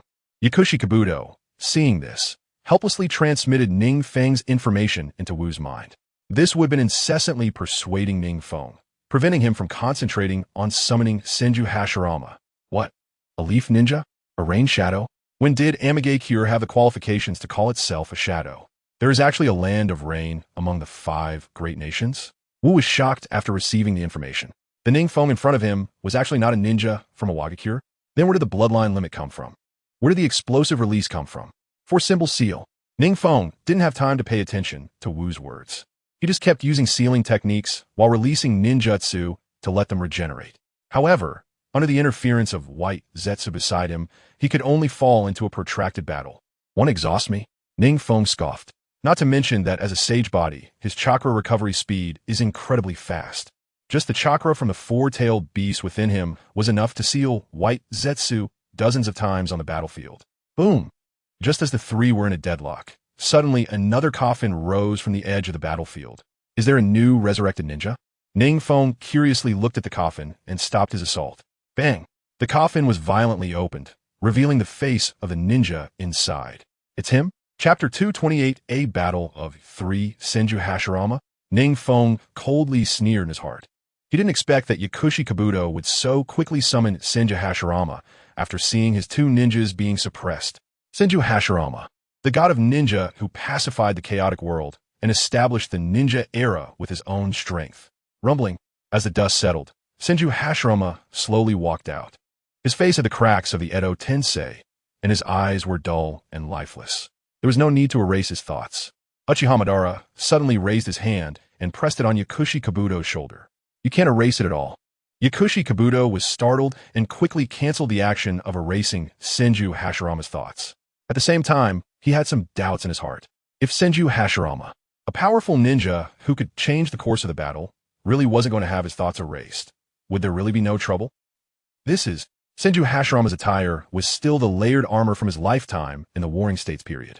He was a middle-aged man with long black hair, looking somewhat naive. He didn't even seem threatening.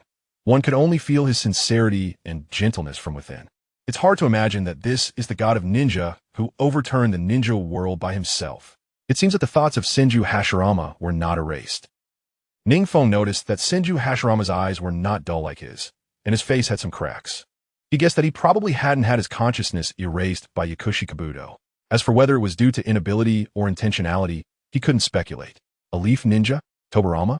Senju Hashirama was momentarily confused before starting to survey his surroundings. He should have been resurrected without a doubt. But what is the situation now? Why is there a bandaged person standing next to his brother? Moreover, there is a junior staring directly at him, with unmasked battle intent in his eyes. What is this? Just as he was puzzled, Yakushi Kabuto followed Uchiha Madara's orders and transmitted all the information into his mind. This is Edo Tensei. Senju Hashirama looked at his body in surprise and carefully sensed it. His strength had indeed decreased by about 30%. Although a 30% decrease in strength sounds small, for a ninja of his caliber, a 30% decrease is already terrifying. So now the enemy is that leaf enemy?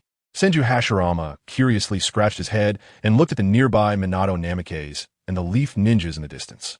Is everyone fighting that ninja surrounded by lightning? And they couldn't do anything to him, so they summoned himself and his brother with Edo Tensei? This was all information transmitted by Uchiha Madara to Yakushi Kabuto.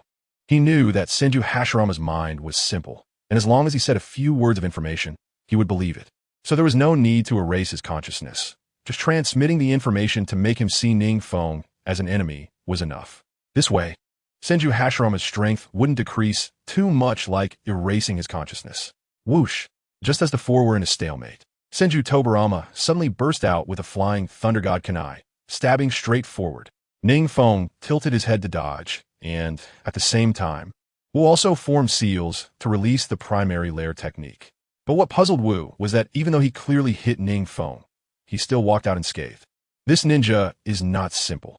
Senju Hashirama was slightly taken aback, not expecting that such an encirclement would not cause any substantial harm to NingFeng. No wonder they wanted to summon me as well. But where is the caster?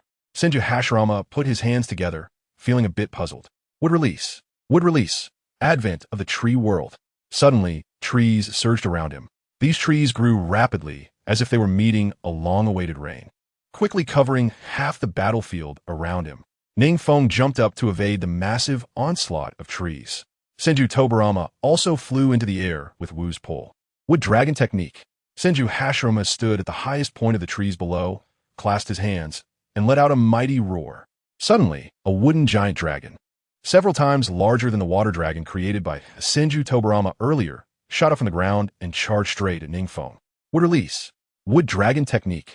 Since Senju Hashirama created such a favorable environment for wood release, NingFeng also unceremoniously used the same wood release ninjutsu as Senju Hashirama. What? Senju Hashirama looked in surprise as a gigantic wood dragon appeared beside NingFeng, equally impressive as his own. The two wood dragons roared and collided. It actually put me at a disadvantage. Senju Hashirama was horrified, although his strength had decreased by about 30%. This ninja was actually able to match him in wood release? Who exactly is this ninja? Why can his wood release be nearly as powerful as his own? Water release. Water dragon bullet. Dust release. Original world separation technique.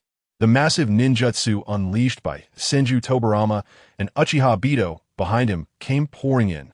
NingFeng looked at the overwhelming large-scale ninjutsu and knew that he couldn't simply use the hungry ghost path of the Rinnegan to block it. Susanoo. Suddenly, under a familiar chakra fluctuation, a gigantic golden warrior phantom abruptly appeared before Senju Hashirama. The terrifying pressure made the surrounding Konoha ninjas and white Zetsu tremble involuntarily. Compared to the previous fourth stage, the current complete Susanoo brought a pressure that was several times stronger. The tall and complete Susanoo finally took shape, and a large amount of chakra became tangible.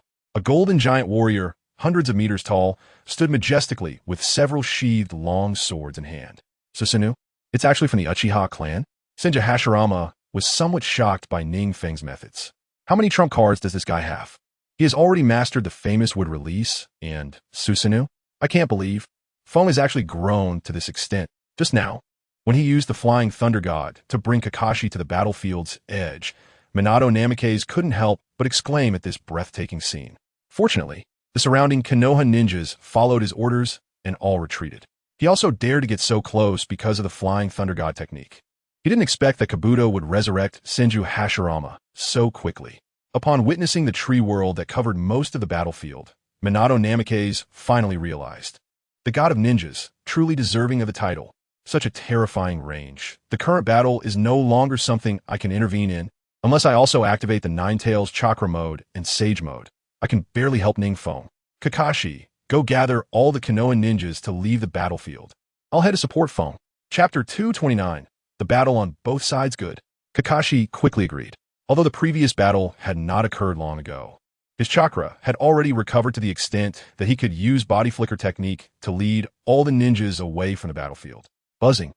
Just as Minato Namikaze was preparing to activate the Nine Tails Chakra mode to support NingFeng, a sudden spatial fluctuation surged beside Kakashi. What is going on? Kakashi cautiously jumped back, simultaneously drawing out a kunai from his ninja tool pouch. Minato Namikaze also stopped his actions, looking warily at the source of the fluctuation. Kakashi. Minato, none of you are allowed to leave. A familiar voice came from the spatial fluctuation, and a ninja dressed in a black cloak and wearing a spiral mask slowly emerged from the distortion. You, Uchiha Obito? Minato Namikaze's face instantly turned slightly angry. It was because of this masked man that during Kushina's childbirth, he almost lost his life to the extraction of the tailed beast. If it weren't for NingFeng's arrival, he couldn't imagine how that night would have turned out. You treacherous guy. Seeing his enemy, Kakashi couldn't hold back anymore and quickly formed hand seals to use Raikiri, charging directly at him. Huh, say what you want. Obito shrugged and let Kakashi's attack pass through him effortlessly. You all won't be saying anything soon. Kakashi, don't be careless. Minato Namikaze saw Obito's strange ability and quickly warned Kakashi. You continue to gather everyone and leave. Minimize unnecessary casualties. Leave this to me. Minato Namikaze cautiously pulled out a large number of Flying Thunder God kunai and threw them. Obito didn't move, allowing those kunai to pass through him and embed themselves in the trees and ground beside him. All right, Kakashi wanted to say something more. But seeing the serious expression on his teacher's face, he reluctantly sighed and turned to leave. Fire release. Great fireball technique. Just as he was about to carry out his teacher's orders, Obito suddenly spat out a massive fireball at him from behind. Kakashi, be careful. Without Minato Namikaze's reminder, Kakashi felt the heat wave surging from behind him. Earth release. Earth flow wall. Kakashi hurriedly formed hand seals, and a dirt wall rose between him and the fireball. The fireball slammed violently into the dirt wall, creating a massive rush of heat that surged toward Kakashi behind the wall. At the same time, the dirt wall burned and cracked, the edges even breaking from the impact of the fireball. For a moment, dirt mixed with heat flew everywhere. Seizing the opportunity created by the mist and heat from the fireball colliding with the dirt wall, Uchiha Obito activated his Sharingan, using Kamui to appear behind Kakashi. Taking a step forward to grab him, Minato Namikaze, seeing this, calmly opened his palm, chakra continuously gathering in his hand. Flying Thunder God. Rasengan. Just as Obito's hand was about to touch Kakashi's back, a sound of wind swirling and breaking through the air suddenly came from behind him. Whoosh! Reluctantly, he had to allow his body to become intangible, canceling this attack on Kakashi. Boom! The Rasengan crashed violently into the ground, creating a pit several feet deep. Kakashi turned his head, realizing when did someone arrive behind him? Kakashi felt a surge of fear. If Minato Namikaze hadn't come to help him, he would have really been caught. He was well aware of Obito's ability to transfer anything he physically touched to another dimension. That is no different from death. He quickly formed hand seals again and used fire release. Great fireball technique. The fireball shot straight towards Obito, but Obito also swiftly retreated.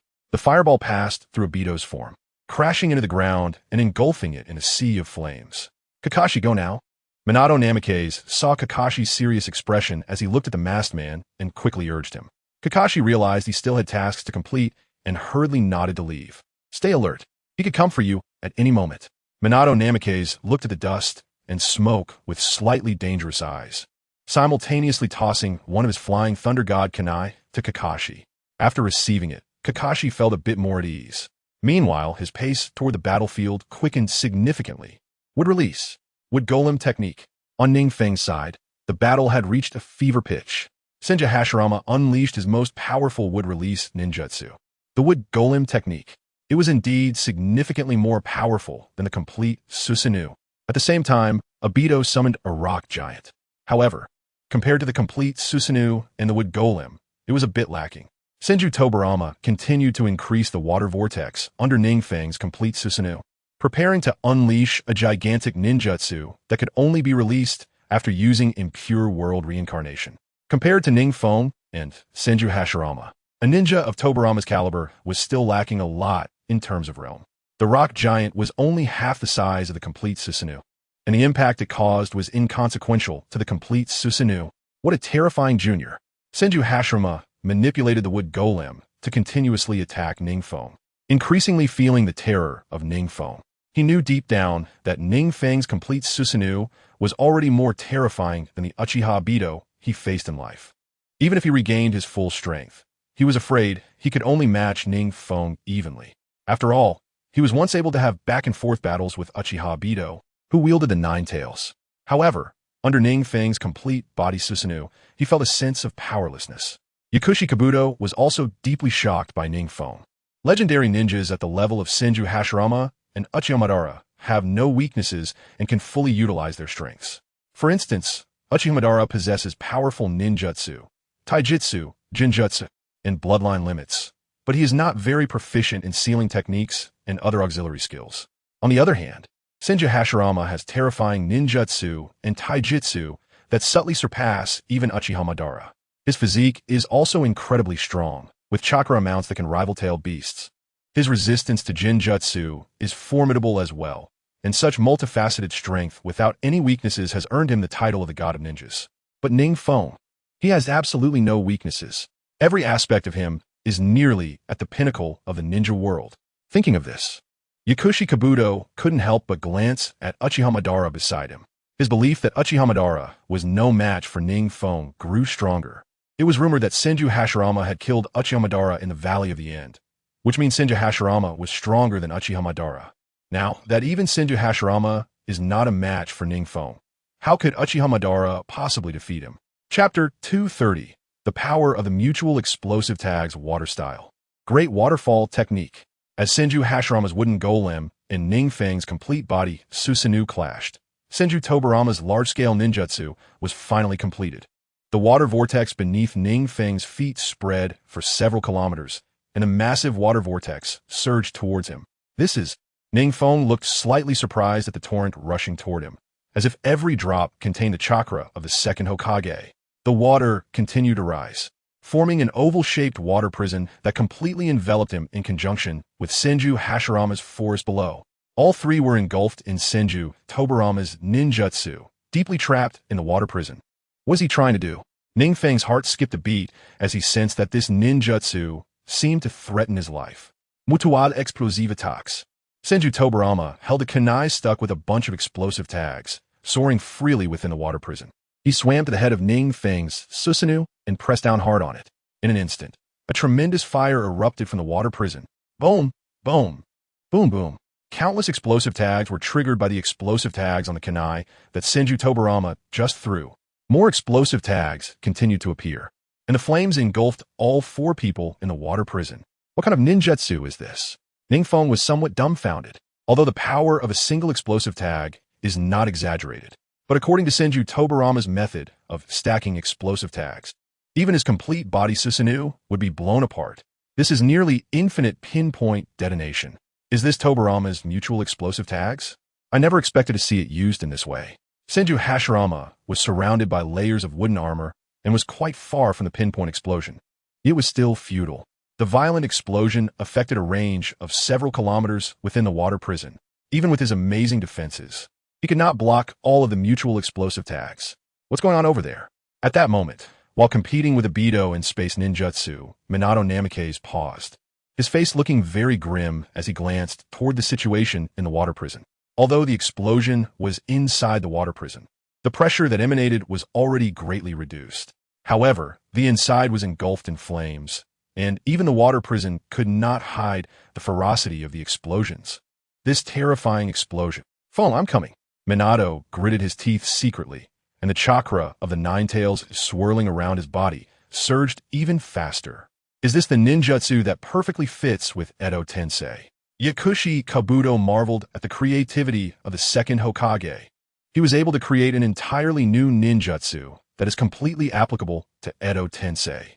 Without the brilliance of the first Hokage, the god of ninjas, I believe the second Hokage, Senju Tobarama, would also be a remarkable figure in chaotic times. Tobarama's creativity is indeed impressive. Even Uchiha Madara rarely nodded in praise, saying endless creativity, all sorts of strange and peculiar forbidden techniques. He is a very competent ninja and politician. Inside, NingFeng was also in a state of agony. Having activated the complete body Susanoo, he had endured the explosions of the explosive tags for a long time. However, under the relentless onslaught, it ultimately broke through. He could only use the abilities of the Rinnegan now. NingFeng's eternal Mangeki Sharingan pattern spun continuously, eventually locking into the purple Rinnegan. At the same time, his abilities were activated. Void. His entire being shifted into a different time and space. Meanwhile, the other three Edo Tensei in the water prison were gradually restored from the continuous explosions. Senju Tobarama is truly a genius ninja. NingFeng couldn't help but exclaim. After using the great waterfall technique to form the water prison, he then used the highly destructive mutual explosive tags as his final killing move. One must admit that many of the second Hokage's ideas are incredibly imaginative. If he had encountered an ordinary ninja, this move would have been enough to kill them. But against NingFeng, who activated the Rinnegan and whose ability is void, a single A-ranked forbidden technique is somewhat insufficient. Bang, bang, bang. The flames continued to rise into the sky, even surpassing the limits of the water prison. A massive amount of explosive tags kept burning and exploding. All the Konoha ninjas were shocked as they watched this scene. Even some ninjas far away could feel the constant tremors of the earth. Did something happen to Lord Foam? In the distance, Yahiko, who was pressing the advantage on the battlefield, sensed the chakra fluctuations from Konoha and looked up to see the sky-high flames, worrying aloud. Lord Foam just went to the battlefield in Konoha, and now there's such terrifying chakra fluctuations. He wouldn't believe it if he said it was nothing. Lord Feng has activated the Rinnegan, don't worry. Nagato, who was beside him, came over and patted Yahiko's shoulder, looking somewhat deeply at the distant smoke and fire. Such a powerful ninjutsu. No ninja would escape unscathed. However, he had a strong confidence in NingFeng. Their leader, the Rain Shadow, would definitely not fall so easily. Such a terrifying ninjutsu. The water prison had shattered, and the water vortex on the ground slowly spread out. The ground was now full of the desolation left by the explosions, showing no traces of the previous lush jungle.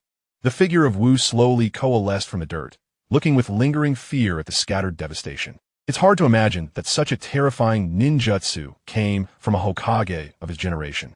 If such a terrifying ninjutsu were used against him, he couldn't help but shiver. Truly a horrifying ninjutsu. Tobirama. Beside him, Senju Hashirama also slowly recovered his body, somewhat astonished as he surveyed the surroundings. The forest created by his wood style had turned to ashes under the explosions of the explosive tags. Now only the flames and dripping water droplets remain. Senju Tobirama's expression gradually solidified. Yakushi Kabuto let out a sigh of relief. He hadn't intended to kill NingFeng so directly. According to Uchiha Madara and the Masked Man, they wanted to force out the whereabouts of the tailed beast before disposing of NingFeng. However, the previous situation left Yakushi Kabuto with no time to think. He hurriedly instructed Senju Tobirama to unleash the most destructive ninjutsu to crush NingFeng once and for all. The power of this technique is also evident, as it completely obliterates the land within several miles. From this, one can see how terrifying the explosion that NingFeng endured hundreds of meters above the ground truly is. Just as Senju Hashirama was about to pat his brother on the shoulder and say something, he suddenly sensed a surge of chakra. He turned sharply to look at the sky where the explosion had just occurred, and a familiar figure gradually became clear amidst the dust and smoke. He actually managed to survive? Senju Hashirama and the others below were in shock. Such a terrifying ninjutsu can be endured? Chapter 231, True Thousand Hands. How is that possible? Yakushi Kabuto was also in shock and confusion. He had just experienced the power of that ninjutsu through Senju Tobirama's body. That terrifying explosive force. The mutual explosive tag technique is different from other ninjutsu. It requires very little chakra. It only needs the first explosive tag to continuously summon the remaining explosive tags for pinpoint detonation. Therefore, the power is not significantly different. This kind of terrifying power is something even Senju Hashirama cannot withstand. But NingFeng actually survived? Yakushi Kabuto's cheeks grew even hotter. How can he kill the Rain Shadow? He had already proven that he had offended both the Rain Shadow and Lord Orochimaru. If he does not kill the Rain Shadow, one can imagine the torment he would face after his failure. What's the panic? Uchiha Madara looked down on Yakushi Kabuto, whose hands were trembling like a sieve hidden in his robes. The ninjas of later generations have such exaggeratedly regressed courage, just like their strength. Uchiha Madara snorted coldly. Although Senju Tobirama's mutual explosive tag technique sounds terrifying, how could someone his caliber, Uchiha Madara, be so easily hit by the flying explosive tags? Without the first explosive tag, the subsequent power cannot be unleashed. That Uchiha peak looks like his combat experience is just average. However, although that junior did not evade, he was able to withstand this ninjutsu. It seems he has some skill. This guy is really terrifying. He can actually endure such ninjutsu. Wu shook his head. In his heart, the status of a ninja before him had already risen to the level of Uchiha Madara and Senju Hashirama, powerful beings. There was simply nothing he could do. Although it was humiliating, compared to Senju Hashirama and Uchiha Madara, his strength was still far too lacking. This is really dangerous. NingFeng above was also sweating coldly as he looked at Senju Tobirama. If his reaction had been any slower, and if he hadn't activated the Rinnegan to use the void ability the moment Susanoo was blown apart, he would have left this world filled with regret under such a terrifying barrage of explosive tags, right? Flying Thunder God Slash. Suddenly, Senju Tobirama transformed into a blue wave and disappeared.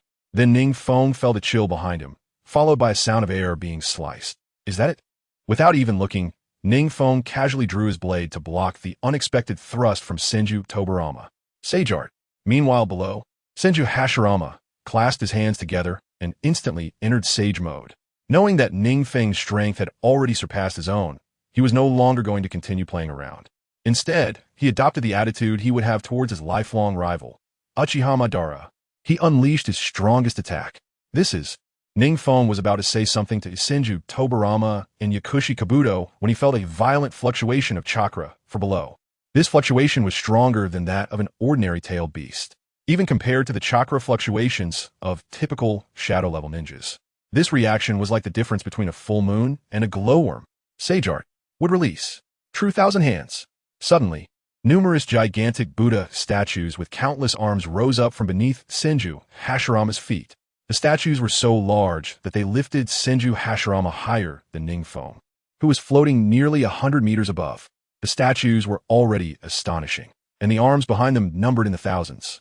Each arm was taller than the Nine-Tails body, and the further out they extended, the more exaggerated they became, like a peacock spreading its tail. The gigantic arms of the Buddha statues were arrayed behind it.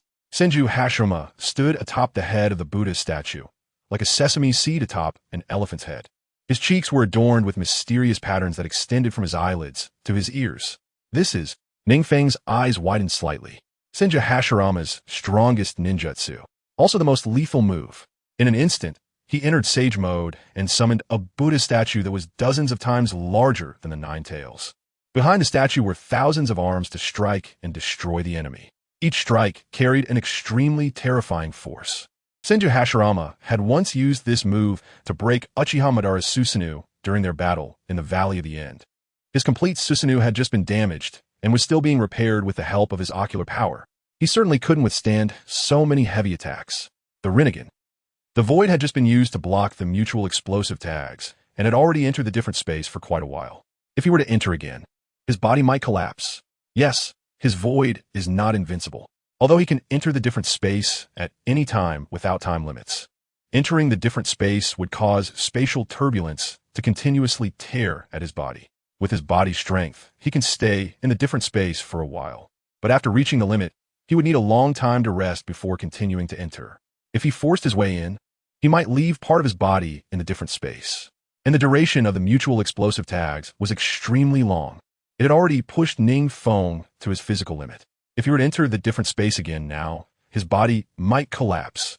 So, how can he evade such a terrifying ninjutsu? Suddenly, NingFeng thought of using Flying Thunder God. His body had already reached its peak, and although he didn't know if he could withstand the spatial fluctuations of Flying Thunder God, he could at least try to see if he could escape. Flying Thunder God. NingFeng attempted to use the Flying Thunder God technique, but his body showed no reaction at all. What is going on? NingFeng was horrified. This shouldn't be happening. He should have had some response when using Flying Thunder God, regardless of whether his body could withstand it. Suddenly, he saw not far away, Senju Tobarama was forming hand signs with one hand, firmly gripping his Flying Thunder God kunai, staring coldly at him. Spatial lockdown? NingFeng gritted his teeth. This is an advanced usage of the Flying Thunder God technique, within a certain space, as long as he uses this advanced technique. All ninjas' Flying Thunder God series of space-time ninjutsu will lose their effectiveness.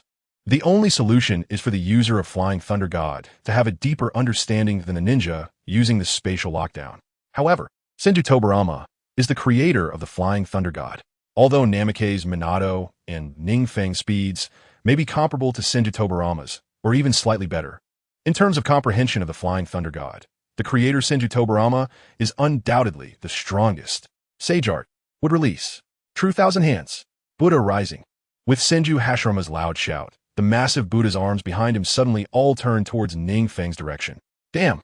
NingFeng watched helplessly as the true Thousand Hands descended, a sharp light flashing across his face. Probably no one would have thought of this. Chapter 232. Is NingFeng dead?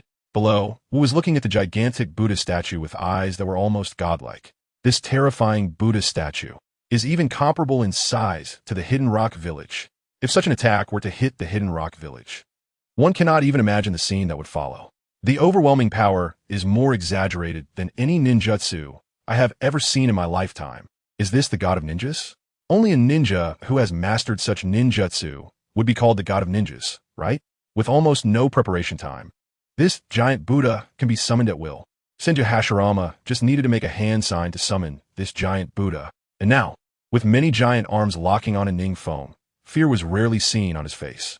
If such an attack hit him, even if his physique is stronger than Senju Hashirama's, this terrifying attack would need to be repeated over 1,000 times. He would probably be crushed to nothing but bones, right?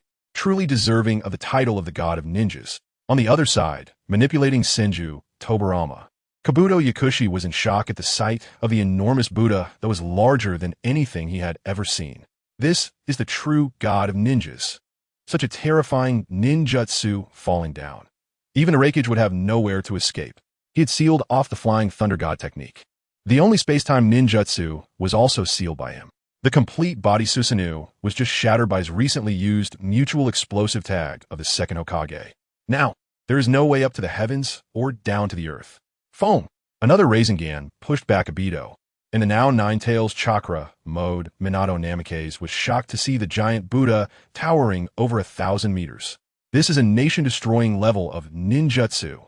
The first Hokage is actually this terrifying? Can NingFeng withstand such a terrifying ninjutsu? Minato Namikaze no longer had the heart to entangle with Obito, feigning a move to escape to NingFeng's side. However, he found that his Flying Thunder God technique was completely ineffective. It was as if the Flying Thunder God mark he placed on NingFeng was forcibly blocked. He knew of the mark's existence, but he couldn't touch it at all. Minato Namikaze grew increasingly anxious, but Obito clung to him again. Wanted to save Uchiha Foam? Obito merely glanced at the direction of Minato Namikaze's gaze. A cold smile forming beneath his mask. Under this ninjutsu, NingFeng simply cannot resist. The strongest ninjutsu of the god of ninjas. As long as he continues to stick to Minato Namikaze, it will be fine. That Kabuto Yakushi guy is indeed powerful. He can manipulate Senju Hashirama to use his strongest ninjutsu in life. Yahiko, what is that? Meanwhile, far away in the battlefield of the Hidden Rain Village, Nagato had just finished comforting Yahiko when he saw the towering wooden Buddha statue. My god! Yahiko glanced over, his face immediately turning pale. That is a giant Buddha over hundreds of meters tall, completely made of wood release. Could it be Lord Feng's technique? Yahiko swallowed hard, bitterly speaking. However, he didn't quite believe this notion. He had never heard NingFeng mention he could use such ninjutsu. This ninjutsu is enough to subdue the nations. Even from this far away, Yahiko could feel the terrifying chakra contained within.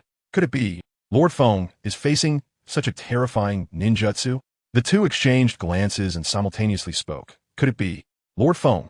They both closed their mouths again. Without saying a word, they turned and sprinted towards the direction of Konoha, just as the ninjas from all sides were marveling at the scale of the true Thousand Hands. Thousands of giant arms came crashing down. Damn it! The reflection of the giant arms in NingFeng's pupils grew larger and larger, and for the first time, he felt fear as he watched the approaching true Thousand Hands. This time, he truly had no way to break the situation. Kabuto Yakushi looked at the true Thousand Hands crashing down on NingFeng. A smile on his face as he watched them violently strike the ground. Then came hundreds, if not thousands, of giant arms continuously smashing into the ground. This ninjutsu. Even after being reborn, Senju Hashirama could only use it once in a long time. It consumes not only Hashirama's chakra, but also his soul power. If the true Thousand Hands were forcibly used too many times, Hashirama would be reduced to nothing. This shows the terrifying nature of this ninjutsu. The consumption is so horrifying. Uchiha Foam should not be able to escape this time. Uchiha Madara also sighed inwardly. He had a vague feeling that he was not a match for NingFeng. Of course, this is also because he is in a reanimation state. If he were in his prime, NingFeng would probably be on par with him. However, after suffering the mutual explosive tag and the true Thousand Hands, he could not endure. Although the mutual explosive tag is only an A-rank forbidden technique, it is rated that way because of its difficulty in hitting the target. In terms of destructive power, the mutual explosive tag is also tremendously powerful. It is certainly no problem to shatter the complete body Susanoo. Now, he needs to collect tailed beasts. Uchiha Madara thought about the task he assigned to Obito to capture the tailed beasts, and he felt a surge of anger since Obito had not captured a single one. He had high hopes for Obito. Although there's a variable like Uchiha Foam, Obito should not fail to capture any, right? He would have to personally go capture the tailed beasts. The power of the true Thousand Hands was so great that even Conan, far away in the tower of the Hidden Rain Village, felt the tremors of the ground. Fu, stop for a moment. She raised her hand, signaling Fu, who was practicing ninjutsu beside her, to pause. Fu obediently nodded and stopped her practice. She also felt the ground tremble slightly, as if it were coming from a great distance. What could it be? The two of them turned their gazes towards the direction of the Konoha battlefield, their faces slightly pale. Lord Feng, please be safe. Meanwhile, Noki, far away in the hidden rock village, also felt this wave and learned through White Zetsu's intelligence that this was the ninjutsu released by Senju Hashirama, who was resurrected by Uchiha Madara. The god of ninjas is as powerful as ever. Noki looked out the window towards the direction of the Konoha battlefield, and after a long time he sighed. Uchiha Feng should be dead, right? And in the explosion of the true Thousand Hands, Senju Tobarama, who was constantly being destroyed and restored, stared at the ground where NingFeng had just been struck, his gaze complex as he thought. Under such terrifying power, NingFeng could not withstand it all. If it weren't for the mutual explosive tag's preparation, NingFeng might have been able to withstand it with his complete body Susanoo. However, with Senju Tobarama's mutual explosive tag as a precursor, NingFeng's last card for survival was almost used up. Moreover, with Senju Tobarama blocking the space, NingFeng could not use the Flying Thunder God series of space-time ninjutsu. He was utterly trapped. Chapter 233, Reverse Summoning Technique at Mount Mayaboku, at the waterfall where countless sages have trained in sage mode. Fukusaku, the giant toad, stood on the clearing in front of the waterfall with an already unfurled scroll in front of him. The patterns on it, if seen by a summoning beast ninja, will be very familiar. It is indeed the pattern of the summoning technique. Ninjutsu, summoning technique. Fukusaku suddenly opened his slightly closed eyes, as if receiving some kind of instruction, and slammed his palm down onto the scroll. The talisman in the center of the scroll seemed to come to life, gradually crawling out of the scroll like a tadpole and spreading onto the ground. Boom! Meanwhile, a sudden white mist emanated from the scroll in front of him. Foam! You really have it tough. Fukusaku Winta shook his head and said with some emotion as he looked at the figure he had summoned through the spirit contract. Many ninjas had come to Mount Mayaboku to sign spirit contracts. However, he had never seen a ninja as cautious as NingFeng, who was powerful, mastered sage mode, and had prepared an escape route. Winta, it's really tough on you not to be sent out to battle for so long. As the mist gradually dissipated, NingFeng's figure slowly appeared in Fukusaku Winta's sight, looking somewhat disheveled. Wait, Feng, why you look so disheveled? Fukusaku Winta had just picked up his pipe and took a deep puff when he saw NingFeng's appearance and extinguished his teasing intentions. NingFeng's robe was already tattered, faintly stained with blood, and there were even visible wounds. What have you been through? Fukusaku Winta's hand holding the pipe trembled slightly as he looked at NingFeng in surprise. This time, I really messed up. NingFeng Sruket. At the last moment, he entered Sage mode to enhance his physical strength and escaped the battlefield using a trump card he had left behind. This trump card was the reverse summoning technique. By using the summoning beast to perform the summoning technique, he was summoned to the location of the summoning beast. This way, he neither used the Flying Thunder God technique, nor was he successfully transferred. Messed up? Fukusaku Winta leaned in curiously. What happened? Tell me in detail. It's hard to explain. Just then, a voice from a distance interrupted NingFeng. He looked over to see two short figures walking slowly toward him. Lord Jiraiya, Lord Fukusaku. NingFeng nodded in greeting. These two toads were indeed Fukusaku and Jiraiya. Why you look so disheveled? Jiraiya stepped forward, staring in confusion at NingFeng's face after entering Sage mode and his already disheveled robes. Fukusaku observed the scroll beside him and smiled knowingly. It seemed this kid was not only powerful, but also someone who would leave himself an escape route. As the head of Mount Mayaboku, he recognized the technique of the scroll at a glance. It was indeed the reverse summoning technique. He had previously advised Jiraiya and Minato to keep the contract for the reverse summoning technique. However, both found it troublesome and said they would do it next time, failing to establish a connection with the summoning beast, which meant they had no chance of reversing summoning back now. They had encountered Hashirama Senju and were in a dire situation under his true Senju Thousand Hands. NingFeng shrugged and spread his hands. I was careless and couldn't defend myself. Hashirama Senju? True Senju Thousand Hands? Upon hearing this, Fukusaku's calm face flashed with surprise, while Jiraiya exaggeratedly jumped onto NingFeng and began examining his wounds. Hashirama Senju is still alive? No. Why didn't you use the faster Flying Thunder God technique under the true Senju Thousand Hands? Fukusaku momentarily struggled to process the information. Hashirama Senju had been resurrected by the reanimation jutsu, and as for why he didn't use the Flying Thunder God technique, NingFeng sighed and began recounting his battlefield experiences to Jiraiya, Fukusaku, and the toad. Not a trace left, floating in the air, he murmured as he gazed down. The Konoha battlefield, was already in ruins. The fires of battle continued to burn, and the ground was riddled with holes, showing signs of cracking after the true Senju Thousand Hands had passed. There were no traces of blood on the ground, only shattered earth and various trees that had turned to ashes under Hashirama's ninjutsu. It seems there is not a trace left. Hashirama Senju walked through the Konoha battlefield destroyed by his ninjutsu, sighing slightly. He had just seen NingFeng flee in panic under his true Senju Thousand Hands. But the coverage of the true Senju Thousand Hands was truly exaggerated. There was no way NingFeng could escape. And under his true Senju Thousand Hands, even Uchiha Madara's complete body Susanoo would struggle to withstand it. So, it seemed NingFeng had indeed perished. Truly the god of ninjas. Kabuto marveled. He had previously been somewhat amazed by Hashirama Senju's ninjutsu, having experienced many grand scenes with Orochimaru and seen NingFeng, an exceptionally powerful genius ninja. He thought the first Hokages would release ninjutsu was nothing special. However, after experiencing the true Senju Thousand Hands, Kabuto truly realized that the god of ninjas was able to pacify chaotic times thanks to this powerful would-release ninjutsu. Such an exaggerated giant Buddha. The last trace of doubt in his gaze toward Uchiha Madara disappeared. To withstand Hashirama Senju's true Senju Thousand Hands was also a formidable ninja. Well done. Uchiha rarely praised, a slight smile appearing on his face. Hashirama Senju had always been above him. That move, the true Senju Thousand Hands, was something even he might not withstand in his prime. NingFeng had surely perished beneath that move. However, the whereabouts of the tailed beast still needed to be searched for one by one. Uchiha Madara thought of the mess awaiting him, a cold glimmer flashing in his Sharingan. Let Obito gather the remaining tailed beast information. NingFeng was already dead, and the Moon Eye plan had succeeded by more than half. There was no existence in the ninja world that could rival him. He recovered so quickly.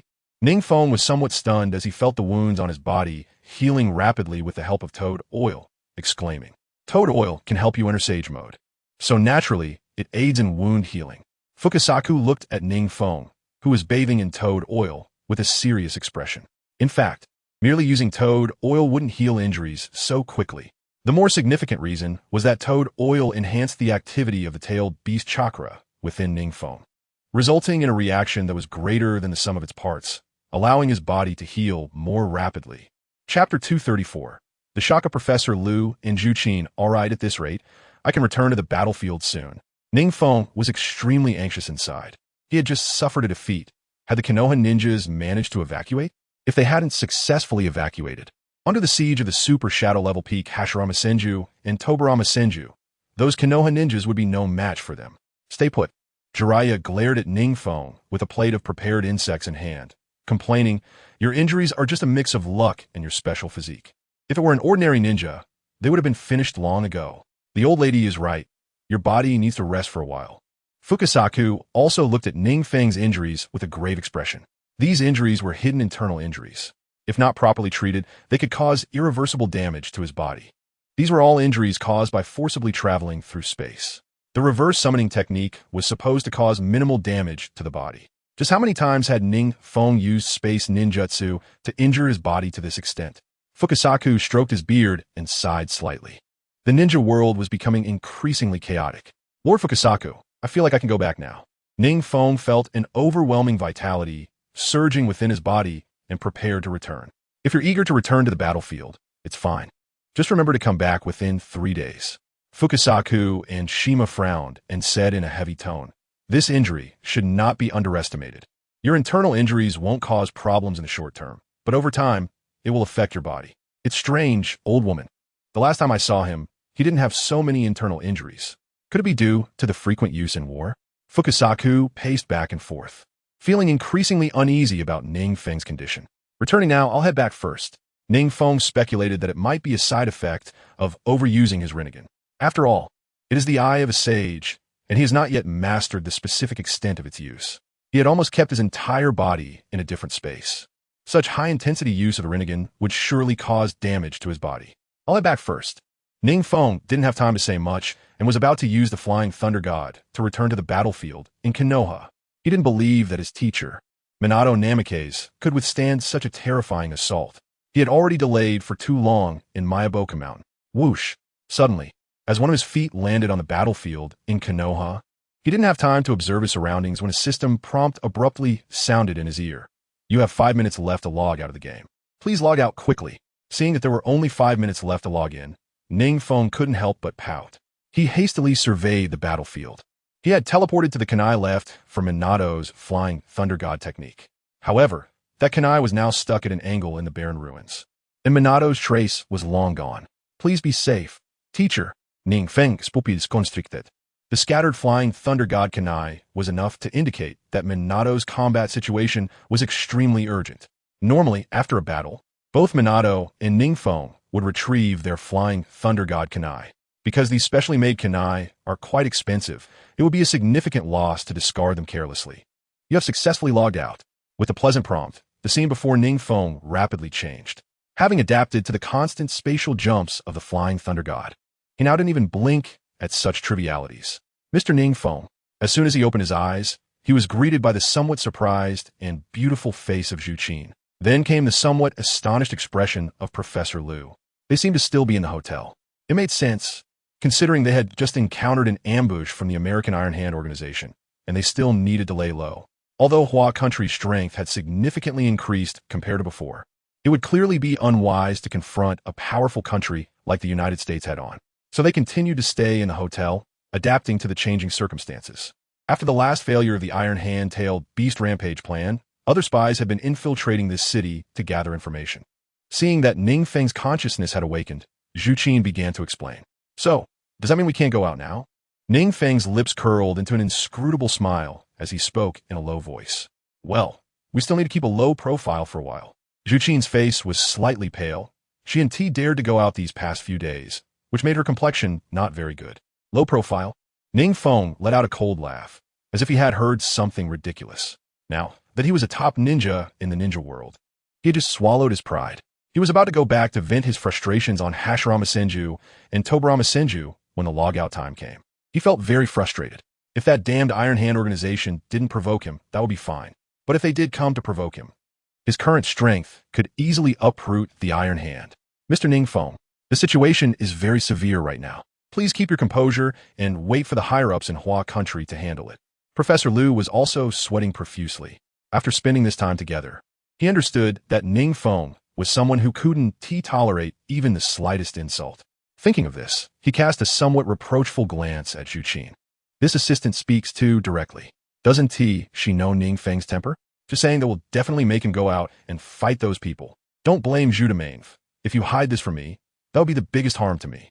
With his enhanced ocular power, NingFeng naturally saw Professor Liu's little movements and said indifferently, "My level has now reached level 75, and I have unlocked the Sage's Eye." What? Professor Liu's attempt to persuade was interrupted, and he looked at NingFeng in disbelief, his body slightly twitching as he stammered. 75? The Sage's Eye? Zhuqin beside him was also greatly shocked, looking at NingFeng with eyes full of admiration. The highest level among current players hadn't even reached level 45, and NingFeng had already reached level 75. What a huge gap! And he had also unlocked the Sage's Eye. Regarding the Sage's Eye, Professor Liu and the others had previously researched and speculated. Once this eye is unlocked, it grants extremely powerful abilities. He actually jumped straight to level 75. Professor Liu was still struggling to recover from his shock.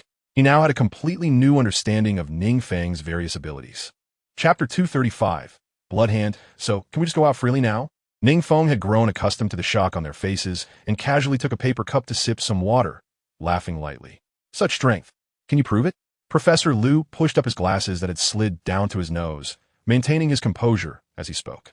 NingFeng simply revealed a bit of his chakra, and then his eyes quickly transformed into the Rinnegan in an instant. Professor Liu and Zhuqin immediately turned pale and shook their hands repeatedly.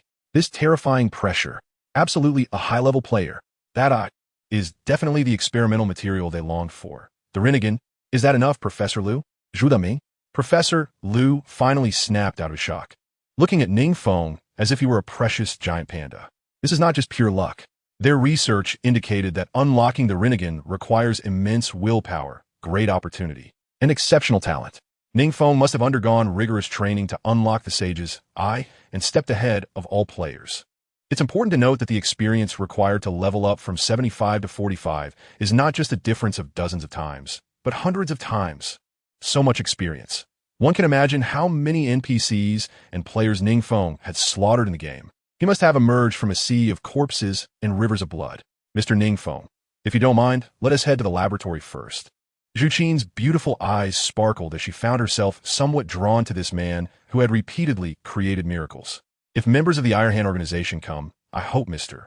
NingFeng prioritizes his own safety. Professor Liu unexpectedly said seriously. NingFeng, who could unlock the Rinnegan, now held far more research value than his combat value. While there were other powerful individuals in Hua country, there was currently only NingFeng who could unlock the Rinnegan. All right, NingFeng smiled slightly, his handsome face full of ease. He couldn't deal with the reincarnated Hashirama Senju and Tobarama Senju. But taking care of some small fries from the Iron Hand organization would be a piece of cake. If an elephant were careless and had its skin torn off by a tiger, that could happen. But could it really be pulled off by an ant? Isn't it very difficult to remove even a little dust? With that thought, the three of them tidied up their outfits and quickly exited the hotel with Fu, who was still in the Naruto world. Professor Liu and Zhu Qin originally wanted to have Qiao change her appearance. After all, what happened that day was too significant, and their information might have been exposed. Fu's body wasn't very large, so putting her in the backpack wouldn't attract attention. However, NingFeng smiled and waved his hand, saying it wasn't necessary. Seeing NingFeng's confident face, the two didn't say anything. After all, he had already opened the Rinnegan and mastered multiple bloodline limits and tailed beasts. Not to mention if the Iron Hand organization sent someone. Even the strongest from the United States might not be able to take down NingFeng. A level 75 powerhouse is a rare existence in the world. Little Wolf is a mid-level member of the Iron Hand organization. Today, as usual, he brought people to collect information about the failure of the Tailed Beast plan. Their organization lost a lot of treasures during the last Tailed Beast plan.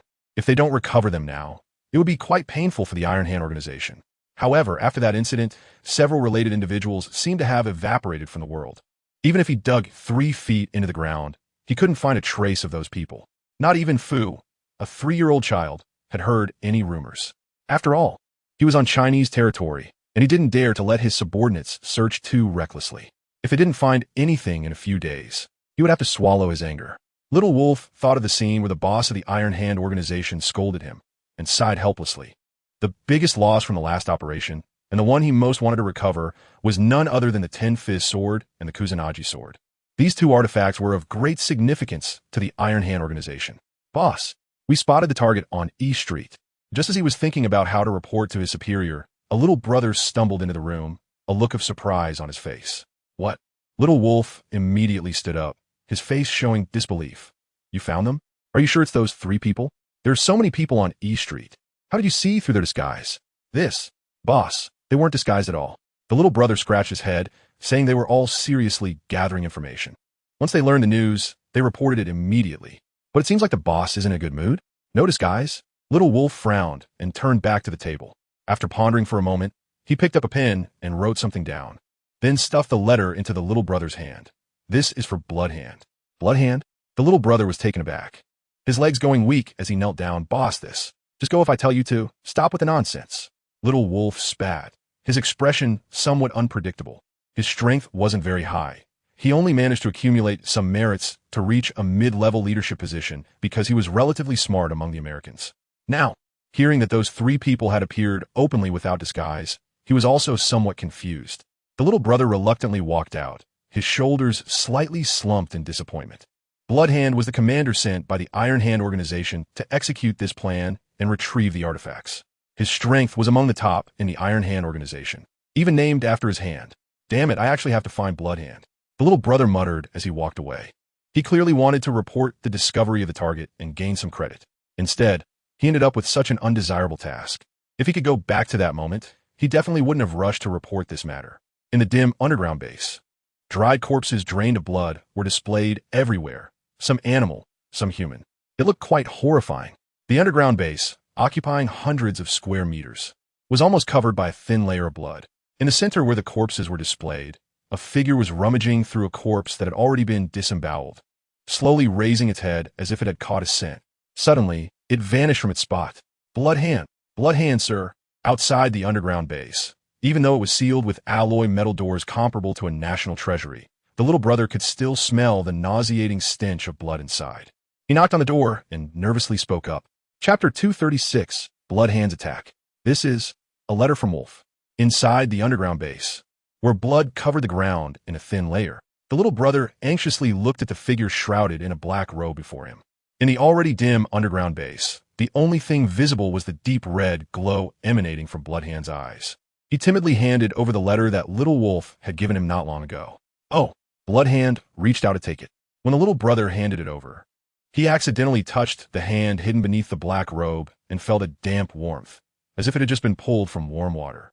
He suppressed the urge to vomit and forced a smile, saying, "I'll head back to report now."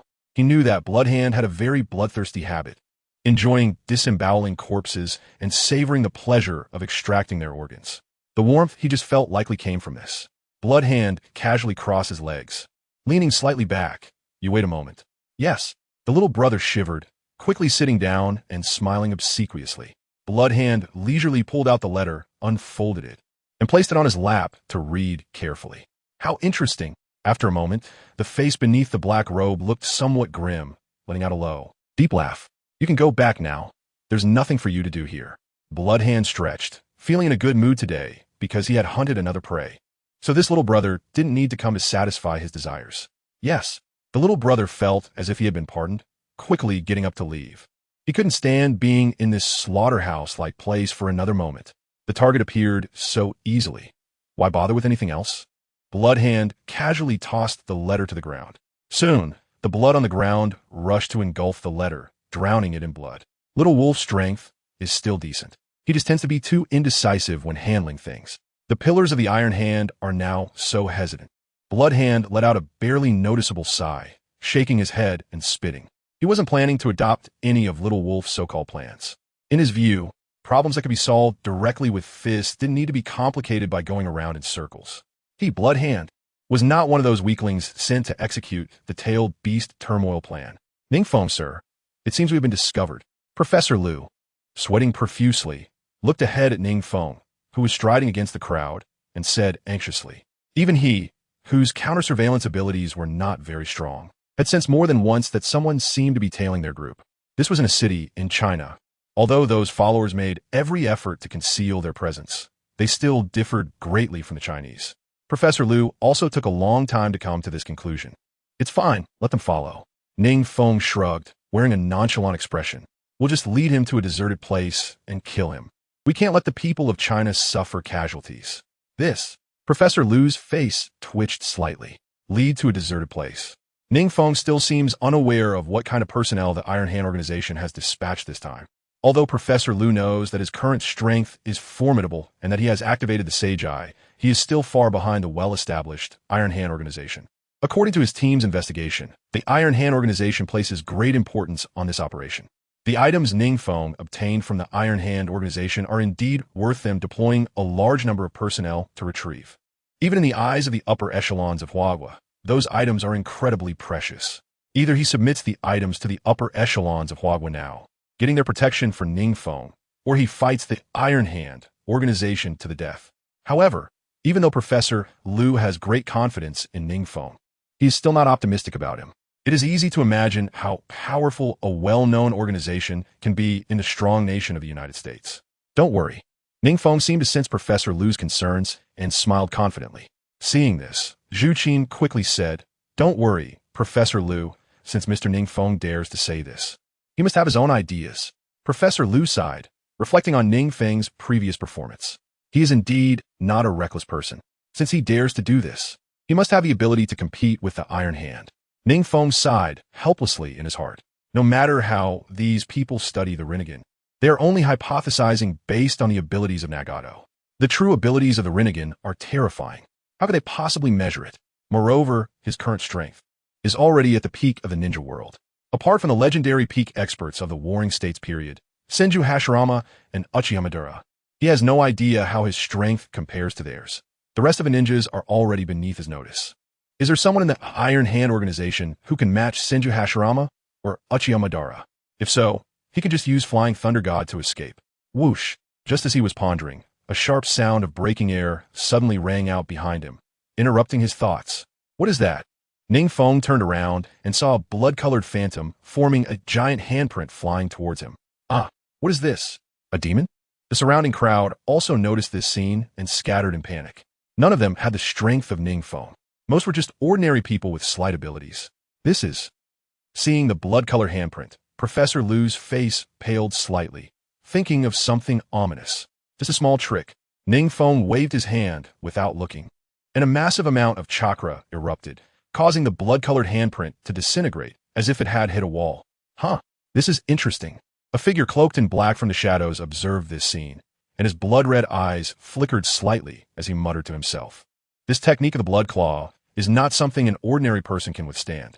Countless powerful individuals have perished under this move. Many have died unexpectedly from it. Why not try a few more?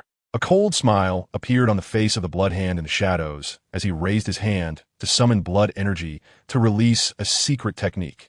Suddenly, he felt a chill down his back, and then a blade pressed firmly against the back of his heart. Oh!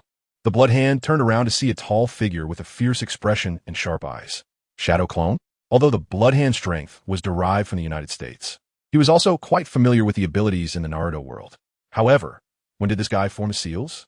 The Iron Hand organization also has many who can perform shadow clone techniques, but they inevitably have to form seals to channel energy from within their bodies to use it. During practice, the seal formation time is invariably not short. But how did this person from Hyuga directly release a shadow clone? Chapter 237, The People of the Iron Hand. Then let's suppress them. He did not know that NingFeng's strength far surpassed what the so-called elites in the Iron Hand organization possessed. The highest level in the current Naruto world is only around level 45, which translates to a mere CH-nin. NingFeng's strength, however, has already crossed into the special J-nin, Umbu, and Kage levels, directly reaching the Super Kage level. The ninjutsu he uses far exceeds the understanding of those CH-nin. The Iron Hand, the shadow clone behind him, gave a non-answer, merely coldly staring at the blood hand it had pinned down. So what? The blood hand looked provocatively at NingFeng, his head almost completely twisted backward. It seemed he had undergone some kind of body modification. A normal person's body could not turn that way. NingFeng nodded and without saying a word, thrust the blade fiercely into his back. Poochie! The blade penetrated his body, going straight through without any imagined defense. Is this all you've got? The blood hand wore a challenging expression, stepping back casually and pulling NingFeng's long knife out of his body. It seems your body is quite extraordinary. The shadow clone looked somewhat surprised at the blood hand's black robe, where only a symbolic amount of blood seeped out before it began to writhe. It seemed to be healing the wound. The knife, I just plunged and injected quite a bit of lightning chakra. How did he heal so easily? Whoosh! Another swift sound of breaking air came from behind, and the blood hand saw NingFeng's main body approaching, the corner of his mouth slightly curling up under the hood. He then raised both hands, and the ground beneath NingFeng's body began to surge, revealing bubbling, blood-red magma. This is witchcraft? NingFeng looked at the continuously surging blood-colored liquid, unhurriedly asking the blood hand. Oh, the blood hand was somewhat surprised because NingFeng had just spoken in American. This isn't witchcraft. If it had to be categorized, it belongs to blood secret techniques and is also a type of ninjutsu. The blood hand shrugged. In his eyes, NingFeng was already a dead man. Meanwhile, the shadow clone behind him was unexpectedly caught by a blood-colored hand that had emerged from the ground, nearly solidified. This hand was covered in mysterious, transparent patterns. Its fingers were extremely sharp and large, resembling the hand of a demon from hell. Interesting. NingFeng smiled slightly, dodging left and right to avoid all the surging blood-colored liquid, drawing his Kusanagi sword and fiercely slicing through with a sharp blade of energy. This was another secret technique learned from the Land of Iron. After perfecting his swordsmanship, he could channel the blade's energy from mid-range strikes. This blade energy, the blood hand, who had been smiling, suddenly changed slightly. He hurriedly evaded the blade energy. He could sense that if he took this blade energy head-on, it would take considerable effort for his blood magic body to recover. Oh, it seems your physique isn't completely dismissible against attacks. NingFeng raised an eyebrow and, after dodging another blood-formed blade attack, said somewhat mockingly, this is enough to deal with you. The blood hand reigned in his disdain.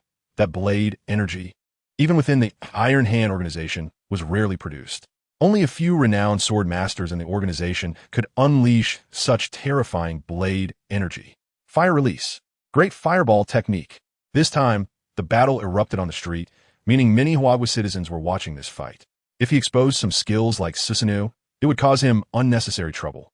Thinking of a massive, blazing fireball erupting from NingFeng's throat chakra and surging out of his mouth. Such a huge fireball, Bloodhand's eyes flickered. Even the leader of Iron Hand couldn't unleash such a terrifying fireball, right? It covered a vast area. What he didn't know was that NingFeng's fireball was not only large, but also had a temperature and destructive power far exceeding that of a typical fireball. After unlocking the Rinnegan, NingFeng's transformation of the 5 nature transformations had reached its peak, coupled with the enhancement of the Uchiha bloodline's ninjutsu within him. Every jutsu he casually cast would receive an exaggerated boost. This move can't be taken. Just seeing the fireball, Bloodhand knew this technique was not something he could easily withstand. While fleeing, he inwardly cursed his overconfidence. If only he had listened to Little Wolf and followed the plan. But this Chinese guy is too fierce. There's no one in his organization who can unleash such a terrifying ninjutsu. Still trying to escape? Seeing Bloodhand's movements, NingFeng's lips curled slightly. Then he opened his palm, aimed at Bloodhand. Universal pull. It was the ability of the Rinnegan's Deva path.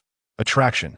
Bloodhand, who was rushing forward, suddenly felt a pulling force behind him, causing his steps to falter. Then his body uncontrollably flew backward.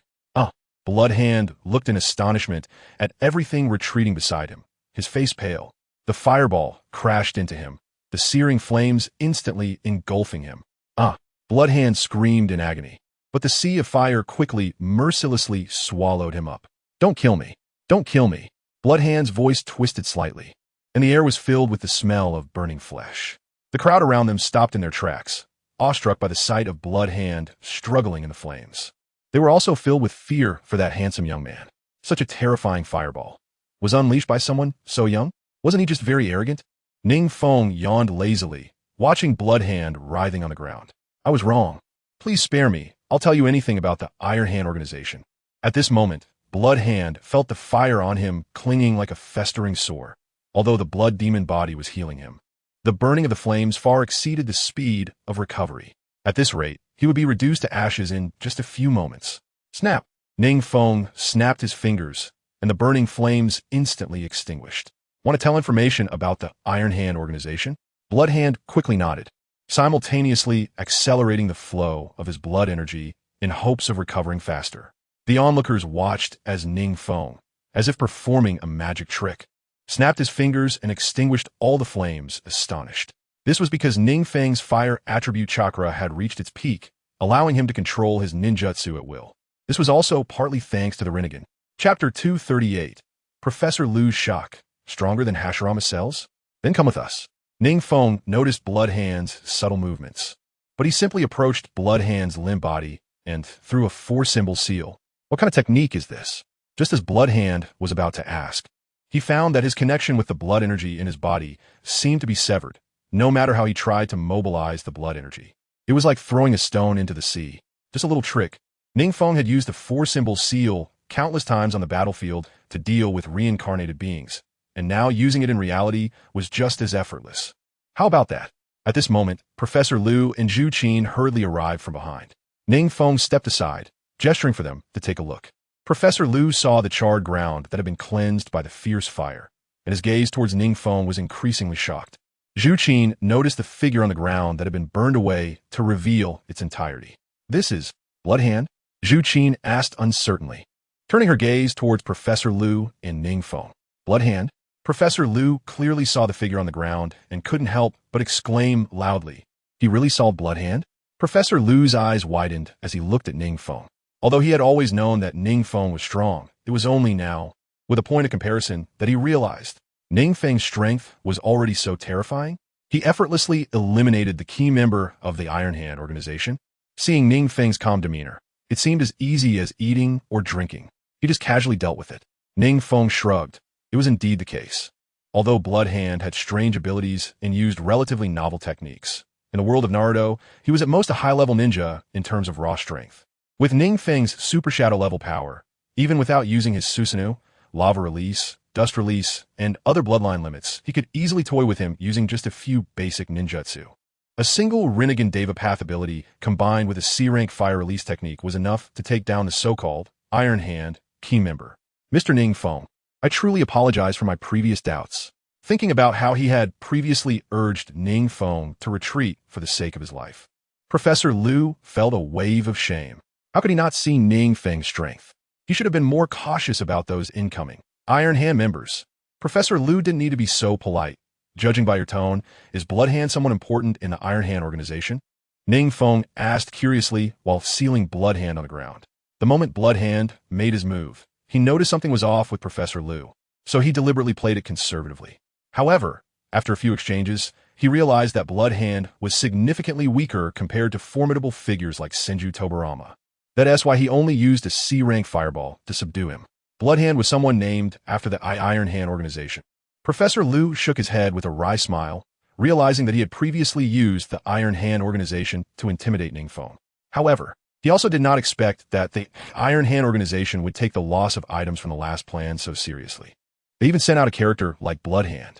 Only a few exceptional strong individuals in the Iron Hand organization were named after the organization.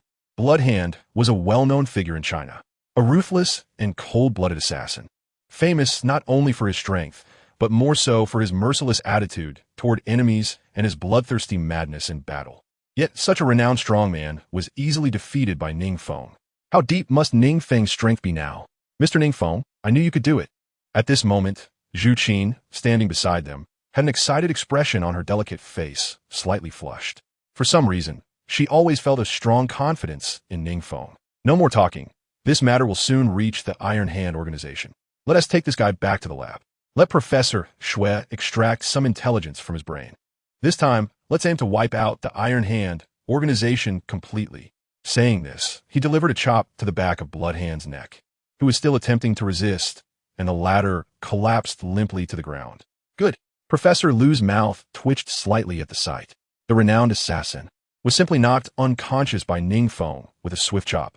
The Blood Hand fell unconscious, and the Blood God Palm he had summoned slowly dissipated. NingFeng's shadow clone jumped out, carried the Blood Hand, and followed the three people as they walked away. This guy's brain must have been processed by the Iron Hand organization. It seems we won't be able to extract any useful information. In the laboratory, Professor Shui, wearing a white coat and white gloves, reported to Professor Liu with a serious expression. I knew it would be like this. Let's subdue him first, and see if we can get any information out of him when he wakes up. Despite saying this, Professor Liu didn't have high hopes for the matter. They had already placed restrictions on his brain, so it was certain that they had done something to the Blood Hand's mouth as well. However, there would still be some gains this time. Next was NingFeng's body report. At this point, a hint of surprise flashed across Professor Shui's wrinkled face. He handed over NingFeng's body report. Professor Liu was shocked beyond measure just by the first glance, although he had anticipated NingFeng's strength during the journey. Seeing the report truly made his heart clench. At the top of the report, it stated the content of the Hashirama cells, 30, and currently, the only person in Hyuga who can match the Hashirama cells to such an extent is NingFeng. Moreover, what shocked him the most was the next item. After testing, NingFeng's own cell activity was found to be on par with the Hashirama cells. In fact, it was slightly superior to the Hashirama cells. It should be known that the Hashirama cells are the highest active cells discovered to date. If they can assimilate after injection, not only can it enhance the power of wood-release ninjutsu and self-healing ability, but can also greatly enhance physical strength and lifespan. This is why Hashirama cells are so precious. Those who can coexist with Hashirama cells are even more valuable. However, this experimental report directly told him one thing. NingFeng's own cells are now comparable to Hashirama cells. How? How is this possible? Professor Liu's lips turned pale as he looked at Professor Shui with a trembling face. Is the report incorrect? There are no errors. Professor Shui sighed softly. When this result first came out, he also doubted whether the report was wrong. But after several rounds of testing, he realized it was true. Chapter 239, Return to the Battlefield. Professor Liu saw Professor Shui's determined expression and let out a sigh of relief, suppressing the excitement in his heart and continuing to read. NingFeng's cells have been closely monitored. This is a good sign. If they can understand NingFeng's body thoroughly, they believe that the overall strength of the Hyuga people will have a qualitative leap. The Rinnegan is such a terrifying existence. Upon seeing the third item, Professor Liu changed his usual demeanor and even uncontrollably exclaimed. The report clearly stated the third item: coexistence of 5 natures chakra and extremely high activity, combining their speculations and research on the Rinnegan. This is one of the abilities of the Rinnegan, significantly enhancing the wielder's mastery of the 5 natures. Although they had imagined it would enhance abilities, who would have thought it could strengthen so much? Professor Liu muttered in disbelief. The 5 natures chakra, regardless of which one, had already reached the peak level of Kage. This means that the amount of chakra in NingFeng's body alone has surpassed the Kage level. After that, further research can only wait until NingFeng returns. Seeing Professor Liu flipping down the report only to find it blank, Professor Shui sighed in resignation. He has entered the world of Naruto. Returning to the Naruto world, this time NingFeng brought Fu's physical body along. Last time, Fu only entered the Naruto world spiritually because she had not been guided, leaving her physical body in reality. As his strength grew and he gradually touched the level of the Sage of 6 Paths, NingFeng increasingly felt that this world was also a real world. Everyone is not just a cold data point, but should be a living person. The system merely facilitates the passage through time and space. NingFeng had a premonition. When his strength reaches the 6 Paths level, which is the highest level this space-time can accommodate, he could freely traverse between the 2 time spaces. However, this is still very far from him. After reaching the Super Kage level, taking another step forward is as difficult as ascending to the heavens. The shortcut in front of him is nothing more than becoming the Jinchuriki of the 10 Tails, which is the fastest way to obtain strength at the 6 Paths level. Bang! NingFeng's body slammed hard against the ground of the Konoha battlefield. They must have retreated. NingFeng returned to the ground where he had previously left his kunai for Minato Namikaze, and this time he had ample time to observe his surroundings. There weren't many bodies of Konoha ninjas around. They must have retreated successfully. As for his teacher, Minato Namikaze, although his strength was still at the peak Kage level, he definitely couldn't defeat Tobirama Senju and Hashirama Senju. But he could run. He was even better at using the Flying Thunder God technique than himself. Who could stop him if he wanted to leave? Thinking of this, NingFeng felt relieved. However, why was his kunai stuck in this ground again? Did his teacher accidentally throw out both his and NingFeng's kunai when he threw it? He didn't seem like such a careless person. NingFeng shook his head, deciding not to think too much, pulled out the kunai, and turned to leave. In the dim and damp underground cave, Kabuto was sweating profusely, his hands forming seals, and chakra was constantly being mobilized within him. Damn it. The coldness in his eyes, behind his glasses, became more pronounced. He had not expected that Hashirama Senju could not accept the order to kill Konoha ninjas and actually contested him for control of the Edo Tensei. It took him so long to temporarily erase Hashirama's consciousness. I said it before. Ninjas at the level of me and Hashirama cannot be controlled merely by your ninjutsu. Kabuto slowly summoned a coffin to send Hashirama Senju inside. And just as he breathed a sigh of relief, Uchiha Madara casually said, as if it were unintentional, "Nonsense. If it weren't for considering Madara's methods, Kabuto would have spat at him by now. What nonsense? Always talking after the fact. Just because you're strong doesn't mean you can break free from the Edo Tensei's restraints, right? Now that the threat of NingFeng has been removed, Konoha doesn't need to be pressured too much." Uchiha Madara naturally didn't care about Kabuto's somewhat resentful gaze. Spreading out the map on the table, he said, "Now let Obito secretly go to the Rain Village to find the whereabouts of the tailed beasts. And let Kurizetsu go to the Cloud Village to find out the location of the 2 Tails Jinchuriki. Have you collected the specimen of the 4th Reikage?" Suddenly, Uchiha Madara seemed to think of something and asked. Collected. Kabuto was also a smart person. Seeing Uchiha Madara ask this, he realized what he was going to do. However, ninjas who come out of Edo Tensei have quite obvious characteristics. After hesitating for a moment, Kabuto spoke up. Characteristics? If they dare to point it out, kill them. Uchiha Madara was completely unconcerned. Now that they were just one step away from the plan's success, he would not care whether those ants would notice. You bring out the 4th Reikage with Edo Tensei and work with Kurizetsu to find the location of the 2 Tails. As a shadow of a village, finding a Jinchuriki position with the cooperation of the 4th Reikage was still a piece of cake.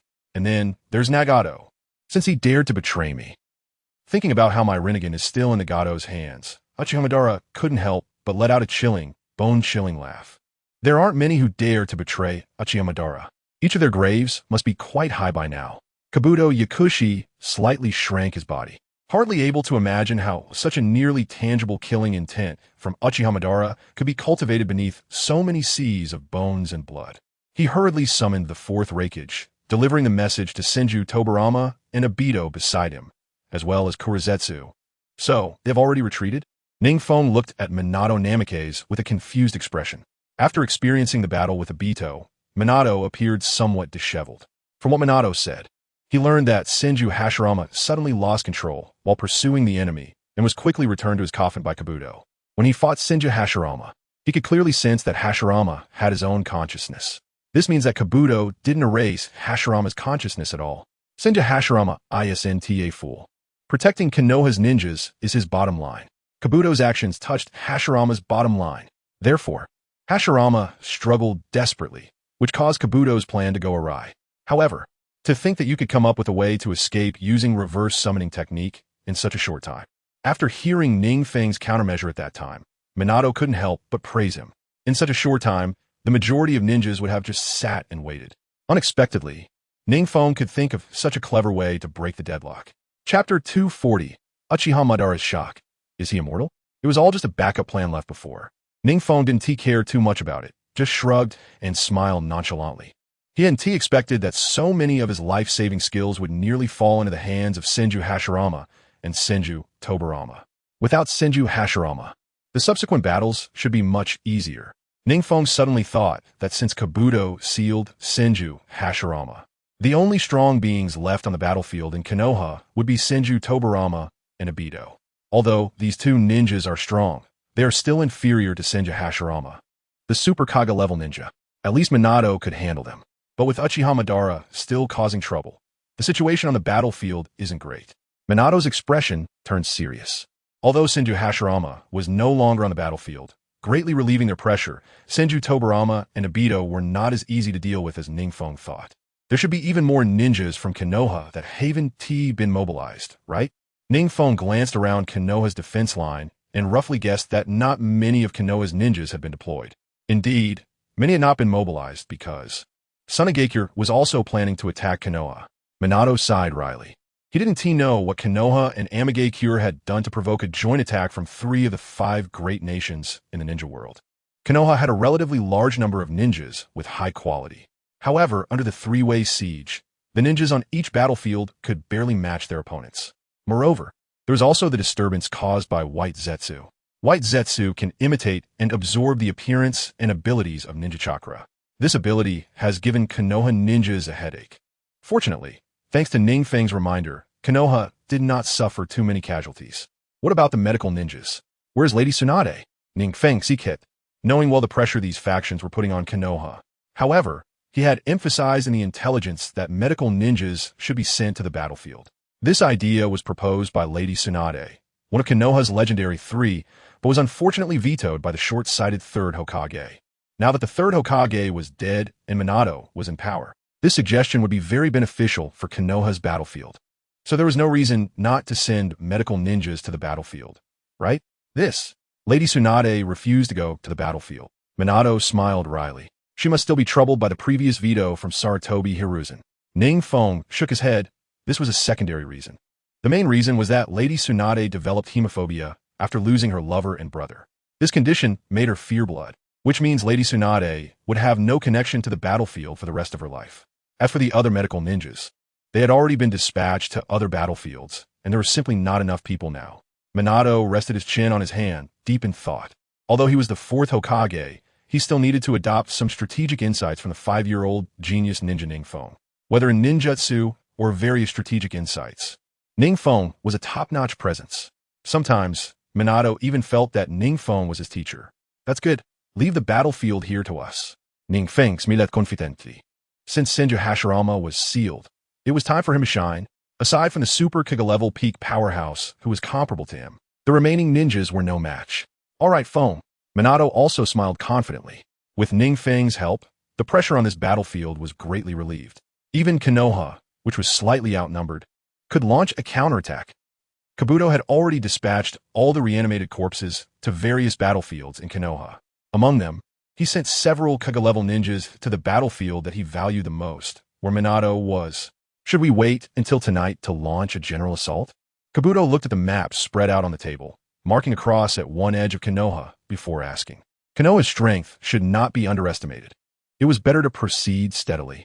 Orochimaru tossed his long hair and said flatly, having experienced countless wars, he knew that the more one approached the final moment, the less one should be in a hurry. Have we found the whereabouts of the two tails? We have found it. The people from Kumovicure are very cooperative. Kabuto stepped back respectfully and said, good. Wait for me to catch those beasts and then personally flatten Konoha and Amigakure. Uchiha Madara coldly laughed as he stood up to leave and capture the two tails. Suddenly, Kabuto exclaimed, "What's wrong?" Uchiha Madara turned back, puzzled. During his time with Kabuto, he had learned that the ninja who Obito and Kurizetsu had recruited was still a calm ninja. Why is he acting so surprised now? Uchiha Fong is still alive? Kabuto exclaimed as if he had seen a ghost. His eyes nearly fell to his nose, full of disbelief. Still alive? You're not mistaken, are you? Uchiha Madara's expression also changed. Is this guy impossible to kill? How could he still be alive? To withstand the mutual detonation tags from Senju Tobirama and the true 1,000 hands of Senju Hashirama, and still survive? Even at my peak, I couldn't say I would survive. He is indeed still alive. Kabuto calmed himself and immediately redirected most of the reanimated corpses heading to other battlefields toward the battlefield where NingFeng was located. This is bad. The ninjas left for Konoha might not be enough. They are launching a general assault. Kabuto's face turned increasingly pale. Originally, all the ninjas were to be mobilized for a full-scale attack on Konoha tomorrow. Without NingFeng, Minato Namikaze was held back by the masked man. The probability of his army defeating Konoha was 100%. He had just asked Uchiha Madara if he was still afraid that Konoha's ninja forces would retreat tonight. But now, NingFeng was actually still alive. The entire situation had reversed. Moreover, it was highly likely that the reanimated ninja army on that side was not even a match for Konoha's ninjas. First, let everyone retreat. After I recover the remaining tailed beasts outside, I will personally meet him. Uchiha Madara's voice seemed to have a magical power, giving a jolt to the still somewhat flustered Kabuto Yakushi. Then I will retreat all the ninjas now.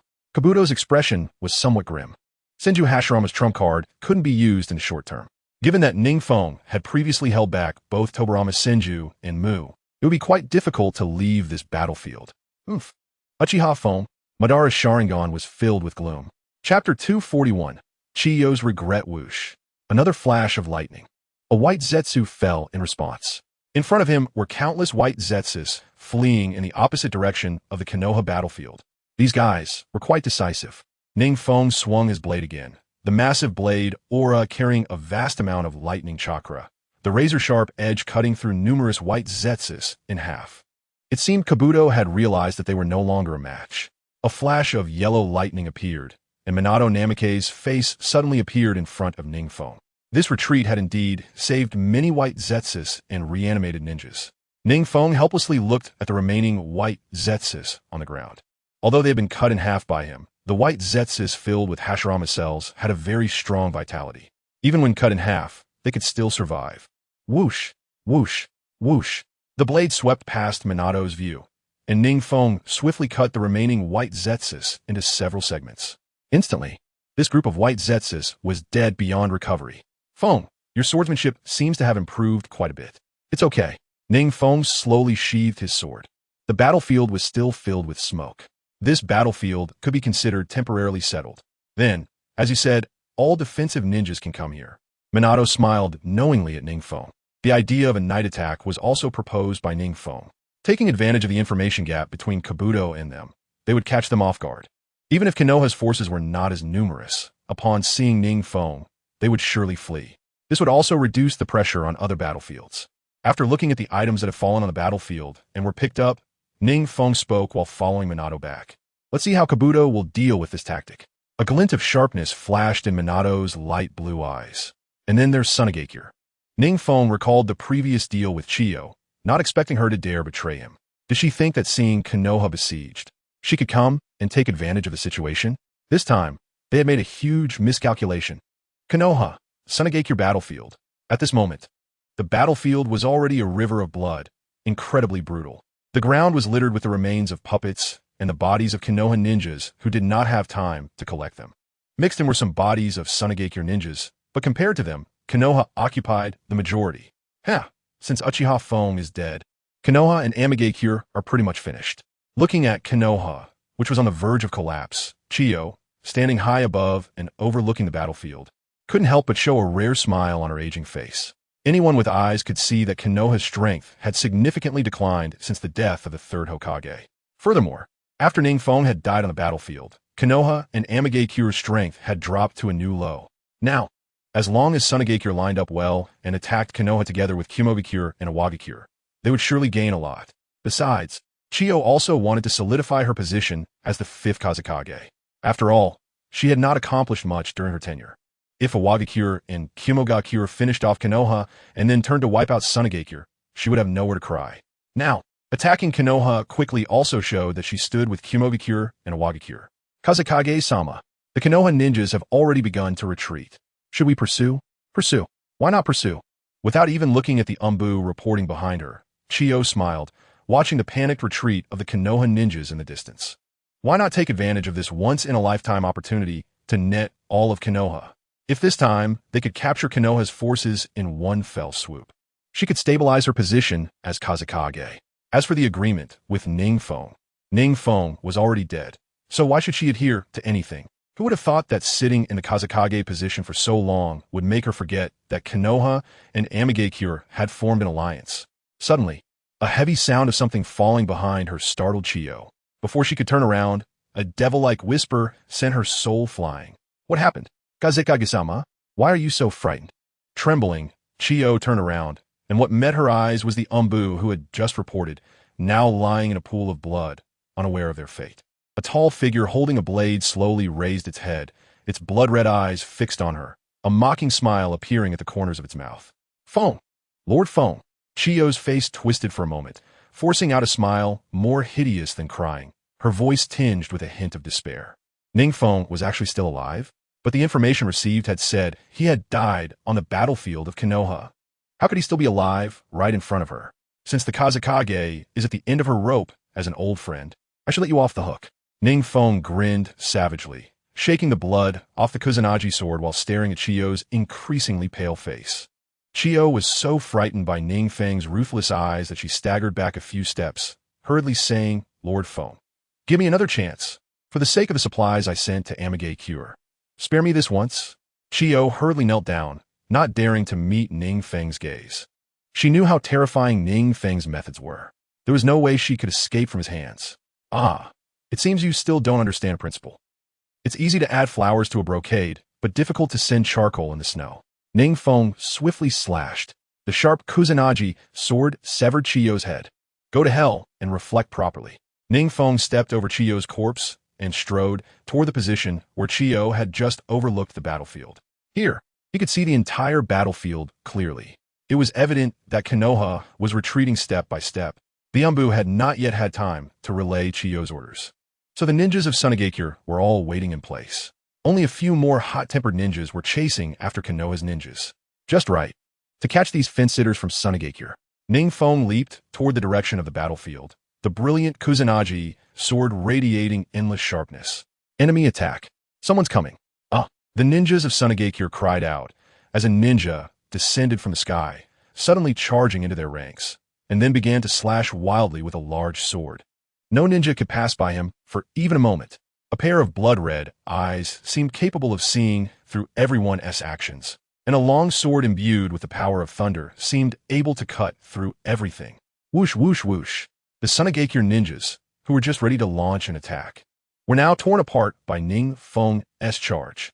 Sunagakure was originally famous for its puppet techniques. All puppet masters were not good at close combat. Yet, the position chosen by NingFeng was practically face-to-face with the puppet masters. Chapter 242. The fate of the Two Tails was truly unbearable. NingFeng spat. The wounds he received from charging in a battle were rapidly healing. At the same time, the toxins left in his body from the puppet master's attack were also being expelled quickly. This was the strength of his physique, now almost ignoring most toxins and attacks. His healing speed was comparable to that of Hashirama Senju. You are the Rain Shadow. Suddenly, someone recognized NingFeng, their face changing drastically as they shouted loudly. The name of the Rain Shadow had already spread throughout the ninja world. Not only were his methods ruthless and merciless, But his strength also stood at the peak of the ninja world.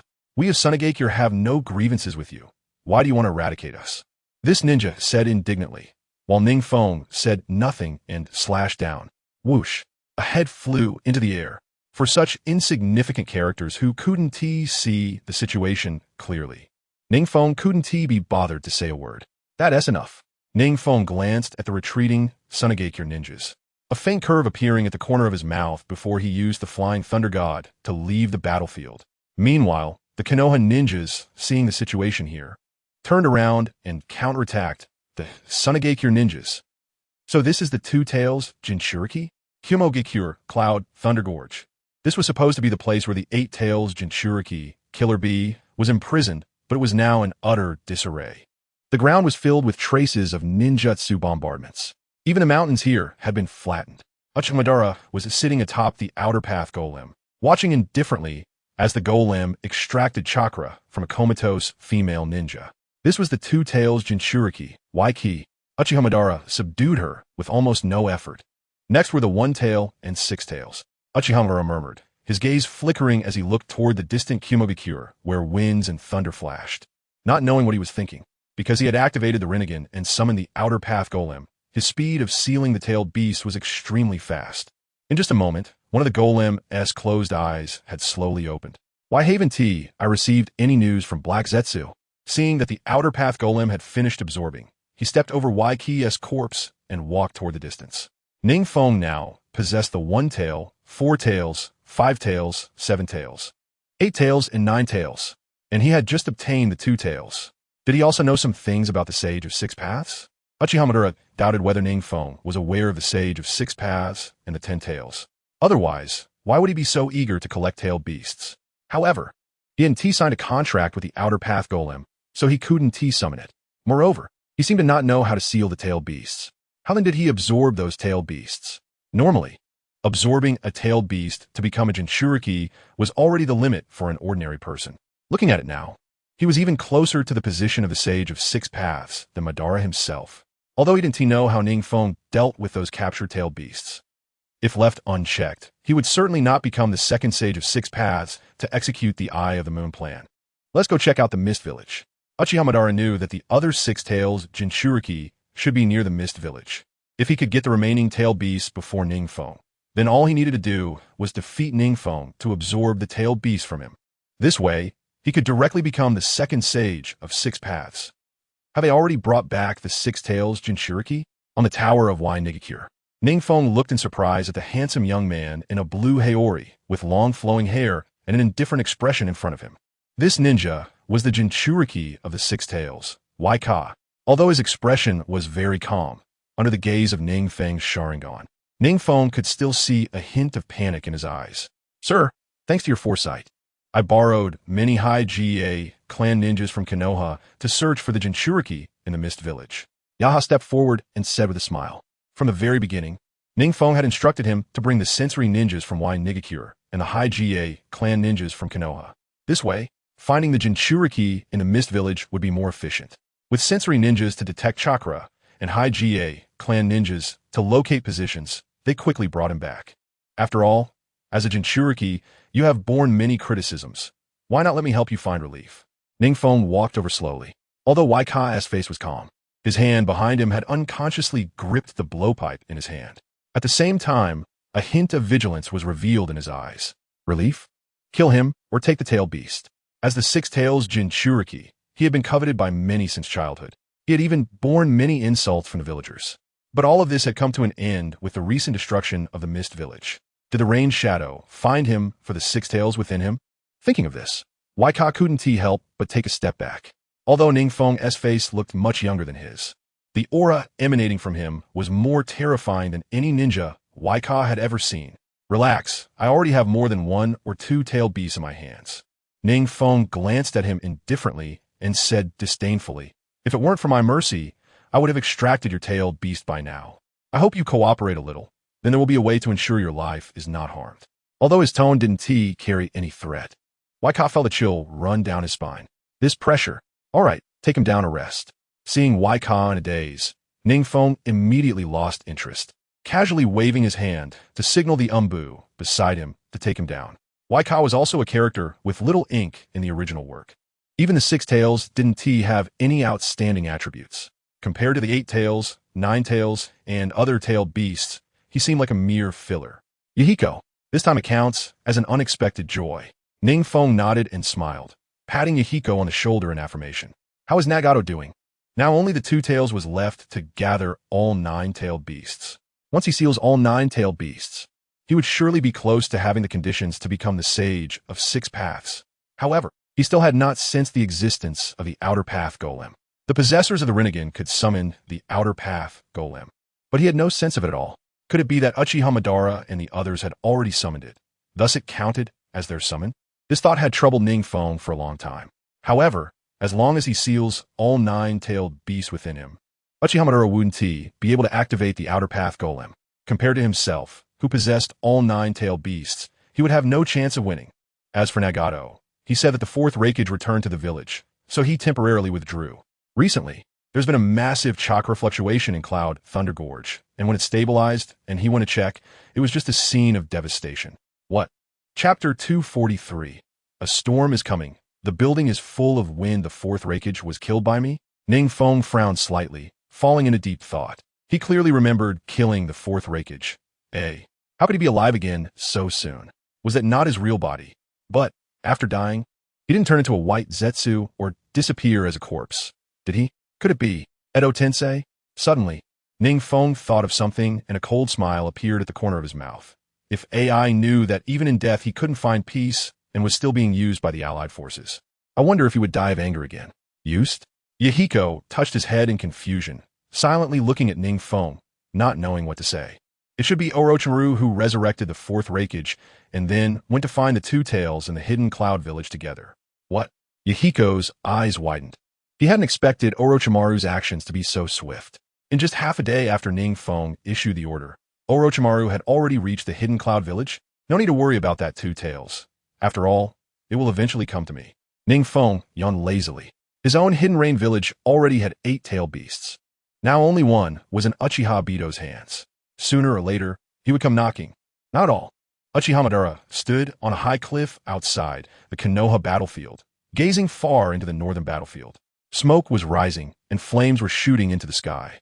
Behind him, Black Zetsu's half-body emerged from the ground, saying softly, "It should have been brought to the hidden rain village by Uchiha Phone." That was fast. Is there any intelligence on why he is collecting tailed beasts? Uchiha Madara turned around, his armor moving as if blown by the wind. No.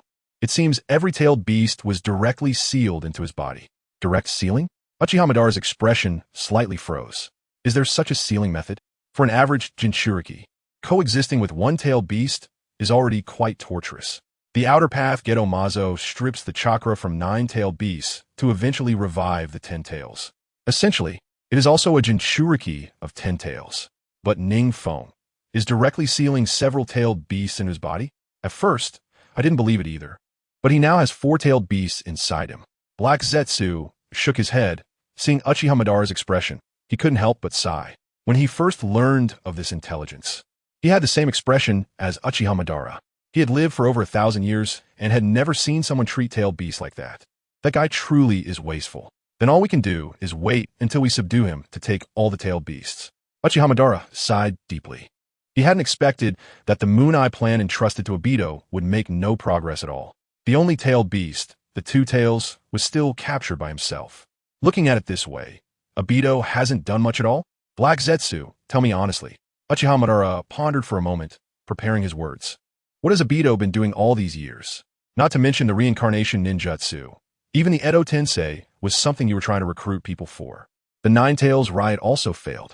The disintegration of the 5 great nations also failed. What has he been doing all these years? This. Black Zetsu fell silent. Obito hadn't been idle. He had indeed been preparing for the Moon Eye plan over the years. But no matter what he did, there would always be a Uchiha Jr. jumping out to disrupt his plans. As a result, the Moon Eye plan has made no progress. If it weren't for pulling Orochimaru over and reviving Uchiha Madara with Edo Tensei, at this rate in less than 5 years, Obito's homeland would probably be turned upside down by him, preparing to launch a full-scale attack on the Hidden Rain. Seeing that Black Zetsu was silent, Uchiha Madara slowly walked down the high cliff. The battle situation behind him was still very tense. He didn't care how the other battlefields were. As long as he could disperse NingFeng's manpower, it would be beneficial for his final total attack to not be outnumbered by NingFeng. Konoha, Hokage Tower. After receiving intelligence from various battlefields, Minato Namikaze finally breathed a sigh of relief. The rain shinobi sent by NingFeng significantly alleviated the pressure on the Konoha battlefield. Konoha could now hold its ground against the four major forces. The White Zetsu Army, the Hidden Cloud Shinobi, the Hidden Stone Shinobi, and the Hidden Sand Shinobi had all begun to lose momentum under Konoha's defense. After all, this was Konoha's territory. Dragging it out would be very unfavorable for them. Moreover, Konoha now had a lot of core strength. The manpower allocated to various battlefields was completely sufficient. If this trend continues in less than a month, all enemy forces will have to withdraw. Still, we cannot let our guard down, Minato-sensei. NingFeng casually picked up the intelligence to read, his face still showing a very serious expression. It seems Orochimaru still has some leeway. Each country has only deployed 1/3 of their manpower. The Hidden Sand Village and the Hidden Cloud Village can be understood. The Kage of these two villages was killed by him, and under the leadership vacuum, some shinobi returned to their villages, which is understandable. But the remaining shinobi villages, why have they only deployed 1/3 of their manpower? Not to mention the distance. If Inoki's Hidden Stone Shinobi were all deployed here in Konoha, they could definitely break the stalemate. That old man Inoki, aside from his height, has quite a bit of ambition and age. How could a man like him, with such ambition, resist the temptation to deploy his troops? There must be some mystery behind this. I wonder what they are calculating. Although the situation is currently favorable, there is bound to be something wrong when things are unusual. Minato Namikaze also felt a bit puzzled. But it is good that Konoha can turn the tide. After that, we have to keep a close eye on the battlefield situation. If anything seems off, I will use Flying Thunder God to go over. NingFeng looked at the map, his eyes filled with doubt. Uchiha Madara's war instincts are exceptionally keen. Anyone can see that continuing like this would definitely be unfavorable for them. Why hasn't Uchiha Madara reacted? NingFeng felt this was the calm before the storm. Lord Feng. Suddenly, a figure appeared in front of the two, and NingFeng saw it was an Umbu from the Hidden Rain Village. The experiments in the village have made substantial breakthroughs. Although wearing the Umbu mask of the Hidden Rain Village, NingFeng could hear the excitement that could not be concealed in his voice. Experiments. Could it be that Orochimaru has successfully extracted the tailed beasts? A hint of joy appeared on NingFeng's face as he quickly bid farewell to Minato Namikaze. Minato-sensei. I'll head back first. Good. Minato Namikaze sighed emotionally. The little guy who once needed his protection had now grown into the shadow of a village. Even sometimes, he needed NingFeng's help. Time truly does not spare anyone. Chapter 244. Resealing the Tailed Beasts. Lord Feng. In the Hidden Rain Village, at Orochimaru's experimental base. Orochimaru had just finished a human experiment and was carefully examining the experimental report in his hand. Unintentionally, he noticed the shadow behind him swaying in the light, and without turning around, he smiled and said, "How did it go?" NingFeng hurried back just to know about this matter. Orochimaru turned around slowly, his eyes showing some excitement, very smoothly. The tailed beast inside Suigetsu can now be easily extracted. A flash of excitement passed through NingFeng's eyes. That Orochimaru could research a method to extract tailed beasts without harming the Jinchuriki in such a short time was actually aided by the relatively advanced experimental equipment currently available in the Hidden Rain Village. NingFeng had fully supplied Orochimaru with experimental tools, living bodies, corpses, materials, his own cells, to allow for progress in extracting tailed beasts. NingFeng had essentially given Orochimaru everything the Hidden Rain Village could provide. That's great. Let's separate the 3 tails and 7 tails later. NingFeng noticed the confirming gaze from Orochimaru, and the corners of his mouth slightly lifted. This way, Fu won't have to suffer from the tailed beasts anymore, including the one tail that is still imprisoned. NingFeng now has a total of 8 tailed beasts. Lord Feng, over here. Saying this, Orochimaru turned sideways with a smile on his face, leading the way while mentioning things to pay attention to. For instance, after separating the tailed beasts, there won't be any life-threatening danger, but chakra cannot be used for a week. Moreover, the individual S strength will drop to a critical point after separation. Orochimaru, I really didn't expect you to secretly build such a large underground base. Orochimaru finally brought him to the end of the underground, and after pushing open the stone door, a whole new world appeared before NingFeng. An underground base comparable in size to the tall tower of the Rain Village was presented to NingFeng's eyes. After all, it's about separating the tailed beasts. Being too conspicuous elsewhere would negatively affect Lord Feng. Orochimaru shrugged indifferently. This matter was not done with NingFeng's permission. But Orochimaru was confident that NingFeng would not mind. The time spent together had gradually made Orochimaru understand that NingFeng was someone who only cared about getting the job done. Moreover, regardless of whether his requests were ethical, NingFeng would try his best to fulfill them. Like before in Konoha, let alone requesting living specimens, Orochimaru didn't even dare to let the third Hokage know about his human experiments. Let's get started. NingFeng raised an eyebrow. The vast underground base was only illuminated by flickering ghostly lights, with a culture dish and various experimental instruments placed in the central open area. It looked like an underground base specifically made for the tailed beast separation requested by NingFeng. Yes, Lord Feng. Orochimaru chuckled softly and walked over to the culture dish. The culture dish was still filled with green turbid liquid, which was a nutrient solution used to maintain the life signs of the spirit of the ghost lantern and remnant moon within the dish. Then I'll start separating the tailed beast, Lord Feng. Orochimaru walked to the instruments, glancing back at NingFeng. Hurry up. NingFeng smiled ominously, eager for the appearance of the three tails. It's out. Lord Feng. Just as NingFeng was watching Orochimaru operate those instruments, suddenly Orochimaru shouted loudly. Then, a turtle covered in spikes and with three tails abruptly appeared in the underground base. The once spacious underground base suddenly became crowded. Roar! A hint of panic flashed in the enormous eyes of the three tails, Isabu. It naturally knew what was happening outside while inside the body of the ghost lantern and remnant moon. It also understood how powerful NingFeng was. In front of him, it definitely had no ability to resist. Whoosh! NingFeng sidestepped and dodged the descending stone pillar, quickly pulling Orochimaru away from the three tails Isabu. He could feel the different reactions of the several tailed beasts within him. The three tails Isabu let out a series of roars, its massive body twisting like a mountain. It seemed that it would need to be beaten first to be subdued. NingFeng's eyes quickly transformed into the eternal Mangeki Sharingan, slowly setting Orochimaru aside, then fixing his gaze on the three tails Isabu. This narrow space was not suitable for the movement of tailed beasts. Even his complete body Susanoo would struggle to unfold here. Thud! Just as NingFeng was about to enter Sage mode to maneuver, the three tails Isabu suddenly lowered its head and closed its eyes. What? What does this mean? NingFeng was somewhat surprised and pointed at it, then turned his gaze towards Orochimaru. This, Lord Feng, it seems that your body has many tailed beasts, and the three tails sensed it, and it also understands your power. It seems it wants to submit to you.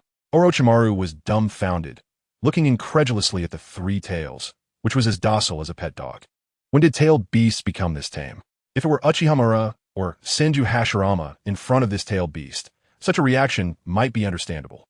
But now it was behaving like this in front of NingFeng. This indicates that NingFeng has already reached the level of strength comparable to Senju Hashirama and Uchiha Madara. Wanting to submit voluntarily, NingFeng was slightly taken aback, the various tailed beasts within him still fluctuating. He slightly used chakra to suppress the unusual movements of the tailed beasts inside him. It seems that the chakra from the tailed beasts within him was intimidating the three tails. The three tails ranked at the bottom among the nine-tailed beasts. While NingFeng had the two tails and nine tails, the top two tailed beasts, inside him. It was only natural to exert pressure in terms of chakra. Then let's seal it directly? NingFeng looked uncertainly at Orochimaru. He had never experienced a tailed beast actively seeking to be subdued. This. Orochimaru awkwardly glanced at the lowered head of the three tails, then looked at NingFeng's expression. He was also unsure about this situation. He had never encountered a tailed beast asking to be subdued. This was a tailed beast. Every country regarded it as the ultimate weapon of war. And yet it was lowering its head in front of NingFeng at this moment. Never mind, just seal it directly. NingFeng scrutinized for a while, and finally jumped up to the head of the three tails. The three tails resembled a turtle. At this moment, NingFeng jumped onto its head without doing much. So obedient? NingFeng was also somewhat incredulous. How was it like a livestock? Chakra was mobilized within him, and mysterious and obscure runes instantly appeared in his hands. Slap! NingFeng's palms pressed against the face of the three tails. Chapter 245. Sealing eight-tailed beast, the four symbols sealing technique rapidly spread from the place where NingFeng slapped to the entire body of the three tails. Whoosh, whoosh, whoosh. The entire massive three tails quickly entered NingFeng's body. In the blink of an eye, nearly half of it had already reached the sealing point in the center of NingFeng's belly. This, Orochimaru chuckled softly. He really hadn't imagined this scenario. It was so easy, even faster than when he signed the summoning contract with the Dragon Cave to seal the three tails. It's just the three tails. NingFeng opened his eyes, carefully sensing the five-tailed beast within him. After sealing the three tails, he did not experience the interference from the tailed beast chakra like other Jinchuriki. Instead, his chakra amount increased further. He could even feel that his physical strength and self-healing ability had improved significantly. Almost by 20%, his body had been honed to its peak, and his chakra was already incredibly vast. Making any advancement was already quite difficult. He didn't expect that sealing the two tails would yield such a significant increase. Lord Feng, are you feeling any discomfort? Orochimaru looked at NingFeng's relaxed expression with a hint of surprise, his eyes resembling someone examining a novel object. This meant adding another tailed beast to his body. Yet NingFeng's expression showed no change at all. It's fine. I feel like my strength has increased quite a bit. NingFeng shook his hand, casually sensing the power that filled his body. If previously his body could only be compared to Hashirama, now his body had completely surpassed Senju Hashirama. The chakra of the tailed beast not only healed his injuries at all times, but also continuously eliminated the old cells in his body, replacing them with more vibrant new cells. Moreover, the tailed beast chakra continuously refines NingFeng's body, allowing his physical strength to grow at a considerable pace. NingFeng speculates that if he can seal the remaining tailed beasts, his power will surely leap forward. If all 9 tailed beasts are sealed, there might even be some miraculous changes. Orochimaru, you've worked hard during this time. Please take good care of Kageaki Mizuki for a while. Later, I will bring the Jinchuriki over, so prepare the instruments to continue the extraction. At this moment, NingFeng can no longer contain the excitement in his heart and is about to go out to search for the 1 tail, 6 tails, and 7 tails in the village. He currently possesses the 3 tails, 4 tails, 5 tails, 8 tails, and 9 tails, totaling 5-tailed beasts, combined with the remaining 3-tailed beasts in the Rain Village. He is now just 1 step away from the Sage of 6 Paths. However, how to deal with the Outer Path Golem? NingFeng thinks of the most crucial step in size with a bit of a headache. Although he has gathered 8-tailed beasts, without the Outer Path Golem as a vessel, even if he brings out the Rinnegan and the tailed beast within him, he cannot reach the level of Sage of 6 Paths. The Sage of 6 Paths is on a different level than the Super Shadow level ninjas. Yes, Lord Feng. At this moment, Orochimaru is completely shocked by NingFeng and admires him even more. He actually wants to continue sealing the tailed beasts. It seems that sealing these few tailed beasts is well within NingFeng's capabilities, being able to manipulate the tailed beasts as he wishes. Besides those 2 from the Warring States period, NingFeng is indeed the first ninja of this era. I will take my leave first. Before NingFeng's words fall, his figure has already disappeared from the underground base. What? The Jinchuriki has been brought into the high tower of the Rain Village? Outside the Rain Village, Uchiha stands atop the battlefield's peak, rarely frowning at the pouring rain. What is that kid trying to do? Clearly lacking the Outer Path Golem. Does he still want to forcefully seal all the tailed beasts in his body?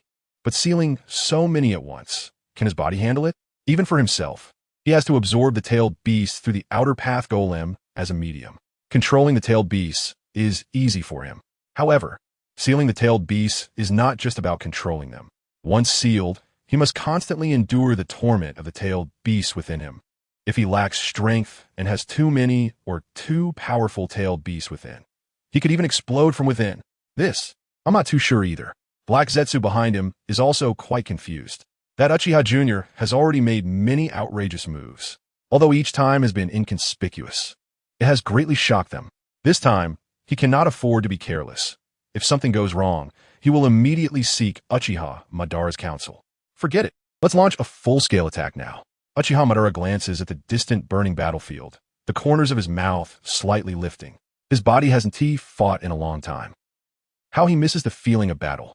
Black Zetsu, you continue to keep an eye on the Rain Village and inform me about that kid anytime. Yakushi Kabuto is not a loyal guy. Black Zetsu's gaze shifts slightly. Although he recognizes that Yakushi Kabuto's Edo Tensei can greatly assist in battle. He is well aware of the thoughts harbored by Black Zetsu, who has lived for over 1,000 years. It's nothing, just an ant. If he follows me, I'll deal with him later, if he dares to jump out now. Uchiha Madara smiles coldly.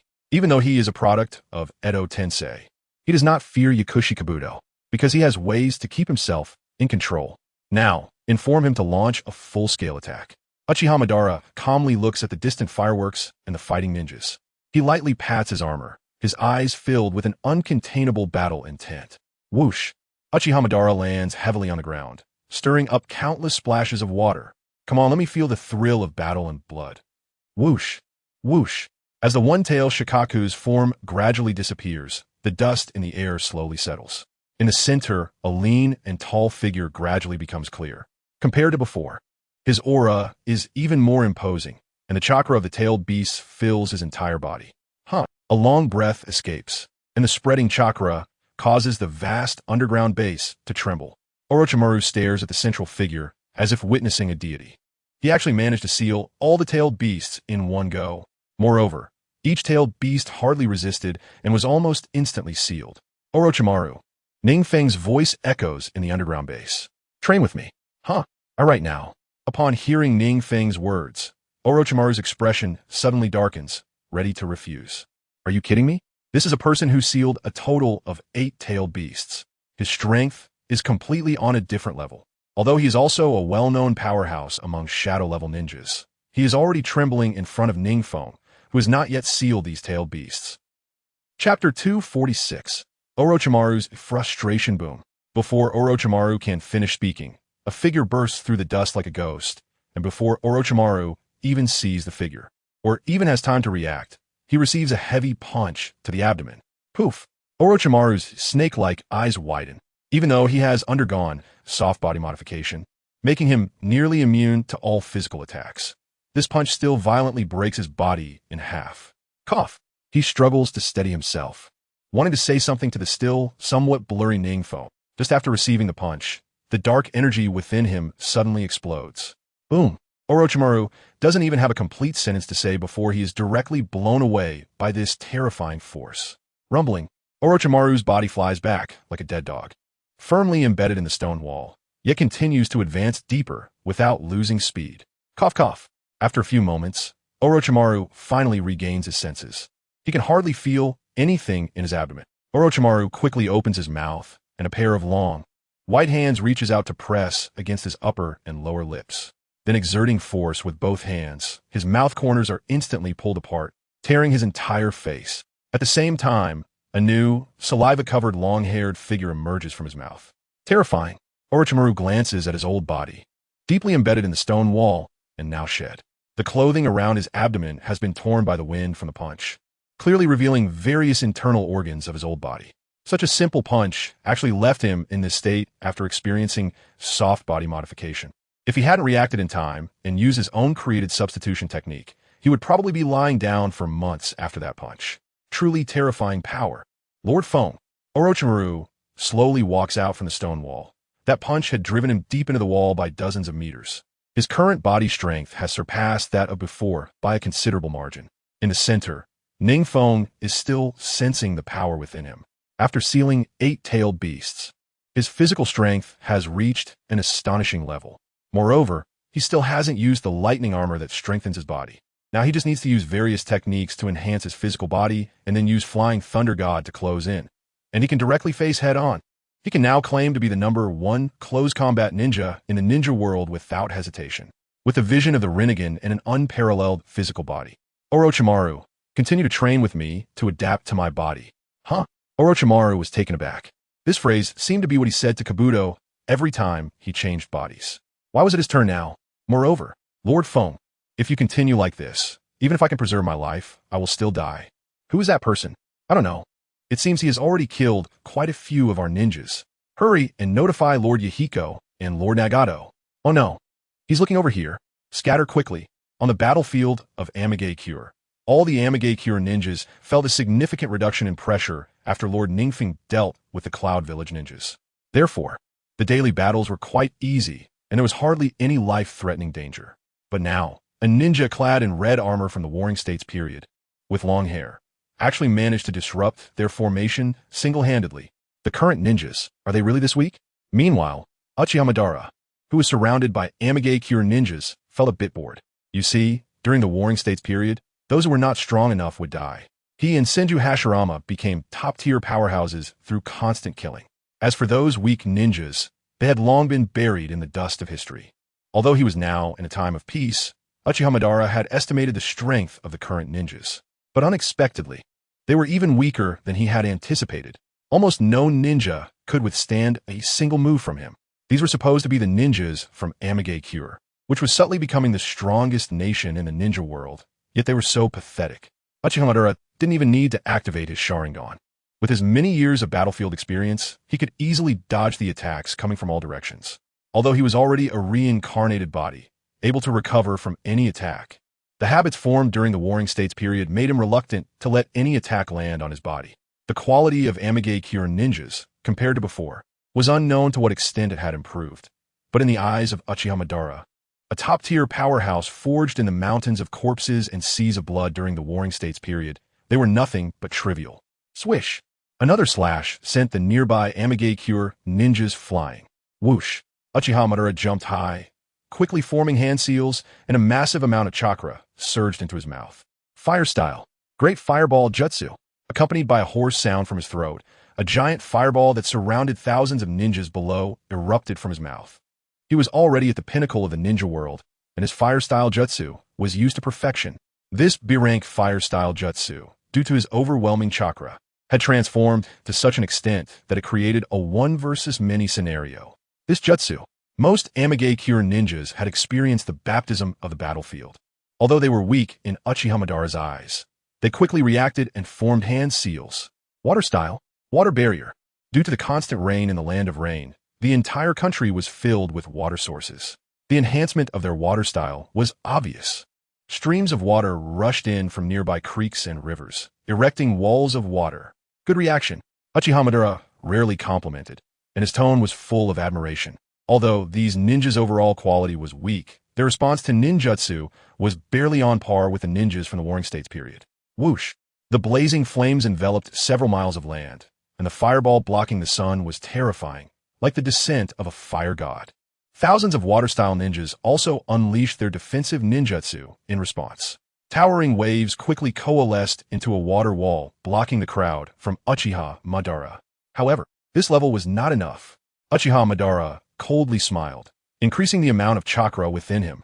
The flames before him grew even hotter, and they were even turning a hint of purple. This was mastering the transformation of fire style to its extreme.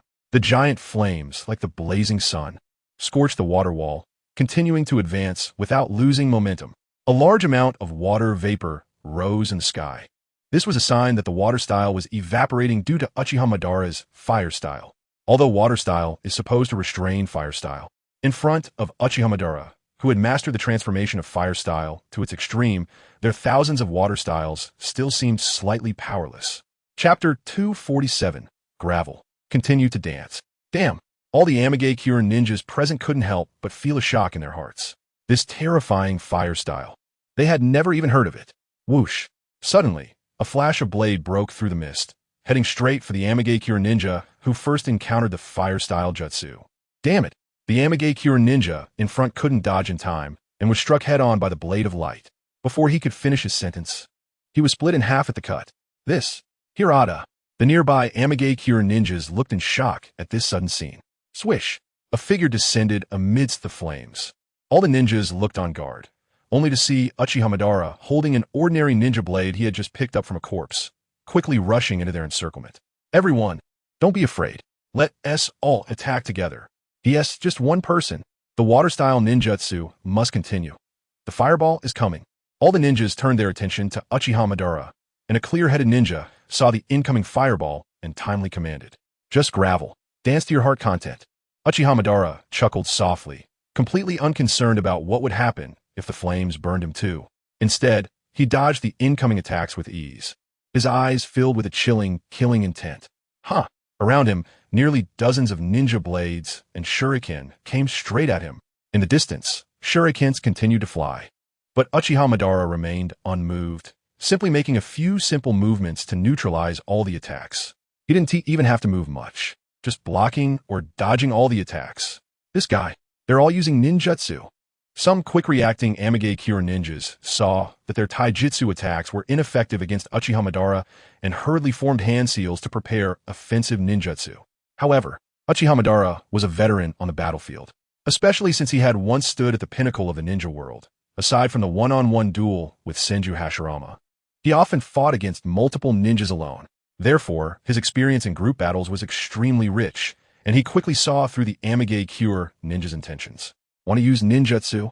Uchiha Madara smiled casually. Having undergone the trials of the Warring States period, his taijutsu was already incredibly formidable. Now, after the enhancement from Senju Hashirama's cells, his overall physical strength had risen to another level. He could even dodge some larger area ninjutsu just by relying on body flicker technique. Swish! Another blade struck at the vital point of an Amage-Cure ninja, and Uchiha Madara coldly stared at the approaching water dragon bullets and lightning from the distance. After all, Amage-Cure was still filled with water sources, and with the heavy water mist, using fire-style ninjutsu would indeed be weakened considerably. Therefore, they all used their most proficient offensive ninjutsu. Meanwhile, those proficient in defensive ninjutsu were still struggling to hold off the incoming great fireball. Whoosh! Uchiha Madara's figure was standing still one moment, and the next moment he transformed into a blur. All the ninjutsu suddenly crashed into the spot he had just stood in, creating a massive wave filled with electric light. The power was quite impressive. Uchiha Madara, who had just used body flicker technique to appear not far away on the peak, nodded in appreciation as he observed the power of the ninjutsu. I can't hold on any longer. At the same time, the ranged shinobi, supporting the fire-release ninjutsu just unleashed by Uchiha Madara, could no longer withstand the raging flames emitted from it. The layer of water curtain ultimately dispersed weakly, transforming into countless water droplets.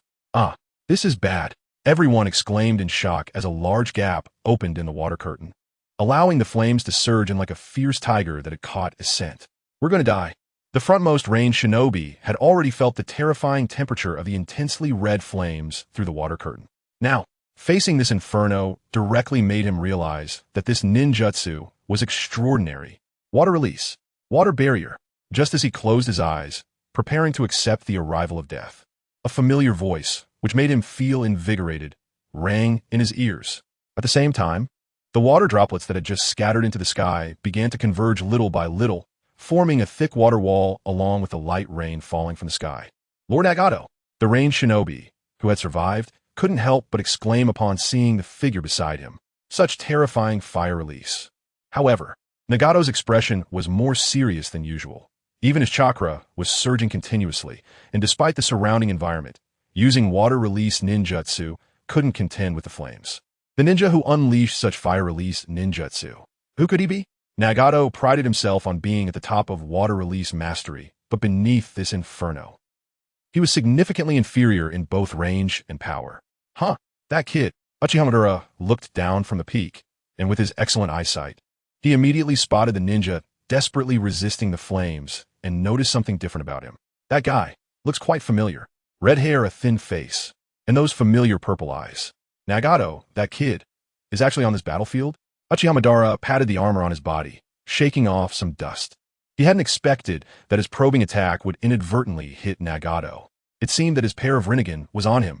Long ago, he had planned for Nagato, transplanting a pair of Rinnegan into Nagato's body, then using Uchiha Obito's hands to control Nagato, utilizing the power he had left for Nagato to capture the tailed beasts. Finally, he intended for Nagato, who possessed the Rinnegan and had mastered the outer path, samsara technique, to exert his final value to resurrect him. But now, many mistakes had occurred. Nagato, who should have been on his side, was now on the opposing side. But that's fine. It's more reassuring for him to execute the plan himself. Whoosh! Just as Nagato was struggling to hold on, a figure suddenly flashed beside him and kicked him hard. Who? Nagato didn't have time to look back before being violently kicked away. Nagato spat out a mouthful of blood, feeling the intense pain radiating from his back as he incredulously looked at the position he had just occupied. A black-haired ninja, dressed in red armor, stood there with his arms crossed, watching him fly back. His body had been nurtured by the Rinnegan, combined with the naturally resilient physique of the Uzumaki clan. making him quite defensively strong. However, under that one kick, he even lost consciousness for a moment. Even now, as he flew back, he could still feel the burning pain in his back. His physique was something that some body-refining ninjas in the Rain Village couldn't even compare to. But now, he had been kicked away by that ninja with one kick. Chapter 248. Nagato and Madara not bad. It seems the peaceful era hasn't made him slack off. Uchiha Madara coldly stared at the flying Nagato, a sinister smile forming in his heart. That kick just now had used nearly 30% of his strength. It was enough to kill a shadow-level ninja focused on physical techniques with a single kick. Yet, Nagato only seemed to have suffered some superficial injuries and spat out a few mouthfuls of blood. After all, he was a child who had experienced war. In a peaceful era, he would work even harder to train to prevent tragedy from striking again. However, in any case, the Rinnegan on Nagato was not awakened by him. He did not possess the bloodline of the Uchiha clan. So while the Rinnegan granted him the ability to master various ninjutsu and excel in the Six Paths abilities, it was also a significant burden on his body. Thus, his mobility was still constrained compared to his other abilities. Whoosh! Uchiha Madara's figure disappeared again, heading straight for Nagato. Meanwhile, the flames surged in after Uchiha Madara left. A large number of Rain shinobi panicked and fled when they saw the flames break through their defenses. Bang! Before Nagato could say anything or organize the others, another heavy punch came at him. Cough! Nagato quickly crossed his arms to block the attack. However, Uchiha Madara's power was too overwhelming, slamming Nagato's body deep into the stone wall behind him. His power is still too weak. Uchiha Madara murmured softly. After saying that, a strange red light flashed in his eyes. He activated his eternal Mangeki Sharingan. After all, Nagato's eyes belonged to him, and he had left some contingency plans here. What are you going to do? Nagato finally regained his senses from the previous punch, watching the close-range Uchiha Madara, silently vigilant as he thrust his hand, crackling, with lightning directly at him. How foolish! Uchiha Madara gazed at Nagato's face, not even looking at the approaching lightning, merely twisting his body slightly to avoid the hand, and then firmly pressing down on his wrist, preventing him from advancing an inch. Nagato's face changed in shock, and then he attempted to release a ninjutsu with his other hand. Just stay quiet. Uchiha Madara sighed softly, reaching out to firmly hold down Nagato's other restless hand. Damn it! Just as Nagato was about to spit at Uchiha Madara, intending to use Shinra Tensei to push Uchiha Madara away, he unexpectedly found that he couldn't use Shinra Tensei at all. Kagaya, are you still waiting? At that moment, Uchiha Madara suddenly stopped staring at Nagato and shouted towards the empty space behind him. Yes, under Nagato's astonished gaze, a black humanoid creature suddenly emerged from the ground. It looked like a dark version of Black Zetsu. It leapt violently and surged into Nagato's body. Woo! Nagato felt his body suddenly lose control. He wanted to resist, but Uchiha Madara's hands were firmly holding him down, preventing any resistance at all. Even the vast chakra within him, under Uchiha Madara's grip, calmed down like a docile little sheep. What is this thing? Nagato glared fiercely at Uchiha Madara, his Rinnegan filled with anger. He could feel that half of his body seemed to be possessed by something and was no longer under his control. If he turned his head now, he would see that Black Zetsu had merged into his body, and half of his outer body now bore the shadow of Black Zetsu. Let's get started. Uchiha Madara pressed down on Nagato with his oppressive aura, urging him. Yes. Suddenly, Nagato responded. Nagato was shocked. He had no intention of answering at all, but his body moved involuntarily. Lord Madara, I need some chakra. Suddenly, Nagato's lips opened and closed again as he spoke. All right. Uchiha Madara slightly relaxed his pressure, and Nagato clearly sensed that his chakra could now perform some simple ninjutsu. This guy, could he be mastering some incredible sealing technique? Although he could use ninjutsu now, Nagato did not believe he could escape with these simple techniques. The ninja before him gave him a mysterious and unfathomable feeling. He had only felt this way from NingFeng. So, this ninja before him should be on the same level as NingFeng. Although he didn't know what they were going to do, it was likely they wouldn't kill him in the short term. Haha, Nagato couldn't help but let out a cold sneer again. He recalled the Black Zetsu that had just attached to him. Suddenly, he realized something. He struggled fiercely against Uchiha Madara's oppressive force, lowering his head. He turned to the side. His half-body had already manifested the same black, flowing substance as the earlier Black Zetsu, looking extremely eerie. What is this? Before he could finish speaking, he suddenly uncontrollably formed hand seals with both hands. This technique, Nagato felt his chakra within his body operating in a special way. His face turned pale as he thought of something bad. The seventh ability of the Rinnegan, Outer Path, Samsara Technique. It can be used to bring back people who haven't been dead for too long to the living world. Although the activation conditions are harsh, it is still a very powerful ninjutsu. However, now, along with the familiar chakra operation trajectory of the Samsara Technique, not only was chakra operating, but also an enormous amount of his life, energy. His red hair was also gradually losing its color from the tips, spreading to the roots. Damn, Nagato's body was gradually becoming weak. The Uzumaki clan's ninjas are mostly long-lived individuals with vigorous life, energy, and strong physiques. Therefore, their chakra volume and lifespan are significantly superior to ordinary people. But now, the technique he was using was nearly draining his life energy. What on earth is going on? Nagato coughed softly and spoke with a stutter. At the same time, the luster on his face continued to fade, and his skin gradually became wrinkled. Time was rapidly passing by on him. Meanwhile, the dirt on Uchiha was constantly scattering, and the cracks on his face were gradually closing. Even some of the cracks on his body were gradually merging, astonishing chakra fluctuations continuously emanating from within him. What is this? Nagato looked old, his eyes devoid of light, staring at Uchiha, who was undergoing a transformation. Chapter 249, The Revived Hero. This is... Uchiha lowered his head, his eyes filled with excitement as he looked at his own hands, feeling the surging power within his body, different from the power of the Edo Tensei. At the same time, he released his grip. Nagato's weakened state no longer required him to suppress.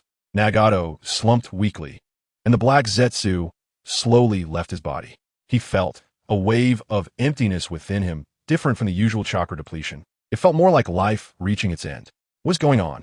Nagato's consciousness was becoming somewhat hazy, but he still desperately tried to extend his hand to release his ninjutsu. At such a close distance, still thinking of resisting? The cracks on Uchiha body had completely healed, and the chakra that was originally from the Edo Tensei was now slowly surfacing on his body, gradually returning to the natural world. His consciousness was still quite firm. Uchiha looked at the now powerless Nagato with a hint of mockery, a smile on his lips as he walked over, looking down at Nagato's weak face from a height. Nagato now looked completely like an old man, his cheeks deeply sunken, and his skin full of wrinkles. What a pity, after all. He was just a pawn.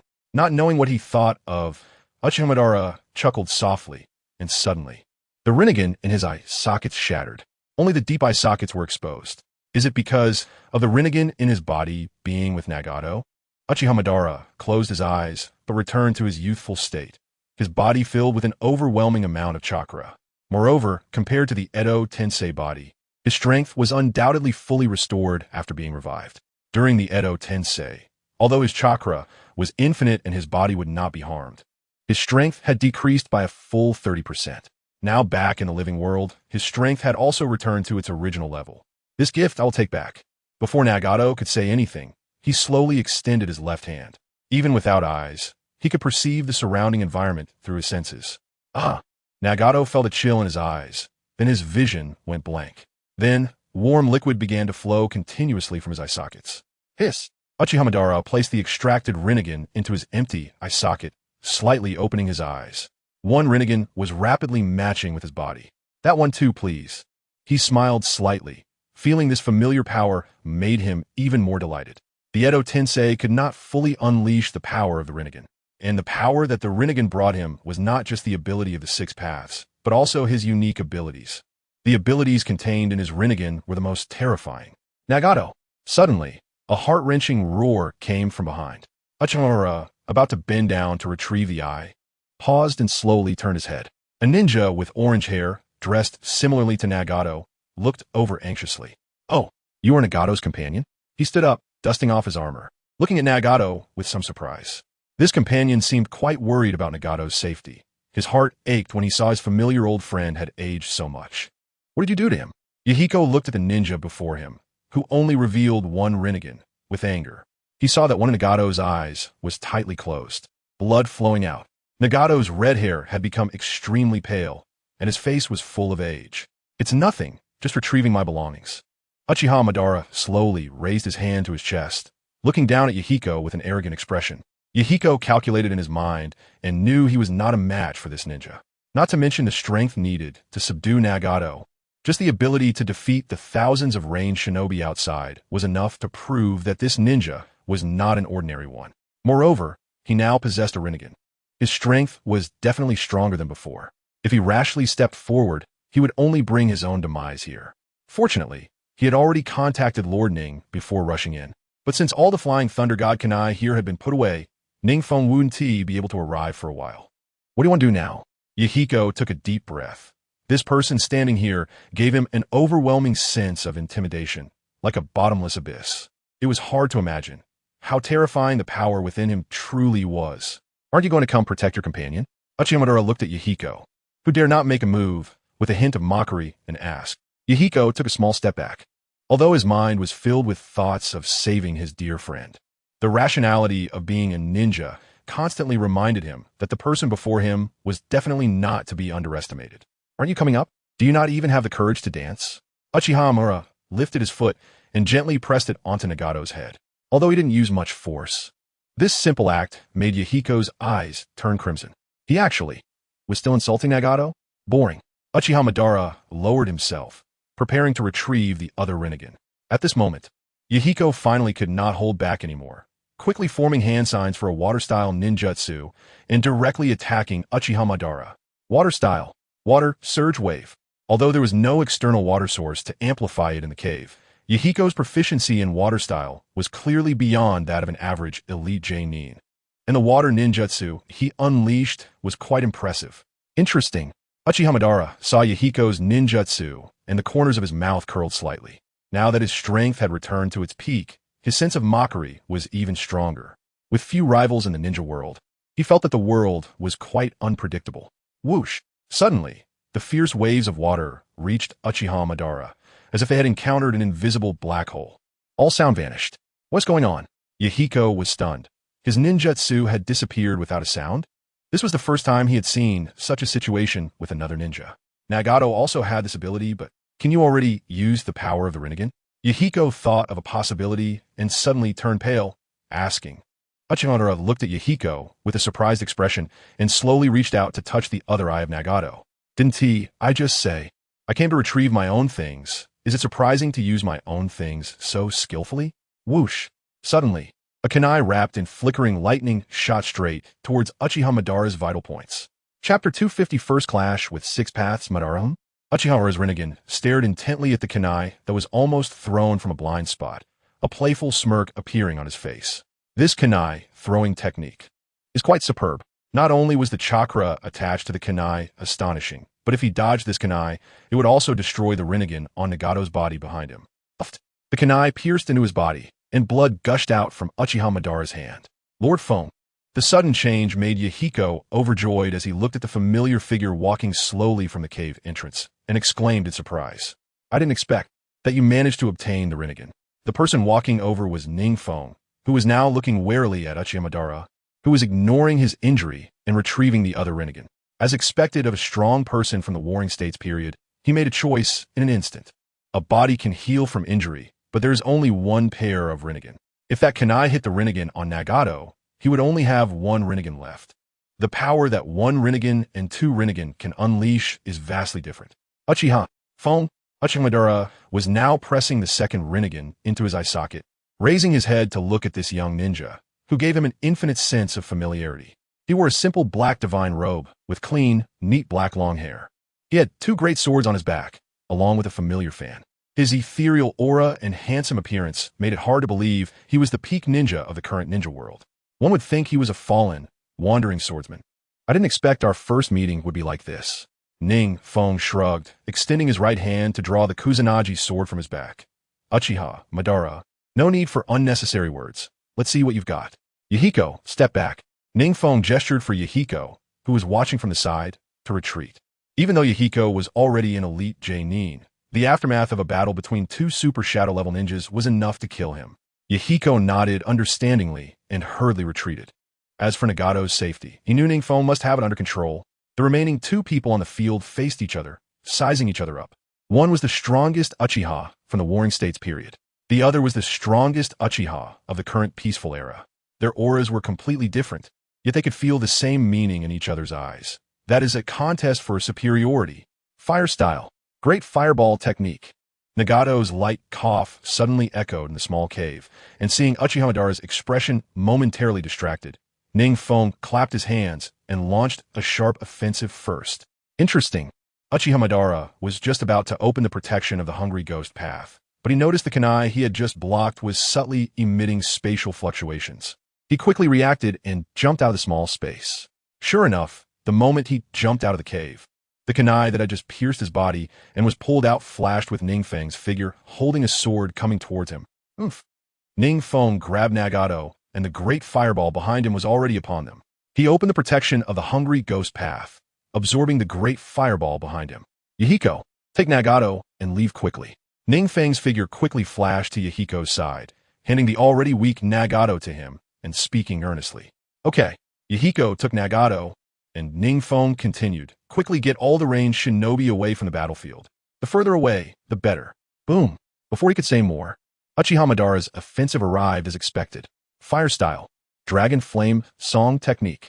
Uchiha Madara leaped into the air, chakra surging wildly within him, and opened his mouth to unleash 5 terrifyingly hot fire dragons, attacking NingFeng from different directions. Will Tomb Border Prison. At the same time, Uchiha Madara's unique ability, Will Tomb Border Prison, was also activated. 5 figures that only NingFeng could see quickly spread out from Uchiha Madara's side, directly charging towards NingFeng. Dragon Flame Song Technique. NingFeng's lips curled slightly. In fact, their battle was now unlikely to be life-threatening. Because both of them had Rinnegan and possessed the Hungry Ghost path, they could absorb all ninjutsu. Therefore, the ninjutsu attacks they unleashed were feints, while the real attack was through other techniques. Moreover, with the Rinnegan, he could also see the 5 figures in Uchiha Madara's Will Tomb Border Prison. This ability of Uchiha Madara was extremely terrifying for ninjas without Rinnegan, who could not see his 5 clones. Just think about it. When confronting Uchiha Madara, there are 5 nearly super shadow-level ninjas attacking you that you can't see. How terrifying is that? Shinra Tensei. Although NingFeng could absorb the incoming fire-style ninjutsu, he couldn't absorb the 5 clones from the Will Tomb Border Prison. Boom! The incoming attacks were all repelled one by one. Quick reaction.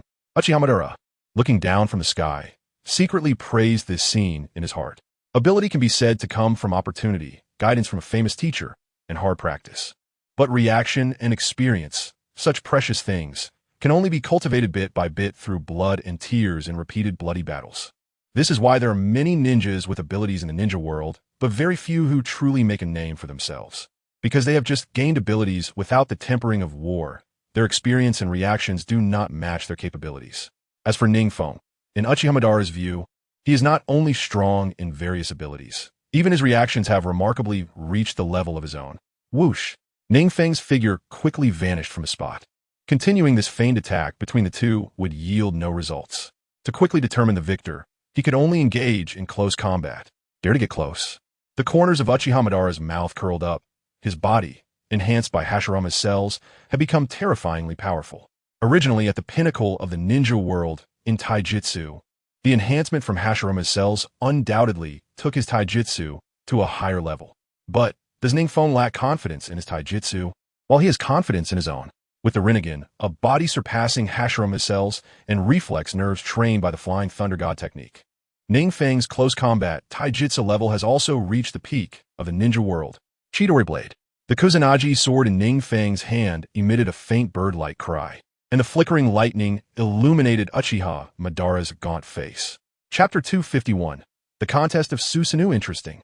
Uchiha Madara watched as the long sword in NingFeng's hand became increasingly sharp under the enhancement of lightning chakra, chuckling softly. The wounds from the shuriken thrown by NingFeng had gradually healed. Will of Hell. The 4 shadows that had just been absorbed into his body suddenly flickered back out. As a fellow Rinnegan user, NingFeng naturally sensed Uchiha Madara's Wheel of Hell ability. However, Uchiha Madara knew nothing about NingFeng's Rinnegan abilities. In battles between ninjas, intelligence is the greatest reliance. NingFeng knew Uchiha Madara even down to his childhood. He was fully aware of various abilities. But Uchiha Madara only had a vague understanding of NingFeng from the snippets shared by Kagaya and Obito. His knowledge of NingFeng's abilities was merely speculative. As for the specifics of NingFeng's strength, he could only find out through continued probing. Your Sharingan is the wheel of heaven. Uchiha Madara continuously dodged NingFeng's storm-like attacks, marveling. Clearly an enhanced ninjutsu Sharingan, yet your movements are so agile. It seems you've undergone quite a bit of training. That doesn't require your judgment, relic of the old era. NingFeng smirked sarcastically. Even being suppressed to this extent, Madara still spoke to him in a tone of critique. Arrogant junior. Uchiha Madara's gaze sharpened. It had been a long time since he had seen such a reckless junior. Whoosh! Another slash came through, leaving a shallow wound on Uchiha Madara's body. In this peaceful era, a monster like you has actually emerged. Although Uchiha Madara had sustained a knife wound, he still praised NingFeng's strength with admiration. NingFeng's power far exceeded his imagination. It seems there was a reason Uchiha Obito couldn't advance his plans. A guy like this, even in the Warring States period, would be one of a kind. Only he and Hashirama could contend with him, right? Susanoo. Although Uchiha Madara's recovery abilities were enhanced by the transplantation of Hashirama's cells, they were not invulnerable like those of Edo Tensei. He also needed time to recover. Moreover, NingFeng's current taijutsu made him a bit wary. Without a suitable weapon in hand, he was truly not NingFeng's match in barehanded combat. Therefore, he had to use his most proficient Susanoo. In the history of the Uchiha clan, Uchiha Madara was among the first ninjas to unlock Susanoo. He had researched this technique thoroughly. Since his opponent was someone who put pressure on him, Uchiha Madara immediately unleashed his complete Susanoo. A terrifying, oppressive force instantly surrounded NingFeng, towering over 100 meters high. The nearly tangible blue warrior wielded a sharp blade with a solemn expression.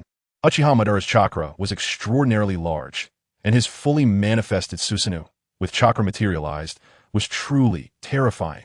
The giant warrior over 100 meters high seemed ready to pierce through the heavens and the earth, with Uchiha Madara looking down from the warrior's head at NingFeng. He had the confidence of pride because he was the first to unlock complete Susanoo. He was also the first to refine Susanoo to such a terrifying level. Now, having awakened the Rinnegan and transplanted Hashirama cells, his chakra was even more formidable. The power of Susanoo, once solidified, was increasingly astonishing. Susanoo? Interesting. NingFeng, upon seeing this, remained calm, though he was somewhat surprised that Uchiha Madara had unlocked Susanoo so easily. Upon reflection, two Rinnegan wielders indeed had to rely on such large-scale ninjutsu to determine victory or defeat. Regardless of ninjutsu, jinjutsu, or taijutsu at their level, it was difficult to distinguish superiority in a short time. Reaching the Kage level, they were nearly equal in any capability. NingFeng also abandoned the idea of continuing to compete with Uchiha Madara in taijutsu and ninjutsu, his eyes narrowing slightly. At the same time, his chakra rapidly transformed into ocular power, with a massive golden aura continuously rising and surging. Just as Uchiha Madara manipulated Susanoo to raise its giant blade, he saw a figure even taller than his Susanoo, emanating a dazzling golden aura, with the left hand holding a gourd and the right hand holding a non-material mirror suddenly rising. This is the divine tools Kusanagi and Yada mirror? Uchiha Madara widened his eyes slightly, looking at the golden warrior before him with surprise, setting aside why this Susanoo was taller than his own. Just these two divine tools were enough to shock him. These two divine tools are renowned for their ability to seal everything, the Kusanagi sword and the Yada mirror, which can reflect all attacks. However, Uchiha Madara also knew that these legends had exaggerated elements, just based on the slow speed of the Kusanagi sword. Even ninjas specializing in speed at the Kage level would not fall for it. As for the Yada mirror, although its defensive power was indeed as astonishing as the legends say, the range of the Yada mirror was not large. It could only cover about a third of NingFeng's Susanoo. Whoosh! NingFeng manipulated the Kusanagi within Susanoo to fiercely stab at Uchiha Madara. Susanoo, double blade dance of flames. Uchiha Madara narrowed his eyes. The blue giant immediately drew two long blades from its waist to counterattack fiercely. The clash of blades caused the ground beneath them to rumble with tremendous sounds. The terrifying force shattered the earth. The aftermath kicked up countless clouds of dust, enveloping the two who were locked in a stalemate at the center. Yada mirror. At the same time, two hands suddenly extended from behind Uchiha Madara's blue giant, slightly opening and continuously sending out large blue tomo toward the golden Susanoo. NingFeng's Susanoo quickly took out the Yata mirror to defend against each attack. At the same time, the golden Susanoo's back wings spread open and flew into the air. Air combat, huh? Orochimaru looked with interest at NingFeng flying into the air, and with a flap of his wings, he also flew up. It had been a long time since he encountered such an evenly matched opponent. After this bout, the battle intent that had long been dormant within him was once again awakened. Whoosh! Uchiha's Susanoo had just soared into the air when it was met with a downward slash. The terrifying blade aura carried enough force to cut through an average ninja. Uchiha Madara crossed his blades to block it. The impact was so great that it drove his blue-clad feet deep into the ground for several meters. Half of his foot was already deeply imprinted into the ground. Chapter 252. Outer Path Golem, this guy. Uchiha Madara's mouth curled slightly. He hadn't expected NingFeng to leverage the advantage of height to maximize the power of this strike. In his haste, he hadn't been able to defend against it. Interesting. Truly interesting. After Hashirama, another one like you has appeared. A madly ecstatic smile surfaced on Uchiha Madara's face as he wielded Susanoo with reckless abandon. His fighting style was such that he completely disregarded the damage he took. Susanoo had incredible defensive power, but once damaged, it required a significant amount of ocular power to repair. This kind of fighting was entirely counterproductive. This guy, NingFeng, naturally had no intention of confronting Uchiha Madara head-on. He just wanted to test Uchiha Madara's strength. He had no plans for a life-and-death battle. At this level, they both had activated their complete Susanoo, and killing each other would take days. Fire style. Great fireball technique. Suddenly, NingFeng's golden warrior formed hand seals, and a massive wave of flames capable of burning the heavens and boiling the seas erupted from the mouth of his Susanoo, spanning over 100 meters. A complete Susanoo can unleash corresponding techniques through the user's hand seals. This great fireball, enhanced by Susanoo and the Rinnegan bloodline, far exceeded an ordinary S-rank forbidden technique. Fire style. Great fireball technique. There was little time for Uchiha Madara to react, so he could only form hand seals to release the same ninjutsu as NingFeng. The two waves of flames collided directly within Susanoo. Their hungry ghost path shields could not extend outside Susanoo, so the clash of ninjutsu would entirely depend on their respective mastery of ninjutsu.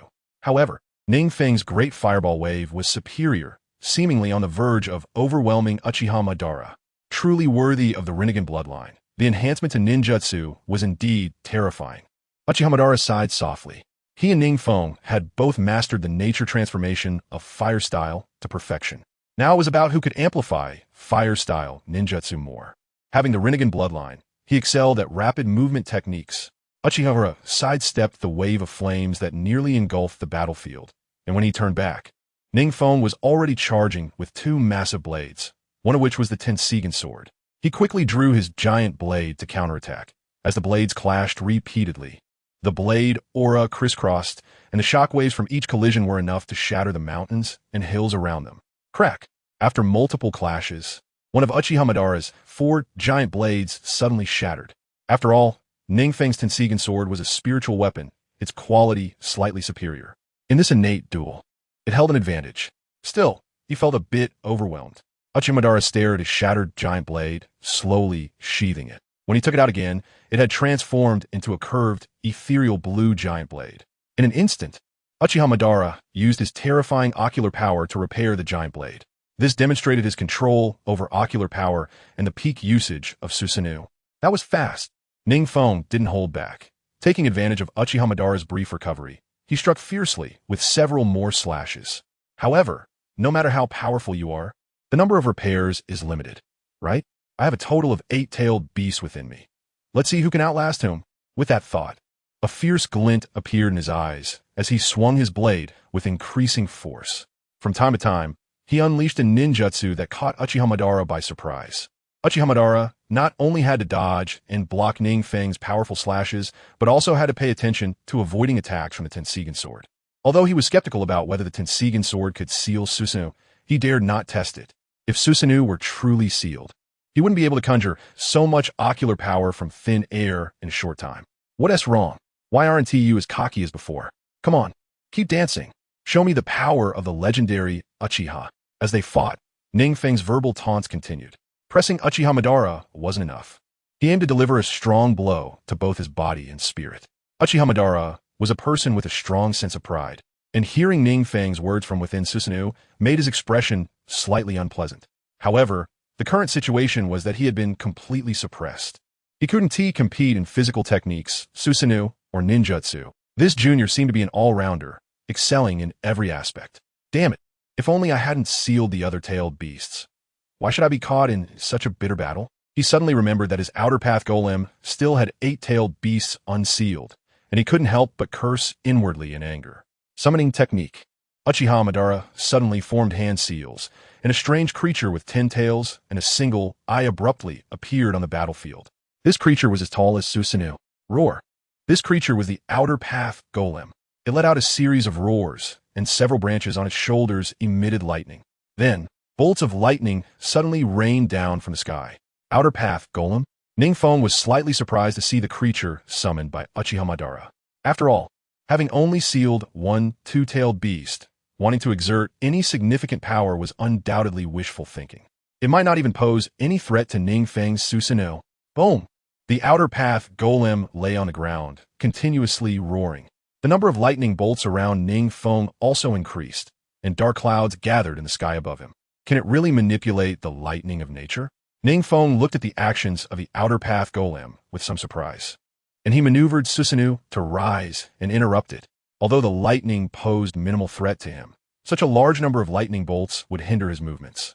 This should make things a lot easier, right? Uchiha Madara thought, as he thrust his long blade straight at NingFeng. Meanwhile, the roars of the outer path golem continued to echo across the battlefield, reverberating through the vast, desolate area like the thunder above. Wait, this weather?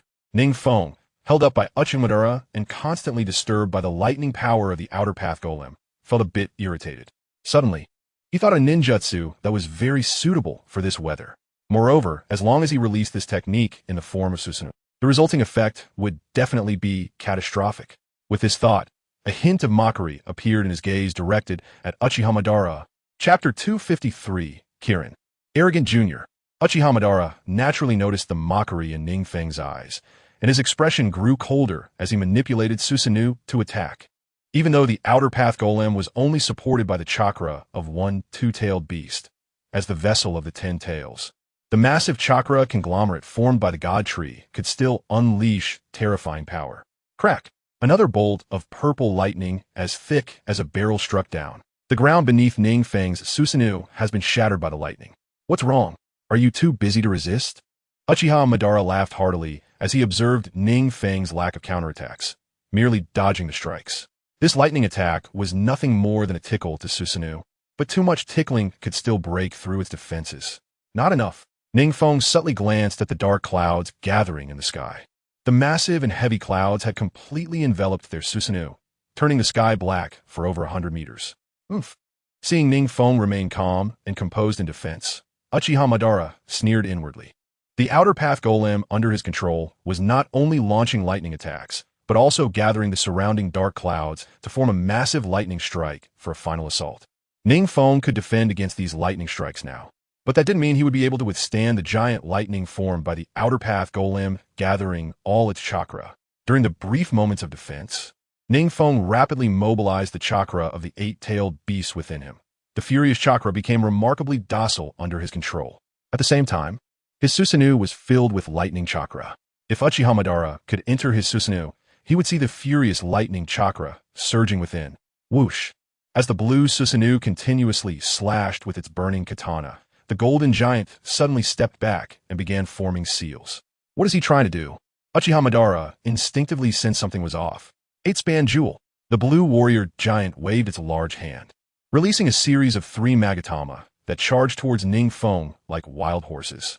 Almost there, the golden giant recklessly extended a hand towards the sky. With lightning flickering in his palm, several magatama struck his Susanoo, causing varying degrees of damage, but nothing serious. Damn it! As NingFeng's Susanoo's palm extended, the surging lightning intensified. His heart raced with increasing dread. What is he trying to do? Why is this guy's chakra fluctuation so terrifying? Could it be he has assimilated the chakra of all 8-tailed beasts?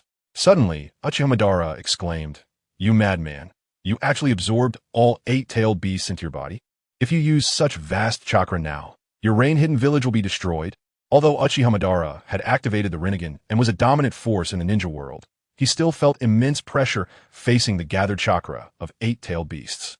He asked himself whether he could withstand this technique that gathered the chakra of eight-tailed beasts. Thus, he had no choice but to shout at NingFeng. If he could make NingFeng stop now, it would be considered a success.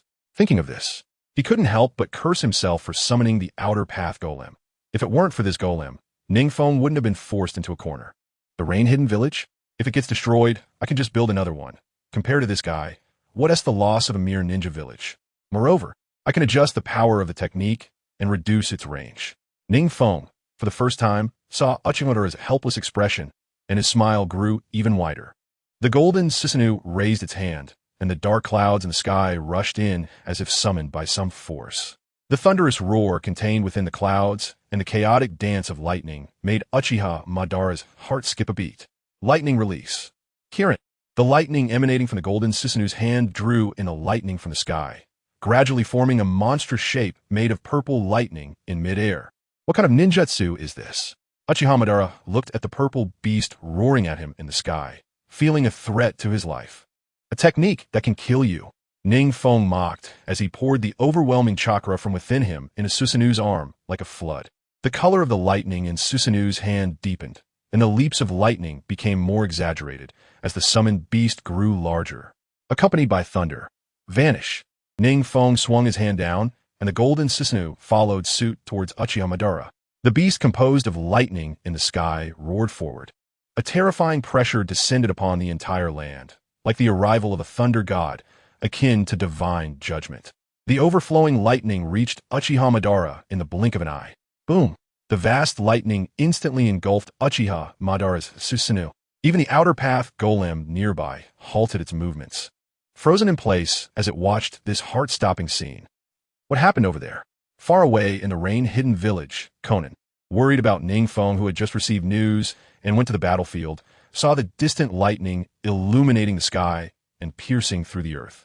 That should be in the direction of the rain-hidden battlefield. Suddenly, she thought of something and turned pale. Lord Feng, please be safe. Don't worry, Sister Conan. At this moment, a small figure beside her tugged at her garment, speaking in a childlike voice. Brother Feng will definitely be fine. True. Lord Feng always manages to surprise us. Remembering NingFeng's various performances in the past, her long-held anxiety eased. Fu, you must be training faster after separating from the tailed beast, right? She looked down at the girl who had just comforted her, breaking into a smile. Yes. Without the chakra interference from the seven tails, Fu's training has progressed so rapidly it can't even be described. Not only did she break through to the Chunin level of chakra in just a few days, but even her family's secret techniques have progressed significantly faster than before. Lord Feng will surely be pleased to see you like this when he returns. Conan gently stroked Fu's soft hair and looked up at the constantly flickering lightning. Even from such a distance, she could still feel the intensity of the battle over there.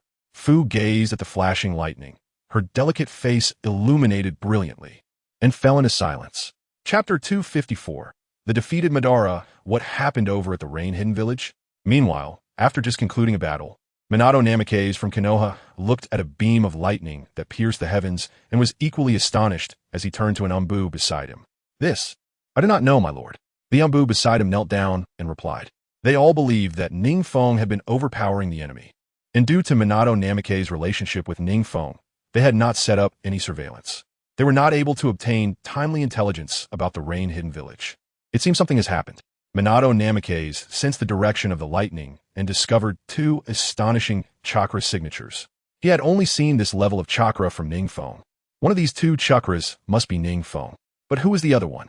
A terrifying chakra that could be sensed even from such a distance. Has Feng fallen into a bitter battle? No, I must go see. Minato Namikaze thought and instructed the Umbu beside him to gather an elite team to prepare to head to the Rain-Hidden battlefield. Who? The Rain-Hidden battlefield. After just experiencing the large-scale lightning release technique, Kirin, the battlefield was already in ruins. The ground was cracked inch by inch, and the mountains were shattered to pieces. Even the forest, which was originally abundant with trees due to the humid environment, is now filled with charred marks. The apocalyptic scene stretches for miles. At the center of the lightning, it is where NingFeng has aimed his Kirin at Uchiha Madara. At this moment, a deep pit has formed, spreading out from his position. The The pit is hundreds of feet wide. The edges of the pit even show signs of upheaved soil. In the center of the pit stands Uchiha Madara, whose armor is mostly damaged and looking quite disheveled. His exposed flesh has many wounds that are gaping and slightly charred from the lightning strikes. Under the guidance of the chakra from 8-tailed beasts, NingFeng's lightning ninjutsu is powerful enough to crush everything. Kirin, an S-rank forbidden lightning technique, was originally a jutsu used by Uchiha Sasuke against Uchiha Itachi. This technique can only be released under the conditions of a thunderstorm, using the natural lightning guided by the Chidori in hand. NingFeng has used an enormous amount of chakra to amplify the power of this jutsu, directly breaking through the defenses of Uchiha Madara's Susanoo. Huff, huff. Uchiha Madara shakily rises to his feet. Even though he has activated the Rinnegan to absorb some of the Kirin, he cannot absorb that terrifying natural lightning. What now? Before him, a proud figure stands defiantly. Uchiha Feng. A hint of a mad smile appears on Uchiha Madara's face. Although his wounds are slowly healing, there are still remnants of lightning continuously causing damage. This kind of power, I acknowledge you. The smile at the corner of Uchiha Madara's mouth gradually fades, and his gaze towards the figure before him becomes increasingly cautious. Initially, he merely regarded NingFeng as slightly inferior, but after experiencing the Kirin just now, he realizes that NingFeng's strength might be on par with his own. A ninja with such strength is someone he must take seriously. Oh, still putting up a front? The figure shrouded in dust sneers, slowly stepping out of the haze, his Sharingan coldly staring at Uchiha Madara. Whether in the original story or now, Uchiha Madara has always been this stubborn. Even after he has surpassed him, he still puts on a tough act. You should still be waiting for your recovery, right? NingFeng slowly draws the Kusanagi sword and the Sword of Thunder from his back, and with a quick step, he lunges forward, swinging his sword. The two swords are flashing with dazzling lightning, clearly infused with a massive amount of lightning chakra. These two already divine tools now become even sharper with the addition of lightning chakra. Just by looking at the swords before him makes Uchiha Madara's heart tremble slightly. This blade, if it really comes at me, I might not be able to recover from it. Swish!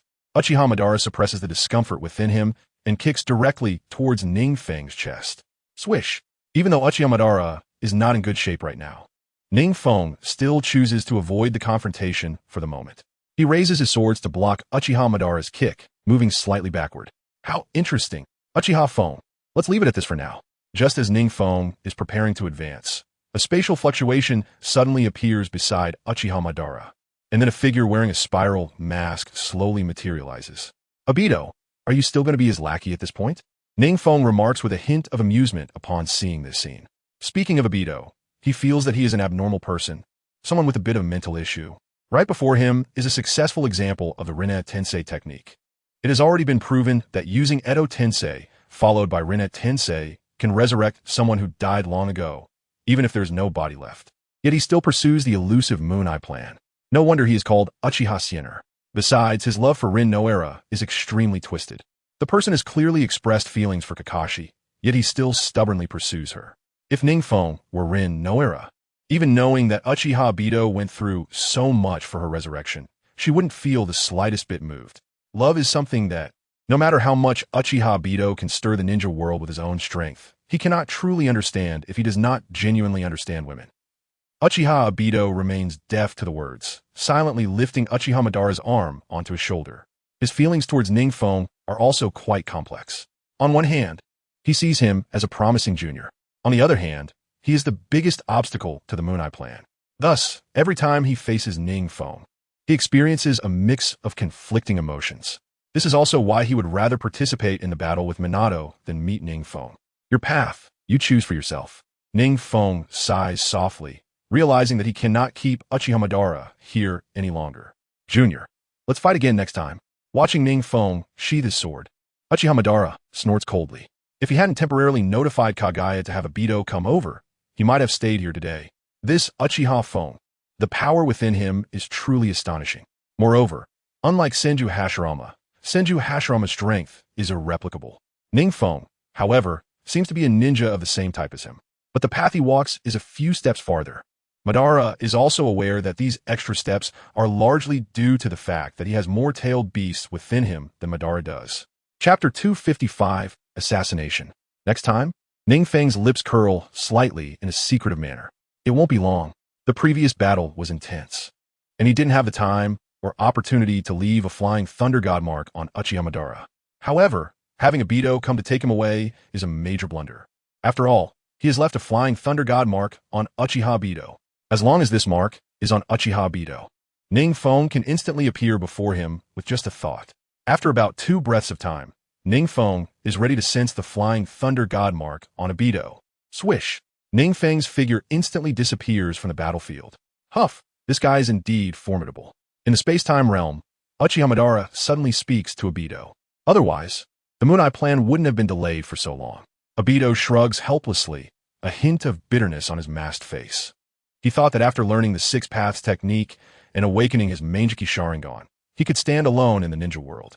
But he unexpectedly encounters such a freak as NingFeng, who is not at all on the same level as him. Moreover, their philosophies clash. This leads to Uchiha Obito constantly hitting walls when facing NingFeng. The two quickly arrive at a cave on the edge of the Rain Village, which serves as their previously established temporary base. Suddenly, Uchiha Obito, familiar with spatial fluctuations, frowns, his face slightly startled beneath the mask. How? Did he come here? What? Who? Uchiha Madara, hearing Obito's murmurs, says with some surprise. But before he finishes speaking, he quickly senses the spatial fluctuation. As someone who once stood at the pinnacle of the ninja world, while he is not adept at space techniques, it is certainly not his weakness. At the very least, he understands how to deal with space-time ninjutsu and how to guard against it. This wave of spatial fluctuation feels very familiar. Is it Flying Thunder God? As he was deep in thought, a shadow holding a sharp blade, like a ghost, silently appeared behind Obito, raising the long knife and directly slicing towards Uchiha Madara's neck. The blade in the dark cave emitted no reflective light, and NingFeng had also infused a considerable amount of wind-released chakra into the strike, making it faster and sharper. Almost with the sound of breaking air, the blade approached like the Grim Reaper's scythe. Clang! Uchiha Obito reacted before Uchiha Madara, a chain blocking Madara's neck, colliding with NingFeng's long knife and sparking brilliant flames. This guy, Uchiha Madara, quickly turned around and unleashed a torrent of flames in response to the noise. The intensity of the flames illuminated the entire dark cave. At the same time, the flames were so wide that they enveloped Uchiha Obito as well. However, there was no astonishment in Obito's eyes. His Sharingan was continuously pulsating, clearly ready to enter the Kamui space. Such a fast reaction speed. Even NingFeng couldn't help but admire. That last strike was aimed right at Uchiha Madara's neck. Not to mention that his Flying Thunder God technique was not slow, but under the element of surprise. Uchiha Obito was able to react so quickly to raise the chain between the two was already an impressive feat, while Uchiha Madara's reaction was also very fast. It was more instinctual. In other words, Uchiha Obito had anticipated his Flying Thunder God technique in advance, while Uchiha Madara was merely relying on his body's instinct to synchronize with both of them. It seems he has overlooked that I activated my Rinnegan. A slight smile curled at the corner of NingFeng's mouth. This kind of pure ninjutsu counterattack was already ingrained in Uchiha Madara's body. After being attacked, he would retaliate with his most proficient fire release ninjutsu. However, a protective shield opened in front of NingFeng, and at the same time, he pulled out several Flying Thunder God kunai from his space and casually threw them behind him. Although this narrow space was not suitable for his Flying Thunder God technique to perform at its best, Uchiha Madara and Uchiha Obito were not in optimal condition either. Uchiha Madara had just taken a direct hit from his gathered 8-tailed beast powers, and his ocular power had yet to recover. Uchiha Obito had just been entangled with Minato and had little energy left. While Uchiha Obito performed remarkably in the 4th Shinobi World War in the original work, that was under the condition that he had a Rinnegan and had gathered 6-tailed beasts. Moreover, that information was not known to everyone. Even so, Uchiha Obito's current strength had touched the threshold of Super Shadow level. There was no denying that the release of Kamui was too inexplicable. Furthermore, his mastery of fire release was comparable to that of Uchiha Madara. During the 4th Shinobi World War, he and Uchiha Madara nearly wiped out the allied shinobi forces with fire release. Originally, his fire release hard power was not enough to compare with Uchiha Madara, but with the enhancement of Kamui's fluctuations, Obito's strength at that time was already terrifying.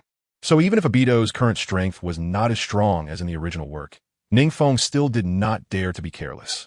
At the same time, NingFeng had activated his Rinnegan, making all ninjutsu basically ineffective against him. Competing in taijutsu or trapping him in jinjutsu would be extremely difficult, because within him, he suppressed the power of 8-tailed beasts, allowing him to avoid the intrusion of jinjutsu. His taijutsu, with a physique surpassing that of Hashirama Senju, was already the strongest existence in close combat in the ninja world. Hiss. The burning flames were continuously absorbed by the protective shield, simultaneously replenishing NingFeng's chakra. He grinned, drawing his Kusanagi sword and hurling it fiercely towards Uchiha Madara. Damn it! Uchiha Madara's expression changed as he cursed under his breath, realizing that his earlier fire-release ninjutsu was indeed an instinctive reaction honed on the battlefield. Now, in front of NingFeng, it had instead helped him recover his chakra. This blade, although his hungry ghost path could absorb the wind-release chakra within, the impact of the sword still couldn't be absorbed, so he could only evade. Whoosh! Just as he was about to dodge the long knife, NingFeng's figure rushed in. The long knife was approaching, and he finally saw the flying Thunder God mark on the handle. This is bad. Uchiha Obito's face changed. He did not expect NingFeng to strike so swiftly and decisively. The moment they met was a killing move. Chapter 256. Madara's Predicament. Damn it. Uchiha Madara's eternal Mangeki Sharingan spun rapidly. At the same time, a faint blue Susanoo skeleton lit up beside him. Bang! After NingFeng used Flying Thunder God to appear before Uchiha Madara, he seized the thrown Kusanagi sword and thrust it fiercely towards Madara's face. Although Uchiha Madara's ocular power was no longer sufficient to support him in using the complete form of Susanoo, he could still easily use the most basic Susanoo skeleton for defense. Foolish. NingFeng's slightly closed eyes finally opened. Uchiha Madara looked in amazement at the vertical lines rising in NingFeng's eyes. This is Sage Mode? How could this kid instantly enter Sage Mode, like Hashirama Senju? What he did not know was that NingFeng had learned to cultivate Sage Chakra through shadow clones. This method allowed NingFeng to enter Sage Mode in an instant. It was much faster than gathering the surrounding Sage Chakra.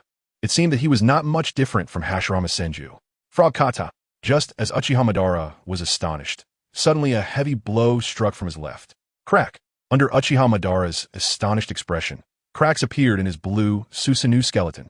He had mastered the use of Susanoo to perfection. And even the most basic Susanoo skeleton's defense should not be broken by an average shadow-level ninja. Yet under NingFeng's Frog Kata, it was nearly shattered with just one strike. This kid can actually enter Sage Mode in an instant. The Sage Chakra couldn't be carelessly absorbed. Uchiha Madara's face turned slightly pale, and he rarely frowned. He knew that if he absorbed NingFeng's Sage Chakra, he wouldn't be able to control it. Unlike Hashirama Senju's Sage Chakra, he could sense that the Sage Chakra within NingFeng was extremely volatile. If he absorbed it, he would definitely not gain control. In the worst-case scenario, it could even lead to some negative changes. Fire release. Exploding wind dance. Meanwhile, behind him, Uchiha Obito passed through the fire release ninjutsu that Uchiha Madara had just unleashed, and, seeing NingFeng attacking Madara, hurriedly used his most proficient fire release ninjutsu to counterattack. This fire release technique, combined with Kimyui, created a swirling, distorted space, generating a powerful whirlwind. The massive spiral hurricane, combined with the flames, formed a terrifying offensive. Even more astonishing in this narrow cave. Obito seems to have hidden a lot. NingFeng rose calmly, as his danger perception had greatly increased in Sage Mode. Despite the narrow space, he had already set up Flying Thunder God Kanai, enough to maneuver within this cave. The fire release. Uchiha Madara's expression was not very pleasant. This fire release, enhanced by the Mangeki Sharingan, could not be absorbed by the hungry ghost path. In other words, Uchiha Obito's technique enveloped both NingFeng and himself. Boom! The terrifying flames swept in with a howling hurricane, exploding in the cave. Three figures emerged from the dust. Sage Art, Great Fire Destruction, Fire Release, Dragon Flame, Song Technique. NingFeng quickly formed hand seals, not caring at all about Uchiha Madara's hungry ghost path. He wasn't afraid of him absorbing his chakra, as long as he dared to absorb it. That Sage Chakra would definitely petrify him. Seeing NingFeng use ninjutsu, Uchiha Madara had no choice but to suppress the pain from being burned by Obito's fire release and forcefully counter with his own fire release. Meanwhile, Uchiha Obito used Kimyui to prepare to launch a sneak attack on NingFeng with a Black Rod. This Black Rod was created using the power of the Sage of Six Paths, used to seal the opponent's chakra points. even if NingFeng used sage techniques. If his chakra points were sealed by the black rod, he would be unable to use ninjutsu for a while. Boom! Two flames capable of burning the heavens and boiling the seas crashed violently together. To Obito's surprise, the Uchiha Madara, who he thought was the strongest in the ninja world, looked down on all existence, was actually at a disadvantage in this fire release clash. Was Madara's earlier claim of being powerful all a lie? But he was also a teacher who had taught him a lot. Surely he still had strength. What he didn't know was that it wasn't that Uchiha Madara was too weak. It was that NingFeng had become too strong, gathering the power of 8-tailed beasts. Having cultivated many forbidden techniques, high-level ninjutsu, and mastering various bloodline limits and bloodline eliminations. Not only did he have many methods and areas of expertise, but each one alone could dominate the ninja world. Such a multifaceted integration created the current NingFeng. Damn it, Uchiha Madara couldn't help but curse inwardly. The intensity of NingFeng's flames was several times stronger than the ninjutsu he had released earlier. It was his few times that became the last straw that tipped the balance between him and NingFeng. Whoosh! The raging flames spread out like a vast ocean. Uchiha Madara's armor kept fluttering back, and the flames surged forward like hellfire, threatening his life. There was no time left. Seeing that Uchiha Madara was about to collapse, Uchiha Obito's heart tightened. If he didn't act soon, Uchiha Madara might really be burned alive by this fire release. The black rod flew out, heading straight for several of NingFeng's major chakra points. Shinra Tensei. NingFeng was currently releasing fire release and had no time to pay attention to the black rods coming at him. An invisible repulsive force suddenly appeared around NingFeng, and the black rods were deflected before they could get close. The power of the Rinnegan? A cruel glint flashed in Obito's Sharingan, his scarlet eyes filled with malice. Damn it! Uchiha Madara finally couldn't hold on any longer and leaped into the air to dodge NingFeng's fire release. Even with his quick reaction, he was still burned by the fire release, injuring a significant portion of his body. Where do you think you're going? NingFeng threw the sword of Thunder God upward, his eyes flashing slightly as he quickly activated the flying Thunder God technique, without a suitable weapon in hand. Originally, Uchiha Madara was best at using his family heirloom, the Flame Fan, but it had already been given to NingFeng by Obito. Now, NingFeng possessed countless powerful spiritual tools. The Ten Kusanagi, the Yada Mirror, the Kusanagi Sword, the Sword of Thunder God, the Flame Fan. Each one was a rare and precious artifact. Yet, NingFeng owned them all. Chapter 257. Retreat again after seeing NingFeng flying over unarmed. And with his chakra insufficient to unleash Susanoo, Uchiha Madara's face darkened as he created a black rod with his left hand to engage in hand-to-hand combat with NingFeng. Bang! After NingFeng flew over, he swept the black rod away with his sword, then landed a heavy punch on Uchiha Madara's face. Uchiha Madara was sent flying. At the same time, his face burned with pain. Since his battle with Senju Hashirama at the Valley of the End, when had he ever suffered such pain? Before he could think much, a mysterious rune gradually appeared on his face. It was the technique of the Flying Thunder God. Oh no! He sensed something was wrong the moment chakra fluctuations appeared on his face. NingFeng suddenly flashed in front of him, who was still flying backward, and slammed down a heavy punch. Bang! Uchiha Madara quickly crossed his arms to block the punch. To his surprise, the force of this punch was so great that it sent him crashing down toward the ground. Such terrifying strength? Uchiha Madara felt as if his bones were about to break, staring in disbelief at the figure in the air. He had already transplanted Hashirama's cells and had undergone enhancements. NingFeng's punch nearly pierced through his arms. He crashed hard to the ground. A burning pain surged from behind. How long had it been since he felt the taste of blood? How long had it been since he felt pain? And this guy before him made him feel defeated time and again. Damn it! Uchiha Madara, in a frenzy, would not feel humiliated losing to the god of shinobi. Senju Hashirama, of the same era. After all, he was an acknowledged opponent, and even now, the strongest in the ninja world, he wouldn't feel humiliation. But losing to a junior from the Uchiha clan, someone from his own clan, filled him with endless humiliation. To be beaten down by a junior? Kabuto, now summon all the remaining Edo Tensei bodies that can participate in the battle. Uchiha Obito saw the situation was not right and quickly communicated with Kabuto in the base of Amage Cure. How many ninjas could be summoned? Only those above the level of Kage. All below Kage level need not come and cause trouble. Meanwhile, far away in their underground base, Kabuto, controlling the Edo Tensei, smirked slightly at Obito's words. Good. He then adjusted his glasses and looked at the map, which was different from before, now filled with many sketches. These were all about which strong individuals Kabuto had sent to which battlefield. Among them, the Amage Cure battlefield undoubtedly had the fewest ninjas. That guy Orochimaru truly knows how to undo the Edo Tensei. Kabuto chuckled lightly, feeling at the moment Orochimaru undid the Edo Tensei. Everything was within his expectations. The final truth was very close. Kabuto's expression turned slightly manic as he laughed, his lips curling up, slowly turning his body. The flickering candlelight revealed the shadow of his face beneath the hood. It was already somewhat pale, with a face marked by snake-like cracks. Kabuto had injected a substantial amount of the white phosphorus snake material from Orochimaru into himself. Bang, bang, bang.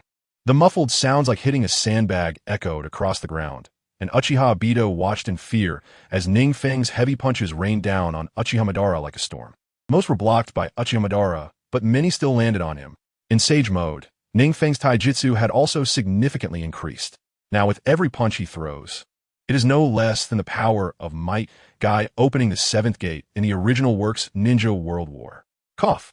After taking another punch, Uchiha finally couldn't hold on and spat out a mouthful of blood. After wiping the corner of his mouth, he suppressed the pain and charged towards NingFeng with his fists and blades. Boom! Suddenly, several coffins rose from the ground not far away.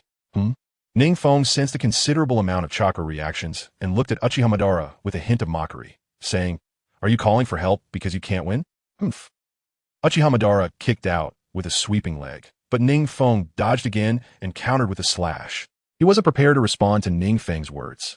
It was clear that if he didn't continue to call for help one-on-one, he was definitely not a match for NingFeng, who had already mastered the eight-tailed beasts. If he had a few helpers, or if he had collected the eight-tailed beasts himself, he could definitely crush NingFeng.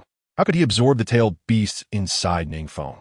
Uchiha was also quite troubled, and at the same time, the coffin lids opened, revealing a figure riding the waves, wearing a Konoha forehead protector and dressed in blue layered armor. It was Senju Tobarama. In the sky, a ninja wrapped in bandages raised his hands towards NingFeng, seemingly preparing to unleash a powerful ninjutsu. On the nearby peak of Amage Cure, a ninja wearing a Mizukage hat and dressed in Warring States period clothing raised his hands towards NingFeng. Beside Uchiha Obito, a familiar figure wearing a Hokage hat split into 5 shadow clones, forming seals, clearly intending to use a large combined ninjutsu. So many ninjas? NingFeng saw so many ninjas, and instead of being angry, he felt delighted.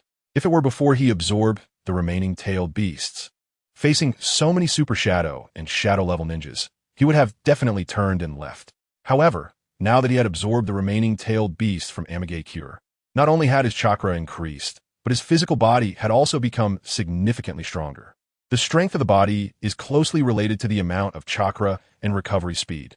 Now, NingFeng's physical body was already one of the best in the ninja world. First Hokage, second Sasuke, second Hokage. After slowly looking around, NingFeng's gaze fell on the ninja next to Uchiha Obito, who wore a Hokage hat. This ninja was none other than the third Hokage, whom he had orchestrated the death of. Don't be fooled by how the third Hokage died in a very frustrating way. He was undoubtedly a master of ninjutsu. As a traditional ninja, he had no notable weaknesses. His overall strength could be considered peak shadow level, and the issue of insufficient chakra due to old age was resolved by the Edo Tensei. However, these people were all adept at individual ninjutsu. Did Kabuto forget about his Rinnegan abilities again? While NingFeng was pondering, several ninjutsu had already charged towards him. NingFeng stood tall and motionless, as multiple ninjutsu struck directly at him. A cloud of dust and mist erupted. Chapter 258, Kabuto's Escape. Kabuto, do you still not understand the power of the Rinnegan? From the dust and mist, NingFeng emerged unscathed, with a contemptuous smile on his lips. However, at this moment, the only remaining ninjas were Uchiha Obito, second Sasuke, third Hokage, and first Mizukage. Uchiha and second Hokage had long since disappeared. Damn it, he got away. NingFeng kurset inwardly. Uchiha knew that Obito had his Flying Thunder God mark, so he didn't escape with Obito. Instead, he fled with the second Hokage, who was also proficient in space-time ninjutsu. This way, he couldn't locate his position. That Kabuto guy. Obito let out a sigh of relief upon seeing this. As long as Uchiha didn't fall, their Moon Eye plan still had a chance of continuing, even though Uchiha Feng's strength far exceeded their expectations. What? You wanted to lay time now that he has left? NingFeng was just about to turn and leave when Obito's figure and the lifeless eyes of the third Hokage approached him. Oof. Uchiha Obito snorted softly, his face slightly grim beneath the mask. As for the third Hokage, Kabuto was manipulating his mind, and he showed no reaction to this statement. Kabuto naturally knew the abilities of the Rinnegan. The previous ninjutsu was merely to obscure NingFeng's line of sight for a moment. Although the Rinnegan's inside ability was strong, it caused him to lose sight for a short time in front of Madara, who also possessed the Rinnegan. Shuriken Shadow Clone Technique. Suddenly, the third Hokage grabbed his Hokage robe and threw it aside, revealing a layered armor from the Warring States period. He then threw a shuriken, forming hand seals. The shuriken flying through the air quickly multiplied, turning into a rain of shuriken surrounding NingFeng. Interesting. NingFeng shook his head. It was only interesting. He gently raised his hand, ignoring the incoming shuriken. Shinra Tensei. With a low chant, the air in front of him solidified. The thousands of shuriken seemed to hit an air wall that could bounce back, and just as they struck NingFeng, they all flew back. You can use Shinra Tensei so quickly? Far underground, Kabuto smirked, extending his snake-like tongue to lick his lips. Thanks to Uchiha Madara's explanation, he had come to understand the abilities of the Rinnegan, which allowed him to formulate a targeted strategy. Otherwise, the probing of NingFeng's Rinnegan abilities would have taken him a long time to figure out. He might have even paid a heavy price in Edo Tensei pieces. Whoosh! Before Kabuto could think further, a figure like a shooting star suddenly flashed past the third Hokage on the battlefield. Then a blade was cleaved down, and before Kabuto could react, the third Hokage was split in half. Lord Feng, has your speed increased so much again? Kabuto was startled, and just as he was about to control the third Hokage to counterattack, he saw NingFeng forming a one-handed seal, retreating swiftly. With a hint of mockery in his eyes, explosion. Then, the air around the third Hokage seemed to receive some kind of command and exploded continuously. The third Hokage looked around in confusion, as the explosions lifted the Edo Tensei from his body. Four-symbol seal. NingFeng casually threw a sealing technique without even looking. Ugh! The third Hokage's form hadn't had time to recover before being sealed by NingFeng's sealing technique. Uchiha Feng, it's you. Just as the final sealing technique was about to envelop the head of the third Hokage, Sarutobi Hiruzen finally regained consciousness. His gaze towards NingFeng was extremely venomous. At that moment, he wished to devour his flesh and drink his blood. Goodbye. NingFeng smiled coldly, and with a flick of his fingers, the third Hokage's form was gradually surrounded by the sealing technique. That Kabuto guy, where did he get this old man's grave? NingFeng shook his head and turned to look at Uchiha Obito and the other Edo Tensei users, who dared not act recklessly. Do you want to continue? Obito and the other Edo Tensei users quickly shook their heads. After witnessing NingFeng's strength, they understood that having more ninjas of their level would only serve to add to NingFeng's meal. Kabuto lightly tapped the table. Although his ninjas could easily deal with ordinary shadow-level ninjas against NingFeng, they were absolutely no match. If NingFeng wanted to keep all these ninjas, it would just be a matter of one ninjutsu plus a sealing technique. Whoosh! NingFeng's figure instantly disappeared from the battlefield, and only then did a few people let out a sigh of relief. As long as this rain shadow was present, even if nothing was done, it would put tremendous pressure on them.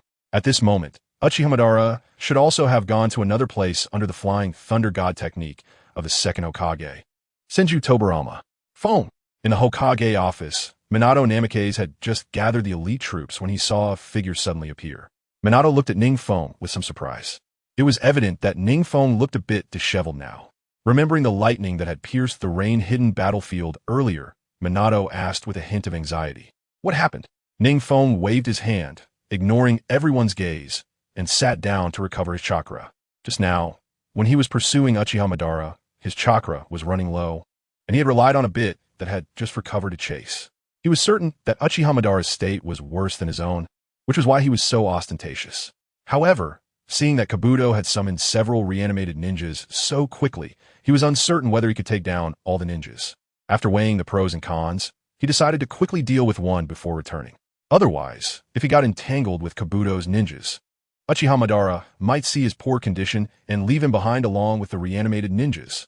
Foam!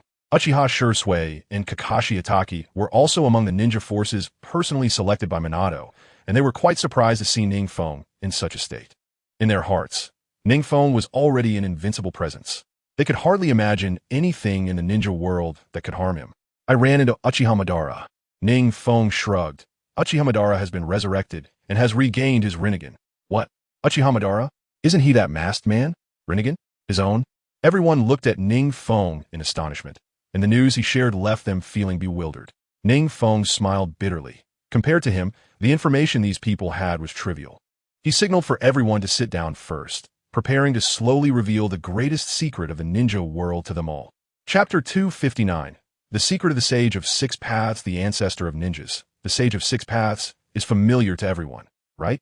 NingFeng prepared to start from the origin of the story. Seeing this, Minato Namikaze dismissed most of the ninjas in the room, leaving only a few from the Hokage faction and NingFeng's relatives. Kakashi Hitaki and Uchiha Shursui nodded. Although the legend of the Sage of Six Paths had been around for a long time, and there was no evidence to verify his existence, every ninja with slightly higher strength had understood this ancestor of ninjas to some extent. It is said that he founded the ninja religion and initiated the path of ninjas. Once, there was only one tailed beast in the world, the 10 Tails, which was even more powerful than the combined strength of the 9-tailed beasts. Ignoring the astonished looks from everyone, NingFeng continued with a bitter smile. These matters were beyond their comprehension. 10 Tails? What is the 10 Tails? It's even stronger than the 9-tailed beasts? Minato's face showed some shock. The 9 Tails was already a being that required the strength of an entire village to contend with. And now NingFeng was saying that there was a tailed beast called the 10 Tails that was stronger than all the tailed beasts combined? How could such a thing exist? Wait, since it's called 10 Tails. Suddenly, Minato seemed to realize something, and with quick thinking, he said, "That's right, it's the combination of the 9-tailed beasts." The Sage of Six Paths first sealed the 10 Tails within himself and became the 10 Tails Jinchuriki. NingFeng coughed lightly, and then Uchiha Shursui and Kakashi exchanged glances, asking with some confusion, 10 Tails Jinchuriki? The Sage of Six Paths, was that powerful? That's equivalent to the combination of the 9-tailed beasts. Does that mean the Sage of Six Paths strength? Seeing the expressions of the few, NingFeng shrugged helplessly and said, the Sage of Six Paths is extremely powerful, at least able to easily seal the 10 Tails. One day, sensing that his lifespan was nearing its end, he divided the 10 Tails into the 9-tailed beasts. Divided into 9-tailed beasts? Everyone's expressions changed dramatically. He could actually divide the 10 Tails into 9? The various methods of the Sage of Six Paths were astonishing and far exceeded everyone's imagination. NingFeng turned around and slowly pulled out a piece of information from Minato's desk. It was the information NingFeng had given to Minato. They all focused their eyes on it, and it detailed Uchiha Madara's abilities. Among them, the Rinnegan is indeed the Eye of the Sage, as the Sage of Six Paths also awakened the Rinnegan. NingFeng spoke, seeming to carry an alluring charm. The others held their breath, and they all had a premonition. They were about to touch upon the greatest secrets of the ninja world. The conditions to awaken the Rinnegan are precisely to possess the power of the eternal Meijiki Sharingan from the Uchiha clan and the Senju cells from Hashirama Senju. What? The expressions of the few changed again in shock. This is actually the condition to awaken the Rinnegan? It sounds, indeed, very difficult. Not to mention whether the Senju cells can be compatible with one's own body. Just awakening the eternal Meijiki Sharingan has already eliminated all Uchiha clan members except for NingFeng and Uchiha Madara. The conditions for awakening the eternal Meijiki are not that simple. NingFeng also did not dare to reveal the conditions for awakening the eternal Meijiki. After all, if this were to leak out, the Uchiha clan would definitely face a civil war. Moreover, even within the clan, there were not many who had awakened the Meijiki Sharingan. For now, there was no need for him to provide the conditions for awakening the eternal Meijiki. Later on, the two sons of the Sage of Six Paths inherited the two abilities of the Sage of Six Paths, the Eye of the Sage and the Body of the Sage. The Eye of the Sage is the Rinnegan, which is derived from the combination of the powers of the Uchiha and the Senju. Kakashi quickly analyzed, his face full of shock under the mask. Could it be that the Uchiha clan and the Senju clan have some connection to the Sage of Six Paths? That's right, the two sons of the Sage of Six Paths, Ashura and Indra, were constantly in conflict, forming different ideologies. Ashura believed that love is necessary for peace, while Indra believed that power is needed to achieve peace.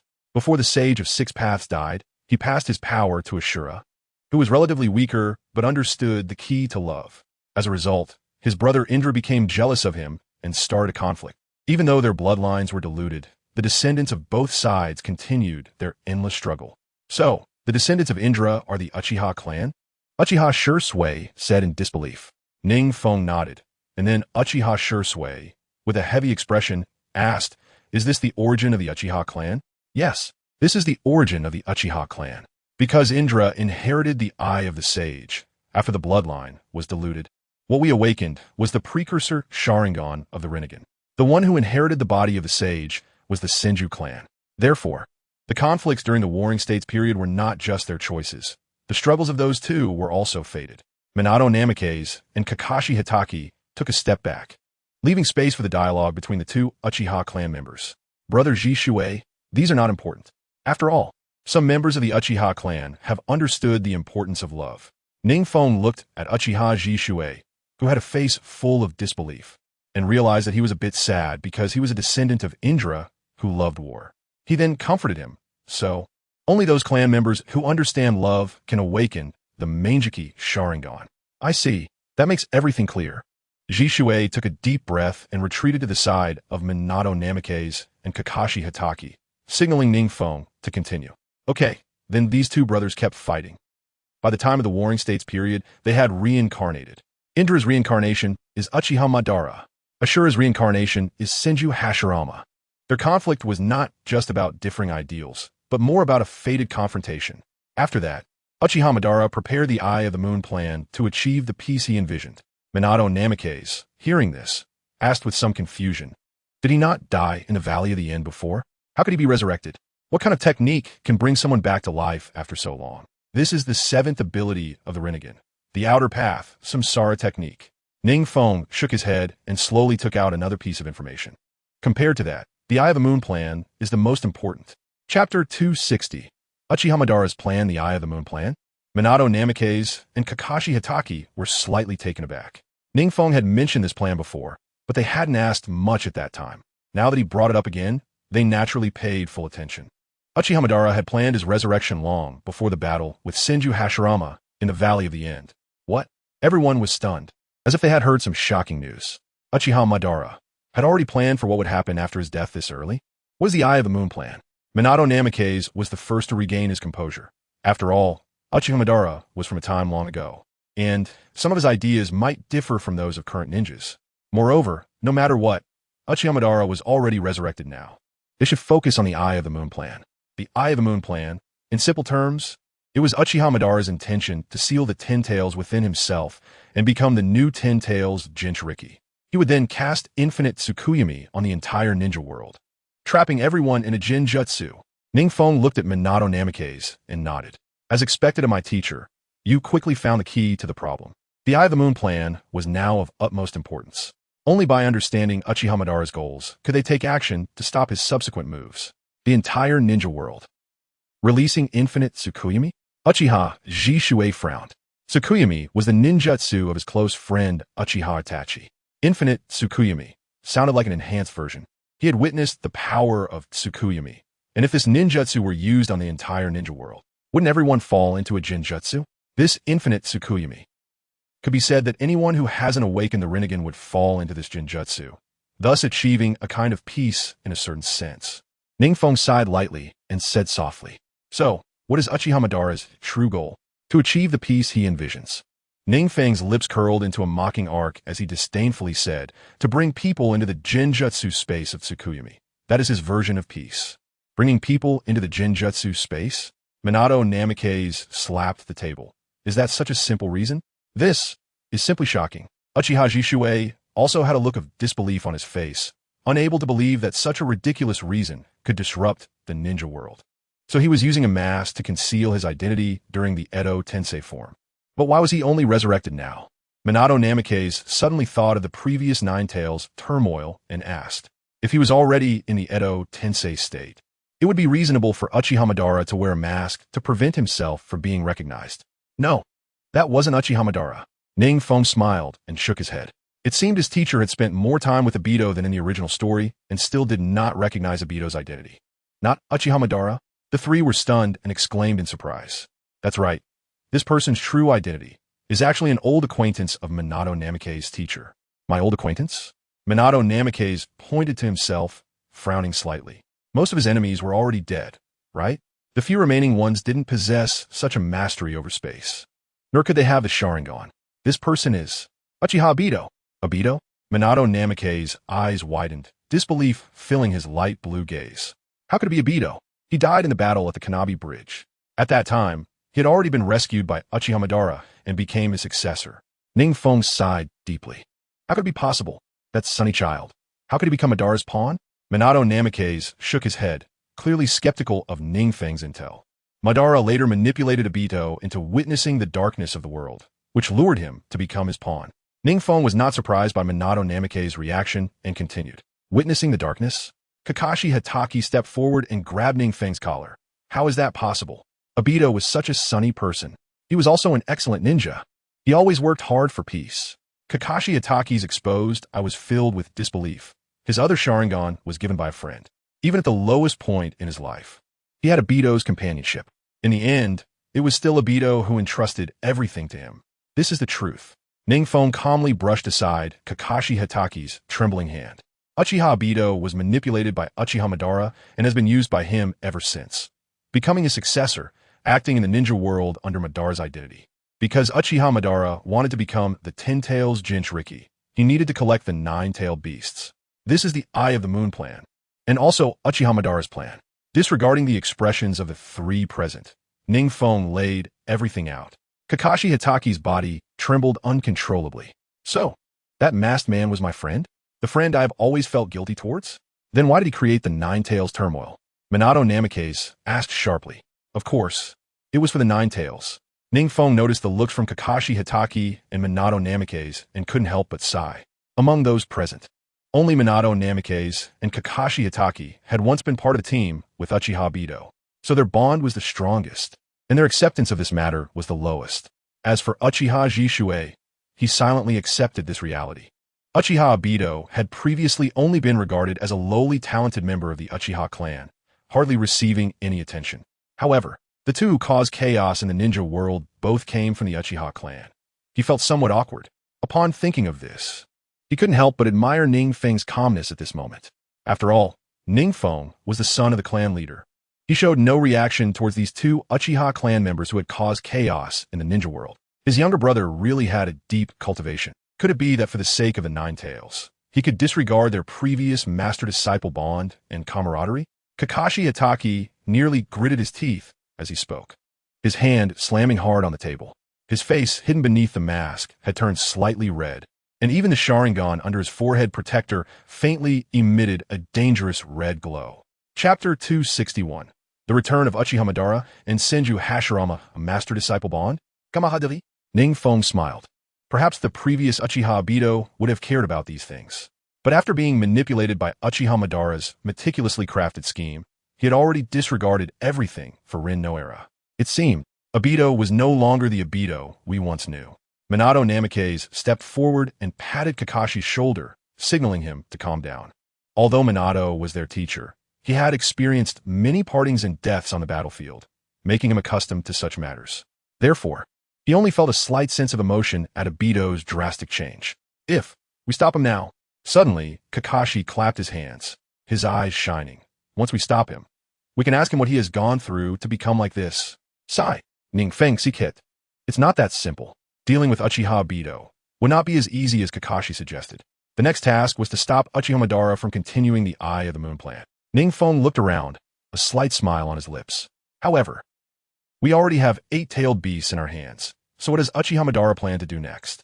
Uchiha Shursui suddenly thought of the 8-tailed beasts within NingFeng and spoke up. At this moment, the others finally reacted. They were the advantageous side. In terms of the number of tailed beasts, they had more. They also possessed Rinnegan. Even in terms of strength, they were somewhat stronger.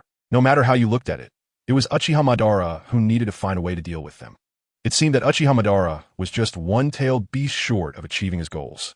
Uchiha Madara's strength should not be underestimated. NingFeng was taken aback after hearing this. Indeed, Uchiha Madara's side currently did not hold any advantage. Instead, he needed to seize tailed beasts from them. Rinnegan. They had that too. Moreover, NingFeng could completely reclaim the two tails that was in Uchiha Madara's hands. If so, Uchiha Madara's plan would be utterly ruined. Report. On the battlefield of Konoha, two ninjas appeared. Just as everyone was in silence, a voice from an umbu outside suddenly broke the tranquility. Two ninjas? Minato Namikaze frowned and spoke. Come in. Creak. The door was pushed open, and an umbu ninja wearing a Konoha animal mask walked in and half-knelt to report. Lord First Hokage and a long-haired ninja resembling the Uchiha clan are on the battlefield. Now, no one can stop them. What? The four exclaimed in surprise. NingFeng was astonished that Uchiha Madara had adjusted so quickly, and that Kabuto had managed to control the first Hokage once again. Meanwhile, Minato and the other three were surprised that they had only two people to suppress all the ninjas on the battlefield of Konoha. Let's go take a look, Feng. Minato knew that things were serious at this moment. NingFeng nodded, then used Flying Thunder God to rush to the battlefield, leaving behind two light words. Minato-sensei, you choose the personnel first. I'll go take a look.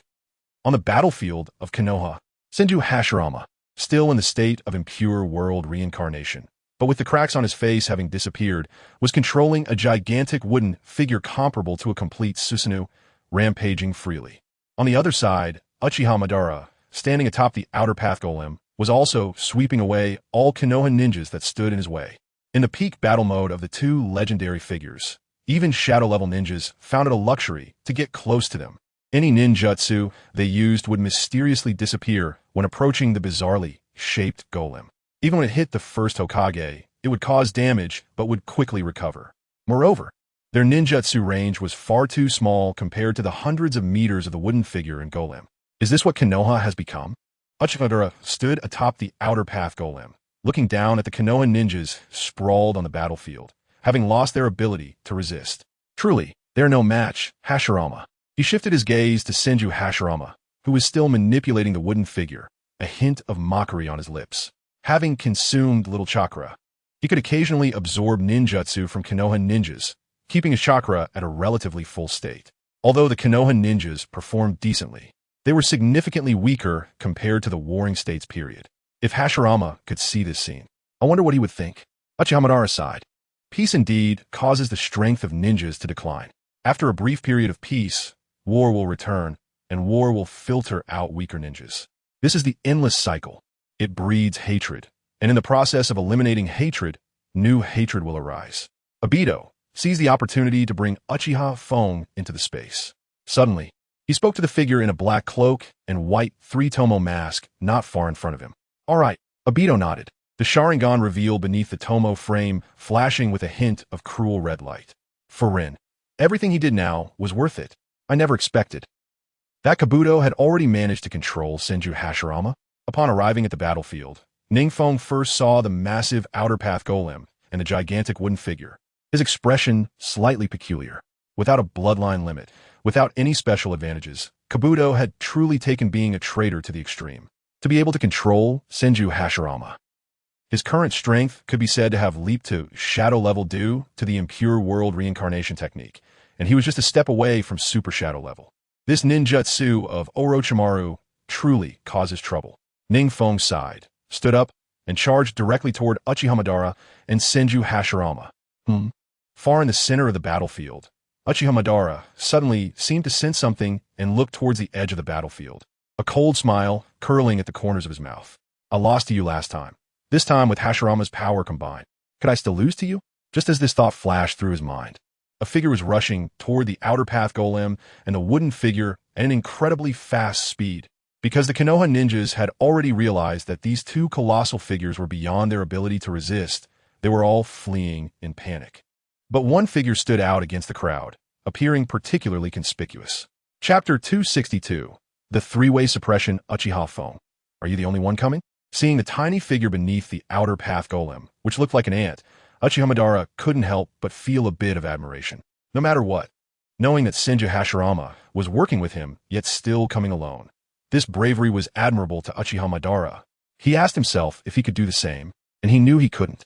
Buzz, a golden chakra, suddenly surged in the sky. Then, it quickly solidified, forming a towering golden warrior standing before the two. Good timing. A glimmer of excitement flashed in Uchiha Madara's eyes as he jumped straight down from the head of the Outer Path Divine statue. In the air, his chakra surged continuously, transforming into stunning blue flames. A massive amount of chakra turned into soaring blue flames, constantly solidifying and outlining a pale blue warrior wielding dual blades and wearing layered armor. Thus, the wooden figure controlled by Senju Hashirama, the Outer Path Divine statue controlled by Uchiha Obito, the complete Susanoo of Uchiha Madara, the complete Susanoo of NingFeng. 4 titans stood in a stalemate. In this vast battlefield, these 4 colossal beings occupied the center. The wooden figure controlled by Senju Hashirama raised its fist first, smashing it down towards NingFeng's Susanoo.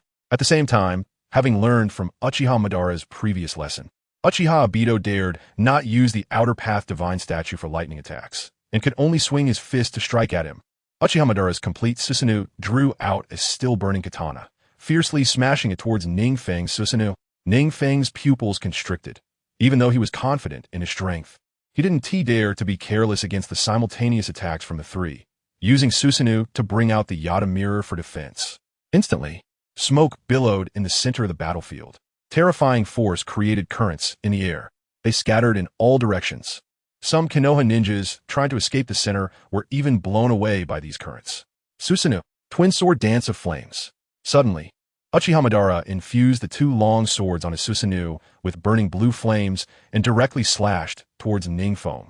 Meanwhile, Senju Hashirama entered sage mode, clapping his hands together as his face rapidly transformed into that of a sage. Sensing the familiar chakra fluctuation, NingFeng turned his gaze towards Senju Hashirama, entering sage mode. At the same time, his Yata mirror was also prepared to defend against Uchiha Madara's twin sword dance of flames. However, Uchiha Madara's Susanoo, for some reason, was always a bit quicker in action than NingFeng's Susanoo. The 2 katana in his hands danced with ferocity. Simply relying on the Yata mirror was not enough for defense. It seemed that last time he had found the opportunity, and didn't give Uchiha Madara any room to maneuver. NingFeng couldn't help but curse inwardly. Coming alone to face 3 opponents truly was a bit exhausting. But in the current battle, even if Minato Namikaze arrived, he couldn't intervene. Sage art would release true thousands of hands. Meanwhile, from beneath the wooden figure, a familiar gigantic Buddha suddenly emerged, with thousands of giant arms appearing behind it. The Buddha was so large that even NingFeng and Uchiha Madara's Susanoo looked like mere pets that could be easily grasped in its presence. That guy Yakushi Kabuto can actually control Hashirama to use this ninjutsu? Uchiha Madara looked at the suddenly rising Senju Hashirama in shock. He didn't expect that the Senju Hashirama controlled by Yakushi Kabuto could use his strongest ninjutsu from his lifetime, and looking at it, it seemed to have no significant reduction in power. Damn! Suddenly, Uchiha Madara's expression changed. He was still within the range of Senju Hashirama's technique. That guy Yakushi Kabuto, if he took this move head-on, he would suffer great injuries. Sure enough, NingFeng was completely unconcerned. Without the interference of the second Hokage this time, he could use Flying Thunder God to escape anytime. Strangely, after forming the giant Buddha, Senju Hashirama remained motionless, standing there as if he had lost control. This guy. Uchiha Madara noticed Senju Hashirama's actions and slightly curled his lips. He realized Yakushi Kabuto's intention. Since he knew NingFeng could use Flying Thunder God to dodge at any time, it was better to treat him as a presence that could attack at any moment, standing there in a posture of being ready to strike. I must say, Yakushi Kabuto's move was indeed effective against NingFeng. He had to be wary of Senju Hashirama's killing move while also defending against attacks from Uchiha Madara and Uchiha Obito. Now, the mental pressure on him was immense. Even if he had one less opponent, he wouldn't be in such a dire situation. Swish! Uchiha Madara's blade struck fiercely against NingFeng's Susanoo once more. The dazzling coordination of the dual blades combined with the occasional attacks from the Outer Path Divine statue made NingFeng feel increasingly pressured. There! Feng is there. And the ninja army, led by Minato Namikaze, had also arrived at the battlefield. Seeing the 3 colossal beings battling in the center along with one transcendent giant, Minato Namikaze was almost breathless. Could they really intervene in such a high-level battle? Not to mention the giant Buddha of the first Hokage. Even the complete Susanoo of NingFeng and Uchiha Madara was beyond their reach. Moreover, there was also an Outer Path Divine statue. Ninja class. Release ninjutsu towards that divine statue. After weighing the pros and cons, Minato Namikaze turned his gaze to the outer path divine statue that had been harassing NingFeng from his side. Because Uchihamadara's complete Susanoo had such strong defenses, and Uchihamadara also possessed the Rinnegan that could absorb ninjutsu, their only breakthrough point was the outer path divine statue. Suddenly, Kakashi Hatake noticed a small, familiar figure on top of the outer path divine statue and quickly pointed it out to Minato Namikaze, saying, "Teacher, look, huh?" Minato Namikaze followed Kakashi's pointing direction. A familiar figure stood in front of the head of the outer path divine statue, looking down at everyone. Roar. Suddenly, the outer path divine statue let out a colossal roar. Then, it tilted its head back and opened its mouth towards Minato Namikaze and the others. Particles surged into the air, flocking towards its open mouth. A black spherical mass of chakra was continuously condensing. This is bad. NingFeng saw this scene and rushed towards Minato Namikaze without regard for Uchihamadara's attack. Chapter 263. Tragic? One-time solution for Uchiha Peak. What is this? Kakashi Hatake, behind Minato Namikaze, looked in shock at the black chakra ball continuously condensing in front of the mouth of the outer path divine statue. He could feel the immense chakra reaction within it. If such a massive chakra ball were to come their way, they might not be able to withstand it. Oh no! It's tailed beast bomb. Minato Namikaze clearly saw this scene. Having experienced the Kyuubi incident, he knew. This move was the tailed beast bomb. It was an S-rank ninjutsu that could only be used by Jinchuriki in tailed beast form. Utilizing both Yang and Yin chakra, it transformed one's chakra to the extreme, compressing it into a perfect chakra sphere. The released power could easily destroy several mountains or even a village. It seems I can only use the second stage of Flying Thunder God. Minato Namikaze's face was serious as he looked at the Konoha ninjas behind him. If these ninjas faced this tailed beast bomb head-on, total annihilation was inevitable. Boom! NingFeng's golden giant suddenly intervened in front of the tailed beast bomb. With a fierce horizontal slash, the tailed beast bomb was violently deflected. A powerful gust of wind erupted from the point of collision. The tailed beast bomb was instantly sent flying to the distance. Boom! The distant mountains were suddenly blown apart, and the massive sound could even be felt by those as far away as Minato Namikaze and others. What kind of technique is this? Kakashi widened his Sharingan eyes, looking incredulously at the figure on the outer path statue. This is my former dear friend? Now, he actually wants to kill me? That recent ninjutsu, if it had hit me, no need to think about it. None of this group would survive under a technique capable of instantly destroying mountains. Could be a Beto? Cold sweat trickled down Kakashi's forehead as he glanced fearfully at Minato. I don't know, but I feel a bit of credibility in what Feng said. Minato smiled, also feeling a bit of fear. He wouldn't dare say that his Flying Thunder God second stage could perfectly transfer such a terrifying tailed beast bomb. If it weren't for NingFeng's earlier actions, he might have had to intervene. Just as NingFeng manipulated Susanoo to block the tailed beast bomb, Uchihamadara stepped up and fiercely slashed at NingFeng's golden Susanoo with 2 strikes. Ugh! The golden warrior staggered back a few steps, and immediately, Minato and the others felt the ground shake. What to do next? Uchiha Obito saw this scene, and the Sharingan under his mask revealed a cold and ruthless glint as he silently thought. The mouth of the outer path statue opened, preparing to use the tailed beast bomb again. Whoosh! Suddenly, the golden warrior's phantom disappeared. At the same time, a figure suddenly appeared beside Minato. Minato-sensei, now you take everyone back to Konoha. I'll hold them off here. Minato looked surprised at NingFeng beside him and said, okay. Kakashi quickly stepped forward. Feng, I want to fight with you. Minato reached out to stop Kakashi. Kakashi, the situation is tense right now. Being here will only delay Feng's battle. I must see the true face of the masked man. Kakashi looked firmly at NingFeng, completely disregarding the approaching tailed beast bomb. Sigh, you really? NingFeng helplessly rubbed his forehead, looking at Kakashi's determined gaze, and said, he knew he couldn't persuade Kakashi for a while. In the original work, Kakashi was a person who was very stubborn and sentimental. It was quite difficult to change his mind in a short time. Minato-sensei, hurry and go.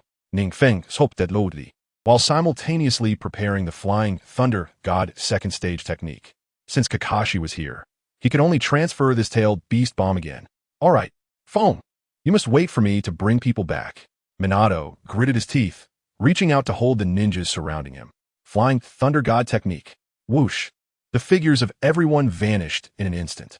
At the same time, NingFeng's technique was also completed, and the huge-tailed beast bomb continuously seeped into NingFeng's technique. The tailed beast bomb kept sinking in, but did not cause any waves. Meanwhile, the distant mountains suddenly lit up with fireworks. Susanoo, Twin Blade Dance of Flames. Would release. Insertion technique. Seeing that NingFeng had cancelled Susanoo, Hashirama Senju and Uchiha Madara quickly unleashed offensive ninjutsu to attack NingFeng. Damn it! NingFeng looked at Kakashi beside him. The time left for him to react at such a short distance was extremely limited. Now, there definitely wasn't enough time to activate Susanoo, Flying Thunder God technique. Suddenly, NingFeng and Kakashi's figures vanished again. They reappeared on the other side of the battlefield. Tobirama, this guy, has created quite a few novel ninjutsu. Uchiha Madara sighed as he watched NingFeng flee. This Flying Thunder God technique has saved NingFeng countless times, and his Edo Tensei technique has also achieved remarkable results. If it weren't for his techniques, he wouldn't have been able to be revived. Huh, Kakashi, just stay here for a while. NingFeng set Kakashi down and then looked at the distant blue warrior and wooden figure, his expression serious as he spoke. Next, I will do my best to fight, so you can see the true face of the masked man.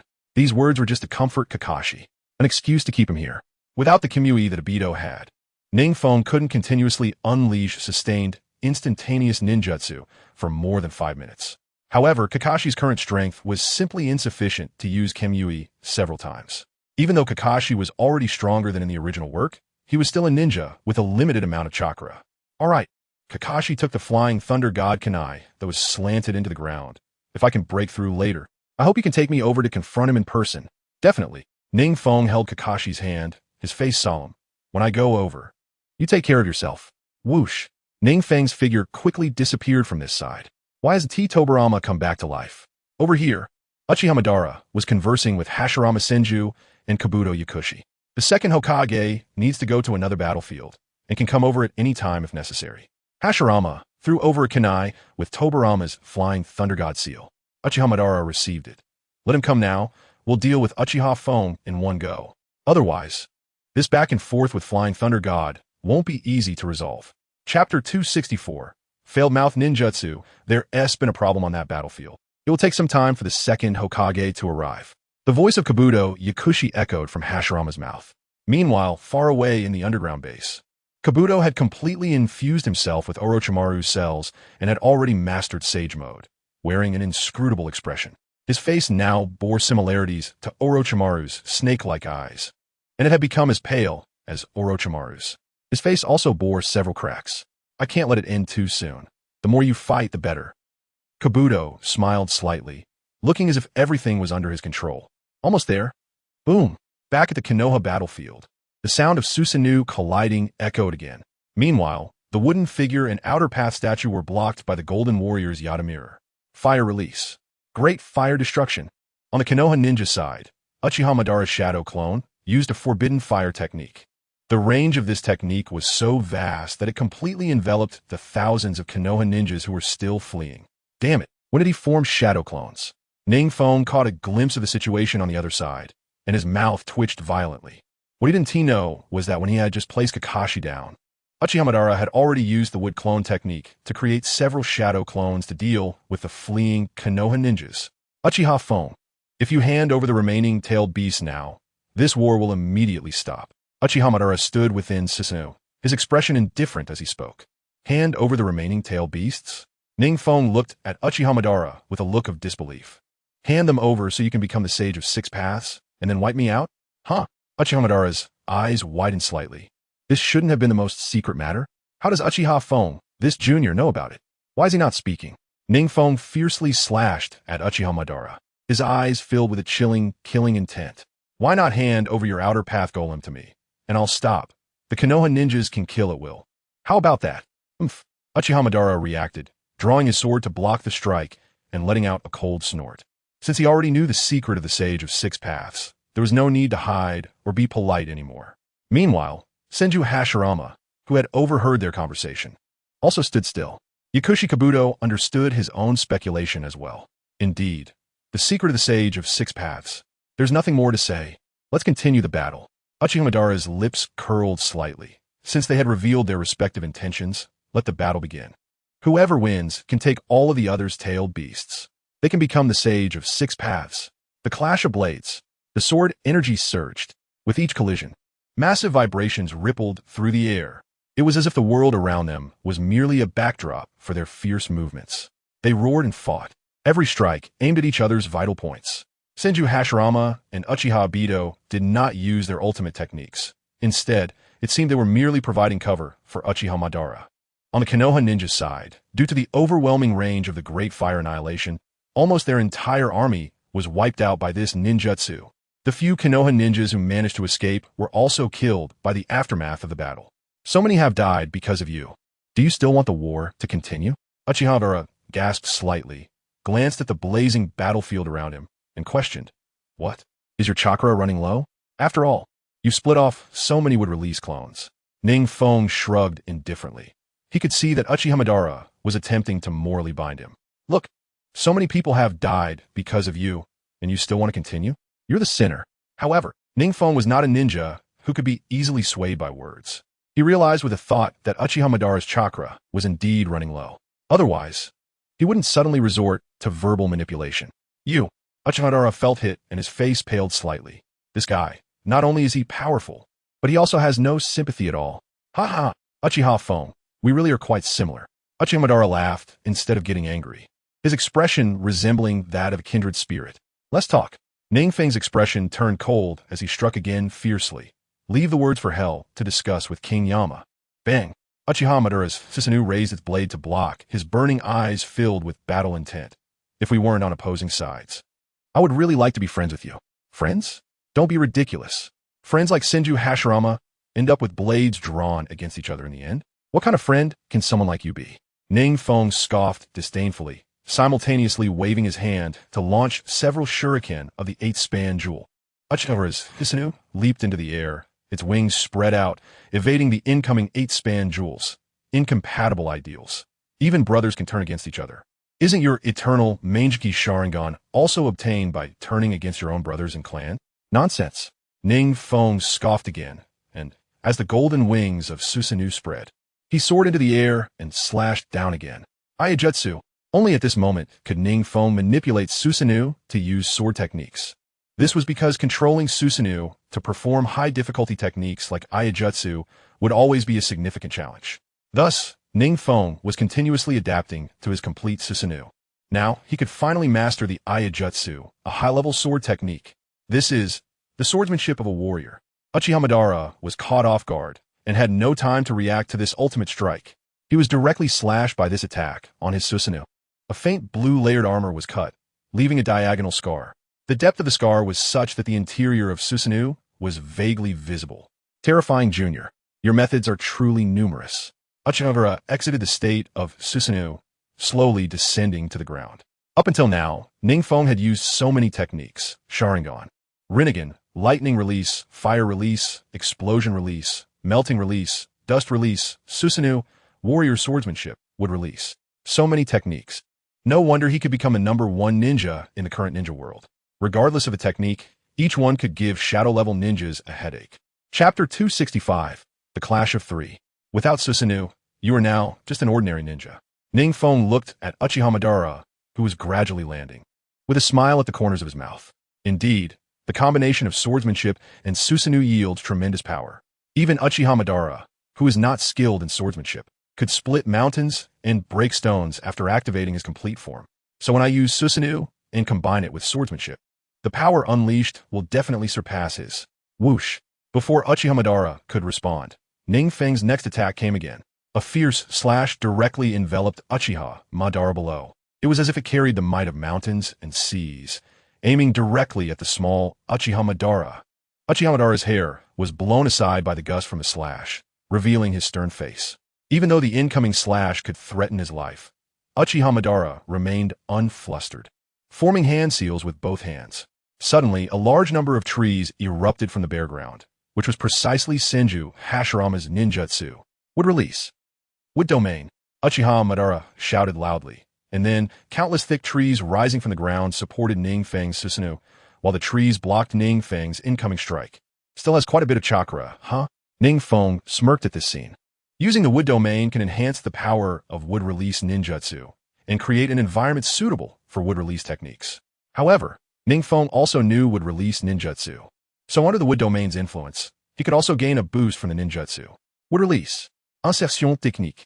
Before Uchiha Madara and Senju Hashirama could use their ninjutsu, he directly employed the highly lethal insertion technique from wood release. Suddenly, the surrounding trees surged towards the three of them. The stout trees now had sharp tips, looking as if they could pierce through Uchiha Madara's body in an instant. Uchiha Madara smirked slightly, then leaped onto Senju Hashirama's wooden figure, evading NingFeng's attack. This was only possible because of his Sharingan's dynamic prediction being extremely powerful, allowing him to dodge the incoming insertion technique. Wood release. One word, pillar. Seeing NingFeng's attack slow down, Uchiha Madara quickly formed hand seals and unleashed another highly lethal wood release ninjutsu. Countless trees suddenly erupted from beneath NingFeng's feet, with some even about to pierce through NingFeng's Susanoo. Wood release. One word, pillar. At the same time, seeing this situation, Yakushi Kabuto had no choice but to control Senju Hashirama to follow Uchiha Madara in using wood release ninjutsu. If this didn't continue, he could sense that Uchiha Madara would be fighting NingFeng for a long time. The two continued to counter each other's moves, and even if they fought for a whole day and night, it wouldn't lead to a clear victory or defeat. It was just a matter of time. NingFeng smirked slightly, remaining unperturbed by the rapid wood release ninjutsu, and released his Susanoo, jumping directly into the forest created by the god tree's descent. The wood release technique, wood pillar connection, was a large-scale ninjutsu. After NingFeng dispelled his Susanoo, the smaller target made it easier to evade. Wood release. Cutting technique. After dodging through the gaps in the rising wooden pillars, NingFeng clapped his hands together, and suddenly a large number of wooden spikes surged towards Uchiha Madara and Senju Hashirama, aiming directly at them. Uchiha Madara scoffed disdainfully, and before he could act, Senju Hashirama, under the control of Kabuto, brought his hands together. A wooden wall rose from the ground, blocking all the wooden spikes. Fire release. Great fire annihilation. Uchiha Madara waited for the cutting technique to end, leaped out of the wooden prison, and formed seals with both hands, releasing his most proficient large-scale fire release ninjutsu. NingFeng's eyes twitched slightly. Uchiha Madara's target wasn't him. If it had been aimed at him, using the Hungry Ghost Path would have allowed him to recover some chakra. However, Uchiha Madara set the entire forest ablaze. After that, NingFeng wouldn't be able to absorb the flames that were burning. Uchiha Madara was indeed a battle-hardened individual. NingFeng jumped up, and suddenly, a pair of wings appeared behind him. As soon as these wings revealed themselves, Uchiha Madara's pupils contracted. Were these the wings of the Seven Tails, Chomei? How could NingFeng partially beast transform? Was he already a perfect Jinchuriki? Water release. Water Dragon Bite. NingFeng continuously formed seals with both hands. This technique was the water release forbidden technique of the second Hokage. When the second Hokage used it, he had observed the chakra flow and sealing method with his Sharingan, perfectly replicating it. At the same time, the vast chakra within him was enough to support such a large-scale ninjutsu. Nearby water bodies seemed to be drawn in, transforming into rushing streams headed his way. A whirlpool of water formed on the ground, perfectly covering the still-burning forest. Simultaneously, streams of water surged upward like sharp blades, slicing through the scattered flames. Is this Tobirama's ninjutsu? Uchiha Madara crossed his arms, watching the torrents of water rise into the air with indifference. In the sky, a water dragon's silhouette gradually took shape. The water dragon roared, releasing its oppressive aura towards Uchiha Madara and Senju Hashirama without reservation. The water release ninjutsu used by NingFeng was even stronger than when Senju Tobirama, the creator, had used it, truly worthy of being a descendant of the Uchiha clan. Kabuto watched the gathering water dragon in the sky, murmuring in shock. He had controlled Senju Tobirama when he used this ninjutsu, but the power back then was even less than half of what NingFeng was displaying now. Not to mention, the water dragon size was several times larger than it had been back then. The sheer turbulence of the water was enough to injure a ninja of the Kage level. So, how great was the power of the water dragon forming in the sky? A cold sweat suddenly appeared on Kabuto's back, and he quickly summoned chakra from Senju Hashirama to create wooden figures to block his and Uchiha Madara's bodies. No need, if he dares to use the ninjutsu. I can absorb it directly. Uchiha reached out to stop Senju Hashirama from continuing to cover with wooden figures, staring intently at NingFeng in the sky and chuckling softly. Can you block it? NingFeng's lips curled slightly. This technique was not merely a water release ninjutsu. Looking closely, the unique vertical patterns of Sage Mode had already appeared in his pupils. He had entered Sage Mode. Chapter 266. Uchiha Obito's plans. Meanwhile, Uchiha Obito could only watch the battlefield situation unfold, occasionally releasing a few giant shuriken for harassment. However, NingFeng was not solely focused on battling Uchiha Madara and Senju Hashirama. He had also left part of his mind here. Thus, the impact of Uchiha Obito's actions was minimal. NingFeng smirked slightly. He knew that at this moment, Obito had already become estranged from Uchiha Madara. Their bond had long been superficial. However, unlike in the original story, Uchiha Obito had not reclaimed the Rinnegan for Nagato. In the original, Uchiha Obito had retrieved a pair of Rinnegan from Nagato and installed one for controlling the outer path, but during the Fourth Great Ninja War, Obito had constantly concealed his strength and information. Why was he still continuing now?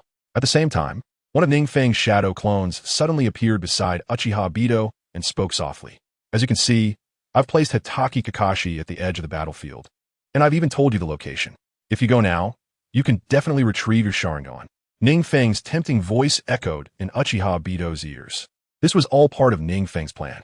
He had long anticipated that Hitaki Kakashi would not leave, providing a perfect reason to place him at the edge of the battlefield, facilitating Uchiha Obito's retrieval of his other eye. Uchiha Obito fell silent, the Sharingan beneath his mask dimming slightly. In the original story, he had a premonition during the Fourth Great Ninja War that once Uchiha Madara appeared, revealing less information about himself would be more advantageous in the upcoming battle for the Ten Tails.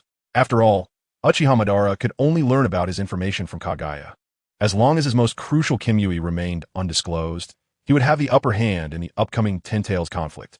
Obito was currently thinking along the same lines. He was still just a 17 or 18-year-old boy, although his maturity was not as developed as in the original Fourth Great Ninja War. He was still well aware of Uchiha Madara's thoughts. Now, he hadn't put all his strength into obstructing NingFeng to not make a fool of himself for Uchiha Madara. He had to preserve his strength and later have the capability to confront Uchiha Madara. However, he currently only had one Sharingan. Obito frowned, falling into a dilemma. Two Sharingans were needed to unleash the maximum power. His other Sharingan was just an ordinary 3-tomo Sharingan. On this battlefield, an ordinary 3-tomo Sharingan had little effect. Its greatest use was merely providing him with an extra life, an opportunity to use Izanagi.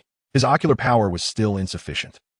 Meanwhile, NingFeng had, before the battle began, taken advantage of the tense situation with Senju Hashirama and Uchiha Madara to send a shadow clone to stealthily stay by Uchiha Obito's side. This strategy was effectively digging into Obito's mind. Did he really want to reclaim his other eye from Kakashi? Obito thought, casting his gaze toward the distant corner of the battlefield. He knew the exact location where Hitaki Kakashi had been arranged by NingFeng at the edge of the battlefield, as NingFeng had clearly informed him. If he went now to search for and reclaim his other eye, no matter how he thought about it, it would be beneficial for his upcoming plans. With that thought, a faint spatial fluctuation emanated from Obito's left eye. However, he also contemplated whether obtaining his Sharingan now would lead to a confrontation with Uchiha Madara. Now that the mask has been torn off, I definitely cannot compete with Uchiha Obito. However, with NingFeng, my greatest enemy, in front of me, Uchiha Obito might not dare to confront me directly. If I temporarily switch sides and join forces with NingFeng, I am confident that if I obtain Hitaki Kakashi's Sharingan and gain my own Manjiki Sharingan, I can unlock Susanoo. Moreover, I can foresee that my Susanoo will definitely not be the initial skeletal form or the second form. It will definitely surpass the basic forms. So what do you think? Are you going to do it? NingFeng keenly sensed the spatial fluctuations of Uchiha Obito and smiled slightly as he spoke. After this, I will join you in dealing with Uchiha Madara. Uchiha Obito's cold voice came from beneath his mask. He actually hoped that the situation would become more chaotic. But now it seems that whether it is the former god of Shinobi or Uchiha Madara, who has awakened the Rinnegan, their strength is slightly inferior to NingFeng. However, if the two of them join forces, NingFeng would be at a slight disadvantage. If this continues, Obito feels that after NingFeng's defeat, Uchiha Madara will become the sage of 6 paths, and at that time, he might turn against me. completely forgetting his promises to me, leaving me dumbfounded. No matter how powerful Kimui is, he does not believe he can contend with the Sage of Six Paths. Just the fact that Uchiha Madara has regained the Rinnegan gives him an unfathomable feeling. If he becomes the Jinchuriki of the Ten Tails, a true Sage of Six Paths level powerhouse, he will truly have no say at all. So now, this is the only opportunity one can grasp. If he can reclaim his Sharingan now and unlock Susanoo, then his strength will leap forward. Moreover, he can join forces with NingFeng. Compared to Uchiha Madara, NingFeng has a much better reputation. I will think about it. Uchiha Obito halted his Kamui transfer and spoke heavily. What if this action to reclaim his eyes and ally with NingFeng does not make them a match for Uchiha Madara? He knows that Uchiha Madara has placed restrictions on him. If he makes one wrong move, it could be irreversible. From now on, he must consider whether every step he takes is correct. Meanwhile, on the battlefield, NingFeng's water dragon had finally gathered and charged towards Uchiha Madara and Senju Hashirama below. Uchiha Madara, with a confident expression, faced the multiple wooden clones blockade. Not to mention the abilities of his Rinnegan, just the wooden clones of Senju Hashirama already represent the absolute defense that surpasses the ninja world. Senju Hashirama is not only the founder of Wood Release, but also a master who has perfected it. Even Uchiha Madara would not dare to claim he could match Senju Hashirama's Wood Release mastery. With such double insurance, how could NingFeng possibly break through?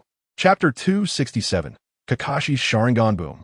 Since Uchiha Obito still does not dare to easily reclaim his Sharingan, NingFeng had no choice but to reduce the chakra of his Sage Art Water Dragon Bite. This way, it would appear as if he were at a disadvantage against the two.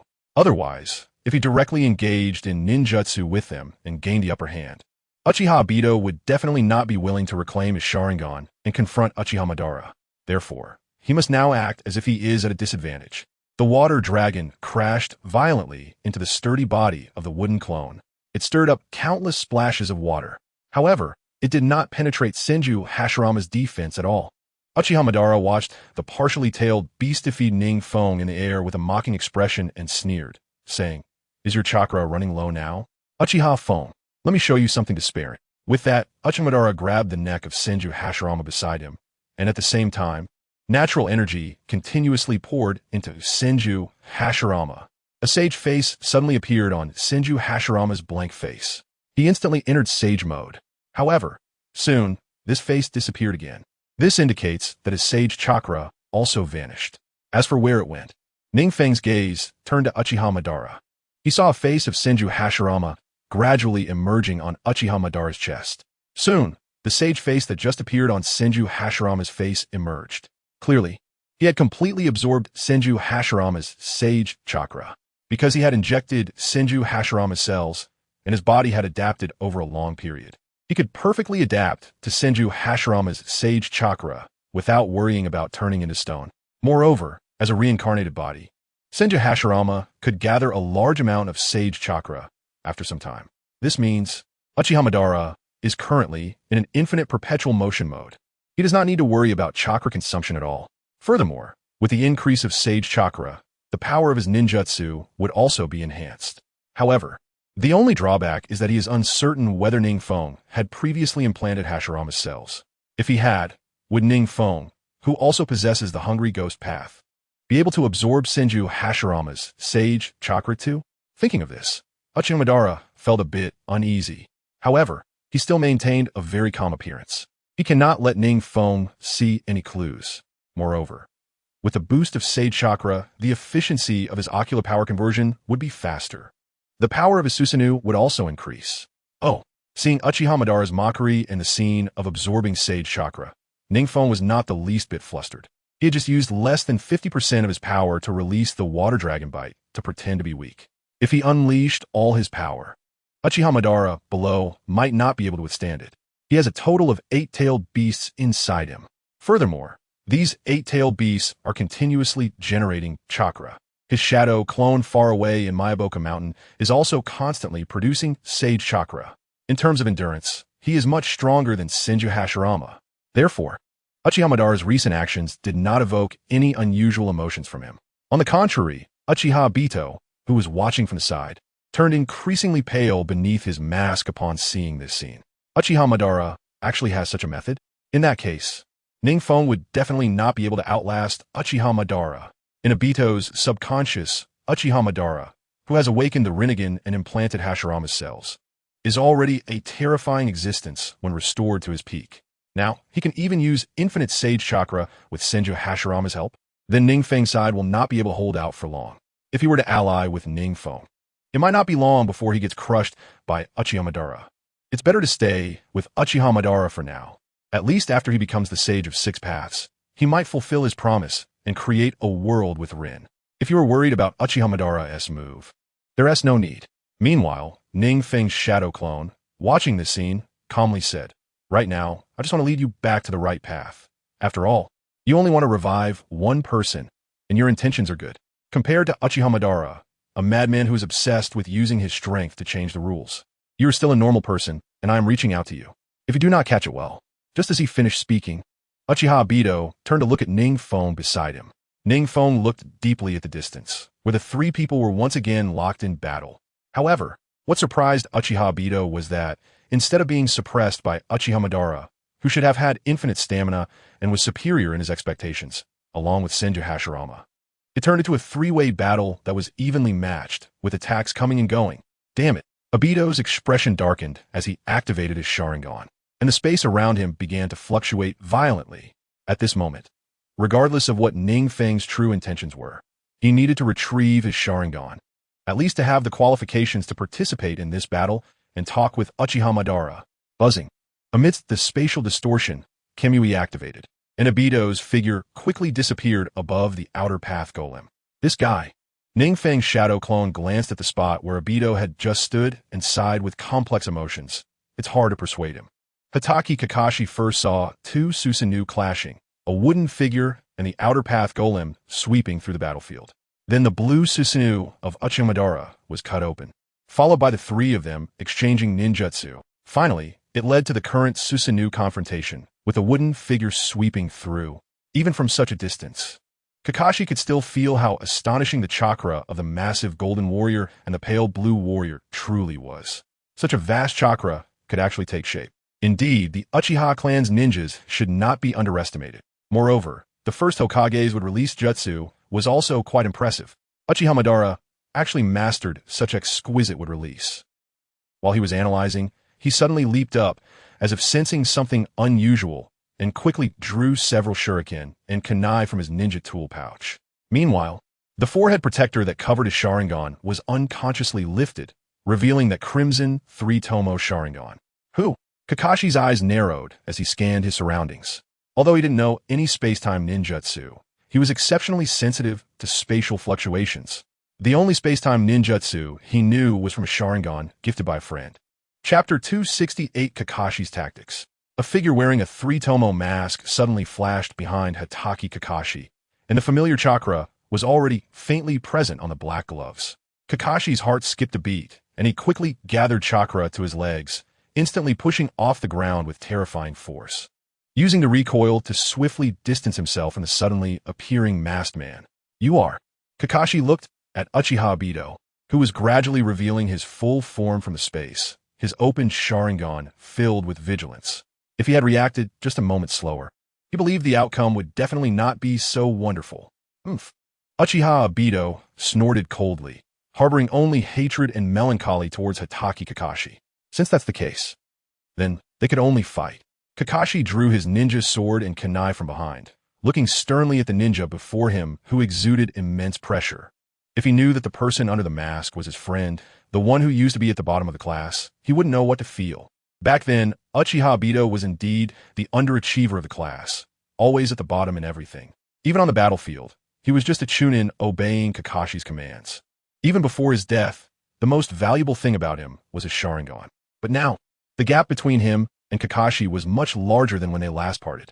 Now, even though Kakashi was much stronger than in the original story, Uchiha Obito had already reached the threshold of a Kage-level ninja during the Nine Tails incident. By now, he was even faintly touching the peak of Kage-level ninjas. It could be said that apart from Minato Namikaze and Uchiha Madara, NingFeng and Senju Hashirama, he was the world's number one. Swish! Another shuriken sliced through Uchiha Obito's mask, and Kakashi looked at Obito with shock. Right now, he was unclear about Obito's information. But It seemed he could be immune to all physical attacks, not just damage reduction, but completely ignoring them. His earlier probing attacks had caused no damage at all. Finished? The corner of Uchiha Obito's mouth curled up slightly under the mask. After all, he was still just a teenager, far from the matured demeanor he would have when initiating the fourth great ninja war years later. Now, seeing Hitaki Kakashi, who had always been above him in childhood, shocked by his abilities, he felt quite at ease. It wasn't remarkable to be admired for his power by ordinary ninjas, but to be acknowledged by someone he once looked up to truly made him feel satisfied. Kakashi's face under the mask turned slightly pale. The shuriken he had thrown had been infused with a considerable amount of lightning-release chakra, and he was confident that each shuriken could pierce a rock. As for Uchiha Obito, he wasn't planning to waste time with Kakashi. If things dragged on, Uchiha Madara would notice, and things would become complicated. Seizing this opportunity, he immediately needed to retrieve his Sharingan. Not a moment to delay. You haven't used your full strength yet, have you? Suddenly, Kakashi, who was adjusting his chakra, spoke. Obito was slightly taken aback, but didn't say much. After all, he was already a renowned Konoha copy ninja, possessing analytical abilities that were somewhat different from ordinary ninjas. However, this evasion technique of yours is definitely not invincible. Every technique must have its flaws. After saying that, the red light in Kakashi's Sharingan surged, and at the same time, a figure suddenly emerged from the ground behind Uchiha Obito. Obito turned to look, and it was another Hitaki Kakashi. He had actually formed a shadow clone while testing him, without waiting for him to think too much. Both Kakashis suddenly pulled out a large number of shuriken from their ninja tool pouches, then infused them with lightning-release chakra and continuously threw them at the central Uchiha Obito. What is this? Uchiha Obito's eyes narrowed slightly, and then Kamui was continuously activated. His form was constantly pierced by one lightning-infused shuriken after another. Although the attacks were so dense, his face under the mask showed no signs of panic. With such a density of attacks, Kakashi's chakra wouldn't last long at all, and his Kamui could last a full 5 minutes. Given the way Kakashi released this ninjutsu, even a Jinchuriki could exhaust their chakra in 5 minutes. Swish, swish, swish. The dual shuriken continuously passed through Uchiha Obito, creating sparks as they collided in the center. The ground was scorched with lightning marks, and the cracked earth looked alarming. Kakashi, do you want to continue? Moments later, the completely unharmed Uchiha Obito said from behind his mask to Hitaki Kakashi. And Kakashi, feeling his chakra depleting, looked increasingly grim. He was certain that this evasion technique must have some flaw. But now, relying solely on himself was no longer feasible. He couldn't glean any information. How did NingFeng and Teacher Minato deal with this monster? He pondered, and the offensive of the lightning-infused shuriken in his hand slowed down a bit. Even within the dense onslaught, some gaps began to appear. Uchiha Obito, with rich experience, seized the opportunity and broke through Kakashi's encirclement in one move. At the same time, he formed hand seals with both hands, and a great fireball shot straight at the Kakashi who had emerged from the ground behind him. Kakashi is indeed a master at blending in, and during his years of training in the Anbu, his character has become increasingly stable. So, Obito suspects that the later appearance, resembling a shadow clone, is actually the real body. However, to his surprise, the fireball consumed that Kakashi Hitaki, leaving only a hint of lightning. Lightning clone technique? Uchiha Obito mockingly glanced at the exhausted Kakashi on the other side. In this state, he could easily capture him in the Kamui space even with his eyes closed. Kakashi Hitaki looked at the mask-wearing man approaching him and revealed a bitter smile. Then, before Obito could reach out his hand, Kakashi transformed into a streak of lightning again. Uchiha Obito quickly moved his hand into the Kamui space. Then, the streak of lightning passed right through his body. That was close. Obito felt a surge of fear. This was also a lightning clone. If he had truly been hit by this lightning clone's paralysis and Kakashi attacked his vital points, he would definitely suffer a serious injury. Chapter 269. The Eye of the Sharingan contention as expected of Konoha's copy ninja, battle-hardened and experienced. The face beneath the mask showed a hint of approval. At least Kakashi had combined his ninjutsu to a relatively perfect level. Compared to this traditional approach that didn't rely on other bloodline limits, Kakashi, as a traditional ninja, had pushed his ninjutsu to the extreme. The effect of the combined ninjutsu left Obito in awe. It seems that no matter how much time passes, he remains that confident and calm Kakashi Hitaki. Not here. Then it must be on the ground. Uchiha Obito drew the chains from behind him, his eyes shimmering with the unique red light of the Sharingan. After all, retrieving the Sharingan was the top priority, so capturing Kakashi alive was the safest bet. A mysterious and sinister smile formed on his lips as he slapped the ground. Using the beheading technique in his mind, Kakashi, who was hiding underground, was startled. He then saw numerous branches emerging from the ground. He couldn't continue to hide and had to leap out. Such a dense would release ninjutsu attack. Even with his defenses, he couldn't completely fend it off. Thus, he could only risk exposing himself to evade this technique. However, Uchiha Obito was not surprised upon seeing this scene. Thanks to Kurizetsu, he had already made a preliminary estimate of Kakashi's strength and combat style over the past few years. Even now, Kakashi's fighting style remained as steady as ever. He would not hastily attack just because Obito's abilities had been initially analyzed. Instead, he gradually understood his opponent's information and targeted his combat style through a probing battle. This style was also characteristic of the steady Kakashi Hatake. Damn it, Kakashi stared at the masked man in front of him, feeling the meager chakra left within him, and for a moment, he was quite bewildered. He knew that if he continued engaging with other ninjas, today he would not only fail to gather any information on a masked man, but might even end up leaving his life behind. Well done, Uchiha Obito said in a flat tone beneath his mask. Swish!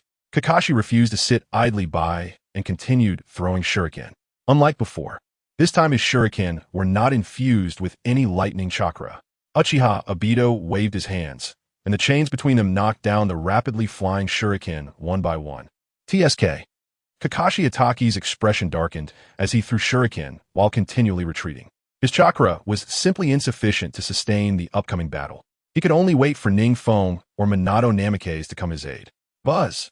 Suddenly, the Sharingan beneath Uchiha Obito's mask opened, and spatial fluctuations began to appear before him.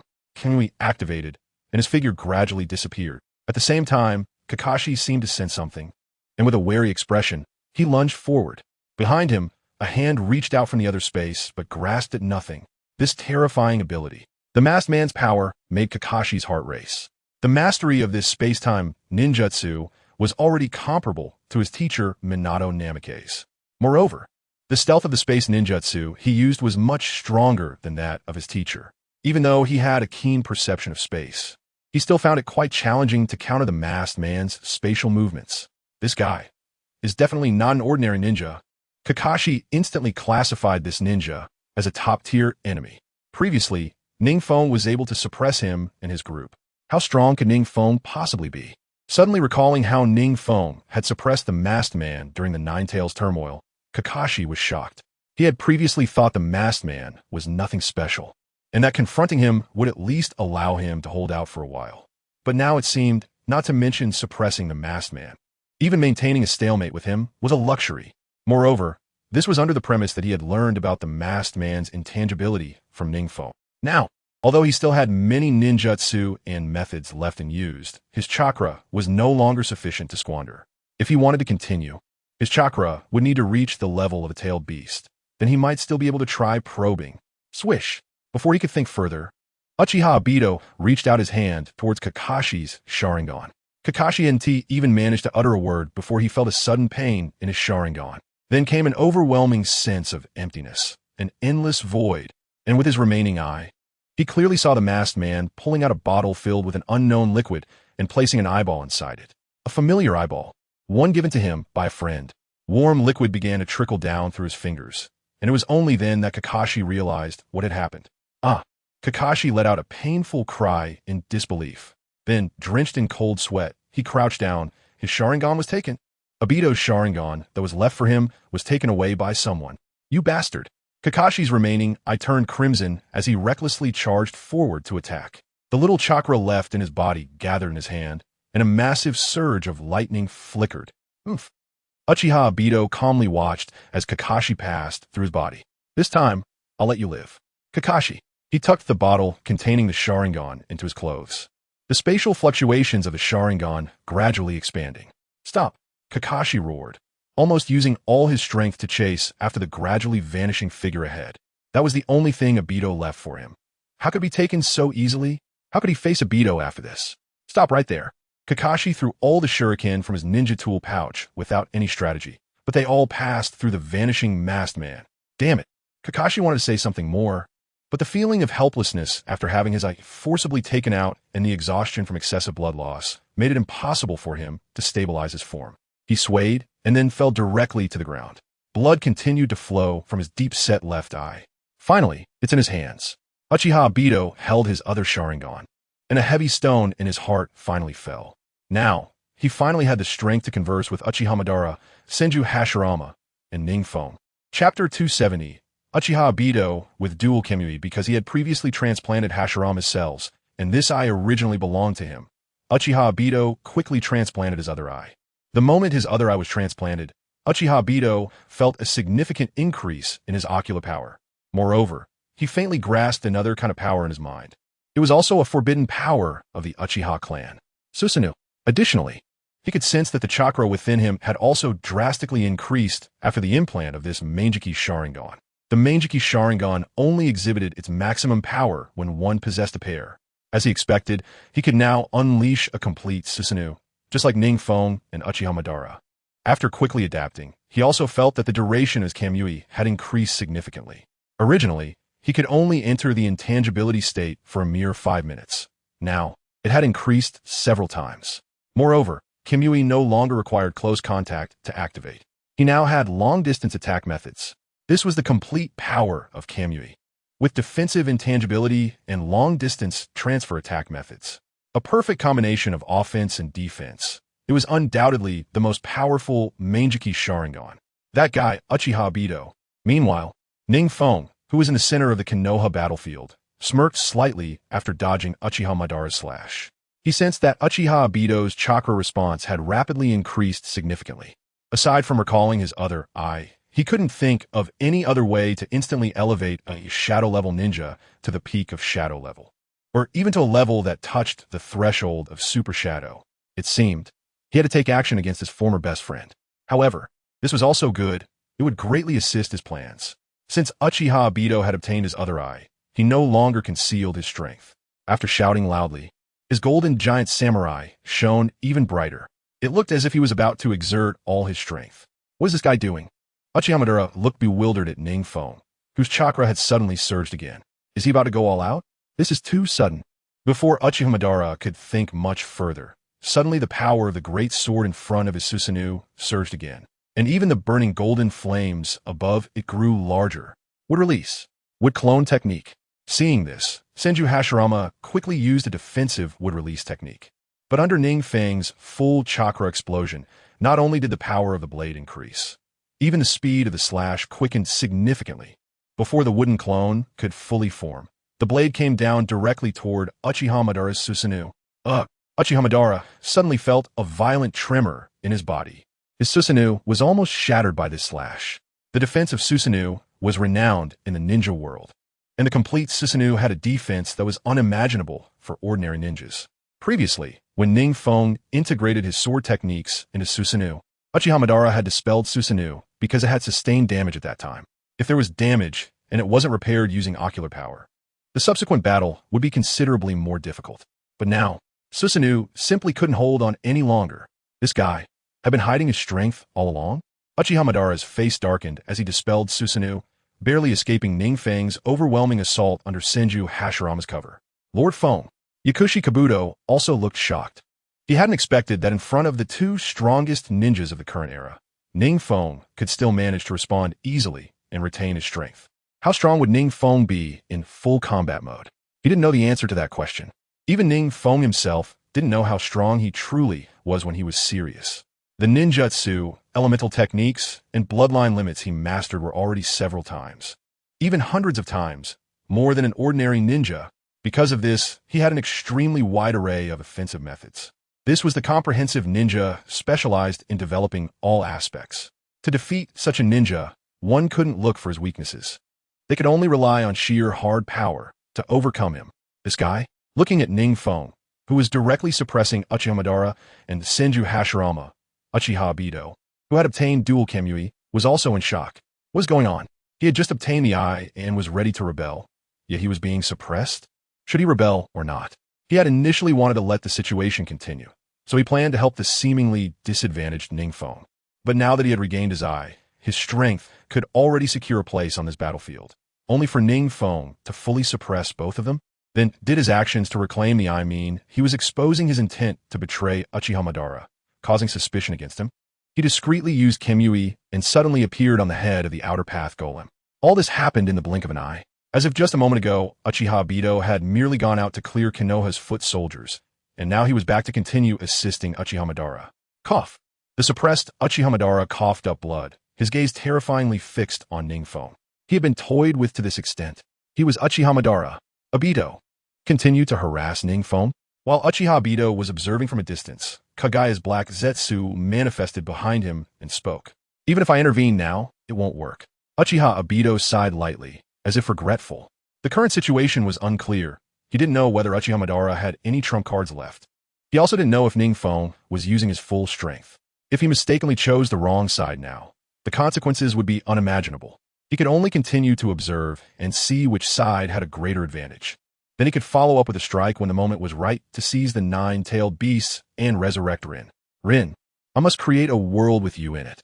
His thoughts racing, Uchiha Obito silently vowed. Even in this current situation, he had to remain patient, not useful.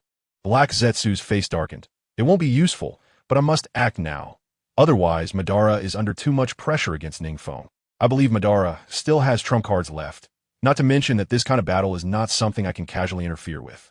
Just now, I used the attack of the outer path golem, but it had little effect on that guy, NingFeng. Chapter 271. Uchiha Obito planning to betray? Obito, you. Black Zetsu looked at Uchiha Obito with a somewhat grim expression. Although he had long noticed that Uchiha Obito had been acting strangely since Madara's revival, he hadn't expected that Uchiha Obito would dare to turn against him so soon.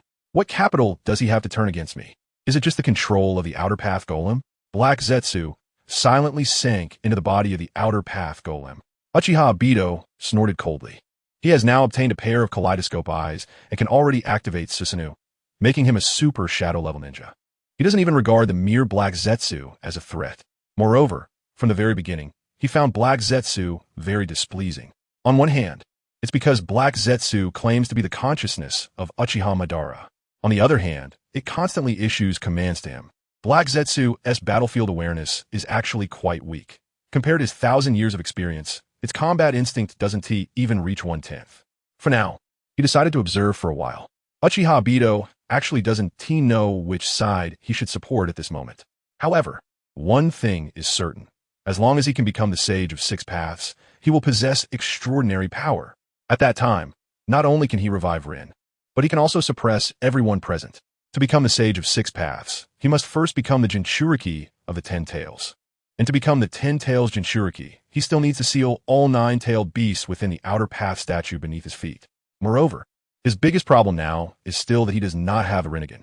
Even though his current Manjiki Sharingan has become negligible in terms of consumption due to the presence of Hashirama S cells in his body, one of the conditions to become the Sage of Six Paths is still to have the Rinnegan. Without the Rinnegan, he cannot unleash the full power of some techniques. Uchiha Madara has taught him the forbidden techniques of the Sage of Six Paths and Yin-Yang Release.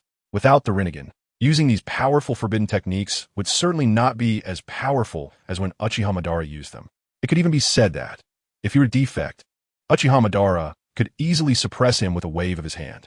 All of his abilities were taught to him by Uchiha Madara, and Uchiha Madara must have means to counter him. NingFeng released the Susanoo mode, and his chakra consumption was already quite substantial. Although Uchiha Madara, on the opposite side, also had very little chakra left, he had not suffered much damage. Senju Hashirama, as a product of the Edo Tensei, although his chakra is currently infinite, the ninjutsu he uses continuously consumes his soul power. In fact, his strength is visibly declining at a rapid pace. Energy is always conserved. Even if Edo Tensei claims to provide infinite chakra and an immortal body, it still consumes a certain kind of energy. This energy is the spiritual power of the deceased. NingFeng can sense that soon, Senju Hashirama's spiritual power will be nearly exhausted. No wonder he is the first Hokage. Even after using so many strong ninjutsu, he can still keep his soul intact. What's wrong? It seems you have also reached your limit. Uchiha's lips curled into a slight disdainful arc as he looked at NingFeng, who was slowly landing in the distance, and mocked, "You can certainly give it a try. NingFeng raised an eyebrow, then drew the Kusanagi sword from behind him. The cold gleam of the blade shone directly into Uchiha Madara's eyes, and seeing NingFeng, who was radiating killing intent, Uchiha Madara suddenly couldn't gauge how much chakra NingFeng still had left. Could it be that he still had some energy left? The smile on Uchiha's face gradually faded as he drew a scythe from his side. Without the Uchiha fan, his close combat level had dropped considerably. That Obito has caused me quite a bit of trouble. Uchiha Madara sighed helplessly. Then he rushed forward first. At this stage, determining the victor through taijutsu is key. As for Hashirama, he only needs to use ninjutsu to harass from the side, just like Uchiha Obito. Suddenly, Uchiha Madara voiced his confusion. It had been a while since he had seen Uchiha Obito's movements. His ability is a deadly weapon against NingFeng. Once Kamui is used to transfer to another dimension, it basically allows them to manipulate the situation at will. Why isn't Obito coming to the battlefield to find NingFeng's weaknesses? With this thought, he turned his gaze toward the distant outer path statue. The inside ability of the Sharingan is already excellent, and Uchiha Madara is now in a state of possessing the Rinnegan. His inside ability has become even stronger. He easily spotted Uchiha Obito standing atop the outer path statue. Obito was just standing there, without any action. What is this guy doing? Uchiha Madara's expression grew increasingly grim. Even though he looked down on NingFeng, he had to admit that even if he and Senju Hashirama teamed up, they might not necessarily be able to defeat NingFeng. They might even need other ninjas to assist. To have such a character emerge from the Uchiha clan's younger generation makes Uchiha Madara reflect on the unpredictability of the world. That black Zetsu, hasn't he urged Uchiha Obito to help yet? Bang! While he was pondering, NingFeng's blade, infused with a large amount of violent lightning chakra, slammed hard into his scythe. The terrifying force made Uchiha Madara's arm falter. This guy's strength is also quite formidable. It seems he had deliberately trained his taijutsu before. Even Uchiha Madara, who had seen many wars, could feel the terror of this taijutsu. Boom!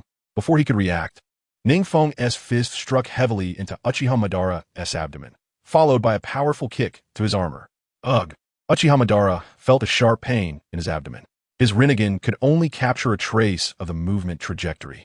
NingFeng's speed has actually reached this level. Would release. Would clone technique. Meanwhile, Senju Hashirama in the distance did not forget his task, continuously using would release ninjutsu to harass NingFeng.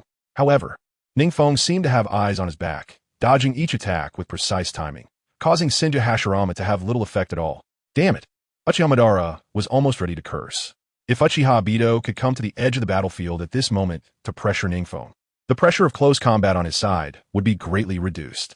Damn it! What happened on Obito's side? After several exchanges, Uchiha Madara felt that he was slightly struggling. He had absorbed quite a bit of Senju Hashirama's Sage Chakra. With so many enhancements to his body, he still couldn't compete with NingFeng. Chapter 272, Obito's Betrayal Whoosh. NingFeng slashed down again, taking a few strands of Uchiha Madara's black hair with him. The terrifying blade aura rampaged wildly. Just the pure physical power was enough to unleash a cutting wave. The lethality of the blade aura was sufficient to injure an ordinary J-nin. NingFeng's swordsmanship has now reached its peak. Damn it! Uchiha Madara could no longer endure being suppressed and leaped into the air. Then he summoned the outer path statue. Since Obito wasn't coming to help him, he had no choice but to use the outer path statue himself. Roar! The outer path statue let out a huge roar. Next, the outer path statue instantly stretched out its giant arm toward NingFeng. Clang! To Uchiha Madara's surprise, NingFeng effortlessly blocked the descending giant arm with his long sword. This act, akin to a mantis trying to stop a car, actually allowed NingFeng to accomplish it. This guy. Uchiha Madara looked at NingFeng's body with some astonishment. The outer path statue is the shell of the 10 tails. Its weight is far greater than that of the tail beasts. NingFeng actually managed to withstand it solely with his physical strength? How powerful must one's body be to achieve this? Buzz! Just as Uchiha Madara was about to continue attacking, a spatial fluctuation suddenly appeared beside him. Obito? Why is he only just arriving? Hurry up and help me control the outer path golem. Uchiha Madara glanced back and saw Uchiha Obito wearing a white 3-tomo mask. He said irritably, "If you hadn't been here bothering me, I could have taken down NingFeng just now. I wouldn't be stuck in this tough battle now. Uchiha Obito felt a bit regretful. He had specifically chosen a moment when Uchiha Madara was fully focused on fighting NingFeng. But even so, he was still detected by Uchiha Madara. Obito's face twisted slightly beneath the mask. Then he took a deep breath. Before he could exhale, he immediately reached out toward Uchiha Madara. Although Uchiha Madara was controlling the outer path golem to continuously attack NingFeng, his battle awareness honed during the Warring States period helped him keep an eye on his surroundings. Whoosh! Uchiha Madara leaped lightly, looking at Uchiha Obito with disbelief. What do you mean by this? Kamui. Obito's lips curled into a sinister arc.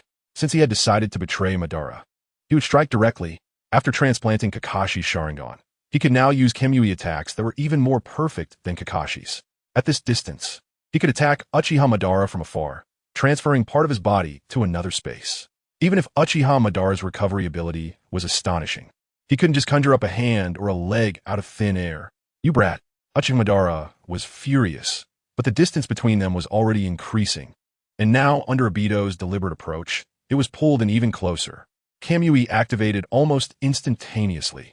In Obito's hands, his Manjiki Sharingan's Kamui was not only more powerful, but also faster. Buzz! It was initially aimed at Uchiha Madara's head, but the space in front of him shattered. What's going on? Uchiha Obito looked at Uchiha Madara's cold Rinnegan in shock, unable to comprehend what had happened. Was it because this was his first time using an attack-type Kamui? So he missed the focus? Obito squinted. His first reaction was that he wasn't yet proficient with the Sharingan. But it didn't matter, as using Kamui wouldn't be as life-threatening for him as it was for Kakashi, because it was his own eye, and he also had Hashirama's cells in his body, so the Manjiki's toll on him was almost negligible. Kamui. The left eye's Sharingan widened slightly, and blood trickled from beneath the mask. Then, the space in front of Uchiha Madara shattered again. However, he remained completely unscathed. Obito, you've grown some wings? Uchiha Madara coldly looked at Uchiha Obito. He had already created a distance of several dozen body lengths between them. At this distance, he was confident he could evade Obito's Kamui attack. What's going on? Uchiha Obito secretly cursed, then instantly entered the Kamui space. Although he had regained another eye and his power surged, as his mentor who taught him so many forbidden techniques, Obito didn't believe Uchiha Madara lacked methods to counter space ninjutsu. All along, he had been taking him through space merely for convenience. As expected, just as Uchiha Madara was about to use a forbidden technique against space ninjutsu, he saw Obito's figure disappear from the outer path golem, his gaze growing colder. He then retracted the two shadow clones that had been damaged. This was his Rinnegan ability, the Wheel of Rebirth. Two of the four shadows had just blocked Obito's Kamui attack, allowing him to remain unharmed despite Obito's sudden assault. One must say, Obito's timing was quite clever. Firstly, he had caught Madara completely off guard. Secondly, his chakra was somewhat depleted, and aside from using the Rinnegan's ability, any other method to counter Obito's space ninjutsu required prior preparation. This guy hasn't made no progress over the years. Uchiha Madara shook his head. Obito was no longer the little brat he had first met. If it weren't for Obito not knowing about his Rinnegan ability, he could have used Kamui a few more times and really killed him. Madara was confident in his body's recovery ability, but if his head were to be twisted off, he didn't think the cells of Hashirama in his body could conjure a head out of thin air. What am I thinking? While he was pondering, a brilliant flash of blade light suddenly filled his vision. A long blade exploded right in front of him. This guy is really fast. Uchiha Madara hurriedly retreated. He had just evaded Obito's attack in an instant, and in that brief moment, NingFeng had actually bypassed the outer path golem and was charging directly at him. Swish! With every slash, the blade shimmered, each one infused with lightning chakra. Although he could absorb this chakra, Uchiha Madara dodged each one. He had seen the vertical lines in NingFeng's eyes. He had entered Sage mode. If he didn't understand the Sage chakra and just absorbed it, he might get petrified. Chapter 273. Frustrated Madara Swish Swish. Under the boost of the lightning chakra, NingFeng's blade speed increased exponentially. The lightning-fast blades continuously compressed the space for Uchiha Madara to evade. I can't believe it. Uchiha Madara sighed with a hint of exasperation. His original plan was to have Uchiha Obito pressure NingFeng from the side, but now it had completely turned around, with Obito looking for opportunities beside him, while his own pressure had increased instead. What's wrong? Feeling frustrated? NingFeng naturally sensed Uchiha Madara's sigh and playfully asked with a smirk. Oomph. Uchiha Madara snorted coldly. No matter how frustrated he was, he wouldn't show it in front of a junior. Don't feel frustrated. After all, you were the one who had the advantage in numbers. NingFeng shrugged, casually speaking while his blade showed no mercy. And strictly speaking, you were bullying the weak. I'm just curious about one thing. How did you pull Obito over? Uchiha Madara didn't respond to NingFeng's words, but instead looked at him with a somewhat puzzled gaze and asked, Him? I just analyzed the pros and cons for him. And he made the choice himself. NingFeng chuckled, delivering another fierce slash across Uchiha Madara's armor. If it were the Obito from the original story who initiated the Fourth Great Ninja War, already possessing one Sharingan and one Rinnegan, he might not have agreed with him. But now, he first analyzed the pros and cons, then feigned weakness, and finally used Uchiha Madara's ambitious character to sound the alarm for Obito. Could a 17-year-old, middle schooler-style youth not fool him? The current Obito had no analytical ability. However, what he said was not wrong. In the original story, the now-matured Uchiha Obito, with over a decade of experience, after becoming Sage of Six Paths, ultimately revived Uchiha Madara, making Madara his pawn to become the Sage of Six Paths. One could only say, experience prevails. Uchiha Madara had long calculated Uchiha Obito's value, striving to extract him completely. What is most terrifying about Uchiha Madara is not his strength, but rather his ability to strategize. Hashirama, who was stronger than him, was ultimately brought back through Edo Tensei in the Fourth Great Ninja War. But he did not manage to be revived in the end. On the other hand, Uchiha Madara, whose strength was not as great as Hashirama's, had already found a successor before his death and planned for his resurrection decades later, incorporating the power of the Sage of Six Paths into his plan. Without Black Zetsu's betrayal in the end, Uchiha Madara's life would have been a complete success. Analyzing the pros and cons, Uchiha Madara let out a cold laugh. Uchiha Obito was a double agent. Although he had anticipated this, he did not expect Obito to be so easily swayed. That guy, Black Zetsu, had been keeping an eye on Obito all along, so how could he give him the chance to change his mind? Buzz. Just as he was dodging NingFeng's blade, a familiar spatial fluctuation suddenly appeared before him. Damn, Uchiha Madara wanted to counter the space-time ninjutsu, but NingFeng's blade was too swift, leaving him no time to prepare. He had no choice but to use another shadow of himself. Wheel of the Grave. A shadow of Uchiha Madara appeared in front of NingFeng and himself, followed by the distortion of space. Yet there was no sign of injury on Uchiha Madara. What on earth? Uchiha Obito in the shadows felt a bit puzzled. After several failures, he could rule out that it was due to his lack of proficiency with the Sharingan. So what was the remaining reason? Could this be Uchiha Madara's trump card against space-time ninjutsu? Did this guy anticipate him from the very beginning? Uchiha Obito did not activate his Rinnegan, so he naturally could not see Uchiha Madara's Wheel of the Grave's boundary shadow. Therefore, he believed it was a means left by Uchiha Madara in response to his Kamui. This guy, even though he had rebellious thoughts, everything he had done before was seamless. Even so, Uchiha Madara still took special precautions against him. Obito, don't be afraid of his methods. Take the chance to strike him. The tense atmosphere was broken by a word from NingFeng. You bastard. Uchiha Madara's gaze turned icy. NingFeng had already figured out how to avoid Kamui. The shadow that had its neck broken by Kamui would take a considerable amount of time to repair, and he only had 4 shadows at most. NingFeng was undoubtedly pushing him toward a dead end. It seems this is the only way. After hearing this, Uchiha Obito's gaze became even more determined. He had already decided to rebel, so he could not continue to hesitate. He should wait for Uchiha Madara to show a flaw and then activate Kamui. The matter of the Wheel of the Grave's boundary. He could not tell Uchiha Obito yet. NingFeng et halet lichtli. He was not prepared to reveal Uchiha Madara's abilities to Uchiha Obito. As long as he could repel Uchiha Madara, it would be fine. He would seal the 8-tailed beast later and find a way to control the Outer Path Golem from Uchiha Obito. The day he became the Sage of Six Paths and opened the barrier between the Naruto world and the real world was not far off. Uchiha Feng. Sometimes I also wonder what you're fighting for.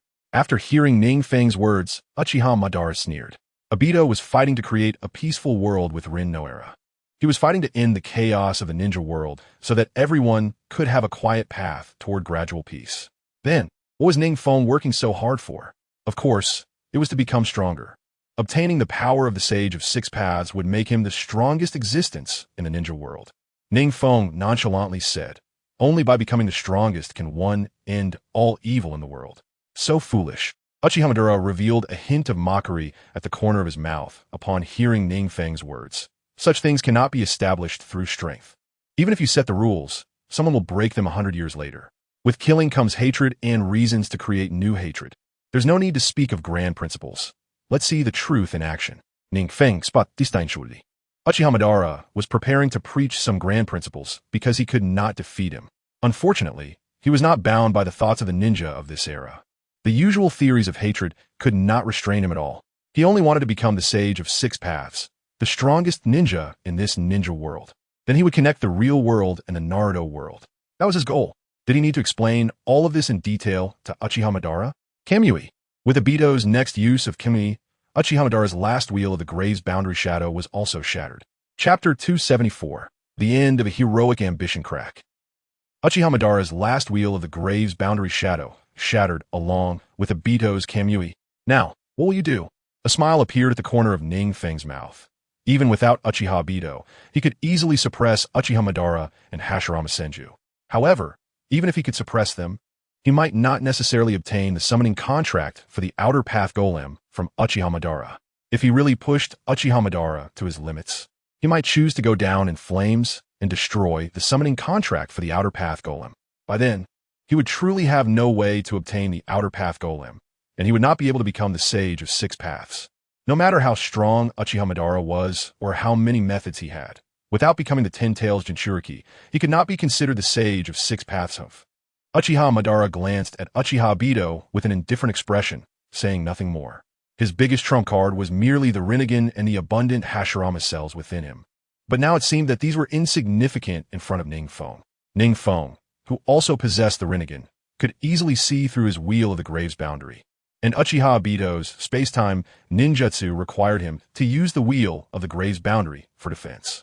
In this way, the greatest ability of his Rinnegan was undoubtedly rendered useless. At the same time, many of the other 6 abilities of his Rinnegan were rather useless.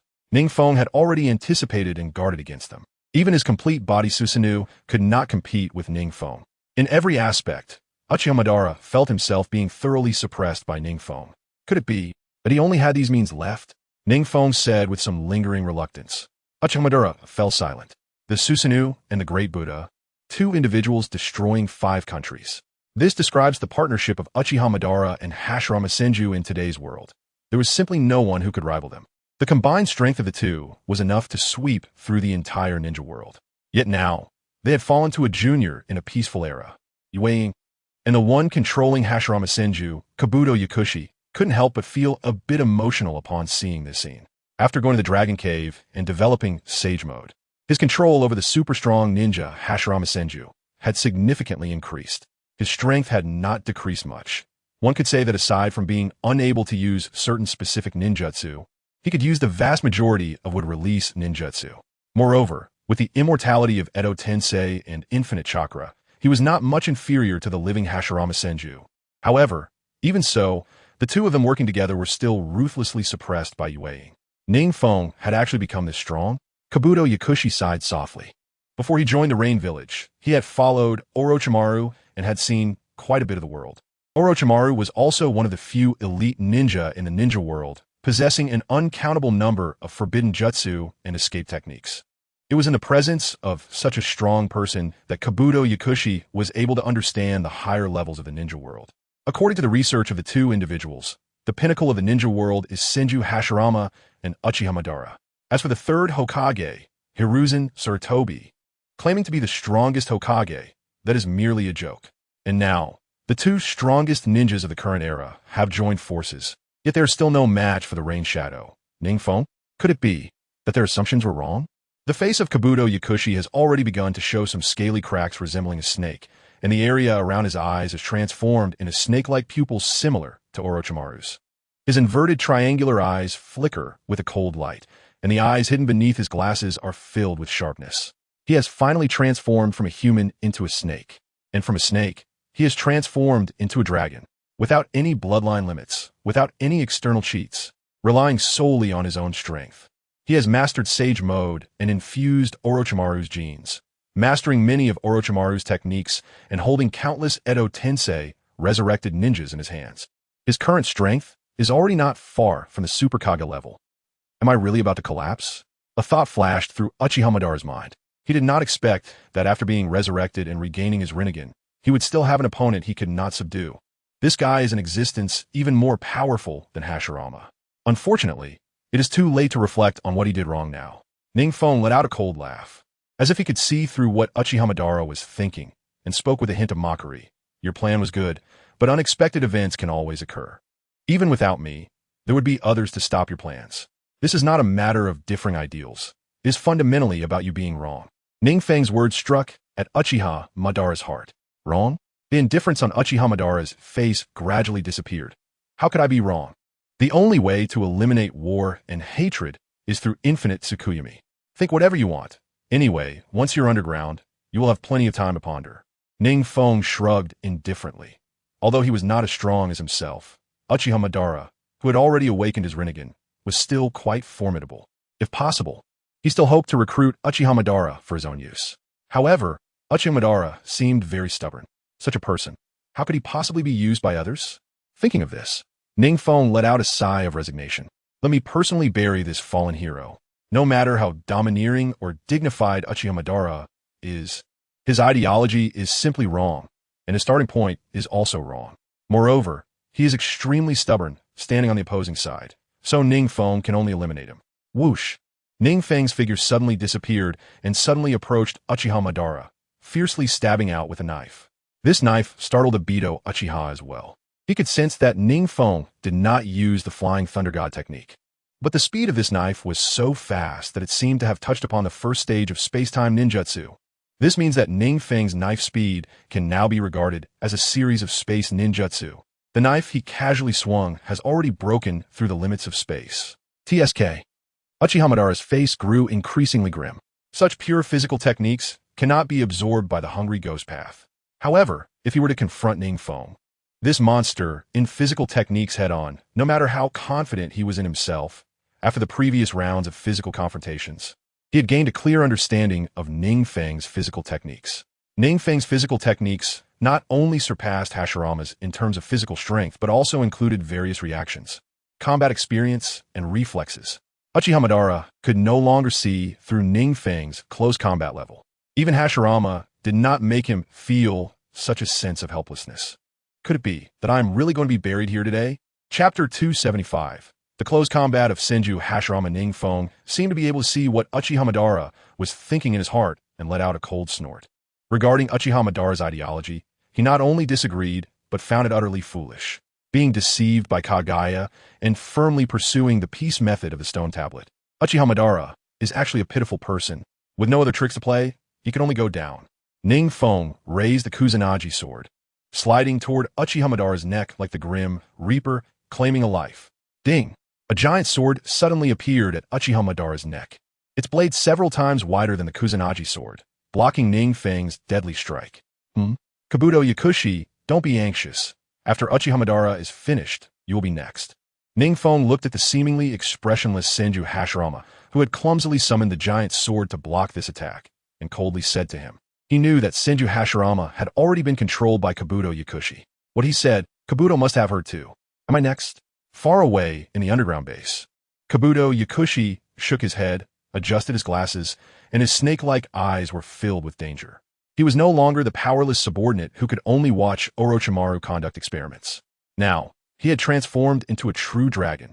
Uchiha Madara, Senju Hashirama, and NingFeng are merely playthings in his hands, and the tailed beast on NingFeng, along with the outer path golem in Uchiha Madara and Obito's hands. All of this will be his, if the stalemate between them is broken next. It won't be good for further plotting. Kabuto sighed softly. He knew that even though he had transcended the realm of mortals, in terms of strength, NingFeng could crush 10 of him. As the third Rain Shadow, NingFeng's own strength was simply too formidable, dominating Uchiha Madara and Senju Hashirama. Although he could control Hashirama's movements, he did not dare say he could defeat Senju Hashirama.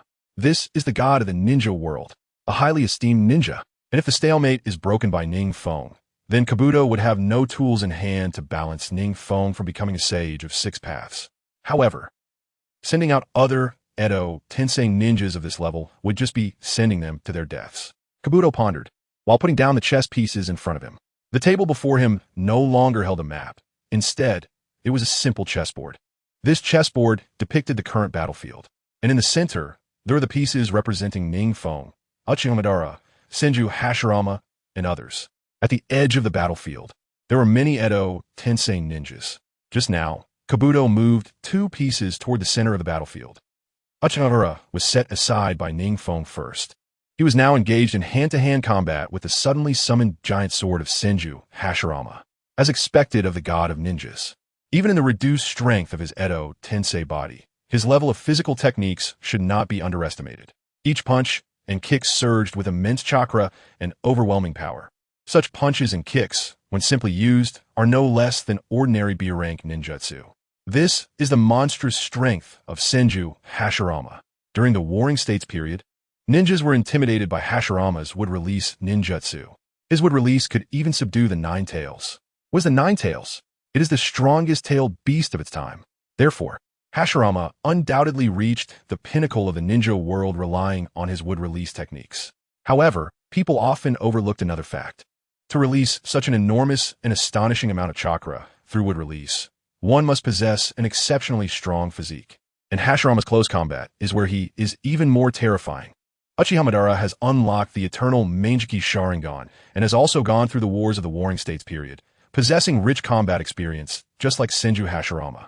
However, even with all that, he was ultimately killed by Senju Hashirama in the Valley of the End. This shows just how powerful Hashirama's physique is. The wonders of the sage body lie here. And now, NingFeng also understands how powerful Hashirama's utilization of his sage body is.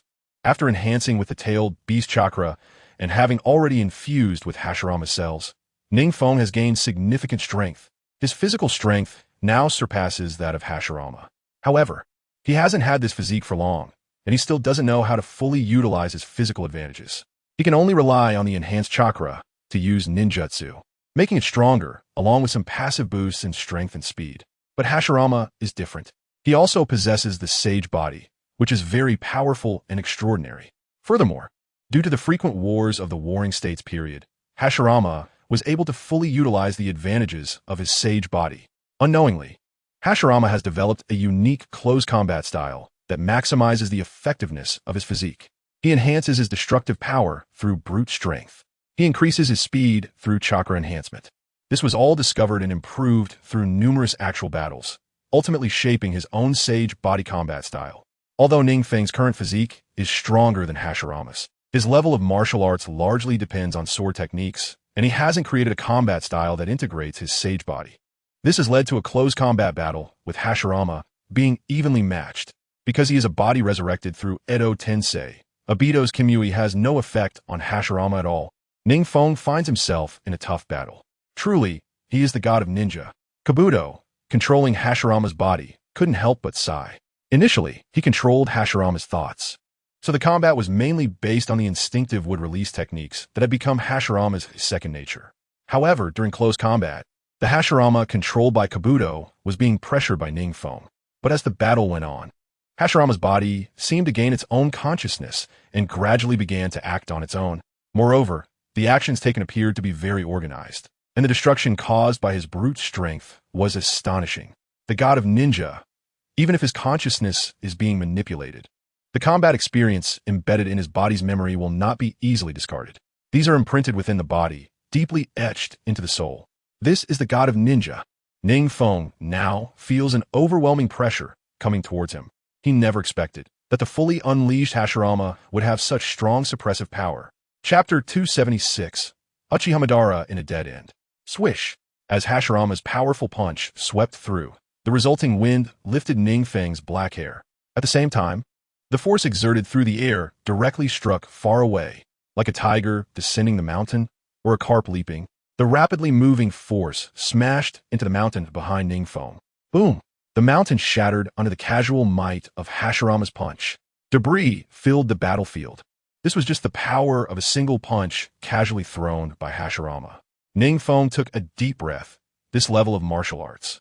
Even the Might Guy who opened the Sixth Gate during the Fourth Great Ninja War wouldn't be out of place. Might Guy is an elite jonin of Konoha known solely for his martial arts. He trained in the Eight Gates for over several decades, and after opening the Sixth Gate, his martial arts received an unimaginable boost. But Hashirama's casually thrown punch actually has the strength of Might Guy's martial arts after opening the sixth gate, and this destructive power is far stronger than the direct effects of wood release. Now he understands why everyone says that Hashirama's wood release techniques are legendary without mentioning his terrifying martial arts. Because no ninja can get close to Hashirama. They are usually subdued by his wood release upon first sighting him. And if there were truly powerful ninjas lucky enough to get close to Hashirama, they would also be easily eliminated by his brute strength. Thus, Hashirama's martial arts abilities would not be known to others. NingFeng couldn't help but smile wryly. He originally thought that Uchiha Madara was the one he should pay the most attention to. He never expected Hashirama's strength to be so formidable. For a moment, he truly found it difficult to take down Hashirama in close combat. Obito, you need to think carefully if you still want to collaborate with me. Now is the time. Beside him, Uchiha Madara, who had exhausted most of his chakra and was half collapsed, looked calmly at Obito, who was gradually approaching him while wearing a white three-tomo mask. Madara had long anticipated Obito's betrayal. Obito is not someone who can easily trust others. Even though he is Madara's savior, his ancestor, Obito would not hand over all the chips to him. Moreover, after Madara's death, Obito relied on his name to experience many things in the ninja world and gained a lot of experience. This made his personality even more complex. It is no longer as easy for Madara to simply say a few words to deceive him. Now he must say a few words to stabilize him and wait for his chakra to recover. When it comes to space ninjutsu, Madara has several methods. Will I still be afraid of Obito, then? It's too late to say these things now. Obito didn't even open his eyes. The dark holes of his mask directly facing Madara, and a heavy voice came from beneath the mask. You are no longer a match for the current Yue, which means you no longer have the qualification to continue the Eye of the Moon plan. You say I no longer have the qualifications to continue the Eye of the Moon plan? Uchiha Madara was taken aback, but upon reflection, he indeed no longer has the qualifications to continue. Not to mention that he can no longer defeat NingFeng. Even his own safety is hard to guarantee. However, Uchiha Madara still has great confidence in himself. He believes he can complete the Eye of the Moon plan. Obito, you know my methods? If you can't kill me now, you will not be able to withstand my revenge later. Obito's figure was getting closer, but Madara's face showed no signs of panic. He merely said calmly, if you want to kill me, you can, as long as you can bear the consequences afterward. As Madara spoke, he seemed to casually observe Obito's figure. However, to his disappointment, Obito showed no reaction at all. It was as if Madara's words had nothing to do with him. And you also know my methods. After all, you were taught by me. If you really had a way to deal with Kamui, you wouldn't be babbling so much. Obito slowly approached Madara, the corner of his mouth slightly lifting under the mask. This is your style, isn't it? Upon hearing this, a dangerous glint flashed in Madara's eyes. Obito, I never expected that even you would betray me. As he spoke, a black chakra rod suddenly shot out from Madara's sleeve toward Obito's body. The mocking intent at the corner of Obito's mouth remained unchanged. His own Kamui can ignore all external damage. Does Uchiha Madara think he can subdue him with just a chakra staff? As he thought this, the black chakra rod flew towards him. Uchiha Obito stood still, not even trying to dodge, when suddenly a coffin rose from the ground behind him. What is this? Obito didn't have time to question it before the black rod pierced into the coffin. The coffin lid was quickly shattered by the powerful winds emanating from within, revealing the face of a ninja inside. The second Hokage? Upon seeing the ninja inside the coffin, Uchiha Obito's expression changed slightly. A ninja clad in layered armor with short white hair stood within. It was indeed the second Hokage, Senju Tobirama. Although Kabuto had initially teamed up with Uchiha Obito, in the end, he was also sitting with Uchiha Madara to strategize. This led to subsequent negotiations being conducted together by Uchiha Madara and Kabuto. The later collaboration was merely a partnership between Uchiha Madara and Kabuto. Now, has Kabuto come to assist his ally? Thinking about this, Uchiha Obito shook his robe and spoke. Kabuto, you guy, Lord Madara, this guy has become significantly stronger than before. Kabuto's voice came through Senju Tobirama's body. Indeed, he has become much stronger, but you don't need to defeat him. Uchiha Madara shrugged casually, as he could naturally sense that Uchiha Obito's ocular power and chakra had improved significantly. However, for him, this was merely a slightly tricky problem to resolve. Let Kabuto buy some time, and after he recovers his chakra, Uchiha Obito will still be at his mercy. This guy, it seems he has already reached a cooperative relationship with Madara. Seeing Kabuto cooperate so well with Uchiha Madara's plan, Uchiha Obito couldn't help but sigh. The second Hokage's techniques are endless. He was genuinely worried that he would not be able to handle them due to his carelessness. Chapter 277, Senju Tobirama's Water Release. No matter what, this guy's intangibility lasts for 5 minutes, right? Under Kabuto's control, Senju Tobirama quietly confirmed with Uchiha Madara beside him. That's right, but you only need to buy 5 minutes. Leave the rest to me. Uchiha Madara raised an eyebrow slightly. Although fighting NingFeng was quite challenging for him, he felt that as long as he gathered chakra for 5 minutes, he could easily handle his former successor. 5 minutes, huh? All right. Senju Tobirama nodded blankly and then took out several flying Thunder God kunai from his ninja tool pouch. Since the focus was on delaying, Kabuto decided to adopt an offensive strategy centered around the flying Thunder God. After all, Uchiha Obito was quite skilled in space-time ninjutsu, and trying to catch him off guard during Kamui was almost wishful thinking. However, if he followed Uchiha Madara's instructions to just delay for 5 minutes, Kabuto was still confident. Senju Tobirama is also a powerful ninja. However, his glory was overshadowed by his older brother, Senju Hashirama. As the leader who created so many forbidden techniques and quickly stabilized the situation in Konoha, his strength and combat intelligence are top-notch. Water Release. Great Waterfall Technique. Senju Tobirama swiftly formed hand seals, and suddenly, a massive wave of water surged from beneath the barren mountains behind him. Almost in the blink of an eye, the towering waves roared in like a runaway wild horse. Senju Tobirama leaped with all his might, using the momentum to stand atop the waves he created.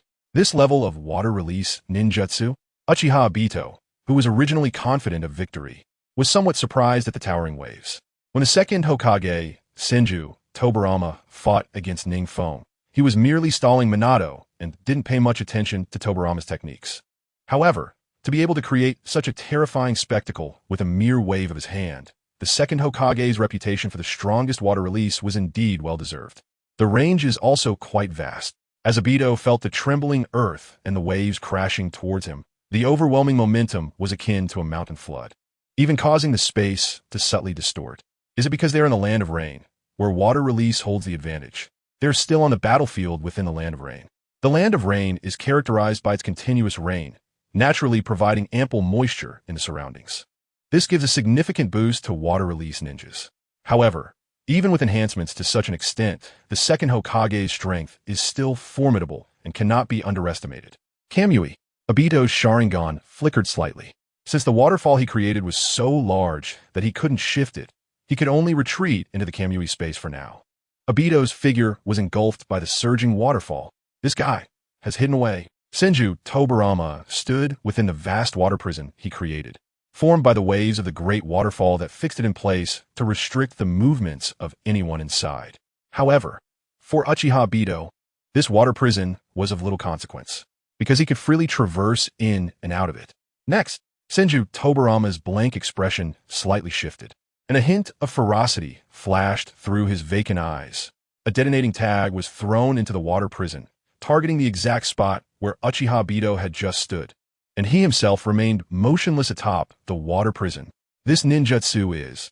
Uchiha Obito saw a detonating tag flying towards him, a trace of surprise flashing through his Sharingan. This technique was the same as the mutual detonating tag used against NingFeng.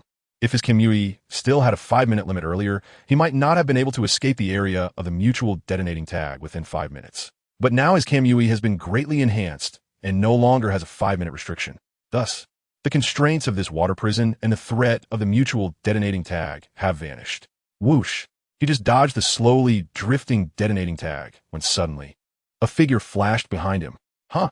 Obito keenly sensed that something was off and quickly entered an intangibility state.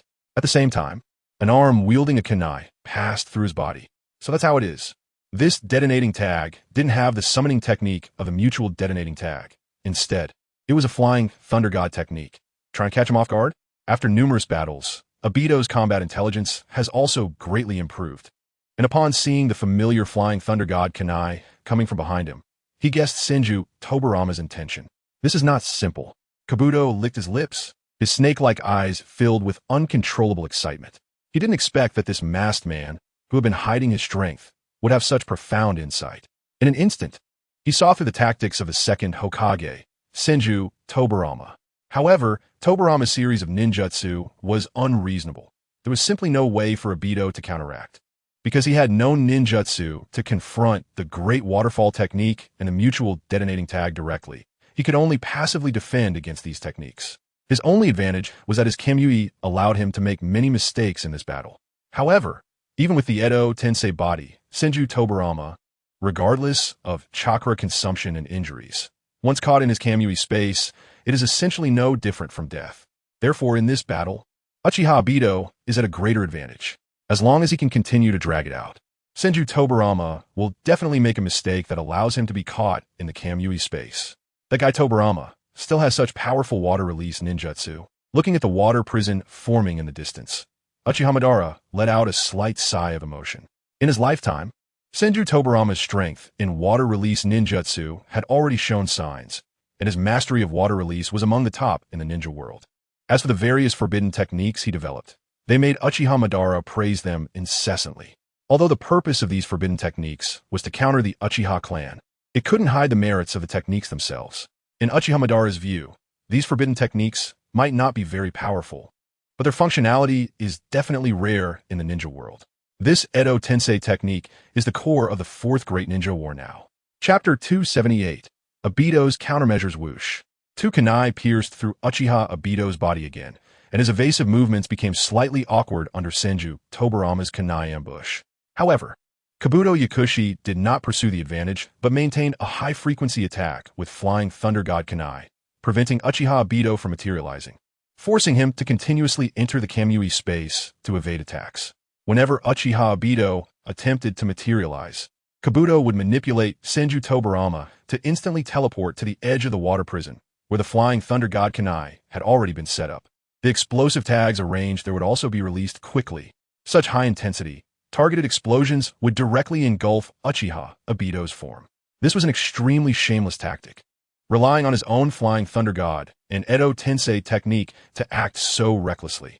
Naturally, Uchiha Obito was aware of this, and he could only continuously lead Senju Tobirama's body toward the edge of the water prison. Right now, he was completely being led by the nose in the water prison. If he didn't find another way out, he would likely face a pincer attack from Uchiha Madara and Senju Tobirama soon. He hadn't experienced much combat yet, possessing a good body and eyes, but lacking enough combat experience to adapt to his eyes. This led to his current physical skills not keeping up with his body. It seems he is determined to waste my time. Uchiha Obito's gaze turned cold as he looked at Uchiha Madara, who was still adjusting his chakra outside the water prison, then shifted to the distant NingFeng and Senju Hashirama. To his surprise, the battle between NingFeng and Senju Hashirama had gradually shifted from being suppressed by Hashirama to a state of equal footing. This indicates NingFeng's physical skills have improved again. This guy, is he even human? Seeing this, Uchiha Obito's face behind the mask showed some astonishment. The one fighting NingFeng was Senju Hashirama. Other ninjas might not be familiar with Hashirama's physical skill level, but his guide, Uchiha Madara, often mentioned how profound Hashirama's physical skills were. Is there really someone who can match Senju Hashirama's physical skills? Has this guy lost focus? Kabuto Yakushi keenly noticed Uchiha Obito's momentary distraction while transferring his body through Kamui, following his gaze to see that NingFeng had somehow begun to exchange blows with Senju Hashirama. What is going on? Kabuto Yakushi's face was filled with disbelief. When he previously manipulated Senju Hashirama to fight NingFeng in close combat, Hashirama's combat awareness had gradually awakened. By the end, after having suppressed NingFeng, Kabuto had shifted most of his focus onto Senju Tobirama. But unexpectedly, just moments ago, Hashirama, who was still suppressing NingFeng, had quickly reached a stalemate. At this rate, wouldn't NingFeng soon begin to suppress him? Is he treating the first Hokage as his sparring partner? Suddenly, both Uchiha Obito and Kabuto Yakushi had this thought in their minds. Observing their exchanges, it was almost always Senju Hashirama who struck first, with NingFeng countering effectively. Each time, the counterattack bore a strong resemblance to Hashirama's style. This also indicates NingFeng is learning Senju Hashirama's fighting style. Truly terrifying. Uchiha Obito let out a deep breath. He hadn't expected NingFeng to counter-suppress Senju Hashirama so quickly. Moreover, he had quickly compensated for his greatest shortcoming, close combat skills. If this continues, NingFeng would soon turn the tables and suppress Senju Hashirama. His Sharingan was continuously copying Hashirama's tactics, combining them with his own style to form a brand new, unique combat strategy. This guy, Orochimaru, also noticed what was happening with NingFeng, but he had no way to stop him. Besides Senju Hashirama, he couldn't think of any other ninja capable of blocking NingFeng's movements. And Senju Hashirama could assist NingFeng in continuously perfecting his tactics, filling in that last shortcoming. NingFeng, who was unaccustomed to his own body and unable to utilize the strengths of Sage Mode, had already caused Orochimaru a lot of trouble. If NingFeng learned the tactics next and merged them with Senju Hashirama's style, then he wouldn't stand a chance against NingFeng. I need to quickly deal with the traitor Uchiha Obito, Orochimaru thought to himself, and he began to accelerate the speed of chakra adjustment within his body. The recent intense clashes with NingFeng had caused his chakra mobilization efficiency to drop significantly. At this moment, the chakra of the tailed beast within him played a role. Even though NingFeng's chakra was continuously produced by the 8-tailed beasts within him, the efficiency was still astonishing. He didn't even need to divide his focus to adjust his chakra. On Orochimaru's side, he had to adjust his chakra himself, and his efficiency was very low. Mutual exploding tag. Seizing a moment of Uchiha Obito's close-range attack, Senju Tobarama pulled out an explosive tag with a cold smile at the corner of his mouth and pressed it against Uchiha Obito's body. The mutual exploding tag. Once the first explosive tag was attached to the body, would continuously summon new explosive tags to attack the opponent. Obito was startled and realized it was too late to return to the Kamui space. A scorching sensation instantly spread around him. Boom, boom, boom. The successive explosive tags were continuously summoned by the previous explosive tag, and the targeted high-efficiency explosions even affected Senju Tobarama in the distance. Unable to use the Flying Thunder God technique to escape the explosion site in time, Senju Tobarama's form was quickly engulfed by the flames. Inside the water prison, the bright flashes of the explosions continued to flicker. The roaring sounds were incessant. Orochimaru saw this scene and was somewhat surprised. He hadn't expected that by just having Kabuto delay for 5 minutes, he would directly resolve Obito, feeling Uchiha Obito's chakra response continuously weakening. A look of intrigue appeared on his face. He hadn't expected that his heir would end up dying in this manner. Uchiha Obito, who excelled in space-time ninjutsu, actually died due to a targeted explosive ninjutsu in the end. Susanoo. Suddenly, the weak chakra within the water prison became cold and violent, and a blue chakra warrior giant appeared in the water prison. This warrior giant was in a half-body form, already at the 3rd stage of Susanoo. This is Obito's Susanoo? Orochimaru's eyes widened slightly as he saw the very conspicuous blue giant in the water prison. Explosions erupted one after another, but the blue giant remained completely unmoved, enduring each blast. Chapter 279, Uchiha Obito's Susanoo. Things were about to get serious. Inside the Susanoo, Uchiha Obito's black combat suit had been blown to shreds, revealing a body that bore numerous wounds.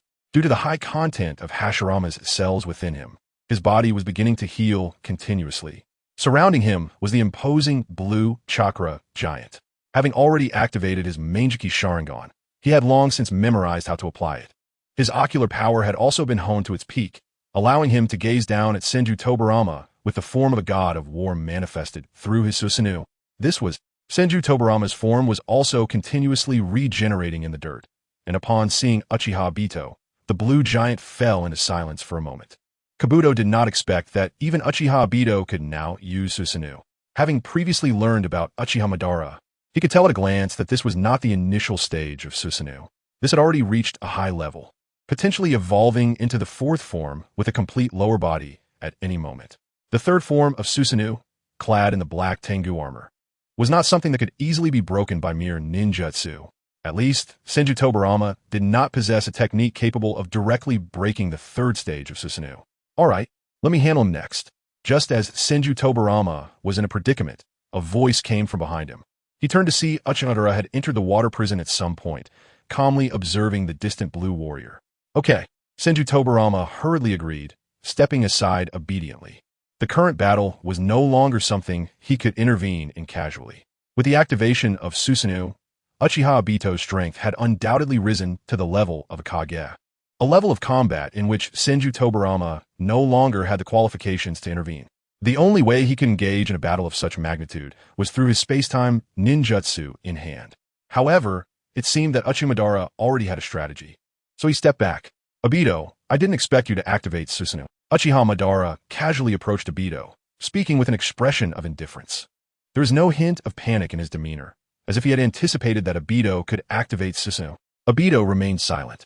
The blue giant silently raised its weapon and charged directly at Uchiha Madara. What a pity! You should never have betrayed me before mastering the complete Susanoo. As Uchiha Madara spoke, his aura began to surge with every step he took. His chakra fluctuations grew increasingly intense. Oh no! Uchiha Obito felt a chill in his heart. Such terrifying chakra could only be truly understood through personal experience of its oppressive presence. How did NingFeng manage to suppress such a terrifying pressure? Obito had no time to think further and continuously manipulated Susanoo to launch attacks. Every strike was effortlessly deflected by Uchiha Madara. Such chaotic assaults did not even require Madara to activate his Sharingan to dodge them easily. Are you starting to panic? Uchiha Madara approached calmly, each step seeming to tread upon Obito's heart. Should I call you foolish or naive? As Uchiha Madara spoke, his chakra surged around him. Then, a blue warrior giant, towering several times higher than Obito's blue giant, emerged, wielding a light blue sword fully formed from chakra, standing imposingly in the water prison. The enormous water prison became narrower due to Uchiha Madara's Susanoo. Uchiha Obito's gaze grew increasingly cold as he felt the pressure from the complete Susanoo. This was the first time he faced a complete Susanoo head-on. He had not expected the oppressive feeling from the complete Susanoo to be so terrifying. He was still in the third stage of Susanoo. Some of his special abilities remained unreleased. Swish! Before Uchiha Obito could say anything, Uchiha Madara's Susanoo raised its great sword high, delivering a devastating blow to Obito's blue giant. Boom! It sounded like a meteor crashing, producing a deep and ear-splitting noise. The water prison could not withstand the terrifying impact of the two and began to explode from the inside. The area around the point of their collision rapidly shattered outward. Oh! NingFeng, who was leisurely battling Senju Hashirama nearby, noticed the tremendous commotion and couldn't help but glance over. What he saw was the confrontation between the blue half-body warrior giant and a blue full-body warrior giant. In terms of sheer size, Uchiha Obito's blue giant was already at a disadvantage. Moreover, Uchiha Madara's chakra had solidified to a much greater extent than Obito's. This was not only a matter of having more chakra, it was also a difference in ocular power and the application of the Sharingan. Years of battle had made Uchiha Madara familiar with his Manjiki Sharingan, and he had honed his ocular power to the extreme, combined with his massive chakra. The three factors allowed Uchiha Madara's complete Susanoo to completely overwhelm Obito's Susanoo. You were able to activate the third stage of Susanoo in an instant. NingFeng, already very familiar with Uchiha Madara's Susanoo, naturally focused more on Uchiha Obito. Obito's blue giant was now clad in black Tengu armor, representing the third stage of Susanoo. This was a transitional phase. The next stage of Susanoo could detach from the half-body form and become a complete warrior. Just regaining his eyes allowed him to reach the third stage the first time he used Susanoo. Undoubtedly, Uchiha Obito's talent was exceptionally high. Even Uchiha Sasuke and Uchiha Madara might not possess the same level of talent in the Sharingan as Uchiha Obito. However, having high talent alone was not enough. Obito was no match for Uchiha Madara now. Obito must not die now, NingFeng thought, feigning a strike at Senju Hashirama, while rapidly disappearing from his original position. Whoosh! Just as Obito was struggling under the complete Susanoo of Uchiha Madara, a figure suddenly appeared inside his Susanoo. What are you doing here? Obito looked at the tall figure beside him in surprise. The interior of Susanoo was completely wrapped around the caster, making it difficult for ordinary ninjas to enter. It's not from beneath, it's the flying thunder god mark I left on you before. Chapter 280, NingFeng's Plan. NingFeng saw the surprised look in Obito's eyes and explained, as if he had read his mind. He pointed at Obito's body, and Obito suddenly came to a realization. Never mind, what we do now? Obito recalled how he had been outmaneuvered by NingFeng during the Nine-Tails turmoil and felt a surge of frustration. However, remembering that Uchiha Madara was their greatest common enemy outside, he suppressed his anger and asked, "What should we do?" NingFeng looked at Obito's three-tomo white mask with some surprise. Two Magatama are directly beneath Obito's eyes, and the kaleidoscope Sharingan's luster is no longer as bright as it once was. It seems that without obtaining the eternal kaleidoscope Sharingan, Even possessing Hashirama cells would not completely negate the burden brought by Susanoo. Susanoo is the third power of the Kaleidoscope Sharingan, and the cost of having absolute offense and absolute defense is the immense burden it imposes. Obito can naturally feel the pressure of Susanoo now, a pressure that he did not experience when using Kamui. He can even sense that many cells in his body are gradually breaking down under the immense burden of Susanoo. Just an Uchiha Madara whose chakra and physical condition are not at their best, and he still needs to think about what to do. NingFeng Sruket, saying that he could even suppress him with just 2 wooden clones. Obito covered his eyes in disbelief. The pain from the Kaleidoscope Sharingan was becoming increasingly unbearable.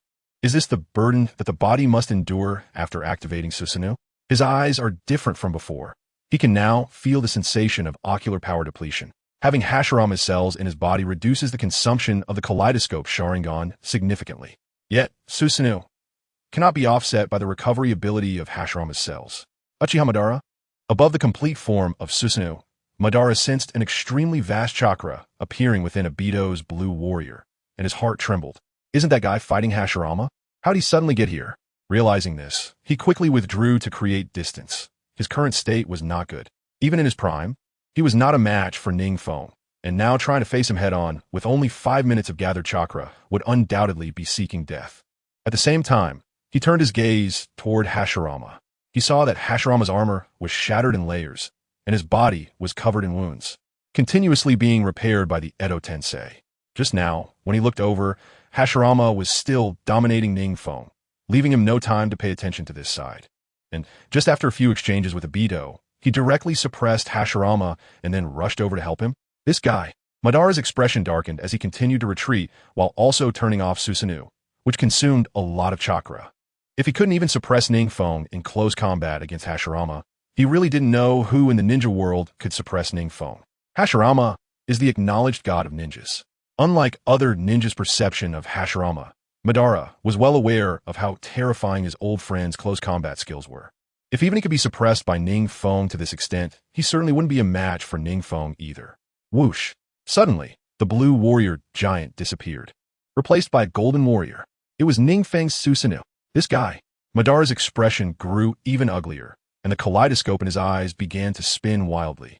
The golden warrior giant spread its wings and charged directly at Uchiha Madara.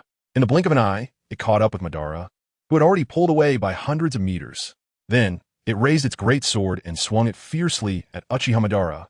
The lightning-fast strike arrived before Madara in an instant. Susanoo, defend! Madara gritted his teeth as a pale, blue skeleton suddenly appeared around him. It was the basic stage of Susanoo. He was not prepared to clash head-on with NingFeng. He only had one thought now, which was to run. The power of this strike was not very great.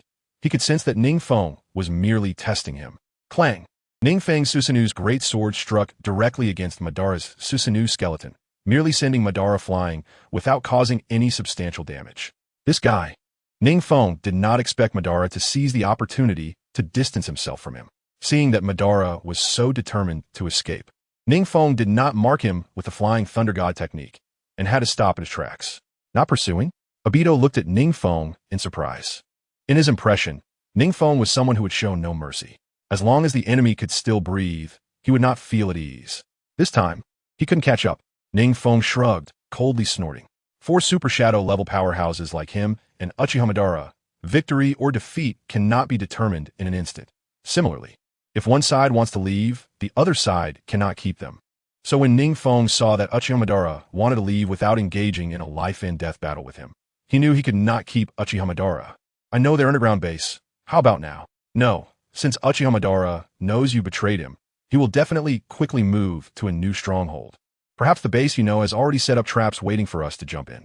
NingFeng looked at Obito as if he were a fool. He had thought that Obito's intelligence was not very high, but he never expected him to take such things for granted. Just because Uchiha Madara couldn't lift his head in front of him doesn't mean he should be treated as an idiot, right? After all, he had experienced the turmoil of the Warring States period, and his level of thinking is on a completely different level than yours. Obito even thought it was reasonable to let NingFeng go to their shared underground base. If he didn't truly know that Obito had already fallen out with Uchiha Madara and that it was all orchestrated by himself, NingFeng would have to suspect that Obito was actually a spy planted by Uchiha Madara beside him. Enough of this talk. Now I need the summoning contract for the Outer Path Golem. Once I grasp the Outer Path Golem, Uchiha Madara won't be able to escape so easily next time. Next time, I will make sure he stays here. Upon hearing this, Obito's face under the mask turned slightly pale. I'm afraid I can't do that. Chapter 281, The Contract of the Outer Path Golem. Can't do it? NingFeng's eyes widened in disbelief. After planning for so long, using strength and Uchiha Madara's ambition to persuade Obito, it was all to get Obito to hand over control of the Outer Path Golem to him, allowing him to seal the 8-tailed beasts into the Outer Path Golem one by one. Then he would seal the completed Outer Path Golem into his own body, making him the second sage of 6 paths. As a result, Obito actually told him no? Does that mean all his previous efforts were in vain? With just one Uchiha Obito as a subordinate, NingFeng really looked down on him. In the current alliance of Iwagakure, Kimogakure, and Uchiha Madara, only Uchiha Madara was strong enough. The remaining ninjas were hardly worthy of mention. Adding an Obito was merely icing on the cake. In fact, an Obito couldn't influence the outcome of the battle at all. Obito now not only lacked the courage and insight to start the 4th Great Ninja War more than a decade later, but he also lacked the foresight and combat intelligence that allowed him to manipulate everyone in the ninja world at will during the 4th Great Ninja War. The only skill he could showcase, Kamui, was merely something that made NingFeng raise his eyebrows slightly. Although the entire ninja world said that Kamui was an extremely difficult skill to counter from a higher standpoint, NingFeng felt that Kamui was not without a solution. First of all, the wind-up for the attack of Kamui is too large. Fast ninjas like NingFeng and Minato Namikaze, as well as Tobirama Senju, can easily dodge it with their speed. Next is the defense method of Kamui, not to mention how high risk it is to engage in close physical contact with the opponent. Just the fact that Uchiha Obito's body, which has not undergone any deliberate training, relies entirely on the cells of Senju Hashirama to enhance his physical abilities. This type of taijutsu, considering that Uchiha Obito is only in his teens, is simply not enough in NingFeng's eyes. Obito's current position is quite awkward. His only role in NingFeng's mind was to transfer the usage rights of the Outer Path Golem to himself. However, since he cannot transfer the usage rights of the Outer Path Golem to himself now, he is essentially useless. This is because the summoning contract for the Outer Path Golem is controlled by Uchiha Madara. Uchiha Obito helplessly shrugs, indicating that he has no way out. After all, he can use the Outer Path Golem only because of Uchiha Madara's assistance. Madara helped him sign the summoning contract and warned him not to attempt to control the Outer Path Golem without the Rinnegan. He probably plans to wait until I retrieve the Rinnegan after Nagato has used the Outer Path Rebirth technique, and then let me help him manipulate the Outer Path Golem to seal the remaining tailed beasts. Obito chuckles self-deprecatingly, realizing that he can see through many of Uchiha Madara's plans. Just Madara's previous planning, although it sounded very reasonable, once Uchiha Obito executes it. It not only has NingFeng as the biggest variable, but also makes one think that if he really follows Madara's instructions, considering Madara's behavior after his resurrection, he can guess Madara's attitude towards useless pawns. For Madara, once he seals the tailed beasts and resurrects himself, Obito's role is over, and a discarded piece. Madara would definitely not give it another glance. Having followed Madara for a long time, Obito understands this deeply. Madara is such a cold-blooded person. There is no way out. It seems that he can only search Madara's body thoroughly after taking him down to find the summoning contract. NingFeng sighed quietly. Obito, not having the summoning contract, was entirely unexpected for him. According to the normal plan, as long as Obito transferred the usage rights of the Outer Path Golem to him, sealing the 8-tailed beasts afterward would be a logical step. But now, NingFeng's plan has gone awry. At this moment, hearing Uchiha Obito mention Nagato, he couldn't help but feel a bit dazed. He didn't know what to do about Nagato. NingFeng sighed. He hadn't anticipated Nagato's situation. By the time he arrived, Nagato was already on the brink of death, having his eyes taken and suffering extensive injuries. During this healing period, the medical ninjas had already told him that even if this injury healed, it would leave numerous hidden wounds. It might even reduce his strength, making it highly likely that he would never be a ninja again. Without the Rinnegan, Nagato's current strength is not as formidable as it used to be. The previous Nagato heavily relied on the abilities of the Rinnegan. Without it, his strength would be halved at the very least. What do you know about his next plan? NingFeng removed the Susanoo and asked Uchiha Obito, staring into his eyes. If he could know what Obito intended to do next, then he could intervene and stop him in a targeted manner. then Uchiha Madara could also be disgusted by him.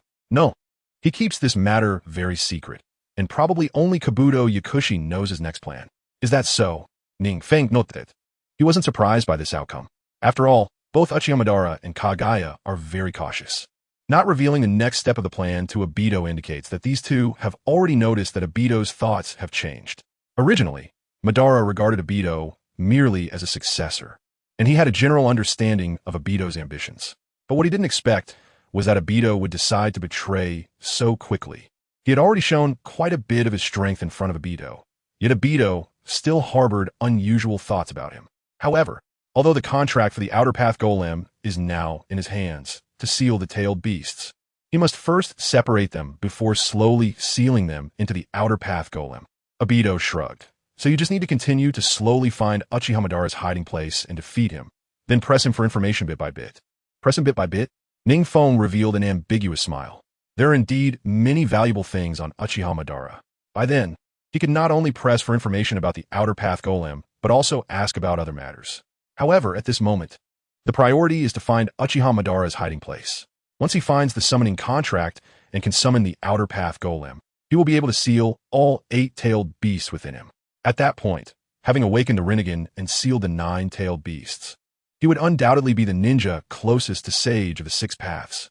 Chapter 282, Kabuto Yakushi's Scheme. Damn it. I didn't expect Uchiha Peak to be so powerful. Since Obito has already defected, the previous underground base can no longer be used. Uchiha Madara took Kabuto Yakushi to another underground base. Meanwhile, the original base had already been set up with numerous traps according to the previous plan. If Uchiha Obito really returns, he will definitely receive a surprise. The strength of the Rain Shadow is indeed not to be underestimated. Behind Uchiha Madara, Kabuto Yakushi, dressed in a black cloak, adjusted his glasses and looked at the battlefield on the map with a slight smile. Now, Uchiha Madara could be said to have fallen to the lowest point. First, he was defeated by his own junior, and then betrayed by his successor. His forces are almost non-existent. Even the White Zetsu on the battlefield have suffered many casualties. If it weren't for Kabuto's foresight in recalling most of the White Zetsu beforehand, the remaining ones wouldn't be many. He also planned to continue studying the body structure of the White Zetsu. He wouldn't miss this opportunity to grow stronger since he doesn't have any Kekkei Genkai. Moreover, this experimental material is even richer in Hashirama's cells than the experimental subjects he knows of from Orochimaru. To him, the White Zetsu are not the fearless warriors that Uchiha Madara sees them as. They're all precious experimental materials. After such a long period of research, he also discovered something strange. Although the wood-release chakra within these White Zetsu is very abundant, they do not use any wood-release techniques. Is it because they lack consciousness? Regardless, Kabuto is prepared to first study and understand the body structure of the White Zetsu.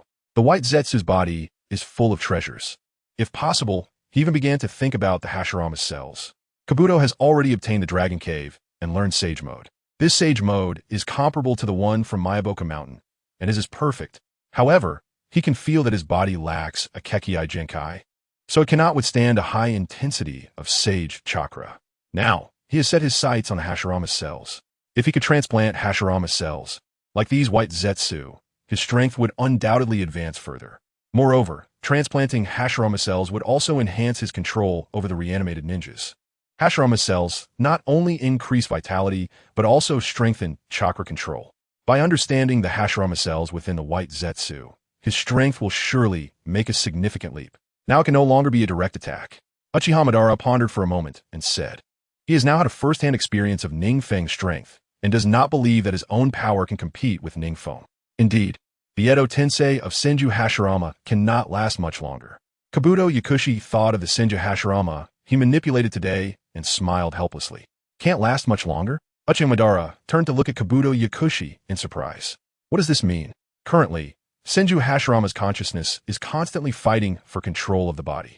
Truly, one must admire the god of ninjas, even able to resist Edo Tensei and break free from its restraints with his own will. Kabuto adjusted his glasses, surprised at the strength of Senju Hashirama's spiritual power. Senju Hashirama's physical body has reached the peak of the ninja world, but he did not expect his spiritual power to be equally formidable. According to the relevant information Uchiha Madara provided him, Senju Hashirama should be related to the Sage of Six Paths, but he should have inherited the Sage's body. The sage's body is supposed to blossom and bear fruit through physical training, but he did not expect it to significantly enhance spiritual power as well. From this perspective, it seems that Senju Hashirama's cells are superior. The Uchiha clan cells, even with enhancements, have very limited increases. To improve his sage mode, he can only start from Hashirama's cells. As long as he can comprehend the secrets of the white Zetsu's body, he could obtain the secrets of Hashirama's cells.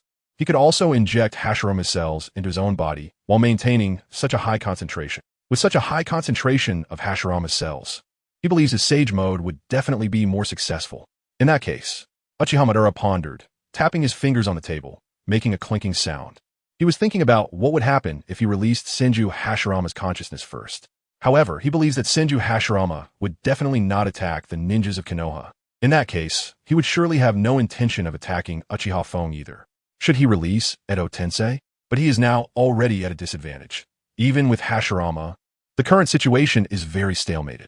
If he loses Hashirama, a top-tier combat force, he does not believe his side has any other advantages. I should release Edo Tensei first. Kabuto Yakushi's expression turned serious. Having manipulated Senju Hashirama, he naturally knows how strong Hashirama's power is. A ninja as terrifying as him. If he breaks free from his control, he does not believe he could escape unscathed. In front of the god of ninjas, his sage mode seems somewhat inadequate. Senju Hashirama can instantly enter perfect sage mode. He has no confidence in defending against that would release technique, the true thousand hands. It has to be this way. Uchiha Madara sighed helplessly. He did not expect Edo Tensei to have such drawbacks. This technique, after Kabuto's modifications, has greatly improved in control and recovery. But at the same time, the difficulty of controlling a top-tier powerhouse like Senju Hashirama has also increased. This technique is not without flaws. If one is not careful, it can even backfire on the caster. This technique needs further improvements. Although Kabuto Yakushi said this, he is not prepared to give up on Senju Hashirama so easily. He plans to speed up his research on White Zetsu, so that he can strengthen his control over the Edo Tensei ninjas. In this way, Senju Hashirama can become a trump card for him in secret. Regardless of whether Yue Ying or Uchiha Madara wins in the future, he will have a trump card to ensure his safety. By the way, Lord Madara, I will soon have a breakthrough in my research on White Zetsu. I still need about 200 White Zetsu. Suddenly, Kabuto Yakushi said to Uchiha Madara. He was not prepared to carry out human experiments on White Zetsu with Uchiha Madara. After witnessing that guy Black Zetsu, he also realized that Uchiha Madara must be monitoring his every move. Whenever he needs experimental materials, he directly brings it up with Uchiha Madara.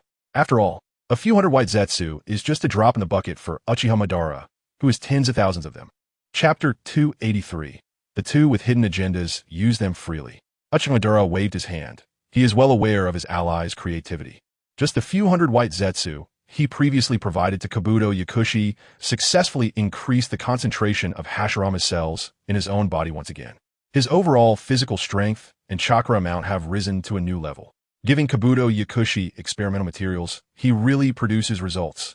Uchiha Madara would be more than happy to hand over all the White Zetsu to Kabuto for research, as long as it continuously enhances his physical strength and chakra amount. However, if he releases Edo Tensei, he will no longer be able to obtain chakra for sage techniques. Previously, Uchiha Madara thought about having Senju Hashirama gather sage chakra, and then he would seize the same source sage chakra, hoping to obtain infinite sage chakra. But now, Kabuto Yakushi said he wants to release Senju Hashirama's Edo Tensei. He will no longer be able to obtain sage chakra afterwards. What he loses is not just the combat power of Senju Hashirama. His own strength will also suffer greatly, even if that was not enough to defeat NingFeng. Now that he has lost so much combat power, he is even less capable of contending with NingFeng. Should he find more Edo Tensei strongmen? Kabuto Yakushi seemed to see through Uchiha Madara's troubles and tentatively spoke up. He now hopes that the battle between Uchiha Madara and NingFeng drags on as long as possible, preferably until he thoroughly researches the sources of power for both NingFeng and Uchiha Madara, so that he can crush them both. He could then become the second sage of 6 paths. As for now, although Kabuto Yakushi is very confident in his own strength, when facing unparalleled strongmen like NingFeng and Uchiha Madara, he has a rough conclusion in his heart. He is bound to be defeated. While manipulating Senju Hashirama to fight NingFeng, Kabuto Yakushi instinctively felt that NingFeng, Uchiha Madara, and Senju Hashirama. The strength of these 3 individuals is no longer on the same level as the entire ninja world. Even if he reaches the top among the rest of the ninja world, he is absolutely no match for these three other strongmen. Uchiha scoffed disdainfully. Besides Senju Hashirama, is there really any ninja that can be called strong?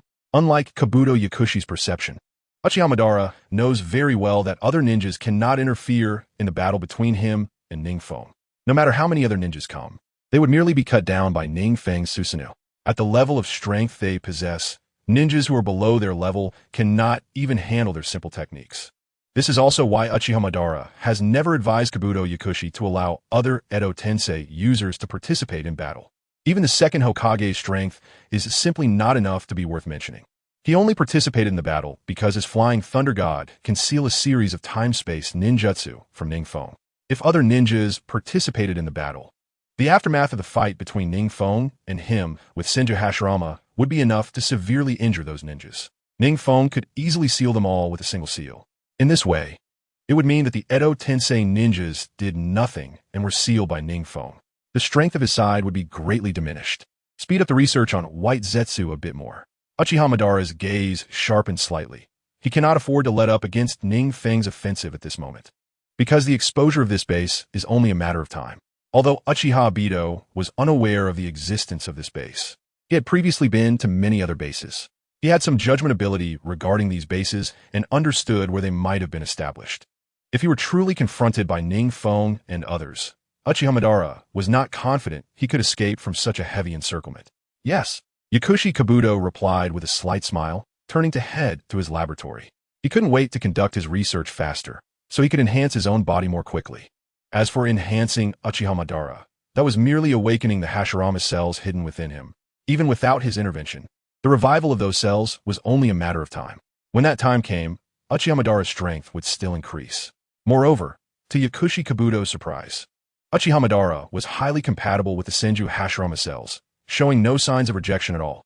If only the tailed beasts in NingFeng's possession could come over.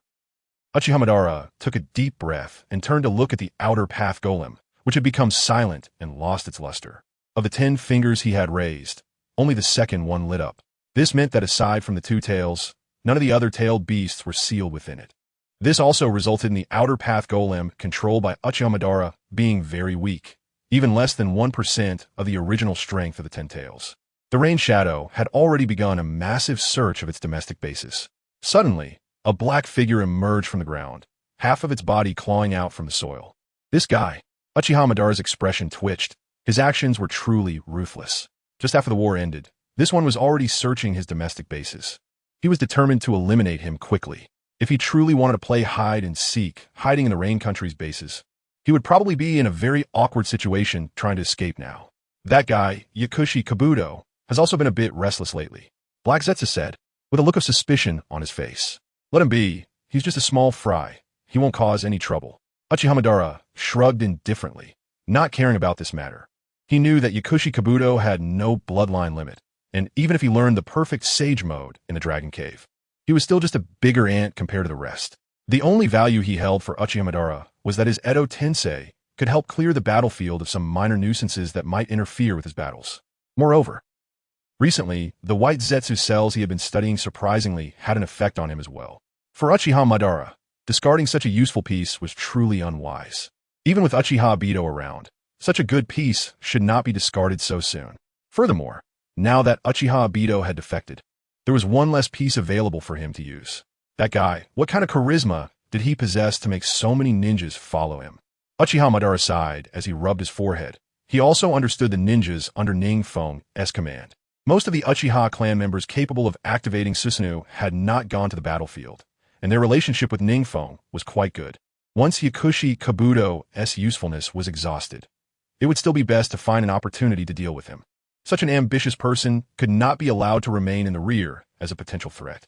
Chapter 284. The Method to Revive Nagato. Meanwhile, at the tall tower in the Hidden Rain Village, NingFeng was looking solemnly at the well-preserved corpse before him. The owner of this corpse was Nagato, wearing the Rain Village attire, but his eyes were now a deep black void. Nagato, he died without closing his eyes.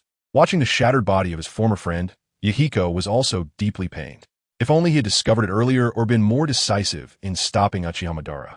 Perhaps Nagato would not have had to die. The past was already gone. Discussing it now was of no use. NingFeng took a step forward, letting out a slight sigh as he said, "This time I also bear responsibility. Not protecting my subordinate is indeed a failure on my part." He had not anticipated that Uchiha Madara would be so desperate, directly using Nagato to resurrect himself and then taking his Rinnegan. By the time NingFeng realized what was happening, it was already too late. All that was left for him was Nagato's cold, lifeless body. "Lord Feng, you must have a way, right?" Xiao Nan, who had been quietly watching Nagato's body, caught a glimpse of NingFeng's calm expression and hurriedly said with a quivering voice, "A way? There's one, but now. It's not the right time to use it." NingFeng looked at a jutsu prompt from his system, smiling with a hint of distress.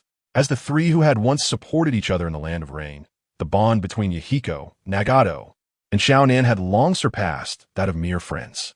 Even now, with Xiao Nan secretly harboring feelings for NingFeng, it did not hinder her worry for her best companion, Nagato. The sight of Nagato's death also filled her with rage. "What? Lord Feng, you have a way?" Suddenly, upon hearing NingFeng's words, Yahiko knelt before him, tears streaming down his face as he pleaded, "Lord Feng, please save Nagato, even if the price is my life. I am willing to exchange it." The last time he faced Uchiha Madara, he had hesitated, although the strength that Uchiha Madara displayed afterwards served as a harsh wake-up call, showing him that his power was utterly insufficient. He had made the right choice by delaying and waiting for NingFeng to come and handle it. It was precisely because of his hesitation that Uchiha Madara was able to kill his closest companion, Nagato. If he could turn back time, no matter how strong Uchiha Madara was, he would decisively draw his blade against him, no matter how powerful the enemy before him was. For the sake of his best friend, he would cut them down one by one. Some things must be governed by reason, while others must be followed by the heart. For Yahiko, his heart dictated that he would protect these two people at all costs. This jutsu will indeed cost a person's life.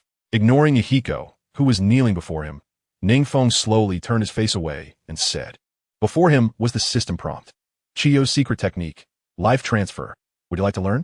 Life transfer was indeed the technique that Chiyo used in the original story to save Gaara, who was on the brink of death after having the one-tail Shikaku extracted. It was a well-known fact that a Jinchuriki would die after their tailed beast was extracted. If it weren't for NingFeng deliberately having Orochimaru research this area, it would likely take many more years to develop a method to separate the tailed beast without harming the Jinchuriki. Even the vigorous Uzumaki Kushina only lived for a short while after the Nine Tails was extracted from her. Thus, it was evident that forcibly extracting the tailed beast from a Jinchuriki would have a tremendous impact on them. Death seemed to have become a norm. Yet, the life transfer technique could bring back Gaara, who was hanging by a thread. It was reasonable to think that a ninja who had just died, like Nagato, should also be affected by this technique. Therefore, NingFeng prepared to use this technique to revive Nagato and also let the others be mentally prepared. However, if he learned it himself and used it on Nagato, he would have no way to revive himself afterward. Thus, NingFeng planned to learn this jutsu and then teach it to other ninjas so they could revive Nagato. As for who to teach, this is an S-rank forbidden technique that uses one's own life as a medium, transcending life and death. The extremely high threshold first excludes ordinary J-Nin. The remaining requirements are also very harsh. Among the few people in the Land of Rain, only NingFeng, Uchiha Itachi, and Yahiko are qualified to learn this ninjutsu. Moreover, Uchiha Itachi and NingFeng have a blood relationship, and his eyes can play a greater role on the battlefield. For both public and private reasons, Uchiha Itachi should not be used to revive Nagato, an elite J-Nin who has lost his Rinnegan. As for NingFeng himself, if he really exchanged Yahiko's life for Nagato's, even if he was willing, others would stop him. If he dies, no one will stand up to resist Uchiha Madara. It is only a matter of time before the eight-tailed beasts within him are sealed by Uchiha Madara. When Uchiha Madara becomes the Jinchuriki of the 10 Tails, the second stage of 6 paths, that is when a ninja world will face true catastrophe. This is not just the death of 1 or 2 people. It is the extinction of a world. So, can only be taught to Yahiko? NingFeng looked at Yahiko, who had been kneeling for a long time, and couldn't help but sigh. I'll think about it some more. Without the Rinnegan, Nagato's strength is actually inferior to Yahiko's. Furthermore, if he really used Yahiko, who holds a significant place in Nagato's heart, to exchange for his life, after being revived, he would question himself about why he taught this technique to Yahiko. He would end up being disliked by both sides. Yahiko suddenly slammed his head hard against the ground. No matter the cost, I am willing to bear it. This time, he did not use chakra to defend. Yahiko's head sank slightly into the ground, staining the turned soil a dark red.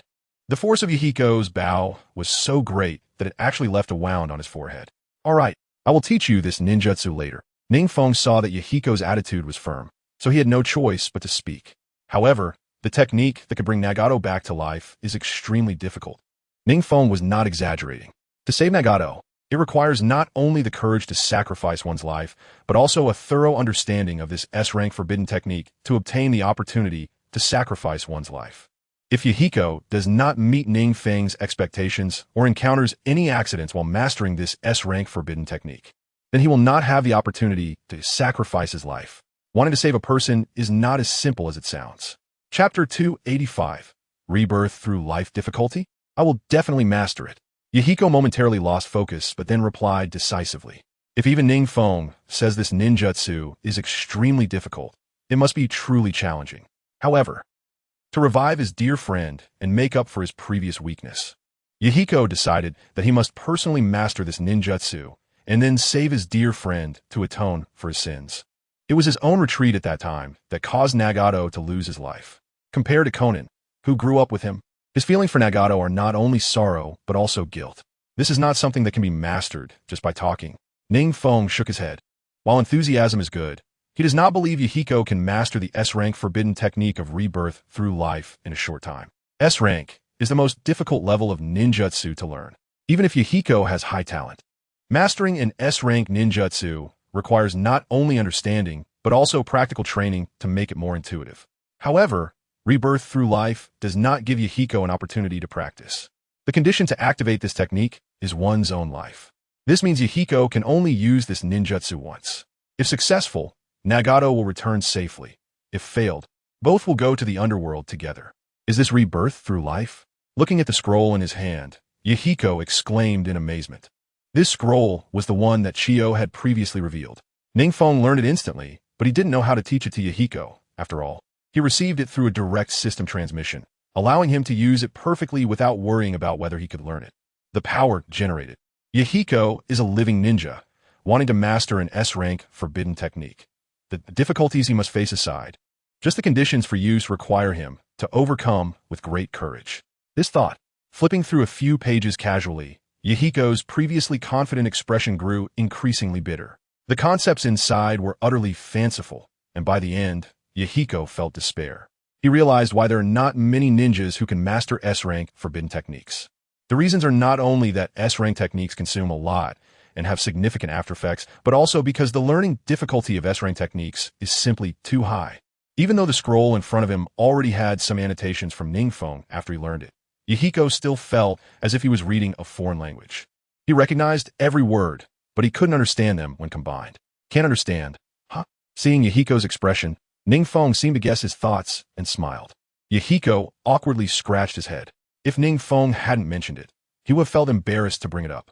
Originally, it was already quite excessive to ask NingFeng to help him revive Nagato, if he couldn't even understand the ninjutsu scroll that NingFeng had annotated. Yahiko felt he had no face to say anything to NingFeng right now. This forbidden technique is indeed very difficult. Take your time, there is still time. NingFeng batted Yahiko tsopulter nonchalantly.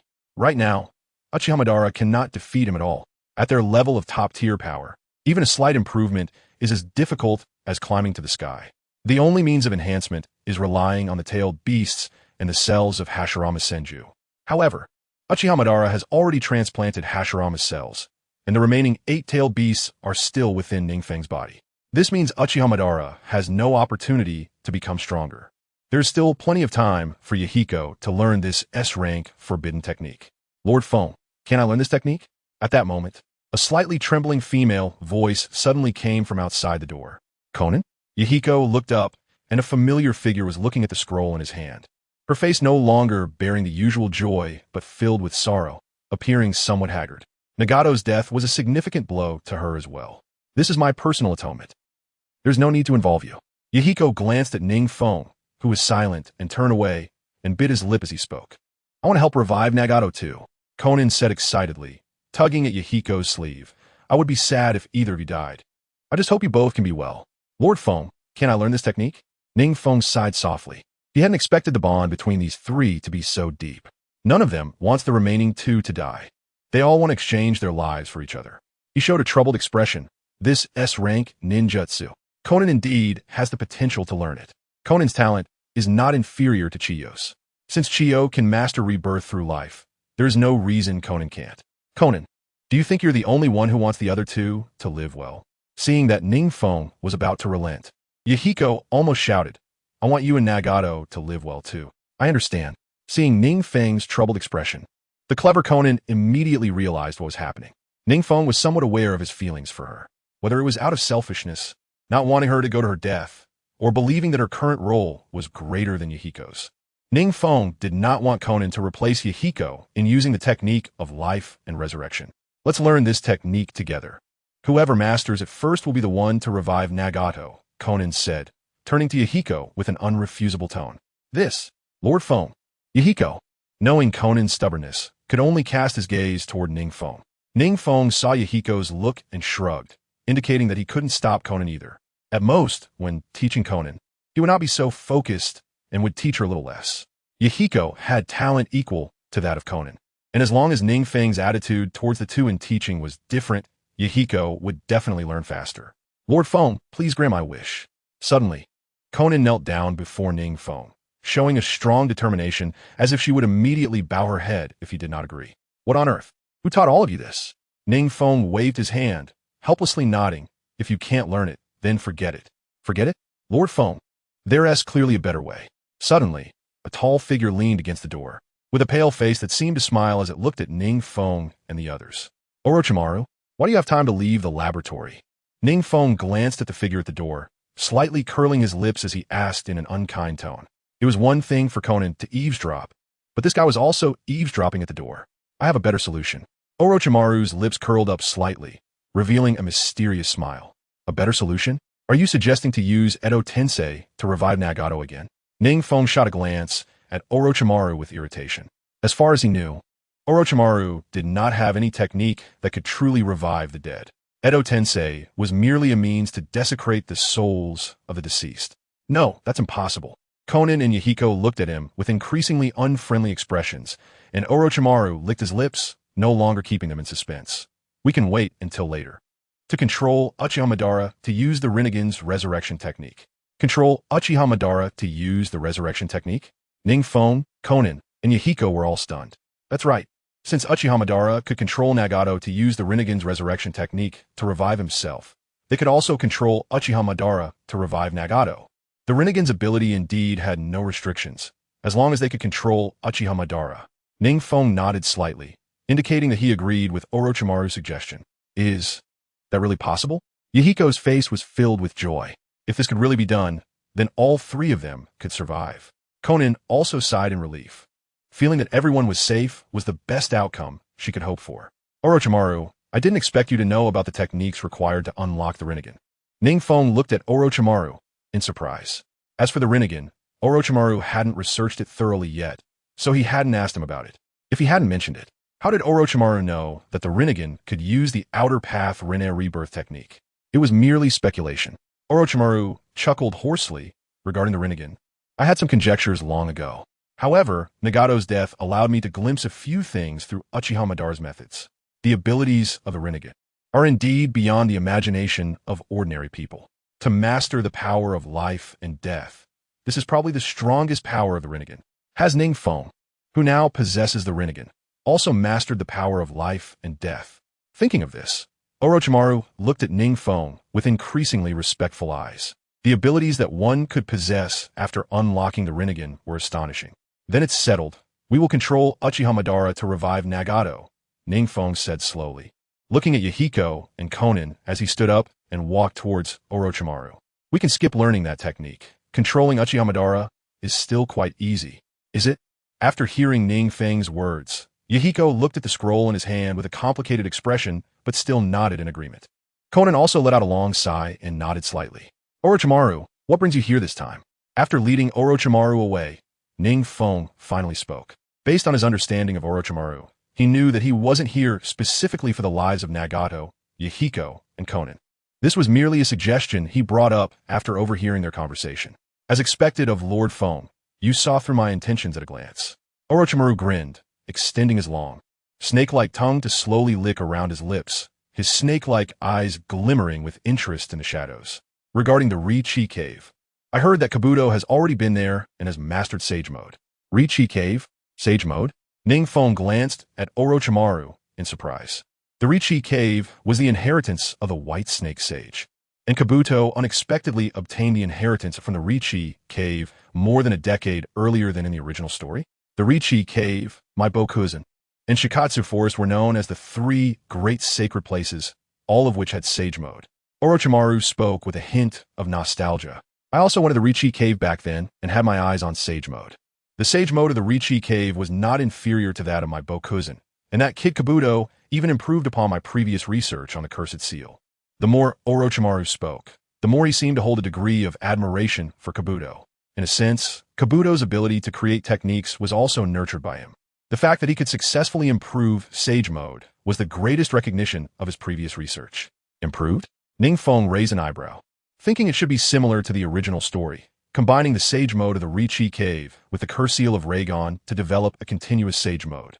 Coupled with his own white activation technique and inorganic reincarnation, Kabuto's current hard power was already approaching the peak of a Kaga-level ninja. He had even surpassed Orochimaru thanks to Sage Mode. I can't believe that kid was able to pass the inheritance test of the Ri-Chi Cave. Orochimaru said with some regret. He had also been to the Ri-Chi Cave. He had aspirations regarding Sage Mode. However, unfortunately, the test for Sage Mode at the Ri-Chi Cave was very brutal and straightforward, directly injecting natural chakra into the body, and if you could endure it, you had mastered Sage Mode. If you couldn't endure it, you would die from the backlash of natural chakra. Orochimaru was initially supposed to suffer from the backlash of natural chakra, but he took the opportunity to develop the white phosphorus serpent technique based on his previous ideas. It could be considered a blessing in disguise, and the subsequent techniques clearly aligned more with serpentine forms. At the same time, his techniques like the eight-headed serpent also made significant breakthroughs. The fact that Kabuto was able to master Sage Mode was beyond his expectations. Who took him to the Ri-Chi Cave? NingFeng asked, raising his vigilance regarding Kabuto a few levels. Kabuto, who had already mastered Sage Mode, undoubtedly had a significant control over the battlefield now. He believed that Kabuto, having mastered Sage Mode, would have a stronger control over the Edo Tensei ninjas. Thus, the power they could exert would definitely be greater. And on the battlefield, there were thousands of Edo Tensei ninjas.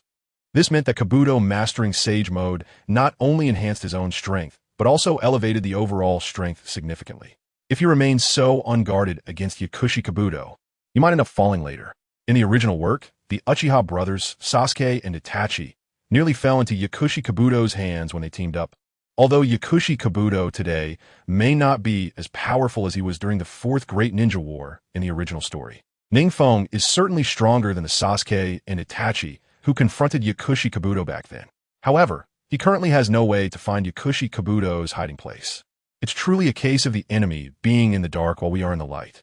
Even now, despite being stronger than Uchiha Madara, he can only remain at a standstill because he can't locate them. It's time to intensify the pursuit against them. NingFeng rubbed his forehead. The current situation is just too chaotic. Chapter 287, Traitor Obito in Pursuit. They are likely hiding within the land of Earth or the land of lightning. Orochimaru shook his head, not very optimistic about NingFeng's pursuit. However, it would be a good opportunity to remove the spies within the land of rain. NingFeng nodded. He didn't believe that Uchiha Madara and Yakushi Kabuto would be bold enough to establish a base under his very nose in the land of rain. However, it had been a long time since the land of rain had cleaned out its spies, so starting to settle accounts now would likely reveal many internal issues. Buzzing. Suddenly, amidst their conversation, spatial fluctuations appeared behind NingFeng. Orochimaru looked warily at what was behind NingFeng, his snake-like eyes flashing with a dangerous glint. Something was writhing under his sleeve, clearly indicating that he was readying his hidden shadow, snake hand technique. Relax, Orochimaru. Seeing Orochimaru's reaction, NingFeng couldn't help but smile wryly. That's Uchiha Obito. As NingFeng's voice fell, a figure with a white three-tomo mask gradually became clear. Uchiha Obito? Orochimaru's wariness quietly faded. A member of the Uchiha clan? Was that just now a space-time ninjutsu? Yes. NingFeng nodded, noticing Orochimaru's growing interest in Uchiha Obito. The investigation had revealed that there were indeed many spies within the Land of Rain. After getting closer, Uchiha Obito spoke to NingFeng.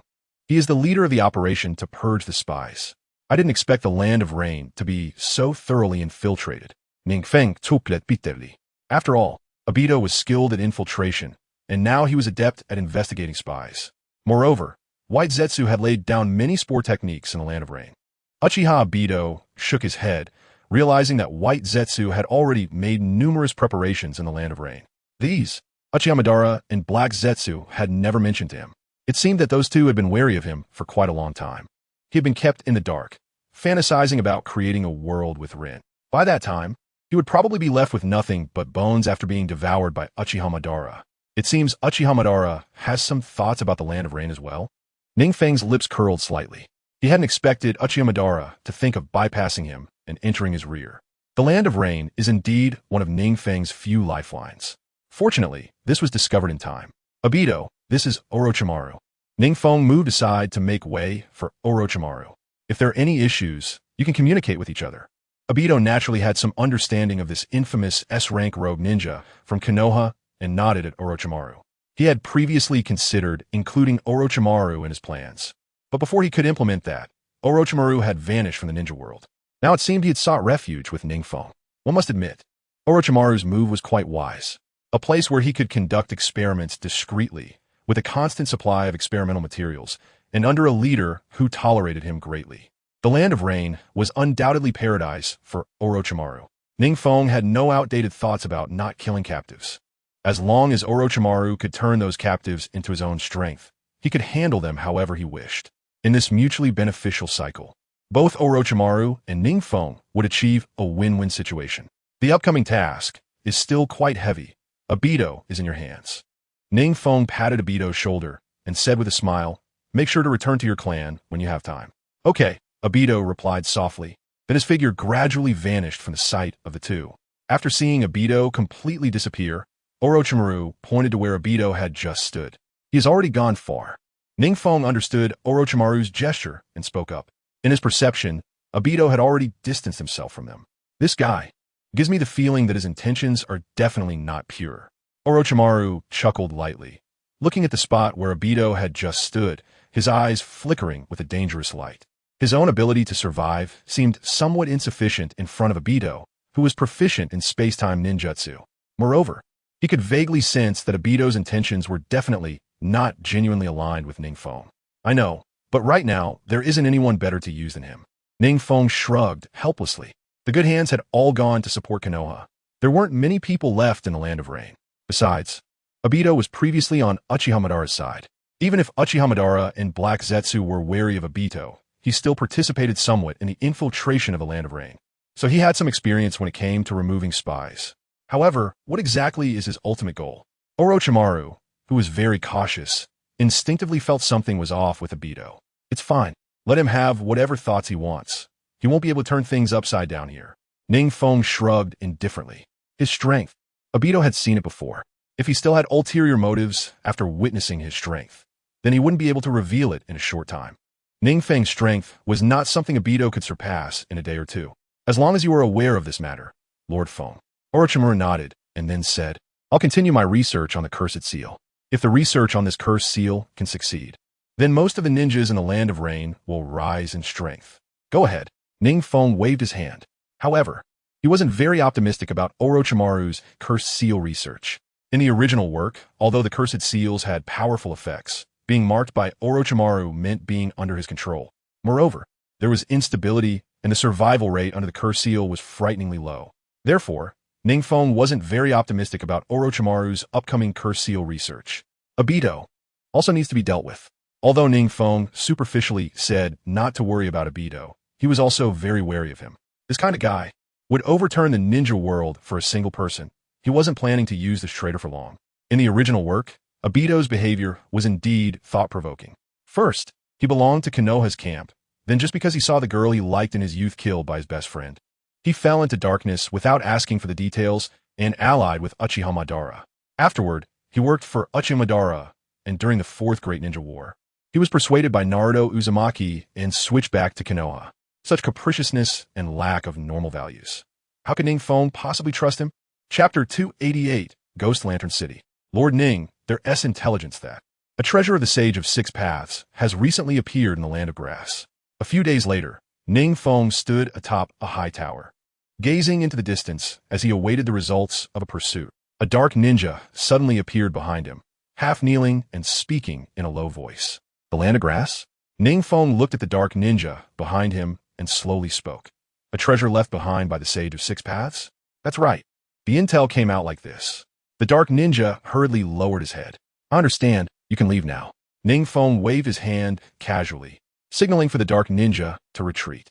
A treasure of the Sage of Six Paths? A possibility suddenly crossed NingFeng's mind. Speaking of the Land of Grass, it's a coincidence. After Uchiha Obito eliminated the spies in the Land of Rain, he also turned his attention to the surrounding countries. After all, Uchiha Madara is quite a bold character. He might be monitoring NingFeng right beside him. Unexpectedly, upon investigation, it was discovered that there is indeed a treasure left by the Sage of Six Paths in the Land of Grass. Since we are still in a state of war, infiltration into the Land of Grass is quite difficult, and it took Obito a lot of effort to obtain this information. The Sage of Six Paths ninja tools from the Land of Grass. The first thing that came to NingFeng's mind was the Box of Bliss, that treasure that seals the monster Wukong. In the Blood Prison movie, Wukong is indeed a very troublesome character. He can read people's hearts and understand all attack intentions. However, now, to NingFeng, this monster seems just a bit troublesome. It can be easily dealt with by Naruto in Sage mode, and the only ability it has is reading hearts. But the monster that comes out of this box is indeed related to the Sage of Six Paths. NingFeng pondered if he could have a conversation with Wukong, learn some things about the Sage of Six Paths, and also understand more about the Outer Path Golem. He wouldn't have to passively wait for Uchiha Madara's actions. He could take control of the Outer Path Golem himself and become the second Sage of Six Paths. Now, his only difficulty is that he cannot control the Outer Path Golem, so he has no way to approach the Ten Tails. Let's go take a look. NingFeng made a decision in his heart. He decided to go to the Land of Grass himself. As for whether he could subdue Wukong, if the range of his ninjutsu is large enough, who knows if Wukong could escape. The Land of Grass is a small country located between the Land of Wind and the Land of Fire. It seems to be isolated from the outside world, surrounded by nature. Here, one can feel that it is very suitable for a secret base. So, it's not unreasonable for Obito to suspect this place. This is the Land of Grass. Then Ghost Lantern City is over there. NingFeng took out a scroll to compare directions. The source of the information regarding the treasure of the Sage of Six Paths is not within the villages of the Land of Grass. Instead, it is on a small island not far from the Land of Grass, at a prison established by the Land of Grass at the request of various countries. It is surrounded by the sea on all sides and is a fairly large prison. It is called Ghost Lantern City.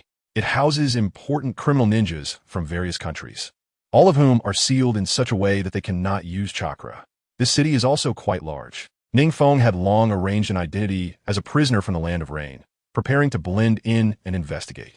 As for that sealing technique, a mere Nin's ninjutsu, and they want to bind him? Hey brother, what did you do to end up here? Behind him, only a few criminal ninjas walked with him. Since it is now a time of war, the number of criminal ninjas sent to Ghost Lantern City is very small. This also allows NingFeng to come at any time, rather than gathering a number of criminal ninjas to be escorted together like in the original work. Because it is a time of war, the quality of the ninjas being escorted is much better than he remembers. NingFeng did not respond, merely following the footsteps of the person in front. TCH, boring. The ninja who had just spoken behind him spat and muttered disdainfully. We're already in here. Why pretend? NingFeng remained silent. If it weren't for his desire to investigate this matter discreetly and not alert Uchiha Madara, he would have no qualms about silencing someone who dared to speak to him like this. As they proceeded, they soon arrived at a place surrounded by cliffs, encircled by the sea. The terrain here is extremely treacherous, with even the distant sea raging with waves and dark currents. Such a place. NingFeng's eyes sharpened slightly. It is perpetually shrouded in dark clouds, and just a glance makes one feel quite oppressive. The buildings here are also painted in very dark tones. The group followed the steps up to the main gate of Ghost Lantern City, which slowly opened. Everyone has now arrived at Ghost Lantern City. Next is the speech from the city lord, Lord Wu Wei, which everyone should listen to carefully. As the escorting ninja's words fell, a thin, pale, middle-aged ninja slowly stepped forward. He wore a black robe, and just a glance made one feel that he was unfathomable. Then, he would likely recite his long-standing script.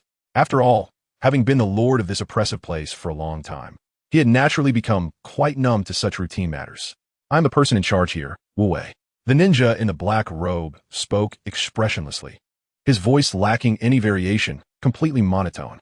It was as if introducing himself, and the subsequent matters were merely tasks for him. Being sent here means the village no longer trusts you.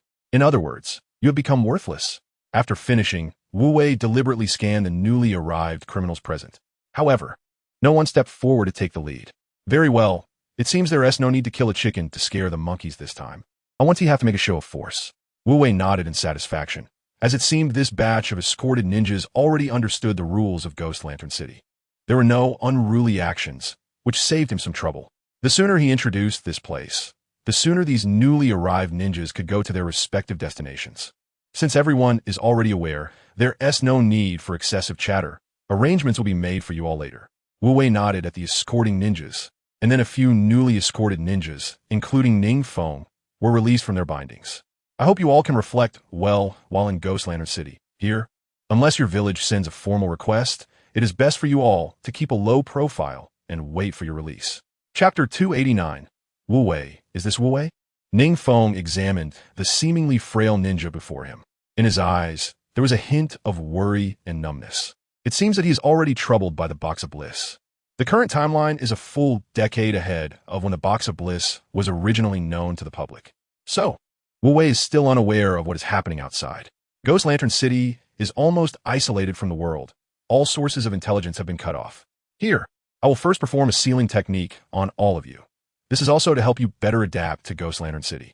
Saying this, Wu Wei slowly approached the nearest ninja, and before the latter could react, his palm quickly covered with a layer of red chakra. Then, he struck hard at the ninja's abdomen. Boom! The ninja was directly knocked back by this sudden, terrifying force. This sealing technique is quite impressive. NingFeng secretly praised in his heart. This sealing technique not only gathers chakra at an astonishing speed, but also has a high degree of concealment when used. Even NingFeng only saw the violent surge of chakra at the moment Wu Wei made his move. This kind of sealing technique could definitely be used on the battlefield. However, its lethality is rather disappointing. Cough cough. The ninja who was knocked back finally stood up slowly after crashing into the wall of the Ghost Lantern City, clutching his abdomen where he had just been hit.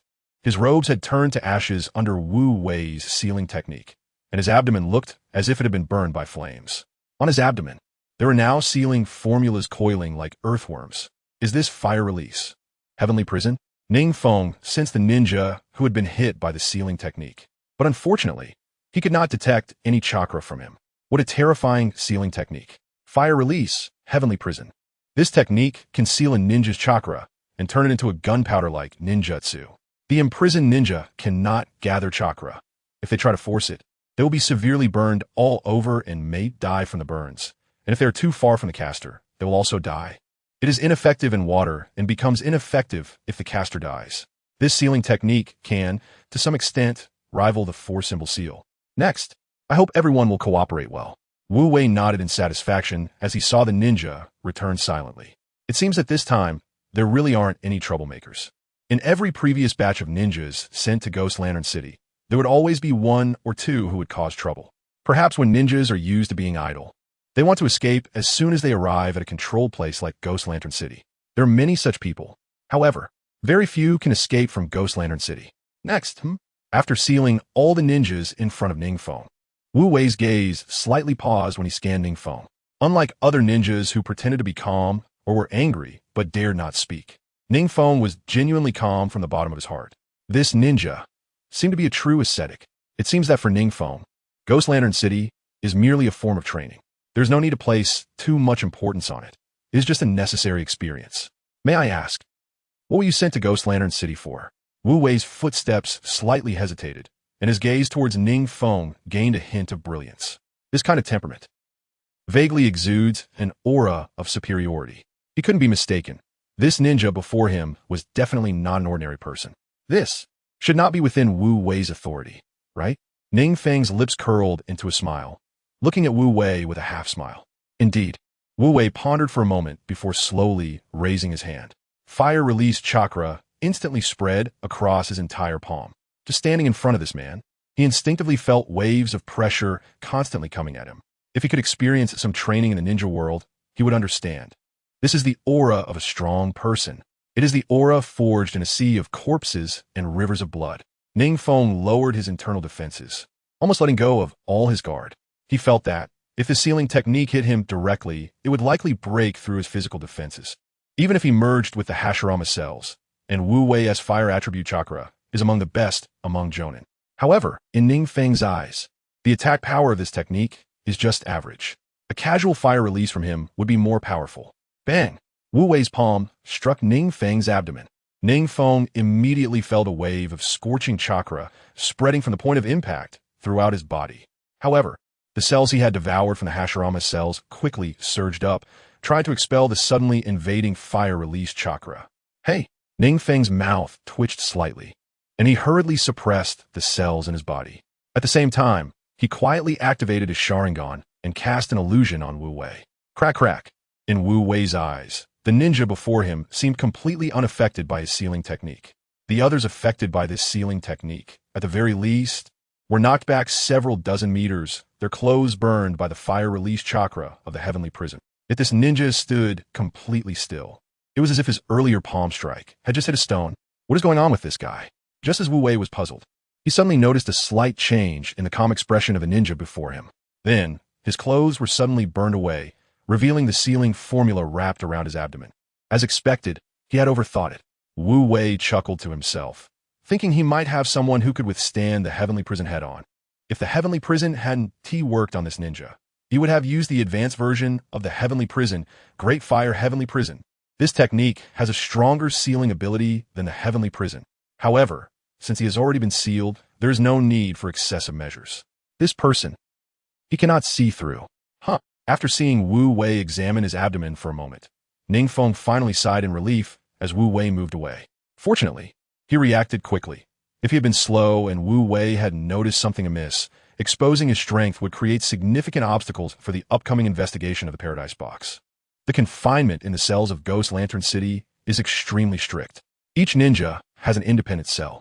NingFeng quietly awaited the arrival of night. Chapter 290. Paradise Box. Although the security in Ghost Lantern City is strict, NingFeng was completely unaffected by the heavenly prison. This sealing technique, while powerful, had lost its effectiveness on NingFeng. He created a shadow clone at the original spot, pretending to be asleep. There are patrolling ninjas here at all times, checking if each prisoner is still in their cell. Meanwhile, NingFeng had already left his cell. On his bed, the shadow clone was sound asleep. The structure here is quite simple. After carefully sensing the chakra distribution within Ghost Lantern City, NingFeng found it to be very uniform. Moreover, the buildings here mostly share the same style. If one is not familiar with the route, it is easy to get lost in Ghost Lantern City. NingFeng concealed his presence, almost merging with the night. At the same time, he activated his Sharingan. In this dim environment, if he needed to check each place one by one, the time required would be uncountable. This is also a cell. After flipping through another room, NingFeng spat out in annoyance. He could guess that the management personnel within Ghost Lantern City were definitely researching the Paradise Box late at night. After all, this ninja tool of the Sage of Six Paths is rumored to grant a wish when opened. If they succeed in opening it, they could allow the land of grass to dominate the entire ninja world. They're still in the research phase. They probably have already guessed that the Paradise Box requires a chakra-rich ninja to be injected into it. With every chakra-rich ninja sent in, the mouth of the Paradise Box would open a little wider. However, logically, the chakra fluctuations should be quite significant. Could it be that Wu Wei has hidden them? NingFeng furrowed his brows, standing on the beam, carefully sensing every corner of Ghost Lantern City. The speed of inspecting each house just now was indeed too slow. He couldn't afford to waste more time here. If Orochimaru found out that he had gone to the land of grass and launched an attack at this moment, then the fall of the land of rain would be inevitable. So every moment he delayed carried tremendous danger. Damn it. After sensing, NingFeng discovered that there weren't many obvious chakra fluctuations within Ghost Lantern City. Most were like sealed ninjas, completely devoid of chakra. There was one location. NingFeng cast his gaze towards the lower part of Ghost Lantern City. If that guy Wu Wei had placed a research on the Paradise Box underground, it was understandable that he couldn't find any chakra fluctuations. After all, chakra fluctuations are harder to transmit underground. A simple chakra isolation device would be enough to conceal the powerful chakra fluctuations of the Paradise Box. As NingFeng thought of this, his expression slightly changed. Could it really be underground? He came down from the beam and stepped onto the ground. He hadn't checked the ground before, and after this perception, he indeed found several clues. As he stepped on the ground, he felt chakra fluctuations coming from below. Could this be it? A hint of joy appeared on NingFeng's face. It seemed he had found it. It was indeed underground. However, it must be said that researching the Paradise Box underground was indeed a very wise decision. Firstly, even if there were chakra fluctuations at night, the isolation device would significantly reduce them. The few ninjas who could sense chakra were all part of Ghost Lantern City. The other ninjas had been imprisoned and, after being subjected to the heavenly prison sealing technique, had basically lost their sensing abilities. Ninjas like NingFeng had never appeared at all. Where would there be a ninja beyond the level of a Kage to be transported to this deserted island? Only NingFeng thought of using this identity. If he had come here as the Rain Shadow, Wu Wei would probably have feigned politeness and then terminated the research on the Paradise Box, wasting time with him. And NingFeng just happened to need time. If the delay took too long, it would affect the battlefield over there as well. Thinking of this, he quickly looked at the place where the chakra fluctuations were coming from. It didn't seem to have any obvious differences. He focused and gathered chakra in his hands. Then he performed a Doton technique and burrowed in the ground. With the help of the Sharingan, even if he didn't take the correct route underground, he avoided many warning devices and directly arrived at the deepest part. Here, it was the place where the ninjas of Ghost Lantern City were researching the Paradise Box. After sneaking in, NingFeng first carefully explored the outside. Inside were several ninjas wearing masks and dressed in black robes, focusing intently on a box in front of them that resembled a demon with its mouth wide open on all sides. The box was as tall as a tailed beast, as if a tailed beast were sleeping inside, instilling fear in ordinary ninjas from afar. This is the Paradise Box? NingFeng suppressed his chakra fluctuations. Ordinary sensing ninjas would find it hard to detect him. Moreover, those present were not ninjas known for their chakra sensing skills. He did not rush to seize the Paradise Box. What he wanted was the answers inside to his questions, not to grab the Paradise Box and then figure out how to open it. Could it be that he had to wait for them to open it?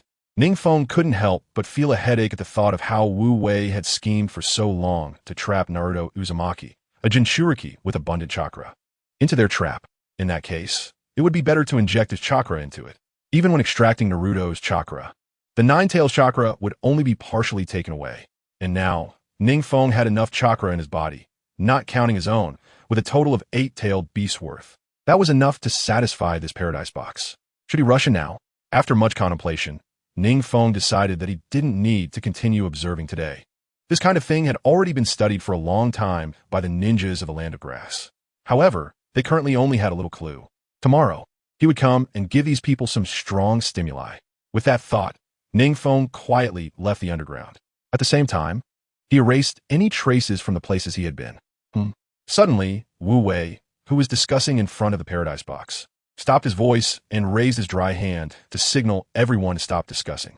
He extended a finger to his lips, indicating everyone to be silent. At the same time, his body slowly leaned towards the place where NingFeng had just been. Just a moment ago, he suddenly felt something unusual. Chapter 291. Copying the Heavenly Prison. What happened? Lord Wu Wei. Seeing Wu Wei slowly approach a spot before returning expressionless, a few nearby ninjas asked, "It's nothing. I've been a bit sensitive lately." Wu Wei waved his hand and said casually, "Indeed, after all, it was his own child going." A ninja wearing a sheep mask let out an unclear laugh. At the same time, with greedy eyes, he looked towards the Paradise Box in the center. But, for the rise of the Land of Grass, these sacrifices are inevitable. Yes, Wu Wei replied briefly, his face still expressionless. I wonder, has Wuku prepared?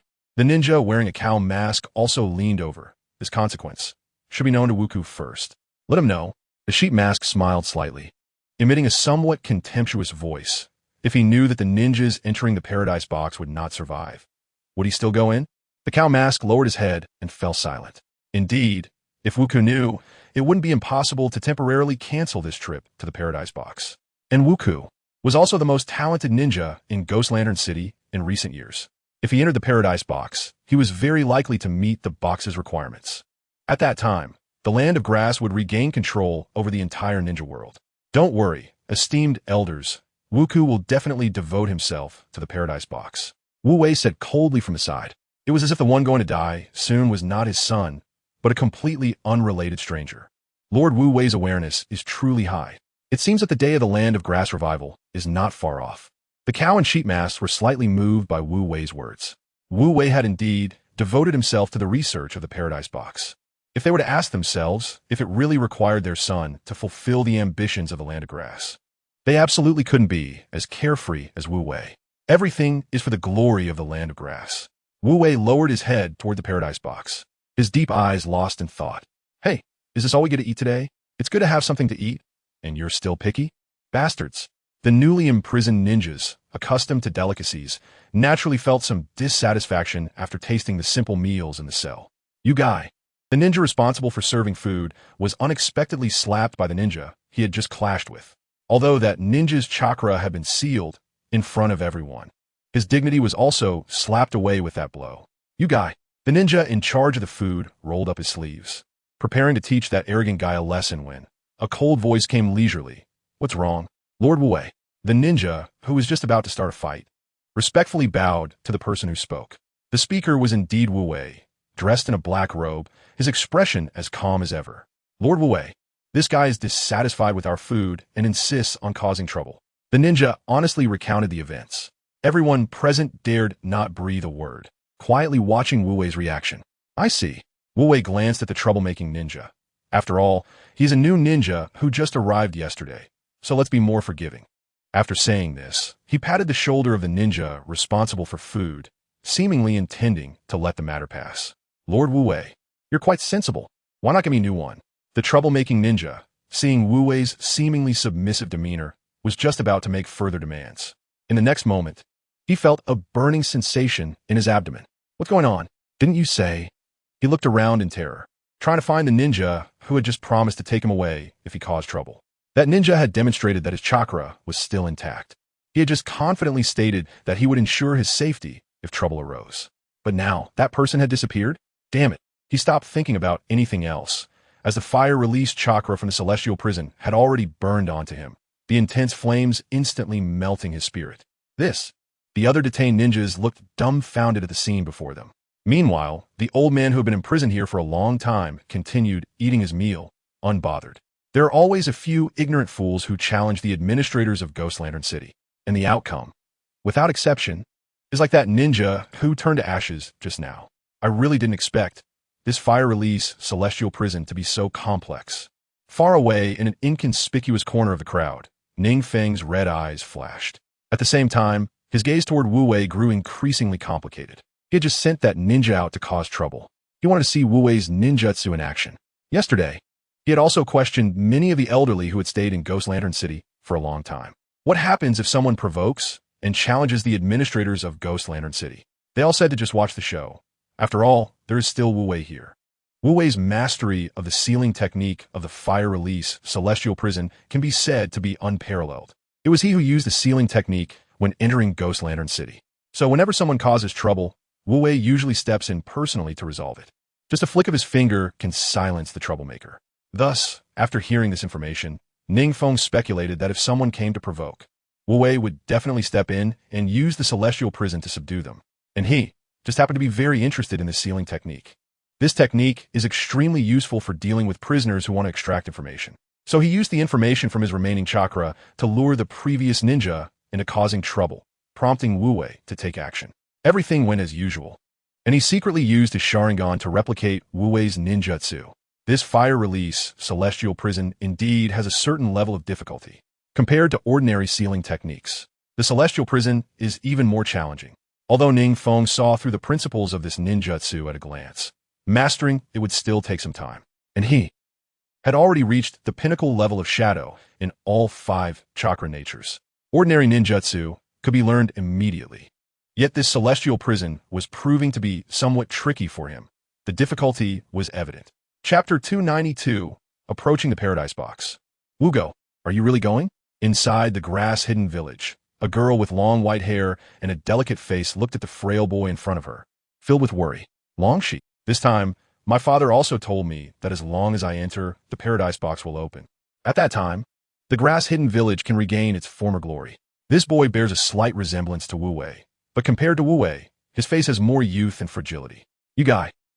Longsha's face grew increasingly pale. Countless people have died in there. If your father disregards your life, how can he? Longshi. This boy is Wugo. Here is also their secret base. It is filled with ghost lanterns, and behind them stands an ancient tree full of vitality. Wugo, hearing Longshi speak ill of his father, felt his face flush slightly and interrupted. I trust my father. Moreover, I heard from those friends that a war is going on outside, and who knows when it will reach the grass-hidden village. As a part of the grass-hidden village, I want to contribute my share. You guy. Longshi gritted her teeth. She knew better than anyone how stubborn this seemingly delicate boy could be. Once he made up his mind, he would not easily change it. In the past, Longshi would have certainly followed her childhood friend. But now this matter is a matter of life and death. If Wugo goes reckless, he could very well lose his life. Wugo, don't you understand the seriousness of the Paradise Box? No matter how widespread the flames of war spread, they won't reach the grass-hidden village. Longshi frowned, biting her lip as she looked at Wugo. Trust me this time. The Paradise Box will take your life. Fine. Fine. Then you watch over my safety from the shadows. If I am in danger, then you step in to protect me. Wugo looked at his friend's determined expression and could only helplessly rub his forehead. It seems that if he didn't relent, Longshi would continue to block him. Well, Longshi pondered for a moment, then slowly nodded. In fact, if it weren't for some friends of hers going to the Paradise Box and disappearing without a trace, she wouldn't believe that Wu Wei would let his child go to die for no reason. However, since there was already a precedent with her friend, she was determined to ensure Wugo's safety. You're just being overly worried. My father would never harm me. Wugo looked at Longsha's serious expression and smiled as he placed his hand on her head. You guy, make sure to come back alive. Longshi still looked worried. Wugo smiled gently, then withdrew his hand, slowly walking behind Longshi, gazing at the glowing fireflies in the sky. Longshi, my wish is just to live peacefully. As Wugo spoke, he reached out to catch a falling firefly, carefully gazing at the small object that had fallen into his hand. Here, with Dad and... Longshi stared intently at Wugo, but the sound of the wind just then masked what Wugo was saying next. What, Wugo? This time I can become the hero of the village, but then again I might not come back. Muku gently exhaled, looking at the sky full of glowing lights and the swaying leaves, a slight smile on her lips. These fathers have told me, but I still choose to believe him, to believe in myself. Promise me, Muku. You must come back safely. Longsha looked at Muku's somewhat dazed face and said heavily, Promise me. Seeing that Muku had not responded for a long time, Longsha emphasized again, I understand. Muku, coming out of her daze, smiled helplessly and said, I promise you. Who is this little brat? However, the next day, as NingFeng continued to observe secretly, he was about to snatch the Paradise Box from these wasteful ninjas when he suddenly saw a delicate and weak-looking young ninja slowly walking towards the Paradise Box. This ninja has decent chakra within. At least at this age, NingFeng had not seen many ninjas with chakra like his. Are these guys planning to put this ninja into the Paradise Box? NingFeng's eyes widened, filled with confusion. These ninjas, should I say they're naive, or should I say they're innocent? Without the chakra of a tailed beast level injected, even if there's a lot of chakra, it would just be a drizzle, trying to pile up with this young ninja's amount. Even if they put all the ninjas from the grass-hidden village in, it still wouldn't be enough to open the Paradise Box. Huh, why is there another little brat? Just as the young ninja was about to step into the box, NingFeng suddenly sensed a deliberately suppressed chakra fluctuation approaching this way. Have they discovered me? NingFeng's gaze sharpened. He was quite confident in his stealth. However, this chakra fluctuation was coming straight towards him. Are they trying to lower the chakra response to assassinate me? Even Uchiha Madara wouldn't dare say he has the means to assassinate NingFeng. The ninjas from the grass-hidden village really have a lot of confidence in themselves. Have they really found out? NingFeng frowned slightly. This chakra fluctuation was definitely not a coincidence. It was completely aimed at him. Whoosh. Longsha, worried about Muku's safety, prepared to sneak into the place Muku had told her about. However, just as one of her feet stepped into the underground tunnel, a katana was raised in front of her delicate neck. Discovered? Longsha's heart jolted. She didn't expect that someone could approach her silently. The speed at which this blade was drawn was so fast that it was already positioned in front of her neck before she could react. She had seen many ninjas skilled in katana in the grass-hidden village, but she had never seen one draw so quickly. The path Muku provided. Could it not be as concealed as he said? In any case, it was fortunate that she still wore the grass-hidden village headband.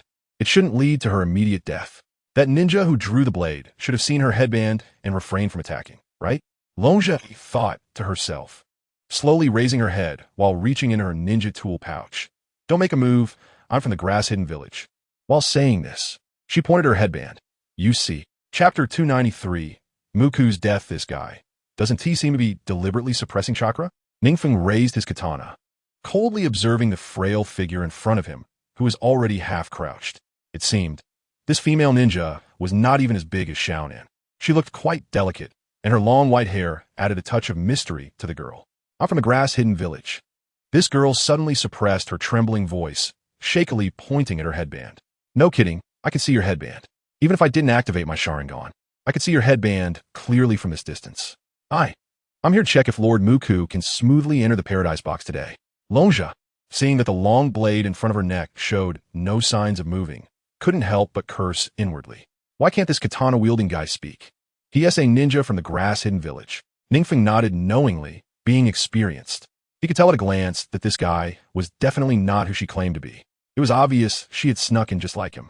However, this girl seemed to know something. Muku, isn't this Wu Wei's son?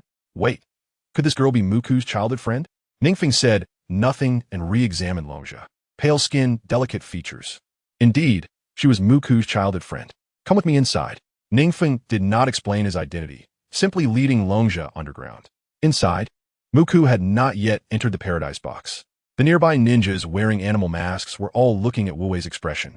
Wu Wei's face was calm, showing no signs of disturbance. He quietly nodded at Muku, signaling that he could enter. Muku took a deep breath, still unable to suppress the fear in her eyes. After all, she was just a teenager and had never experienced such a scene. She was quite afraid of what would happen next.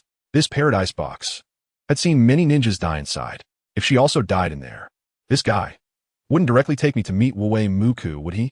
As NingFeng moved awkwardly, Longja closely followed, feeling quite anxious. After all, she was an uninvited guest. It was fine to fool the guard at the entrance, but if the cunning Wu Wei saw her, she would likely be exposed. Whoosh! Just as Longja was preparing to sneak away, the figure in front leaped up and crouched in the shadows to observe ahead. Longja instinctively felt something was off and stopped her retreating body, mimicking NingFeng's actions. She lightly jumped to his side, crouching down to look over there. Inside the arena, there were several ninjas wearing animal masks. The most eye-catching were Wu Wei and Muku, the only father and son who were not wearing masks. Muku. Seeing Muku, Longja's eyes slightly narrowed. Hey, you guy, aren't you a ninja here? Suddenly recalling the guy beside her, Longja's eyes narrowed slightly, speaking in a somewhat irritated whisper. Shoo! Keep your voice down. NingFeng raised his index finger to his lips, signaling Longja not to make a sound. I'm not really one of them. If I had to say, our identities are the same, just that I arrived a bit earlier than you. You guy. Longja's forehead faintly revealed veins. She thought he was a guard here and was begging for mercy, and it turned out he was a fellow infiltrator? Don't talk. It's about to get to the crucial moment.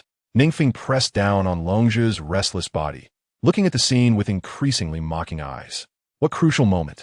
Longja looked unexpectedly at the scene, only to find Muku slowly walking towards the Paradise Box. What exactly are you? Don't change the subject. Longja, while watching Muku, quietly pulled out a kunai aimed at NingFeng. I'm just a passing ninja. Let us quietly watch. I don't want to be exposed yet. NingFeng Sruket. In the original work, Wu's original form was the pure being that entered the box. If he stopped the pure being from entering the box, it was unclear whether Wu would emerge in the end. There could even be other variables. Therefore, the pure being must first enter the box before he could continue with his plan. The pure being. Longja noticed that NingFeng wasn't making any moves and sensed no obvious malice, so she focused all her attention on the pure being. For some reason, she instinctively felt a wave of heart palpitations. Now is not the time to discern the identity of this strange guy beside her. The safety of the pure being was the most important thing in her heart. Under the watchful eyes of all the ninjas below, the pure being gradually stepped into the Paradise Box. In front of the open mouth of the Paradise Box, the pure being looked pitiful and helpless like an insect flying in. Behind him, there was no one. Bearing everyone's gaze, the pure being stepped inside. One step at a time. Buzz. The open mouths of the Paradise Box emitted waves of eerie light. Then the pure being entered it. There was not a ripple. It was like a stone thrown into the sea, disappearing without causing a single wave. The animal masks on all sides began to emit a red glow. Then, the pure being's clothing suddenly tore apart inch by inch, drifting out leisurely from within the box. What was happening? Did it fail? It seemed this ninja wasn't enough to awaken the paradise box. Really? It seemed they would have to continue searching. A few masked ninjas whispered to each other, but no one present looked at the box or Wu's face. Wu looked at the paradise box, his face showing no joy or anger. However, the spark in his eyes, which had already been lacking, diminished even more. The pure being? Long's eyes widened in disbelief as she looked at the paradise box in the center. This is dead. Seeing this, NingFeng realized that the pure being was likely as in the original work. He must have become a part of the paradise box. For various reasons, he would later transform into the monster Wu. Dead? He just died? Long's face was numb. Suddenly, she reached out and grabbed NingFeng. How do you know he's dead? He isn't dead at all. Just wait and see. Poor guy. NingFeng siket softly, pressing down on Long's restless body. Now, stay here and don't make any noise. Chapter 294. Seizing the paradise box. Stay here? Long struggled repeatedly, trying to break free from NingFeng's grip. But under NingFeng's immense strength, how could she move even a bit? What a hassle. NingFeng shook his head, realizing that it was very difficult to make an emotionally unstable woman listen to him. He slightly closed his eyes, and when he opened them again, they had transformed into the three-tomo Sharingan. Long saw NingFeng's eyes and hadn't had time to say anything before she stood there dazed. Really uncooperative, making such a big commotion now? NingFeng drew his katana from behind and confirmed that the girl was deeply trapped in his illusion. His skills in illusion were greatly enhanced by the Sharingan, making it quite easy to control a girl within the time frame he desired. Next, let's take it. NingFeng smiled slightly as he looked at the paradise box on the field. His figure quickly vanished from where he stood. Wu, it seems this time has also failed. It looks like we can only continue to wait.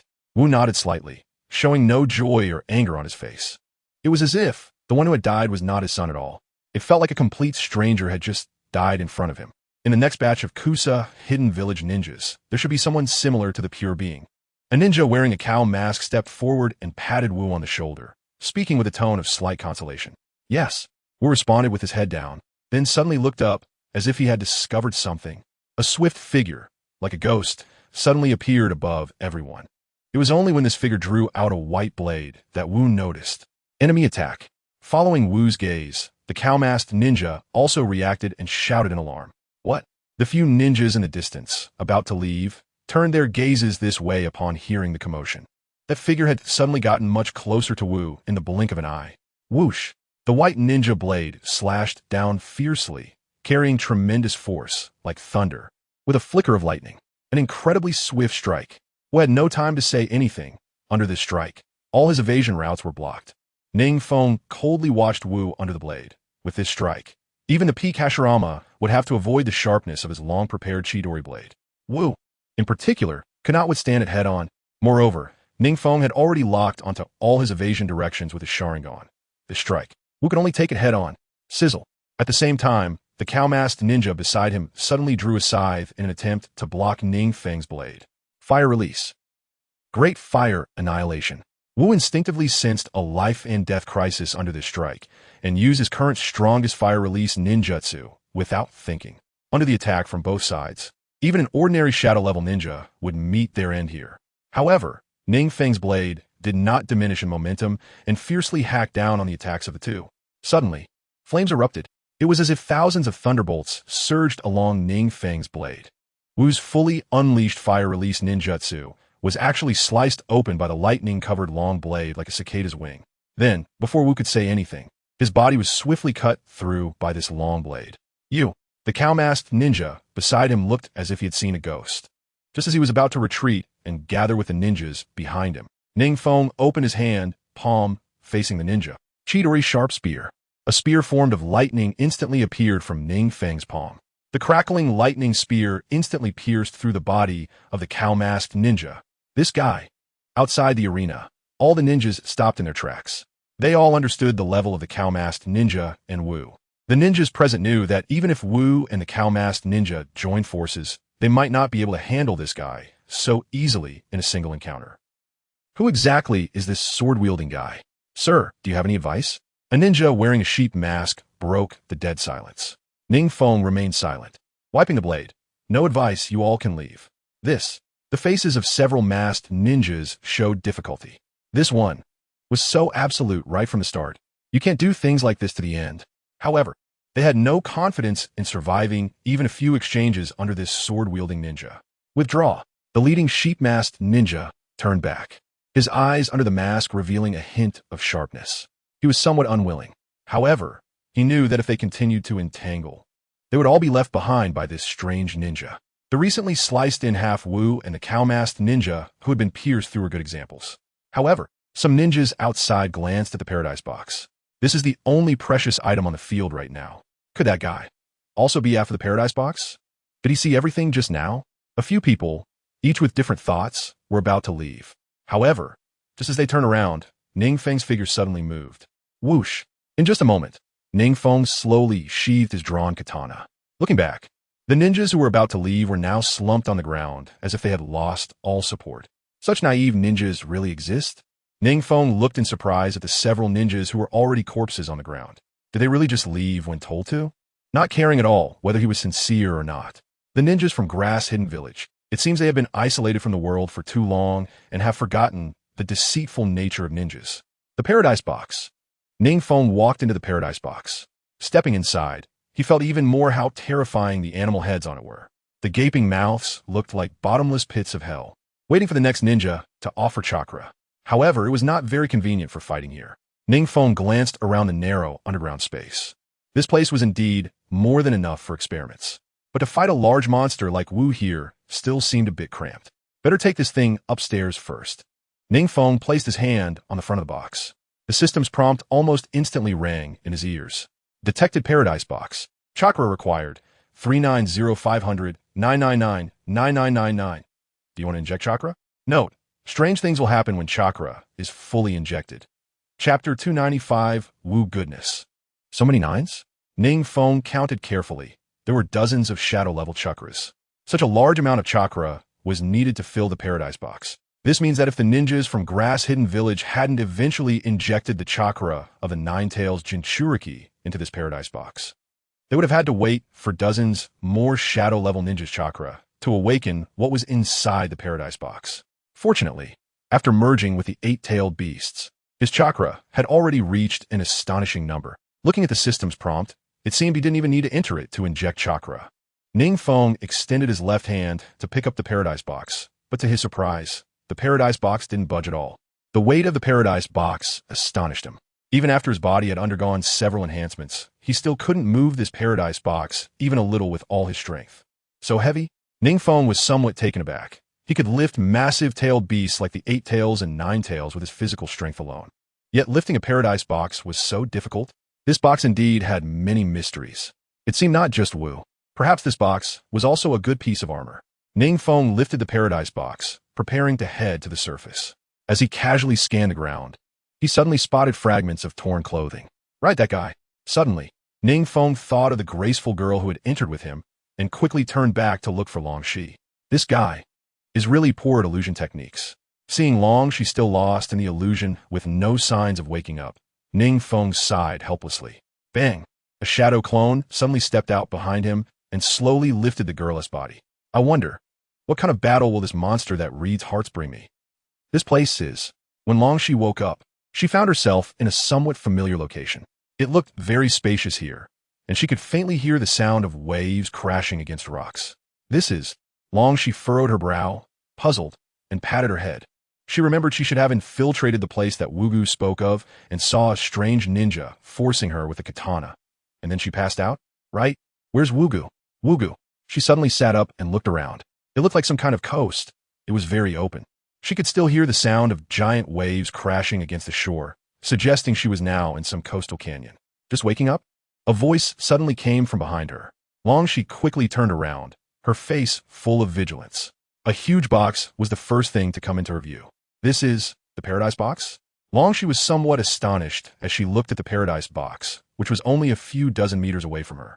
The gaping mouths of the animal heads looked very terrifying. Beneath the box, a ninja with a long sword slung at his waist had his hand pressed against the box, looking at Long Shi with a half-smile. It's you. Long Shi immediately recognized this person as the ninja who had infiltrated with her before. But what happened while she was unconscious? How did she end up here? How did the paradise box appear here? Wait a moment, you'll know everything soon. NingFeng cracked his neck and continued to channel chakra. The chakra in his body flowed into the box at exaggerated speed. With 8-tailed beasts inside him, he naturally felt no pressure from his absorption rate. What are you doing? Longshi watched in astonishment as the chakra from his body continuously surged into the paradise box. It was hard to imagine that this ninja in front of her possessed such astonishing chakra. Even Wugu, known for her chakra amount in Grass Hidden Village, was just a drop in the bucket compared to this seemingly young ninja. Buzz! Suddenly, red light emitted from the animal mouths on all 4 sides of the paradise box. Following that, a pressure like that of a descended demon swept across the entire coast. Seems like it's enough. NingFeng noted, then instantly activated the body flicker technique and grabbed Long Shi, who was still in a daze. Thud thud. A slender and weak figure stepped out from the animal mouth of the paradise box. Wugu. Long Shi saw the figure that emerged, and her frown disappeared, replaced by joy as she was about to rush over. It turned out Wugu was fine. Great. Wugu has indeed returned safely. Looking for death? NingFeng, however, didn't even glance at Long Shi, disdainfully coldly huffing as he pressed down on her eager body with one hand. What are you doing? Long Shi glared angrily at the strange ninja in front of her. If it weren't for the fact that he had let Wugu out, she would have used ninjutsu on him long ago. Just watch for now before you recognize your Wugu. NingFeng watched the figure slowly approaching not far away, a cruel smile curling at the corners of his mouth. Wu, are you going to continue staying? NingFeng shouted loudly towards Wugu, who looked as if her soul had been drawn out. Wu, Wu. Wugu's vacant face suddenly seemed to be stimulated by something, and her expression twisted as she clutched her head tightly with both hands. Wugu. Longshi looked worried. She didn't understand why Wugu suddenly looked so pained. Could it be that this ninja beside her was up to no good? She glared at NingFeng, her face filled with anger. Don't look at me. It has nothing to do with me. NingFeng seemed to understand the meaning behind Long Shi's expression and shrugged indifferently. He didn't want to draw out Wu quickly. Why does this guy look so bitter and resentful? Ugh. The Wugong that emerged from the box had a twisted face, its body painfully curled up on the ground. Mug. Wugong suddenly stood up, opening its mouth and continuously spewing out a swirling black substance. In an instant, this black material engulfed Wugong. What the hell? Wugong. Longshi's face changed dramatically upon seeing this scene.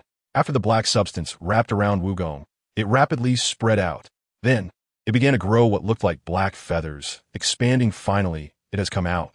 NingFeng muttered, while simultaneously drawing his sword. The chakra response of this thing is quite strong. After all, it was a product that emerged after he infused the chakra of dozens of shadow-level ninjas. Chapter 296. Long Shi in a daze, Wu in shock. What on earth is this Long Shi's beautiful eyes widened in disbelief as she looked at the monster before her, which was gradually swelling in size. This monster was entirely black, without eyes. The outermost part revealed 2 long tusks that wrapped around its entire face.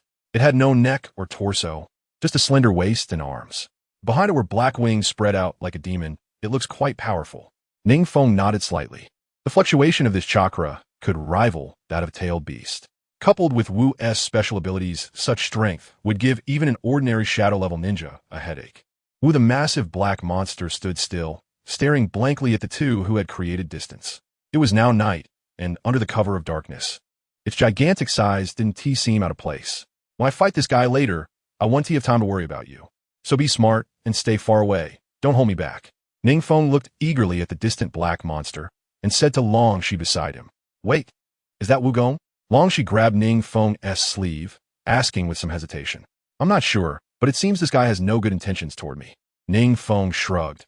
He naturally knew that this was Wugong. However, if he said out loud, Long Shi would definitely cling to him and ask him not to fight Wu. The current Long Shi was not the same as the one from the theatrical version years later, after years of inner struggle. She had developed a killing intent toward the monster that Wugong had become. Right now, even as a monster, she wouldn't have the heart to harm Wugong. This Long Shi wanted to say something more, but NingFeng's body had already charged out. Wu saw NingFeng rushing straight toward him and spoke up. His body was enormous, comparable to an ordinary tailed beast. I know you're a product of the sage of the 6 past treasures, and I have some questions to ask you.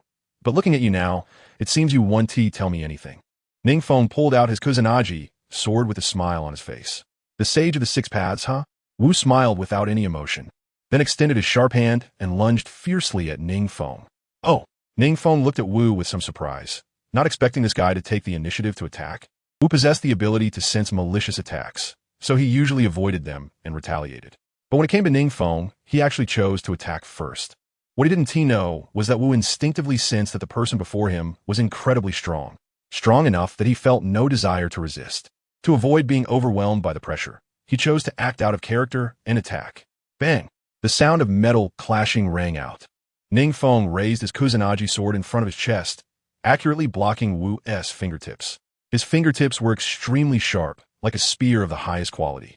Terrifying Power Wu saw the fleeting red light in the eyes of the tiny human below and couldn't help but be startled. Even though he could sense malice if the speed of the attack was too fast, it would be difficult for him to react. Would release. Would domain. To deal with such a large monster, Senju Hashirama's would release was the best ninjutsu to use.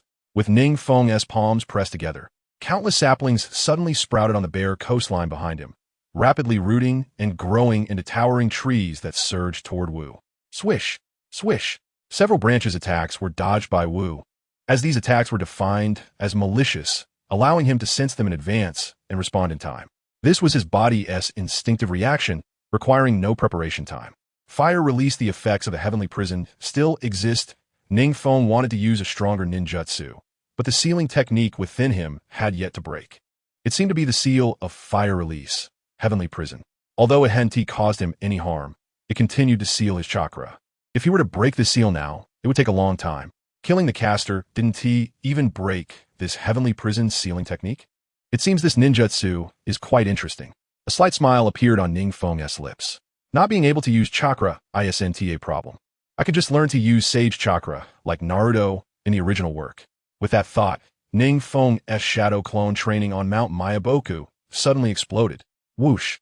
NingFeng dodged Wu's continuous barrage of black feather attacks, while the patterns of Sage Mode appeared in his eyes. Sage Mode had quietly activated. Now, there was enough chakra to release ninjutsu. NingFeng looked at Wu, who was still launching black feather attacks from midair, and thought to himself, due to insufficient chakra, he could only use the least chakra-consuming Chidori Sharp Spear and Chidori Blade during his assassination attempts. Now, using would release requires a massive amount of chakra. Without extracting Sage Chakra, the sealed chakra was simply not enough to release ninjutsu. What is going on? In that moment, Wu also sensed that NingFeng had become somewhat different. Would release. Cutting technique. NingFeng pressed his palms together and stood at the top of the dense forest, unleashing the highly lethal cutting technique toward Wu. Because of the technique of the wood domain, all would release ninjutsu would receive a certain degree of enhancement. So this cutting technique was even more powerful than usual. Countless branches and twigs almost instantly wrapped around Wu's body. This time, although he sensed the attack coming from below, before he could react, his body was already ensnared. Whoosh! Whoosh! The wood on either side of his body suddenly stood upright, appearing as if they had suddenly hardened. This would try to struggle free, but the extent of the trees binding him exceeded his expectations. Whoosh! Whoosh! His wings suddenly blocked in front of him, and then black feathers shot out from his wings, attempting to block the advancing branches. That guy this would release ninjutsu? Long Shi, although not harmed under the wood domain, was indeed deeply shaken by NingFeng. He can actually use would release ninjutsu? Who on earth is this guy? However, NingFeng couldn't hear her inner thoughts. He just continuously increased the input of chakra while tightening the binding of the wood release. The enhancement of Sage Art Chakra on wood release was also evident. If he were using ordinary wood release, Wu would probably have broken free by now. Chapitre 297, Submission A. Wu was finally bound and could no longer move. And then the branches of the insertion technique began to probe into his body. Roar! Wu let out a series of wails. His ability to perceive malicious attacks had kept him from suffering any real harm until now. Naturally, he hadn't felt any pain. But now, under NingFeng's insertion technique, he felt a pain that came from the depths of his heart. It even made him show signs of breaking down. How could this be? Wu was in a panic. Having never felt any emotion, he was experiencing fear for the first time. Was he being too cruel to him? NingFeng looked at the slightly trembling Wu and couldn't help but reflect on himself. To make a soulless monster feel fear. Had he gone too far? After all, Wu wasn't his unique ability. He was just a relatively strong summoning beast, probably at the same level as the Great Toad. under his tree world descent.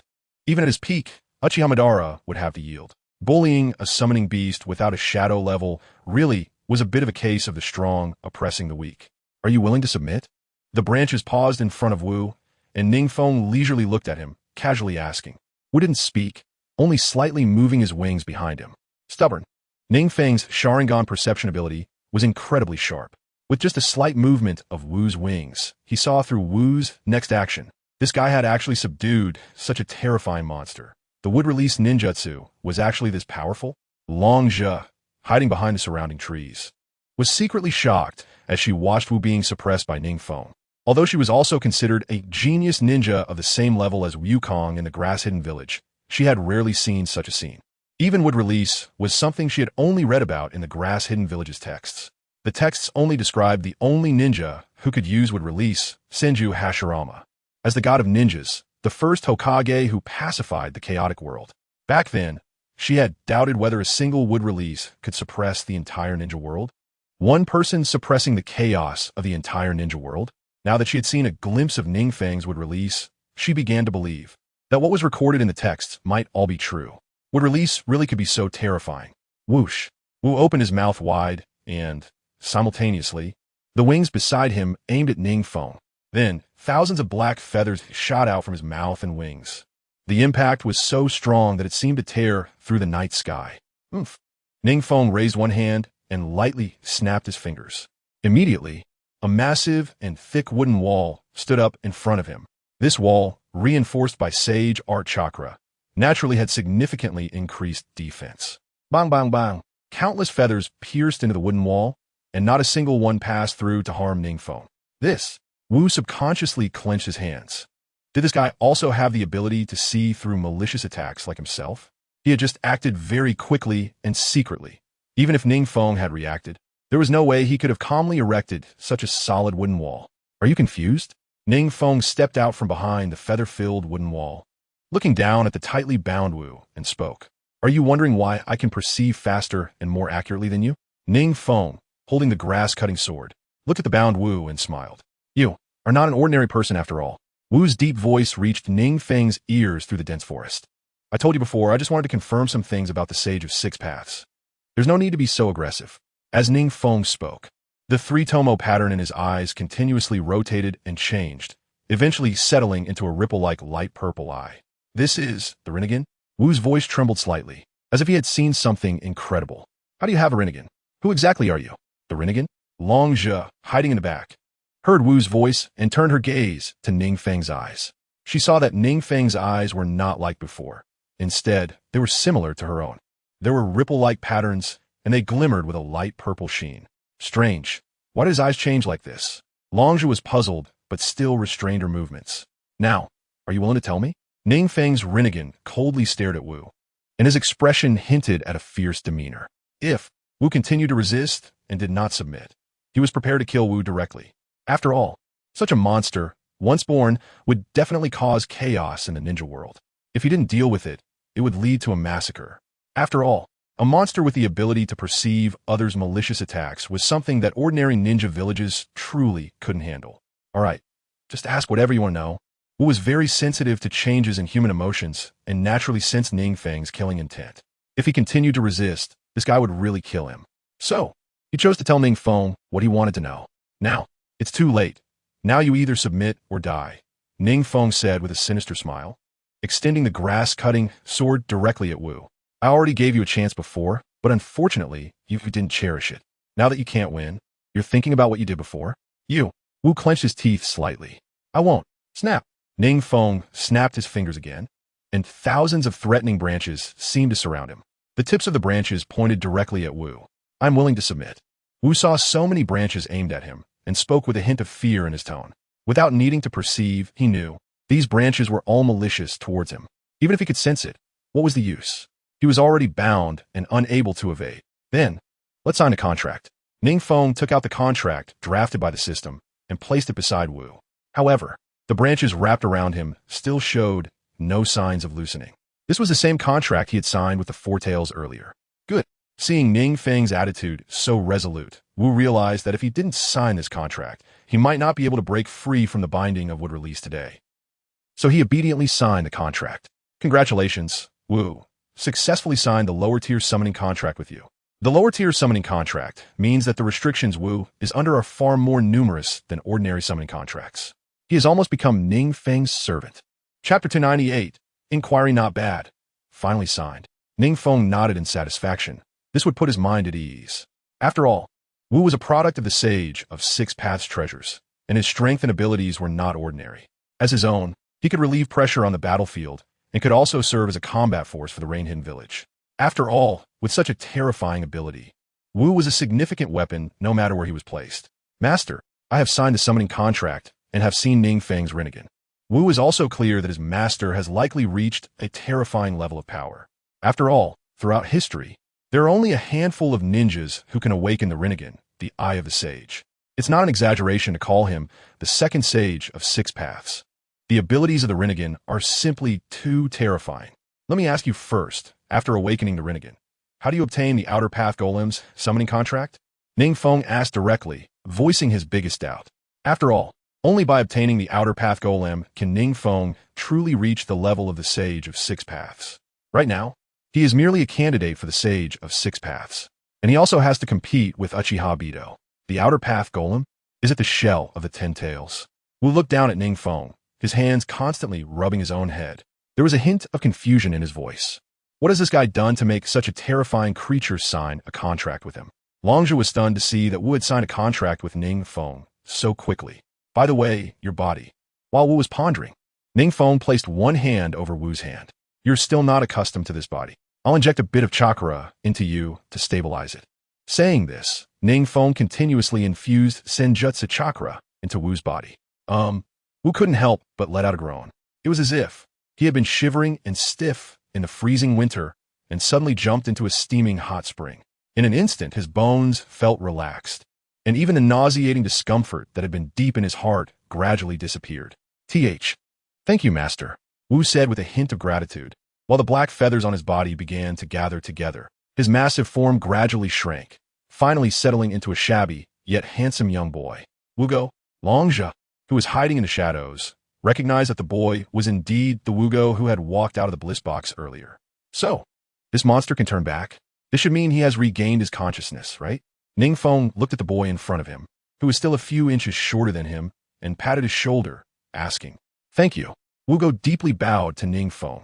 If it weren't for NingFeng's Senjutsu chakra, helping him break free from the chakra interference transmitted from the bliss box, he would have remained in a nauseating state, continuing to exist as Wu. And NingFeng's Senjutsu chakra was able to help him break free from that control. Don't be too happy. My Senjutsu chakra can only help you temporarily. Seeing the slight joy on Wugo's face, NingFeng shook his head and said, Young people are so easily influenced by emotions. Whatever they think is almost written on their faces. Perhaps this is also due to the isolation of the grass-hidden village. After all, ninjas in this profession mature very early. Even Yahiko and Nagato, who are older, wouldn't let their emotions show on their faces like Wugo and Longzhi do. Is that so? Wugo's face showed a hint of confusion. If NingFeng can only help him temporarily, then he can only stay by NingFeng's side from now on. Only by becoming a true sage of six paths can I truly find a way to help you break this curse. NingFeng shrugged. Having learned through the system that this Senjutsu chakra could alleviate Wugo's mental state, and to truly help him break free, he could only do so by becoming a sage of six paths. So you need to think carefully about how to obtain the Outer Path Golem. Before he could finish speaking, suddenly a figure rushed towards Wugo. Wugo, it's so good that you're alive. Longzhi. Wugo steadily caught the girl who fell into his arms, a smile on his face as he looked at her. In such a short time, Wugo had hardly changed except for a few rips in his clothes. Longzhi gently patted her chest and let out a sigh of relief. Fortunately, this guy was here. If it weren't for him, you would have been trapped in that strange box for a long time. You might have really died. You see, I told you your father really is. Suddenly, Longzhi seemed to think of something, her face turning slightly pale as she looked at NingFeng. After all, NingFeng killed Wugo's father, Wu Wei. Wugo doesn't know about this yet. If he finds out, I don't know how he will react. Wugo respects his father the most. My father?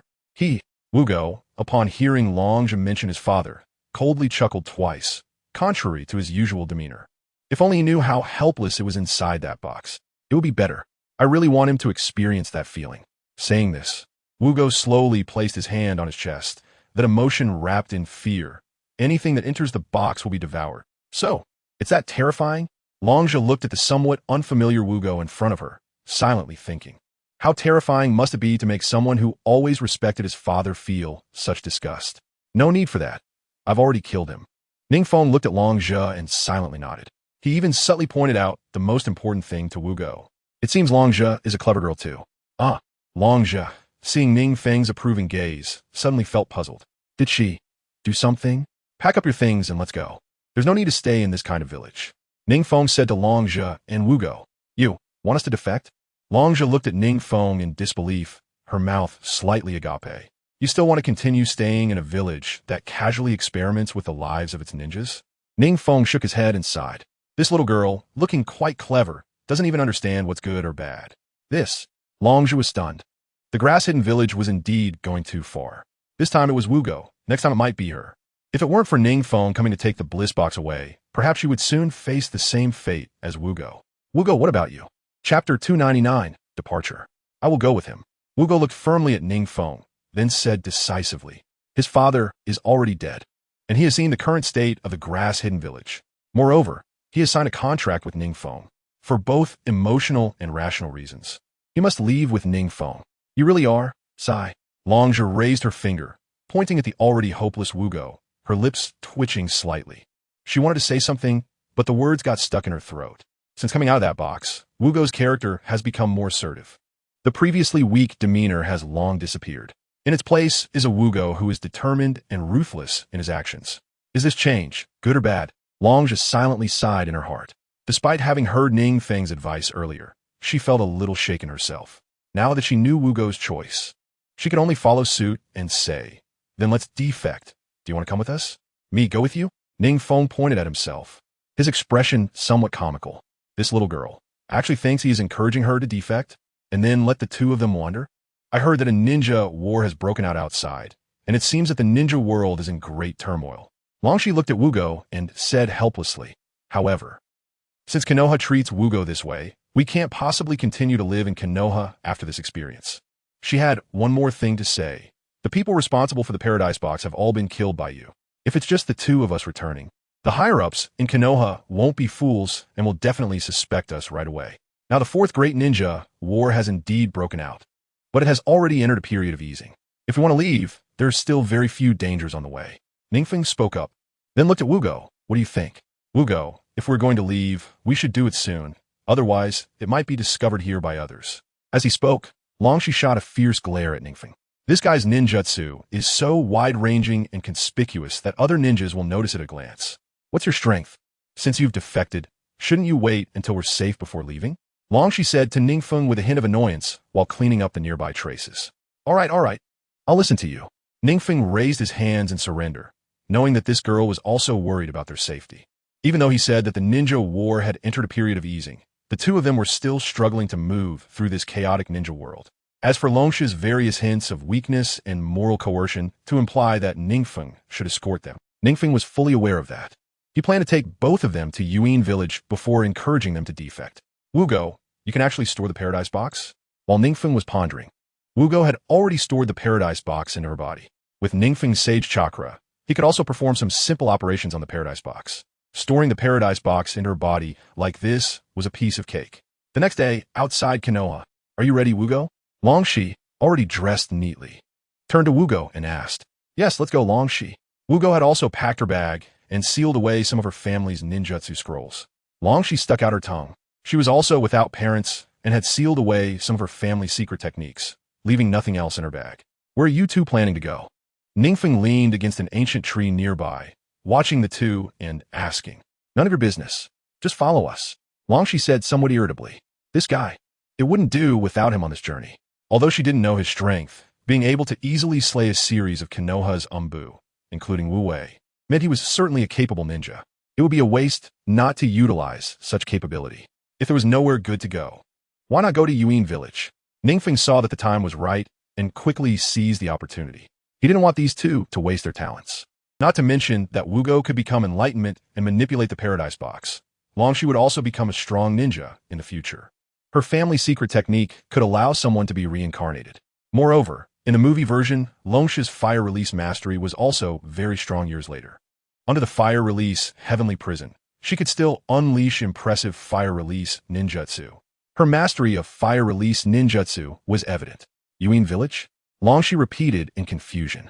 It seemed that there had been significant changes in Yuin Village in recent years. Even in the isolated Konoha, there were faint rumors that Yuin Village had undergone earth-shattering changes. The current situation was even less clear. However, a place that had undergone such great changes would surely be very chaotic in a short time. Perhaps the ninjas from Konoha pursuing defectors wouldn't think they would be in Yuin Village? Alright, let's go to Yuin Village first then. Wugo, what do you think? Sure. Wugo saw NingFeng's eyes and naturally nodded in agreement. Okay, then let's head to Yuin Village.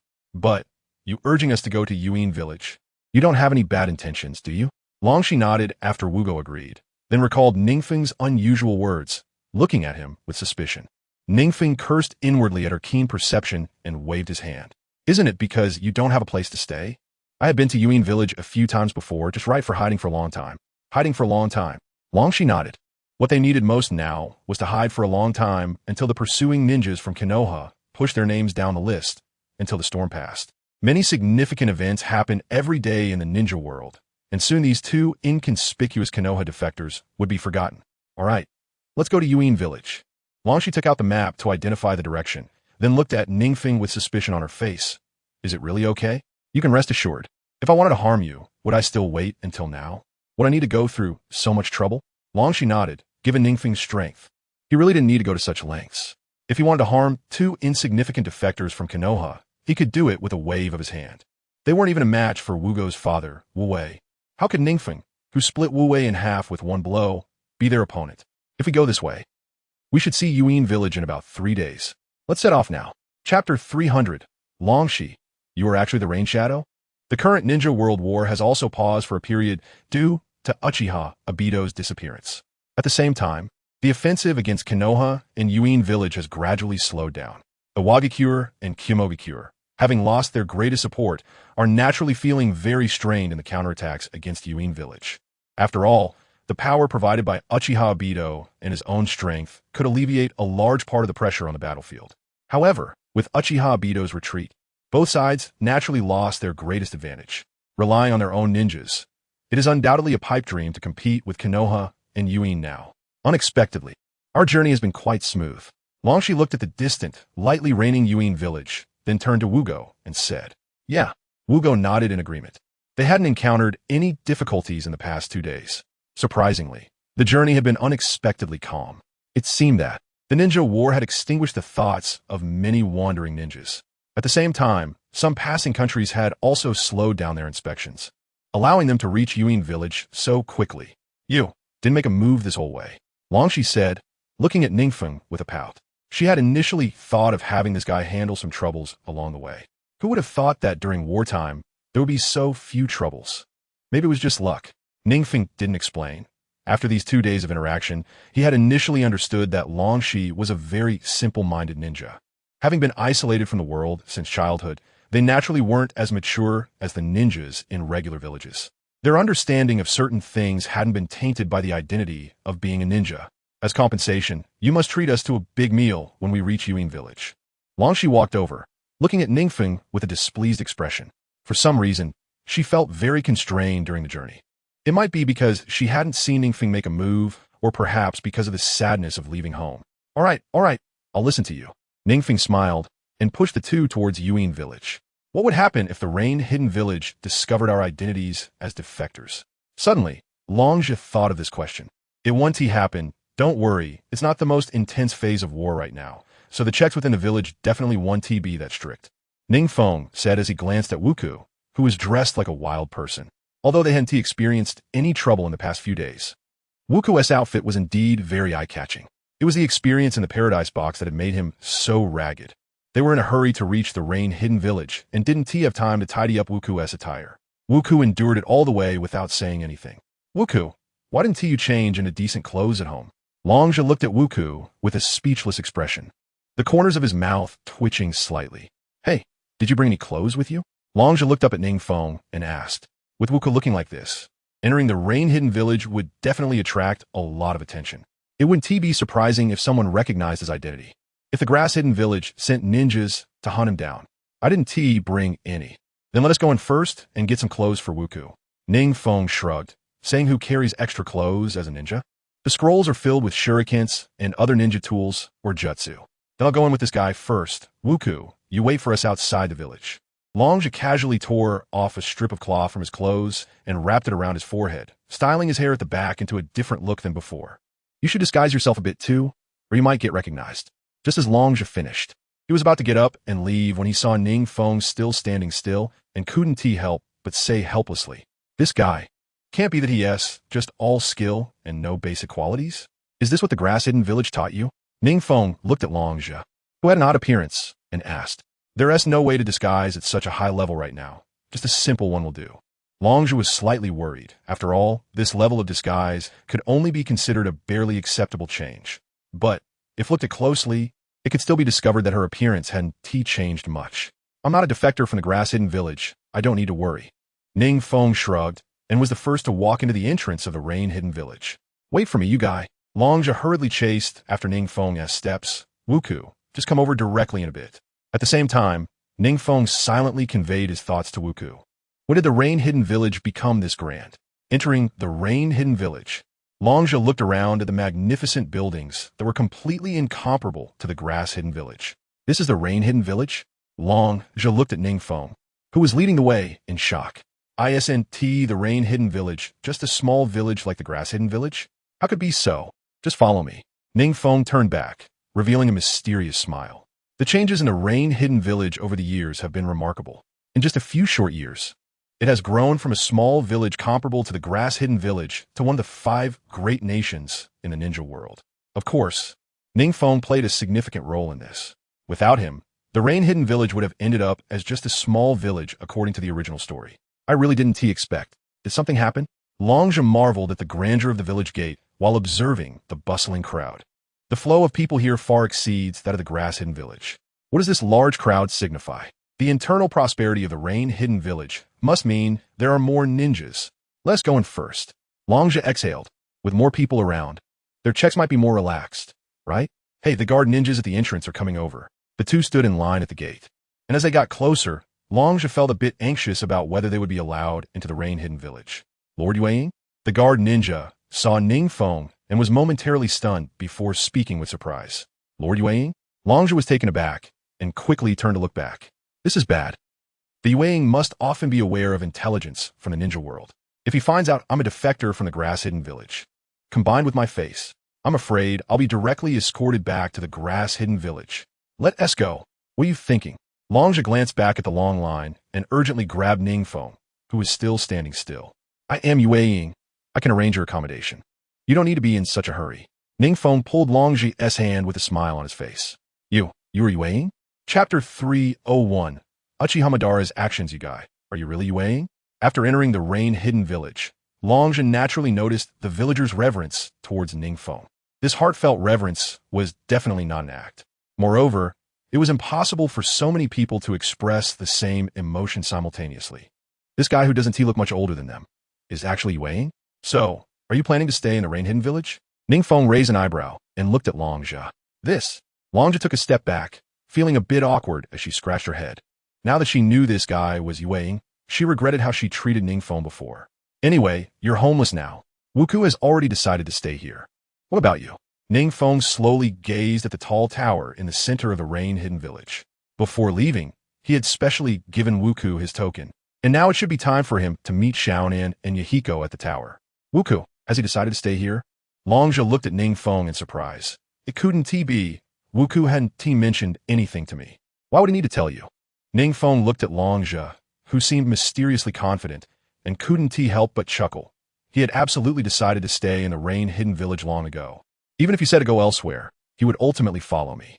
Upon hearing this, Longji's face turned slightly pale. She didn't understand why. Even though she and Wuku had been childhood friends for years, he had made a decision without mentioning it to her. Am I no longer the same existence in Wuku's heart? You're not lying to me, are you? I need to see Wuku say it with my own eyes to believe it. Longja took a deep breath, feeling half convinced by NingFeng's words. But if Wuku really stays in the rain-hidden village, she would definitely accompany Wuku. Then let us welcome our two new companions. At the tower in the rain-hidden village, NingFeng looked at the two young boys and girls sitting next to him and couldn't help but smile sincerely. Oof. Sitting next to him, Longzha pouted and let out a long hum. The girl sitting next to her, Xiaonan, quickly pulled Longzha over and whispered something to her, causing her expression to soften. If it weren't for the understanding ninja Xiaonan, if Wuku hadn't decided to stay here, she wouldn't have remained in the rain-hidden village. So, the next step is to continue researching the Paradise Box. With that, NingFeng turned his gaze to Orochimaru and asked, "How are the research results?" "Lord Feng, this box is quite peculiar." Orochimaru stood up, pointing to the box behind NingFeng with a smile. "It can absorb chakra without limits. Theoretically, the amount of chakra it can absorb is astonishing. Moreover, the monsters inside the box only appear after chakra has been absorbed. This is all we know." NingFeng impatiently raised his hand to interrupt Orochimaru. This was something he already knew, and he had summoned Wu using this information. Through a brief experiment on Wuku, it was discovered that, although Wu was already asleep within him, he was equivalent to a tailed beast. Orochimaru slowly walked over to Wuku, licking his lips, a hint of madness on his pale face. "Lord Feng, Wuku, you essentially recreated a tailed beast through this Paradise Box." NingFeng frowned slightly. "This should be a monster that originally existed in the Paradise Box. We didn't recreate it." It doesn't matter.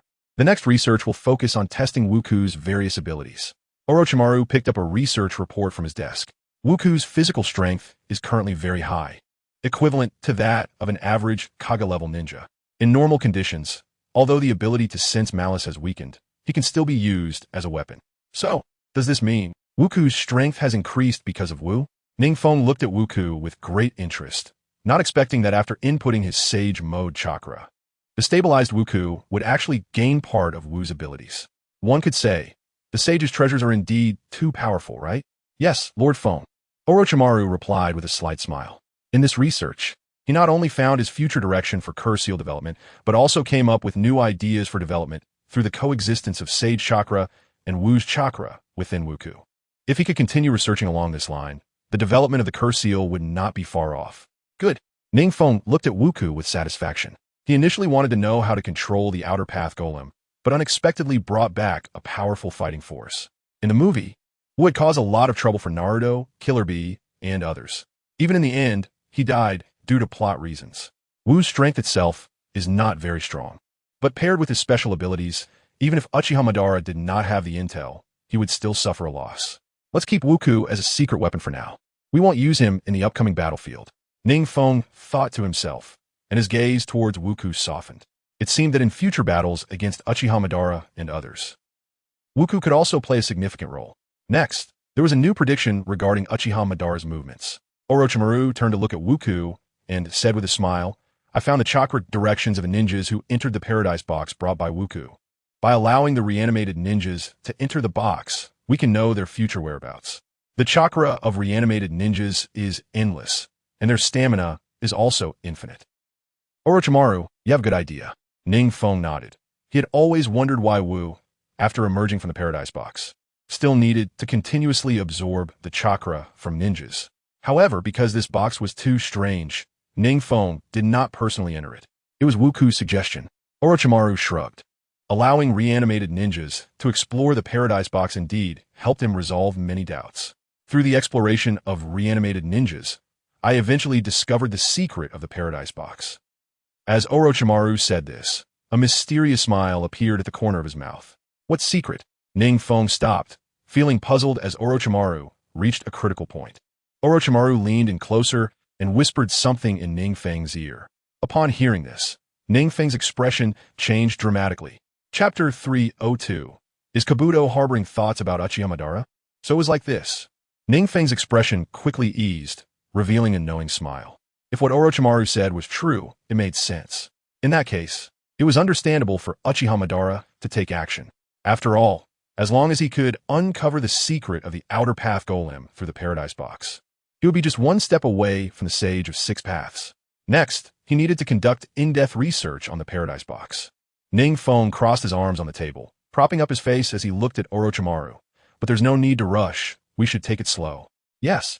Orochimaru nodded in agreement. NingFeng then turned to Long Shi. Can other ninjas learn the secret techniques passed down in your family? He was very familiar with Long Shi's dragon life rebirth technique. This technique could transfer one's life entirely to another, essentially a life transfer. Moreover, the difficulty of this technique was considerably lower than that of life reincarnation. It was possible to pass this technique to other dead soldiers and let them resurrect Nagato as well. Unfortunately, this technique can only be used by our family's bloodline limit. It is a secret technique, and other ninjas from outside the family cannot use it. Long Shi sighed. She understood NingFeng's thoughts. However, if this technique could be widely spread, the ninja world would become chaotic. Moreover, due to the uniqueness of this technique, their family would forcibly send several clan members to the grass village every year to resurrect the remaining high-ranking members or ninjas. I hope to ask Miss Long Shi to research this technique. Orochimaru suddenly stood up and looked at Long Shi. TSK. Long Shi felt a wave of disgust as she saw Orochimaru's snake-like gaze scrutinizing her. This guy, not only did his appearance repulse her, but his gaze towards her felt like he was viewing a novel experimental subject. Since Long Shi said it has limitations, Orochimaru, you should wait, NingFeng said, noticing Long Shi's reluctance. He didn't want the ninja he recruited to be frightened by Orochimaru. This guy couldn't help but get excited whenever he saw a technique related to life. Regarding immortality, Orochimaru's reincarnation technique had already reached a very high level. With the experimental materials that NingFeng continuously provided, Orochimaru didn't need to worry about the losses from experiments or other matters. After each human experiment, Orochimaru would marvel at how wise his decision to join the Rain Village was. The Fourth Great Ninja War had also significantly increased Orochimaru's experimental materials. Now, he could conduct experiments more extravagantly, not caring about the losses at all. As a result, the progress and speed of the experiments had greatly accelerated. The reincarnation of the dirt has also seen improvements recently. Orochimaru gave NingFeng a glance, indicating that it was time for some private conversation with him. All right, then let's continue to wait for Uchiha Madara's actions. Everyone must do their own tasks in their respective positions. NingFeng scanned the room, his expression calm as he spoke. Understood. Everyone replied, and then exited the room one after another. Lord Feng. After everyone had left, Orochimaru approached NingFeng. Speak, is there anything else? NingFeng waved his hand, gesturing for Orochimaru to find seat. Lord Feng, I suspect Kabuto also has intentions of becoming the Sage of Six Paths. Orochimaru licked his lips, a hint of viciousness flashing in his snake-like eyes. Becoming the Sage of Six Paths? NingFeng turned around, looking at Orochimaru with some surprise, and asked, does he know the prerequisites for becoming the Sage of Six Paths? Becoming the Sage of Six Paths is not simply about sealing the Ten Tails and becoming its Jinchuriki. At the very least, one needs to possess a sage body to bear the burden brought by the Ten Tails. Moreover, one must have the Sage eye to perfectly utilize the abilities of the Sage of Six Paths. He has already mastered the Sage mode. I also learned from playing with snakes that he has improved the Sage mode. Now, Kabuto can maintain Sage mode for an extended period. It wouldn't be an exaggeration to say he has a Sage body as well. So what? NingFeng smirket. While Kabuto is indeed at the pinnacle of ninja without the bloodline limit, compared to Uchiha Madara and himself, who possess the Sage Eye, his chances of seizing the Ten Tails are simply too low. It seems he is secretly planning to undermine Uchiha Madara. Orochimaru's mouth revealed a sinister curve. Kabuto is someone he brought out, so such behavior was expected. Undermining Uchiha Madara? Don't worry, that old man is quite cunning. NingFeng waved his hand dismissively. If Kabuto underestimates Madara's cleverness, he might end up suffering a huge setback. After all, Kabuto has also learned Sage mode and is overflowing with confidence. It is normal for him to want to scheme against that old fox Madara. However, NingFeng was not very optimistic about it. If these two were to have any disputes, he could sit back and reap the benefits. NingFeng thought to himself. He was also afraid that Madara would really trip over himself. After all, in the original story, Uchiha Madara became the Sage of Six Paths, the strongest in the world, only to be betrayed by Kagaya in the end. This is also a very contradictory point about Uchiha Madara. On one hand, he meticulously planned for his resurrection decades after his death and collected the tailed beasts. On the other hand, in the end, he was still taken advantage of, ruining his lifetime reputation. I wonder if Uchiha Madara will have any moves in the coming days. Previously, there was intelligence that he was spotted at the border of the land of Earth and the land of Lightning. Orochimaru shook his head, turned around, and took a piece of information, whispering to NingFeng, I suspect Uchiha Madara is also looking for something to target you, Lord Feng. Even if he comes to us, we have no way to stop him. We don't have any information on his hiding place yet. NingFeng sighed. The ninja world is so vast. There must be something that can allow someone about to reach this sage level of ninja to advance further. However, NingFeng now possesses 8-tailed beasts, which is not something that could be easily surpassed. So he is very confident in himself. NingFeng glanced at Orochimaru. Since Kabuto has thoughts about Uchiha Madara, I wonder if you have any thoughts about me? Orochimaru is similar to Kabuto. He can go to any lengths and sacrifice his reputation for the sake of becoming stronger and achieving immortality. Perhaps he is also secretly plotting against me? Chapter 303. Uchiha Shirsue's Thoughts No Way. Lord Feng, how could I possibly betray you? Orochimaru noticed a hint of warning in NingFeng's gaze and quickly realized. NingFeng is using Kabuto to warn him. After all, he is now considered a half-trusted aide of NingFeng. If he were to betray him later, the loss to NingFeng would be significant. Really? NingFeng's mouth slightly lifted, making it hard for Orochimaru to guess his current thoughts. No, absolutely not. Orochimaru wiped the cold sweat off his forehead. At first, he indeed harbored thoughts similar to Kabuto's. After all, while NingFeng provided him with a lot of experimental materials, he also paid with his years of improved forbidden techniques. No matter how many experimental materials there are, the ultimate goal is to improve and develop ninjutsu. So Orochimaru always felt he was at a loss. However, after seeing NingFeng suppress the tailed beast by himself, and even seal 8-tailed beasts within him, Orochimaru extinguished that little thought in his heart. What a joke. To be able to suppress tailed beasts single-handedly, even making them obediently acknowledge him as their master. Even Orochimaru, no matter how arrogant he is, would not dare to go against NingFeng. Moreover, he erased any traces of his thoughts in secret.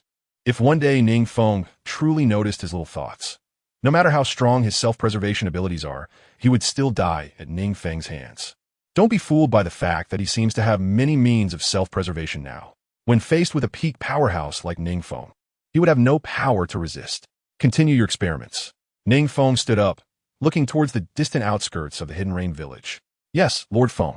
Orochimaru wiped away a cold sweat. Just now, NingFeng's chakra poured into him without reservation, making him feel like he was sitting on pins and needles. Under such terrifying intimidation, even standing required immense effort from him. Now that NingFeng withdrew his chakra, he felt a wave of relief. Uchiha Madara. NingFeng looked towards the direction of the land of earth and the land of lightning, a hint of ruthlessness flashing in his eyes. What? Feng has already driven Uchiha Madara back? Uchiha Shirsue looked at Uchiha Itachi in surprise, his eyes filled with disbelief. Uchiha Madara is a peerless powerhouse of the Uchiha clan. Uchiha Itachi, being the young clan leader, was aware of Uchiha Madara's reputation. He was a figure who stood shoulder to shoulder with Senju Hashirama during the Warring States period. And now, he was actually defeated by NingFeng? I don't know the specifics, but that's what they say over in the Hidden Rain village. Uchiha Itachi forced a smile, the tear troughs under his eyes slightly tightening. It seems Feng's strength is growing stronger. He has even surpassed the ancestors of the Uchiha clan. Shirsue secretly sighed. He had heard a lot about Uchiha Madara's strength from Uchiha Itachi. These were all things Uchiha Itachi learned from his father, Uchiha Fugaku, as the clan leader of the Uchiha clan. Uchiha Fugaku could access the clan's records far more than Shirsue and Itachi could. Naturally, he understood that Uchiha Madara was the strongest ninja in the history of the Uchiha clan. However, Uchiha Madara ultimately became a rogue ninja, and such news was only circulated among a few of them. Even so, this does not hinder Shirsue's assessment of Uchiha Madara. Complete body Susanoo, extreme evolution of fire release, eternal Manjiki Sharingan. Each of these alone is enough to crush the elite ninjas of the Uchiha clan, and all of these are concentrated in Uchiha Madara. It is evident how powerful he truly is. But such a powerful Uchiha Madara was actually defeated by NingFeng? How strong is NingFeng now? Uchiha Shirsue's perception of NingFeng's strength still lingered at their last meeting. In his eyes, NingFeng was still a younger brother who needed care. Even as the leader of the Rain Village, he still needed the help of these brothers. The level of battles he is now involved in is no longer something we can intervene in. Uchiha Itachi seemed to see what his best friend was thinking and said with a bitter smile. Even that masked man, Uchiha Bito, finds it hard to intervene in the battle between Uchiha Madara and NingFeng. Their strength is simply beyond our reach. Wait, my Jinjutsu might help Feng. Jishue suddenly thought of his kaleidoscope Sharingan ability. The Jinjutsu Kodoe Mitsukami can forcibly change the thoughts of others. This terrifying technique can catch others off guard without them even realizing it. The only drawback is that the buffering time is too long. However, the only enemy NingFeng currently faces is Uchiha Madara. As long as he can use Kodoe Mitsukami on Uchiha Madara, this battle will be over. Yes, Uchiha Itachi suddenly awoke, looking at Jishui with intense eyes. If what Jishui said is true, then the end of this battle is not far off. In any war, casualties are inevitable. Uchiha Itachi and Uchiha Jishui can't bear to see any casualties. Whether it's Konoha's ninjas, Amagekyure's ninjas, or Iwagakyure's or Kumogakyure's ninjas. In their eyes, they're all vibrant lives. They actually don't want to see either their own or their enemies' lives lost in battle. Then let me head to Amagekyure. Jishui said to Uchiha Itachi. This still requires permission from Lord 4th Hokage. Uchiha Itachi frowned. He had also received authorization from the 4th Hokage before going to NingFeng. After all, Minato Namikaze and NingFeng are not only master and disciple, but also the leaders of 2 ninja villages. Such movements among powerful individuals cannot be concealed from Minato Namikaze. He must first get Minato's permission before heading to Amagekyure. This small matter. I'm not afraid of Lord 4th not agreeing. Jishui drew the long knife from his back and smiled at Uchiha Itachi. Itachi, I wonder how much you have improved during your time in Amagekyure. Why don't we have a match first? After Uchiha Itachi went to Amagekyure, Jishui felt lonely, as there was no genius of his level or age in the village. The only one he could talk to, Uchiha Itachi, had left. Minato Namikaze also Wunti let him go to the battlefield due to NingFeng's face. So for these days, he had been idling at home, with no one to talk to and no opportunity to take action. I haven't improved much, but you. Jishui, your Jinjutsu skills must have reached a new level, right? With a tone of humility, Itachi slowly drew his ninja knife. During his time in Amagekyure, he too had been doing nothing every day in the village. Minato Namikaze said he should help NingFeng, but in reality, NingFeng, under the pretext of ensuring his safety, told him to guard Amagekyure, while he ended up going to the battlefield alone. Amagekyure is NingFeng's stronghold. Who would dare to target Amagekyure? Chapter 304, Matchware. It's all thanks to Lord 4th for providing me with considerable guidance. Jishui smiled, while his pupils slowly transformed into the 3 Tomo Sharingan. Upon hearing this, Itachi knew Jishui was being modest. Although 4th Hokage Minato Namikaze's Jinjutsu is not a shortcoming, it's somewhat lacking to guide the renowned Jinjutsu master Jishui of the Uchiha clan. I'm up. Uchiha Itachi's hand, hidden under his sleeve, moved swiftly, and countless shuriken rained down towards Uchiha Jishui. Uchiha Itachi's hands became shadows, leaving only illusory traces of the thrown shuriken in the air. Itachi's shuriken throwing speed has increased significantly. Jishui remarked as he saw the sky full of shuriken. The Uchiha clan is proficient in using shuriken, largely due to the predictive ability of the Sharingan. However, not many clan members can reach Itachi's level. This is because the shuriken techniques Itachi is currently displaying require not only eye power, but also countless practice sessions to develop. A closer look reveals that Itachi's shuriken throwing technique is quite subtle. He has almost no pauses. Normally, after a ninja throws a shuriken, they need some time to pull out a new one. Yet Itachi has shortened this time to an almost imperceptible level. Fire style. Great fireball technique. Being caught off guard by Uchiha Itachi, Jishui knew that he couldn't possibly respond to Itachi's impressive shuriken barrage with shuriken of his own in a hurry. He could only use his signature large-scale fire style technique to counter. Whoosh, whoosh, whoosh. The fireballs roared past, while the countless shuriken collided with the fireballs and turned into remnants. Uchiha style. Suddenly, Uchiha Jishui's body slightly flickered, and several figures appeared around him. This is Uchiha Itachi stopped throwing shuriken, his expression serious as he looked at the dozens of Uchiha Jishui in front of him. Itachi, you need to be careful next. Dozens of Jishui spoke in unison, raising their ninja knives and crossing them in front of their chests. The movements of the dozens of figures were completely synchronized, looking as if a group of devout followers were offering to their deity. Is this Jishui's body flicker technique? Itachi thought to himself. The name body flicker Jishui has long been known throughout the ninja world. Which ninja doesn't he know that Konoha has a Uchiha ninja whose body flicker technique and Jinjutsu are both top-notch?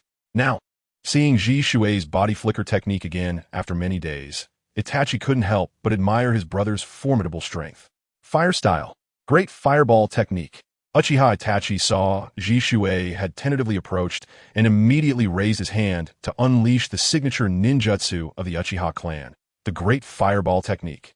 The scorching fireball erupted almost instantly from Uchiha Itachi's throat, charging directly toward the dozens of Ji Shui clones like a fire dragon.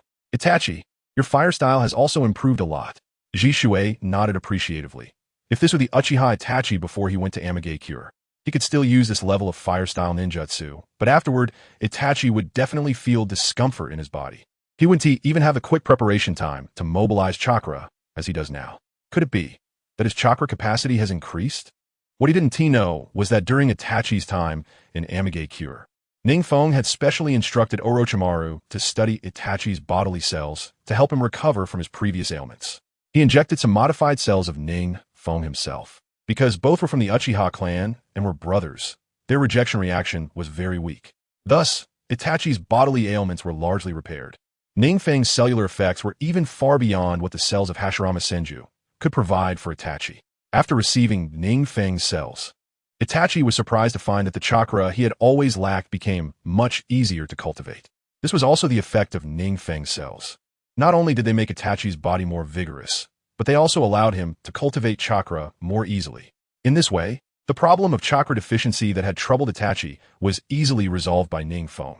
And Uchiha Itachi has never lacked ninjutsu techniques. Even after his chakra capacity increased, he could now use powerful ninjutsu that he previously hesitated to spend chakra on. Not to say that he could use chakra recklessly like NingFeng, a walking tail beast. But at least he was far better than before when he had to calculate how much chakra a great fireball would consume. This also allowed him to directly attack Ji Shui's body flicker technique head-on with the Great Fireball Technique, which he previously needed to break down step by step. Itachi, you have really become much stronger. Uchiha Shursui felt the intense heat of the incoming fire dragon and couldn't help but exclaim. This terrifying fire technique required relatively little chakra for Uchiha Itachi to use. Because he had previously planned his chakra usage during battles due to his physical condition and insufficient chakra. He enhanced his chakra manipulation ability and reduced chakra consumption to extend his endurance. This excellent ability would have a greater effect now that his physical issues and chakra amount had improved. Now, when he used large-scale ninjutsu, he wouldn't waste a single bit of chakra. The control of chakra within him was nothing short of perfect. Body flicker technique. The corner of Uchiha Shursui's mouth curled slightly as he activated his body flicker technique. Within the shadow clones, he began to move at high speed, dodging the incoming fireball. However, it cost him nearly half of his shadow clones. Uchiha Itachi's technique had such a wide area of effect that he couldn't simply escape using the body flicker technique. Fire release. Great Dragon Fire Technique. As Uchiha Shursui got closer to Uchiha Itachi, he suddenly formed hand seals and unleashed a powerful B-rank fire technique. At the same time, several of his shadow clones drew their ninja swords and slashed at Uchiha Itachi. Under the two-pronged assault, Uchiha Itachi naturally knew he couldn't take it head-on. So he simply retreated to dodge the incoming attack. Uchiha style. Gale Sword. Suddenly, a sound of breaking air came from behind Uchiha Itachi, and before he could turn around, he felt a strong chakra fluctuation locking onto him. Chapter 305, Kotoa Matsukami Aa. With the cawing of crows, Uchiha Itachi's body, struck by the sword energy, transformed into a sky full of crows scattering. This is Crow Clone Technique. Shursui looked at the sky full of crows, surprised that Uchiha Itachi had somehow used the Crow Clone Technique. Then where is he now? Abruptly, Shursui jumped up. Almost at the same moment, a massive fireball exploded behind him. Uchiha Itachi intentionally controlled the power of this fire release, afraid of harming Shursui. He didn't expect Shursui to react so quickly. Itachi, your hand seal speed has improved quite a bit. Shursui looked at Uchiha Itachi in astonishment. Knowing that Itachi's hand seal speed was already impressive before, he didn't expect that after a trip to the Rain Village, his hand seal speed would improve even further. Now his hand seal speed could even fool Shursui's 3-Tomo Sharingan. At their level, any further improvement in strength required extensive training. Yet Uchiha Itachi had made such rapid progress in just a few months, which left Shursui secretly amazed. What he didn't understand was that Uchiha Itachi's biggest shortcoming had been repaired by NingFeng. That's why his strength had experienced such explosive growth. It was like a wooden barrel. Aside from the physical aspect, all other parts of Uchiha Itachi had already reached a high level. But because the height of this physical part was lacking, Uchiha Itachi's overall strength was greatly affected. Even so, Uchiha Itachi still reached the peak of shadow-level ninjas through his mastery of ninjutsu and jinjutsu. Such talent was incredibly powerful. Alright, let's call it a day here. Shursui shook his head in frustration, knowing that if they kept exchanging moves, they would end up fighting endlessly. Uchiha Itachi's combat experience was already on par with his own, and now his strength had significantly increased. If they didn't use Susanoo, they could really fight for a long time, although there was some gap in their jinjutsu levels. Even if Shursui was better at jinjutsu, Uchiha Itachi wasn't someone who could easily fall for it, so he had to call a halt. This time he needed to have a good talk with Lord Forth. Shursui thought with a wry smile as he looked at Itachi, who was retracting his Sharingan. What? Shursui brother is also coming here? NingFeng looked at Uchiha Itachi's face, a bit surprised. Yes, after all, Kodo Amatsukami should also work on Uchiha Madara. Kodo Amatsukami? NingFeng slapped his forehead. Right? How could he forget this ultimate weapon? This technique could change one's thoughts.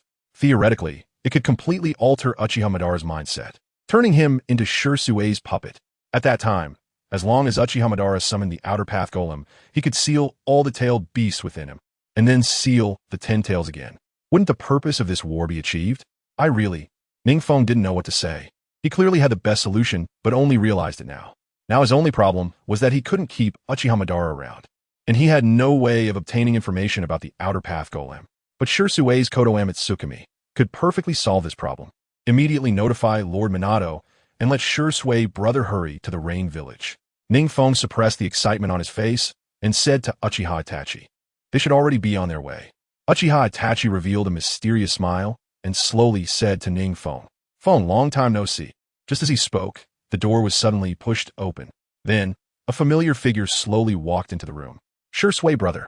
NingFeng looked at the figure entering with joy and couldn't help but rush over. This time, it's also to end the war. Shursui smiled and hugged NingFeng, then looked at him and said, leave it to me next time we go to the battlefield. Okay. NingFeng nodded, knowing that Shursui had the capital to say such things. Kodo Amatsukami was a bug-level ninjutsu in the original work, and he was very confident about being able to control Uchiha Madara. What's going on? In the underground base of the Land of Lightning, Uchiha Madara looked at the petri dish containing white zetsu, speaking somewhat impatiently. Next to him, Kabuto Yakushi adjusted his glasses and mysteriously said, let me study it quickly. You said that a few days ago. Uchiha Madara walked behind Kabuto Yakushi, coldly saying, are you still messing around with other things? Impossible. Kabuto Yakushi shook his head, continuing to focus intently on observing every move of white zetsu in the petri dish. He was currently researching the Hashirama cells within white zetsu. During these days, he hadn't been negligent at all, continuously conducting experiments. At the same time, he had also collected samples from Uchiha Madara for his experiments. He now understood that if he truly wanted to reach the pinnacle of the ninja world, relying solely on his sage mode wasn't enough. Without the support of a bloodline limit, his upper limit was inherently lower compared to Uchiha Madara, Senju Hashirama, and NingFeng. If he wanted to become a ninja stronger than them, he had to improve his physique and bloodline. Injecting Hashirama cells could strengthen his physique, but compared to the Hashirama he controlled, the body after injection was hardly worth mentioning. Therefore, he needed to delve deeper, to analyze the secrets of the Uchiha clan and the Senju clan, and White Zetsu and Uchiha Madara were the ultimate goals of his research. These two experimental samples must hold the answers he sought. However, the biological structure of White Zetsu is truly peculiar. With this in mind, Kabuto couldn't help but recall the experimental data on White Zetsu. White Zetsu doesn't need to eat or drink, and even doesn't require excretion. It can also mimic absorbed chakra, and its physical strength is remarkably powerful. Its vitality is exceptionally vigorous. Kabuto didn't doubt that this creature could live longer than a turtle. However, although White Zetsu contains a large number of Hashirama cells and has a very active life force, its own strength is not very strong. Moreover, its upper limit is quite low. Kabuto secretly sighed. If he learned Orochimaru's technique of reincarnation, could he use White Zetsu's body to complete the reincarnation? In that case, he would possess a body filled with Hashirama cells, with vitality reaching its peak. Moreover, the quantity of White Zetsu is endless. According to Uchiha, as long as there is chakra, white Zetsu can be created. Chapter 306. Madara's actions during this time. Kabuto paid no heed to whether the experimental materials were severely damaged. Focusing solely on advancing the research, his current studies were not only for himself, but also partly to help Uchiha Madara achieve a more complete sage body. After all, Uchiha Madara had directly transplanted a piece of flesh that he bit off from Hashirama's arm into his own body after the battle at the Valley of the End. This most primitive Hashirama cell is not only highly concentrated but also extremely dangerous. Yet, Uchiha Madara was able to endure it. Even so, the transplantation at that time was too rudimentary, and some of the effects of the Hashirama cells did not manifest in Uchiha Madara. Now, Kabuto was thinking about how to make the Hashirama cells in Madara's body function effectively to enhance his strength further. After all, he honestly felt that he had no chance against the monster NingFeng. He still needed to rely on Uchiha Madara's strength to continue dealing with NingFeng. However, it was evident to anyone that Uchiha Madara's current strength was far inferior to NingFeng's. NingFeng could single-handedly resist the Edo Tensei, reincarnated Senju Hashirama, and a peak Uchiha Madara. His strength could be considered the strongest under the current 6 paths, outpacing the second by a large margin. This white Zetsu has also failed. Kabuto looked at the white Zetsu in the petri dish, which had shown no movement for a long time, and sighed helplessly as he looked at Uchiha Madara. Another one has failed? Uchiha Madara's gaze took on a slightly dangerous glint. He could create white Zetsu without limits, but the chakra within the outer path golem was now running low. One reason was that only one tailed beast was sealed, and while tailed beast-level chakra is abundant, it couldn't withstand Kabuto's extravagant use. The second reason was that a considerable amount of chakra had already been used up on the battlefield. Now, to create another 10,000 white Zetsu was becoming difficult, and Kabuto was conducting experiments with thousands at a time. The number of white Zetsu consumed in just a few days was comparable to the losses on the battlefield before. Is there any progress? Uchiha Madara suppressed his anger and coldly asked Kabuto. If it weren't for the fact that Kabuto had helped him significantly increase his physical strength before, he wouldn't have so readily allowed Kabuto to use white Zetsu. It's coming soon. Kabuto shook his head helplessly. He understood Uchiha Madara's urgent feelings. After all, they could be discovered by NingFeng at any moment, and their current strength was simply insufficient in front of NingFeng. If NingFeng led the rain-hidden village's forces to surround them, constantly using ninjutsu to alter the terrain, making it difficult for them to escape. Every second was incredibly precious now. There isn't much time left. Uchiha Madara sighed and continued, recently, I have also sent white Zetsu in the Hidden Cloud and Hidden Stone villages to continuously harass the Rain-Hidden village in Konoha. However, there has been no response from Konoha and the Rain-Hidden village in the past few days. And that old man Onoki, it seems he wants to seek peace. It seems that the guys from a Hidden Cloud have received some intelligence and recognized that the Raikage was being controlled. The current situation is very dire. Kabuto, upon hearing this, rubbed his forehead. That old man Onoki, having lived for so long, naturally wanted to ensure the stable development of the Hidden Stone village. His current plan is to do no harm and prepare to hand over to the next generation of Tsuchikage for major actions. Seeing the war situation turning unfavorable, he will be the first to retreat. Surrendering now, as the first to do so, would surely come at the least cost and be more easily accepted by the Rain-Hidden village and Konoha. However, if the Hidden Stone village no longer provided harassment on the flanks, the pressure on them would undoubtedly increase significantly. That guy isn't putting in any effort now. Let's just let him stall a bit longer. Kabuto adjusted his glasses and said with some concern, that old man is naturally going to refrain from exerting himself when he sees things are not going well. The ninja forces controlled by Uchiha Madara are not elite either.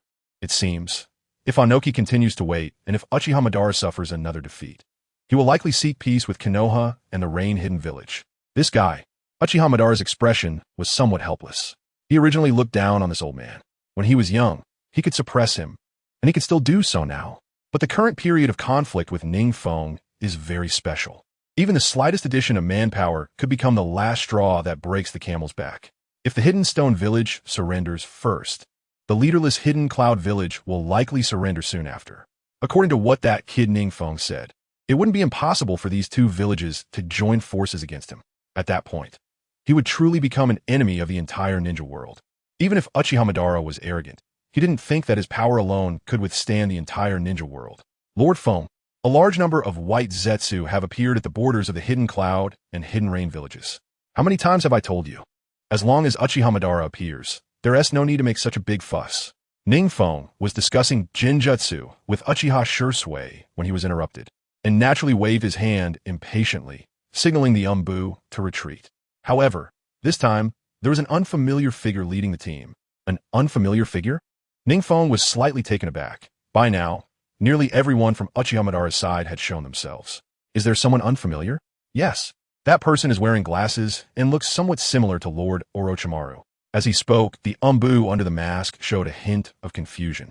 Not only the appearance, but even the aura was very similar to Orochimaru. Could it be Kabuto? NingFeng thought to himself in confusion. Shursui across from him seemed to sense NingFeng's concerns and stood up to say, "Shall we go take a look?" "All right, you retreat first." NingFeng, with a heavy heart, ordered the Umbu to retreat and stood up to prepare to check with Uchiha Shursui. Why would he come to the battlefield at this time, wearing glasses and resembling Orochimaru? This person is most likely Kabuto, but that guy is cunning as a ghost. How could he expose himself on the battlefield? This guy, based on NingFeng's understanding of him, he should be hiding like a venomous snake, waiting to strike when both sides are lax. Why is he now exposed in the open? He still has quite a few Edo Tensei ninjas in his hands. Each of these ninjas can replace him on the battlefield. NingFeng, with a heavy heart, quickly rushed to the battlefield with Shursui. He was well aware that there must be something fishy going on in the battlefield. Chapter 307. The frustrated Yakushi Kabuto. Is this the ninja of the Rain Village? Among the tens of thousands of white Zetsus, the leading black-cloaked ninja's venomous, snake-like eyes slowly swept over the Rain Village ninjas dressed in their attire. Didn't he expect that it had only been a short time since he left the Rain Village? And now the Rain Village ninjas seem to have become so much stronger. Could it be that NingFeng had some plan to make the Rain Village ninjas so powerful? Yakushi Kabuto looked at the distant Rain Village ninjas, who were brimming with fighting spirit and seemed to have plenty of chakra, and his expression slightly darkened. Uchiha, in order to buy time, actually arranged for himself to come to the battlefield. Just recently, he had given himself more suitable for Uchiha Madara. Now, as Noki had just sent intelligence saying to retreat, Uchiha Madara had sent him to take Naka's place to buy time. However, he wondered what level would be reached if the cells he provided were successfully merged. A cold smile appeared at the corner of Kabuto's mouth. He believed that once Uchiha Madara successfully merged the cells he provided, it would definitely give NingFeng a big surprise. Kabuto, the Rain Village ninjas are already not far from us. Should we attack directly? Suddenly, a ninja resembling a pitcher plant appeared beside him, peeking at Yakushi Kabuto as he spoke. Kabuto slowly turned his head. Attack? What can mere tens of thousands of white Zetsus do? Lord Madara needs time now. Saying this, Kabuto waved his hand, and several coffins rose from behind him. This is too. Black Zetsu looked at Yakushi Kabuto in confusion. These ninjas were all from past generations of Awagakure, perfect for setting up defensive ninjutsu. Kabuto's expression was somewhat inscrutable. We just need to stall for time. Yes, Black Zetsu nodded. Even with his 1,000 years of experience, he still didn't fully grasp such tactics.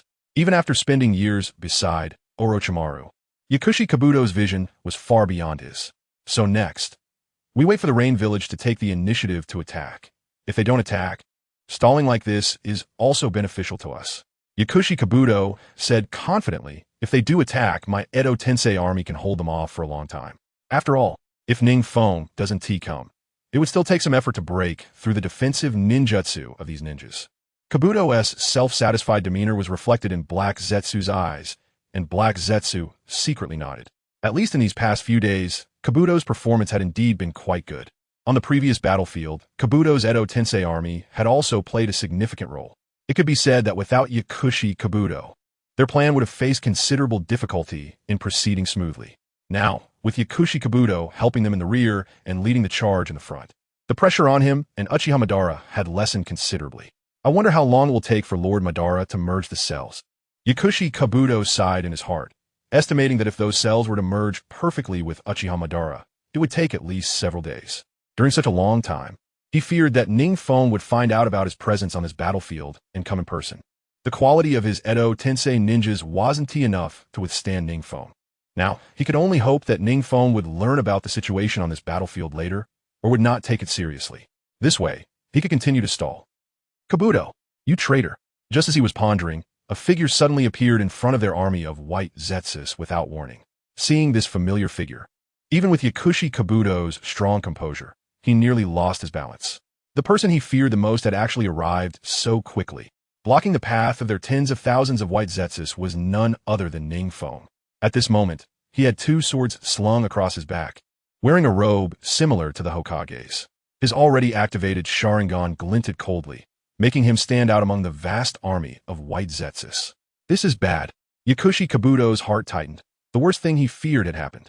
NingFeng had learned of the changes here and rushed over immediately. As long as he could hold off NingFeng, it would be fine. The crucial point was that he currently had no ability to hold him off. Kabuto, what should we do now? Black Zetsu, rarely showing difficulty, looked at Yakushi Kabuto and asked. He knew how powerful NingFeng was. Even the Edo Tensei Hashirama and peak Uchiha Madara were not his match. Right now, their army of tens of thousands of white Zetsus sounded impressive, but in front of NingFeng, the number meant nothing. As for their and Yakushi Kabuto's strength, although they could hold their own against super Kage-level ninjas, they did not believe their current strength could withstand someone like NingFeng. Good timing. NingFeng carefully observed that the figures above were indeed Yakushi Kabuto and Black Zetsu, and his smile grew even wider. A few days ago, he had felt that the Iwagakure forces on the battlefield of the Rain Village were slightly on the decline. He could sense that Noki should have seen that Uchiha Madara couldn't defeat him and had given up, putting on a show, then being the first to surrender. Don't be fooled by how much Noki despises NingFeng and the Rain Village. If he couldn't win, this cunning old man would definitely be the first to surrender. Therefore, it was no surprise that after Noki retreated, Yakushi Kabuto came over. But where was Uchiha Madara? After activating his Sharingan, NingFeng casually scanned the white Zetsu army. However, he didn't sense Uchiha Madara's chakra fluctuations. It seemed Uchiha Madara still hadn't appeared on this battlefield. Even if he appeared on another battlefield, he wasn't worried. NingFeng had already marked the commanders on various battlefields for his Flying Thunder God technique. As long as Uchiha Madara showed up somewhere, he could rush over at any time, defend. Seeing NingFeng remain motionless for a long time, Yakushi Kabuto anxiously ordered all the Edo Tensei ninjas to use their best defensive ninjutsu. Kabuto didn't expect these ninjutsu to stop NingFeng. He just wanted to create some distance between himself and NingFeng. Doton, Daisen no Mi, Doton, Suchi no Ribai, Doton, Suchi no Rukai. In an instant, one after another, earthen walls and earth prisons stood between the white Zetsu army and NingFeng. Walls and prisons of earth, large enough to rival tailed beasts, continuously stacked up, causing a huge change in the terrain of the Rain Village battlefield. Because the Edo Tensei ninjas summoned by Yakushi Kabuto didn't care about chakra consumption, the Doton ninjutsu continued unabated. Chapter 308. Shock Yakushi Kabuto. Is he planning to adopt a turtle-in-the-shell strategy? NingFeng looked at the walls of earth rising before him, calmly drawing his Kusanagi sword from behind. Zzz. In an instant, the blade was enveloped in extremely violent lightning chakra. His lightning chakra had reached perfection, and in front of him, unless a ninja of the same level used ninjutsu for defense, no amount of stacked Doton ninjutsu would be more than paper in front of him. If too many were stacked, he could simply cut through a piece of paper with his sword. Is it really going to take more effort to cut through a stack of paper? With a flash of the blade, a thunderous blade aura erupted from NingFeng's sword edge. The towering earthen wall dimmed in the face of this strike. This blade seemed to want to split everything in front of it in two. The extremely sharp blade aura deeply etched into the earthen wall before NingFeng. However, even after receiving this blow, the earthen wall remained unbroken. The number of ninjas summoned by Yakushi Kabuto was simply too many, and they completely disregarded the chakra consumption when using the earth release ninjutsu. This resulted in the earthen wall in front of them being incredibly hard. With the accumulation of many earth release techniques, even an ordinary shadow-level powerhouse would need to expend considerable effort to break through it. Not bad. Seeing the tall earthen wall still standing majestically before him, NingFeng smiled and delivered his second strike. Instantly, it felt as though the world changed color before NingFeng's second strike. Swish! A blade aura, even more intense than the previous one, erupted from NingFeng's slash. This blade aura even seemed to faintly cut through the clouds in the sky. This, Yakushi Kabuto, standing behind the earthen wall, instinctively felt a threat to his life, and the hair on his back stood on end. What's going on? Yakushi Kabuto looked astonished at the sky. A faint rumble of thunder could be heard. Before he could react, the earthen wall in front of him suddenly emitted a loud bang. Like thunder on a clear day, it changed Yakushi Kabuto's expression dramatically. The earthen wall, created by the many ninjas he controlled, was sliced in half by a pale blue blade aura as if it were a piece of paper. The cut was smooth and rounded, and the earthen wall was split in two like tofu by this single blade aura. Yakushi Kabuto, what does this mean? At the cut of the earthen wall, a tiny figure slowly sheathed his sword, standing amidst the swirling dust. A somewhat teasing voice carried through the chakra enhancement. Kagaya looked at the figure standing at the fork of the earthen wall with some surprise. The defensive power of such high-level earth-release ninjutsu was already quite astounding. They never thought that this earthen wall could stop NingFeng, but to break through it so quickly is too exaggerated, right? Has his strength increased again? He hasn't even activated Susanoo yet. Whoosh! NingFeng leaped forward, drawing his sword and charging towards Yakushi Kabuto. The cold blade flashed with a chilling light, resembling the fangs of a deadly serpent, instilling fear. Yakushi Kabuto reacted swiftly, bringing his hands together. He knew that in front of NingFeng, none of the ninjas around him could withstand a single strike from NingFeng. Now, only he could protect himself, and he also wanted to witness NingFeng's strength firsthand. Sage Art, White Rage Technique. Yakushi Kabuto unleashed all his power right away. In front of NingFeng, he dared not be arrogant. Hiss! Kagaya let out a slight pain sound. The air around Yakushi Kabuto vibrated continuously, and even Kagaya, who was not close to Yakushi Kabuto, could feel his internal organs trembling incessantly. This terrifying ninjutsu. Is it a sage technique? Kagaya's body structure is different from that of ordinary ninjas, so he had a relatively strong resistance to the White Rage technique. One can imagine that if this technique were to affect an ordinary ninja, even Uchiha Madara would probably suffer a hidden loss when he first encountered it. It seems the Sage Mode of the Dragon Cave has many merits. Buzz! At the same time, a strong light suddenly erupted around Yakushi Kabuto. Meanwhile, a piercing sound spread out from him in all directions. The brightness of the light was so intense that it was impossible to look directly at it. Thus, even the Sharingan, with its higher perception than ordinary eyes, could not bear to look at Yakushi Kabuto. That guy. These techniques are truly targeted at the Sharingan. Seeing this, Kagaya couldn't help but admire that Yakushi Kabuto's White Rage technique indeed restrains the ninjas of the Uchiha clan. First, there's the vibration, then the blinding light, and finally the sound interference. Ridiculous. NingFeng was also quite surprised by Yakushi Kabuto's White Rage technique. However, he quickly activated his Rinnegan, causing his whole body to become ethereal. This was the ability of his Rinnegan, Void. Without relying on the Rinnegan, he would find Yakushi Kabuto's White Rage technique somewhat tricky to handle. After all, this technique developed by the genius Yakushi Kabuto perfectly matched the Sage Mode. Moreover, it was very targeted toward the combat style of the Uchiha clan. Besides the ability of the Rinnegan to fall into the void, NingFeng had other ways to deal with it. In the original work, Uchiha Itachi and Uchiha Sasuke had a hard time subduing Yakushi Kabuto, and in the end, it was even at the cost of one of Uchiha Itachi's Sharingan. How is that possible? Yakushi Kabuto looked at NingFeng, who continued to approach as if unaffected by the White Rage technique, with his pupils narrowing under his glasses. How could it have no effect at all?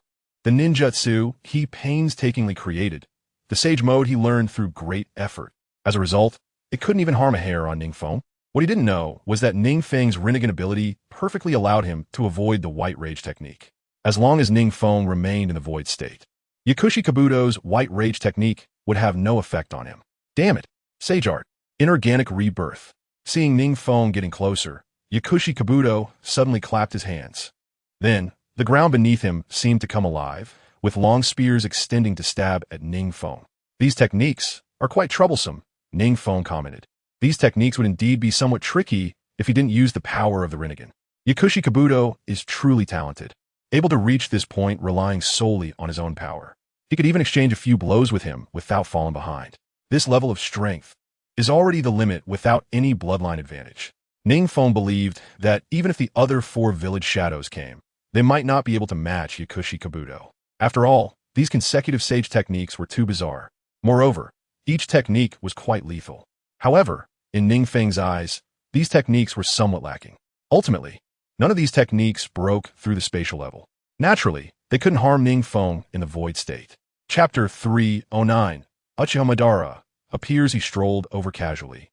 The Kusanagi, sword in his hand, glinting coldly. Damn it. Why isn't it working? Yakushi Kabuto watched as NingFeng approached him, disregarding all attacks. And the calm expression on his face finally showed a hint of panic. These techniques were all prepared for Uchiha Madara. This was also his capital to seize the Ten Tails after the final battle between Uchiha Madara and NingFeng. But now, these techniques had no effect in front of NingFeng. Is this the strength of the rain shadow? A rare bead of cold sweat appeared on Yakushi Kabuto's forehead. He now felt things were somewhat beyond his control. Damn it! Yakushi Kabuto joined his hands together. Although he couldn't summon Hashirama Senju now, summoning the second Hokage, Tobirama Senju, to take him away from here was still possible. After all, with so many white Zetsu, it would be enough to hold NingFeng back. With this thought, he hurriedly prepared to use Edo Tensei to summon Tobirama Senju. Unexpectedly, you would be so flustered too. Suddenly, a proud voice slowly echoed above them. Yakushi Kabuto heard this familiar voice and looked up in disbelief.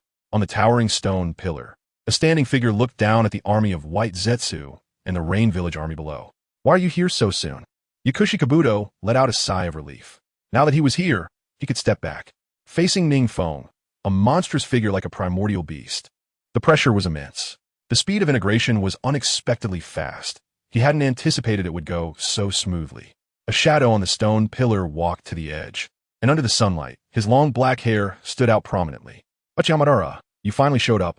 NingFeng looked up and stopped, smiling as he spoke. Humph. The shadow on the stone pillar let out a cold snort. This person was indeed Uchiha Madara. Strange.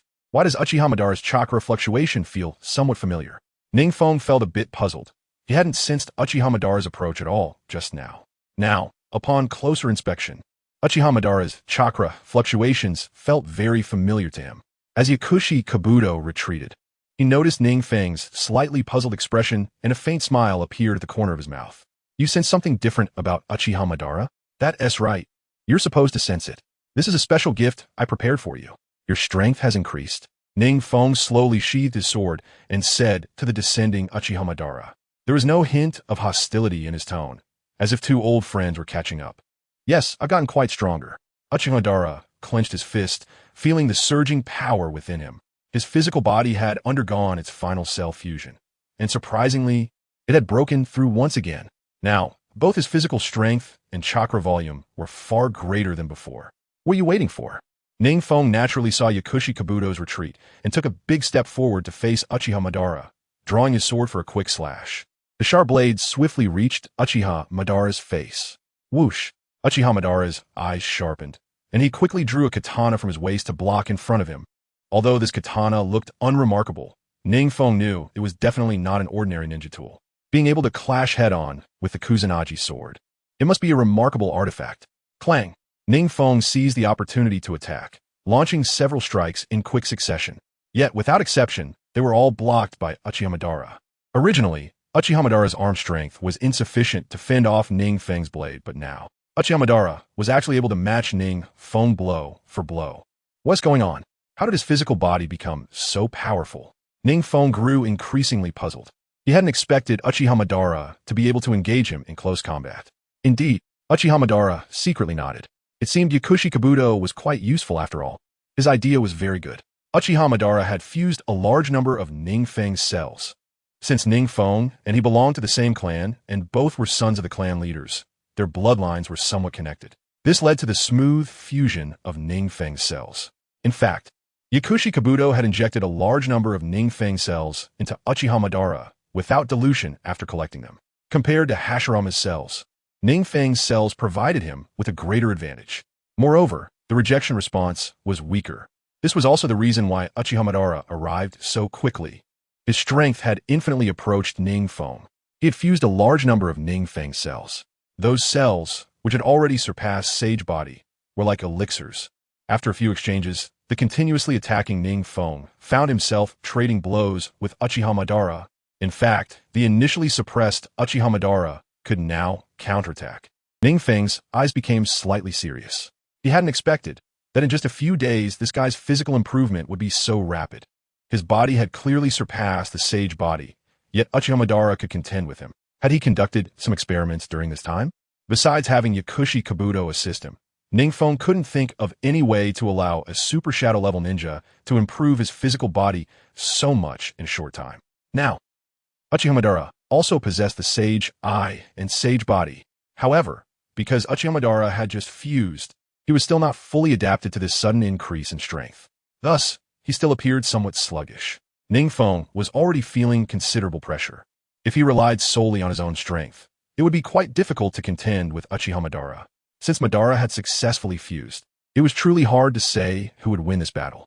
Kurizetsu watched the two figures dancing like butterflies in the arena, with only the sound of their blades clashing echoing in the air, thinking to himself, the gap in strength between Uchihamadara and NingFeng was no longer that significant. Uchihamadara had perfectly fused NingFeng's cells. Strictly speaking, their physical strengths were now equal. Moreover, Uchihamadara's combat experience far exceeded that of this 5-year-old brat. Kurizetsu was still quite optimistic that Uchihamadara could achieve final victory. Fire release. Great fire extinguishing. Just as Kurizetsu saw the two engaging fiercely in taijutsu, Uchihamadara suddenly retreated, quickly forming seals in the air. Then, an overwhelming sea of fire surged towards NingFeng. NingFeng instinctively wanted to activate his Rinnegan to use the Hungry Ghost Path to absorb this chakra. Did Uchihamadara want to replenish his chakra? Both of them possessed the Rinnegan, and relying on ninjutsu to clash would not lead to a decisive victory. In fact, in terms of ninjutsu, NingFeng had a significant advantage. After all, he mastered Sage Mode. Chapter 310, The Final Showdown. Wait, this fire release. NingFeng suddenly felt something was off. This fire release. He was absorbing Uchihamadara's great fire extinguishing at a very slow rate. The Rinnegan's absorption of ninjutsu was not invincible. When facing a stronger or equally strong opponent, the absorption rate of ninjutsu would be much slower, especially when dealing with fire release ninjutsu. Earlier, he could absorb Uchihamadara's ninjutsu, but now, it was surprisingly difficult. Could it be Uchihamadara's strength had already matched his, or even surpassed him? What exactly had Uchihamadara done? NingFeng grew increasingly confused, but he knew he couldn't forcibly absorb this fire release using the Hungry Ghost Path. Uchihamadara's fire ninjutsu was also very powerful. Without activating Susun, he could only rely on the Hungry Ghost Path to absorb it. But now, even the Hungry Ghost Path found it difficult to absorb, so he could only retreat for the time being. Indeed, Uchihamadara saw NingFeng leap away, and the coldness at the corner of his mouth deepened.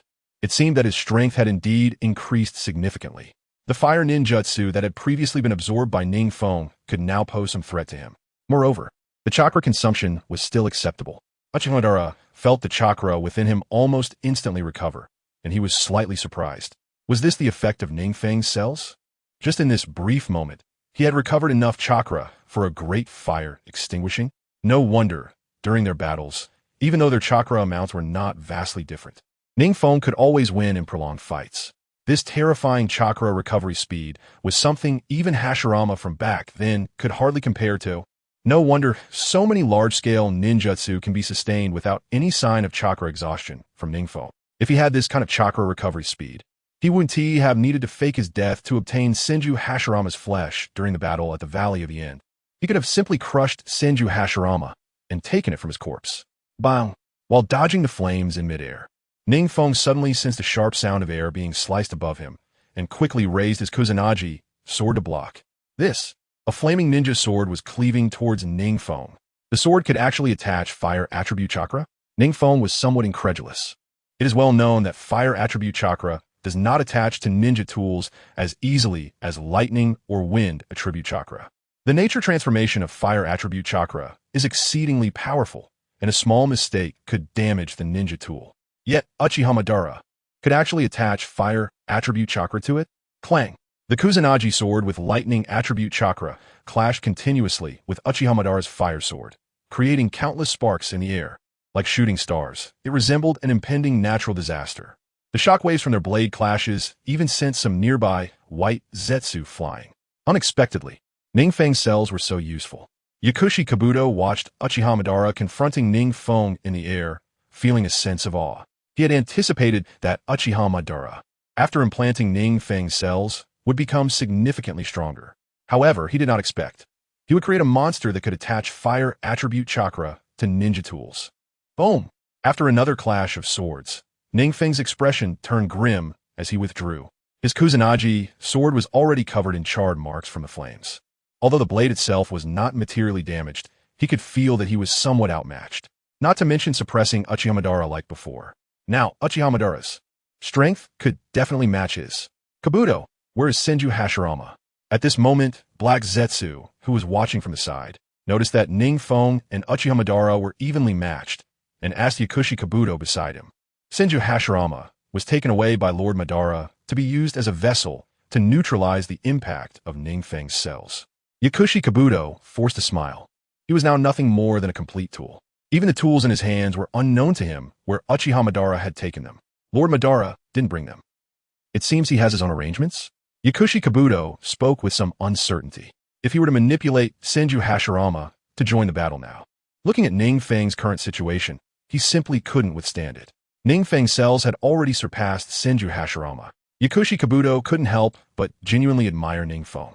There truly was a ninja who could surpass the god of ninjas with his own strength.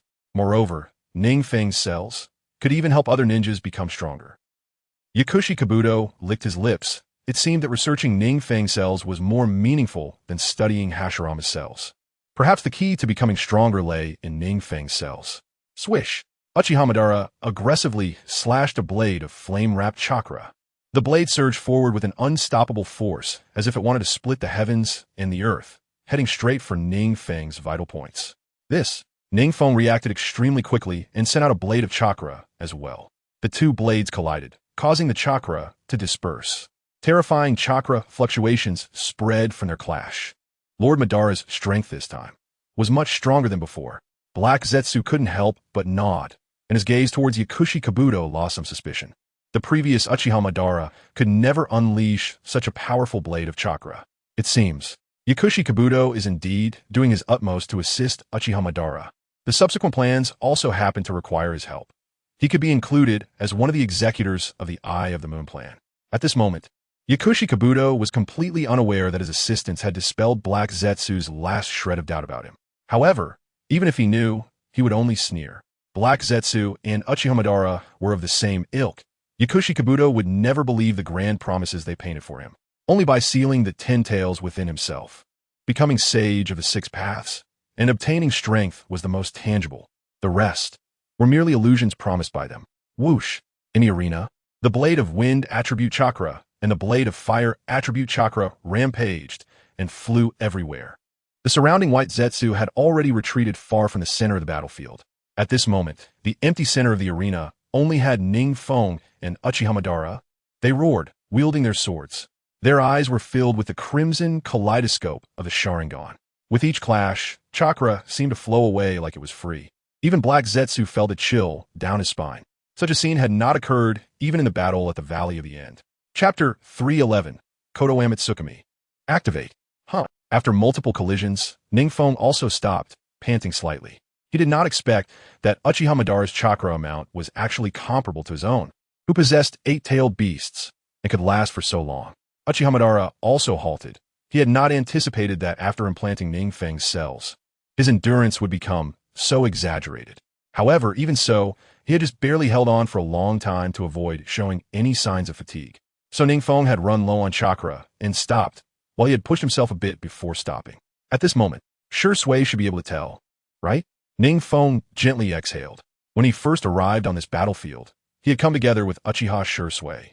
However, he was worried that Black Zetsu, who was with Uchiha Madara, would see Uchiha Sure Sui and make the connection to his eye technique.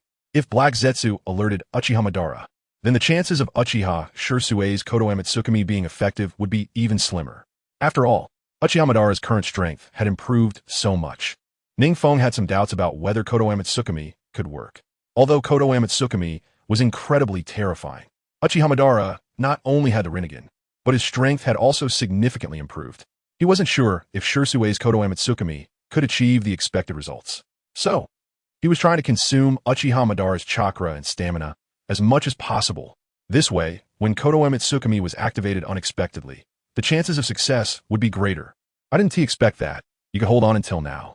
NingFeng casually shook his head, staring at Uchiha Madara. Uchiha Madara merely snorted disdainfully. He was also quite shocked by the effects of NingFeng's cells. However, since he had implanted them, it proved that he also possessed that power. Where that power came from was irrelevant. What mattered was that he could control it. I wonder, what have you been up to lately that your strength has grown so rapidly? NingFeng smiled harmlessly, slowly sheathing his Kusanagi sword. At the same time, he quickly extracted chakra from within his body. He was talking to Uchiha Madara not only to buy time for his chakra recovery, but also to distract Uchiha Madara's mind, making it easier for Uchiha Shirsue's Kodoame Tsukumi to succeed. Feng, hiding in the shadows and observing the battlefield, Uchiha Shirsue also noticed this good opportunity. However, he could see that NingFeng was trying to lower Uchiha Madara's vigilance even further. Although his Kodoame Tsukumi was incredibly powerful, he was well aware of the risks involved. This technique, he has never used it on someone with the Rinnegan. Now, I can only do my best to maximize the success rate of this technique. You want to know about this too? What's wrong? Are you scared? Uchiha Madara chuckled lightly, looking at NingFeng with a slightly approving gaze. We are very similar. We are both people who will do anything for power. Who do you think you are? Trying to persuade me to join forces with you? NingFeng scoffed disdainfully. Uchiha Madara only extends an olive branch to those he finds worthy. His own strength is clearly greater than Uchiha Madara's. Why accept the olive branch he offers? Wouldn't it be better to eliminate him and become the sage of six paths myself? Now is the time. Shirsue keenly sensed Uchiha Madara's emotional fluctuations, and at the same time, the chakra within Uchiha Madara was also very low. At this moment, it was the best time for him to activate Kodoame Tsukumi. Kodoame Tsukumi. Hidden in the shadows, Shirsue focused on Uchiha Madara and activated his Mangeki Sharingan technique. Kodoame Tsukumi, activate. Suddenly, Uchiha Madara felt a mental force crashing into his mind. This impact was very slight. If he hadn't turned off his Rinnegan, he would have already been invaded by this force. However, even now, he could sense it but could not take any action. The impact of the mental force was imminent, but he could not mobilize his chakra or mental power in time. Buzz! Uchiha Madara suddenly formed hand seals rapidly and then clapped his hands, using the summoning technique. This is... NingFeng looked at the outer path golem that suddenly stood up in front of him and Uchiha Madara, looking at it with some confusion. This is... Shirsue's Kodoame Tsukumi succeeded? Or is Uchiha Madara about to launch an attack? Who? It worked. And in the shadows, Uchiha Shirsue covered his eyes with one hand, a slight smile on his face. At the same time, according to NingFeng's previous instructions, he made Uchiha Madara summon the outer path golem. Feng, Kodoame Tsukumi has succeeded. Suddenly, Uchiha Madara spoke to NingFeng. Good. Brother Shirsue. NingFeng couldn't help but feel overjoyed, not expecting that it would really work on Uchiha Madara, and he could control Uchiha Madara's actions so quickly. He hurriedly released the eight-tailed beasts one by one according to the prompts in the previous system task. Because he had spoken to the eight-tailed beasts when they were inside him, and the contract he held was one he led himself. So now, after the tailed beasts came out, they didn't dare to act recklessly, only tremblingly lying on the ground, waiting for NingFeng's orders. What's going on? The distant black Zetsu, who had already retreated far away, was slightly taken aback upon seeing this scene. The two people who were just fighting fiercely suddenly summoned the outer path golem and eight-tailed beasts. What are they trying to do? Uchiha Madara wouldn't use Jinjutsu to control NingFeng, right? Or is NingFeng using Jinjutsu to control Uchiha Madara? This is not normal. Both of their Jinjutsu skills are about the same. How could one control the other? Moreover, with Uchiha Madara's years of experience, how could he be directly affected by the opponent's Jinjutsu? His Jinjutsu skills are among the best in the entire Uchiha clan. What's going on? Kabuto, who was sitting on a white Zetsu, watched the battle with great interest, ready to step in at any moment. Suddenly, this scene unfolded, leaving him somewhat dumbfounded. What's happening? I'm in Sage mode, and I've learned from the Dragon Cave. Naturally, I'm very sensitive to chakra fluctuations. There are no abnormalities in Uchiha Madara's chakra. Why is it suddenly so unusual? And that NingFeng is also a guy with rich combat experience. Seeing Uchiha Madara summon the outer path golem, he shouldn't have been so flustered as to release all the tailed beasts, right? Or did they negotiate some terms? Kabuto thought with a somewhat grim expression. If the two of them reached an agreement to let someone become the sage of six paths, with their current physical states, I won't get anything out of this. Chapter 312. Finally becoming the sage of six paths, if NingFeng knew what these people were thinking. he would probably just laugh it off. He quickly sealed several tailed beasts into the outer path golem, because his current strength had far surpassed the super shadow level. The sealing speed was extremely fast. In the blink of an eye, a tailed beast was sealed into the outer path golem. At the same time, the outer path golem gradually opened its closed eyes. Not good. Zetsu, hurry over. The distant black Zetsu looked at the immobile Uchiha Madara. His expression suddenly changed as he shouted to Kabuto. This. Kabuto forced a smile. He also wanted to rush over. However, during the time Zetsu spoke, NingFeng had already sealed 3 more tailed beasts. Surprisingly fast and surprisingly smooth. Even if he moved quickly, by the time he reached NingFeng, he would probably have finished sealing. Whoosh! As the last tailed beast, the 9 tails was sealed into the outer path golem.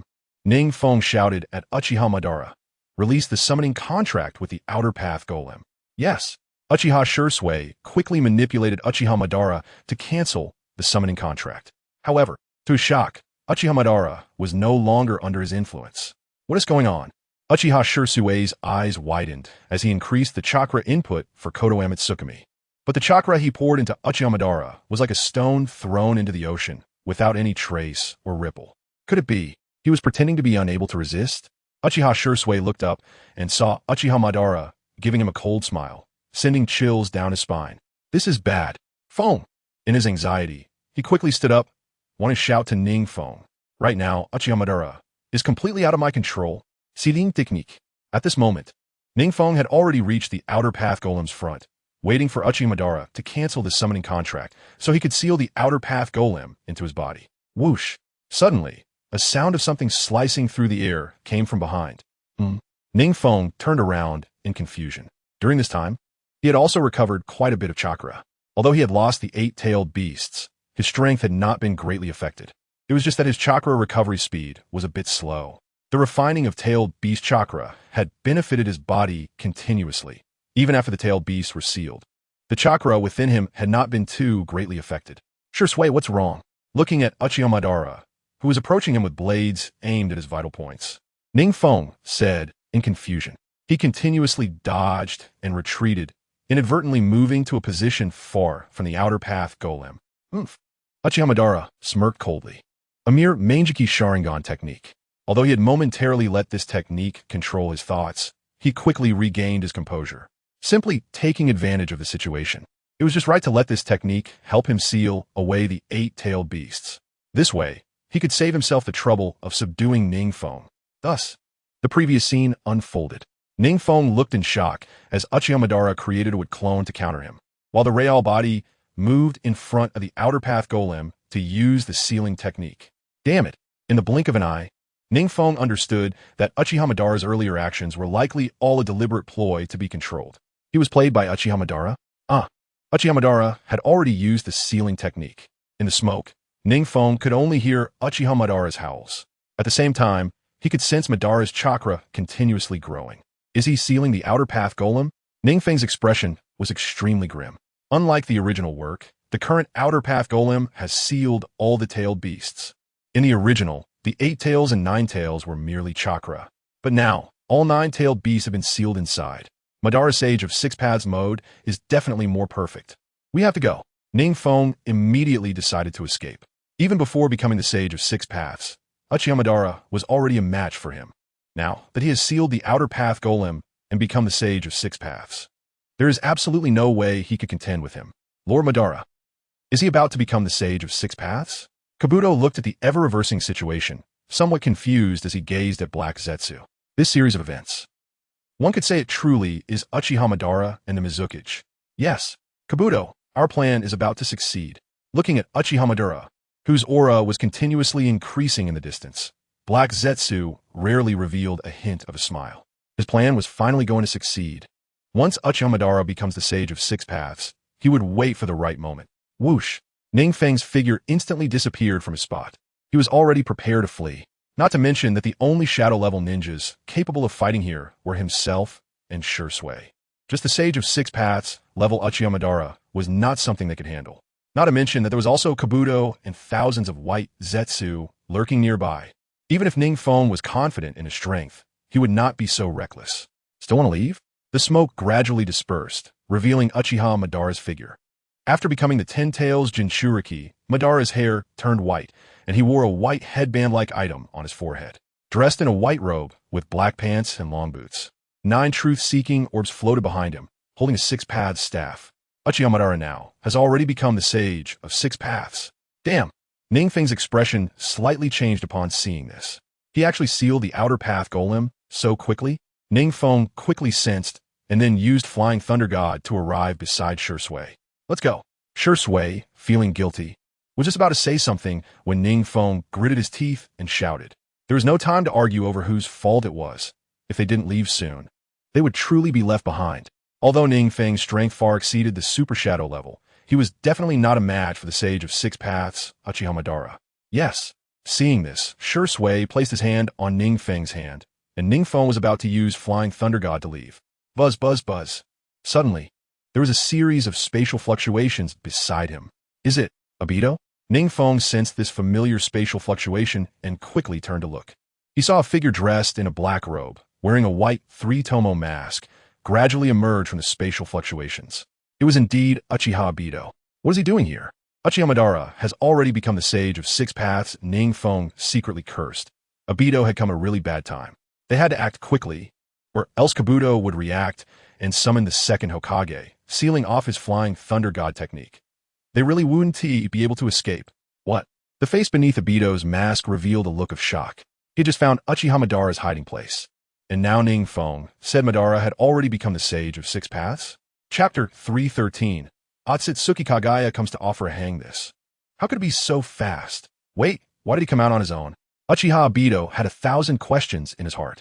Wasn't he supposed to find Uchiha Madara's lair and take him down in one fell swoop? Shouldn't NingFeng be suppressing Uchiha Madara? How did it turn into Uchiha Madara becoming the sage of 6 paths? Did NingFeng mess up? NingFeng sensed the doubt in Obito's Sharingan and could only helplessly shrug. I don't know what method he used these past few days, but his strength has become comparable to mine. In the end, he tricked me into sealing the tailed beasts into the outer path golem. It's a complicated story. Let's leave first.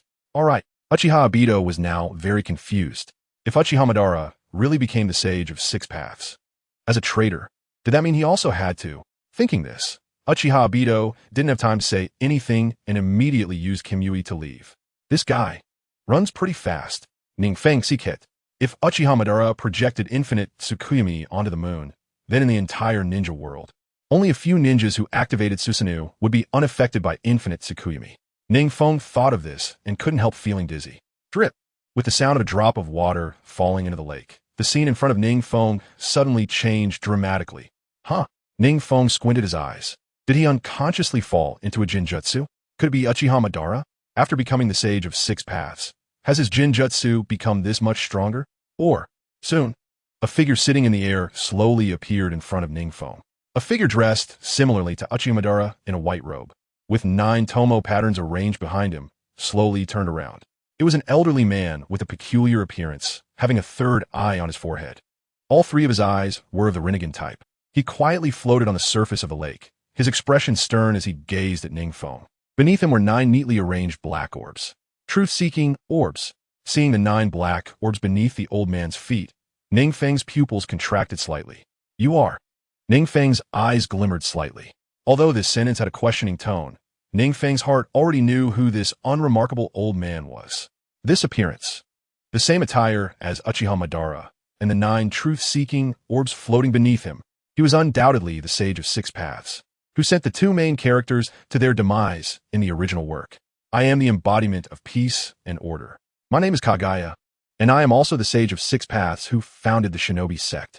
The sage of 6 paths said in a flat tone, as if recounting something trivial. Sage of 6 paths? NingFeng smiled mysteriously. It seemed he was here to help him. After all, Uchiha Madara had become the new sage of 6 paths much earlier than in the original. And in the original, Naruto and Sasuke, who subdued Madara, were still young. So now, the sage of 6 paths legacy could only be passed to him, right? It seems, Kagaya nodded slightly. And her gaze towards NingFeng softened a bit. To be able to cultivate to such a level with such a thin bloodline of Ashura, one could say you are truly a genius. The sage of 6 paths looked at NingFeng, a hint of barely perceptible approval flashing in his eyes. Ashura was one of the sons of the sage of 6 paths, Otsutsuki Kagaya. He possessed the power of the sage's eye and was also the ancestor of the Uchiha clan. I have something to entrust to you. Otsutsuki Kagaya looked at NingFeng for a long time, eventually sighing helplessly and slowly approaching him. Come closer. This time I'll also pass my power to you. NingFeng approached Otsutsuki Kagaya just as he was about to extend his hand. Otsutsuki Kagaya extended a finger and touched NingFeng's forehead. This is, as the chakra of the Sage of Six Paths surged in, NingFeng felt a surge of energy that was different from the usual chakra, the energy of Sage chakra suddenly rushing towards him. This force was like a mountain flood. Even though NingFeng's chakra was already incredibly solid, in the face of this strange power, he still felt as weak as a newborn baby. The energy transmitted from Otsutsuki Yui was rapidly washing over NingFeng's body and injecting an endless supply of vitality. This was a power far beyond that of Senju Hashirama's cells and his own cells. This was a power unique to the Sage of Six Paths. At the same time, a cool sensation once again enveloped NingFeng's eyes. The Rinnegan in his eyes was continuously spinning. If there were a mirror at this moment, NingFeng would clearly see that in the center of his Rinnegan, there were 3 layers of overlapping patterns of Tomo. It was the 9 Tomo Rinnegan. At the same time, NingFeng felt that his only 2 undeveloped jutsu, Yin-Yang release, were rapidly improving. He even had a strange confidence that even Uchiha Madara, who had studied Yin-Yang release for decades, could not grasp it as deeply as he did. Once he truly mastered Yin-Yang release, he could create the truth-seeking orbs. Behind him, several truth-seeking orbs gradually materialized. Unlike in the original work where Naruto Uzumaki and Sasuke Uchiha each obtained the Yang and Yin powers of the Sage of Six Paths, respectively, unlocking the ultimate Sage Body and Sage Eye. However, because Naruto only mastered the Yang power, he could only use Yang release. Therefore, his truth-seeking orbs were one-time use and could not be recreated once used. Both Uchiha Madara and NingFeng had mastered Yin-Yang release, meaning they had truly grasped the real Yin-Yang power. Their truth-seeking orbs could be recreated using chakra. NingFeng had directly received the complete inheritance of the Sage of Six Paths. This was a more complete and powerful inheritance than that of Uchiha Madara. Now, he could be considered the 3rd legitimate Sage of Six Paths. Quickly move. Outside, Uchiha Madara, dressed in a white sage robe and holding the Six Paths staff, looked at the spot where NingFeng had just stood and frowned slightly. He did not expect that, even after becoming the Sage of Six Paths, he would arrive at NingFeng's side in no time, only to let him escape. It didn't matter. After all, the range of his infinite Tsukuyomi was the entire ninja world. NingFeng could run for a moment, but he couldn't run for a lifetime. Then let the divine tree bloom again in this ninja world. Uchiha Madara formed a hand seal with one hand and slowly opened his Rinnegan, murmuring, "First, let the divine tree bloom, then use the Rinnegan to project it onto the moon, to use infinite Tsukuyomi. In this way, the Eye of the Moon plan would be completed. Finally, the plan could proceed." Meanwhile, in the distance, Kagaya's black Zetsu saw Uchiha Madara slowly levitating in the air, dressed in his familiar attire, and a smirk appeared at the corner of his mouth. Chapter 314. Suppression. Uchiha Madara, do you really think you are invincible now?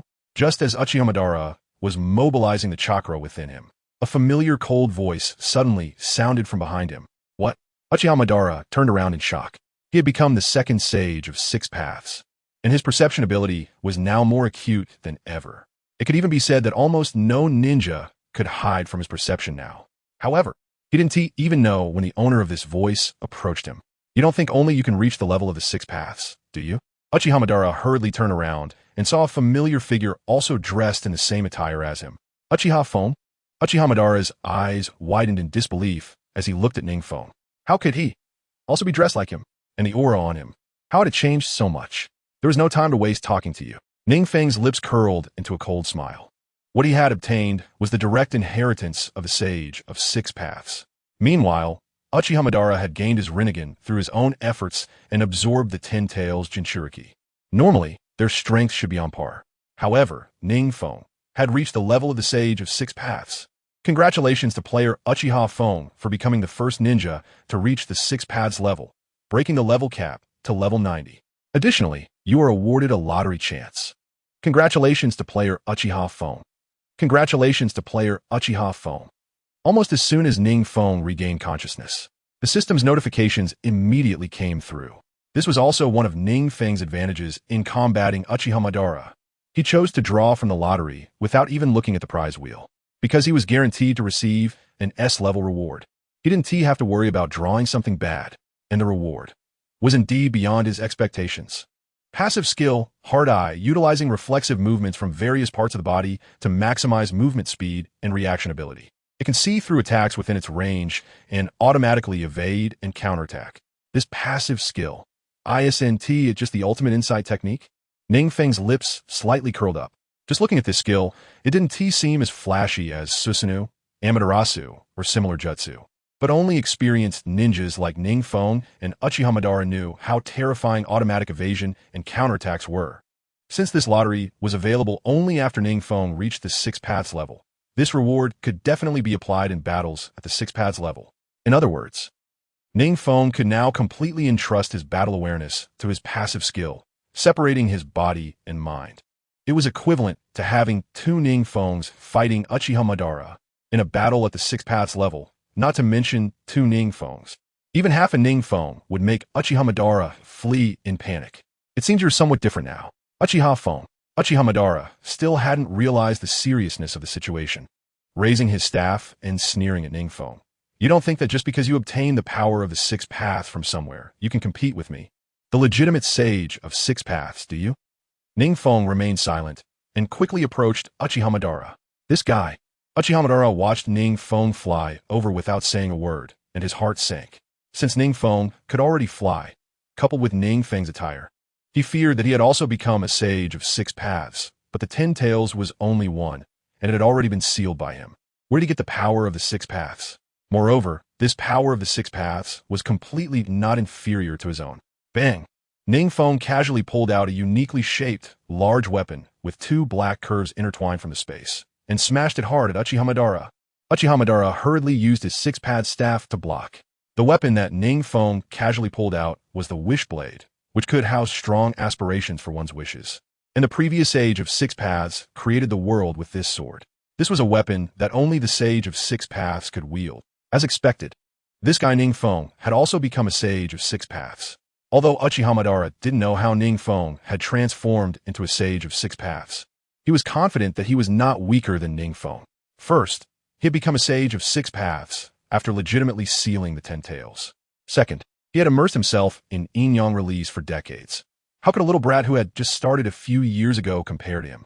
However, when it came to the actual fight, Uchiha Madara deeply regretted it. This Uchiha Feng, his body seemed to be fighting like 2 people. The body constantly dodges its own attacks and counterattacks, while it seems there is another Uchiha Madara continuously launching new assaults on itself. How could someone use sage techniques while simultaneously engaging in high-intensity close combat? Unless it's a shadow clone, but at the level of the sage of 6 paths. The shadow clone technique is of little help to them. So, what technique has NingFeng learned? How could he be so ferocious? Uchiha Madara is being forced to retreat step by step. He has to admit that after NingFeng became the sage of 6 paths, although his hard power is comparable to his own, the way he fights and his battle experience seem to outstrip him by several streets. Every attack Madara launches can be instinctively avoided, while NingFeng makes different counterattacks. This terrifying battle awareness and intuition can be said to be the most frightening that Uchiha Madara has ever seen. After so many years of battles, it's the first time he has encountered someone with such terrifying battle awareness. Something feels off over there. At this moment, Black Zetsu, who was about to take action from a distance, saw another figure engaging in battle with Uchiha Madara without hesitation and stopped in his tracks. The aura of that figure is also very familiar and quite similar to that of Uchiha Madara. Is another sage of 6 paths? The nearby Kabuto also widened his eyes. There is only one 10 tails, which is a universally acknowledged fact. Therefore, only the 10 tails Jinchuriki who possesses the sage can gain the power of the 6 paths. So, there should only be one sage of 6 paths. Why are there now 2 sages of 6 paths in the field? That is Uchiha Feng. Suddenly, Black Zetsu's expression changed dramatically as he shouted. He simply couldn't understand how NingFeng had also become a sage of 6 paths. Moreover, it seems that the Uchiha Madara who became the sage of 6 paths first is now being suppressed by NingFeng. Did NingFeng see through Uchiha Madara's previous scheme and then turn it against him, outsmarting him? That shouldn't be the case. Black Zetsu also understands the aura of the sage of 6 paths. The two people in front of him are undoubtedly powerful sages of Six Paths Bang. Just as he was pondering, a figure was violently knocked out from the dust. Chapter 315. Extracting the Ten Tails, Resealing It. Cough. The figure flying out from the smoke gradually became clear. It was the disheveled Uchiha Madara. The rain shadow has become this powerful? Kabuto couldn't help but exclaim, but even though he praised with his mouth, his hands showed no intention of taking action. A battle at the sage level is no longer something he can participate in. Even a battle at the super shadow level is somewhat strenuous for him. So now he only needs to quietly watch the battle, waiting for the final result to emerge. Don't mention that he has tens of thousands of white Zetsu. Even 100,000 white Zetsu would be nothing more than a trivial matter in front of a sage-level strongman. This is the power of a sage-level strongman. Damn it! Uchiha Madara struggled to get up. They are both now sage-level powerhouses, and logically, it shouldn't be possible to decide the outcome so quickly. However, in front of NingFeng, Uchiha Madara felt a sense of powerlessness. Clearly, both of them have Rinnegan, but facing NingFeng, Uchiha Madara feels as if he is an ordinary person facing a ninja from the Uchiha clan. It seems that NingFeng can perfectly predict his next move and reacts without even thinking. This terrifying battle intuition directly tipped the scales of victory in favor of NingFeng. What exactly? Uchiha Madara looked at the figure rushing toward him, extending a hand in an attempt to interrupt NingFeng's assault as he spoke. Whoosh! NingFeng didn't care about anything else and directly placed a hand on Uchiha Madara's body. Then, Uchiha Madara felt the ten tails within him being pulled. You actually want to extract the ten tails from my body? Uchiha Madara's face changed dramatically. Is this NingFeng's ultimate goal? He desperately mobilized the chakra within him, frantically trying to pull the ten tails back. However, he had consumed more than NingFeng before. Therefore, in this tug of war, he naturally found himself at a disadvantage. Where is Kabuto? Where is Black Zetsu? Uchiha Madara couldn't help but curse. He was just a little short of pulling the ten tails back into his body. After all, it was the ten tails pulled out from his own body, so he still had a considerable advantage. But the gap in chakra made him suffer greatly. If someone could disturb NingFeng at this moment, he could smoothly keep the ten tails within his body. At this time, he couldn't help but regret why he didn't unleash infinite Tsukuyami earlier and create so many issues. After becoming the sage of Six Paths, he should have disregarded everything and killed NingFeng. Crack. In the end, Kabuto and Black Zetsu still didn't dare to step forward to participate in the sage-level battle, and NingFeng successfully extracted the ten tails from Uchiha Madara's body. Whoosh! Almost at the same time, as soon as the ten tails broke through the surface from NingFeng's coverage over Uchiha Madara's body, it was sealed into NingFeng's body. NingFeng looked somewhat surprised at the massive entity continuously flowing into his body. The ten tails kept breaking free from the seal within Uchiha Madara and continuously surged into NingFeng's body. That's right. The previous contracts made with the tailed beasts were all unequal contracts. So are the 9 tailed beasts and the 10 tails? A full 8 of them are under my command. NingFeng felt the summoning contract within him continuously vibrating and suddenly understood the whole situation. He had a full 8/9 of control over the 10 tails. Even if the tailed beasts were sealed, NingFeng could still control them when they broke free from the seal and entered a wild state. At this moment, he merely had the wish to seal the 10 tails in his heart, and the 10 tails obediently surged into his body. Almost as soon as the 10 tails entered his body, he felt a strong resentment impacting his nerves. Who is NingFeng? His willpower is one of the rarest in the world. Even at just 5 years old, his willpower can be compared to Uchiha Madara. At the same time, he can wield the Amaterasu sword, which harbors will, with great ease, demonstrating his willpower. This is also a test for the Ten Tails Jinchuriki. Only with strong enough willpower, a resilient enough body, and, after opening the Rinnegan, can one seal the Ten Tails. Becoming the Ten Tails Jinchuriki also means becoming the Sage of Six Paths. As the dust of the Ten Tails settled, Uchiha Madara also exited the Sage of Six Paths mode. Now, he has lost all his robes. His hair, however, still retains the white color from the Sage mode. However, his chakra fluctuations are now significantly weaker than when he was in Sage of Six Paths mode. In fact, he is even weaker than before he became the Sage of Six Paths. Because while NingFeng extracted the ten tails from his body, he also noticed that there were actually his own cells within him. He also extracted his own chakra and cells along with it. This way, Uchiha Madara's strength dropped to the level he was at before he transplanted NingFeng's cells. Uchiha Madara was truly terrified at this moment. This junior actually managed to extract the 10 tails from his body. It seems that he absorbed the 10 tails effortlessly. Madara. NingFeng looked at Uchiha Madara with a hint of mockery, and the 3 truth-seeking orbs behind him instantly appeared in front of Uchiha Madara. These 3 truth-seeking orbs completely sealed off Uchiha Madara's escape route. Uchiha Madara couldn't dodge in time, and was pierced through the chest by the 3 truth-seeking orbs one by one. Crack, crack! Uchiha Madara's pupils slightly dilated, and the place pierced by the truth-seeking orb instantly turned to nothingness. At this moment, his vital points had already been penetrated by NingFeng's truth-seeking orb. Thud! The remaining half of his body collapsed weakly onto the ground. The legendary hero, Uchiha Madara, has fallen. Is this the complete power of the 6 paths? NingFeng stood up and slowly floated into the air. Kabuto Yakushi, oh no! At this moment, the distant Kazita noticed that NingFeng was looking this way and hurriedly pulled over Kabuto, who was still shocked by how easily Uchiha Madara had been taken down, shouting, "Now's the time to escape. Uchiha Feng will not execute the Eye of the Moon plan, as long as you all what?" Suddenly, a devil-like voice appeared behind Kurizetsu. "Uchiha Feng, I advise you not to act rashly right now, or else stronger ninjas will come." Kurizetsu's expression changed, but he quickly reacted and threatened NingFeng. "You should know that this power of the 6 paths is not originally from this world." So much nonsense. NingFeng waved his hand casually, and several truth-seeking orbs surrounded Kurizetsu. Whoosh! Before Kurizetsu's words could finish, he was pierced by these truth-seeking orbs. Chapter 316. Surpassing the 6 Paths, Unification of the Ninja World Finale. The power of the 6 Paths originally came from the Otsutsuki clan. However, after sealing the 10 Tails Jinchuriki and receiving the Sage of 6 Paths inheritance, NingFeng was confident that his strength had far surpassed that of the Sage of 6 Paths. Beginning with the Sage of 6 Paths and transcending beyond him, he was now the supreme being in the ninja world. Feng, Lord Feng. Kurizetsu was a person that Kabuto Yakushi recognized as having top-notch survival abilities.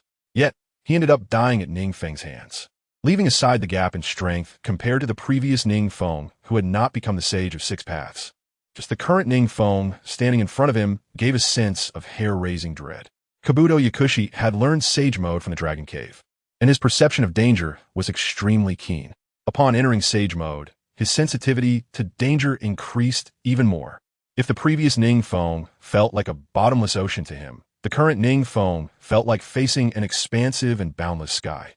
NingFeng waved his hand nonchalantly, and Kabuto Yakushi was astonished to feel the Sage Chakra within him suddenly dissipate. At the same time, his appearance gradually transformed back to that of the once handsome young ninja. His power was erased in an instant by NingFeng. He would return to Amage Cure to face punishment, leaving behind a light-hearted remark. NingFeng gradually ascended into the air. His current abilities had transcended the 6 paths. Various methods could be said to have surpassed Otsutsuki Kagaya at that time. Moreover, he could now sense the existence of the external reality space. He was ready to go and see for himself. Whoosh! Suddenly, NingFeng, who had risen into the air, vanished without a trace. At the same time, in the real world, Professor Shui was checking NingFeng's various data. Professor Shui. NingFeng's body suddenly disappeared. What? Professor Shui's expression changed dramatically. A living person. Just vanished? What a joke. He pushed his assistant aside and hurried to check the place where NingFeng had logged into Naruto. Suddenly, there was a ripple in space. Then, NingFeng, dressed in the 6 Paths clothing, slowly emerged from a spatial rift. Professor Shui. I have become the Sage of 6 Paths. NingFeng looked at the astonished Professor Shui, a smile curling at the corners of his mouth. This reaction was also expected.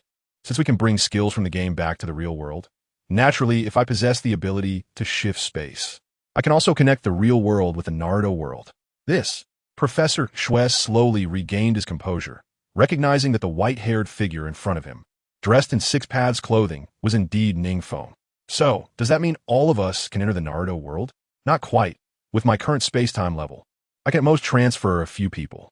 NingFeng frowned, then saw Zhu Qin, who also looked shocked, walking over and smiled as he pulled her and Professor Shui in. In the Naruto world, I'm already a unique existence in the ninja world. Everyone won't have to worry about being attacked by monsters anymore. This time, I plan to take everyone with me. 2 years later, since NingFeng sealed the Ten Tails and became the Ten Tails Jinchuriki, his strength had surpassed the six paths naturally. It followed that he incorporated Sunagakure, Iwagakure, and Kumogakure, who had been acting against him. In the end, Wave Wind Minato had no choice but to yield Konoha. After all, his disciple was now the #1 person in the ninja world. Thus, in less than half a month, the ninja world was unified. The newly established ninja nation was naturally headed by the Land of Rain. After passing the title of the new Rain Shadow to Wave Wind Minato, NingFeng retreated with Zhu Qin, Konan, and Long Zhe. During these 2 years, members of the Otsutsuki clan came to the ninja world. However, having long surpassed the Sage of Six Paths, NingFeng's strength only increased during this time, easily eliminating them. Has Feng gone into seclusion? Outside Amigakure, in a small village, Wave Wind Minato knocked on the door and asked the purple-haired mature woman who opened it. Time flies. Seeing that the still gentle and beautiful face of Konan had shed some of its childishness, Wave Wind Minato couldn't help but feel emotional. What's wrong? Did something happen? The woman dressed as a mature lady was indeed Konan. She and NingFeng had already expressed their feelings for each other, and half a year ago, she had left a child for NingFeng. Konan peeked out, seeing Uchiha Itachi and Uchiha Shursui behind Wave Wind Minato, along with a little boy tugging at Uchiha Itachi's clothing. I haven't seen Feng for a long time. I want to have a few drinks with him. Wave Wind Minato smiled. As the public leader of the entire ninja world, his daily schedule was packed. This was also the 4th birthday of Uchiha Sasuke. So Uchiha Shursui and Uchiha Itachi wanted to meet NingFeng. Since NingFeng had handed over power to Wave Wind Minato 2 years ago, he had seen NingFeng for a long time. It was a good opportunity to see the disciple he was most proud of. I don't know, Konan said with a troubled expression, looking at the woman inside who was playing with a boy and a girl. I'm not sure either. Zhu Qin raised her head and saw the group at the door, offering an apologetic smile. NingFeng had given Zhu Qin an explanation, and there was no hierarchy among them. That guy probably went to study space-time again, right? At that moment, a lazy female voice came from inside. Then, Long Zhe, with her long silver hair and an unhappy expression, walked out. This morning, NingFeng just said he wanted her to work harder. The two had fought a whole morning. As for NingFeng's mention of effort, Long Zhe glanced at the boy and girl running toward her, and her face softened slightly. Oh, still studying space-time, huh? Uchiha Itachi and Uchiha Shursui both smiled bitterly. Nowadays in the ninja world, NingFeng's mastery of space-time could be said to be unparalleled. Ha! I told you this kid hasn't been slacking off at all. You even brought us back to life. Big brother, could you please say less? At this moment, 2 strong voices suddenly came from behind Wave Wind Minato. Huh? 3 figures appeared in front of everyone. What are you doing here? Wave Wind Minato heard the familiar voices and quickly examined them closely. It was NingFeng, who had changed into ordinary civilian clothing, and behind him were the first Hokage and the second Hokage. Feng, what are you? Studying the resurrection of these 2 old friends. Back on the battlefield, I had quite a few encounters with them. The specimens from Orochimaru and Kabuto weren't enough to bring them back, and it took me a long time to gather enough. NingFeng shrugged, then waved his hand lightly, and the scene in front of everyone shifted, finally settling in an open field. Come on, it's still early, let's drink and talk slowly. NingFeng smiled as he looked at his wife and children, then turned to look at his teacher and elder brother. Then, with a sweeping motion of his hand, he conjured a cup filled with liquor. Synopsis. After waking up, the traveler NingFeng was shocked to discover that the people in the world he had crossed and could enter the second world Naruto, practice ninjutsu, become ninjas and fend off beast demons. However, due to a cultural gap, the people in this world knew nothing about Naruto. The Sharingan is the weakest bloodline limit. The Hyuga clan is the strongest. Orochimaru is the final boss.